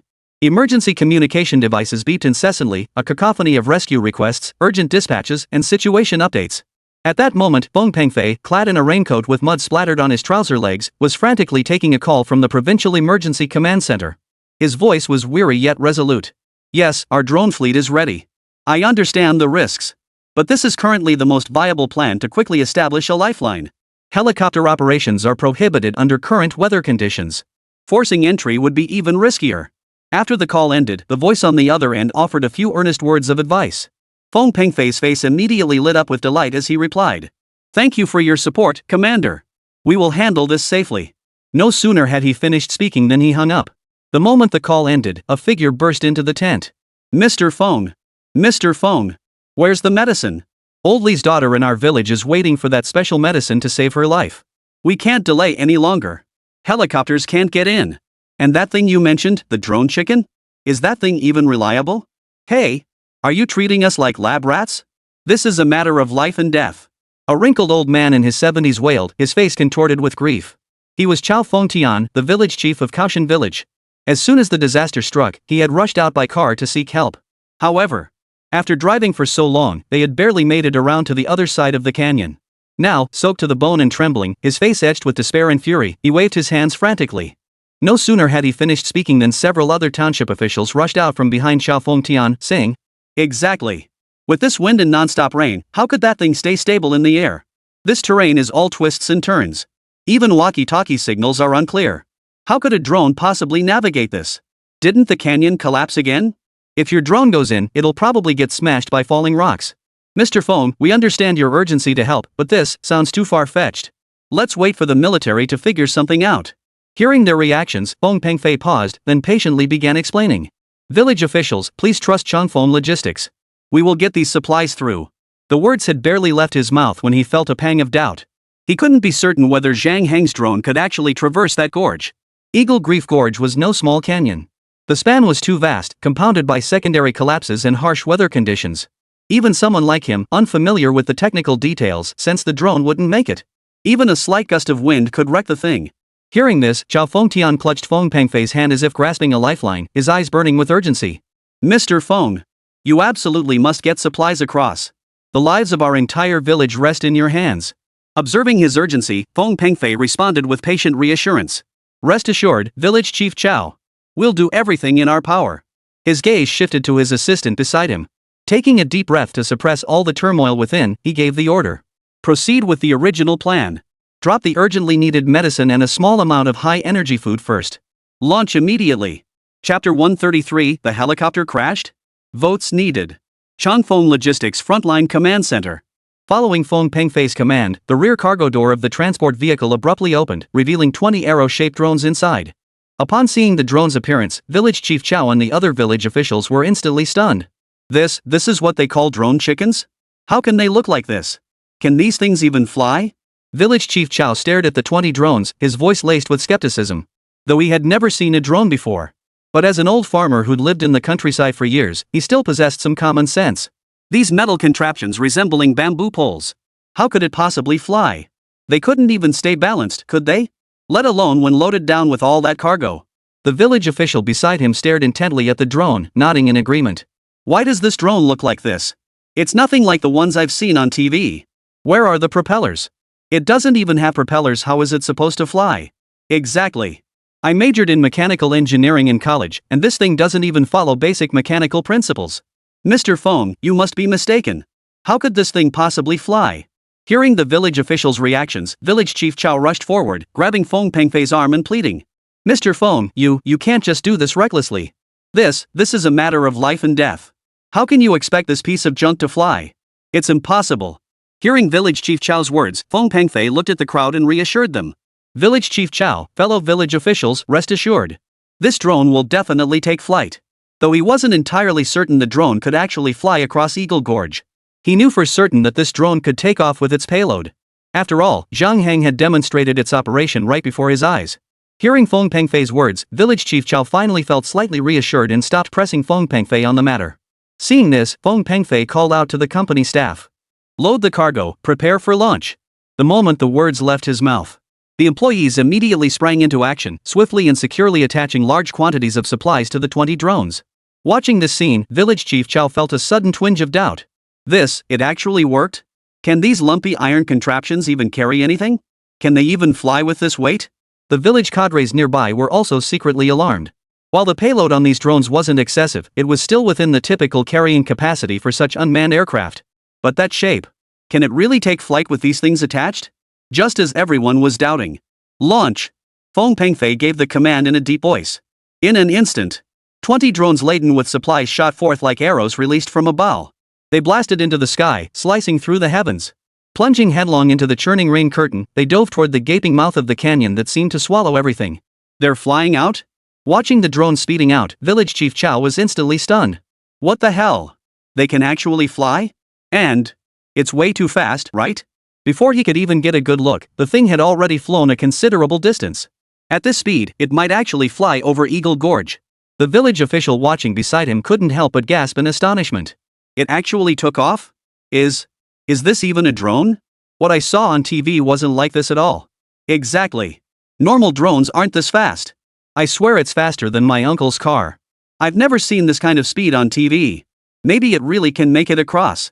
Thinking this, Village Chief Chao grabbed the arm of a nearby village official and exclaimed excitedly. It's flying out. So fast. We're saved. We're saved. Everyone. Feng Pengfei took a deep breath and addressed the group. Follow me. Let's head to the monitoring area to view the drone footage. At his words, everyone nodded eagerly. Seeing this, Feng Pengfei waved to the technical team and led the group away at a brisk pace. Soon, they arrived at the temporary monitoring area. Several large high-definition screens displayed the drone's live feed, clearly showing both the drone's perspective and the main camera's view. At that moment, the lens was fixed on the massive fissure ahead Eagle Grief Gorge as if cleaved open by a giant axe. The canyon's sides were flanked by nearly vertical, jagged, jet-black rock walls. The bottomless ravine was shrouded in churning gray-white rain mist. Visibility was severely restricted, revealing only a short, twisted stretch of the road ahead. The howling wind, lashing with rain, emitted a heart-stopping shriek. Even through the screen, one could feel the violent fury raging across the land. Standing beside the operator, Director Liu, the technical director of Changfeng Logistics, had palms drenched in sweat. He glanced at Feng Pengfei, his lips twitching as if he wanted to say something more, but ultimately just nodded toward the operator. He had always suspected this drone was unreliable, though he was still far from the level of those who specialized in drone research. He was, after all, the technical director and possessed a basic understanding of most technologies. This drone, whether judged by its appearance or its flight patterns, defied the most basic principles of physics. Even the fact that it was currently airborne seemed like a miracle to him. Flying over a natural hazard like Eagle Gorge? It was sheer folly. But there really was no other option now. They had to give it a shot. With that thought, Director Liu stopped agonizing over it and turned his gaze to the monitoring screen. On the screen, the coordinates represented by 20 small green dots began to shift. The main screen switched to the first-person view of the lead drone. As the drone fleet flew onward, they soon reached the location where the helicopter had made its emergency landing earlier. The entire scene was shrouded in a curtain of water, visibility extremely low. Vaguely visible were deep, jagged cracks crisscrossing the surrounding rock walls, with shards of metal embedded within a sight that was truly horrifying. Gale-force winds howled, and jagged rocks lay scattered everywhere. The canyon entrance resembled the gaping maw of a monstrous beast, eerie and terrifying. Just then, the water curtain gradually dispersed and the scene ahead grew clearer. However, the scene on the screen became utterly terrifying. The rain ahead no longer fell vertically. Instead, caught in chaotic air currents, it formed countless twisted, whirling water tornadoes, lashing wildly and erratically through the narrow passage ahead. The steep rock walls on both sides nearly closed in here, leaving only a passage less than 50 meters wide. Jagged, monstrous rocks loomed like the sharp teeth of beasts, casting eerie shadows. Worse still, the powerful downdraft sweeping down from the canyon's heights violently collided and tore at the rising currents from its depths. Visible swirling currents, laden with rain, lashed violently against the cliff walls. Within the turbulence, even the stones and raindrops swept up were torn apart. Then, a ridge platform less than 10 square meters in size came into view. Slowly emerging on the platform was a helicopter riddled with holes. Parked against the rock face, its rotor blades completely shattered, the entire aircraft was now nothing but scrap metal. Witnessing this scene, everyone present sucked in a sharp breath, staring in disbelief at the crash-landed helicopter, speechless. After a long moment, Chao Fengtian was the first to snap out of it. His eyes locked onto the screen as a bone-chilling fear rose within him. Pointing at the display, he stammered. Helicopter? Chapter 134, Stuttering, Reversing Footage? Changfeng Logistics Frontline Command Center. Inside the monitoring room, Chao Fengtian watched the horrifying scenes unfold on the monitor, the wrecked helicopter filling the screen. He could barely stand. A helicopter? What? He pointed at the screen, his voice trembling. Was this the narrowest, most violently wind-swept throat of Eagle Gorge? Couldn't even a helicopter get through? What on earth were they to do? Thoughts racing, worry flashed in his eyes as he grabbed Feng Pengfei beside him and shouted. See that? It's the heavens raging. With rain this heavy, and winds this crazy. Even a helicopter crashed. How could a few kite-like things possibly make it? A village official wiped the cold sweat from his face, his voice trembling as he tried to reason. If helicopters can't get through, imagine how fierce the turbulence must be. Mr. Feng, this won't work. Stop it. The cargo is important, but people are more important. Why not wait until the rain eases up, wait until it's lighter? Or think of another way? Hearing this, another village official hurriedly chimed in. Yes, Mr. Feng. Listen to us. This isn't a route for flying things at all. Hundreds of villagers depend on this cargo for survival. We can't endure any more setbacks. Standing behind Feng Pengfei, Director Liu's face had turned completely dark. As a seasoned engineer, he knew exactly what the wildly fluctuating data on the screen signified. He hurried over to Feng Pengfei, his voice urgent and anxious. Mr. Feng, we can't fly any further. Look at these weather readings. Strong shear winds, instantaneous gusts exceeding Category 12. Saturated rainfall will inevitably cause severe image transmission delays. Radar echoes show turbulence density in the middle section of the canyon ahead is several times that at the entrance. It completely exceeds the design load and environmental adaptability limits. This is nothing short of a suicide mission. Forget delivering supplies, the drone itself is in grave danger. We can still recall it now. We can't. Several key technicians behind him nodded repeatedly, their faces etched with concern. They understood Feng Pengfei's urgency. But to these technical experts, such a near-gambling maneuver seemed utterly insane. Listening to their voices, Feng Pengfei felt a deep sense of unease. Could this drone really pull it off? That kid Zhang Hang, how reliable was the thing he'd come up with? Or was it just a fluke last time? What if all 20 drones crashed and the supplies were lost too? Then, that would be the end. Hundreds of lives. How could I possibly bear the consequences of that?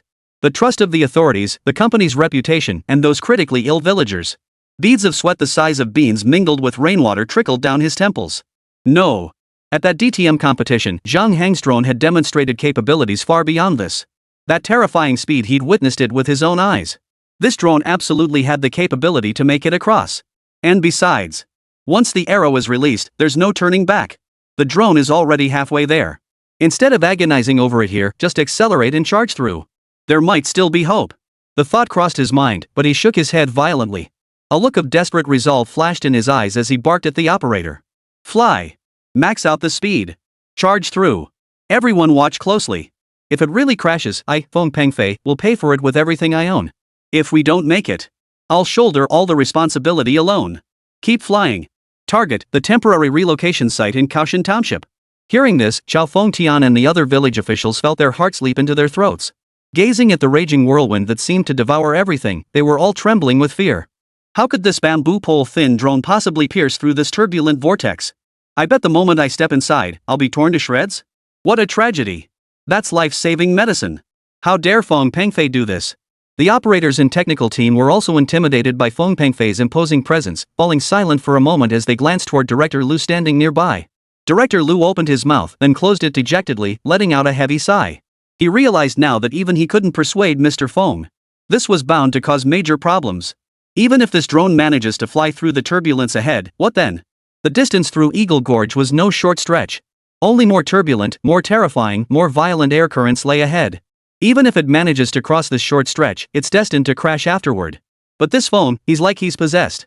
As the technical director, he had no choice but to let him proceed. With that thought, Director Lu fixed his gaze on the wildly flashing warning data before him, then nodded to the operator beside him. Seeing this, the operators sprang into action. They maxed out the drone's parameters, aimed it into the turbulence, and slammed the joystick forward. The next instant, the camera shook violently. The already blurry canyon scenery instantly became crystal clear. Yet the entire scene froze completely.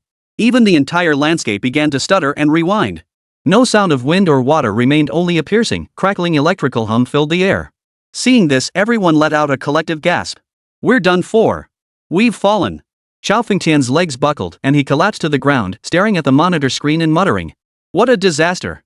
That drone was carrying all our life-saving supplies. The village officials standing nearby were also overcome with horror. What's wrong with the feed? Did the drone crash? Oh dear. This is it. Our villagers are truly doomed. Mr. Feng. You were too impulsive. That drone was carrying our life-saving medicine and food. Oh dear.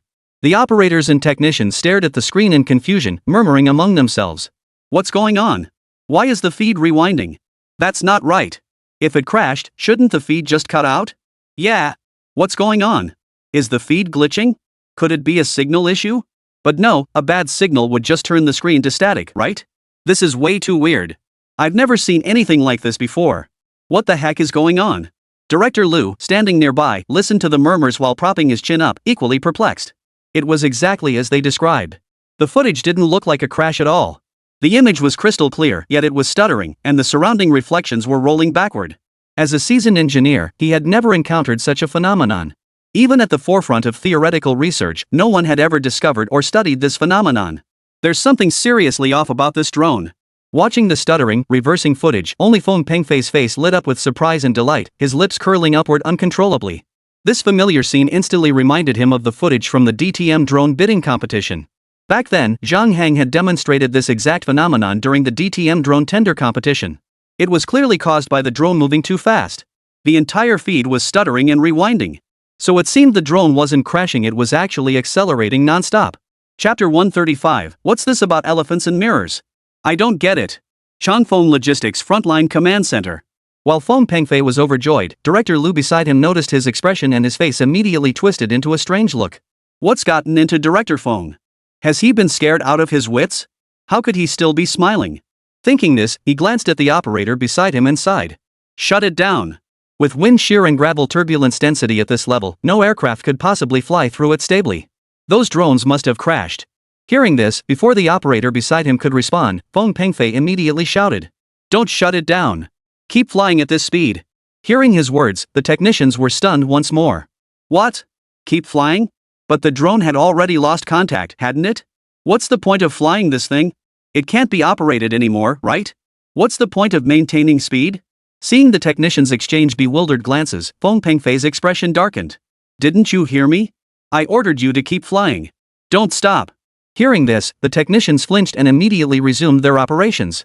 Director Lu, standing nearby, listened to his words with growing confusion. What on earth was going on with Mr. Feng? Wasn't the screen frozen? What was he asking them to operate? Though he himself didn't understand the situation either. But no matter how you look at it, there's nothing they can do, right? This isn't a network card malfunctioning like that. No amount of operation would help, right? Does Mr. Feng not even know basic technical common sense? Thinking this, Director Lu sighed and turned to Feng Pengfei beside him. Mr. Feng, this isn't caused by signal issues. If the signal were poor, the screen would just go completely snowy. Listening to him, Feng Pengfei responded casually. I know. Hearing this, Director Lu grew even more puzzled.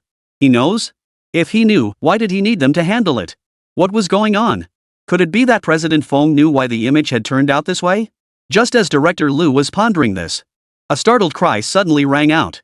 It's moving! The image is moving! A technician cried out, his voice filled with disbelief. Hearing this, everyone's gaze was instantly drawn to the screen. Within the footage, everything around began violently surging backward. Water mist, raindrops, and loose rocks all began retreating frantically. Seeing this, Chao Feng Tian was instantly dumbfounded. What? What the hell is going on? Is that thing even working? The village cadres beside him also exclaimed in astonishment. The footage is moving again?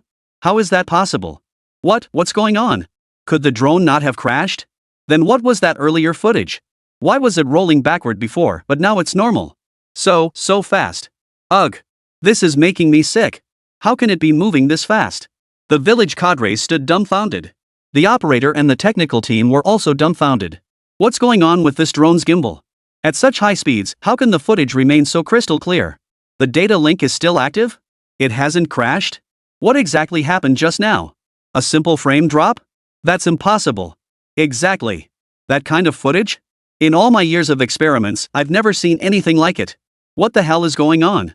Beside them, Director Lu stood frozen in place as if struck by lightning, his eyes glued to the data stream as he muttered. It didn't crash? How is that possible? With that level of disruption, the communication link should have completely failed. Maintaining data transmission under intense electromagnetic interference?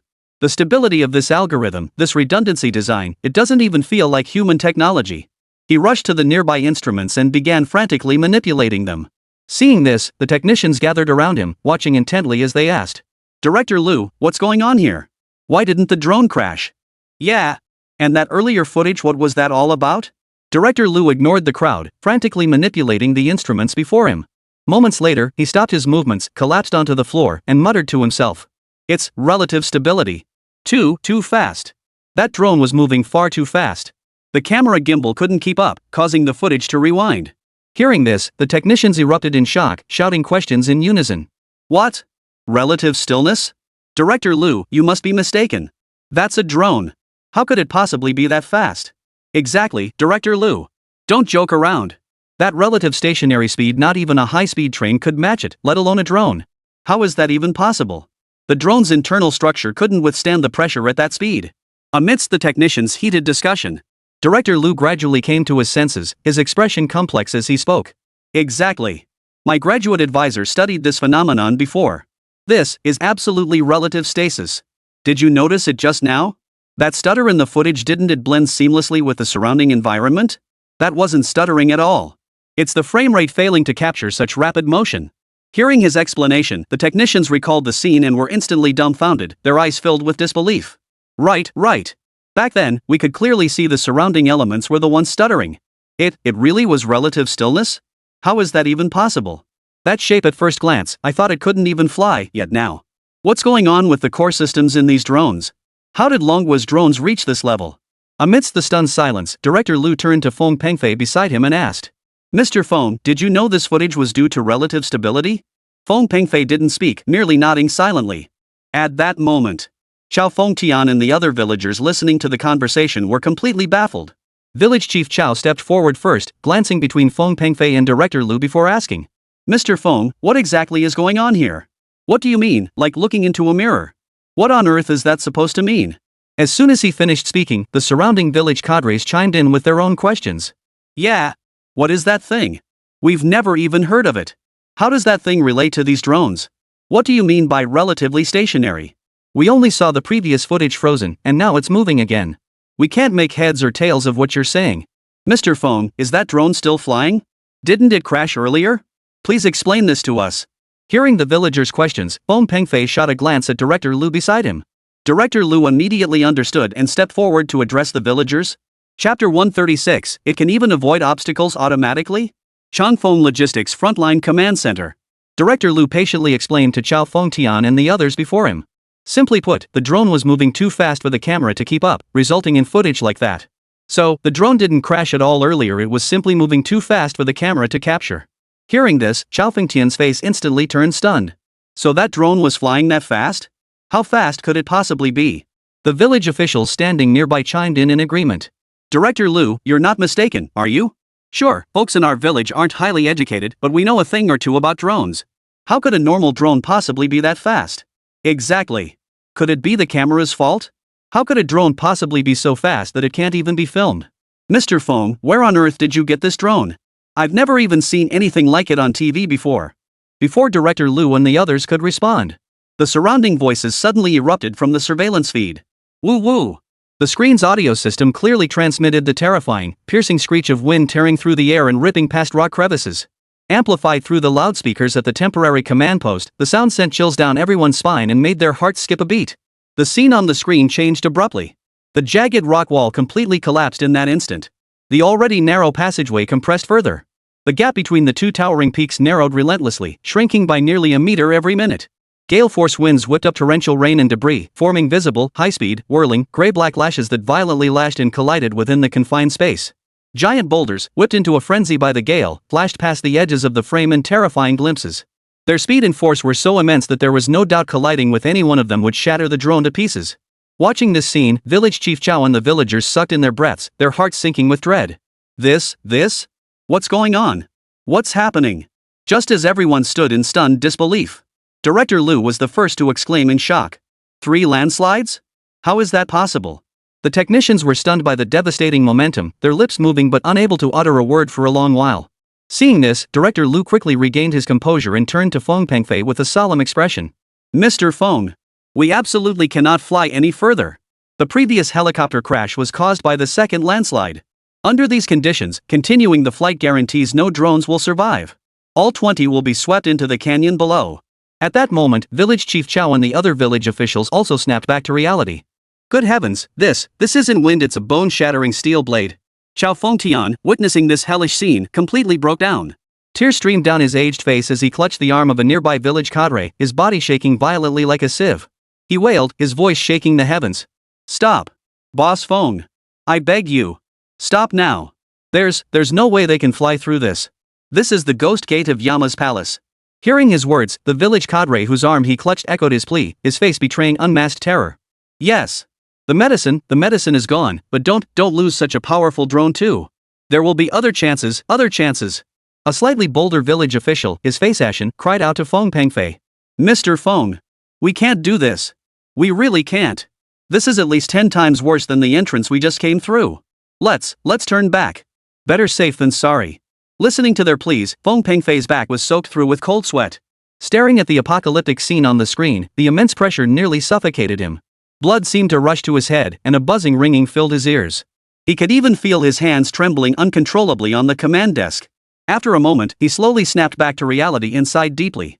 All right. Under these circumstances, we really can't fly. Prepare to return.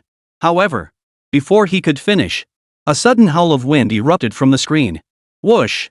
20 drones abruptly changed course, weaving in and out to trace faint blue streaks across the sky. Every hurtling boulder was evaded without exception. Even the turbulent winds, churning with mud and rain and powerful enough to tear through anything, were completely evaded. Moreover, from the perspective transmitted by the drones, one could almost feel their effortless composure. 20 drones glided through the turbulent currents as if strolling through a garden. As if walking on level ground. Witnessing this, everyone including Feng Pengfei was utterly dumbfounded. Holy crap! What the hell is that thing? How can it dodge like that? Xiao Fengtian was utterly transfixed, pointing at the screen and stammering. The village cadres were utterly petrified, staring at the screen. They were villagers who had lived in the countryside for generations. How could they have ever seen anything like this? If they hadn't known it was a drone, they might have suspected it was an alien spacecraft. Just as everyone stood dumbfounded. Director Liu beside them also paled with shock. He immediately turned to the operator, his voice thick with disbelief. This is your doing? The operator looked utterly innocent as he replied. Director Liu. I didn't touch it. The drone just started moving on its own, like it came to life. What? Director Liu and Feng Pengfei exclaimed in unison. Staring at the footage, Director Liu rushed to the nearby equipment and began analyzing the data. Every deviation angle is within 3 degrees. Analyzing this angular velocity, could it be the auto-obstacle avoidance system? The surrounding technicians erupted in a murmur of astonishment. What? Director Liu, what did you say? This drone has an auto-obstacle avoidance system? That's impossible. Exactly. It's one thing for a regular drone to have obstacle avoidance, but this thing's already flying at terrifying speeds and it can actually avoid obstacles? Whoa!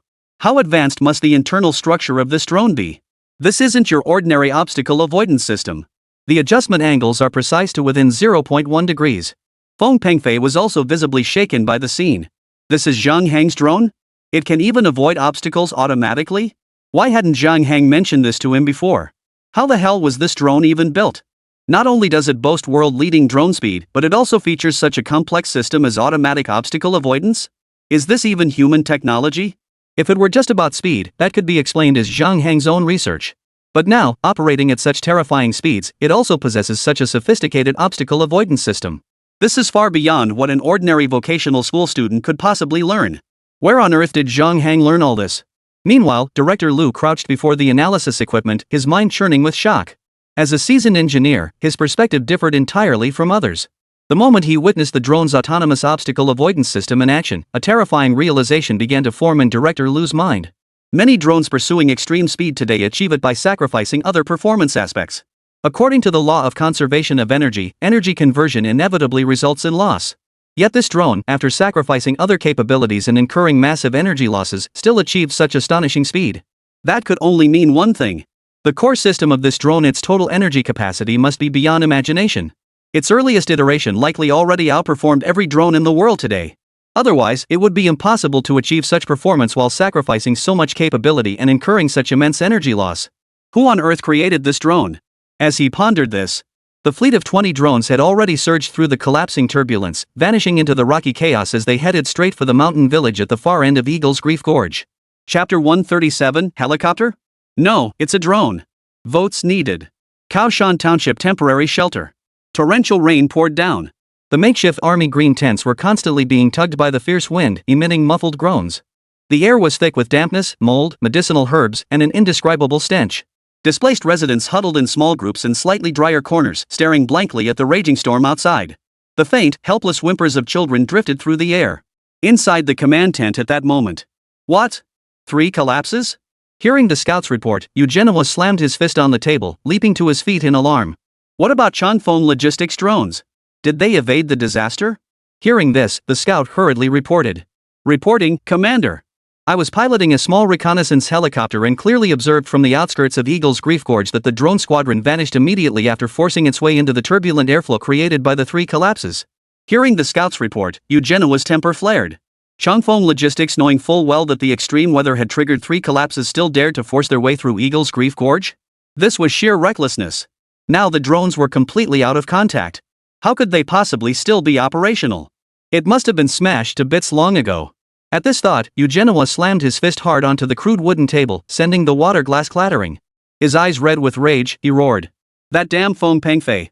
Treating human lives like grass. What a mess. A few $1 million worth of precious junk, and this is all it can do?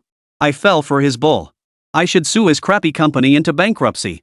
The captain in charge of medical support beside him pressed his fingers wearily to his temples, clutching a small cloth bag containing a vial of special medication. His voice was dry and hoarse. Regimental commander. The rain is too heavy. We can't see outside at all. We can't get through to village chief Chow either. He's completely out of contact. Several critical cases, their temperatures are rising again. Relying solely on these Chinese herbs to tough it out, they might not hold out much longer. After speaking, he glanced toward the corner where medics tended to the critically ill patients, his expression filled with unease. It's all because of that boss from Changphone Logistics. Perfectly good medicine, and he insists on shipping it in those flying metal boxes? How could that work? In this storm, not even a god could fly through. An elderly villager, his face etched with deep lines, couldn't help but mutter angrily under his breath. Another middle-aged man leaned against a tent pole, his eyes dull as he watched the curtain of rain lashing down, shaking his head and sighing. Ah! Forget it. Heaven's blind. Even the big military planes crashed. What chance did that little thing have? Probably smashed to bits in that ravine long ago. All for nothing. In the corner of the tent, several equally anxious soldiers murmured among themselves. I think the higher-ups were just desperate and got duped by that boss. Sigh. It's over. Everything's ruined. No medicine left, and who knows when the weather will clear. How much longer can we stretch the ration biscuits the guy saved? The villagers here are really in trouble now. Listening to their words, Eugenio felt a wave of helplessness wash over him. He yanked open the tent flap and gazed toward Eagle Grief Gorge, his face clouded with worry. The supplies from the drones were now completely out of the question. The ground convoy from Guizhou province couldn't get through for the time being either. The only option left was to wait for the reinforcing helicopter squadron from the provincial military region.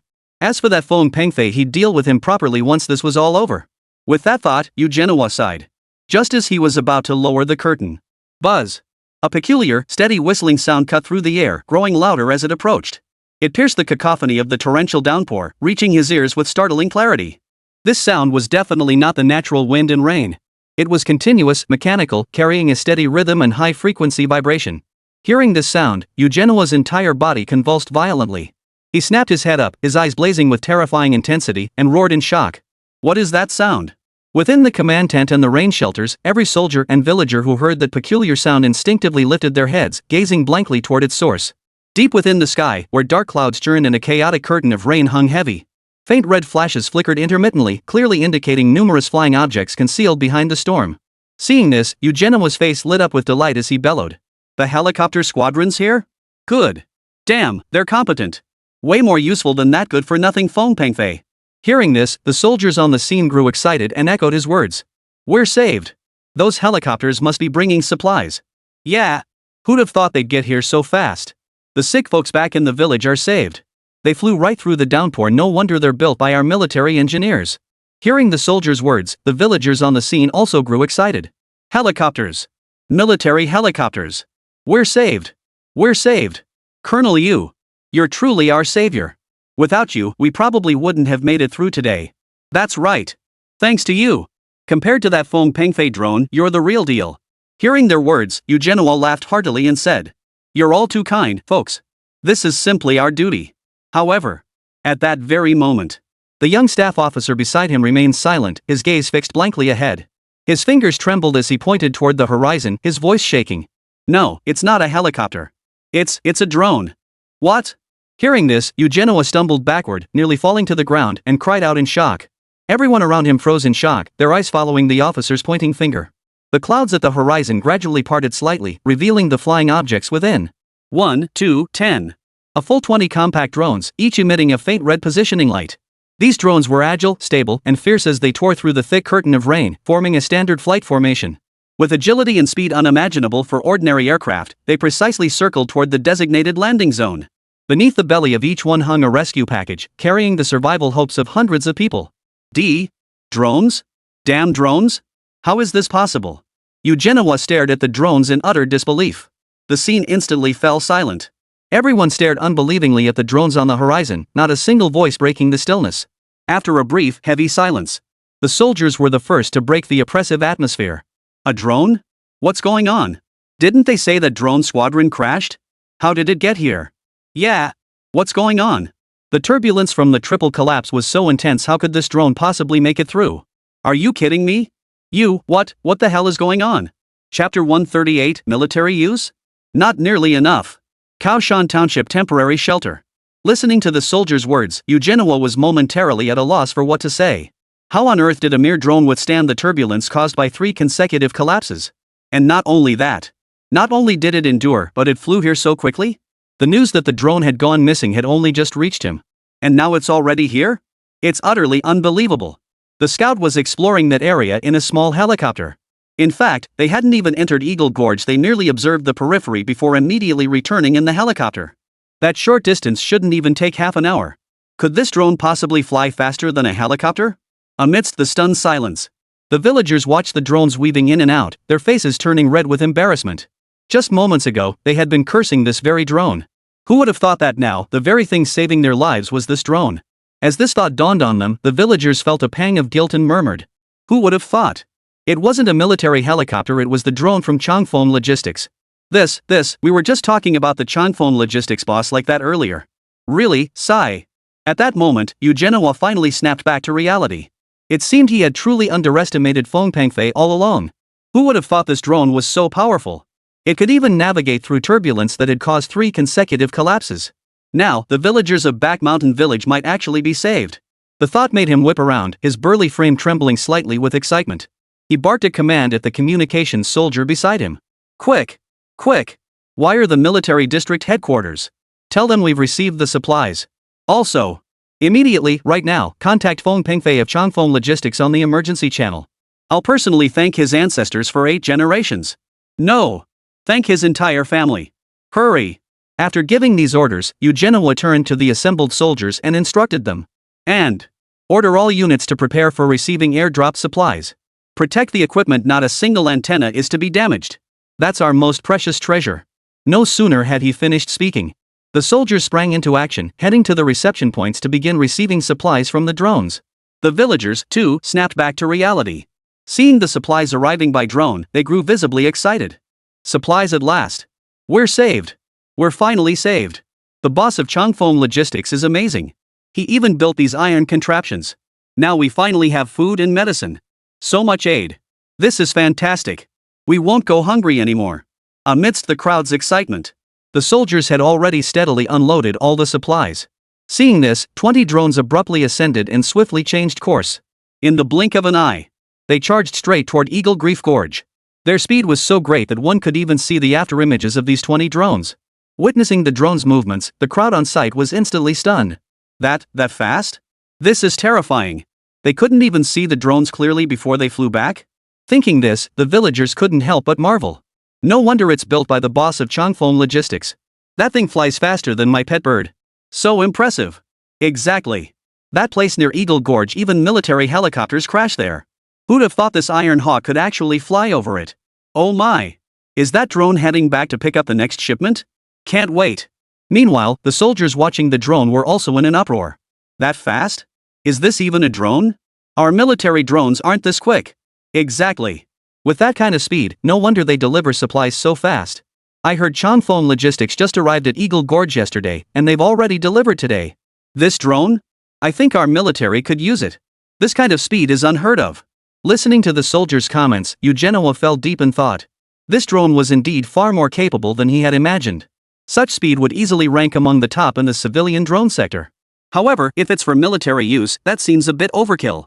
The military also possesses drones like this one, designed for speed. By that logic, Feng Pengfei crossed to the opposite side of Eagle Gorge yesterday and delivered the goods via drone today. Even among military speed-optimized drones, this level of speed is merely average. Therefore, there was absolutely no need to requisition. With that thought, Eugenio turned to face his soldiers and barked out his orders with a bold expression. Stop all this nonsense. Get the supplies organized and distributed immediately. Got it? At his command, the soldiers snapped to attention and responded in unison. Yes, Commander you. No sooner had the words left his mouth, the soldiers sprang into action, sorting supplies and distributing them to the villagers.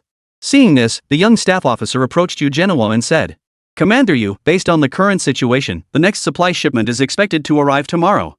However, many of our people have been starving for so long, and the number of patients continues to rise. What do you suggest? Listening to him, Eugenio's expression grew grave. He knew it all too well. These 20 drones, though fast, carried only about the same payload as standard drones. How could transporting such a small amount each day possibly suffice?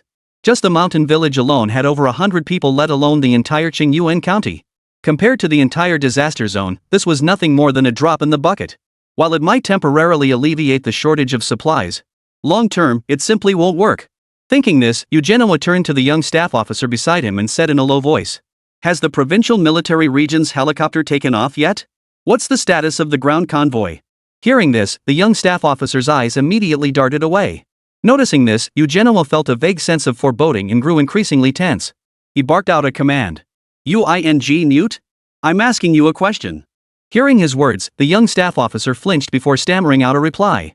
We just received a telegram saying the provincial military region's reinforcements haven't taken off yet. As for the ground convoy, they've been blocked in Guizhou province by a landslide." Hearing this, Eugenio erupted in fury. "What the hell are you talking about? What the hell are those useless bastards doing?" Hearing the fury in his voice, the young staff officer immediately lowered his head, unable to utter a word. Observing his reaction, Eugenio gradually calmed down. Taking a deep breath, he turned his gaze toward the soldiers still packing supplies and declared, "Ration supplies to everyone. Prioritize those who can't endure any longer. Those who can tough it out must hold on."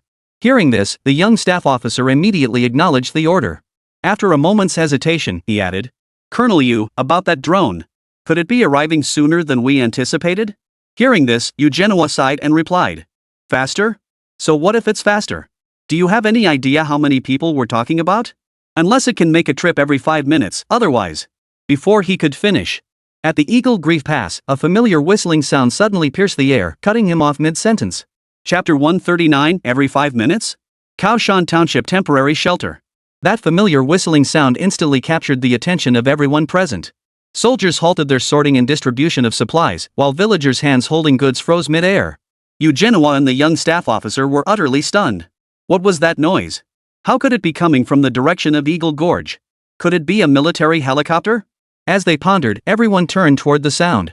20 drones immediately came into view, crisscrossing the sky as they approached. These drones still formed that familiar standard flight formation. Their speed showed no sign of slowing, matching the pace observed earlier. The drones once again circled precisely above the designated landing zone. Each drone carried a brand new rescue package suspended beneath its fuselage. Even the size and weight of the packages were identical to those just unloaded. In an instant, the scene fell into complete silence. Everyone stared in disbelief at the crisscrossing drones and the fresh supplies hanging below. Especially Eugenio, frozen solid in place as he witnessed the scene. What the hell is this?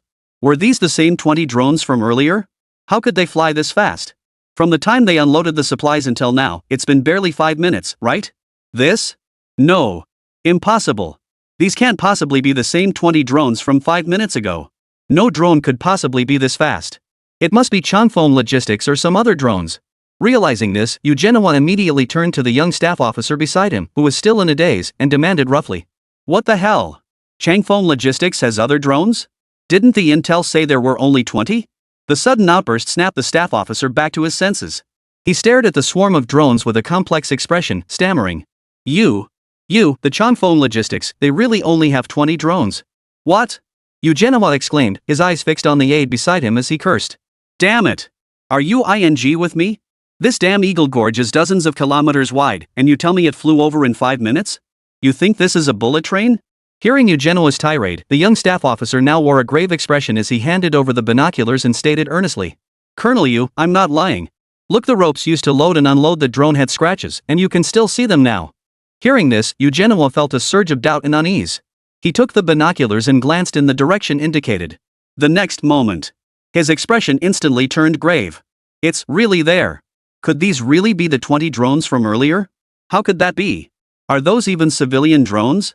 Even military ones aren't this fast." At that moment, the surrounding soldiers, overhearing their conversation, were utterly baffled. This drone, could it be from the batch they just unloaded? How could it be so fast? The cargo we just unloaded hasn't even been sorted yet. And now the second shipment is already here? What kind of drone is this? Even rockets don't move this fast. Rockets need time to refuel and launch. Does this drone need absolutely nothing? And that's Eagle Gorge. Its speed is one thing, but inside Eagle Gorge, with its brutal terrain, even military helicopters have crashed there. How did this drone get here so fast? That's 5 whole minutes. That means the drone was practically gliding through the canyon, completely ignoring all the obstacles in Eagle Gorge. Otherwise, based on the distance, it couldn't have been that fast. The soldiers murmured among themselves. "What's up with that drone? How can it be so fast? Our military ones aren't even half as quick. Exactly. What's going on here? 5 minutes per trip? That's terrifying. Only high-speed trains can match that speed. The speed is one thing, but this is Eagle Gorge. Those turbulent currents could flip a tank and this drone just. Hearing the soldiers' conversation, the gathered villagers were equally stunned. They'd lived here for generations and knew Eagle Gorge like the back of their hands. That place was a natural fortress. Vertical cliffs, towering heights that blocked out the sky, and raging torrents that crushed everything in their path. That alone was terrifying enough. Add to that the recent torrential rains triggering landslides, resulting in earth-shattering turbulent currents raging there at every moment. In ancient times, precisely because of its extreme inaccessibility, Qingyuan County remained virtually uninhabited. Even today, it remains largely undeveloped. And now they're telling us this iron contraption will cut through Eagle Grief Gorge in 5 minutes?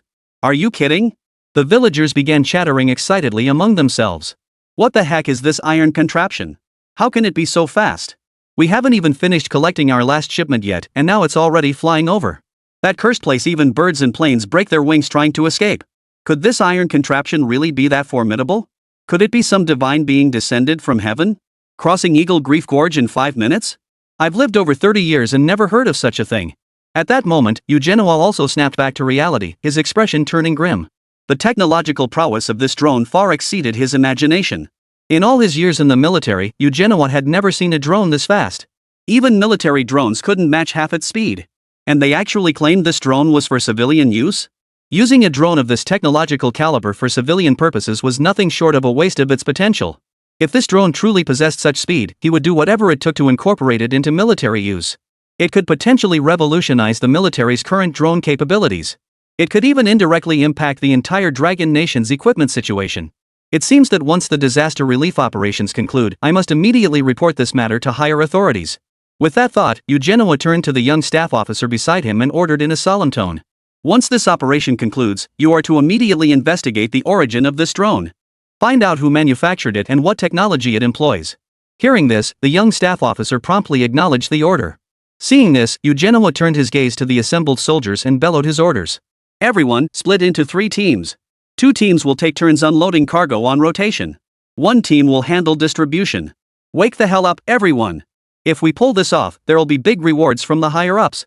At his words, the soldiers erupted in a wave of excitement, responding in unison. Yes, Commander Yu. The moment the order fell, they immediately began organizing the supplies in an orderly fashion, loading, unloading, and distributing them. The villagers instantly grew excited, surging forward to grab supplies. Eugenio, accompanied by his young staff officer, made his way toward the command tent. Chapter 140, a drone made by a vocational school student? Votes needed. Kaoshan Township Temporary Shelter.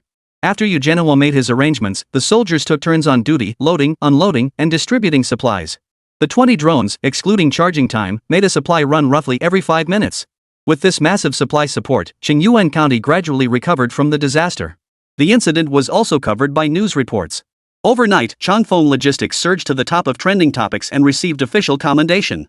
Various posts and public accounts reposted the disaster relief footage. Positive energy. Changfeng Logistics earthquake relief efforts, a conscientious enterprise. Breaking. Vocational student Zhang Hang's drone feats again.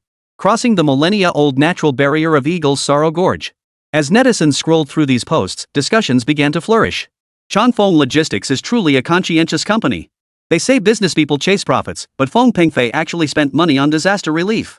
So positive energy, let's support them. That's nothing. That vocational student's drone is the real deal. He was already so impressive at the DTM competition, and now he's using it for disaster relief. Yeah. Mind-blowing. I saw the video that drone navigating Eagle Grief Gorge like it was flat ground. Damn impressive. At that moment, Changfeng Logistics headquarters. President's office. Feng Pengfei beamed as he studied the news reports and company data on his computer screen, his smile stretching almost to his ears. Excellent. Absolutely fantastic. Our revenue has doubled in this period. Director Liu stood before him, smiling as well. Congratulations, President Feng. This is all thanks to your foresight. Back then, nearly all the company's key personnel opposed your decision to use Zhang Hang's drones for disaster relief. Who would have thought these drones not only completed the rescue mission but also created such a huge impact? Listening to his words, Feng Pengfei smiled and nodded slightly. Initially, he had indeed doubted Zhang Hang's drones could handle the disaster relief mission.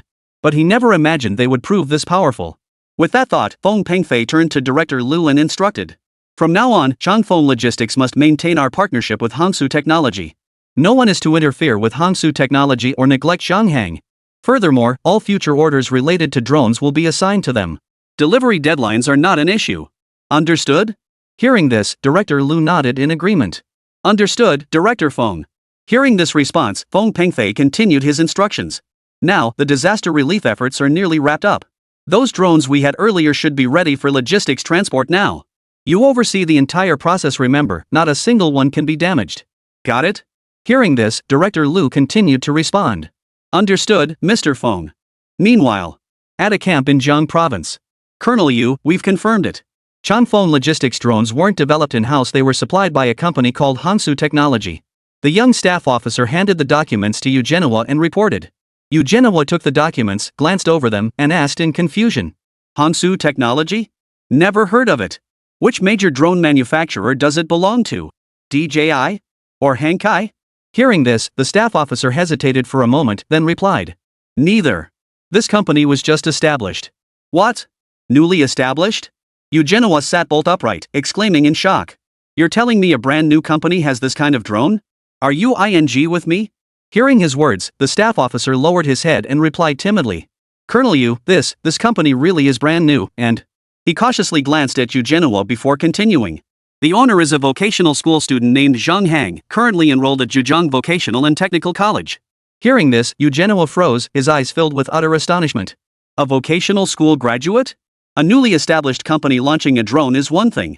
Now they're telling me the boss only has a vocational diploma? What the hell kind of joke is this? At this thought, his brow furrowed sharply as he turned to the staff officer, his voice tinged with anger. You're telling me this drone faster than high-speed rail was built by a vocational school graduate at a startup company? Do you think I'm an idiot? Hearing this, the staff officer lowered his head even further and replied. I wouldn't dare.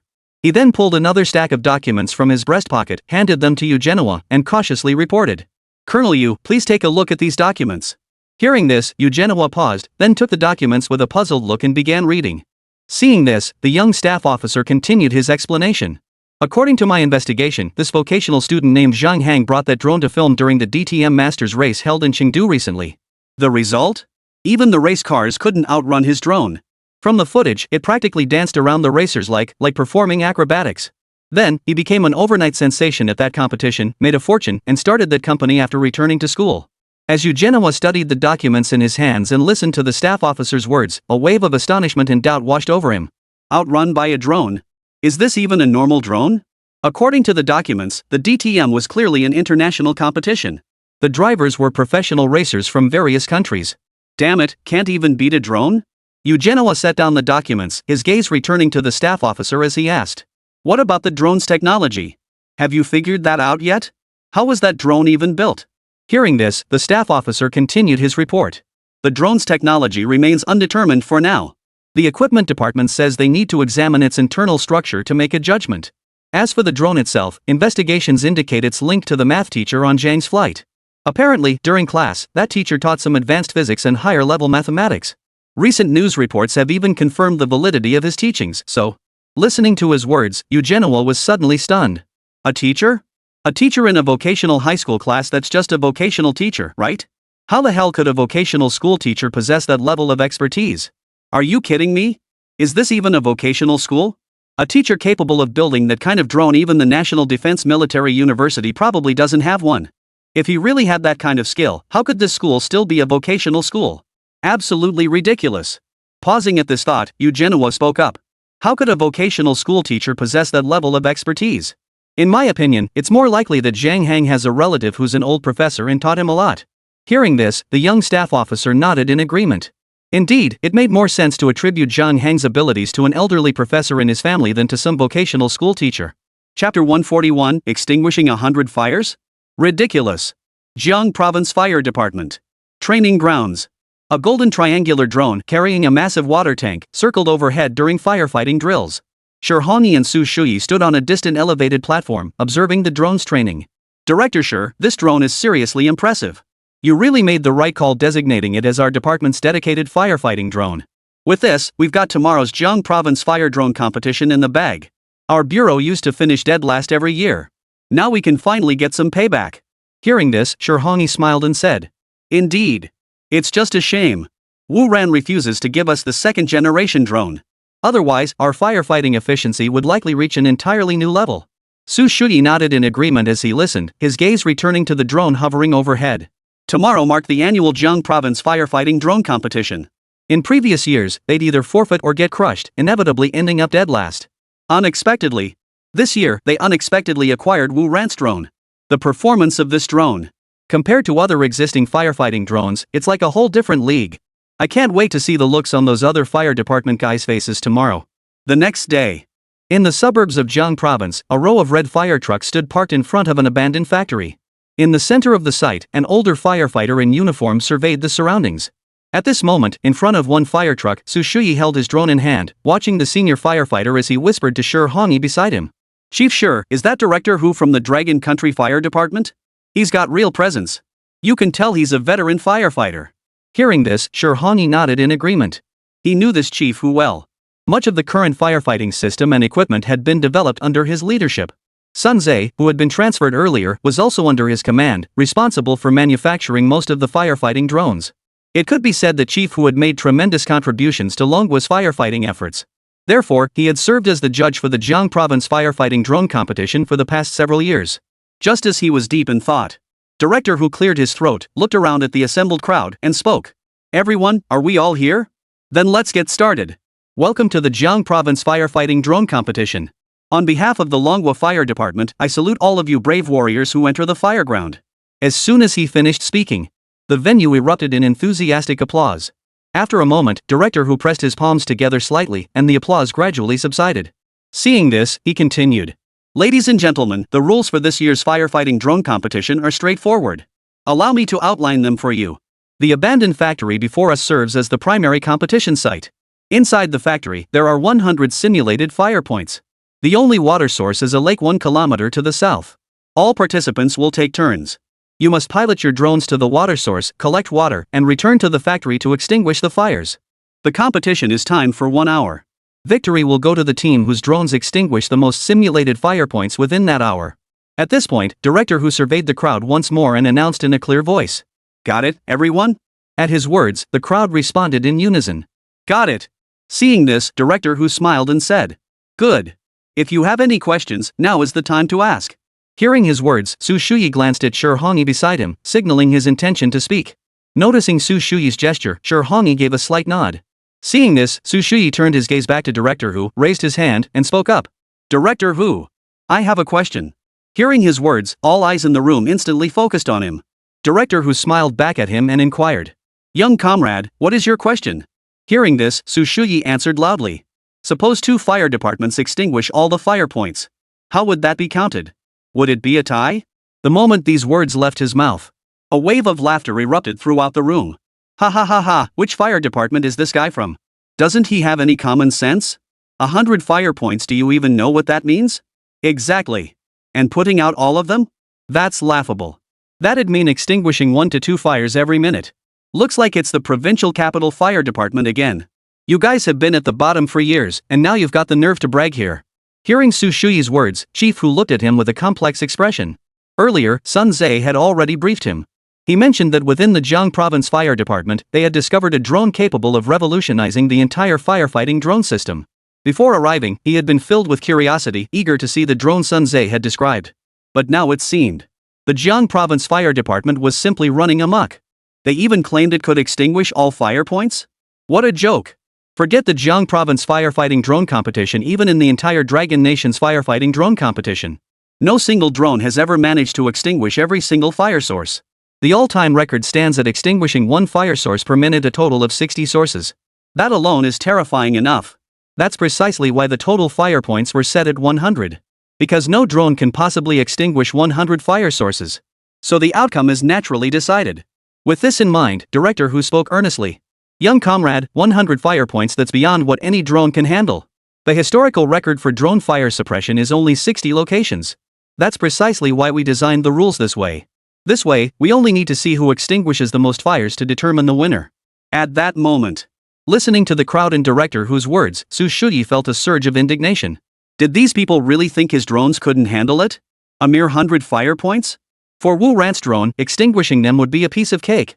Though he thought this, Su Shuyi dared not openly defy Director Hu and could only keep his mouth shut. Just then, an elderly firefighter brushed past Su Shuyi with a smile, approaching Shihongi with a teasing tone. Well, Chief Sure, is this your fire department's man? How ingenious. They even considered eliminating all ignition points, something even our fire department didn't think of.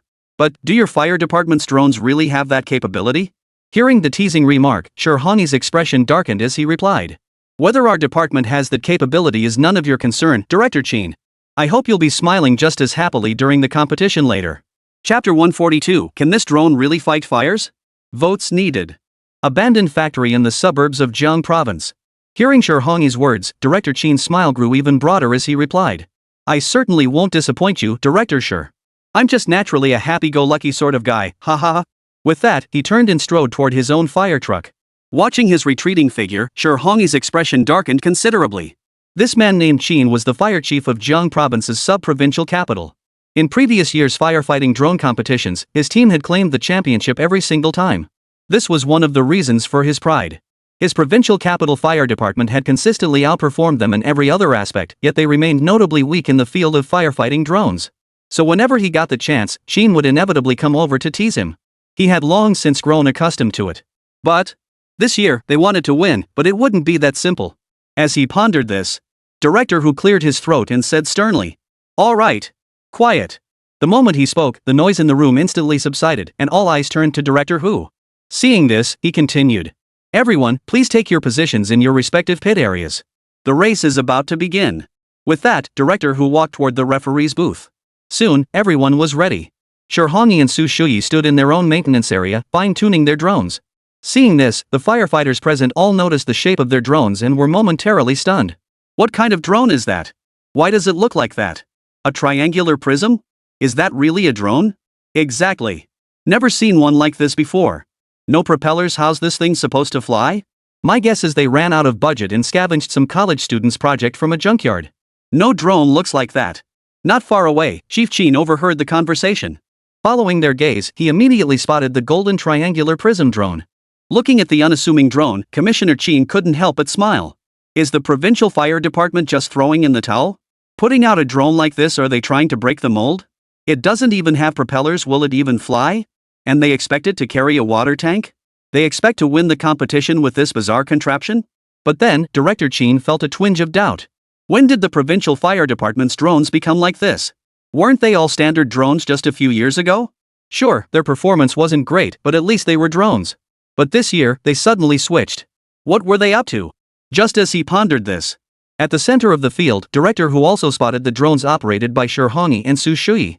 His expression turned peculiar. Why is this drone shaped like a triangular prism? Is this the drone Sun Zhe mentioned earlier, the one capable of revolutionizing the entire firefighting drone system? Are you kidding me? A drone with this shape? Unheard of. Moreover, just from its appearance alone, there are numerous issues. Even a layman like me can tell. That drone shape completely defies the fundamental principles of aerodynamics. It couldn't possibly maintain balance, let alone take flight. Just imagine the drag it would encounter if it tried to take off. And this thing is supposed to revolutionize the entire firefighting drone system? Sun Zhe must be hallucinating. With that thought, Chief Hu sighed and let it go. He then scanned the crowd, smiled faintly, and announced, Everyone ready? I now declare, the competition begins. The moment the words left his mouth, members from various fire departments snapped back into action, moving swiftly to mount water tanks and prepare for takeoff. First to take the field was Chen's fire department. Moments later, buzz! A drone, carrying a sizable water tank, abruptly took off and plunged toward the southern lake. Seeing this, the crowd on site looked in the direction of the sound, and an immediate uproar erupted. That fast? No wonder it's the fire department's drone. Their tech is seriously impressive. Yeah, they've won the championship every year. Their drone's performance is nothing to scoff at. Looks like we don't stand a chance. I heard their drones extinguished 48 water sources in last year's competition. Seriously? That powerful? What's the point of even competing then? Ugh. Might as well concede defeat now. Listening to the crowd's reactions, Chief Chen felt quite pleased. He gave a light pat on the shoulder of the firefighter operating the drone beside him and praised him with a smile. Great work. Truly the finest firefighter in our bureau. As he spoke, he glanced sideways at Shihongi and the others on the other side, wanting to see how they were doing. The next moment, Commissioner Chen froze in place, his eyes going wide. There stood Hongi directing Su Shuyi as they hoisted a massive water tank onto the drone.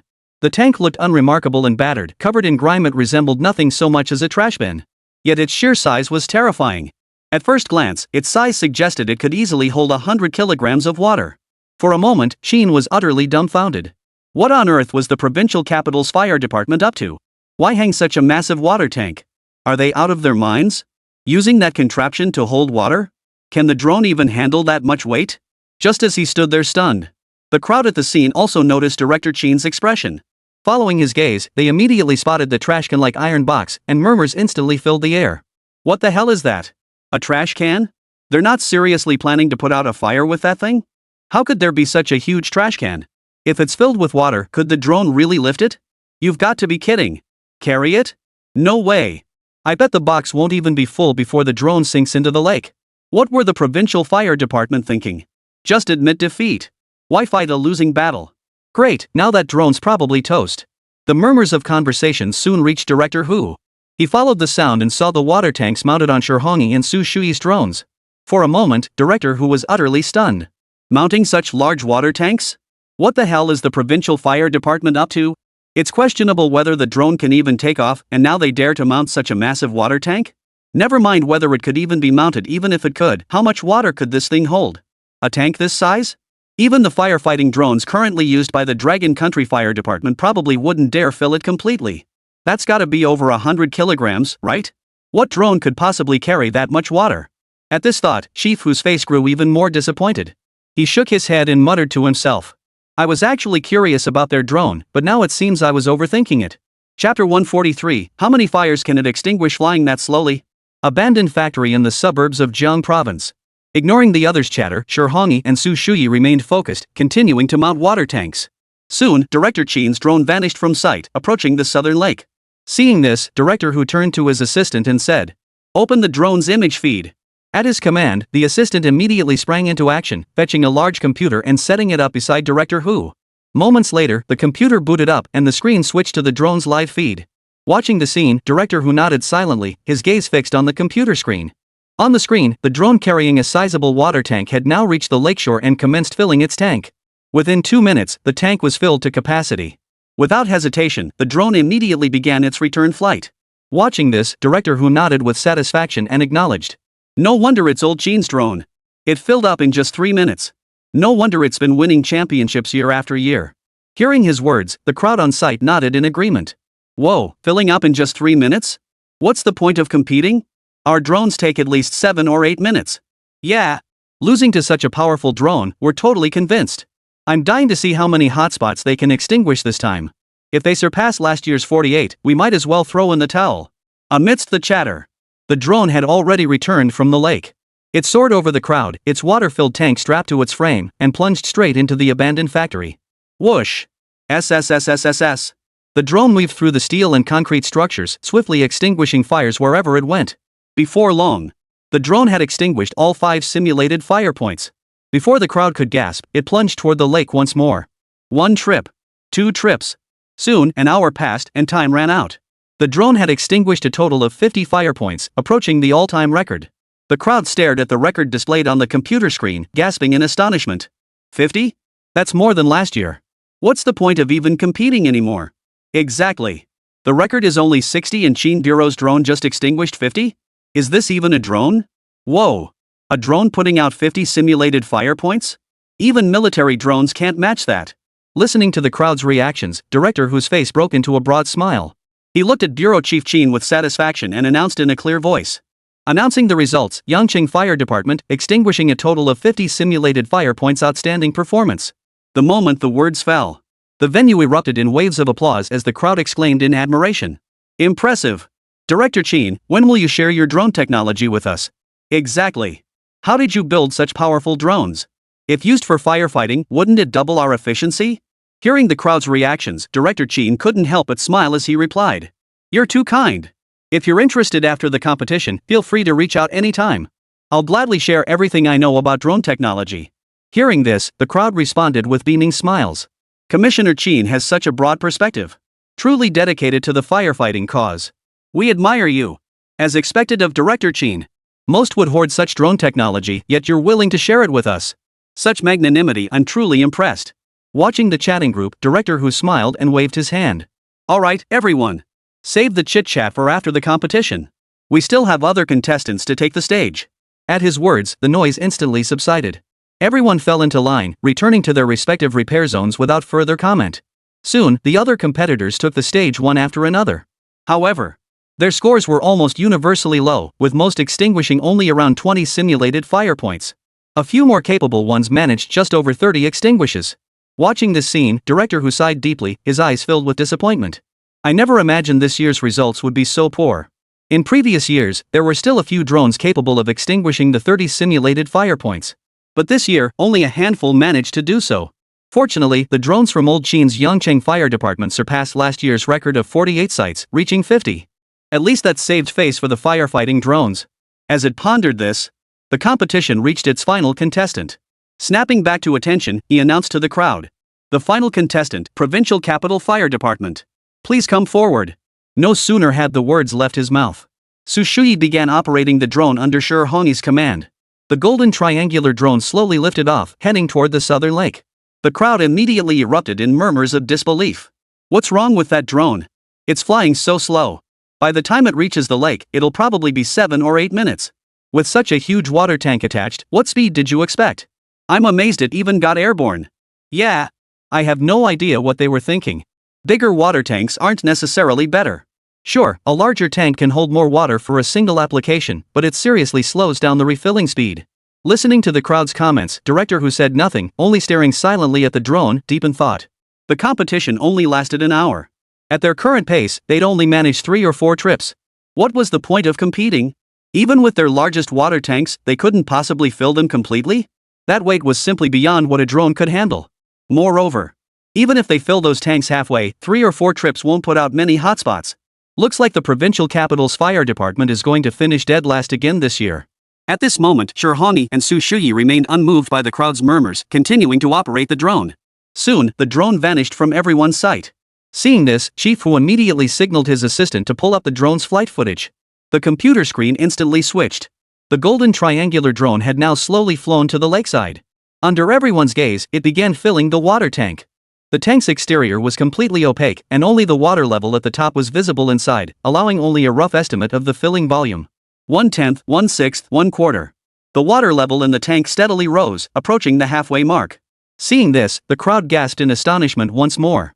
It's still filling? With that much water, how could the drone even fly? Are you kidding me? Exactly. This drone is committing suicide. With that tank size, if it were our drone, it'd probably break just halfway through filling. Ugh. Looks like the provincial fire department won't learn until it's too late. They actually think they can fill that tank? Ridiculous. At that moment, Director Who watched the steadily rising water level, shook his head, and let out a deep sigh. Chapter 144, It's Flying Even Fully Loaded? Abandoned factory in the suburbs of Jiang Province. Director Who stared at the computer screen, watching the water level steadily rise in the tank, and sighed deeply. It seemed their consecutive last-place finishes in the competitions over the past few years had truly spurred them on. They were still filling it with water? With that weight, did they really think the drone could take off? It'll probably snap right in half the moment it lifts off. At that moment, on the screen, the golden triangular prism drone continued to fill its tank. The water level in its trash can-like tank had already reached halfway. Just as everyone thought it would stop. The drone paid no heed to the water level and kept adding more. Moments later, the entire tank was completely filled. Seeing this, the murmurs of disbelief among the onlookers gradually faded, replaced by stunned silence. Filled up? Are they crazy? How could it possibly fly with that much water? Not even one drone could handle that much. 3 drones wouldn't be able to lift it. Exactly. What the hell is the provincial fire department playing at? First they bring out this junk drone, and now they fill up such a huge tank. That tank looks like it weighs over 100 kilos. They expect a drone to carry it? They might as well bring in a crane. But then, just as everyone gasped in shock, the screen flickered slightly. The next moment, the drone shot straight up from the ground, flying toward the abandoned factory. From the footage, one could faintly make out the water tank suspended below. The water surface rippled slightly, yet not a single drop spilled out. Seeing this, everyone froze, staring at the screen in stunned silence. It's flying? How? How is that even possible? Holy crap! Is this even a drone? That huge tank, filled with water, and it can still lift it? Are you kidding me? Impossible. That's 100 kilograms of water. That's not scientific. Is this even a drone? A crane couldn't lift a box that big in one go, let alone a drone. As the crowd gasped in astonishment, Director Who beside them also stared in disbelief, his eyes fixed on the drone gliding steadily across the screen. What the hell was going on with that drone? Based on the tank's length and height, it must weigh at least 100 kilograms. And it's actually flying? That's not scientific. It's practically like an ant shaking an elephant. A thing this heavy, let alone whether the drone could generate enough lift, there's no way any material could withstand that much weight. What the hell is going on here? Just as he pondered this, the crowd at the scene gradually snapped back to reality and began chattering. What the hell just happened? How could a drone possibly lift such a massive water tank? Are you kidding me? No, wait. There's definitely something wrong with that tank. It can't be completely empty, there must be something inside. Otherwise, it wouldn't look full. Exactly. Why didn't I think of that? There must be iron blocks inside or some other structure, so when water is added, it makes the water level look high. No wonder. I was wondering how the drone could lift such a huge tank without breaking. That explains it. Hearing the group's discussion, Chief Who gradually snapped back to reality, suddenly understanding. Right. That's it. The tank must be the problem. That tank probably wasn't as big as imagined. Its exterior is opaque, making its internal structure impossible to discern. Only the approximate water level is visible. Therefore, the interior of the tank is likely not completely empty, it probably has other internal structures. That's precisely why the water level gets pushed all the way to the top. As for why Old Sher and his crew did this, perhaps they simply believed enlarging the water tank was the only way to defeat Old Sheen and his crew. That makes perfect sense. In that case, the actual water capacity certainly wouldn't reach 100 kilograms. With that, the drone could naturally take off. As this thought crossed his mind, Director Who's furrowed brow relaxed slightly, and he breathed a quiet sigh of relief. Judging by the current situation, the water in that tank doesn't even weigh 100 kilograms. And their drone took nearly 20 minutes just to make a round trip from the starting point to the lake. And that doesn't even include the time needed to extinguish the simulated fire points inside the abandoned factory. What's the point of comparing? At this thought, Director Who sighed and muttered to himself. I thought this drone was actually capable of something, but it turns out it's just a gimmick. No sooner had the words left his mouth. The golden triangular prism drone had already arrived before the abandoned factory. However, contrary to everyone's expectations, it didn't enter the abandoned factory through the main gate. Instead, it flew straight toward the roof of the abandoned factory. Watching the drone's actions, the crowd was stunned once more. What's going on? Where is that drone going? Why isn't it going in to extinguish the fire? Why is it heading for the roof? There aren't any simulated fire points up there. What is it trying to do? With only half an hour left in the competition and not a single fire extinguished, I guess they've just given up?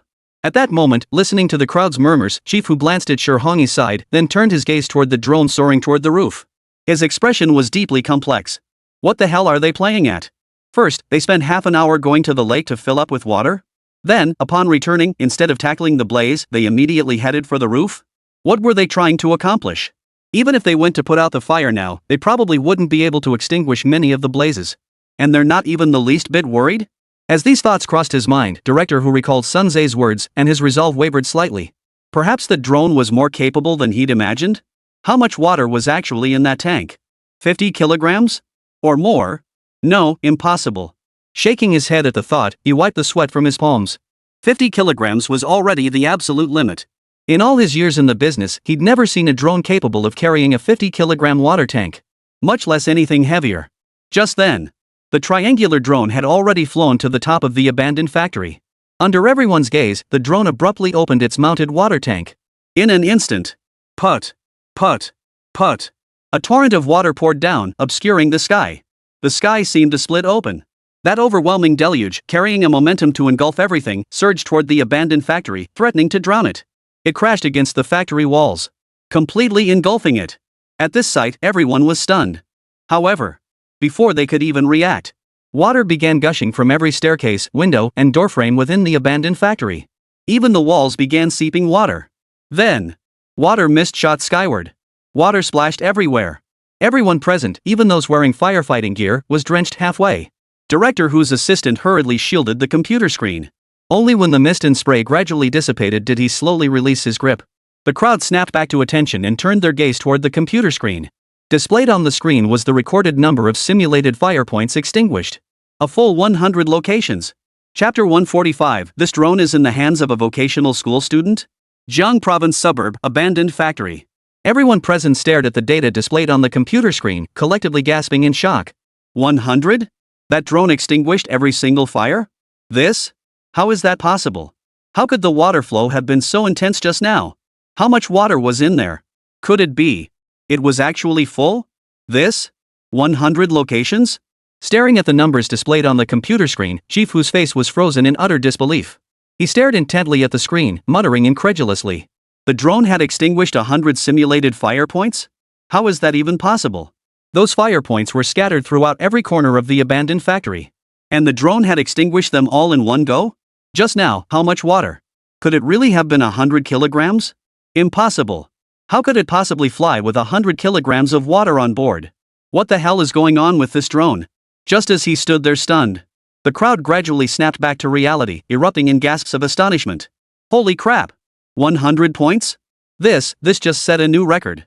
It extinguished all the hotspots in one go?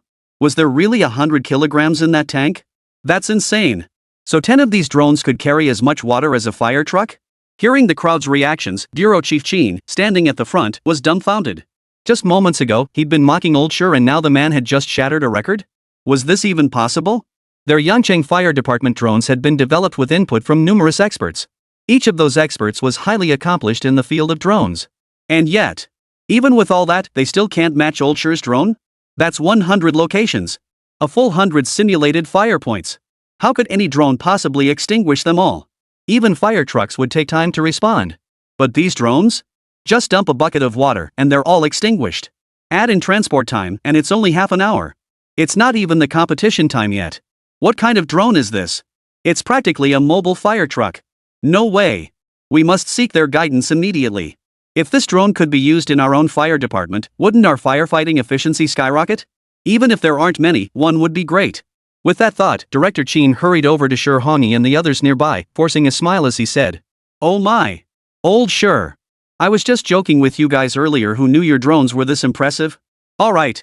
After the competition, I'll treat you guys to a meal, consider it my apology." Hearing his words, Shi Hongi turned back, a smile on his face as he teased, "Looks like Director Chen really can smile this brightly after the competition." At those words, Director Chen's smile instantly froze. The request for the drone that had been on the tip of his tongue vanished without a trace. Was he actually mocking me? No way. A true man knows when to bend and when to stand firm. For that drone, I'll endure it. With that thought, he resumed his relentless pestering. At that moment, standing before the computer, Chief Hu recalled the mighty torrent of water, his expression grave. The tank was indeed completely empty, with no other internal structures. So Sun Tze really hadn't deceived him. A drone capable of carrying 100 kilograms of water. It truly had the potential to revolutionize the existing firefighting drone system. This kind of drone, the fire department absolutely must acquire it. If this drone could be widely adopted, firefighting efficiency would skyrocket. How many lives could it save in a fire? No way. We absolutely cannot miss this opportunity. After the competition ends, I must seek out Old Shi and the others to inquire. Chief Hu? Chief Hu? His assistant, watching the day's Director Hu, called out repeatedly. Hearing the calls, Director Hu gradually snapped back to reality. Seeing this, the assistant continued, "Director Hu, it's time to announce the results." Hearing this, Director Hu brushed water droplets off his clothes, paused, and said, All right. I'll announce it." Hearing his voice, the crowd snapped back to attention, their gazes instantly converging on him. His gaze swept over Shi Hongi and Su Shuyi as he declared in a clear voice. The champion of this Jiang province firefighting drone competition is the Provincial Capital Fire Department.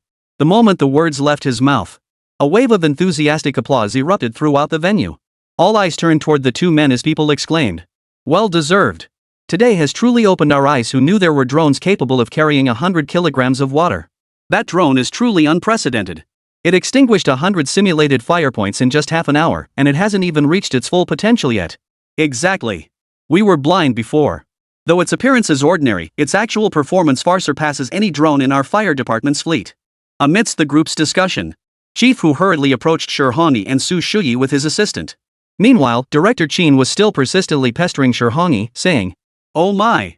Old Shi, Chief Shi. I truly didn't recognize a gem when I saw one. Just look at this drone." Before he could finish, Director Hu pushed past him from behind. Feeling someone behind him, Director Chen turned around and fixed his gaze. Upon recognizing Director Hu, he shuddered violently and hurriedly greeted him. "Good day, Director Hu." Hearing this, director who gave a slight nod without acknowledging him, his gaze immediately shifting to Shi Hongi and the other man as he spoke. Old Shi, where did you get this drone, with such capabilities? Would you be willing to share this technology with our fire department? If this technology were widely adopted, it would significantly boost firefighting efficiency across the entire nation. Hearing Chief Hu's words, Shi Hongi glanced at the drone in Su Shuyi's hands, hesitating slightly before speaking. Chief Hu, it's not that I don't want to share it with you, but this drone. There really is only one unit. Hearing this, Chief Hu's expression turned puzzled. Only one? What's the story? Seeing his confusion, Shi Hongi continued. Well, Director Hu, we acquired this drone during a fire drill at a technical college in Jiang province. We obtained it from one of the students there, so there's only one unit. A vocational student? Hearing this, Director Hu was utterly taken aback, momentarily speechless. Jiang Province Vocational School? Fire drill? And we got it from a vocational student? Are you kidding me? How could this water tank, weighing over 100 kilograms, possibly be obtained from a vocational high school student? If even vocational students could build drones like this, wouldn't the entire nation be teeming with tech talent? Just as he stood there stunned, the people around them overheard their conversation and froze in shock. Chapter 146, That Math Teacher Again? Votes needed. Abandoned factory, Jiang Province suburbs. Everyone was stunned when Shi Hongi said the drone came from a vocational school student. Director Shi, are you serious? You're telling us this heavy lift drone was actually taken from a vocational student? A vocational student. How is that possible? Not just a vocational student, even professional engineers might not be able to build a drone like this. Exactly, Chief Shi. For this drone to maintain its payload capacity while retaining the same performance as a standard drone, how advanced would that be? How could a vocational student possibly build something like that? Director Chen, standing nearby, was even more stunned by his words. Vocational school student? You've got to be kidding me. This drone would be top tier even in military applications, wouldn't it? How could it possibly be built by a vocational school graduate? Forget whether a vocational school graduate even possesses the technical expertise, just gathering the materials for this drone would be impossible. Amidst the stunned silence, Director Hu gradually came to his senses, his expression complex. Old Shi wasn't the type to deceive people. He'd said it himself. It was likely the situation was exactly as he described. As for this drone technology, it wasn't something that could be easily replicated. Sun Tze had mentioned earlier that the drone technology was so profoundly complex that even he was at a loss. So for now, we can't figure it out anytime soon. We'll just have to wait for someone to investigate later. With that thought, Director Hu said. In that case, let's just drop it. With that, he didn't press the matter further. He returned to his computer with his assistant and began handling post-match affairs. Soon after, the match footage was released online. In an instant, the trending topics exploded once more. Various media outlets and public accounts emerged like bloodhounds sensing a scent, all scrambling to cover the story. Wu Ran's drone had already garnered immense attention. Now that this drone had resurfaced, they weren't about to let it go. Thus, a flurry of posts seized the opportunity to surface one after another. Jiang Province Vocational School makes a splash again. Provincial Capital Fire Department stuns at firefighting drone competition with Wu Ran's drone. The 100-kilo payload drone? It's actually Wu Ran's first-generation model that got eliminated. These hot topics have gradually sparked online discussions. What's going on lately? Why are so many drones trending? And they're all vocational students? I heard those students are all taught by Mr. Chen. Ever since what happened with Mr. Chen, they've all become famous. Seriously? How amazing must Teacher Chen be? If his students' tech skills are this advanced, then he himself must be. Whoa! That's terrifying when you think about it. Soon, the buzz began to spread. Meanwhile, elsewhere, at a campsite in Jiang Province, Yu Zhenhua was flipping through a military manual in his hands. Suddenly, a young staff officer burst in, phone in hand, urgently reporting. Colonel Yu, we found a lead on the matter you asked me to investigate earlier. Hearing this, Yu Zhenhua looked up, gave him a glance, and scolded. What's with all the fuss? What happened? Calm down and explain. Taking a deep breath to steady himself, the staff officer began. It's related to that drone. At the mention of drones, Yu Zhenhua perked up noticeably. Setting aside the military manual in his hands, he sat up and asked. Has Zhang Heng established communication with the drone? At this, the staff officer's eyes darted nervously, and he stammered. No, it's not about that. Hearing this reply, Yu Zhenhua froze. Not that? Then what is it? Still related to the drone? Before he could process it, the staff officer quickly handed him the phone and continued. Take a look. This is the Jiang Province firefighting drone competition. The previous video shows a fire drill at Jiang Province Vocational School. Both incidents involved the same drone. Judging from the footage, that drone's payload capacity is at least 100 kilograms. Listening to the report, Eugenio looked puzzled. 100 kilograms? What kind of drone could carry 100 kilograms? He glanced at the video on his phone. The next moment, Eugenio's expression froze instantly. This? Is this even a drone? Whose drone can carry such a massive water tank? Even the military doesn't have drones like this, right? Zhang Heng's drone just showed up and now another one appears? What the hell is going on? Stunned, Eugenio blurted out. Where did this drone come from? How can it carry such a heavy load? Hearing his words, the staff officer flashed a faint smile, his expression tinged with self-importance as he continued. Colonel Yu, according to my investigation, the manufacturer of this drone is named Wu Ran, and... He glanced at Eugenio's expression before continuing. The same platoon as Zhang Heng from before. What? Eugenio nearly dropped the phone from his hand in shock. In the same class as Zhang Heng? What's going on? Zhang Heng alone was already terrifying enough and now another Wu Ran shows up? Is this a vocational school class? Calling it a Tsinghua Peking rocket class would be more accurate. Producing two geniuses in the drone field back to back, is that something a measly vocational program could pull off? Seeing his stunned expression, the staff officer paused briefly before continuing his report. According to our investigation, this Wu Ran's drone project also appears to be connected to that math teacher from before. At this, Eugenio's expression turned distinctly peculiar. Which math teacher was it again? So, was Zhang Heng's drone really connected to that teacher? Who exactly is this math teacher? How could he have taught two prodigies so deeply versed in technology? This isn't just any math teacher, he's practically an academician of some major power. At this thought, Eugenio turned to the staff officer and asked, Have you investigated that math teacher? What's his background? Hearing this, the staff officer immediately wore an expression that said, just as I thought. He had anticipated that you would take an interest in this teacher. So he'd done some preliminary digging. Thinking this, the aide replied, I've looked into it. The math teacher's name is Chen Mo. He was teaching at Jiang Province Technical College not long ago. Due to his radical teaching style, the school specifically assigned him to a class that was at the bottom of the rankings. Then, after he started teaching that class, their grades skyrocketed overnight. Over half of the top math scorers in the entire grade came from his class. But the good times didn't last. Someone recorded his class and posted it online, sparking a wave of negative publicity. Even the provincial TV station covered it. He gestured toward Eugenio's phone and continued. The provincial TV station's report is on this phone. You can take a look. Hearing this, Eugenio looked at him skeptically, deep in thought. Was that teacher really as terrifying as he described? No. If he had that kind of talent, why would he teach at a vocational school? With that thought, he swiped the phone screen to play the video. The next moment, Eugenio's pupils contracted slightly. Chapter 147, The military will seize everything. At a camp in Jiang Province. Eugenio watched the video on his phone, his pupils contracting slightly. Magnetorheological self-healing boundary layers? Stealth topological structures? Plasma sheaths? What the hell is all this? Is this what a vocational school student is talking about? And that teacher, what's his deal? Constantly talking about grilling salmon to a crisp and stomping on cherry blossom mountains. You'd think he was the commander of some unit. His mindset is way too radical. What kind of students will this teacher produce? Who knows, maybe one day they'll really storm into Zairizi and start shooting up the place. That simply won't do. Thinking this, he turned to the staff officer beside him and asked, Have you shown this video to the equipment department? Is what this teacher is saying true or false? Hearing this, the staff officer hurriedly replied, Well, I did show it to them, but... As he spoke, beads of cold sweat formed on his forehead as he continued. The equipment department said they couldn't understand it. Still don't get it? Eugenio exclaimed. Damn it! Are the guys in the equipment department just eating their paychecks? They can't even figure this out?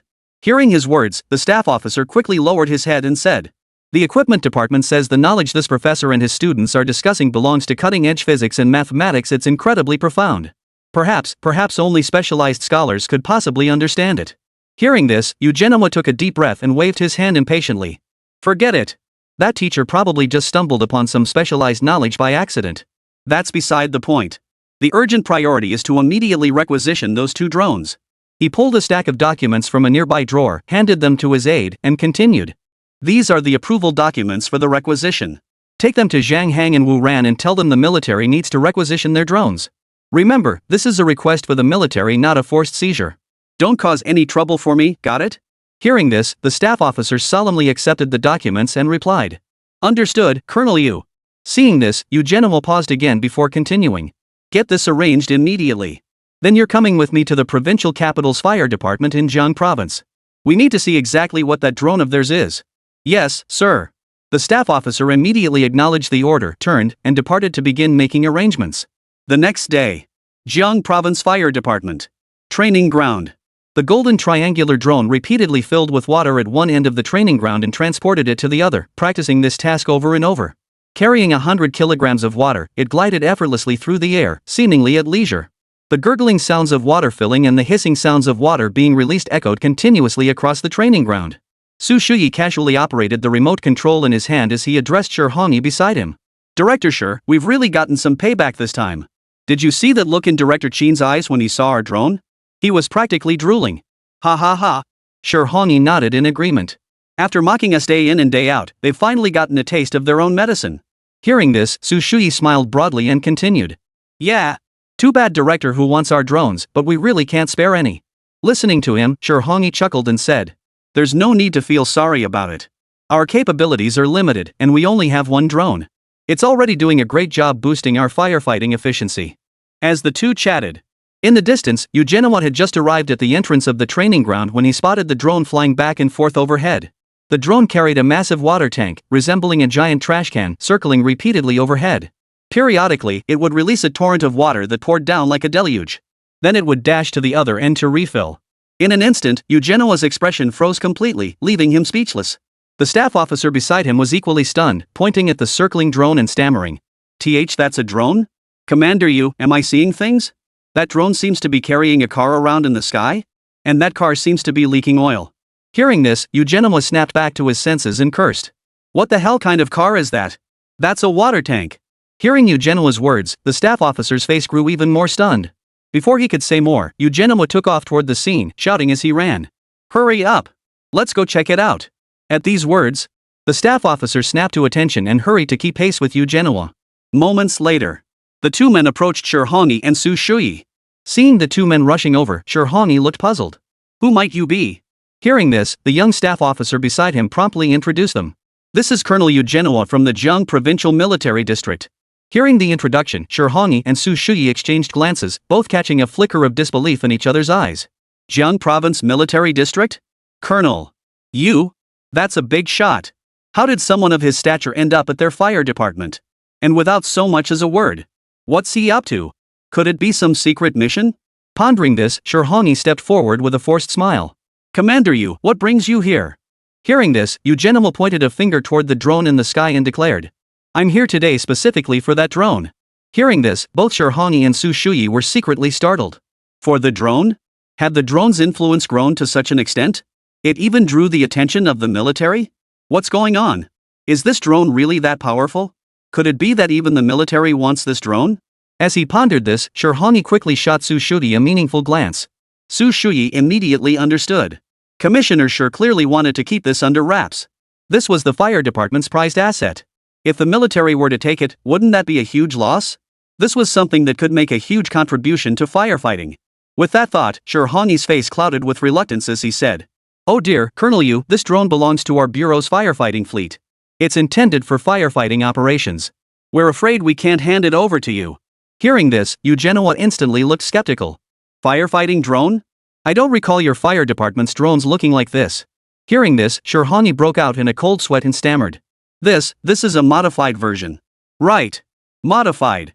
We specifically hired Engineer Sun to modify it back then. Hearing this, Eugenio gave a subtle nod to the staff officer beside him. Understanding the look, the aide immediately stepped forward with his phone, opened a video, and handed the device to Shi Hongyi and Eugenio. Seeing this, Eugenio continued. So, this firefighting drone of yours was actually obtained from a vocational school student? Chapter 148, Drones, we want them. Vote request. Jiang Province Fire Department Training Grounds. Hearing Eugenio's words, Shi Hongyi's body tensed as his gaze darted to the video on the phone. The video showed the exact moment during the fire drill when Su Shuyi had snatched the drone from Wu Ran's hands, a live clip from the event. Seeing this, Shi Hongyi instantly grew tense. They'd even uncovered this? It seemed there was no hiding it today.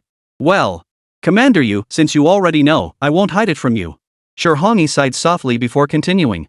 This drone was indeed taken from that vocational school student, but there was only one. One?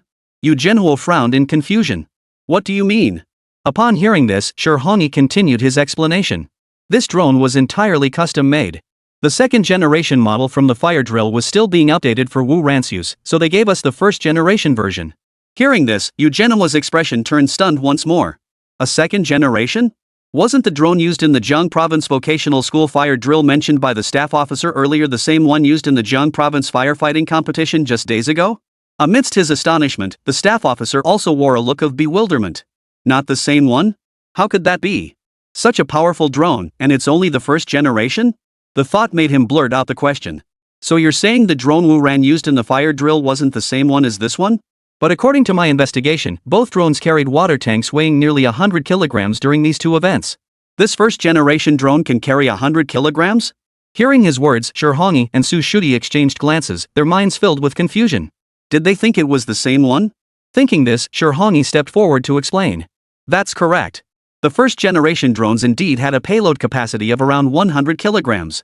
As for the second generation, we haven't obtained one yet, but we estimate it should be close to 150 kilograms. What? Eugenio and the staff officer exclaimed in unison. Nearly 150 kilograms? What does that even mean? Even specialized military drones currently in service couldn't achieve that level of payload. And this vocational school graduate managed to build a drone capable of such a payload? He's a genius for the ages. At this thought, Eugenio lowered his head and whispered to the staff officer beside him. Alright, in a few days, we'll make a special trip to Jiang Province Technical College to find Wu Ran. Hearing this, the staff officer nodded slightly. Though their voices were low, Shi Hongyi and Su Shuyi caught every word. Exchanging a glance, they instantly understood each other's meaning and began formulating plans in their minds. Wu Ran's drone capabilities were formidable. They'd witnessed that firsthand recently. Its firefighting capabilities were undeniable, but there was still plenty of room for development in other areas. Securing the second-generation model would be a major achievement for their entire fire department. Earlier, Wu Ran hadn't given them one, but that was fine. At least he hadn't given one to anyone else. But now, if this second-generation drone went to the military, then they'd never get their hands on it. No way. The military absolutely cannot get their hands on that drone. With that thought, Su Shuyi immediately sent a message to Shi Hongyi on his phone. Seeing this, Shi Hongyi pulled out his phone and glanced at it. The message read, Director Shi, should we notify Director Hu? We can't compete with the military on our own. Reading the message, Shi Hongyi fell deep in thought. Indeed. He was merely the director of a provincial fire department, a minor official compared to the regiment commander of the Jiang Provincial Military Command. On his own, he certainly couldn't outmaneuver the military for that drone.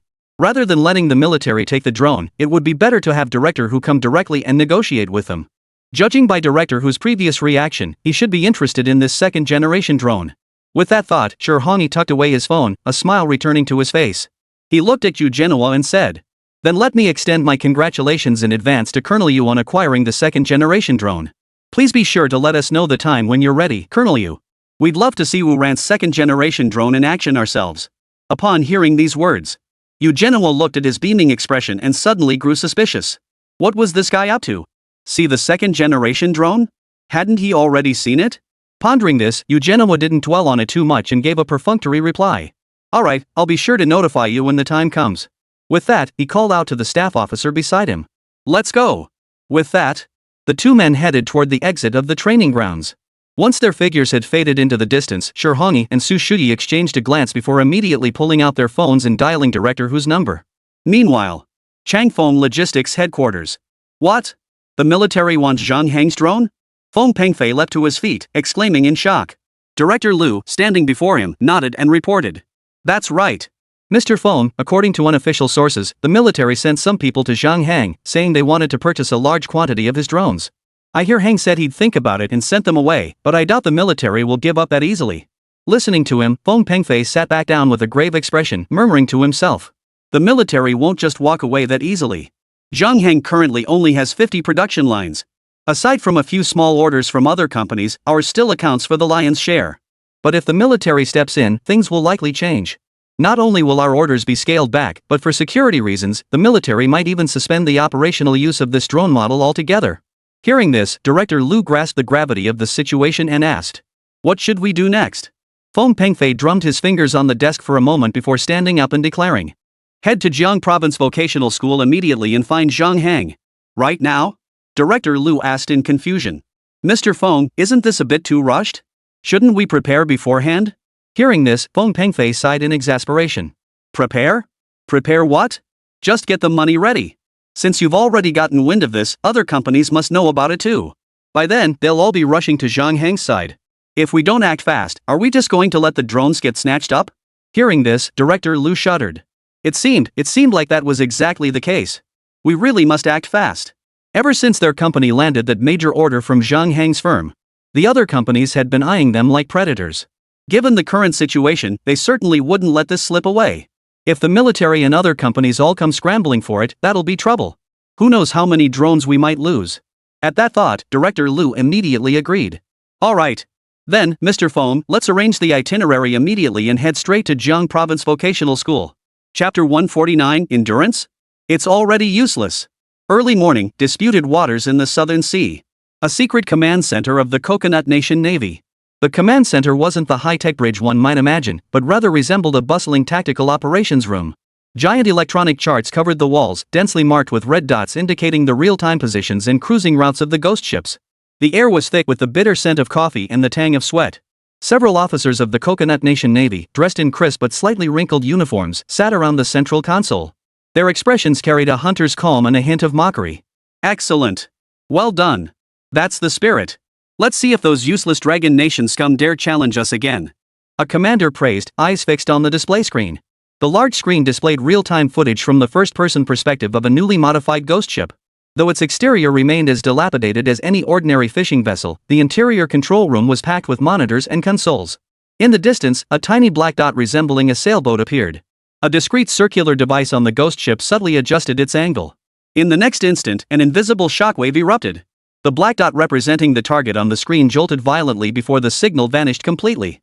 Immediately after, the camera shifted to another ghost ship's perspective as it silently approached a small Dragon Nation fishing boat attempting to cast its net. A thick, insulation-wrapped nozzle extends silently, instantly expelling high-pressure, cryogenic liquid nitrogen. The mist enveloped the fishing net with pinpoint accuracy. Real-time thermal imaging showed the surface temperature of the net ropes plummeted below freezing, becoming brittle and rigid. The crew watched in horror as their lifeline, the fishing net, instantly cracked like fragile ice crystals, shattering at the slightest touch of the ocean current. The third screen displayed low-frequency sonar scans from beneath the ghost ship.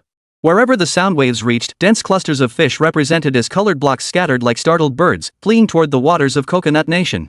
Electromagnetic pulses, liquid nitrogen blasts, sonar fish scaring, this is the might of our Coconut Nation. Those Dragon Nation bastards are nothing but ants before us. A Coconut Nation naval staff officer sneered, pointing at the image of frozen, shattered fishing nets.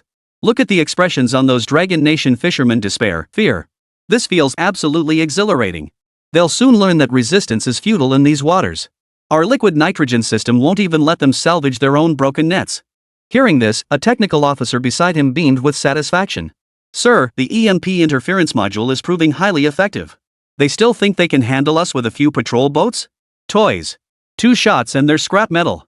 I dare say those Dragon Nation fishermen won't even dare think about airborne early warning now. Listening to their exchange, the commander watched the dispersing fish schools with an icy stare. Excellent. The fish dispersing sonar's performance exceeded expectations, exactly what we wanted. Not only will they fail to catch fish, but they'll understand that even the fish know who truly owns these waters. They think delaying us with patrol ships is their ultimate tactic? This is only the beginning. Our ghosts are everywhere, infiltrating every crevice. I will make the fishermen of the Dragon Nation remember today's helplessness forever. Make them abandon this sea completely. A few cold laughs echoed through the command center. The commander picked up the encrypted communicator and issued orders. All hunting teams, take note. Operation Ghost enters Phase 2. Expand the expulsion zone and increase harassment frequency. Engage the Dragon Nation's official patrol vessels head-on. Teach those fishermen a lesson. I will make the Dragon Nation understand that their very presence here is a mistake. The next day, in a small courtyard within a coastal fishing village, a group of elderly fishermen crouched in a corner, facing a mountain of fishing net fragments shattered by liquid nitrogen, their faces heavy with sorrow. One fisherman, his rough fingers trembling as he stroked a cold, brittle piece of net rope, sat silent as a rock. From neighboring homes, the faint wails of women drifted through the air. The young sailor from before now stared at an old man's hunched back in the shattered nets, his eyes bloodshot, fists clenched. Old man Shui. Those bastards don't want us to live at all. Hearing his words, the old man named Shui sighed softly and replied. There's nothing we can do. Truly nothing. I heard last night they even sank 2 official patrol ships. Alas. The old man's full name was Chui Dahai. For years, he and his son, Chui Chang, had relied on each other for survival. Fortunately, the village had this young sailor, Fan Yu, who kept them from starving to death. At that moment, Fan Yu turned to Cui Dahai and asked. Earlier, I asked Chang to look for the drone. Has he found it yet? Before Cui Dahai could answer, Cui Chang emerged from the house inside. It's useless. Drones can't stop those bastards here anymore. Hearing this, Fan Yu's gaze instantly turned to him, his expression filled with confusion. Why are they useless? Didn't you say drones with longer endurance might be able to stop them? Hearing this, Cui Chang lowered his head, saying nothing. The elderly Cui Dahai beside him took a deep breath and turned to explain to Fan Yu. That was only possible when the official patrol ships of Longguo could stop them. But now, even the official patrol ships of Longguo can't handle them. Even if we track their movements, it's useless. There's simply no one who can stop them. Hearing this, Fan Yu's expression darkened instantly. He snapped. So we're just supposed to wait to die? We don't even have the right to live? The words hung heavy in the air. The scene fell into a deathly silence. Not only Cui Dahai and Cui Chang, but all the fishermen exchanged glances, their faces filled with helplessness. It was cruel, but the truth remained. Without food, weren't they just waiting to die? Just then, a radio nearby broadcasted a marine weather report. The latest fishery statistics show that due to recent complex sea conditions, the catch volume in the traditional fishing grounds of the Dongsha Islands has plummeted by 92% this month compared to the same period last year. Experts advise fishermen to prioritize safety and avoid high-risk waters. The cold statistics stabbed like knives into everyone's hearts, further darkening the already heavy atmosphere. However, before the report could finish, static crackled over the airwaves. Then, the sound returned. But what came through the radio was a Coconut Nation citizen speaking broken, mocking Mandarin. Dragon Nation fishing vessels. Attention! You are entering Coconut Nation's exclusive economic zone. Turn back immediately. If you fancy a little fun in our waters, we'd be delighted to turn you into specimens preserved in seawater. Ha ha! Hey, friends! Did you enjoy the sound of your nets shattering today? Fancy hearing that ice-cracking noise again? Next time, it might be your ship's planks shattering. Chapter 150, Opportunity? Trap. Coastal Fishing Village, Courtyard. Everyone listened to the radio broadcast, their hearts sinking with dread. Those bastards from Coconut Nation actually dared to intercept Dragon Nation's radio broadcasts. It was like they were ting on their heads. At that moment, the old man Cui Dahai slowly raised his head. His cloudy eyes scanned the despairing crowd before he looked down at the cold, broken net rope in his hand. With resignation, he said, "Let's go fishing tonight." I noticed before that after 1 a.m. those patrol ships from the Coconut Nation all head back. This might be our only chance. Hearing this, Fan Yu froze in shock. Uncle Cui, how can that be? Fishing at night is far too dangerous. The other fishermen chimed in unison. Yeah. Old Cui, this stretch of water is deadly at night, piranhas everywhere. Exactly. Those fish can even bite through our boat planks. How could we possibly catch anything? It's not even about catching fish, it's pitch black out there. We might fall overboard. Can't we think of another way? Only Cui Chang remained silent, his face clouded with worry. After a long pause, he finally spoke. Everyone. I think my dad's right, we're either starving to death or going out to fish tonight. We've got no other choice. The moment these words were spoken, the room fell silent once more. His words were blunt but true, that was the reality. Fishing at night might offer a glimmer of hope. Otherwise, everyone would starve to death here. Seeing the slight wavering among the group, Cui Chang pressed his advantage. It's settled. Who's going? Raise your hand. At his words, the fishermen exchanged glances, falling into silence. The sorrow etched on their faces was unmistakable. After a long pause, hands slowly began to rise. 1, 2, 10. Gradually, every single person raised their hand in agreement. Seeing their expressions, Cui Chang's face grew solemn as he declared. Then it's settled. Meet at the wooden hut by the coast at 1 a.m. Time flew by. Deep into the night, only faint moonlight seeped through. A deathly silence enveloped the fishing village, broken only by the sound of waves crashing against the shore, as if singing a silent dirge for the village. At that moment, a large group of fishermen gathered in front of a wooden hut nestled among the coastal shrubs. Flashlights flickered in their hands, their faces etched with palpable tension. Seeing this, Fan Yu weighed the harpoon in his hand and turned to Cui Chang beside him. Chang, when do we head out? Cui Chang didn't rush to answer. After a moment of silence, he replied. Wait a bit longer. Let's go after the moonlight fades completely. We don't want those patrol ships from the Coconut Kingdom to spot us. Got it. Fan Yu tucked the harpoon into his belt and agreed. Soon, a massive black cloud swallowed the moonlight, plunging the surroundings into perpetual darkness so pitch black you couldn't see your hand in front of your face. The fishermen could only see the beads of sweat glistening on each other's faces by the faint glow of their flashlights. Go! Cui Chang tightened his grip on the harpoon and shouted in a low voice. With that, he began walking along the shoreline toward the fishing boats anchored in the distance. The others held their breath, gripping their flashlights tightly as they followed. Soon, they crossed the thicket in front of the wooden hut. The pitch-black coastline suddenly came into view. The sea breeze, mingled with the sound of waves, felt eerily unsettling. The air was thick with a foul stench, a mix of rotten fish and the briny tang of seawater. "No way!" an old fisherman whispered in alarm. Sure enough, Old Man Chui was telling the truth. Those patrol ships from Coconut Country really weren't out at night. "This time, we might actually catch a lot of fish tonight." "Shoo!" Fan Yu tapped the old fisherman on the shoulder, signaling him to be quiet, though he couldn't hide the excitement on his face. After going 2 whole days without food, now they had a chance to catch fish. Who wouldn't be thrilled? The other fishermen, hearing the two men's voices, were also overcome with excitement. Their hands, holding flashlights, trembled uncontrollably.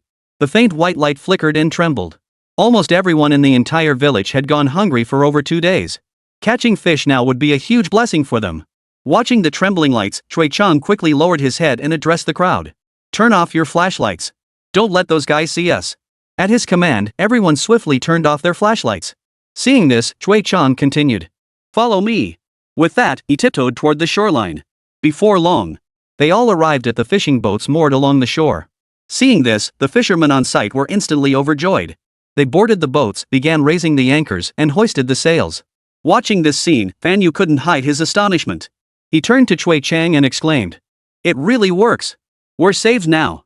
Hearing this, Chui Chang said nothing, merely nodding silently in response. "Let's go. Pack up quickly and leave no lingering." Fan Yu nodded in agreement, then boarded a fishing boat to begin preparations. Before long, everyone had their belongings ready. However, Chui Chang remained standing on the shore, surveying his surroundings, hesitating to move. Seeing this, the others turned their gaze toward him and called out, "Chang, what are you standing there for? Let's get fishing." "Yeah.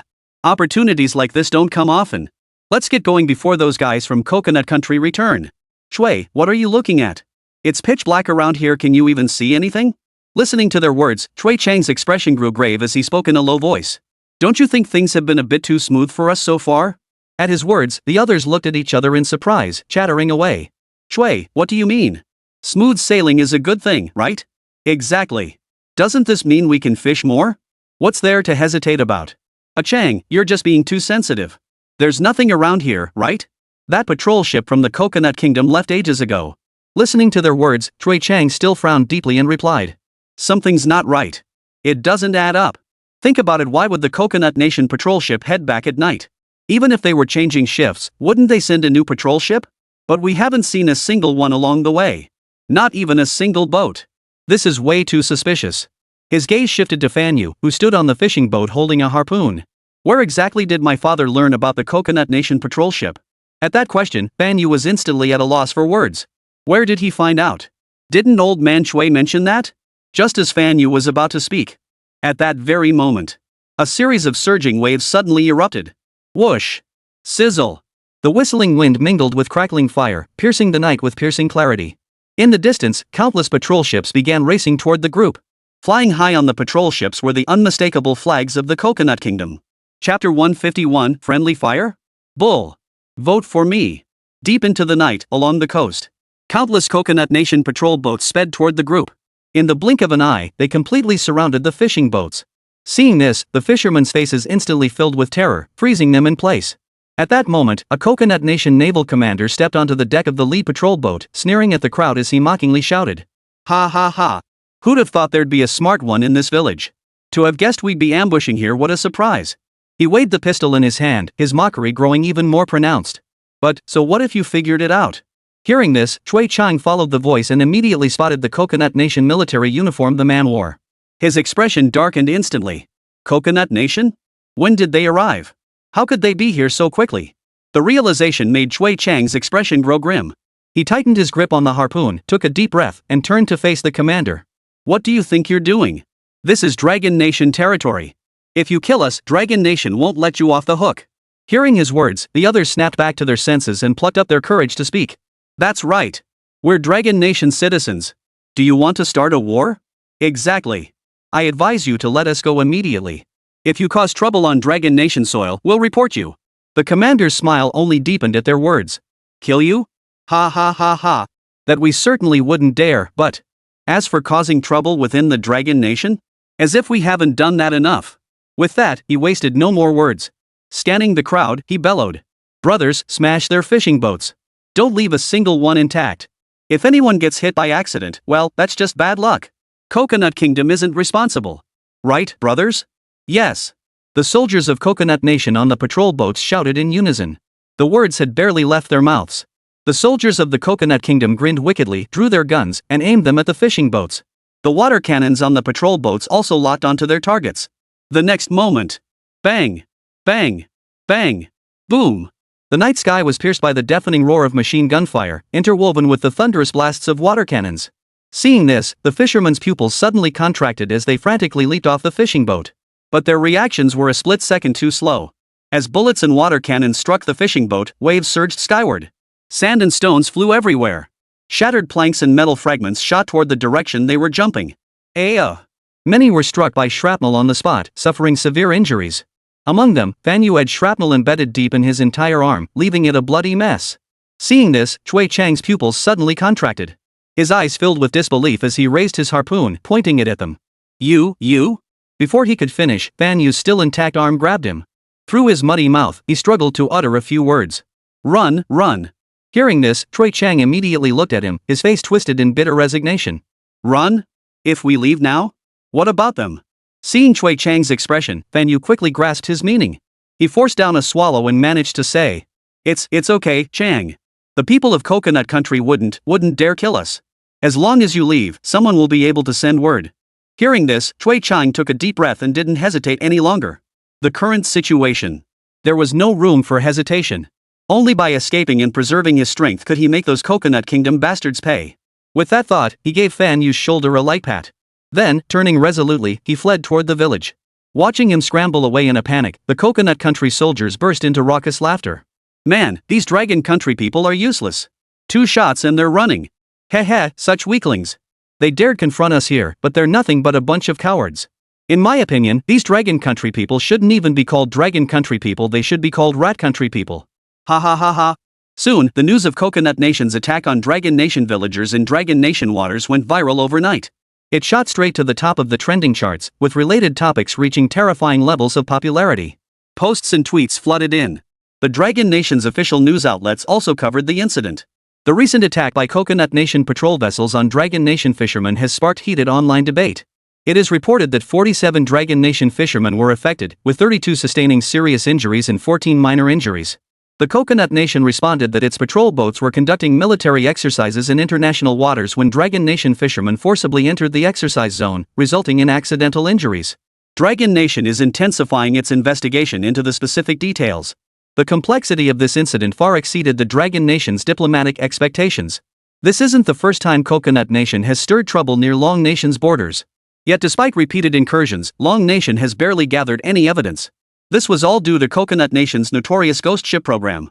Public outrage erupted instantly, with everyone expressing contempt for Coconut Nation's actions. Netizens, witnessing this situation, were equally enraged and began condemning the Coconut Nation. Those bastards from Coconut Nation. That's clearly Dragon Nation's territorial waters, not some international sea. Exactly. Military exercises? Who targets fishing boats during drills? I heard every single one of those boats was sunk. These bastards should be hauled before the international court. If Dragon Nation didn't lack evidence, I'd grab my weapon and chop these Coconut Nation scum to pieces. Meanwhile, Jiang Province Vocational College, 7th floor core lab, experimental building. Metal lab benches glowed bluish-gray under cool lighting, while a floating holographic interface projected flickering quantum parameters. At that moment, Chen Mo's fingers hovered over the control panel, fine-tuning various data points. Within the vacuum isolation chamber, a silver-white drone floated at its center, its hull shimmering with a mercury-like glow. The quantum locking field, which should have been stable, began to fluctuate. The anti-gravity core displayed a distorted Rosette Nebula pattern on the nanoscale observation screen. Chen Mo pressed a button on the panel. The next instant, 48 sets of high-precision optical trackers and countless emerald green scan lines instantly sealed the experimental chamber. On the floating interface, quantum entanglement readings skyrocketed. The moment the critical threshold was breached, a shrill alarm pierced the air, only to be swiftly muffled by the silencer force field into a distant hum. Crackle-like patterns, reminiscent of ancient porcelain glaze, suddenly appeared on the drone's hull, while dark gold energy veins pulsed violently along the fissures. The upgraded cold fusion ring erupted within the core chamber, emitting a gamma-ray spectrum glow that bathed the entire laboratory in a deathly crimson, reminiscent of a dying sunset. At that moment, Chen Mo pulled the lever beside him. The light gradually receded as the entropic alloy of the craft's hull began self-repairing, the subtle sound of crystal echoing like millions of beetles gnawing at the eardrums. Amidst the white mist of emergency coolant gushing forth, the hexagonal prismatic high-energy ion propulsion array activated one by one. Ethereal blue arcs swam through the transparent lattice, tracing the topological structure of a Klein bottle.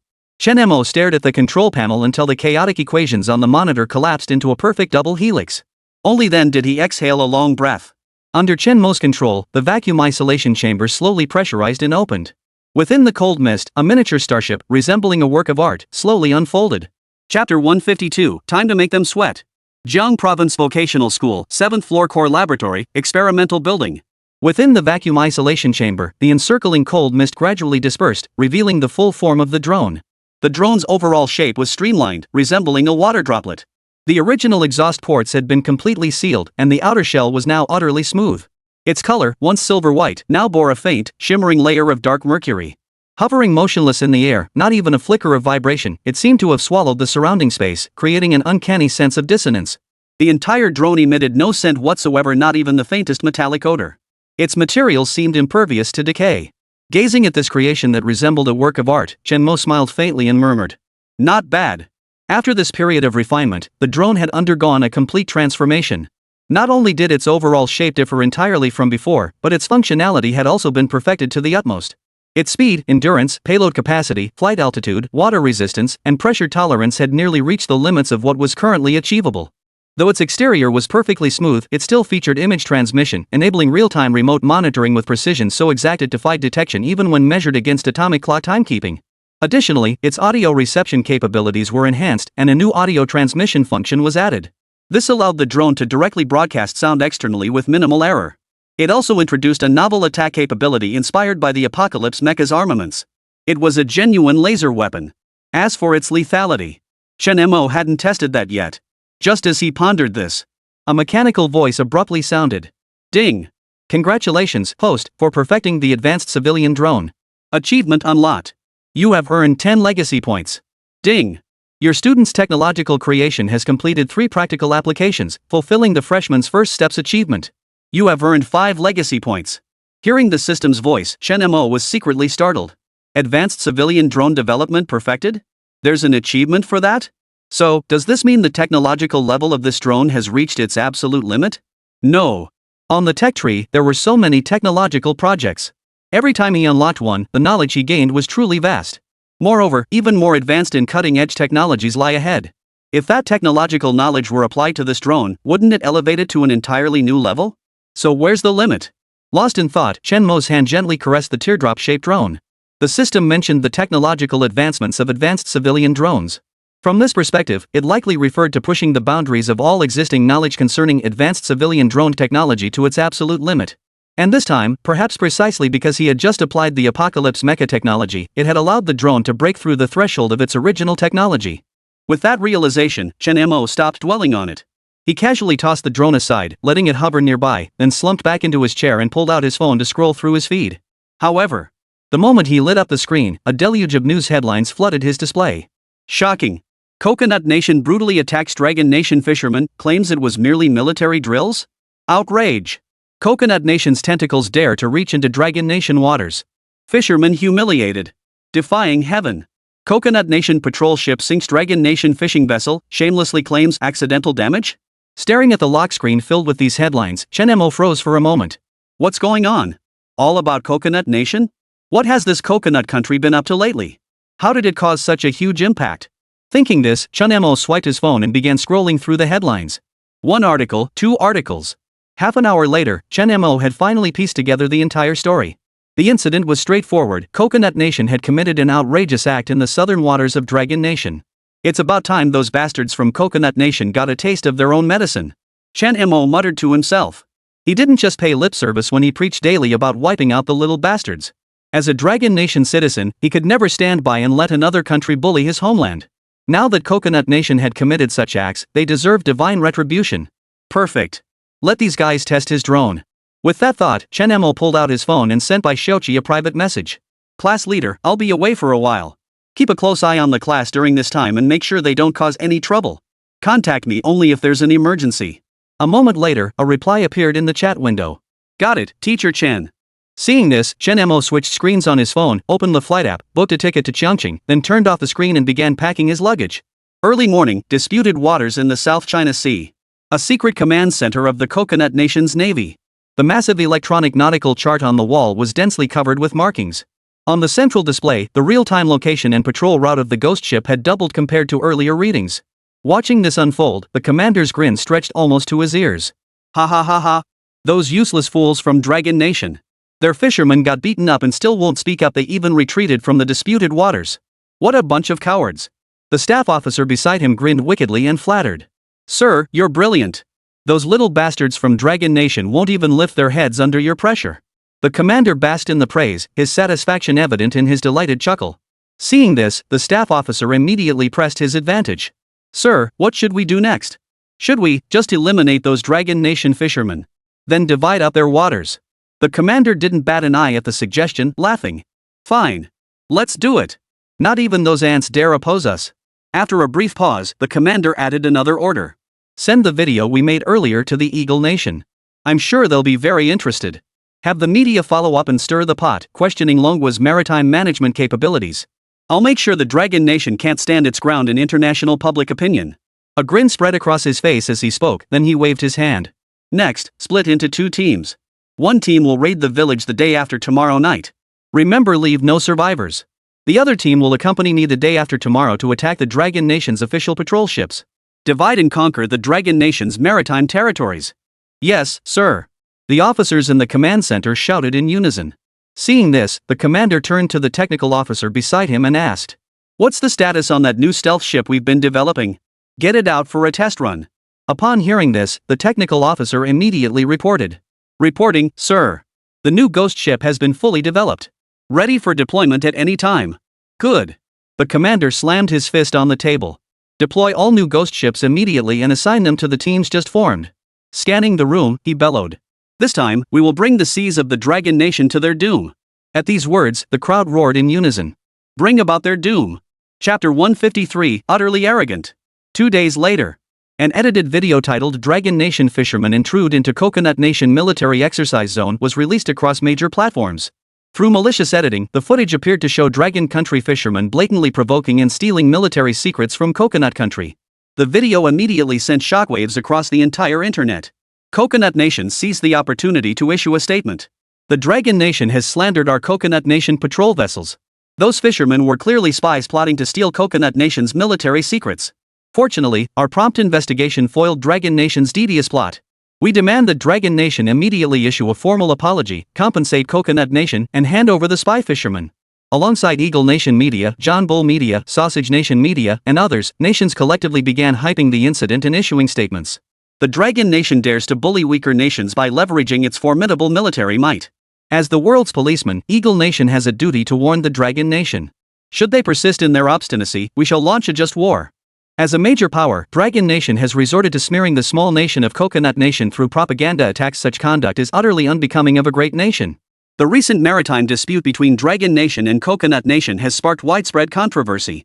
If Dragon Nation, as a major power, cannot even manage its maritime disputes properly, might we conclude that its maritime governance capabilities are fundamentally flawed? With these developments, Dragon Nation's diplomatic position has become completely passive. On one hand, Dragon Nation couldn't find evidence that Coconut Nation had slandered them. On the other hand, the Eagle Nation's tactics were predictable and beyond their control. Given any opportunity, they would seize it relentlessly, viciously disparaging Longguo to dominate the public discourse. Therefore, the Dragon Nation's diplomatic efforts could only issue statements to calm domestic public sentiment. However, you can't hide the truth forever. The people of Dragon Nation soon learned of these nations' actions. Overnight, collective anger surged among the people of the Dragon Nation, with a torrent of voices erupting online. Experts across fields jointly petitioned for the Dragon Nation to sanction the Coconut Nation. Simultaneously, netizens' fury ignited instantly, setting off a firestorm of public outrage. Those bastards in Coconut Nation. Think you can just spout off like that? Damn it, if I had an army, I'd march straight to their capital. Exactly. Those bastards. They just throw out a video and make baseless accusations. Is that really how Coconut Nation operates? And those eagle but bastards, what the hell business is it of yours? Public opinion attacks? A mere coconut country like theirs deserves our Dragon Nation's public opinion attacks? Our Dragon Nation lacks the bearing of a great power? Are the Eagle Nation and the John Bull telling blatant lies? Meddling in other countries' internal affairs while having the nerve to say such things? That's laughable. Amidst the online firestorm. Cheongqing Airport. Chen Mo, dressed in ordinary clothes, slowly pushed his luggage off the plane and headed toward the airport exit. As he walked, he scrolled through news updates on his phone. When he saw the slanderous reports from the Coconut Nation targeting the Dragon Nation, a faint surge of anger welled up inside him. These Coconut Nation scoundrels and the Eagle Nation media were spouting pure nonsense. This was clearly edited footage, yet they dared to use it to slander the Dragon Nation. They truly didn't know their place. Since the Dragon Nation finds it difficult to handle, I'll step in myself and resolve this issue for them. If Coconut Nation wants to play games, I'll see them through to the end. Chen Mo glanced down at his clothes thoughtfully. Now it was time to solve the problem for the Dragon Nation. As a Dragon Nation citizen himself, and one involved in academia at that, he must maintain a low profile and avoid revealing his identity. Otherwise, if those with ulterior motives found out, it could very well tarnish the Dragon Nation's international reputation. Therefore, he needed to change clothes and conceal his identity. With this thought, Chen Mo quickened his pace. Bathed in the morning glow, he swiftly made his way toward the airport exit. Several hours later, the sky grew overcast, winds howled, and a chill descended, adding a touch of grimness to the entire southern sea. Coastal fishing village. The entire village stretched out in a narrow, elongated shape. From the entrance to the far end, only one main road was paved with cement. The rest of the houses were connected by a network of crisscrossing alleys paved with blue bricks. Overall, however, the terrain of the village was relatively flat, making it less prone to water accumulation. Now, beneath the gloomy sky, a cold wind swept slowly inward from the village entrance. Inside a thatched cottage, Chui Chang tended to Fan Yu, who lay unconscious in bed with one arm heavily bandaged. Chui Dahai was also inside, tending to other injured villagers. Seeing Fan Yu, Chui Chang felt a pang of sorrow. As the village's only college graduate, he had been following the online news closely during this period. This Coconut Kingdom was viciously slandering them, even going so far as to accuse them of being spies. Such behavior left Chui Chang feeling bitter. The villagers had spent years simply fishing for a living. How could they possibly know that Coconut Nation would repeatedly commit such outrageous acts that provoke the wrath of heaven and the indignation of the people? Now, with Dragon Nation unable to gather evidence, they were powerless against those scoundrels. Chui Chang felt utterly helpless. If only someone would come and sanction them. Chui Chang gazed out the window, murmuring to himself. Hearing this, Chui Dahai, his back hunched over as he tended to the sick side deeply, and replied. Even the Dragon Nation's government can't handle it now. Relying solely on us, we're completely powerless against Coconut Nation. The already injured villagers nearby paled at these words. Grandpa Chui was absolutely right. They had heard from Ma Chang before that even the Dragon Nation government was powerless against the Coconut Nation now. What could anyone else possibly do? Even their injuries meant they could only hide in thatched huts to recover. If not for Dragon Nation forcibly protecting them, Coconut Nation might have seized them under the pretext of arresting spies. With that thought, the villagers closed their eyes, feeling the cold wind blowing in through the window. The remaining healthy villagers busied themselves tending to the sick. Every thatched hut in the village was now filled to capacity, housing all the wounded. Thus, the village's main thoroughfare was now nearly deserted. The sky hung heavy and gloomy, as if the end of the world were approaching.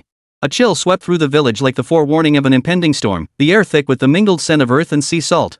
The howling wind rattled the thatched huts, making everyone shiver involuntarily. Just then. Click. Tap. A crisp series of footsteps echoed from the village entrance, reverberating through the empty streets with an eerie, otherworldly quality. Then came a very young voice. This spot's perfect, just right for testing the drone. Chui Chang and Chui Dahai froze in their tracks, tense as if facing a formidable enemy, fearing it was someone from the Coconut Kingdom.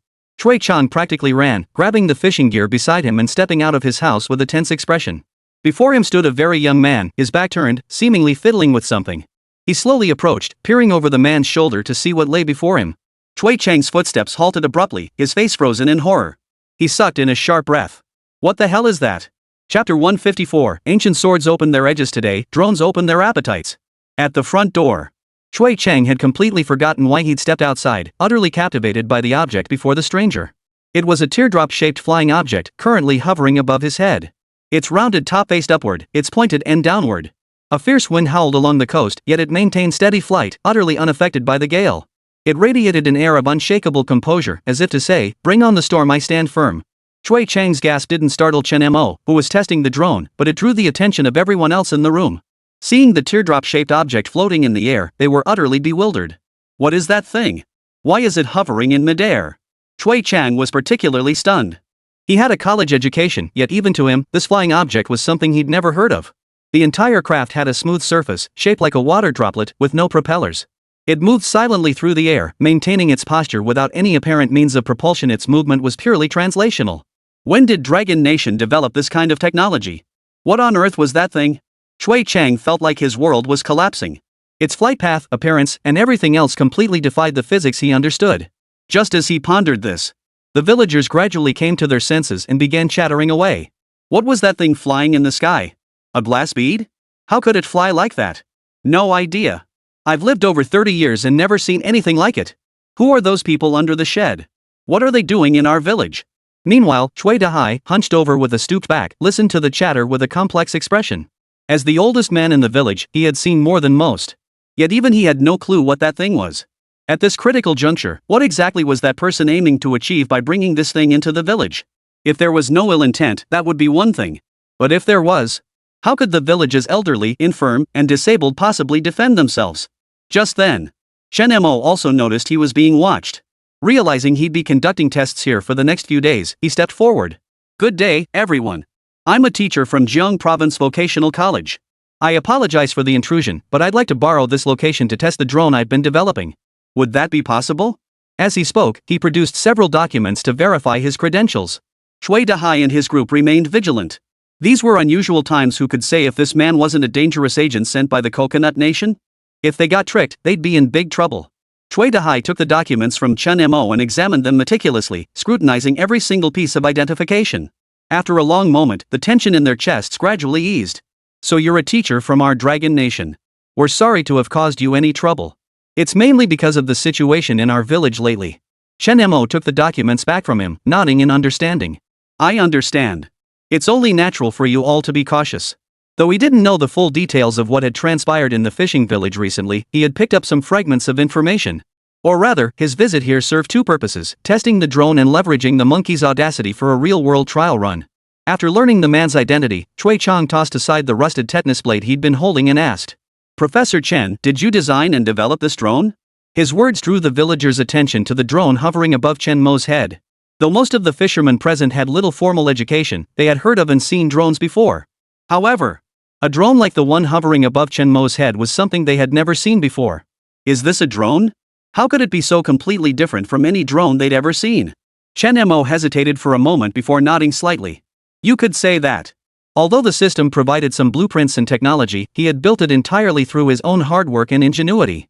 Besides, the blueprints and technology provided by the system were more about drawing analogies. After digesting and assimilating them, he generated many new ideas and approaches. Through this process of integration and mastery, the final form of this drone had diverged significantly from the one initially rewarded by the system. Chui Chang was utterly astonished. Impressive. As a college student, he might not be an expert on drones, but he certainly knew more than the villagers. Even the most basic civilian drone involved countless technologies. Take the simplest examples: aerodynamic structural design, SLAM technology algorithms, ARM architecture, and so on. These fundamental modules are common knowledge to anyone. But to actually build a drone, knowing these things is nowhere near enough. One must also understand and master disciplines like INS design, depth control algorithms, and LiDAR technical parameters. What appears to be an ordinary drone is actually a culmination of dozens of disciplines. And this young vocational school teacher has single-handedly designed and developed a drone? And this drone looks quite extraordinary. Chui Chang was astonished, yet also somewhat skeptical. No matter how he looked at it, the man didn't seem capable of independently designing and developing a drone. Too young. And he's just a math teacher at a vocational school. Even professors from prestigious universities might not be able to pull this off. How could a vocational school teacher manage it? It wasn't that he looked down on Chen Mo, but he felt that, comparatively speaking, a vocational school teacher's knowledge base and technical skills were somewhat lacking. To bridge that gap, he'd need more time for study and advanced training. However, Chui Chang wasn't overly concerned about whether the drone was actually developed by Chen Mo himself. If the other party wanted to test the drone here, it wouldn't be a problem under normal circumstances. But now that the fishing village had caught the attention of Coconut Nation, they could launch a surprise attack at any moment. Even with Dragon Nation's Coast Guard and naval forces providing nearby escort, Coconut Nation's guerrilla tactics made it impossible to guarantee constant surveillance. Chui Chang advised. Professor Chen, coming to the fishing village to test your drone now might not be the best timing. With Coconut Nation constantly interfering, if they spot your drone and mistake it for surveillance, those wild monkeys might cause trouble when you least expect it. If possible, perhaps we should test the drone at another time? Chui Dahai also pleaded earnestly. Yes, Teacher Chen, please heed our advice. Wait until this storm passes before testing the drone in the fishing village. Now is truly not the time. Chen Mo understood their concerns. He had deliberately chosen this location precisely because he knew Coconut Nation was up to no good. Otherwise, he would have tested it at the university long ago. An ancient sword must be tempered. Today, this drone must be put to the test. Chen Mo smiled calmly. No matter. I have my own considerations. Chapter 155. That teacher is probably in serious trouble. Southern seas, torrential rain.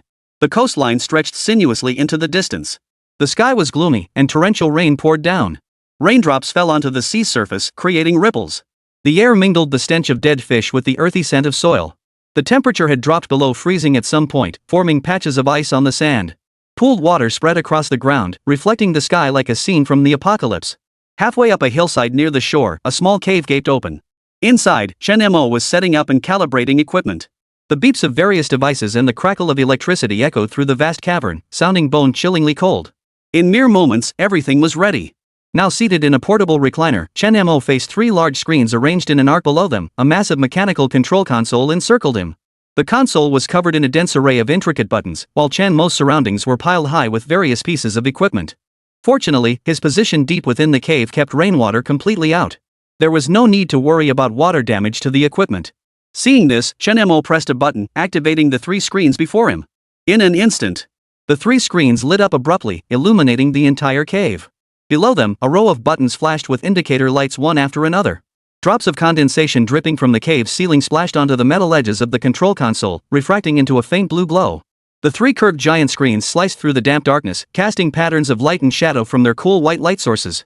Simultaneously, the heat sinks began to hum loudly, expelling warm air. Deep within the once dark, damp, and chilly cavern. In an instant, the room was flooded with light, and the temperature seemed to rise subtly, dispelling the dampness and chill that had lingered. Seeing this, Chen Mo turned his gaze to the three large screens before him. The central screen displayed the drone's perspective. It displayed the scene outside the cave. With the sky dim, night vision was activated. The image quality was exceptionally clear, revealing everything from the ripples on the sea surface, the lighthouse, and the patrol ships in the distance, to the swaying shrubs at the cave entrance and the stream trickling down the mountainside. The left giant screen displayed other functional data, such as endurance time, ascent altitude, flight speed, and so on. The right giant screen displayed information related to the drone's offensive weapons, including laser weapons, radar jamming, and force field deployment. Surveying the flawless readings, Chen Mo's lips curved into a faint smile. Almost there. With that, he began manipulating the controls on the console before him. The drones at the cave entrance suddenly sprang into motion. The next moment, a dark gray streak sliced through the night sky. It shot sideways across the mountainside, tracing an arc through the sky as it plunged toward the horizon. Coastal fishing village. The raging storm threatened to uproot the entire village, the sky having grown completely dark. Inside a thatched hut, villagers huddled together, exchanging solemn glances. Dad, do you think that man who came earlier might have gotten into trouble? Chui Chang looked toward Chui Dahai, seated by the doorway, and asked. Before Chui Daho could answer, Fan Yu, lying on a thatched mat nearby, scoffed. I'd say there's an 80 to 90% chance he's in trouble. Those troops from the Coconut Kingdom could drown him with just their spit. Hearing this, Chui Chang hesitated before speaking. But that drone he's carrying, it looks pretty advanced. I've never seen anything like it in the big city where I went to college. That thing definitely has some story behind it. Hearing this, Fan Yu on the thatched mat remained unimpressed. It's just a little plane. What kind of amazing thing could a vocational school teacher possibly build? Besides, he's just a lone figure. Even if that little plane is impressive, how could it possibly stand up to the Coconut Kingdom? Hearing this, the fishermen chimed in one after another. Exactly. We're talking about Coconut Nation. Look at our thatched huts, a house full of wounded people, all they're doing. How could one man hope to take on Coconut Nation? TSK. Those bastards in Coconut Nation kill without blinking. My guess is that teacher's in for a world of trouble. You can't reason with the damned. Sigh. We're just fishermen, barely keeping our heads above water ourselves. Why worry about that teacher? Hearing the murmurs, Chui Dahai, seated by the doorway, instantly grew solemn. Rising to his feet, he fixed the group with a stern gaze. Enough of this nonsense. At his words, the voices instantly quieted. Seeing this, Chui Dahai stepped toward them, continuing his speech. That man is, after all, a teacher of our Dragon Nation. As citizens of Dragon Nation, how can we boost others' morale while undermining our own? As he spoke, Chui Dahai felt a surge of blood to his head. He bent over, coughing repeatedly. Seeing this, Chui Chang hurried forward and gently patted his back. Hearing this, the fishermen all looked somewhat ashamed. Indeed, as old Chui had said, that teacher was, after all, a teacher of the Dragon Nation. A child doesn't despise its mother for being ugly, nor does a dog scorn its home for being poor. No matter how little faith they had in that teacher, they should have stood by him instead of speaking disrespectfully. Observing the expressions on everyone's faces, Chui Chang fell deep in thought. Coconut Nation's new stealth patrol vessel was rumored to have been developed recently. That teacher could build drones, which was impressive, but this was the Coconut Nation's military. A mere drone going up against a Coconut Nation warship? That's like a moth flying into a flame. With this thought, Chui Chang's hand slid down Chui Dahai's back, following his father's breath as he spoke. Dad, should I go check on things? Just to make sure the teacher doesn't run into any trouble.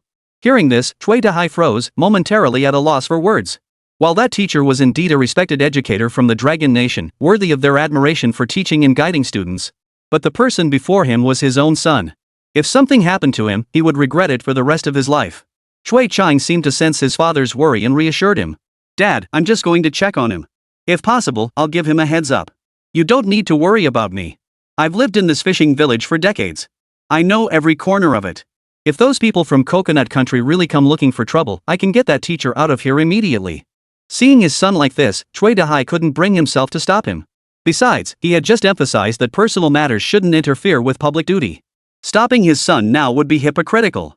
With that thought, Chui Dahai straightened his back and looked at Chui Chang.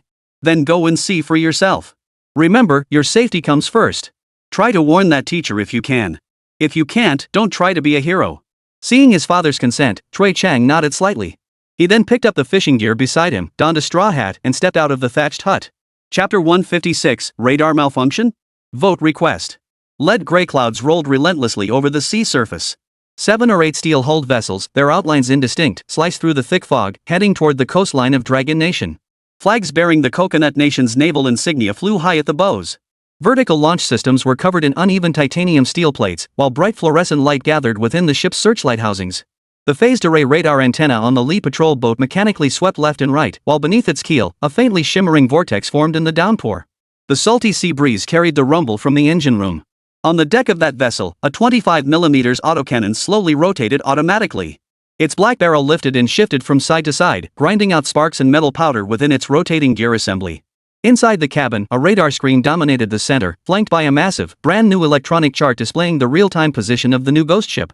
Watching the new ghost ship's course, a Coconut Nation officer held a large beer mug, his face breaking into an unstoppable grin. This new ghost ship Commander Lucas gave us is seriously powerful. Those damn Dragon Nation warships look like scrap metal next to it. And they have the nerve to call themselves the world's second-best navy? In my opinion, it's all just flashy window dressing. The staff officer beside him grinned wickedly and flattered. Exactly. With Commander Lucas's new ghost ship, wiping out villages is a piece of cake.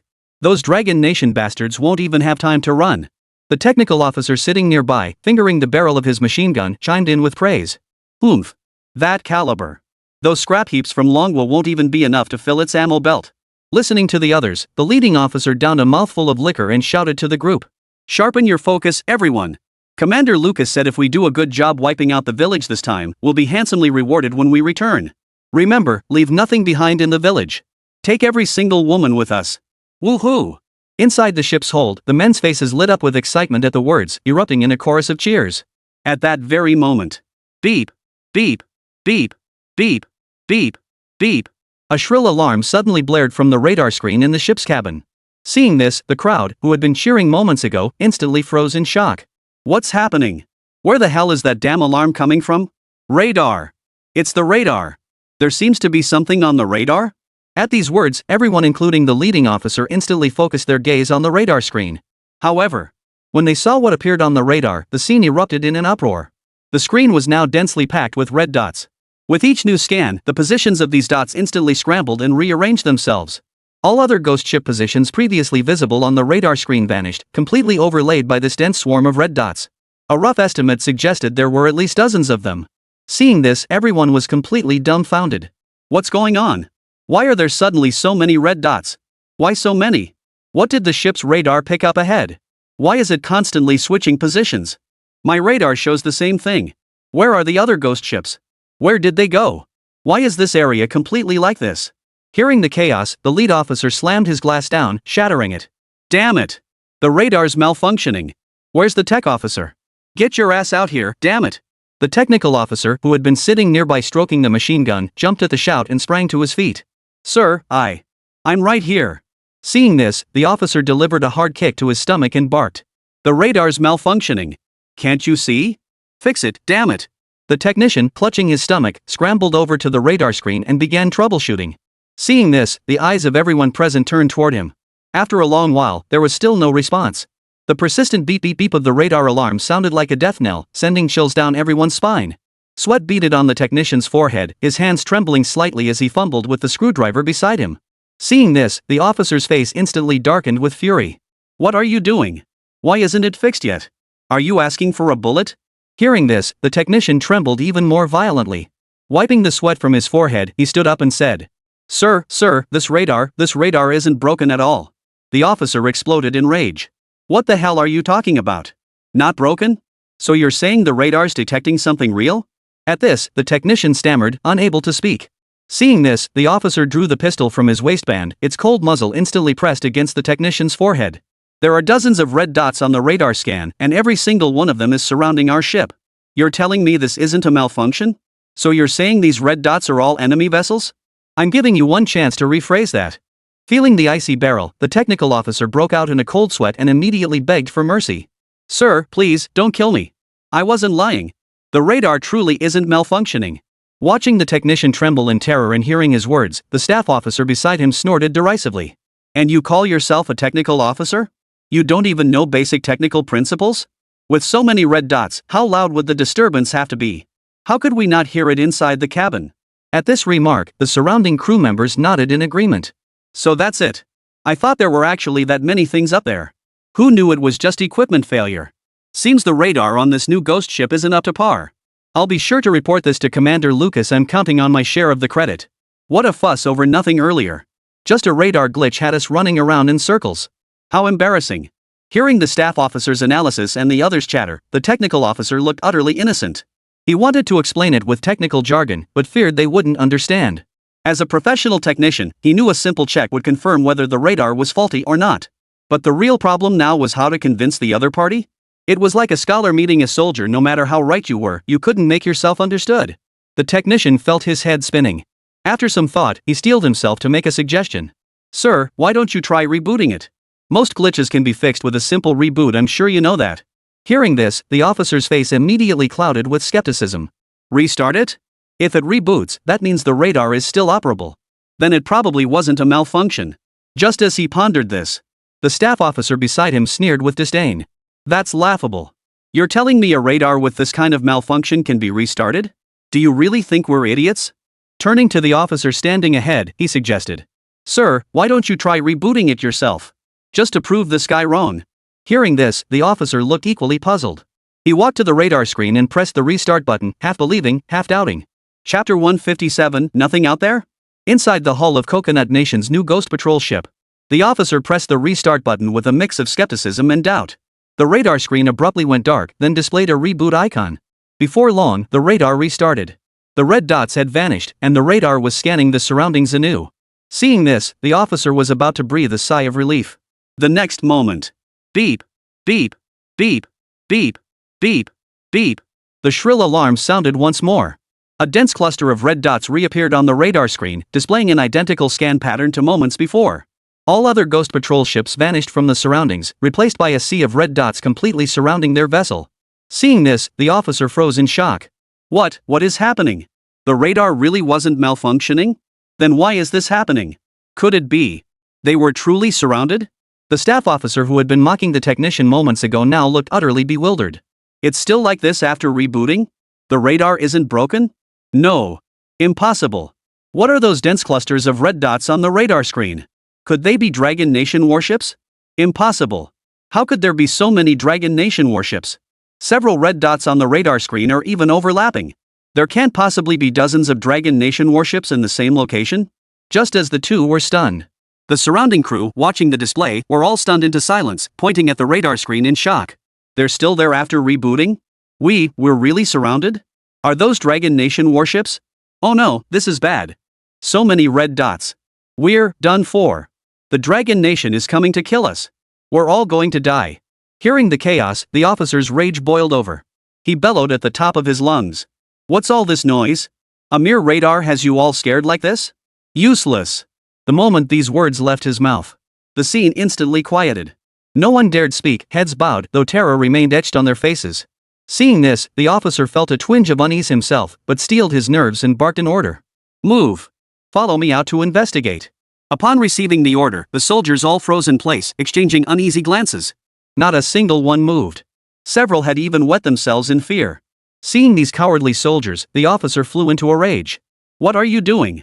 Do you dare disobey orders? He drew his pistol from his waistband, pointed it at them, and threatened. I'll count to 3. If you don't move, I'll blow his brains out. 1. Hearing this, the men trembled instantly. They scrambled to their feet and rushed toward the door, jostling each other. Several stumbled and fell, scrambling out on all fours. Seeing this, the officer holstered his pistol and headed for the door. The staff officer and engineer still in the cabin exchanged glances and hurried after him. Upon reaching the deck and surveying the surroundings, everyone froze in place. All around them, nothing had happened. Under the night sky, the ghost patrol ship sailing in the same direction continued to move alongside them, its cabin lights still glowing. A cold wind swept across the deck, bringing a bone-chilling chill, while the lights along the ship's hull remained steadily lit. The sea surface was perfectly calm. The air carried the salty tang of the ocean and the damp scent of steel. Everything was utterly silent, so quiet you could hear a pin drop. What the hell? The officer stared at the scene around him in disbelief, his expression twisted with bewilderment. Just moments ago, the radar had detected so many red dots, yet now nothing had happened? What was going on? Could it really be a radar malfunction? The staff officer beside him was equally baffled. The radar had made such a commotion earlier, how could there be nothing outside now? Weren't the other ghost patrol ships supposed to have vanished from the radar? Why were they still sailing intact now? At that moment, the technical officer stared blankly at the surroundings, utterly dumbfounded. He understood the technology. When the radar had malfunctioned earlier, he was almost certain it wasn't faulty. All radar functions were operating stably, otherwise, it wouldn't have detected so many red dots. So what the hell is happening now? Where were those red dots? Where had they gone? How could there possibly be nothing out there? Based on the radar readings moments ago, it wouldn't have been surprising to find warships surrounding the ship the moment we stepped out on deck. But now, why is this happening? Could that thing have escaped? That's impossible. What could possibly move that fast?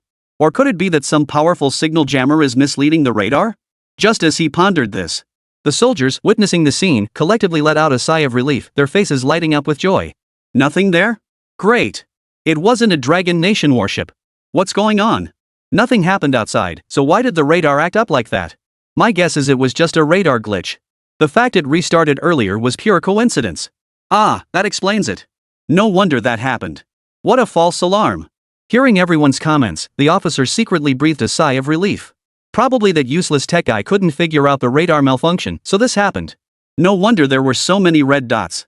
I knew it. How could the Dragon Nation possibly have so many warships, and how did they manage to surround us so quickly? The thought struck him, and he turned his gaze to the technical officer beside him, shouting angrily. You useless piece of trash! Didn't you say the radar was fine? What the hell is going on? At that moment, the technical officer beside him seemed to have lost his mind, frozen in place without any reaction. Seeing this, the officer kicked him hard in the backside and continued his tirade. Damn it, are you mute? You can't even detect this? How does Coconut Nation tolerate keeping a useless piece of trash like you? The force of the kick sent the tech officer stumbling backward, crashing to the ground. Only then did he snap out of his daze, scrambling to his feet and crawling toward the officer to explain. Sir, I don't know. You saw that radar yourself just now, it really wasn't broken. Hearing this, the officer's rage boiled over. You dare say it's not broken? Then tell me, where are the red dots on the radar? Damn it, if you dare lie about military intelligence again, I'll shoot you dead on the spot. At those words, the technician instantly wilted and fell silent. Seeing this, the officer snorted coldly and turned to shout at the crew gathered on deck. What are you all standing around here for? Get back to work. At the command, the deck crew flinched and scattered like startled birds, returning to their stations. Watching this scene, the officer said nothing more and headed toward the ship's hold. Seeing this, the staff officer didn't hesitate either, turning to follow. But before he could move, the technical officer scrambled to his feet, grabbed hold of him, and exclaimed. Staff Officer Barton. Wait. Chapter 158, The signal source keeps moving. Coconut Nation Ghost Patrol Ship, deck. Feeling his arm being seized, the staff officer turned back, puzzled. What else do you need? Hearing this, the technical officer's eyes darted nervously as he hesitated. Well, Staff Officer Patton, you know a thing or two about tech. Do you really believe it's just a radar glitch? Hearing this, Patton fell into deep thought before pausing briefly and replying. What difference does it make if I don't? The commander has spoken. I advise you to keep your mouth shut. Watch out, or the commander might shoot you dead. The technical officer's expression remained deeply conflicted. Staff Sergeant Patton, the radar's data streams are as normal as they can possibly be. That level of stability, not even my grandmother would believe it malfunctioned. In my opinion, something definitely happened just now. You should still alert the commander. As he listened, Staff Officer Patton's expression grew increasingly grave. I wouldn't dare say anything. If I piss off the commander, he might just toss me into the ocean to feed the fish. We're going to slaughter the village tonight. You'd better not cause trouble. If you mess with the operation, the commander will skin you alive when we get back. Without waiting for the technician's reply, he turned and strode toward the ship's hold. Watching the staff officer's retreating figure, the technical officer sighed helplessly and silently followed. Inside the cabin. The officer returned to the cabin, glaring at the radar still emitting its incessant beeping. Damn piece of junk. It's driving me crazy. With that, he slammed his hand down on the button, shutting it off. Soon, the radar screen plunged into darkness, and the beep-beep sound along with the hum of the cooling system vanished instantly. The entire compartment finally fell silent. At that moment, Staff Officer Patton and the technical officer also returned to the cabin. Seeing the officer visibly irritated, Staff Officer Barton's eyes darted about before he hurried forward to offer flattery. Oh, sir. Please calm down. It's just a radar glitch. How could those Longguo people possibly have reached our Ghost Patrol ship so quickly? As he spoke, Staff Officer Barton boasted. The Dragon Nation Navy is nothing but a bunch of useless trash. If they really came at us, wouldn't our Ghost Patrol ship still blow them to scrap metal? Sir, you're all-knowing and all-seeing. Those cowardly Dragon Nation scum would all fall to their knees before your might. The officer basked in the flattery of Staff Officer Barton's words. You're a smart one, kid. After we wipe out the Dragon Nation fishing village, I'll reward you with a few women to play with. Hearing this, Staff Officer Patton was overjoyed. He rushed forward, kneading the commander's shoulders and patting his back as he said, "Thank you, sir." Listening to their conversation and watching the closed radar, the technician silently sat back down in his chair, gradually relaxing as well. Maybe I really am overthinking this. What the radar detected must have been some unusual fish schools in the deep sea. With the radar off, nothing's happened so far. What's there to worry about? Besides, this is Coconut Nation's new stealth patrol vessel. It embodies the nation's most advanced technology. Even if the Dragon Nation really came to attack them, they'd have to shed some skin first. Besides, the Dragon Nation people are just a bunch of cowards. How dare they come attack us? With that thought, the technical officer poured himself a large glass of beer and downed it in one gulp. Before long, his mind grew hazy, his body completely relaxed, and he drifted into a light sleep. Seeing this, Staff Officer Patton, who had been kneading his shoulders and pounding his back, quickly poured several large glasses of beer and handed them to the officer, fawningly saying, "Sir, here, let's have some beer to perk us up. We'll slaughter the village later." Seeing this, the officer took the beer and laughed heartily.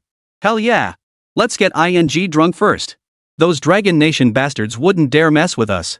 With that, both men began chugging the large glasses of beer. However, before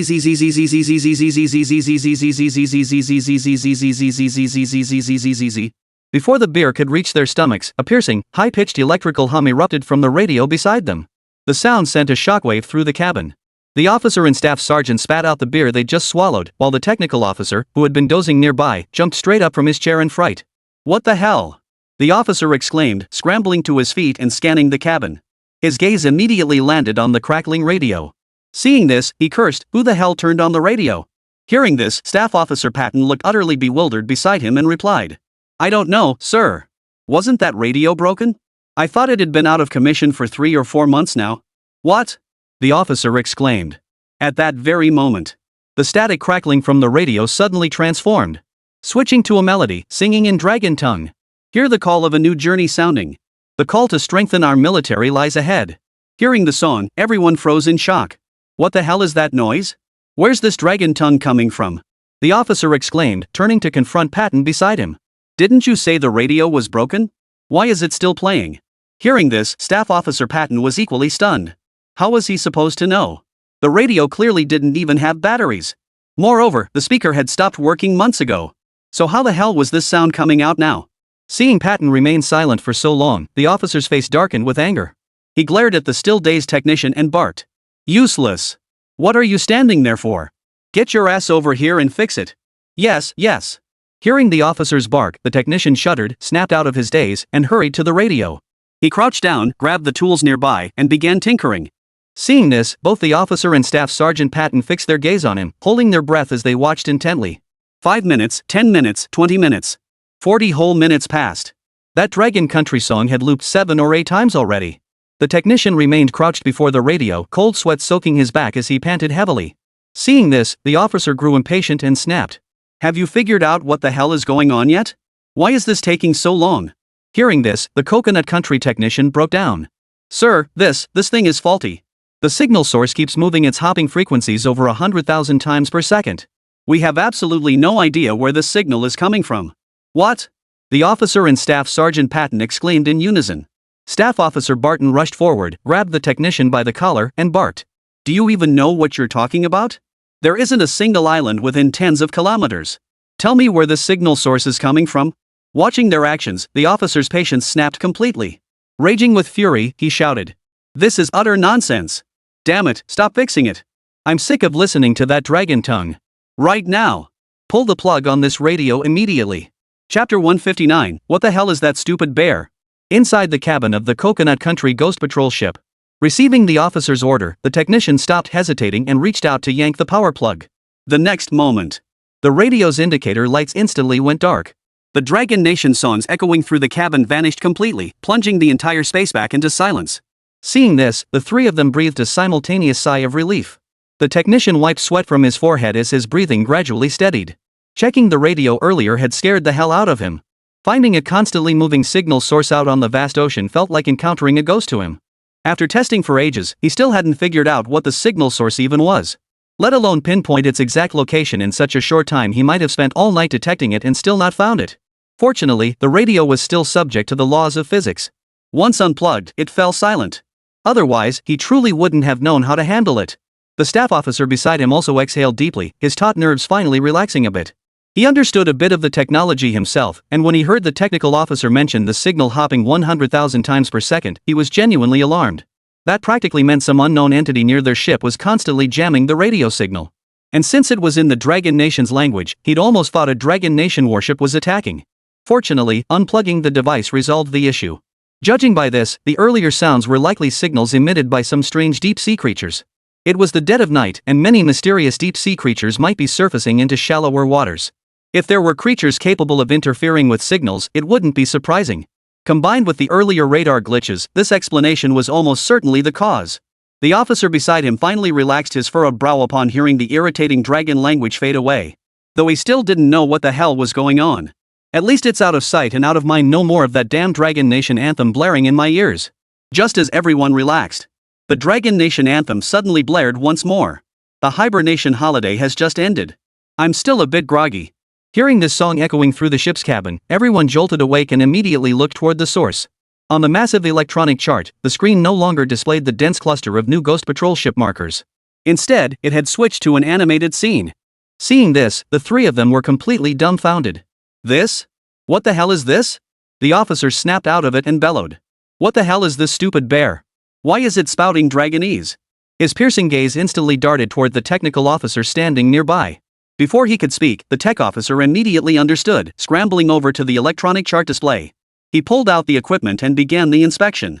5 minutes, 10 minutes. Another 20 minutes passed. Still no progress whatsoever. Watching the cartoon on the screen and listening to the Dragon Nation singing, the technician felt like he was losing his mind. Sir! This thing is acting just like before. The signal source keeps shifting around. And, this time the signal source is acting strangely. 1 second it's 3 kilometers ahead of us, the next it flashes 5 kilometers behind us. Now it's even detecting it's 7 kilometers directly below us. Hearing this, the officer and staff sergeant were utterly dumbfounded. The officer yanked the pistol from his waist, pressed it against his forehead, and screamed in agony. Do you even know what you're saying? What the hell can flash that fast? Do you think it can teleport? Staff Officer Patton beside him echoed the outburst, scolding. Nothing moves that fast. Over 8 kilometers per second? Rockets can't even go that fast. Are you certain there's only one signal source? Hearing this, the technical officer looked equally bewildered as he explained. Oh, come on, Staff Officer Patton, I'm absolutely certain. The pattern of that signal, once I saw it just now, I'd recognize it even if it were reduced to ashes. Besides, in this vast ocean, where would all those other signal sources come from? Seeing the tech officer still spouting nonsense, the officer was so furious he wanted to pull the trigger right then and blow his head off. You just said the radar showed something, and now you're backtracking? You've been lying about military intelligence the whole time. You must be a spy sent by the Dragon Nation. Do you really think I wouldn't shoot you dead on the spot? His index finger moved toward the trigger. Calm down, sir. Staff Officer Patton urgently intervened. He's the only technician on this ship. If he dies, we won't have anyone to fix all this equipment. Hearing this, the officer's anger flared. Keeping this useless piece of junk around won't fix anything. Damn it, I think he's a spy from the Dragon Nation. Sent here to cause trouble. Hearing this, Staff Officer Patton rested his chin on his hand and spoke. In my opinion, this signal source might actually exist. Otherwise, it wouldn't keep interfering repeatedly. It just doesn't seem like what he described. Sir, could it be signals emitted by some deep-sea creature? Hearing this, the officer froze, his rifle suspended mid-air as he turned to ask. Deep-sea creature? What kind of deep-sea creature could emit this kind of signal? Before he could finish, the technical officer beside him quickly dismissed the idea. Staff Officer Barton, how could it be a deep-sea creature? Deep-sea creatures absolutely cannot emit this kind of signal. Forget deep-sea creatures' signals at this frequency could only come from extraterrestrial life. After a moment's thought, he realized the staff officer might not grasp the technical details and switched to a simpler explanation. Ah. This technical stuff is hard for me to explain to you. But think about it, if it were deep-sea creatures, why would they be playing Dragon Nation songs in Dragon Nation cartoons? This clearly bears the mark of Dragon Nation people. Listening to his reasoning, Staff Officer Patton found himself somewhat persuaded, momentarily at a loss for words. He admittedly didn't know much about the technical aspects of the signal source. But judging by what the tech officer said, it might actually be true. If it were a deep-sea creature's signal, it couldn't possibly broadcast Dragon Nation songs, let alone Dragon Nation cartoons. That really didn't make sense. Overhearing their exchange, the officer froze. He then grabbed a beer mug nearby and smashed it on the floor, roaring angrily. Those damn Dragon Country bastards. Do they really think we can't handle them? When I get to their village, I'll slaughter every damn dog on the roadside and boil them into soup. See if they dare talk back to me then. His patience completely shattered, he grabbed his rifle and waved impatiently. Throw all these electronic charts, radios, and radar screens into the INGC. Let's see how they harass us then. Chapter 160, Damn It Vote Request. Inside the Coconut Country Ghost Patrol ship. Upon receiving the order, the technical officer and staff officer immediately sprang into action, hauling electronic equipment out of the cabin and hurling it into the ocean. Before long, the entire compartment was half empty, with only the critical navigation systems retained. Once the hold fell completely silent, the officer's lips curled into a faint smile. At last, they were completely free from the Dragon Nation's torment. Did those Dragon Nation people really think disrupting some equipment would scare us? How laughable. When I storm into their village, we'll see if these Dragon Nation people still dare to taunt me. Just as he pondered this, Staff Officer Patton and the technical officer emerged from the ship's hold, clapped their hands, and announced in unison. Sir, it's all taken care of. Hearing this, the officer nodded and ordered. Keep moving. Aim to reach the Dragon Nation coast as soon as possible. Aye. Staff Officer Patton and the technical officer responded in unison. At that moment, Staff Officer Patton seemed to hesitate for a moment before suggesting. Sir, since our ship's equipment malfunctioned earlier, might other vessels be experiencing issues too? Should we establish communication? At this suggestion, the officers and technicians nodded in agreement. Indeed, if their Ghost Patrol ship, the lead vessel, had suffered such an incident, the other patrol ships likely wouldn't escape unscathed either. With that thought, the officer walked over to the communications console, preparing to send a signal. The technical officer and staff officer Patton beside him held their breath, their eyes fixed intently on his movements, not daring to breathe a sound. Although they had seen the surrounding patrol ships moving in formation while dumping electronic equipment earlier on the deck. But that was merely a cursory glance from the outside. They had no clear understanding of the actual situation inside the other patrol ships. Now they could only hope everything was fine and nothing had gone wrong. Otherwise, the village massacre would be delayed again tonight. Originally, they had planned to breach the Dragon Nation's coastline before 2:30 a.m., but it was already 3 a.m. and they still hadn't reached shore. A slight delay wasn't the issue, failing to carry out the slaughter would spell real trouble. Commander Lucas would likely toss them all into the sea to feed the fish. The thought made them grow increasingly tense as they stared at the officer's communications. Just then, the communications device activated and the officer's voice boomed through it. All Ghost Patrol units, verify your status. Dong Yao, report first. Hole 1 copy. Hole 2 copy. Hole Bend copy. Hole copy. Hearing the successive responses over the communicator, the three of them breathed a collective sigh of relief. Thankfully, all Ghost Patrol ships maintained communication. Judging by this, nothing major seemed to have gone wrong. As he pondered, the officer turned to me. Good. All 8 Ghost Patrol ships accounted for. Maintain course, prepare. But then, the officer froze. Wait, something's wrong. There were 8 patrol ships on this mission. Counting the one they were currently sailing on, shouldn't it only be from Dongyao to Donghua? What the hell is Dongdong? Thinking this, he grabbed his communicator and called out. Dongdong, what vessel are you in charge of? Report your status immediately. The moment the words left his mouth, A prolonged silence fell on the other end of the line. After a long while, there was still no response. Seeing this, the officer looked skeptical. He grabbed the roster beside him and began counting the signal points on the screen, muttering to himself. 1, 2, 3, 9 points? That's wrong. There's an extra 1. What kind of sub is lurking down there? Hearing this, the staff officers and technical officers in the cabin were also baffled. Cave? What cave? Their lead ghost patrol ship was called the Ghost Shuttle. It wasn't even officially numbered. Besides, there should only be Dong Yao and Dong Gua. Thinking this, Staff Officer Patton stammered slightly. Sir, there are no holes. What? The officer exclaimed in shock. Hearing this, Staff Officer Patton cautiously continued. Sir, this hole, it must be the work of the Dragon Nation. Hearing this, the officer's face darkened and he roared with fury. Do I need you to tell me? Don't you think I know it's the Dragon Nation's doing? Damn it! Those bloody Dragon Nation bastards actually dare to on our heads. With that, he kicked the technical officer beside him in the stomach and barked. What the hell are you standing around for? Get moving and find out where the hell these holes came from. The technical officer reeled from the brutal force, clutching his stomach in pain. Gritting his teeth, he crawled to the instrument panel and began the inspection. 1 minute, 3 minutes. Another full 10 minutes passed. The technician's clothes were soaked through with sweat again. Staring at the images on the monitor, his scalp prickled with dread. What the hell is this? Hearing this, the officer and Staff Sergeant Patton exchanged stunned glances. Useless. What the hell is scaring you like this? The officer cursed under his breath and leaned in closer with the staff officer. When they saw what was on the screen, they froze completely. There, in bold, square Chinese characters, were 2 words written in the Dragon Nation script. Shabi. Staring at the characters, the officer was dumbfounded. He turned to the staff officer beside him and demanded. What the hell do these Chinese characters mean? Explain this to me right now. Hearing this, Staff Officer Patton stammered, momentarily at a loss for words. He knew the meaning of those 2 Chinese characters, but if he told his superior officer that, wouldn't he be asking for his own skin to be flayed? Just as he hesitated, the technical officer nearby overheard the officer's words and immediately offered an eager explanation. Sir, Shabi means you're stupid. It's a special insult used by those Dragon Country people. Hearing this, the officer flew into a rage, kicking him squarely in the gut and snarling. Damn it! Those bloody Longguo people, daring to insult me. The technician, who had been kicked for no apparent reason, was dazed and confused. He innocently protested. Sir, the Dragon Nation guy insulted you. Why did you kick me? I was just explaining it to you.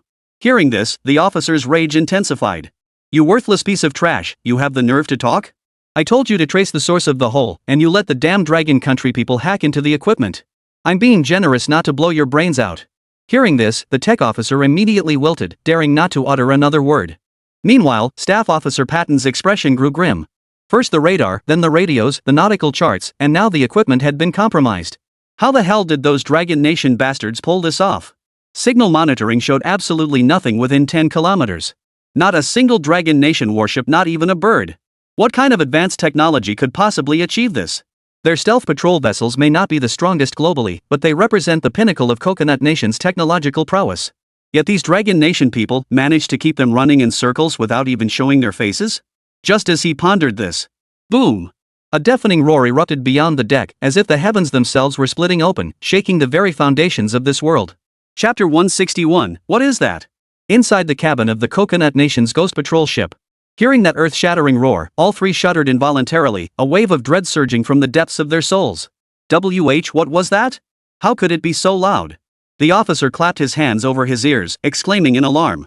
The staff officer and technical officer stumbled backward, knocked to the deck by the immense blast, their very insides trembling. Witnessing this scene, the officer was overcome by an overwhelming sense of foreboding. He immediately rushed toward the ship's exit. Staff Officer Patton and the technical officer followed suit. At that moment, aboard several Ghost Patrol ships currently underway, everyone emerged from their cabins onto the deck, looking toward the source of the sound. On the deck of the Ghost Shuttle. The moment the 3 emerged from the cabin, they were utterly stunned. A beam of multicolored light descended from the clouds, striking the sea surface dozens of kilometers away. In an instant, steam billowed from the distant sea, resembling a hellish inferno. Under the night sky, that beam of colored laser light was strikingly visible. It pierced straight through the heavens and earth. From the unseen heights above, it pierced straight into the ocean depths without a single curve. Like a ladder to the heavens, it connected sky and earth. An invisible shockwave rippled out at breakneck speed from the point of impact on the sea's surface. Even dozens of kilometers away, the faintly rising temperature could still be felt. Even the gun barrels of warships melted into molten iron the instant they touched the shockwave. followed by a tsunami that engulfed the entire sky, surging from the laser's point of impact. It was a scene straight out of the apocalypse. Witnessing this, Staff Officer Patton stumbled backward and fell to the ground, his entire being frozen in shock. What was that? A weapon from the Dragon Nation? No. Impossible? How could the Dragon Nation possess such weapons? If such technology truly existed in this world, it would turn the entire human civilization upside down. Meanwhile, the technician was so terrified he went limp, as if drained of all strength. His legs trembled uncontrollably, and fear had soaked through his pants. As a technical expert, judging by the appearance of that beam and its effects, it was clearly laser technology. And not just any laser, a truly world-ending laser. A rough calculation of its energy density revealed it was in no way inferior to nuclear weapons. What was even more terrifying was that, even now, they still had no idea where that laser was being fired from. That laser was originally dozens of kilometers away, and it appeared to be that high up. This can only mean that the technology behind the laser's source is far more advanced. That level of technology is absolutely beyond anything achievable by any current world power. Even the technology of the Eagle Nation lags behind that terrifying capability by at least several decades, if not centuries. Could that be a weapon from the Dragon Nation? The officer's pupils suddenly contracted to pinpricks as he stood frozen, muttering to himself, utterly unable to think. What on earth was that? Did the Dragon Nation do this? How could the Dragon Nation have this kind of technology? What the hell are we fighting for? Has Dragon Nation become this powerful? If this weapon ever sees the light of day, what business does Coconut Nation have left? This single weapon alone would be enough to cripple Coconut Nation. Facing such a weapon, at best the entire Coconut Nation would be devastated, at worst it would be wiped off the map. Who would have thought Dragon Nation could be this unbelievably powerful? And they actually considered provoking Dragon Nation to slaughter their villages? They're utterly reckless. If the Dragon Nation finds out about this, won't they be crushed into dust instantly? This can't go on. We must beg the Dragon Kingdom for mercy immediately. At that very moment, all the crew members on the decks of the surrounding Ghost Patrol ships knelt down and began banging their heads on the ground. It's divine punishment. Divine punishment. God has learned of our plan to massacre the Dragon Nation's fishermen. We're all doomed. Heaven forbid. What kind of weapon was that beam? Could it be the brimstone fire from the Bible? I am guilty. We are guilty. Don't kill us. It was all Coconut Nation's orders. God. Chaos erupted instantly. After kneeling in supplication, the crowd scrambled to their feet, grabbed life rafts, and plunged into the sea. Screams and shrieks echoed in waves. God. We'll go turn ourselves into the Dragon Nation right now, please don't kill us. We were wrong. This whole thing was the Coconut Nation's doing, we were all deceived by them. Run, run. I don't want to die, I don't want to die. Meanwhile, on the deck of the Ghost Shuttle, the three officers also retrieved their lifeboats. One after another, they leaped into the sea, fleeing toward the Dragon Nation coastline. Dragon Nation coast. A man holding fishing gear and wearing a straw hat was exploring along the shoreline, muttering to himself. Where the hell did that teacher go? The man was Chui Chang. He had intended to follow the direction the teacher had left. But strangely enough, along the entire route, he found absolutely no trace of the teacher. For a moment, he found himself at a loss. If I'm going to test the drone, this is probably the only place, right? Chui Chang muttered to himself, fishing gear in hand. The sea stretched out before him, while hills lay behind. Only the sandy beach along the coastline was suitable for testing drones. But why wasn't there a single soul in sight? This beach has such wide open views. If that instructor was testing a drone, he should be able to see it. Why was there nothing here? Just as he pondered this, whoa! A sharp, booming roar erupted from the sea surface. Seeing this, Chui Chang instantly grew alert and scanned the direction of the sound. When he saw hundreds of Coconut Country people frantically paddling their lifeboats toward them, he inwardly cursed. Those Coconut Kingdom bastards found us this fast? Oh no! At this hour, they're definitely here with hostile intentions. And he was alone. If they caught him, then I'd be in serious trouble. With that thought, Chui Chang spun around and took off running. Just then, the group of Coconut Country nationals spotted Chui Chang fleeing. One of the translators immediately shouted, "Wait! Don't run!"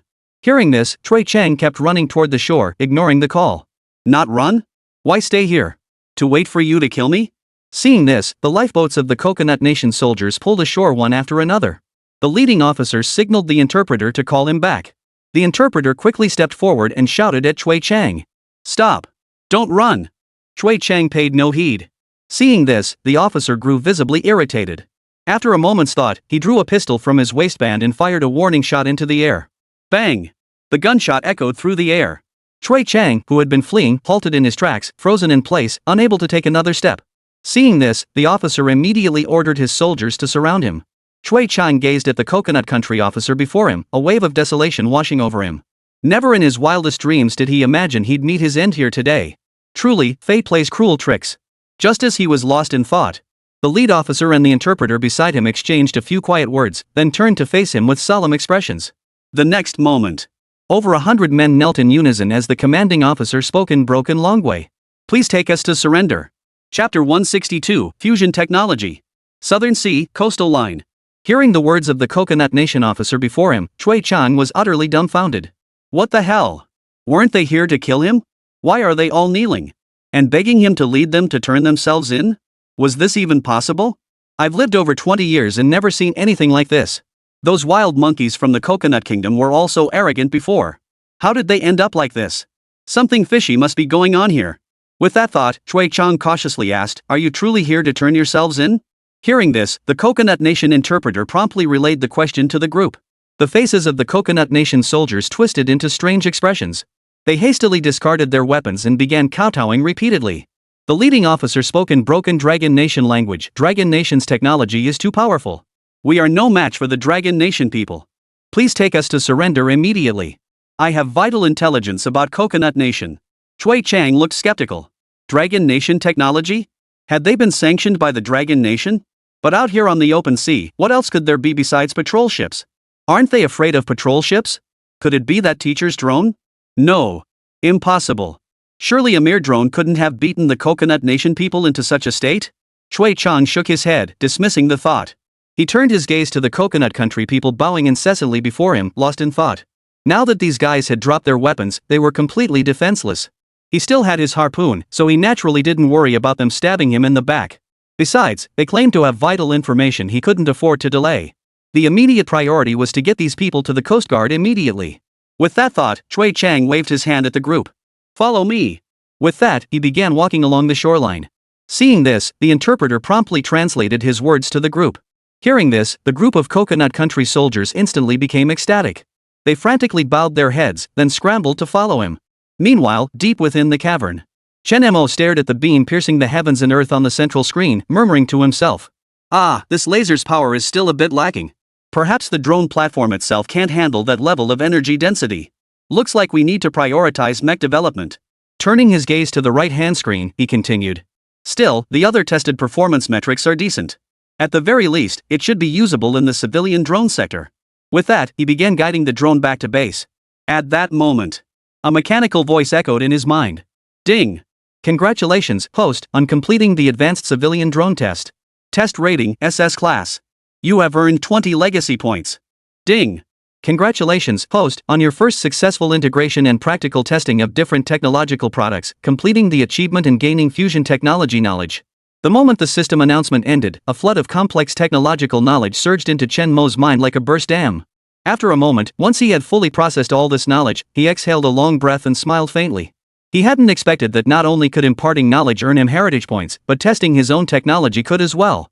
20 inheritance points was no small sum enough to accomplish many things. But it made sense. If imparting technological knowledge to students was like teaching a class, then conducting his own research was akin to preparing for that class. The better his preparation, the more effective his teaching would be. Therefore, his own research could also be considered imparting technology, naturally earning him inheritance points. With that thought, Chen Mo opened the tech tree and glanced at the top right corner.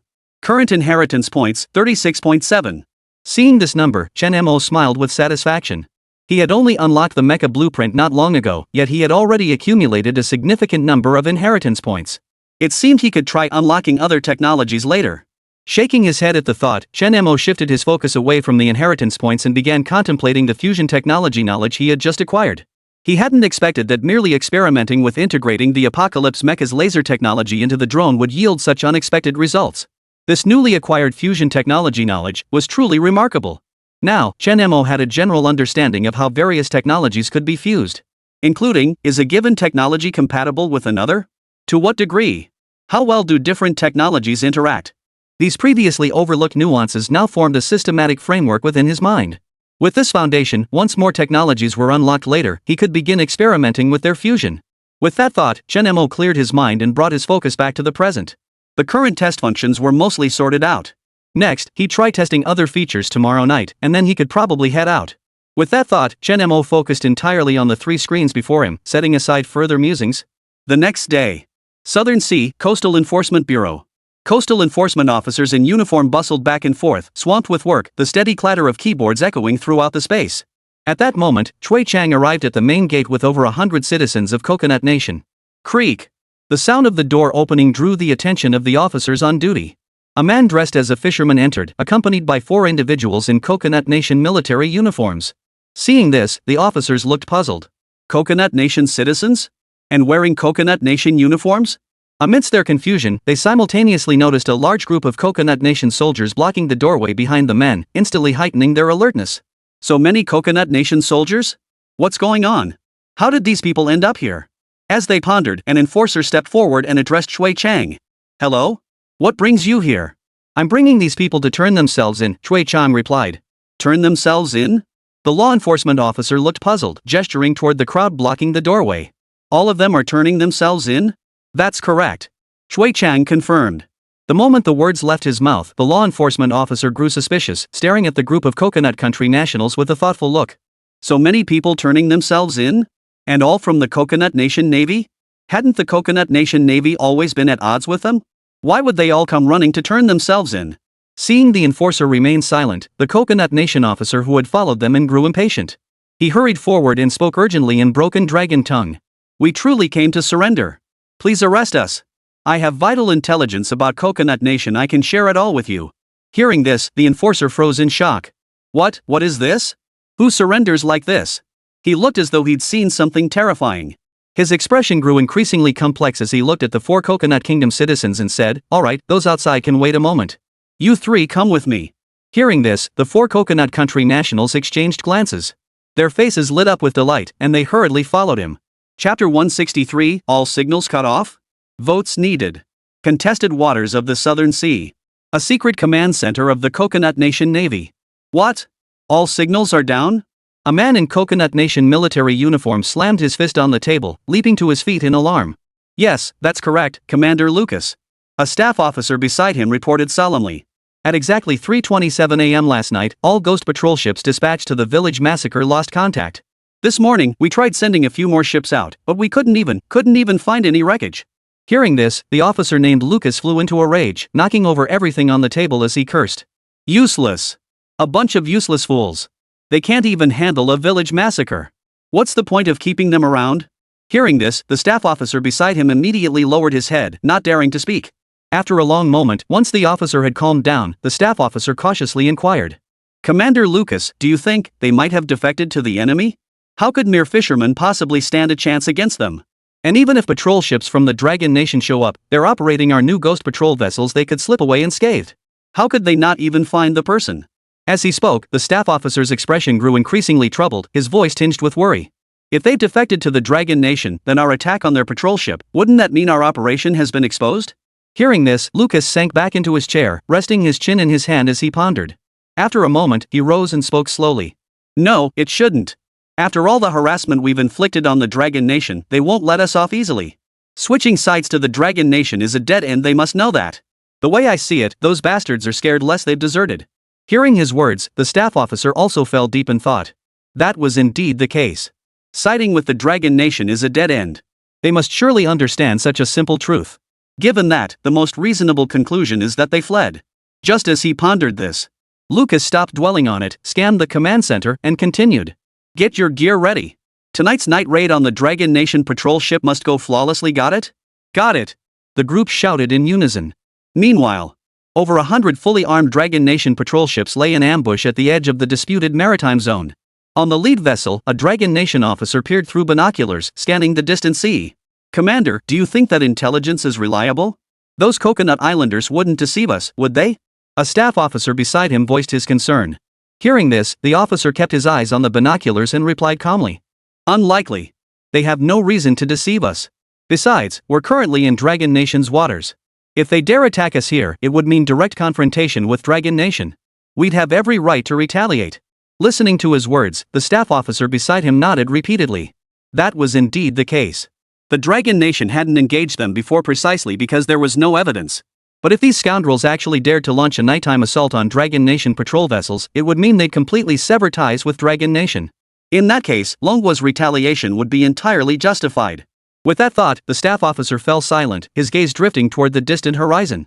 Soon, night fell. Over the disputed maritime zone, the ghost fleet of the Coconut Kingdom advanced silently under the cover of darkness and thick fog. Inside the bridge of the lead vessel, Lucas stared at the electronic chart, nodding with satisfaction. These 24 Ghost Patrol ships operating in unison truly pack a formidable punch. Those Dragon Nation scum are nothing but ants before them. The staff officer beside him nodded in agreement. Indeed. I feel that even our ghost vessel alone could crush the Dragon Nation. I can't fathom what those cowards were thinking before. With such formidable patrol ships at their disposal, they still chose to desert? What a bunch of cowards. Hearing this, Lucas flashed a wicked grin. He activated his communicator and ordered, "Maintain course.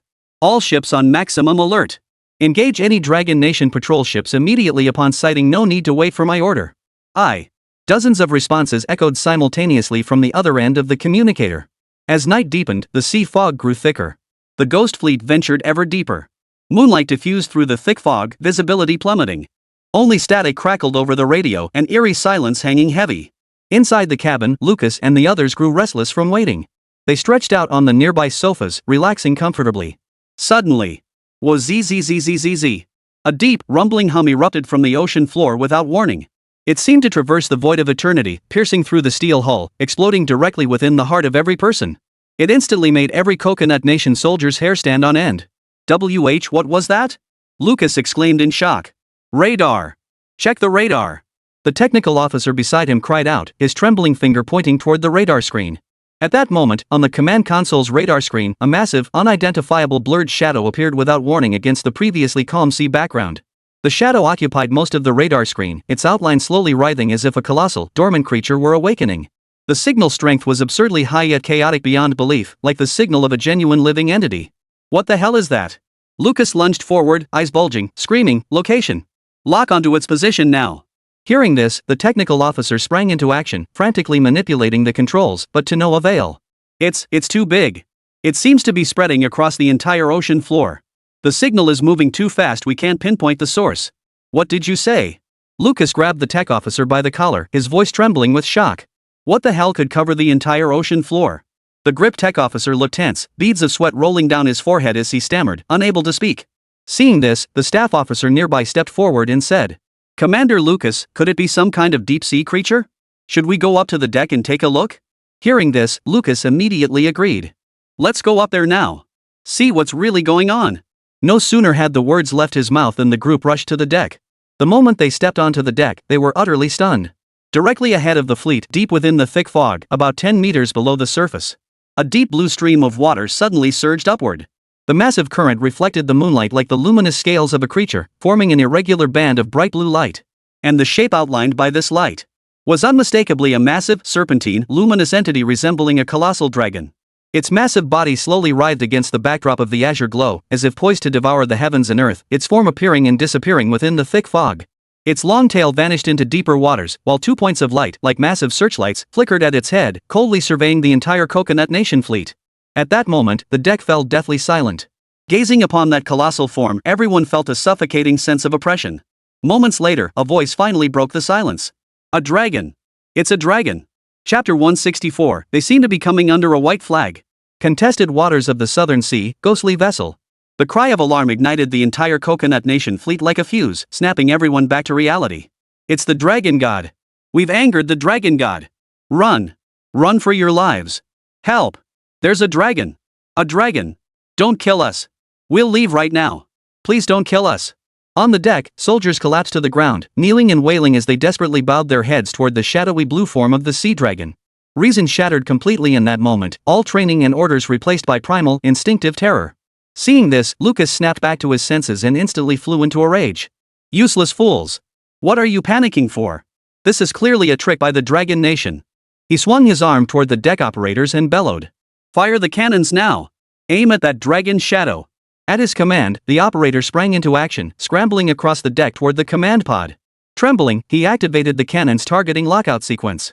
Boom! A close-in weapon system shell screeched through the air, hurtling straight toward the sea dragon. But the shell seemed to strike an invisible wall. It detonated mid-air, dozens of meters above the sea surface where the High-Long silhouette loomed. A massive fireball and shockwave erupted before everyone's eyes. The firelight illuminated the sea dragon's deep blue form, making it appear even more ferocious and majestic. Seeing this, Lucas was utterly terrified. What the hell is this thing? It didn't even need cannons? Is this thing even bound by the laws of physics? Just as he was pondering this, the remaining soldiers watched the cannonball explode mid-air, utterly losing all will to fight. They immediately discarded their armor and weapons, prostrating themselves in frenzied worship. To them, this was no ordinary interceptor weapon, it was the mighty power of the gods. Commander Lucas, you mean, this is the work of the Dragon Nation? The staff officer beside him spoke with a grave expression. Before Lucas could respond, the technical officer beside him immediately dismissed the idea. That's a dragon. How could it possibly be the work of the Dragon Nation? In my opinion, this thing is definitely some kind of mysterious deep-sea creature. Hearing this, the staff officer nodded in agreement. This thing looked every bit like a living creature, not some technological artifact. How could it possibly be the work of the Dragon Nation? Pondering this, the staff officer pressed on. So what do we do next? At this, Lucas's face darkened completely. He found himself in agreement with their assessment. This thing was definitely not made by the Dragon Nation. Regardless of whether it was biological or something else entirely. Even if it were some kind of technological product, it absolutely could not have been created by the Dragon Nation. Such technology was virtually unheard of, not just in the Dragon Nation, but across the entire world. If the Dragon Nation possessed such advanced technology, how could they not know about it? Under these circumstances, mere escape is utterly impossible. That colossal dragon's shadow, darkening the sky, could crush these patrol ships to dust with the slightest movement. How could they possibly escape? The only option now is to surrender to the Dragon Nation. Perhaps they might even receive its protection and save their lives. Thoughts swirled through Lucas's mind as he murmured with a complex expression. Lower the sails. Kill the engines. Hoist the white flag. We surrender to the Dragon Nation. Hearing this, the staff officer and technical officer both exhaled in unison. Indeed. The best solution now was to surrender to the Dragon Nation and seek protection from their patrol vessels. With that thought, everyone sprang into action. They swiftly broadcast over the communication channel, hoisted the white flag, turned the ship, and raced toward the Dragon Nation at full speed. Meanwhile, deep within the cavern, Chen Mo calmly watched three screens. The central screen displayed the awe-inspiring image of the deep-sea dragon, rendered by hundreds of microprobe drones dispatched from the droplet-shaped drone. Each micro-drone carried an array of blue LED lights, a high-intensity miniature sonic generator, an efficient condensation agent release device, and the core collaborative projection system which utilized sea mist vapor as a natural screen to project a massive, dynamically blurred silhouette. Flying underwater along complex pre-programmed trajectories, they worked in unison to collectively render this colossal form. The left screen displays real-time status, energy levels, positions, and coordination metrics for all micro-drones, alongside fleet radar simulation signal generation parameters. It was precisely this simulated signal that created the illusion of an unidentifiable giant lifeform on the Coconut Nation's radar. The right-hand screen displayed atmospheric and hydrological parameters, electromagnetic interference spectra, and activation records and parameters for the high-energy microwave beam. Moments ago, it was precisely this invisible microwave beam that instantly heated and detonated the out-of-control shell, creating the illusion of an aerial explosion. Though this system's energy density fell far short of the previous laser main gun, its use in deceiving and detonating small targets proved remarkably effective, silent and devastating. Data acquisition complete. Laser deterrence verified. Electromagnetic suppression verified. Environmental simulation camouflage verified. Directed energy point defense verified. Chen Mo's fingers swept across the control panel, recording several sets of critical data as he murmured to himself. The Sea Dragon's performance has truly exceeded expectations. Integrating electromagnetic jamming, environmental simulation, acoustic induction, directed energy point defense, and large-scale phantom projection. It seems feasible. His gaze drifted toward the Coconut Nation's fleet, frantically waving white flags as they retreated. A faint smile touched his lips before his hand reached out to the control panel and pressed a button. The next instant, the dragon's shadow at its original position rapidly dissipated. Upon the sea surface, the blue glow faded like phosphorescent fire scattered by the wind, dimming, disintegrating, vanishing in an instant. The deep rumbling from the ocean depths abruptly ceased, leaving only the faint sound of waves. Hundreds of microprobe drones detached from the formation, rapidly reassembling and coalescing into the original water drop drone. Once the process was complete, Chen Mo smiled faintly and murmured, "All tests are complete. Now, it's time to head back." With that, he began packing up his equipment, preparing to leave the cavern. The edge of the disputed maritime zone. A fleet of Dragon Nation patrol vessels in the distance. On the lead vessel, a Dragon Nation officer peered through night vision binoculars at the sea surface. At that moment, a fleet of vessels rapidly approaching appeared in the scope. Seeing this, the officer immediately lowered the binoculars and shouted, "Enemy fleet approaching! All hands on deck!" At his command, the soldiers on deck instantly sprang to attention, moving into position with precision. The staff officer beside him, however, picked up the telescope with a hint of curiosity and peered into the distance. The next moment, He froze in place, utterly stunned. his reaction was keenly noticed by the officer, who looked at him questioningly. "What's wrong?" Hearing this, the aide's trembling finger pointed toward the horizon as he exclaimed in shock. "Sir! Commander! The Coconut Nation fleet seems to be flying a white flag as they approach." Chapter 165, Something Fishy? At the edge of the disputed maritime zone, The distant Dragon Nation patrol ship formation. hearing his words, the officer froze in shock. Flying a white flag? What's going on? Filled with doubt, he snatched the binoculars from the staff officer's hands and scanned the distance. In that instant, the officer's expression froze solid. Hundreds of Coconut Nation patrol ships, flying white flags, were racing toward them at full speed. Their decks were packed with Coconut Nation citizens. Every single one of them was disheveled, soaked through by seawater. Some knelt on the deck, wailing and lamenting, while others stood, frantically waving their arms. Seeing this scene, the officers were all dumbfounded. What? What the hell is going on? Why did these Coconut Islanders suddenly surrender out of nowhere? Their state suggests they've been attacked? Or could this be a feigned surrender? Pondering this, the officer lowered his binoculars and shouted to the staff officer beside him. Order the ships to target them immediately. If this is a ruse, attack immediately. If it's genuine, then prepare to receive prisoners. Yes, sir. The aide snapped his boots together and saluted. Soon, the Coconut Nation ships sailed in. After observation, the Dragon Nation soldiers confirmed these men had indeed come to surrender. They promptly began deploying gangways and laying down gangplanks. The sight sent the Coconut Nation crew into wild jubilation. They instantly dropped their weapons, scrambling up the gangways and planks.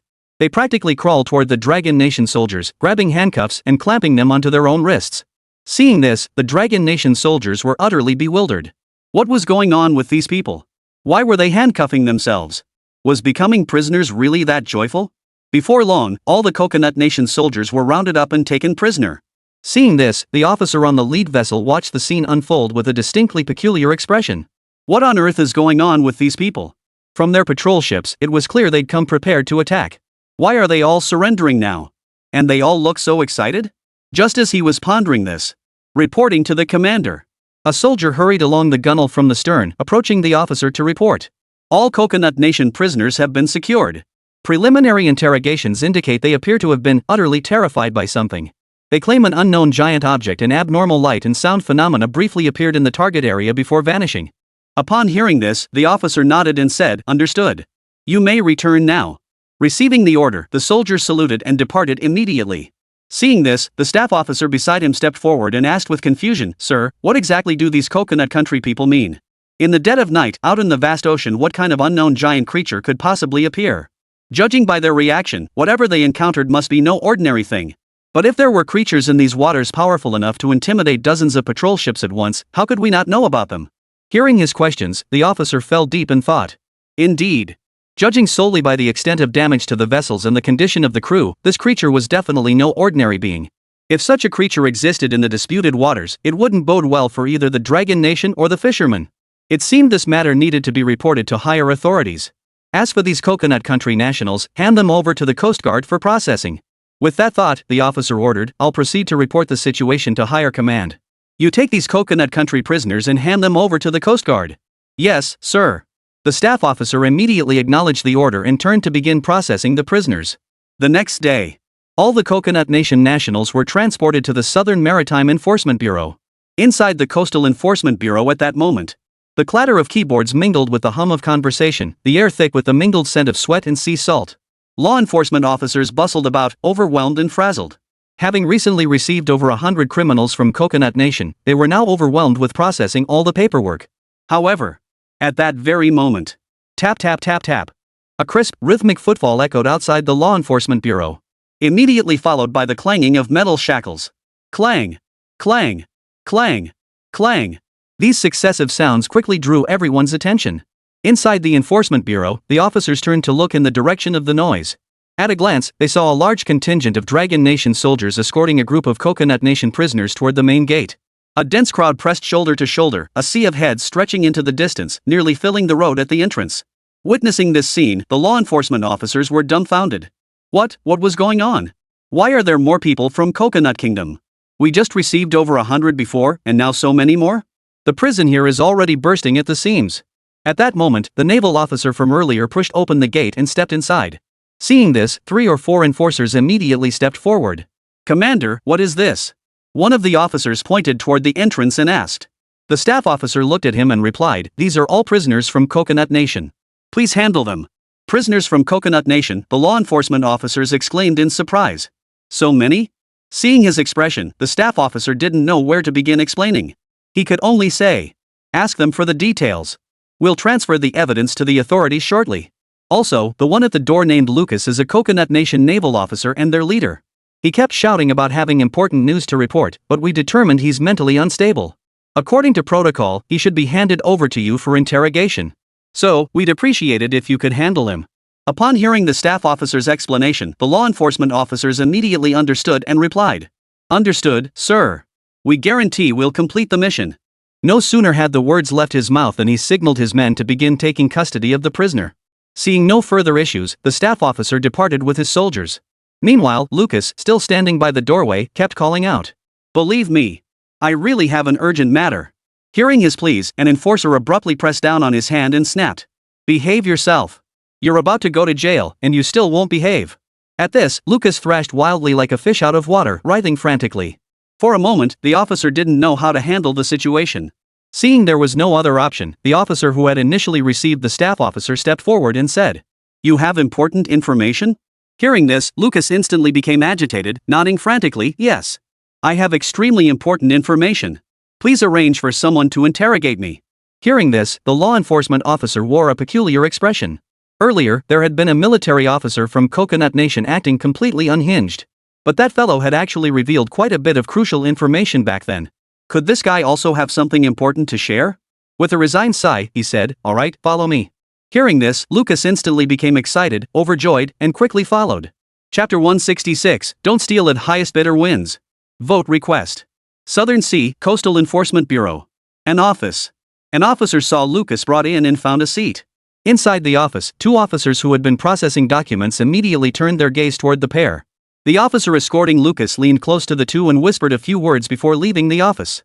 Seeing this, the 2 officers sat down in front of Lucas and asked, "So you said you had important information to share with us?" "That's right," Lucas replied. "This information is extremely important. I believe the Dragon Nation has the right to know." Hearing this, the 2 officers exchanged a glance before continuing. "Then speak. We'll record it here." With that, he picked up a pen, pressed it against the notebook on the table, and fixed his gaze on Lucas. Seeing this, Lucas gasped for breath as he spoke. "Don't be afraid of what I'm about to say." Hearing this, the 2 officers furrowed their brows slightly and exchanged another glance. Then, one of them spoke reassuringly. "We are enforcers. We do not fear." Seeing this, Lucas clenched his fists tightly, pressed them onto the table, lowered his head, took a deep breath, and said, "Our fleet just was attacked by a dragon." Hearing this, the 2 enforcers stood at attention, leaning back in their chairs with peculiar expressions. After a moment, one of the enforcers asked, "A dragon? Which one?" "Not just any dragon," Lucas protested. "A dragon with horns on its head, or claws on its body, soaring through the skies." Hearing this, the enforcer who had been holding the pen immediately scribbled on his notebook. He then tore off a page and showed it to Lucas. The paper depicted a goat with horns and 4 claws. Seeing this, Lucas waved his hand in denial. "Not those kinds of claws. Like a chicken's short, dragon claws." The enforcer scribbled on the notebook again, tore off a fresh sheet and showed it to Lucas. This new sheet depicted a goat with 4 chicken-like claws on each foot. Seeing this, Lucas protested again, "The body isn't like that. It's long. Like a snake." Hearing this, another enforcer snatched the notebook from his hands, sketched a new image, tore it out, and presented it to Lucas. The drawing depicted a bizarre creature with a goat's head, a serpent's body, and chicken claws. Staring at the image, Lucas completely lost it. He flung the paper away and shouted, "A dragon! A dragon! Are you guys messing with me?" Seeing this, the 2 enforcers took a tactical step back, then exchanged glances, their expressions growing even more peculiar. One of the enforcers leaned close to the other's ear and muttered, "This guy might actually be mentally unstable. We'd better not get involved with him." Though the voice was low, Lucas caught it. Stunned, he shouted, "I'm perfectly sane. I'm not sick." Hearing this, the 2 officers nodded repeatedly without speaking, then waved to the officers behind them. Soon, several officers moved in, restrained him, and escorted him to a cell. As they led him away, Lucas struggled violently, screaming hysterically. There really are dragons. Right in that sea area. Our entire fleet was destroyed by that thing. Believe me, believe me. Ignoring his pleas, the enforcers continued to escort him away without further discussion. Meanwhile, elsewhere. Jiang Province Vocational College, East Campus Teaching Building, Hangzhou Technology Development Company, Limited Office. Zhang Hang and Wu Ran sat together, their expressions complex as they watched the three men before them, their stances tense and confrontational. These three were Feng Pengfei, Shihani, and Yu Genoa. Earlier, Yu Genoa had contacted them individually, stating that the military wished to requisition their drones and had offered a substantial price. Originally, Zhang Hang and Wu Ran had no objections. Zhang Hang already had his own production line, and they had manufactured quite a few drones. All they needed to do was reduce orders from other companies or expand their production line. As for Wu Ran, ever since learning about Zhang Hang's company, he had been eagerly preparing to mass-produce the second-generation drones. After scaling up production over the past period, he had accumulated a substantial number of second-generation drones. But who could have predicted that this group would come knocking so soon? As the two pondered the situation, Feng Pengfei spoke up first. Commander Yu, it's not that we're trying to muscle in on your business, but shouldn't there be some order of precedence? These drones from Zhang Hang have already been contracted to Changfeng Logistics. Don't you think your actions are a bit unreasonable? Hearing this, Shihani chimed in. Exactly. Commander Yu, Wu Ran's drone is now designated as our specialized firefighting drone. This is also at Director Hu's instruction. Your actions are indeed interfering with our firefighting operations. Hearing their words, Yu Genoa sneered coldly and retorted. What the hell do I care about your department? When the military says we need it, we need it. We're not withholding compensation, are we? Zhang Hang and Wu Ran's drone possesses such formidable capabilities, wouldn't deploying it for civilian use be a waste of its potential? Only in military hands can they truly fulfill their purpose. Hearing this, Feng Pengfei and Shihani exchanged glances, their expressions complex. After a moment, Feng Pengfei proposed, alright. Let's follow the rules. Zhang Hang's drone has a signed contract with us, and Wu Ran's drone has previously collaborated with the fire department. Why don't we just hold an on-the-spot auction? The highest bidder wins. What do you think? Shihani listened thoughtfully. This proposal was actually quite sound. After all, he had come today with the explicit authorization of Chief Hu, representing the fire department. The fire department's stance was straightforward: secure Wu Ran's drone at any cost. And preferably the second-generation model. So it seemed that even though Changfeng Logistics had deep pockets, if they went head-to-head with the government in a bidding war, it was anyone's game. With that thought, Shihani smiled and said, I agree with Mr. Feng's proposal. This approach is indeed fairer. Beside him, Yu Genoa was also mulling over Feng Pengfei's words. As the military sought to acquire something, the Dragon Nation would undoubtedly provide strong support. Thus, there was no need to worry about funding. If Feng Pengfei wanted to play this game, he would see it through to the end. After pondering, he too voiced his agreement. Let's do it. The highest bidder wins. How about setting the starting bid at the price from Mr. Feng's original order? Feng Pengfei nodded in agreement upon hearing this. It made sense. He had paid 20 million for 20 Zhanghang drones back then, averaging 1 million per unit. Upon hearing the proposal, Shihani also nodded in approval. He was well aware that Zhanghang drones were priced at 1 million each. Wu Ran's drones held comparable standing in this field, making the same price point entirely reasonable. Seeing both men agree, Yu Genoa announced. I'll count down from 3. Bidding begins. 3, 2, 1. Chapter 167, Mind Your Words. Jiangnan Military District Headquarters. The atmosphere in the command hall was tense. A massive strategic situation map covered an entire wall, with multicolored dots streaming across the screen, representing warships, aircraft, and key targets under surveillance. Whispers of reports echoed from the communications console as data streams silently scrolled across numerous screens. Commander Tang Guofeng's brow was deeply furrowed. Having just finished reviewing a routine border report, he was about to take a sip of strong tea to refresh himself. At that very moment, the red encrypted phone on his desk emitted a sharp, urgent beep. At the sound, the entire command center seemed to fall silent. All staff officers and operators paused in their movements, their eyes involuntarily turning toward the source of the voice. That was the highest-level emergency hotline. Such a ringtone would only be activated for major emergencies involving core interests and national security. Why was it ringing now, of all times? Hearing the ring, Tang Guofeng's eyes sharpened, all fatigue instantly vanishing. He set down his teacup, took a deep breath, and steadily picked up the receiver. His voice carried the distinctive, stern tone of a military officer. This is Tang Guofeng. Commander. Critical emergency. Our forces have successfully intercepted a ghost flagship fleet of 24 vessels belonging to the Coconut Nation attempting a nighttime assault on our patrol ships at the pre-established ambush zone along the disputed maritime border. The voice on the other end belonged to the commander stationed at the southern maritime front. This commander was none other than the naval officer who had been captured by Coconut Nation earlier. Hearing the report, Tang Guofeng's expression hardened. If it were merely an interception of a Coconut Nation patrol vessel, there would be no need to activate the emergency hotline. It was likely that a fierce naval battle had occurred. Thinking this, he demanded into the receiver, "Get to the point. What's the outcome? How many casualties did we suffer?" Reporting to Commander. "0 casualties," the naval officer exclaimed, his voice trembling with shock. "We didn't fire a single shot. The target fleet surrendered to us voluntarily. They hoisted white flags and raced toward us at full speed. Prisoners include their top battlefield commander, Lucas." Surrender? A flicker of disbelief crossed Tang Guofeng's hawk-like eyes. The Coconut Nation's navy was notoriously cunning and fierce. Moreover, intelligence analysis indicated that this time, the Coconut Nation had deployed a ghost fleet equipped with new secret weapons. How could they possibly surrender without a fight? According to previous reconnaissance reports, while the overall technological level of the new Ghost Patrol ships developed by Coconut Nation lagged significantly behind Dragon Nations, their harassment capabilities alone were not to be underestimated. To resolve this without losing a single soldier? That was pure fantasy. Pondering this, he asked, "Confirmed no feigned surrender?" Reporting to Commander. "The situation is absolutely genuine. The enemy forces have been fully subdued. However, there are some unusual circumstances," came the reply from the other end of the line. At those words, Tang Guofeng's face darkened instantly. Just as expected. Things were still spiraling in the wrong direction. The complete annihilation of this ghost fleet must have come at a terrible cost. With that thought, Tang Guofeng inquired, "What are these irregularities?" "Well, the prisoners' mental states are extremely abnormal. The vast majority have completely broken down. Especially Lucas. Apparently he's been sent to a psychiatric hospital." The voice on the other end of the line explained. Hearing this, Tang Guofeng froze in shock. How could this be the anomaly? Wasn't it supposed to be our forces encountering some unusual situation? Prisoners? Emotional instability? Breaking down? What on earth is going on? Just as he pondered this, the voice on the other end of the receiver continued explaining. It's like this. They claim they encountered a dragon. A deep-sea dragon glowing with an eerie blue light. A dragon? Tang Guofeng frowned sharply, as if hearing an absurd word, and asked in confusion.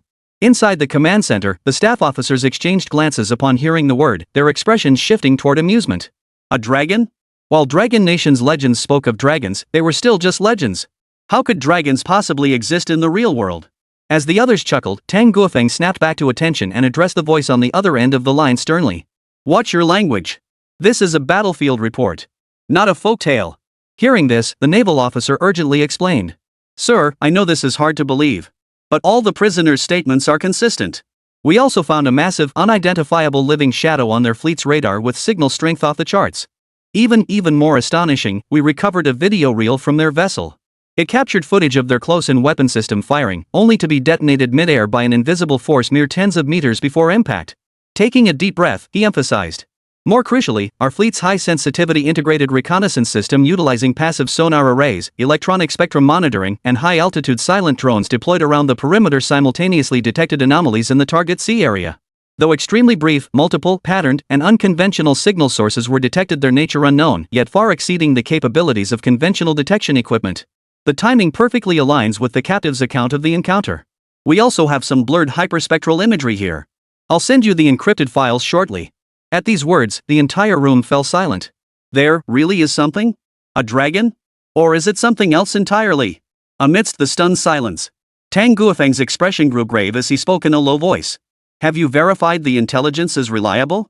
Are the devices functioning properly?" Reporting to the commander. "I've double-checked everything. All equipment is functioning normally. Data has undergone multiple verifications. Interrogation footage of the prisoners and the preliminary report will be transmitted simultaneously shortly," the naval officer declared with unwavering certainty. "Good. Immediately encrypt and transmit the acquired footage, signal signatures, and core excerpts from the prisoners' interrogation to the theater's highest security data center." Tang Guofeng ordered promptly. "Yes, sir," came the reply from the other end before the line went dead. Seeing this, Tang Guofeng turned to the command room personnel and instructed. "Notify all core personnel from Intelligence, Equipment Technology, and the Electromagnetic Warfare Research Division to assemble in the war room within half an hour. Highest security clearance required.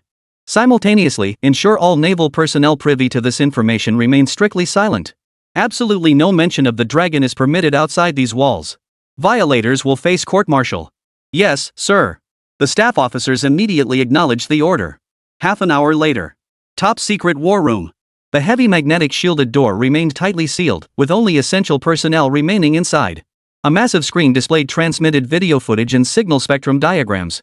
Within the footage, the blurred, massive shadow silhouette in the deep sea, outlined by a faint blue glow, indeed bore the legendary dragon-like features.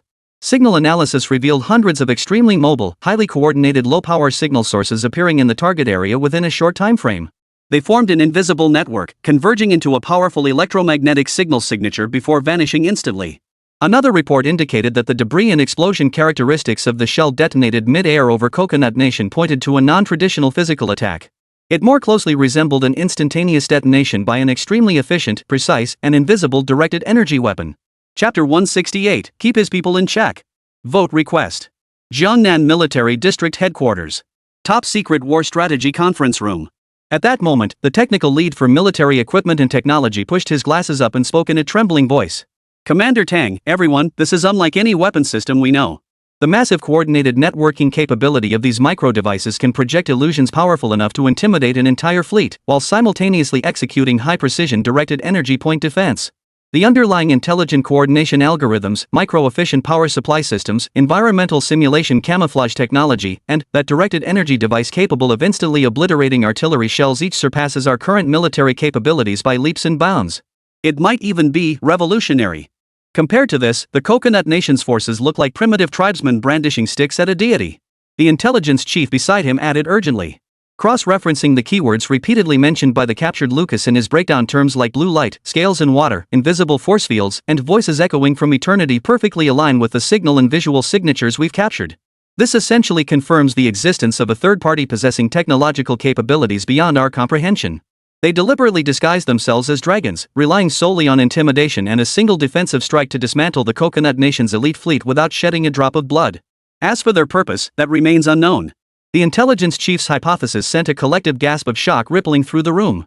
Unfathomable technological power? Deliberately disguised as a dragon? Disbanding the Coconut Nation fleet without firing a shot? How powerful could such a force be? What force in the world today could possibly achieve such technological prowess? And what was this person after? Could it be that other nations are secretly developing black technology for battlefield testing? At that moment, Tang Guofeng's expression was equally grave. If the truth was as they claimed, then things would get complicated. That technological force was located in the disputed maritime zone and involved Longguo. They had to deal with it. And whoever possessed such terrifying technological capabilities. If they were hostile toward the Dragon Nation, the situation would become extremely delicate. Therefore, they must swiftly uncover the true identity of that person. With that thought, Tang Guofeng snapped back to reality, slamming his fingers hard on the tabletop. Investigate. Activate the highest level information screening system in the theater. All domestic reports and leads within the past 2 months related to drones, special equipment RD, cutting-edge physics applications, and dragons, especially those exhibiting unusual anomalies. Particularly, anything connected to these bizarre abilities. This is no coincidence. The timing, location, targets, and methods of intimidation, it's too precise. It looks exactly like a meticulously planned warning operation. We must find the source. Determine whether they are friend or foe. The order was given, and everyone sprang into action. 2 hours later, a massive information stream was aggregated, analyzed, and cross-referenced under national-level screening capabilities. Staff officers were intensely focused on their respective areas of expertise. Suddenly, the staff officer responsible for screening civilian technology and social incidents abruptly looked up, his face drained of color. His voice, distorted by sheer shock, rang out sharply. Commander Tang. We found it. There's a video report submitted by Shi Hongyi, the fire chief of the provincial capital in Jiang province. Yes. That one. It shows a vocational student's drone and a vocational teacher. During class, that teacher mentioned technical terms like magnetorheological self-healing boundary layers and plasma sheaths. What report? Explain clearly. Tang Guofeng's heart sank as he barked the order. It's a vocational school teacher from Jiang province named Chen Mo. Brigade Commander Yu Zhenhua previously reported on him. His students developed high-payload drones and high-speed drones. They're attempting to make contact. The staff officer's explanation became incoherent, and he eventually stopped trying to clarify. He swiftly pulled up a flood of data, background information, and videos from the computer, displaying them for everyone to see. The screen flashed through footage, from Chen Mo's initial covertly recorded video, to snippets from a later live interview during a fire drill, to replays of the DTM Masters competition. While the footage primarily showcased vocational students like Wu Ran and Zhang Heng demonstrating their drone skills, But when all these pieces were assembled together, coupled with their background information, it became chilling upon closer inspection. Ultimately, all the information pointed to that seemingly ordinary vocational school teacher? What kind of being was this?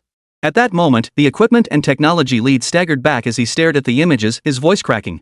Magnetohydrodynamics, plasma sheaths, Kanda effect microjet arrays. And behind that is electromagnetic camouflage and the prototype of an energy shield? Good heavens! Is this technology possessed by our dragon nation? Yes, absolutely. That Haidong, it must be him. He created this with drones. This technology is one of a kind in the world. Hearing this, Tang Guofeng froze, asking, "What are you talking about? What exactly do you mean?" The supervisor quickly regained his composure and explained. Commander Tang, judging by the professional terminology used by that teacher and his students in the video, we can almost certainly conclude that the sea dragon was created by that teacher. Hearing this, Tang Guofeng breathed a slight sigh of relief. Thankfully, this man is a citizen of Longguo. As long as he doesn't become our enemy. A figure like this, if we could harness his talents for Longguo, would be an immense asset. Just then, the intelligence chief beside him rushed forward, shouting, "Commander Tang! Trouble! Trouble! Colonel Yu Genhua visited the Jiang Province Technical College today. It seems he intends to confiscate the drones from those two students, including the potentially more advanced second-generation model Wu Ran possesses. Before he left, we also heard he didn't seem to think much of that technical college instructor." What? Tang Guofeng leapt from his seat, exclaiming in shock. Visiting someone's school and paying respects to the students before the teachers? And he doesn't think much of that vocational school teacher? Yu Genhua was completely out of line. That dragon rising from the sea, it was the teacher's doing. That teacher used a modified civilian drone to unleash technological power beyond their wildest imaginations, single-handedly altering the outcome of a maritime conflict. Now Yu Genhua shows up demanding the student's drone? He has no sense of propriety. What nonsense! Tang Guofeng roared. Does Yu Genhua even know what he's doing? Instead of paying respects to the teacher who can instantly alter the maritime situation, he goes to confiscate a student's drone? Absolutely absurd. With that, Tang Guofeng swept his arm dramatically and ordered with lightning efficiency. "You lot! Grab your most critical tech team and intelligence analysts. Get moving with me right now. Security battalion. Go to level 1 combat readiness. Prepare the fastest helicopters. Destination, Jiang Province Vocational School. Now! Depart immediately. Notify Yu Genhua. Order him to stand by at his post. Keep his people in line. Before I arrive, anyone who dares utter a single disrespectful word or make a single disrespectful gesture toward teacher Chen Mo and his students, I'll skin them alive." "Yes, sir." The entire conference room erupted in chaos. Everyone shouted their response in unison before scrambling to carry out the orders. Chapter 169, You Dare Report It, We Dare Not Receive It. Jiang Province Vocational School, Hongsu Technology Development Company, Limited. As Yu Genhua counted to 1, Feng Pengfei and Shi Hongyi shouted their bids simultaneously. 2 million. Hearing this, Yu Genhua was secretly startled. He hadn't anticipated such a bid from these two. Originally priced at 1 million per drone, their bid instantly doubled the cost. The way they instantly drove the price up like this clearly showed they were determined to win at all costs. If Feng Pengfei, as CEO of Changfeng Logistics, had such formidable financial clout, that was one thing. But Shi Hongyi daring to make such an offer too? It seemed the fire department must place significant importance on these drones. But, do they think the military can't afford it? With that thought, Yu Genhua immediately shouted. "You two, add 1 million each. 3 million. At those words, Feng Pengfei finally broke into a cold sweat. He had thought that simply doubling the price would intimidate the other party and make them back down. But to his surprise, not only did Yu Genhua not back down, he raised the stakes even higher. While this price wasn't entirely out of his reach. But to secure these drones at 3 million each in bulk, the company would have to take a significant hit. Still, compared to the potential profits Zhanghang drones could generate, it was nothing. Therefore, he absolutely couldn't back down. Now he had to keep raising the bid. As he pondered his next move, Shi Hongyi beside him remained slightly more composed, though he too felt a bit uncertain inside. He was representing the fire department. Before coming, Chief Hu had instructed him to secure the deal at any cost. But now, after 2 consecutive bids, the price had skyrocketed several times over compared to the initial offer. If this continued, who knew what astronomical figure might be quoted next? He never imagined the military would be so determined about this drone. No, he couldn't show weakness. Otherwise, that drone might truly fall into the military's hands. With that thought, Shi Hongyi and Feng Pengfei shouted in unison. 3,500,000. The moment the words left their lips, the crowd gasped in unison. Zhanghang and Wu Ran, seated together, exchanged glances, their eyes simultaneously flashing disbelief. The original price was already considered quite high. Yet these three individuals kept bidding, and each increment was shockingly high. This was absolutely terrifying. Were their drones really that valuable? Weren't they just ordinary materials, extracted and assembled? The total cost wouldn't even cover a fraction of the asking price. If they sold it at this price, they'd feel guilty.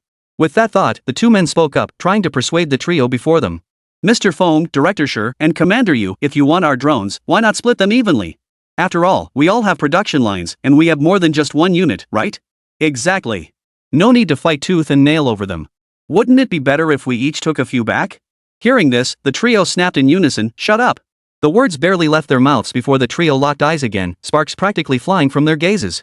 Zhang Heng and Wu Ran were instantly silenced, unable to utter a word. It seemed the three were locked in a heated argument. Anything they said now would likely fall on deaf ears. As he pondered, watching the three locked in their standoff, Zhang Heng quickly leaned close to Wu Ran's ear and whispered a suggestion. "This isn't going to work. Why don't you go find Teacher Chen?" At this, Wu Ran nodded thoughtfully. Indeed, they needed Teacher Chen to step in and restore order. Although Teacher Chen had previously told them they could handle the drone practice and sales on their own. But now, with this situation, they couldn't decide who to sell it to. The three people before them, whichever one took the drone, would be contributing to the cause of the Dragon Nation. This left them in a bit of a quandary. Thinking this, Wu Ran replied softly, "Alright, I'll contact Teacher Chen right away." He opened his phone, searched, and realized he hadn't saved Teacher Chen's contact information. He then opened the Galaxy Tech Empire group chat and sent a message. At Chen Mo, Teacher Chen. Urgent. Please come to Hangzi's office immediately. The moment the message appeared, the previously quiet group chat instantly erupted with activity. Hey! Isn't this our CEO Wu? What are you doing in Chairman Zhang's office? Why's President Wu suddenly seeking out Teacher Chen? Are you negotiating a multi-million deal this time? Or trying to steal some trade secrets? Holy crap! You wanna compete with him? No way! At Chen Mo, Teacher Chen. You can't play favorites and teach him. Reading the messages in the group chat, the two couldn't help but feel both amused and exasperated. Ever since that Hangzhou Technology Development Company, Limited emerged, the classmates had gone completely crazy with competition. One by one, they'd either holed up to conduct research or gone out to attract investment, terrified of falling behind. So now, one message sent felt like poking a hornet's nest. Everyone came crawling out of hiding. Seeing this, Wu Ran sent another message. "This isn't about the rat race. I genuinely have an urgent matter to discuss with Teacher Chen." But as they read his message, the rest of the class remained skeptical. Urgent business? Who's buying that? Looks to me like you just want to join the rat race. Exactly. How can you be the only one learning secretly? We want to learn too. Seeing everyone's messages, Wu Ran was at a loss. These guys were dead set on thinking he was just trying to get ahead. He feared nothing he said would change their minds. Just then, Bai Xiaoqi sent a message. At Wu Ran, Teacher Chen is unavailable for a while and asked me to take over. What do you need? Seeing this, Wu Ran seized the opportunity like a lifeline and immediately replied. Class monitor. Please come over right away. We can't handle this situation here. Hearing this, Bai Xiaoqi was puzzled but agreed nonetheless. Alright, hold on. I'll be right over. Seeing this, both Zhang Heng and Wu Ran breathed a simultaneous sigh of relief. Though Teacher Chen couldn't come, the class monitor's presence wasn't entirely useless. At the very least, in Teacher Chen's absence, the class monitor represented their class and held some authority. So, they could only pin their hopes on her. Just as the two were pondering this, the three bidders before them continued to raise their offers frantically. 3,700,000. 3,800,000. 3,900,000.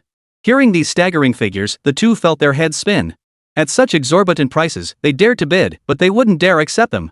If they ordered more drones at this rate, the price would skyrocket into 9 figures. What vocational school graduate has 9-figure savings just lying around? Just as they were pondering this, Feng Pengfei and Shi Hongyi roared simultaneously. 4 million. The moment that figure was called out, the bidding paused momentarily. Yu Zhenhua was momentarily at a loss, staring at the two men suspiciously. He'd seen high bids before, but never anything like this. They were throwing money around like it was worthless. That's 4 million, a full 4 million. And that was just for a single drone. What would a bulk order cost? Shi Hongyi, as a firefighting representative, had official backing, so that made sense. But Feng Pengfei too? How could he be this wealthy? Just as he pondered this, knock knock knock. A sudden knock sounded at the door. Chapter 170, Why is it Teacher Chen again? Jiang Province Vocational School, Hangzhou Technology Development Company, Limited. The sudden knocking instantly drew everyone's attention. Zhang Heng and Wu Ran, sitting together, both breathed a sigh of relief and hurried to open the door. The door swung open, revealing Bai Xiaoqi in her school uniform. She spotted Zhang Hang and Wu Ran immediately. Seeing this, she looked puzzled and asked, "What's going on?" Hearing this, the two exchanged a glance. Zhang Hang stepped forward and immediately lowered his voice to explain. "Class monitor, it's about our drones. The military suddenly said they want to requisition them. But mine already has a contract with Changfeng Logistics, and Wu Ran's has been adopted by the fire department as a firefighting drone. So now both Feng, the CEO of Changfeng Logistics, and Sear, the director of the provincial fire department, have shown up demanding to buy our drones. Since then, the three of them have been bidding against each other. We can't even get them to stop. Now the price has climbed to 4 million per unit. With such a huge sum, we can't make the decision ourselves, which is why we thought of reaching out to Teacher Chen." Listening to their explanation, Bai Xiaoqi's expression turned peculiar. Their drones, were that sought after? Why does she feel like their drones weren't anything special? Was it really worth spending so much money to snatch it up? After a moment's thought, Bai Xiaoqi nodded and whispered, "Alright, let me explain." "You two, don't say anything." Stepping past them, she addressed the crowd. "Hello everyone, I'm Bai Xiaoqi, the class monitor for Zhang Hang and Wu Ran's class." Hearing her introduction, the expressions on the three faces turned peculiar. Class monitor? Why bring the class monitor? Is this drone connected to the squad leader? Just as the three were puzzled, Bai Xiaoqi continued, "It's like this, everyone. Our classmates Zhang Hang and Wu Ran have both been profoundly influenced by Teacher Chen. Therefore, regarding who exactly to sell this drone to, they haven't dared to make a decision on their own yet. They need to consult with our Teacher Chen first. But Teacher Chen isn't on campus right now, so please bear with us for a little while longer." Hearing this, the three froze simultaneously. Eugenio was the first to recover, asking, "This Teacher Chen is?" Seeing his confusion, Bai Xiaoqi explained, "Teacher Chen is Teacher Chen Mo, our math teacher and our mentor." As she spoke, a flicker of excitement crossed her eyes, her expression filled with admiration. Zhang Hang and Wu Ran beside her nodded repeatedly, confirming her words. At the mention of Chen Mo's name, the trio's expressions abruptly changed, their eyes filled with utter astonishment. Teacher Chen Mo was their math teacher? And their mentor? Among them, Eugenio reacted slightly better. He had heard of this math teacher for their class. Earlier, while preparing to acquire Zhang Hang and Wu Ran's drones, Eugenio had instructed his staff to investigate. Based on the staff officer's findings, he learned that Zhang Hang and Wu Ran were in the same class. He also knew about Teacher Chen Mo's online reputation. But, no matter how you looked at it, this Teacher Chen was just a vocational school math teacher. How could he possibly be as extraordinary as they claimed? It was probably just that these students were grateful, leading them to exaggerate like this, right? Meanwhile, Feng Pengfei's expression grew peculiar. This Chen teacher again? Earlier, when acquiring Zhang Hang's drone, the other party had mentioned needing to consult Teacher Chen. At the time, he'd assumed it was simply because the delivery drone might interfere with studies, and since Teacher Chen was known for being strict, they'd suggested consulting him. But now? Zhang Hang had already started his own company, why did he still need to consult Teacher Chen? Do they really need to consult a vocational school math teacher about whether to sell their own drones? As he pondered this, Shirhani beside him wore a look of utter astonishment. This math teacher, he was hearing about him for the first time from these students. Back when he was preparing for his first fire safety lecture at Jiang Province Technical School, Xiao Su had mentioned him in passing. But at the time, he hadn't paid it much mind. After all, he was just a vocational school math teacher.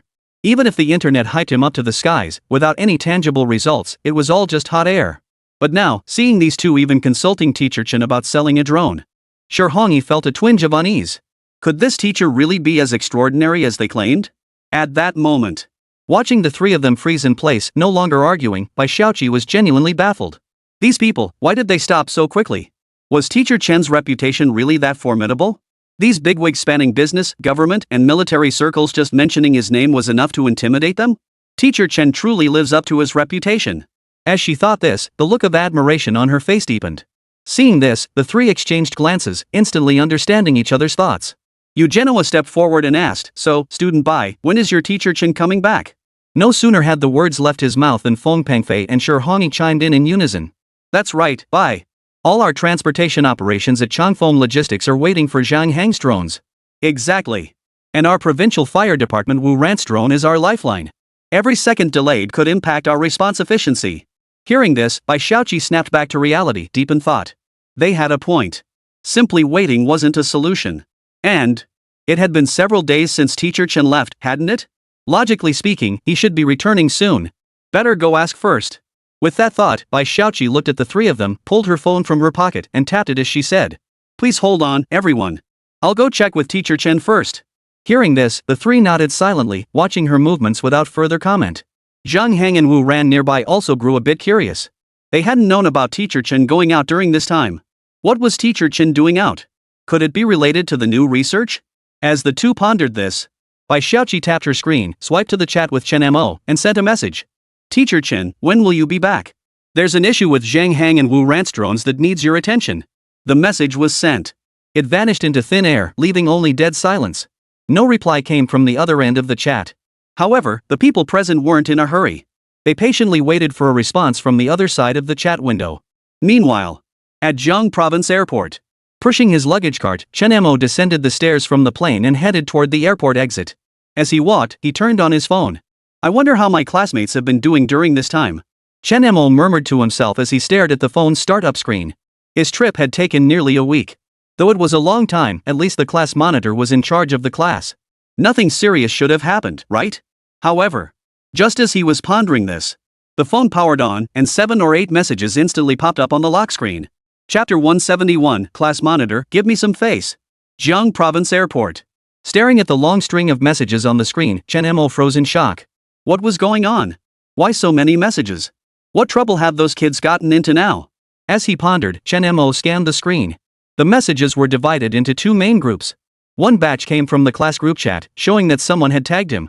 The other batch came from Bai Xiaoqi's private messages. Seeing this, Chen Mo lit up the screen and first skimmed through the group chat messages to grasp the situation. What caught his eye were messages from Wu Ran and several classmates tagging him. After a quick glance, he felt a bit puzzled. He then opened Bai Xiaoqi's private messages and skimmed through them. After reading all the messages, Chen Mo pinched the bridge of his nose and sighed softly. These kids really know how to stir up trouble. He'd been gone less than a week, and they'd already gotten themselves into trouble. Looks like he'd have to give them a good talking to later. As he thought this, curiosity began to stir within him. What could Zhang Hang and Wu Ran possibly need from him that was so urgent? Minor issues like this, they should be able to handle on their own, no need for me to get involved, right? With that thought, Chen Mo typed in Bai Xiaoqi's private chat window. My phone was turned off during the flight. I just got off the plane and will be right back. Meanwhile, on the other side, Jiang Province Vocational School, Hongsu Technology Development Company, Limited. Everyone present held their breath, eyes fixed on the phone in Bai Xiaoqi's hand, waiting for the reply from the other end. Just then, ding! A message notification sounded on Bai Xiaoqi's phone. Eyes lit up instantly as all gazed toward the sound. Bai Xiaoqi lit up her screen, glanced at the message, and instantly broke into a smile. She looked at the crowd and said, Teacher Chen said he was on the plane earlier and didn't receive the message. He just got off the plane and is heading back to school right now. Hearing this, Genoa and the others visibly relaxed. Thankfully, Teacher Chen would be returning today. Otherwise, who knows how long this drone business would have dragged on. Now all they needed to do was wait for the teacher to return and grant authorization to Zhang Hang and Wu Ran. With that thought, the 3 relaxed a bit, settling into nearby seats to wait patiently. Zhang Hang and Wu Ran, sitting nearby, were also feeling a bit excited. Ever since they started this company, it had been ages since they'd seen Teacher Chen. They hadn't even known he was away on business. This time, once Teacher Chen returned, they'd finally be able to pester him with questions. Observing everyone's reactions, Bai Xiaoqi smiled faintly before sending a message in the chat. Got it, Teacher Chen. We'll be waiting for you in Zhang Hang's office. After sending the message, she turned off her screen and found a spot to sit nearby. At that moment, sitting nearby, Genoa, bored out of his mind, glanced over at Bai Xiaoqi and struck up a conversation with a smile. Young lady, your class is truly brimming with talent. Students like Zhang Hang and Wu Ran are so young, yet they've managed to build drones with such advanced technology. Their futures are boundless. Hearing this, Shi Hongyi and Feng Pengfei beside them nodded in agreement and chimed in. Absolutely. Just take our provincial fire department. Since adopting Wu Ran's drone, our firefighting efficiency has skyrocketed several times over. What used to be dangerous blazes are now a breeze to extinguish. Exactly. And at Changfeng Logistics, since Zhang Hang's drones went into operation, our entire logistics efficiency has skyrocketed. Not just for local deliveries, even cross-province shipments have benefited tremendously. Listening to their words, Bai Xiaoqi froze, muttering under her breath, high-tech. Though her muttering was faint, the trio caught it. Hearing this, they all looked at each other in surprise. What does this girl mean? Wasn't the technological level advanced? Zhang Hang and Wu Ran's drones, any one of them, taken individually, could easily outclass every civilian drone on the market. If their drone tech was considered low-level, every drone manufacturer in the Dragon Nation would be facing extinction. As these thoughts crossed his mind, Genoa's face twitched, but he forced a smile and said, Oh, young lady, no need for modesty. The caliber of these drones is plain for all to see. If these aren't considered advanced, then what drones would qualify? I've seen drones from Big Zombie and Hankai, but compared to these 2 students' creations, they're like a mere novice next to a grandmaster. Feng Pengfei and Shi Hongyi chimed in from the side. Exactly. You won't find drones with this level of tech in all of Jiang province. No, make that all of Long Nation. Having Zhang Hang and Wu Ran in your class is such a blessing. I bet the rest of your classmates are deeply influenced by them, right? Hearing the trio's words, Bai Xiaoqi felt even more bewildered. A drone with technology matching theirs couldn't be found anywhere in the entire country? How could that be possible? Even just one random student from her class could give them a run for their money. Just as she was about to explain, Zhang Hang and Wu Ran quickly raised their hands to interrupt. Oh, come now. You're flattering us. Our drones aren't nearly as advanced as you make them out to be. Exactly. There's always someone better out there. The ocean of knowledge has no shore. We still have so much to learn from others. The moment the words left their mouths, the two quickly lowered their voices, frantically signaling to Bai Xiaoqi with their eyes. Class monitor, spare us the embarrassment, don't expose us. Exactly, class leader. You guys bully us every day in class. Now we finally get to show off in front of outsiders. Please don't hold it against us. Hearing this, Bai Xiaoqi couldn't help but feel both amused and exasperated. These two were quite amusing. Looks like the intense competition among classmates had left them with some lingering effects. Ah well, as class monitor, she couldn't be bothered to ruin their act. With that thought, Bai Xiaoqi nodded slightly and murmured, fine. As long as you don't go too far, I won't call you out. Hearing this, Zhang Hang and Wu Ran instantly beamed with delight, exclaiming, thank you, class president. We'll follow your lead from now on. Exactly. Class president, if you ever need any materials, just let us know. Whatever we can get our hands on, we'll get it for you. Seeing their expressions, Bai Xiaoqi couldn't hold back any longer and burst out laughing. Yu Zhenhua, Shi Hongyi, and Feng Pengfei, watching the three whispering together, exchanged peculiar glances. What on earth were they up to? Why is the squad leader laughing? Aren't they discussing drones? What's so funny? With that thought, Yu Zhenhua continued. Ah, it's just a shame. Zhang Hang's drone focuses on speed, while Wu Ran's drone focuses on payload capacity. They're pretty much useless in many other areas. If only there were other types of drones. Chapter 172, we actually have this kind of drone, right? Jiang Province Vocational School, Hongsu Technology Development Company, Limited.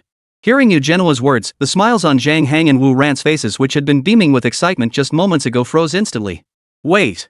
Why did Colonel Yu have to bring up the one thing they couldn't talk about? Now that he'd mentioned other drones, how were they supposed to keep up the act? Just as the two were on the verge of tears, Feng Pengfei chimed in, picking up where you had left off. Colonel Yu is absolutely right.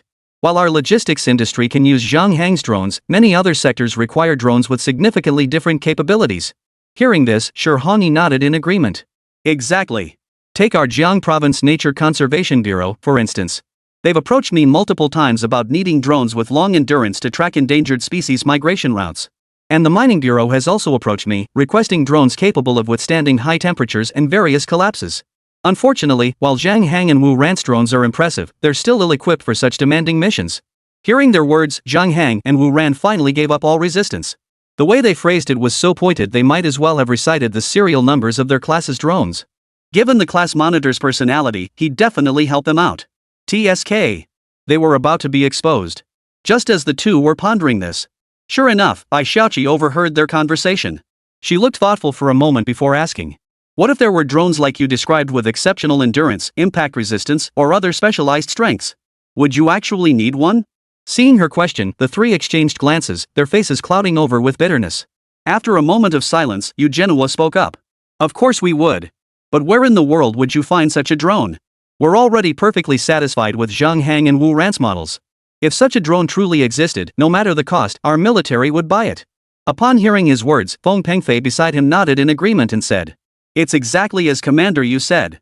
While Chanfeng Logistics doesn't need that kind of drone, there are still many industries that do. If such drones truly existed, based on my years of business experience, I can assure you that leaders in related industries would spare no expense to acquire them. At this point, Shi Hongyi also agreed. Mr. Feng is absolutely right. The head of the Nature Conservation Bureau has pulled me aside several times, repeatedly expressing envy that I managed to find such drones. He even mentioned that their mission to track endangered species migration routes has been declining year after year, and they're now considering abandoning it altogether. Many government agencies are practically desperate for specialized drones that excel in specific fields. If such a drone truly existed, they'd definitely want it. Hearing the three speak, Bai Xiaoqi nodded thoughtfully. Although Teacher Chen had advised them to keep a low profile. But as Teacher Chen had taught them, maintaining a low profile wasn't always necessary. The purpose of keeping a low profile was simply to prevent public opinion and external rumors from interfering with their research. Their ultimate goal remained contributing to the nation. To remain low-key under these circumstances would be akin to hoarding a broom. Moreover, Professor Chen himself had stated that practice is the sole criterion for testing truth. Only through practical application can drones achieve new breakthroughs. Otherwise, they would become complacent and stagnate. Pausing at this thought, Bai Xiaoqi said, "Please wait a moment, leaders. I'll check with my classmates, they might have the drones you're looking for." Hearing this, the three exchanged glances, all visibly taken aback. Classmates might have such drones? Are you kidding me? Just Zhang Hang and Wu Ran's drones were already so powerful. Could anyone else in their class have drones like these? Just as the trio stood dumbfounded, facing Zhang Hang and Wu Ran's utterly speechless expressions, Bai Xiaoqi pulled out her phone and sent a message in the group chat. "Everyone, I hear you've all been busy attracting investment lately. Right now, we have some representatives from companies, government agencies, and the military here. If you want to use drones for practical training, come to Zhang Hang's office. Don't forget to bring your drones." The moment the message went out, the group chat exploded, with messages flooding in like a burst dam. Holy crap, this is the chance I've been waiting for. I've been searching forever and couldn't find one. Class leader, hold on. I'm on my way right now. Zhang Hang's office? Holy crap. So Chairman Zhang really is hoarding resources, that's ruthless. At Wu Ran, and you too, Mr. Wu. Hold on, I'm on my way. Finally, a chance like this. My drone's been sitting there gathering dust. Squad leader, I'm on my way too. Seeing this, Bai Xiaoqi smiled faintly, turned off her phone, and turned her gaze back to Yu Genoa and the other two. She spoke up. "Please hold on, leaders. Our classmates will be here any minute." Hearing his words, the expressions on their faces turned peculiar. They had seen the flood of replies in the group chat earlier. Even with drones, there couldn't be that many, right? And besides, they were looking for a particularly powerful drone. Thinking this, Yu Genoa spoke first. "Young lady, what we need is a drone that leads the market in a specific field. Yours might not quite cut it, right?" Feng Pengfei chimed in from the side, "Exactly. Bye. We know that thanks to Zhang Hang and Wu Ran, many in your class have developed an interest in drones. But the drones we're looking for aren't just student projects. We need a drone that can truly shine and make a difference in a specific field." Sure Hongyi chimed in. "Exactly, Bai. If it were just simple handmade drones, why would we go to all this trouble? We could just buy them online. It's precisely because the drones available on the market today can't meet those requirements that we're so frustrated. Bai, you should really send your classmates back to class. All this fuss is going to interfere with their studies." Listening to the three of them, Bai Xiaoqi didn't bother explaining. She knew full well that actions speak louder than words. What could she possibly explain with mere words? It would be better to wait until her classmates arrived and see for themselves. Once they saw those drones, they wouldn't be saying such things anymore. With that thought, Bai Xiaoqi smiled reassuringly and said, "Everyone, you can rest assured. As your class monitor, I guarantee these drones won't disappoint you." Chapter 173, So Many Drones. Jiang Province Vocational School, Hongsu Technology Development Company, Limited. Hearing Bai Xiaoqi's words, the three leaders felt a pang of doubt. Among them, Yu Genoa looked the most awkward. Refusing the offer would seem like rejecting their goodwill, but agreeing to it wasn't that pure nonsense? Though they had no idea what level of technological sophistication those student-built drones had achieved. After all, they were just vocational high school students. Even if their drones could rival many commercial models on the market, how could they possibly compare to military-grade drones? On the military side, drone development alone employed the absolute top talent in the industry. Even the strongest civilian drone manufacturers on the market today, like DJI and Hankai, produce drones that don't even reach half the capability of military drones. Looks like we'll just have to deal with them for now. With that thought, he forced a smile and said awkwardly, "Oh, Bai, we were just talking earlier. Whether the military actually needs it or not still requires approval from higher-ups. You should send your classmates back to class. Studying is important, don't let this distract you from your studies." Hearing this, Sure Hongyi seized the lifeline like a drowning man, nodding in agreement. "Colonel Yu is absolutely right. I know the drones your class has developed might actually be quite advanced. But the missions requiring such drones are critical. Just seeing them here, I can't guarantee the bureau chiefs will approve. Better send the students back first. If we let their studies fall behind, we'd be the ones to blame, right?" His expression grew quite complicated as he spoke. The government already had professional researchers dedicated to drone development. Even the most advanced civilian drones on the market couldn't meet their requirements. Presenting these vocational students drones, that would be downright ridiculous, wouldn't it? Their fire department alone already had professionals like Sunze, a dedicated drone engineer, on staff. As far as he knew, agencies like the Nature Conservation Bureau, Agriculture Bureau, and Mining Bureau also had dedicated engineers. If experts in the drone field can't solve these problems, how could a bunch of vocational school students manage? Are you kidding me? Even if you gathered every drone manufacturer on the market and had their most skilled engineers sit down together, It would likely take them 10 days to a fortnight of research and they still wouldn't be able to build a drone that met their requirements. Now, he could only hope Bai Xiaoqi would see reason and send those people back. Otherwise, he'd be stuck in a no-win situation. At that moment, listening to the two of them, Zhang Hang and Wu Ran also looked at Bai Xiaoqi, nodding repeatedly. Though they knew their classmate's drone could meet those requirements, they still feared he might steal their spotlight if he showed up. Meanwhile, Feng Pengfei couldn't help but feel a bit of schadenfreude. He didn't believe a bunch of vocational school students could build a drone that met the requirements. Fortunately, he had made it clear beforehand that Changfeng Logistics didn't need that kind of drone.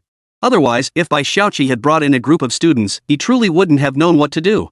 At that point, he'd only need to brush them off, saying he'd have to check with the industry executives first to see if they needed such drones. That would leave Yu Genoa and Shi Hongyi in an awkward position. This was actually for the best. Once Yu Genoa finished dealing with those vocational students, he'd naturally have no energy left to compete with him over Zhang Heng's drone. It's practically sitting back and reaping the benefits. At this thought, Feng Pengfei quickly waved his hands to interrupt. Oh, come on, both of you. We should give the young people a chance. Even if their drones might not be up to that kind of task, what's the harm in giving it a try? And Bai here has such good intentions, how could we let her down? Right. Bai. He turned to Bai Xiaoqi with a grin. Alright then, Bai, once your classmates arrive, I'll thoroughly examine those drones and see just how capable they really are. At that moment, hearing Feng Pengfei's words, Yu Genoa and Shi Hongyi were both dumbfounded. What's gotten into this guy? Why is he switching sides at the last minute? He was practically roasting them alive. No wonder he's in business, his mind is truly devious. Beside them, Zhang Hang and Wu Ran's expressions darkened once more, their faces etched with utter despair. They had planned to follow the trio's lead and block the wave. But who knew these three would start fighting amongst themselves? What the hell is the point of this now? At that moment, Bai Xiaoqi heard Feng Pengfei's words and nodded. Mr. Feng is absolutely right. Please wait just a moment, both of you. It's fine to give it a try first. If our classmate's drone doesn't meet your standards, you can always decline. Hearing this, Yu Genoa and Shi Hongyi exchanged glances, their faces flushing with even greater embarrassment. This, they murmured in unison. Before they could finish, a series of shouts pierced through the walls, echoing up from the floor below. Class monitor. We're here. We flew the drones over, but we can't get in. Yeah. Come out here for a sec. Hearing this, Bai Xiaoqi smiled at the group and said, Distinguished guests, our class has arrived. Would you kindly step outside? Let's go see their drone together. Hearing this, Yu Genoa and Shi Hongyi both froze, momentarily at a loss. Now that the people were already here, they couldn't just leave. They had no choice but to grit their teeth and face it. Just as they were pondering their next move, Feng Pengfei was the first to rise, smiling as he gestured toward them and urged. Gentlemen, the students are here. No need to sit around, let's go, shall we? Seeing this, Yu Genoa and Shi Hongyi sighed in unison with a resigned sigh, rising silently. Watching their movements, Feng Pengfei chuckled inwardly. He then picked up his teacup and turned toward the door. Opening the door, he stepped out onto the semi-open corridor and looked outside. The next moment, Feng Pengfei froze solid in place, his entire body rigid as he stared motionless at the scene beyond the door.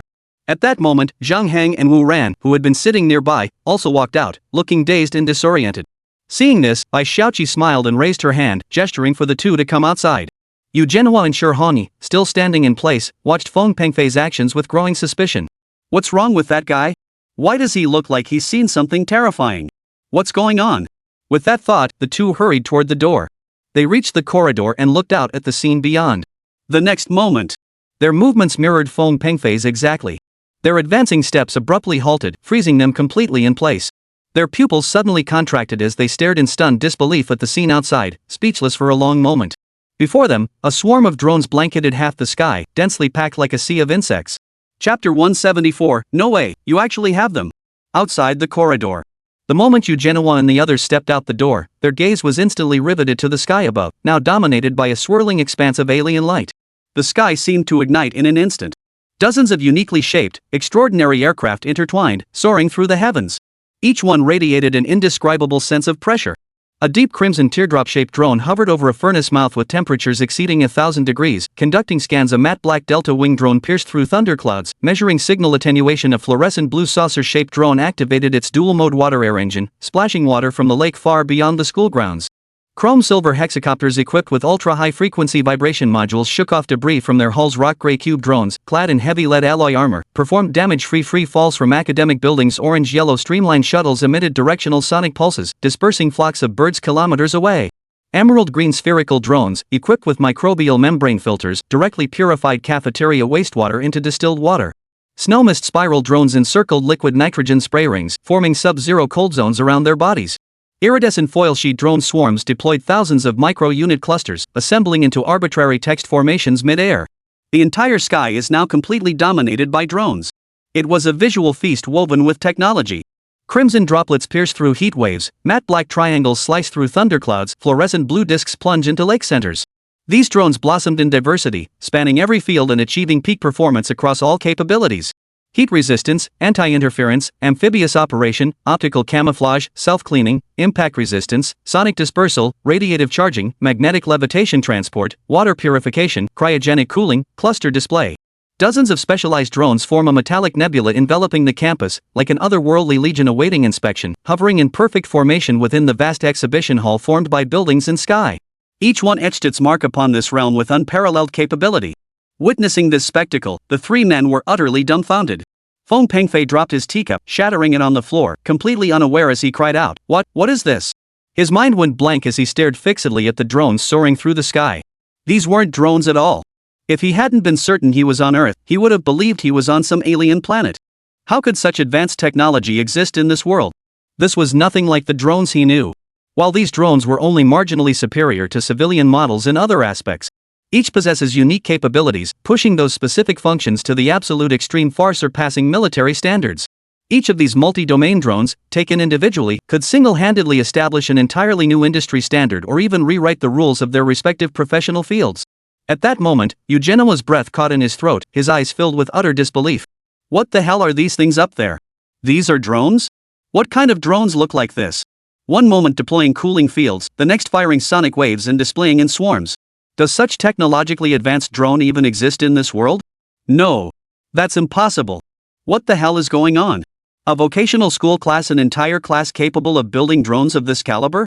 Earlier, I even doubted their drones compared to Zhang Hang and Wu Rant's. But looking at this, it's clearly Zhang Hang and Wu Rant's drones that aren't up to par. Any one of these drones is no weaker than theirs. In fact, forget commercial drones. Even if you combined every military drone in existence, you probably couldn't find one that outperforms these. What on earth was going on? Had he stumbled upon the fourth industrial revolution? On the other side, Shi Hongyi stumbled backward, nearly falling to the ground. He managed to steady himself by grabbing the railing in front of him. How could drones of this technological caliber exist in the world?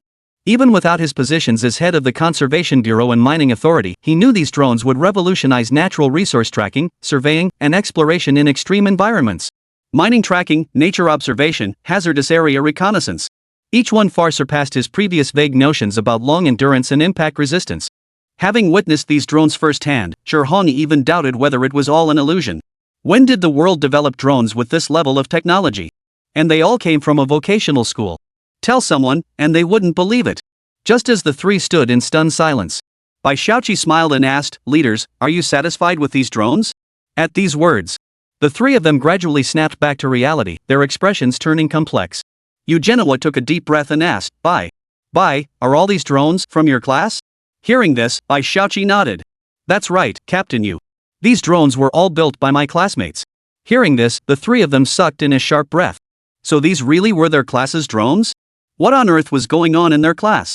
How could they have so many powerful drones? A vocational class full of drone experts? This isn't just any vocational class. Even Tsinghua and Peking universities aren't this intimidating. Is this even possible at a regular vocational school? Are you kidding me? And besides, even if they really are experts in drone technology, they wouldn't have access to this kind of material. The materials needed for these drones are definitely not something you can just buy off the shelf. How did these people even get their hands on them? Pondering this, Shi Hongyi was the first to voice his question. Bai, where did your classmates get the materials for this drone? Hearing this, Bai Shaoqi stroked her chin, pondered for a moment, then replied. We extracted them ourselves. Just some common materials, processed through chemical extraction. Hearing this, the three nearly choked on their breath. Ordinary materials, chemically extracted? It was pure fantasy. Purity levels aside, the extraction technique itself was beyond the reach of ordinary people.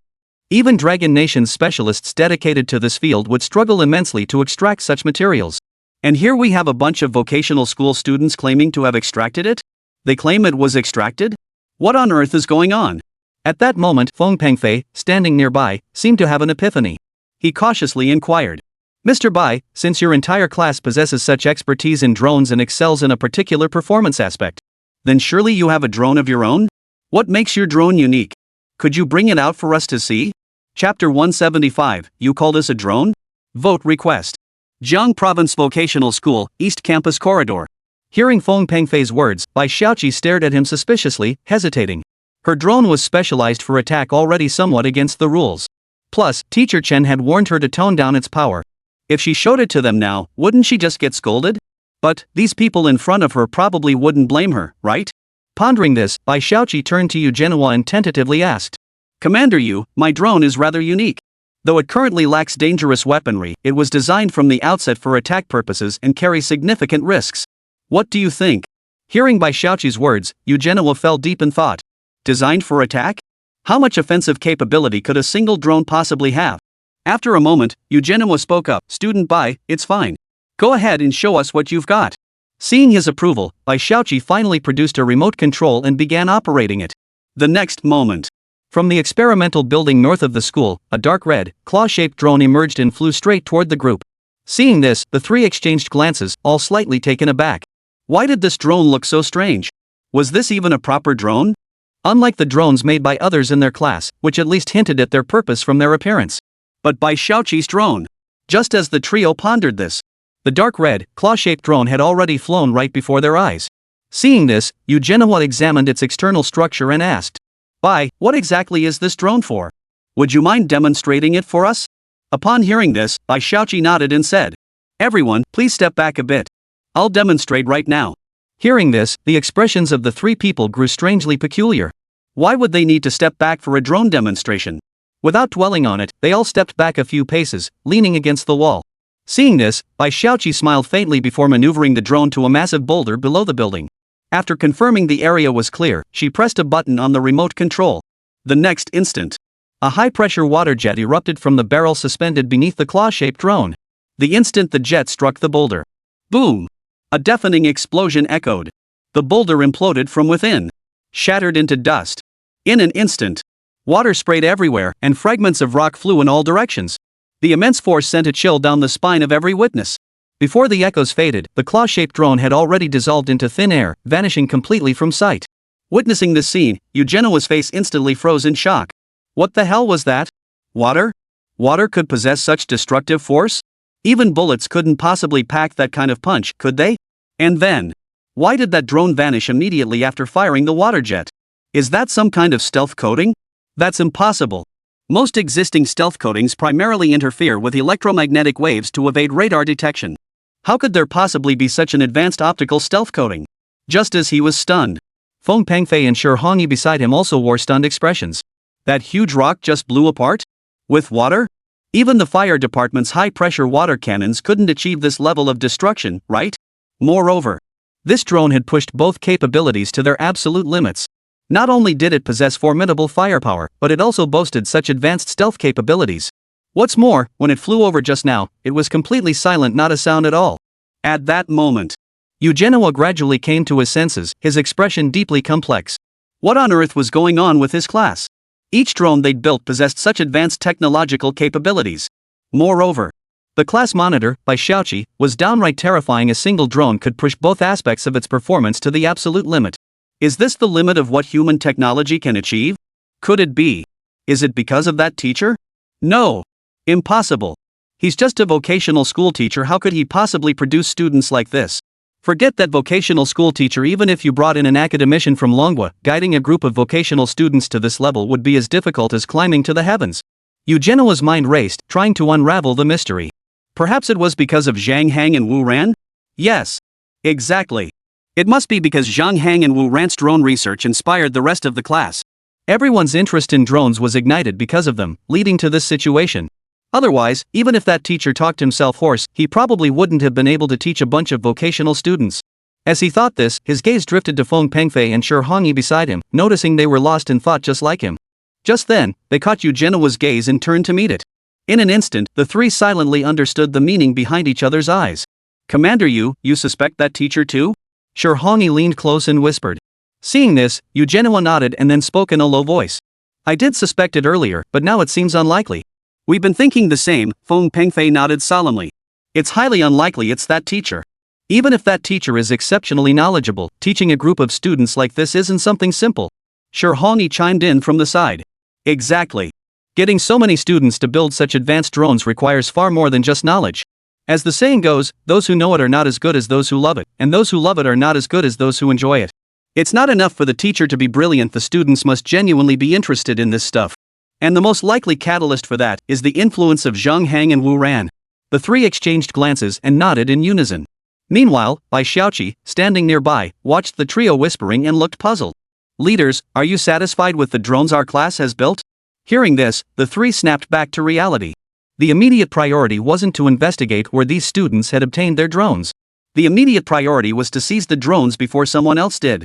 Thinking this, Yu Zhenhua acted fastest, stepping forward and saying, Mr. Bai, your students' drones are truly remarkable. Especially yours. If your drone could be adopted for military use, it would propel the entire Dragon Nation military into a new era. His words weren't mere hyperbole, they were a statement of fact. Bai Xiaoqi's drone possessed exceptional reconnaissance capabilities and formidable offensive power. On today's information-centric battlefields, they could deliver unprecedented impact. Seeing Yu Zhenhua speak up, Feng Pengfei and Shi Hongyi couldn't wait any longer.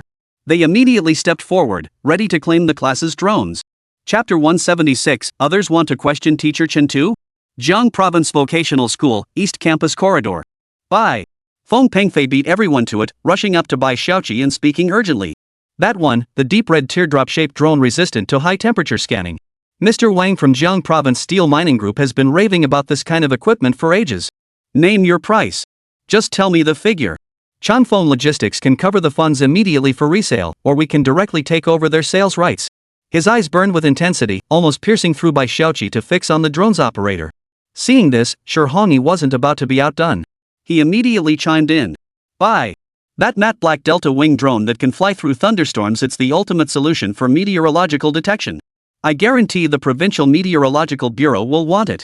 And that fluorescent blue amphibious drone, it's invaluable for aquatic ecology research and coastal rescue operations alike. We can connect you with every relevant department on the firefighting side. I guarantee they'll make it a top priority procurement. Seeing the two surge ahead in their frenzied bidding, Yu Zhenhua's breathing quickened. Forget military procurement procedures, he pushed between them and declared. Mr. Bai. This drone that disperses bird flocks with sonic waves, it's the perfect match for aircraft carrier decks.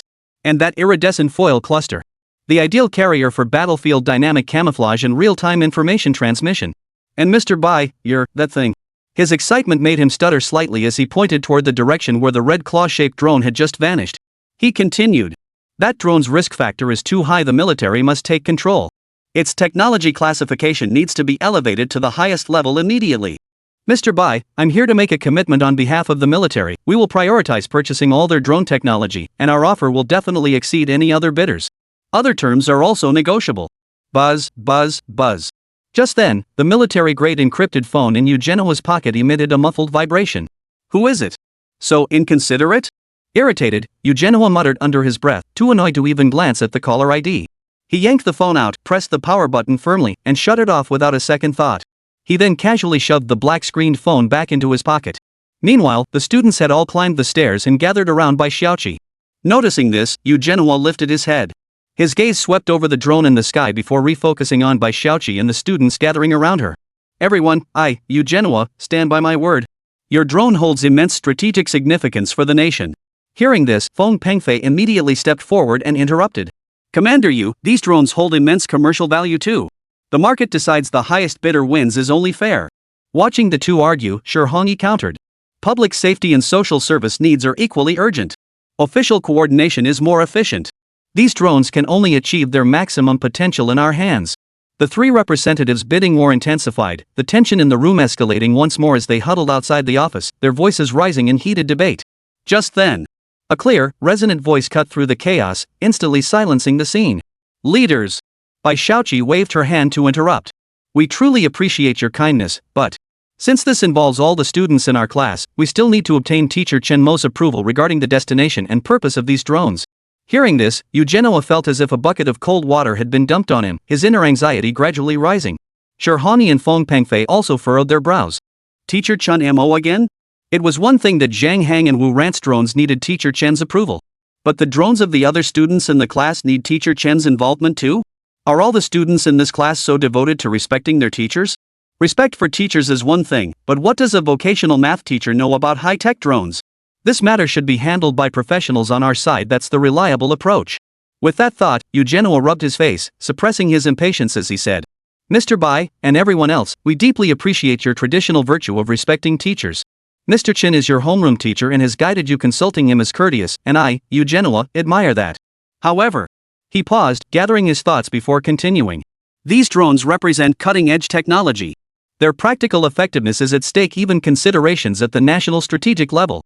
The approval, procurement, and technical evaluation processes are highly specialized, involving the participation of military research institutes, top-tier scientific institutions, and national procurement departments. A vocational math teacher, I mean no disrespect, but his expertise lies in teaching mathematics. Regarding the specific technical details and application directions of drones, he likely cannot offer highly specialized advice. The final decision must still respect market principles or higher-level planning. His words struck a chord with Feng Pengfei and Shi Hongyi. Feng Pengfei immediately nodded in agreement. Exactly. Commander Yu is right. When it comes to commercial applications, our company understands market pain points and operational models better. We respect teacher Chen's perspective, but we also hope the students understand market opportunities are fleeting. Hearing this, Shi Hongyi chimed in, exactly. Official procurement and technical evaluations follow strict protocols and demand high expertise. We'll consider Professor Chen's suggestions, but when it comes to specialized fields like public safety services, relevant functional departments must take the lead. The three exchanged glances, reaching an unspoken understanding. However, listening to their words, the students fell into silence. Zhang Heng was about to speak up when Wu Ran quietly tugged at his sleeve. Bai Xiaoqi remained unperturbed, merely reiterating, our teacher has stated that products developed and tested by us require his final approval. This is our principle. Hearing her words, the representatives from all three parties looked somewhat embarrassed, and the atmosphere froze once more. Feng Pengfei, quick-witted, darted his eyes and promptly stepped in to smooth things over. Understandable. We'll wait. Bai quickly asked Professor Chen how much longer he'll be. We'll wait right here. Right, we'll wait right here. Eugenio and Shi Hongyi could only nod in agreement. As they spoke, both couldn't help but inwardly grumble. Just observing them, it was clear these students were stubborn as mules. There was little they could do. They could only patiently wait for Teacher Chen to make a token appearance and nod his approval. At worst, once Teacher Chen arrived, they'd figure out a way to have a proper conversation with him, making him understand the importance of priorities. A vocational school teacher, could they really not handle someone like that? Just then, a figure pushing a luggage cart strolled unhurriedly through the school gate, heading toward the office of Hangzhou Technology Development Company, Limited. Chapter 177, Before Delivery, I Must Test It. Votes Needed. Jiang Province Vocational School, East Campus Teaching Building Corridor. The figure walked along the path, ascended the stairs, and arrived at the door of Hangzhou Technology Development Company, Limited. Teacher Chen. Bai Xiaoqi and all the students perked up instantly, their gazes converging as they called out in unison with respect. MHM. Chen Mo nodded, his gaze sweeping across the slightly crowded corridor before settling on Eugenio, Shi Hongyi, and Feng Pengfei. A look of puzzlement crossed his face. Xiaoqi, who are these gentlemen? Bai Xiaoqi immediately stepped forward and introduced them one by one. This is Mr. Feng Pengfei, president of Changfeng Logistics. Beside him is Director Shi from the Provincial Capital Fire Department, and that gentleman is Colonel Yu from the Jiangnan Military District. Hearing this, Chen Mo paused in surprise. Changfeng Logistics, Provincial Capital Fire Department, Jiangnan Military District? These individuals represented business, government, and the military. Why were they all here? As he pondered this, Bai Xiaoqi concisely recounted the entire process of the three parties vying for the drone, also explaining that the decision to sell the student's drone was left to him. Standing nearby, Eugenio and his two companions were now sizing up the man before them. If they were not mistaken, this man was the teacher Chen the students had mentioned. From what the students had mentioned earlier, he had assumed the man was a seasoned veteran teacher. But he was so young. At first glance, his face didn't even look 30. This thought only strengthened their conviction. He teaches math at a vocational school, and he's so young. How could he possibly have any talent? Even if he were a child prodigy who started learning drone technology at 7 or 8, he probably wouldn't have reached the level of these students by now. To cultivate an entire vocational class to this level in his 20s goes far beyond mere knowledge. Judging by this, it was likely because the teacher's teaching style was humorous and engaging. It's likely that his humorous and engaging teaching style has endeared him to these students, earning him such respect that they seek his approval for everything. After listening to Bai Xiaoqi's account, Chen Mo fell deep in thought. He then turned his gaze to the three visitors and said, So, gentlemen, you're interested in these little gadgets from my class? Feng Pengfei was the first to react. With a broad smile, he stepped forward, extended his hand, and smoothly said, Professor Chen, long admired your reputation. I'm Feng Pengfei, CEO of Changfeng Logistics. Your class is truly a cradle of genius. These students' drones are nothing short of flagship products for a commercial blue ocean absolute market disruptors. Especially Zhang Hang's speed model, that efficiency, wow. Tailor-made for the logistics industry. And those specialized drones outside? Each one represents a new market with enormous potential. Professor Chen, your teaching is truly exceptional. I dare say these students have boundless futures ahead. You've truly nurtured a generation of outstanding talents. Just give us the nod to operate these, and I guarantee these students' drones. His eyes gleamed with shrewdness as he launched into a torrent of words painting the commercial landscape. However, before Feng Pengfei could finish, Chen Mo nodded flatly, sure. Ha! Feng Pengfei's carefully prepared speech stalled mid-flow, his expression freezing in place. The teacher just agreed like that? After all, these kids were his students. He'd thought it would take some effort to persuade him. But unexpectedly, before he could even finish his pitch, the teacher agreed. It really came without any effort at all. Just as he stood there stunned, Yu Zhenhua and Shi Hongyi beside him wore expressions of disappointment. This teacher was, after all, just an ordinary vocational school instructor. Feng Pengfei had merely used a little sugar-coated bait to stir up the teacher's greed for money, and the teacher had agreed so easily. His vision was indeed rather short-sighted. At that moment, Chen Mo remained as unruffled as ever, his tone shifting as he said, however, the commercial-grade drones Mr. Feng desires can only be the castrated version. Crippled version? The ecstatic expression on Feng Pengfei's face froze instantly, leaving him stiff in place. Exactly, Chen Mo explained.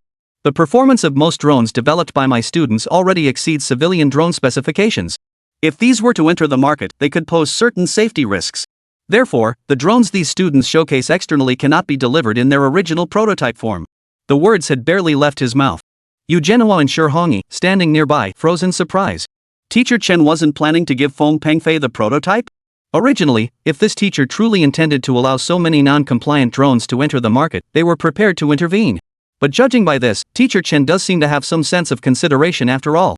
With that thought, their expressions softened slightly, each secretly feeling a bit of schadenfreude. Feng Pengfei had thought he could charm his way into convincing the teacher. But now, he'd ended up losing more than he gained. As the two pondered this, Feng Pengfei's face darkened, his eyes filled with resentment. A censored version? How much would that devalue it? Thinking this, he couldn't help but speak up. Professor Chen, if I may be blunt, the capabilities demonstrated by those drones' heat resistance, impact resistance, extended endurance, sonic dispersal are all features that genuinely address critical pain points across various fields. They're already finished products with proven effectiveness. Why neuter them? Isn't that a waste of resources and a delay in solving real-world problems? No sooner had the words left his mouth than Shi Hongyi stepped forward quickly, interrupting. Oh, Mr. Feng. Professor Chen has his own considerations. You know these drones are incredibly powerful. If they hit the market, the uproar they'd cause would be nothing to scoff at. Yu Zhenhua chimed in from the side. Exactly. These drones already exceed current civilian standards. Using them commercially is indeed inappropriate. If our military or official agencies were to take these drones, that would be more justifiable. He smiled at Chen Mo as he spoke, right, Professor Chen?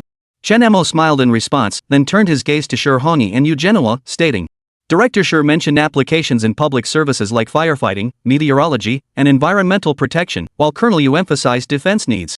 The direction itself is sound. However, he paused briefly before shifting his tone.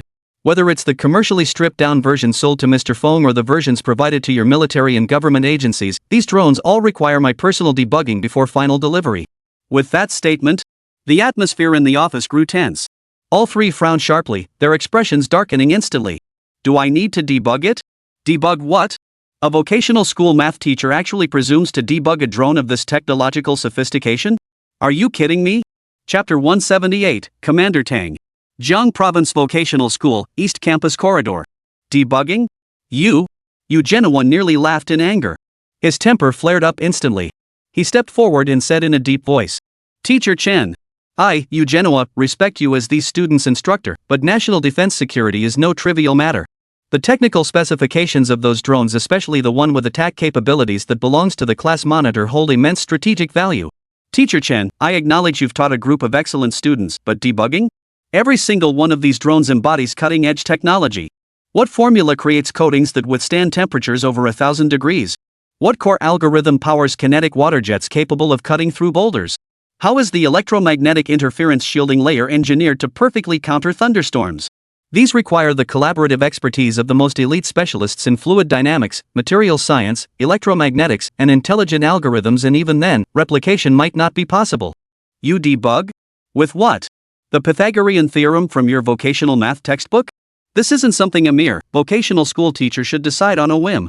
If you cause problems with these drones, it's a loss to the nation's combat capability. He nearly blurted out mere schoolteacher, but managed to swallow the words just in time. Eugenio felt like he was about to lose his mind over the other man's ignorance and arrogance. A vocational school teacher actually had the nerve to pontificate on technological achievements of this caliber. Earlier, when he suggested castration, it could be dismissed as a misguided idea. But suggesting debugging? That was nothing short of an insult to technological progress. Shi Hongyi, too, frowned deeply. He took a sharp breath, forcing down his irritation, and said, "Professor Chen, I deeply respect your achievements in educating students, but might you be overconfident?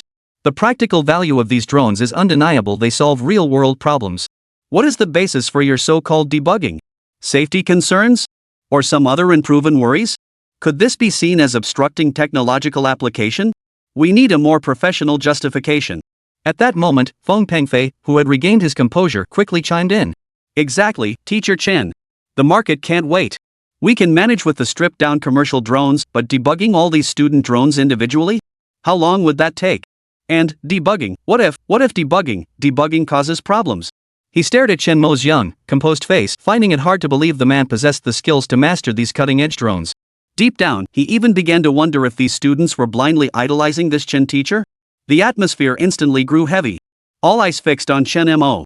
The office was so quiet you could hear a pin drop, the tension thick enough to cut with a knife. Just then, whoa! A heart-stopping roar of engines ripped through the campus's tranquility. The sound approached from afar, its earth-shaking bass rumble instantly drowning out every other noise. Immediately followed by the piercing screech of massive rotors tearing through the air. A violent gust of wind swept in, violently shaking the trees outside the windows. The office's glass panes began to hum with resonance. "What's that noise?" Feng Pengfei's expression changed instantly, thinking an earthquake had struck. He instinctively covered his head. An earthquake? How could there possibly be an earthquake here in Jiang province? Shi Hongyi's nerves instantly tightened. His years of experience as a firefighter kicked in, putting him on high alert. Eugenio, being a soldier, reacted fastest. Following the sound, he strode to the end of the corridor and scanned the distance. The moment he identified the source of the noise, his expression turned grim as he gasped in shock. A WZ-20? And an armored personnel carrier? Vehicles from the Military Region's Special Operations Brigade? On the campus's expansive sports field, a dark green military heavy transport helicopter spun its rotors violently, slowly lowering its altitude to prepare for landing. The dust kicked up by the helicopter obscured the sky. Along the path leading to the field, several heavily armored, camouflaged mighty warrior assault vehicles, each mounted with a roof-mounted machine gun, roared as they plowed through the bushes flanking the trail. They charged onto the grass, spreading out in combat formation. Fully armed Special Forces soldiers, wielding Type 95 assault rifles and clad in the latest digital camouflage combat uniforms, leaped out of the rear doors of the armored vehicles with the agility of cheetahs. The moment they touched ground, they executed standard tactical movements to secure the perimeter, gun barrels sweeping toward potential threats in all directions, swift, fierce, and seamless. A palpable aura of lethal intent instantly permeated the air. The campus, moments ago filled with technology and heated debate, was now enveloped in the iron-blooded atmosphere of a battlefield. At that moment, beneath the helicopter, a figure bearing gleaming stars on his shoulders descended slowly. Reporting to Commander Tang. Target area secured. No abnormal threats detected. An officer sprinted to his side, snapped to attention, saluted, and reported in a loud, clear voice. All units stand by. Tang Guofeng's expression remained impassive as he issued the command. His hawk-like gaze swept sharply across the surroundings, finally locking onto the East Teaching Building where Eugenio and the others were located. Without a moment's delay, Tang Guofeng strode purposefully toward the office, flanked by the Equipment and Technology Chief, the Intelligence Director, and other key personnel, all escorted by a squad of special guards whose faces were as stern as carved stone. The staff officer clutched a thick classified document folder tightly in his hand, jogging to keep pace behind the commander. Commander! Commander Tang? When Eugenio recognized the face and shoulder insignia of the leading general, his mind buzzed and blood rushed to his head. Why was the commander-in-chief of the Jiangnan military region here? What was going on?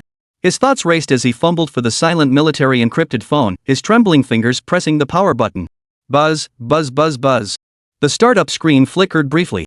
A barrage of blinding red missed call notifications instantly flooded the screen. The top dozen or so were all marked with the chilling label, Jiangnan Military District Headquarters. The most recent call had come in just minutes ago, followed by a string of messages. Report your location immediately. Stand by at your current position. Power up. Receive orders. Commander Tang is leading a team to your location. This is an absolute emergency. No mistakes are permitted.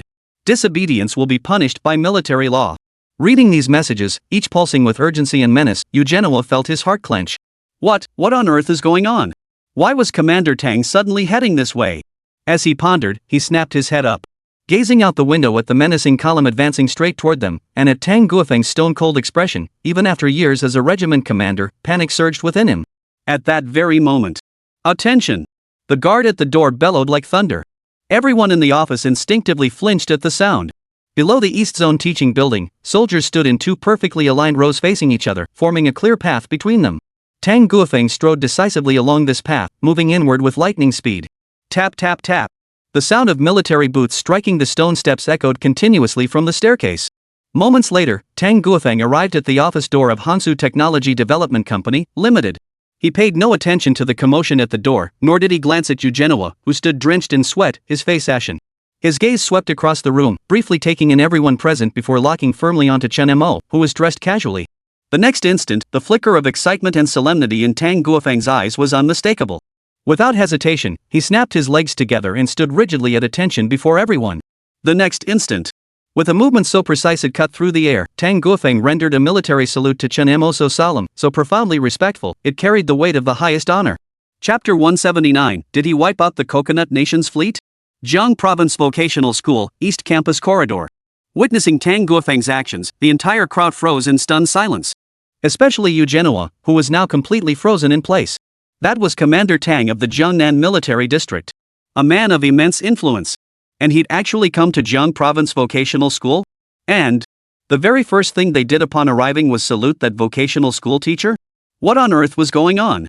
This teacher, isn't he just an ordinary vocational school instructor?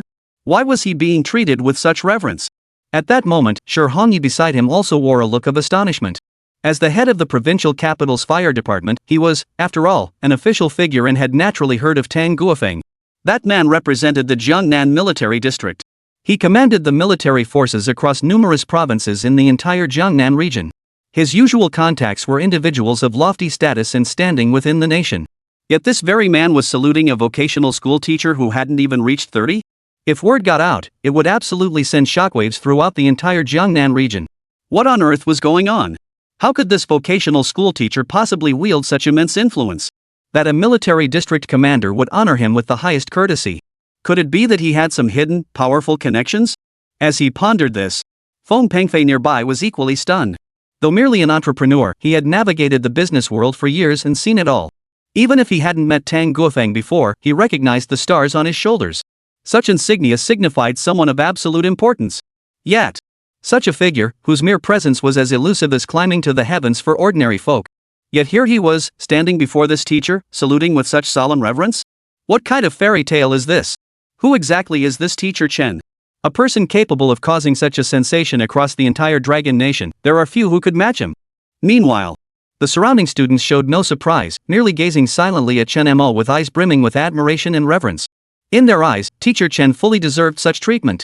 Forget the military commander, even the academicians of the entire Longguo Academy of Sciences would likely show him respect and deference. At that moment, teacher Chen Mo. Tang Guofeng called out in a booming voice after saluting, then introduced himself. I am Tang Guofeng, Commander-in-Chief of the Jiangnan Military Region. On behalf of all officers and soldiers of the military region, I offer you our highest respect and deepest gratitude for your heroic deeds and the astonishing achievements of your students. Your drones have rendered immense service to our nation and military. They have made an outstanding contribution to the entire Dragon Nation's diplomacy. The moment these words were spoken, the entire scene fell into complete silence. Feng Pengfei's mouth hung open, his eyes filled with utter disbelief. Drones? Made monumental contributions to the nation and the military? What was going on? Does this teacher really have a drone? How could that be? Isn't he just a lowly vocational school teacher? How could he possibly know anything about drones? Could it be that these students' drones are actually connected to him? At the same time, Shi Hongyi, standing nearby, stared wide-eyed in disbelief at the two men. The commander-in-chief of the Jiangnan military region was actually saying this vocational school teacher had achieved great national merit through drones? What a joke! He had done his due diligence beforehand. Although Teacher Chen had caused quite a stir online recently. But clearly, he'd never had any exposure to technology growing up. How could he possibly understand drones? Just look at these students' drones right here. Any one of them, taken individually, could completely transform the entire industry landscape.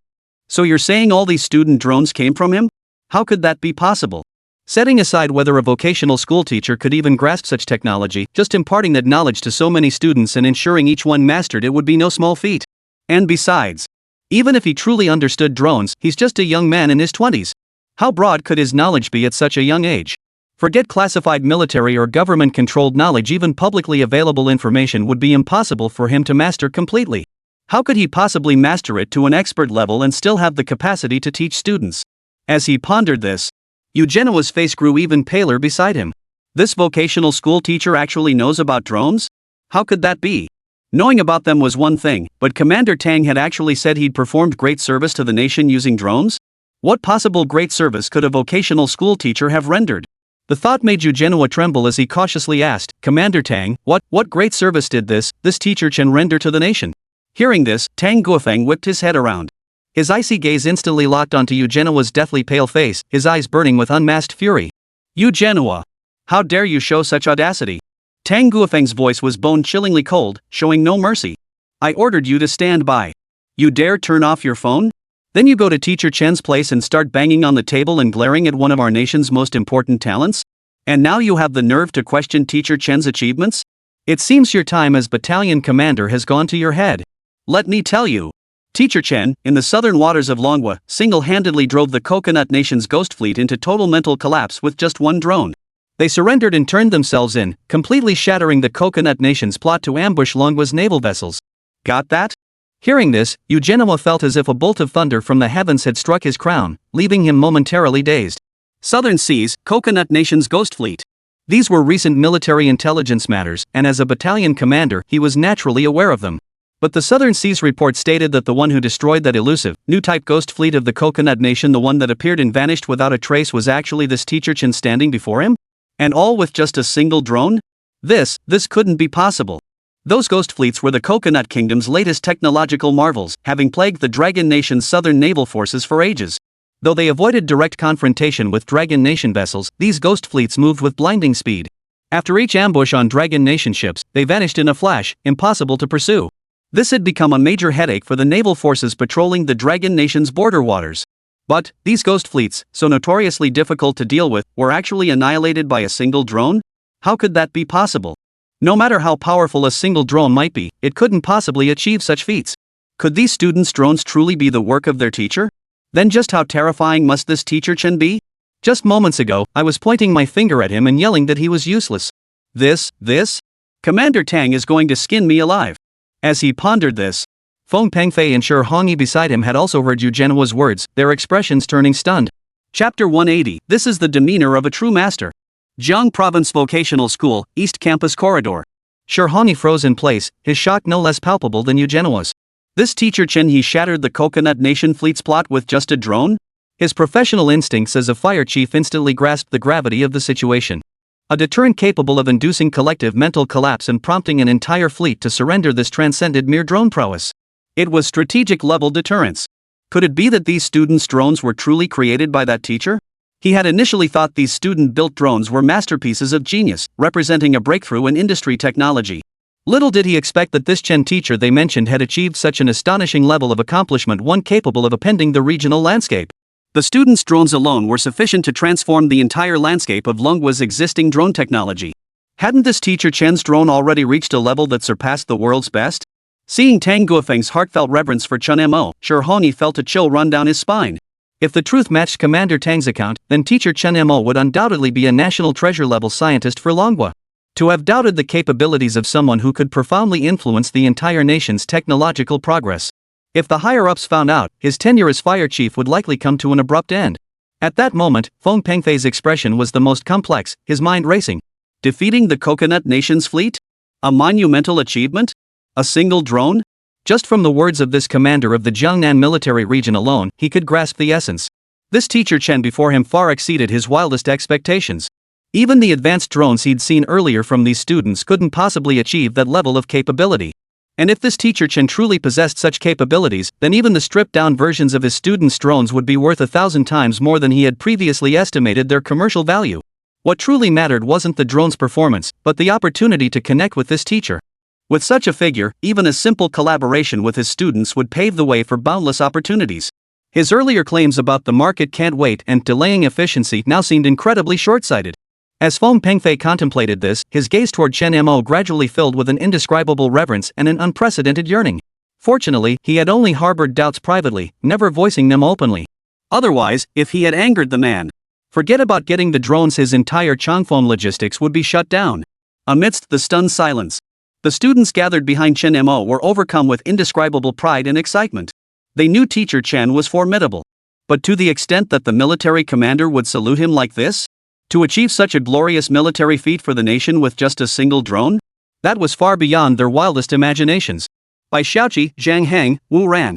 Each pair of eyes shone with astonishing brilliance, their chests heaving with emotion. Especially upon hearing that teacher Chen had driven the entire Coconut Nation fleet into a state of mental collapse and surrendered with just one drone, their blood instantly boiled with fervor. They had seen teacher Chen's drone. But that was the earliest prototype.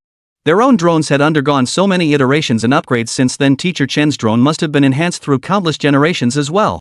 If all went well, teacher Chen's current drone might have completely surpassed their wildest imaginations. As they gazed upon Chen Mo's retreating figure, the fervor in their eyes intensified. This was no longer mere respect for a teacher, it bordered on worshipful reverence. Their teacher was actually such a master of the modern age, a true giant of the nation. As his students, they naturally felt a deep sense of pride. At that moment, the equipment technology lead and intelligence chief brought by Tang Guofeng were particularly overwhelmed, their eyes burning with fervor as they watched Chen Mo. The reports had already revealed the unfathomable technology behind the Hai Long. Witnessing its creator in person sent their blood racing. Once unveiled, this technology would send shockwaves through the entire drone industry. As the first witnesses to this breakthrough, their excitement was palpable. The equipment technology chief's fingers trembled slightly, itching to step forward and ask this master how he achieved such mind-boggling environmental simulation, coordinated formation, and directed energy defense technologies. The intelligence chief's thoughts ran deeper. The information superiority, strategic deception, and battlefield deterrence capabilities embodied by this technology could completely rewrite the rules in certain domains. His sole focus now was obtaining more information about this Chen instructor's drone. As each person's thoughts raced, a soldier jogged up to Tang Guofeng's ear and whispered a few words. Tang Guofeng's face darkened. He waved dismissively, sending the soldier away. Then, turning abruptly, he fixed Eugenua with a piercing glare and barked, "Eugenua. Present." Eugenua snapped to attention, standing rigidly straight as he answered in a trembling voice. "What were you doing before we arrived?" Tang Guofeng demanded, his gaze unyielding. "Military orders are as unyielding as mountains. How dare you turn off your phone without permission? Worse still, you came here to meddle with Professor Chen and question the nation's most vital asset? I heard every word you just uttered. You bastard, are you questioning a strategic-level scientist who saved frontline soldiers, averted potential bloodshed for the nation, and achieved unparalleled feats? Or are you questioning the outstanding talents he trained, who provide our military with critical combat capabilities? As a soldier, how do you propose to handle this?" The words cut deep, and cold sweat soaked through Eugenua's military uniform, leaving him rooted to the spot, utterly at a loss. Now he finally understood why Commander Tang had been on high alert, why he'd been so enraged. As a soldier, he had nearly committed a grave error. To speak so disrespectfully to a teacher regarded as a national treasure that alone was enough to cost him his life several times over. Fortunately, he hadn't crossed the line, otherwise, he would truly be finished. His thoughts tumbling into incoherent words, he stammered. "Commander Tang, Sir." Chen Mo, who had remained silent, suddenly spoke up, breaking the oppressive atmosphere and interceding for Eugenua. "Colonel Yu was merely fulfilling his duty, eager to secure equipment advantages for our forces. He got a bit carried away. It's a minor misunderstanding, no need to lose your temper." His words were calm, yet carried an air of effortless authority. Hearing this, everyone present couldn't help but feel a deep sense of admiration. Truly worthy of being regarded as a national treasure. Facing those who had spoken disrespectfully to him earlier, he not only considered their circumstances but also handled the situation calmly, repaying hostility with virtue. This was the true magnanimity of a master who refused to stoop to petty quarrels. At that moment, Tang Guofeng took a deep breath, forcing down his anger. He turned to look at Chen Mo, his expression gradually softening as he spoke with respect. Master Chen, your magnanimity leaves us in awe. Yet lacks discipline in my command is my failure. I shall address this severely and give you a proper account. He paused, his gaze shifting to the thick file folder held by his aide. Then, surveying the room, he declared in a resonant voice. Since matters have reached this point, certain truths must now be made known to those concerned. But remember, the following information involves state secrets and core strategic deterrence. No one is permitted to disclose it. Violators will be dealt with under military law. Chapter 181, Can Drones Create Dragons? Votes sought. Jiang Province Vocational School, East Campus Corridor. Tang Guofeng's voice carried a chilling aura of lethal intent, sending a wave of dread through everyone present. At the same time, curiosity began to stir among them. What exactly was Commander Tang referring to? National secrets and the core of strategic deterrence? Was it related to Teacher Chen? As the crowd pondered these questions, the staff officer stepped forward, retrieved a portable military-grade encrypted projector, and began setting it up while announcing, "Everyone, please follow me to the office. This location isn't suitable for the presentation." With that, he took the projector and headed toward the office. Seeing this, the others followed suit. The modest office quickly filled to capacity. Many students gathered at the windows outside the door, peering in to observe the situation. By then, the staff member had finished setting up the equipment and turned on the projector. The next moment, a beam of blue light shot out, forming a clear three-dimensional image on the office wall. Though key areas were blurred for processing, the scene depicted was enough to send Genoa and the others into a state of utter shock. The image depicted none other than the Azure Sea Dragon, the very creature Chen Mo had conjured to intimidate the Coconut Nation's fleet. The footage wasn't actual footage of a real dragon, but rather a multi-angle analysis diagram. The colossal, dragon-like silhouette glowed with an eerie blue light in the murky depths. The shimmering scales, the indistinct head, the sinuous body, even through the video feed, the visual impact was utterly terrifying. The close-in weapon system rounds fired by the Coconut Nation's vessels collided with an invisible wall dozens of meters above the sea surface, instantly exploding into massive fireballs mid-air. The precision of this detonation point and the intangible nature of the interception radiated both technological sophistication and an eerie sense of the uncanny. The camera then zooms in on the Coconut Nation fleet, clearly capturing the unidentified signal source on the flagship's command room radar screen, a massive sea dragon displayed as a living entity. Chaotic scenes unfolded on deck, soldiers frantically kneeling and prostrating themselves, while Lucas collapsed lifelessly to the ground. Every citizen of Coconut Nation, upon witnessing the sea dragon, completely broke down, plunged into despair. Soon, the video concluded. The screen then rapidly flashed through a series of charts and signal analyses. Simulated trajectories of hundreds upon hundreds of minutes, signal sources moving in high-speed coordination across the sea, records of high-energy microwave parameters capable of instantly detonating shells, environmental sensor captures of extremely low-frequency acoustic resonance. These data points carried no audio commentary, yet their impact surpassed any spoken words. Staring at the projection on the wall, Genoa's legs gave way completely. He clutched the wall to steady himself. He now understood firsthand the despair those Coconut Islanders must have felt. Such terrifying sea dragons were utterly beyond human capacity to resist. No wonder the people of Coconut Nation had suffered mental breakdowns. What was even more terrifying was that this sea dragon wasn't a natural phenomenon at all, it was technology so exquisitely crafted it could manipulate perception. The mastermind behind it all was none other than the man before him, Teacher Chen. He had truly achieved what Sun Tzu's art of war described, subduing the enemy's forces without fighting. Using drones to project a phantom sea dragon, he had subdued every single person in Coconut Nation without firing a single shot. Such a feat was truly terrifying. At this moment, Shirhani was utterly speechless.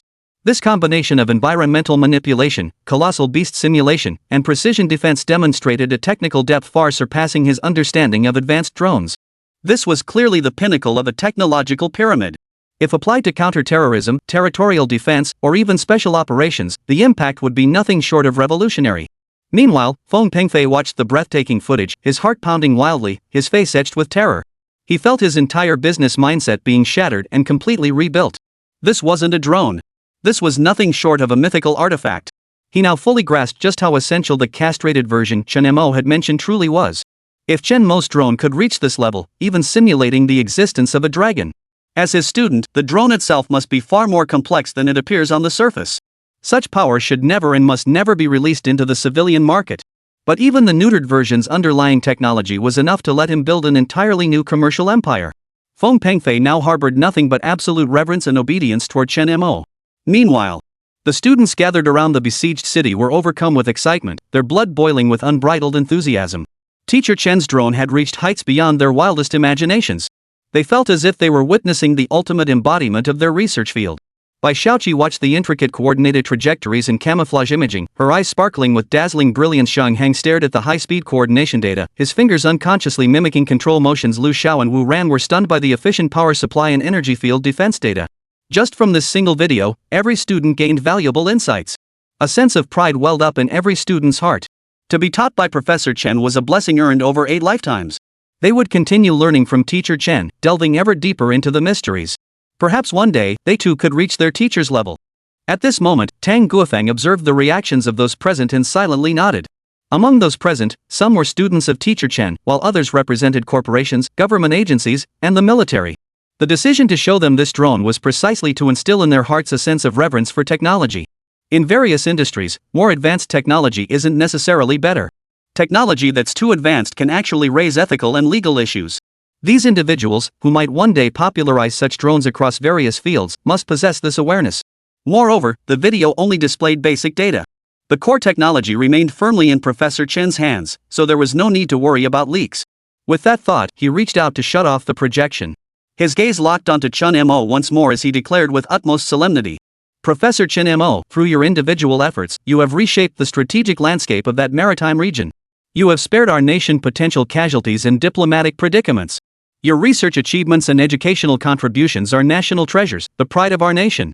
Here, on behalf of all officers and soldiers of the Jiangnan military region, I express our deepest gratitude to you. He straightened his spine once more and rendered a military salute of impeccable precision to Chen Mo. This time, every soldier in the corridor, including the sentries standing as still as stone, saluted Chen Mo in unison with a crisp, synchronized swoosh. The air of grim tension was replaced by pure reverence. The silent salute conveyed the highest reverence and most unwavering support. Seeing this, Chen Mo waved his hand and said calmly, "It was nothing. No need for such formalities." Chapter 182, Summer Break at the Dragon Science Academy? Jiang Province Vocational School, Hangsu Technology Development Company, Limited. Inside the office, Yu Genoa stared at the assembled soldiers and the bowing Tang Guofeng, his face ashen. A wave of regret surged within him. After a moment, he forced himself to straighten his back and executed an impeccably precise military salute toward Tang Guofeng and Chen Mo, declaring, "Teacher Chen, Commander Tang. I, Yu Genoa, was blind and arrogant. I nearly betrayed my country and my duty. I beg for punishment." As soon as he finished speaking, Shihongyi, standing nearby, took a deep breath. He solemnly adjusted his already immaculate firefighter's uniform before returning Chen Mo's salute with equal gravity. He said earnestly, "Teacher Chen, I have learned much. Your foresight and deep strategic thinking put me, Shihongyi, to shame. All previous misunderstandings and criticisms stemmed from my own ignorance and short-sightedness. I offer my sincere apologies. The fire department stands ready to receive your guidance and support at any time." Meanwhile, Feng Pengfei reacted with equal swiftness. Putting aside his usual smooth-talking ways, he stood ramrod straight and bowed deeply to Chen Mo, expressing his admiration. "Professor Chen, I am utterly convinced and deeply impressed. You are absolutely right. Castration is not only necessary, but our responsibility. Chanfeng Logistics seeks nothing more than to serve as the first step in your technology's transformation. We will strictly adhere to your requirements, ensuring these groundbreaking innovations safely benefit the public and enhance efficiency. All collaboration details are entirely up to you." Feng Pengfei will not raise a single objection. Facing the three parties' solemn pledges, Chen Mo maintained his unruffled expression. He nodded lightly and replied calmly, "Gentlemen, no need for formalities. The previous discussions were standard procedure. My requirements are simple: practicality, safety, and effectiveness."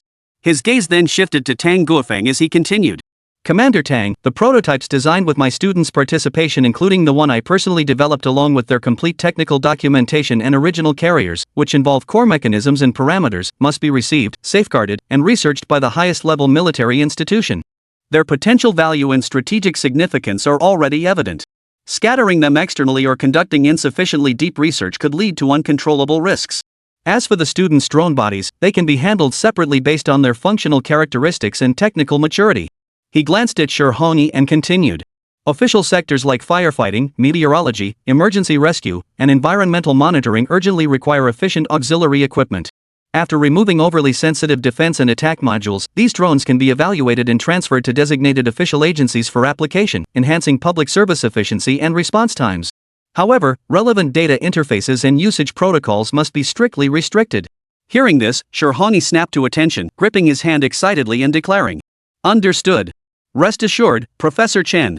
We will deploy them precisely where they're needed most and won't disappoint your expectations. I'll immediately establish a dedicated liaison team upon returning. Chen Mo nodded in acknowledgement before turning to Feng Pengfei and continuing. Mr. Feng, in commercial sectors like logistics, agricultural monitoring, and infrastructure inspection, efficiency and cost are paramount. The drones you require must meet physical performance safety standards while completely removing all sensitive functional modules that could be used for active countermeasures. Only basic sensing, stable flight, and efficient operational capabilities should remain. We can license or sell you a stripped-down version for commercial operations. Technical intellectual property remains with the individual or team that developed it, and commercial contracts must reflect its value. Upon hearing this, Feng Pengfei nodded rapidly like a chick pecking at grain, replying, Yes, yes, yes. Professor Chen. This castration must be thorough. These drones should just be well-behaved industrial tools. We'll handle the intellectual property however you direct. We'll manage technical support and commercial monetization, ensuring every student receives their rightful rewards and recognition. At that moment, Tang Guofeng watched Chen Mo meticulously arranging the details, his mind reeling with astonishment. This young teacher not only possessed unfathomable capabilities but also demonstrated remarkably meticulous thinking. He handled every aspect of drone application with remarkable finesse. And he was so young. A talent like this across the entire Dragon Nation, there might not be a second. With that realization, he immediately made his decision. Teacher Chen, will proceed exactly as you suggest. I'll report to higher-ups immediately and arrange for the highest-level classified agency to take charge. Should you require anything, contact Xiaoyu at any time, he's fully responsible. As he spoke, his gaze shifted to Eugenoa standing nearby. Seeing this, Eugenoa shuddered and immediately handed over a note, agreeing, yes. Teacher Chen, this note has my contact information. If you have any questions, feel free to reach out anytime. Seeing the matter settled, Tang Guofeng bowed to Chen Mo once more and said, Teacher Chen, we'll take our leave now to prepare for the handover. Hearing this, Chen Mo gave a slight nod. Seeing this, Tang Guofeng waved his hand, leading Eugenoa and the group of soldiers out of the East Zone teaching building toward the parade ground. As the military personnel departed, Shi Hongyi and Feng Pengfei exchanged glances before bowing in unison and stating, In that case, we won't linger any longer. Regarding the drone matter, we must first notify other relevant parties. Goodbye, Teacher Chen. With that, the two departed one after the other. Once everyone had departed, the office fell silent once more. Seeing this, the students, as if freed from shackles, instantly came alive, chattering excitedly. Teacher Chen, you're amazing. Compared to yours, our drones are nothing. Exactly. Mr. Chen, please teach us. How did you make that dragon? Teacher, now that we've handed in our drones, what are we supposed to study next? I'm sick of taking Chinese and English classes every day. Hearing this, Chen Mo's gaze settled on his students. Regaining his usual classroom ease, he smiled slightly and said, You guys? Sure, you handed in the drones, but the principles, design schematics, and debugging notes are all in your heads. Worried about having nothing to do? But come to think of it, summer break should be around the corner. There is actually one more thing. At this, the students' eyes lit up instantly, curiosity sparking. Summer break is almost here? We've been buried in research every day, I'd almost forgotten. Ugh. What's so great about summer break? Without Brother Chen's lectures, it'll be so boring. Professor Chen, what could this be? Could it be a new research project? The students instantly held their breath, eyes wide with anticipation, staring at Chen Mo. Seeing their tense expressions, Chen Mo spoke slowly. Summer break is almost here, and I see you're all itching to get busy. Well, Professor Chang from the Dragon Academy just called me. He's inviting our class to visit. He wants to see for himself what a bunch of vocational students look like, the kind who can push composite materials to their limits, master aerodynamics to the point of perfection, and even dare to dabble in electromagnetic stealth and laser cannons. The invitation from the Dragon Science Institute has arrived. I'll give it to the class monitor later, and he'll distribute it. So, start packing your things. This summer, come with me to the capital and broaden your horizons at the Dragon Academy. With that statement, a brief silence fell over the room. Cheers erupted like a volcanic explosion. Wow! The Dragon Science Academy. Am I dreaming? I've never been there. Long live the teacher. I've only seen it on TV before, and I've always wanted to chat with those experts. Bro Chen, you rock. Last summer break was so boring. Now I finally have something exciting to look forward to. Chapter 183, Isn't a technical school graduate just destined for manual labor? The next day, the day before summer vacation began. Jiang Province Vocational School, Class 6, Grade 3. After Chen Mo announced his summer trip to Longguo Academy and distributed the invitation letters, the entire class erupted in collective excitement, brimming with anticipation. Even their interest in listening to the lesson vanished. As dismissal time approached, the classroom erupted in a cacophony of chatter. Longguo Academy. I've never been there. This time I finally get to go out with Teacher Chen and see the world. Yeah. Last summer, I got scolded for staying home, and I got scolded for going out to play. Now they're saying the school arranged for us to visit. Let's see how they scold me. What level are those folks at the Dragon Academy, anyway? Hope they're not as lame as that old guy from the last open lecture. Just then, Bai Xiaoqi, sitting by the window, felt her phone buzz in her pocket. Seeing this, Bai Xiaoqi pulled out her phone and immediately spotted a voice message from her mom in the green bubble. She paused, puzzled, and tapped to play it. The next moment, her mother's voice came through the phone. "You little brat, hurry home. Your great uncle and the others are all visiting. They asked if you want to work at the electronics factory." Listening to her mother's voice, mixed with the noisy laughter in the background, Bai Xiaoqi raised an eyebrow and turned off her phone with a cold smile. Summer job? Who would want to work for them during summer break? These relatives never show up for 8 lifetimes, only to materialize right after their own kids have made a name for themselves. No need to guess they were here to show off. Her father, Bai Jiang, worked at a suburban materials factory, while her mother was a homemaker. Their family was ordinary. In past summers, she actually took odd jobs to save up for materials. Though these relatives didn't say it outright, the mockery and disdain practically overflowed from their eyes. All they ever said was, "What can a vocational school graduate possibly do?" Hearing it just made her furious. Just as she was lost in thought, Lu Xiao had appeared before her desk without warning and said, "Class monitor, I've arranged for everyone's drones. Your drone was acquired by the military. They offered around 1,000,000 yuan. The payment should be transferred today, keep an eye out for it." Also, Mr. Feng from Changfeng Logistics said he's connected with some companies interested in acquiring your stripped-down drone model. He should call you back today. Hearing this, Bai Xiaoqi snapped back to reality and nodded. "All right. I need to head home for a bit. Later, you can inform the classmates that Teacher Chen has arranged for us to depart for the Longguo Institute the day after tomorrow morning. Have everyone prepare their materials in advance. Meet in the classroom at 8 a.m. the day after tomorrow. Don't forget to bring Teacher Cheng's invitation letter." "Got it," Lu Xiao replied. Seeing this, Bai Xiaoqi slung her backpack over her shoulder and left the classroom. In the living room of Building 17, Nanjiang Garden. Cigarette smoke swirled thickly as 7 or 8 relatives crowded onto the sofa. Bai Xiaoqi's great uncle, a cigarette dangling from his mouth, was spitting venom at Bai Jiang. "Old Bai, it's time for that girl Xiaoqi to settle down. What good will a technical school diploma do her? She should learn from your eldest nephew." With that, he smacked his thigh triumphantly, downed a shot of liquor from the table, and pointed to the young man beside him, boasting, "My Xiaolong, oh right, her cousin is a junior manager at Changfeng Logistics now. Makes 15 grand a month." Hearing this, Auntie Air chimed in immediately. "That's right, brother Jiang. Xiaolong's company is hiring summer temps just packing parcels. Easy peasy. And Xiaoqi's cousin just started her own e-commerce business. She's making 300,000 yuan in pure profit this year. Working for her cousin would be way better than her looking for a job herself." Listening to the relatives' chatter, Bai Jiang rubbed his hands nervously, his face flushed with embarrassment. His mother tried several times to interject, but was cut off each time by the relatives' stream of words. Just then, the sound of a key turning in the lock echoed from the doorway. Moments later, the front door swung open, and Bai Xiaoqi stepped inside. Seeing her, all the relatives' eyes instantly focused on her. "The girl's back?" Uncle San squinted and said. "So, how about it? Want to go work? Do your cousin a favor. It's better than tinkering with scrap metal at that vocational school of yours, right?" Bai Xiaoqi said nothing, silently setting down her backpack and scanning the room. Every relative present was flushed from drinking, gesturing wildly. The table held either car keys or several packs of expensive cigarettes. Just then, her second aunt pulled her over to sit on the sofa, feigning earnestness as she said, "Xiaoqi, we're only helping you because we're family. I just heard your mother say you're following that vocational school teacher of yours. What kind of nonsense are you getting into? Tell me, what could that vocational school teacher possibly teach you? Playing with toy planes won't earn you any money, will it?" At this, the gathered relatives burst into laughter, their eyes brimming with undisguised mockery. Seeing this, Bai Xiaoqi remained outwardly composed, though inwardly she was seething. Toy planes? Any drone in this class could buy their entire company. Thinking this, she still played dumb on the surface.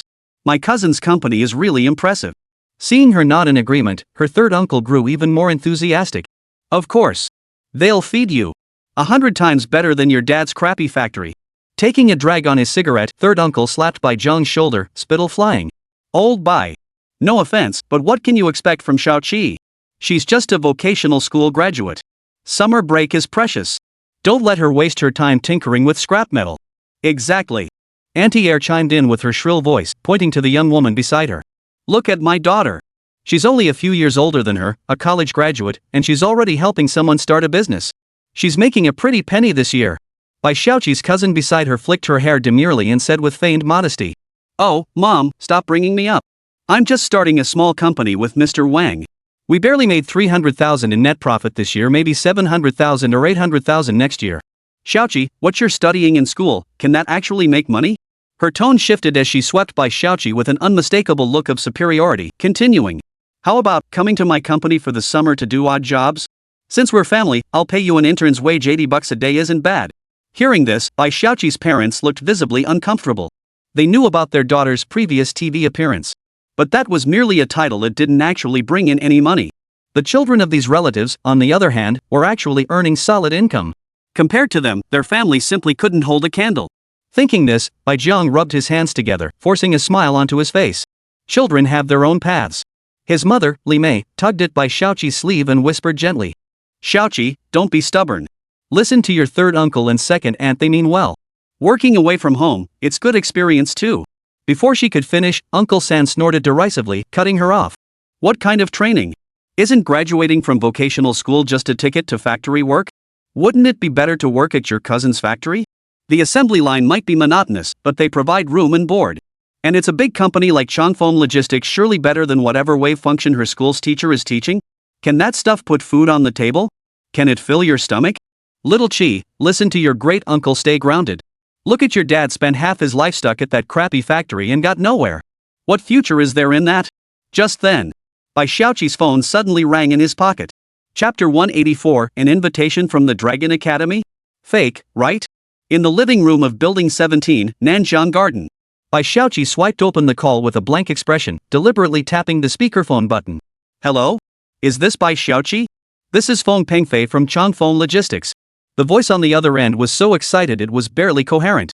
Redwood International Pictures, who we connected you with earlier, has decided to use your neutered drone model for a film project. The offer is roughly 100,000 yuan per day for rental. Are you satisfied with this price? The moment those words were spoken, the living room instantly fell into dead silence. Relatives exchanged stunned glances, their faces frozen in disbelief. Changfeng Logistics? Redwood International Pictures? Renting a drone for 100,000 yuan a day? Are you kidding me? Where on earth did Bai Xiaoqi get a drone? At that moment, Bai Xiaoqi's cousin standing nearby was completely dumbfounded. Feng Pengfei? Isn't that the CEO of their parent company? A figure like that, it's hard enough to even catch a glimpse of him normally. Why is he speaking to this Bai Xiaoqi with such respect? Was this even reasonable? No, this won't do. I need to get in front of him quickly and make an impression. I can't miss this chance. With that thought, Bai Xiaoqi's cousin hurried forward and called out. Mr. Feng, I'm Xiaolong from the sales department of the Jiang province branch. Have you heard of me? Hearing this, the voice on the other end paused, then said, Jiang province branch sales department? I don't recall. I'm speaking with Mr. Bai right now, don't interrupt. Hearing this, my cousin's words caught in his throat. He froze, utterly dumbfounded. Mr. Bai. This is Bai Xiaoqi? No way. At that moment, Bai Xiaoqi ignored her stunned cousin and calmly stated, the price is acceptable. Let's proceed with this arrangement. Hearing this, the voice on the other end sounded as if they'd struck gold, immediately exclaiming with excitement. Thank you, Ms. Bai. Please extend my regards to your teacher, Mr. Chen. The call ended abruptly, replaced by a busy signal. Seeing this, everyone present froze in shock. Bai Xiaoqi's cousin's actions made it clear. The person on the other end of the line was none other than the CEO of Changfeng Logistics. But this CEO was actually called Bai Xiaoqi, Boss Bai? Are you kidding me? What exactly does Bai Xiaoqi do? Isn't she just a vocational school graduate? Meanwhile, Bai Xiaoqi's parents stood by, utterly dumbfounded. When did their daughter get involved with that CEO? That's Changfeng Logistics, the largest logistics company in all of Longguo. And their CEO actually calls their daughter Bai CEO? Has the world gone mad? But before anyone could react, a notification tone sounded again from Bai Xiaoqi's phone. Alipay deposit 3.7 million yuan. Hearing this, the entire crowd was utterly dumbfounded. Cousin Xiaolong's smile froze on his face. His hand trembled, sending ash trickling onto his pants. Cousin's composed smile instantly cracked, replaced by sheer bewilderment. Third uncle forgot to puff on the cigarette hanging from his lips. A long strand of ash dangled, unshaken. 3 million? Aunt Air's voice shrieked like nails scraping glass, her eyes nearly popping out of her head. Xiaoqi? What kind of scam did you pull? 3 million? Bai Jiang snapped his head up, his eyes blazing with disbelief. Li Mei clamped her hand over her mouth as if startled, tugging her daughter close and muttering. You little brat, what's going on? Where did you get this money? Hearing her mother's words, Bai Xiaoqi slowly unlocked her phone and pulled up the bank app. Behind the eye-catching balance figure sat a clear note, drone purchase fee Jiangnan Military Region. The line of text was displayed clearly for all to see. Third uncle was dumbfounded. Another drone? Earlier, Changfeng Logistics had mentioned renting a drone for a day cost 100,000. Now the military was buying one outright for over 3 million?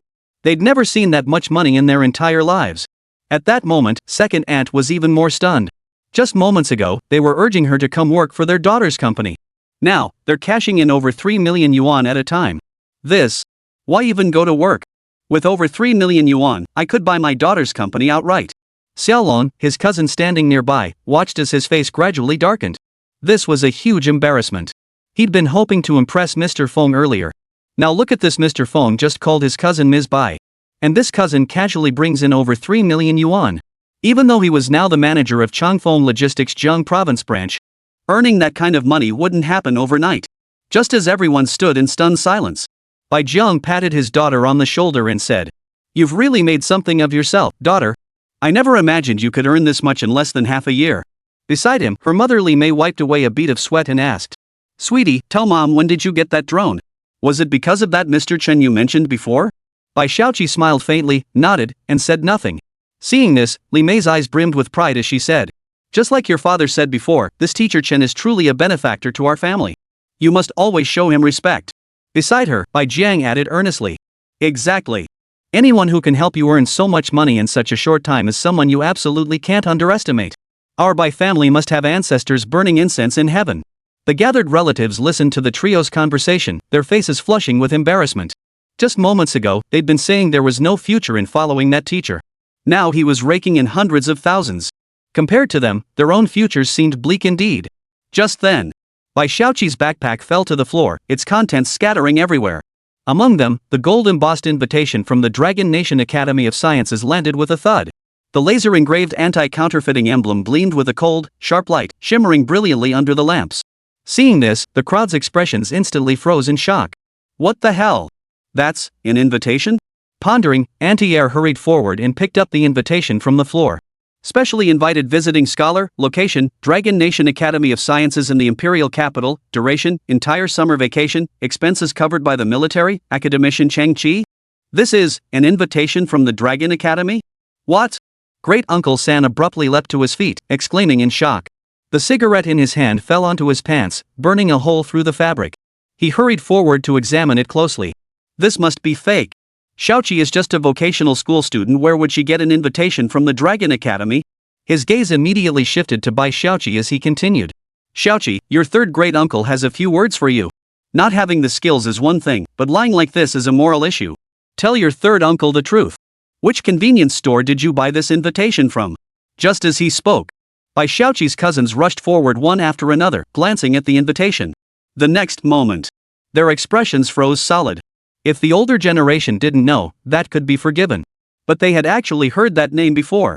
Cheng Qi, the leading authority at the Long Nation Academy of Sciences, chief engineer of the 6th generation aircraft program, a titan in Long Nation's technological sphere. It's him, the cousin exclaimed. I heard our department advisor mention it. The academician from the Dragon Academy really is named Cheng Qi. And that bright red official seal of the academy. This is definitely an invitation from the Long Academy of Sciences.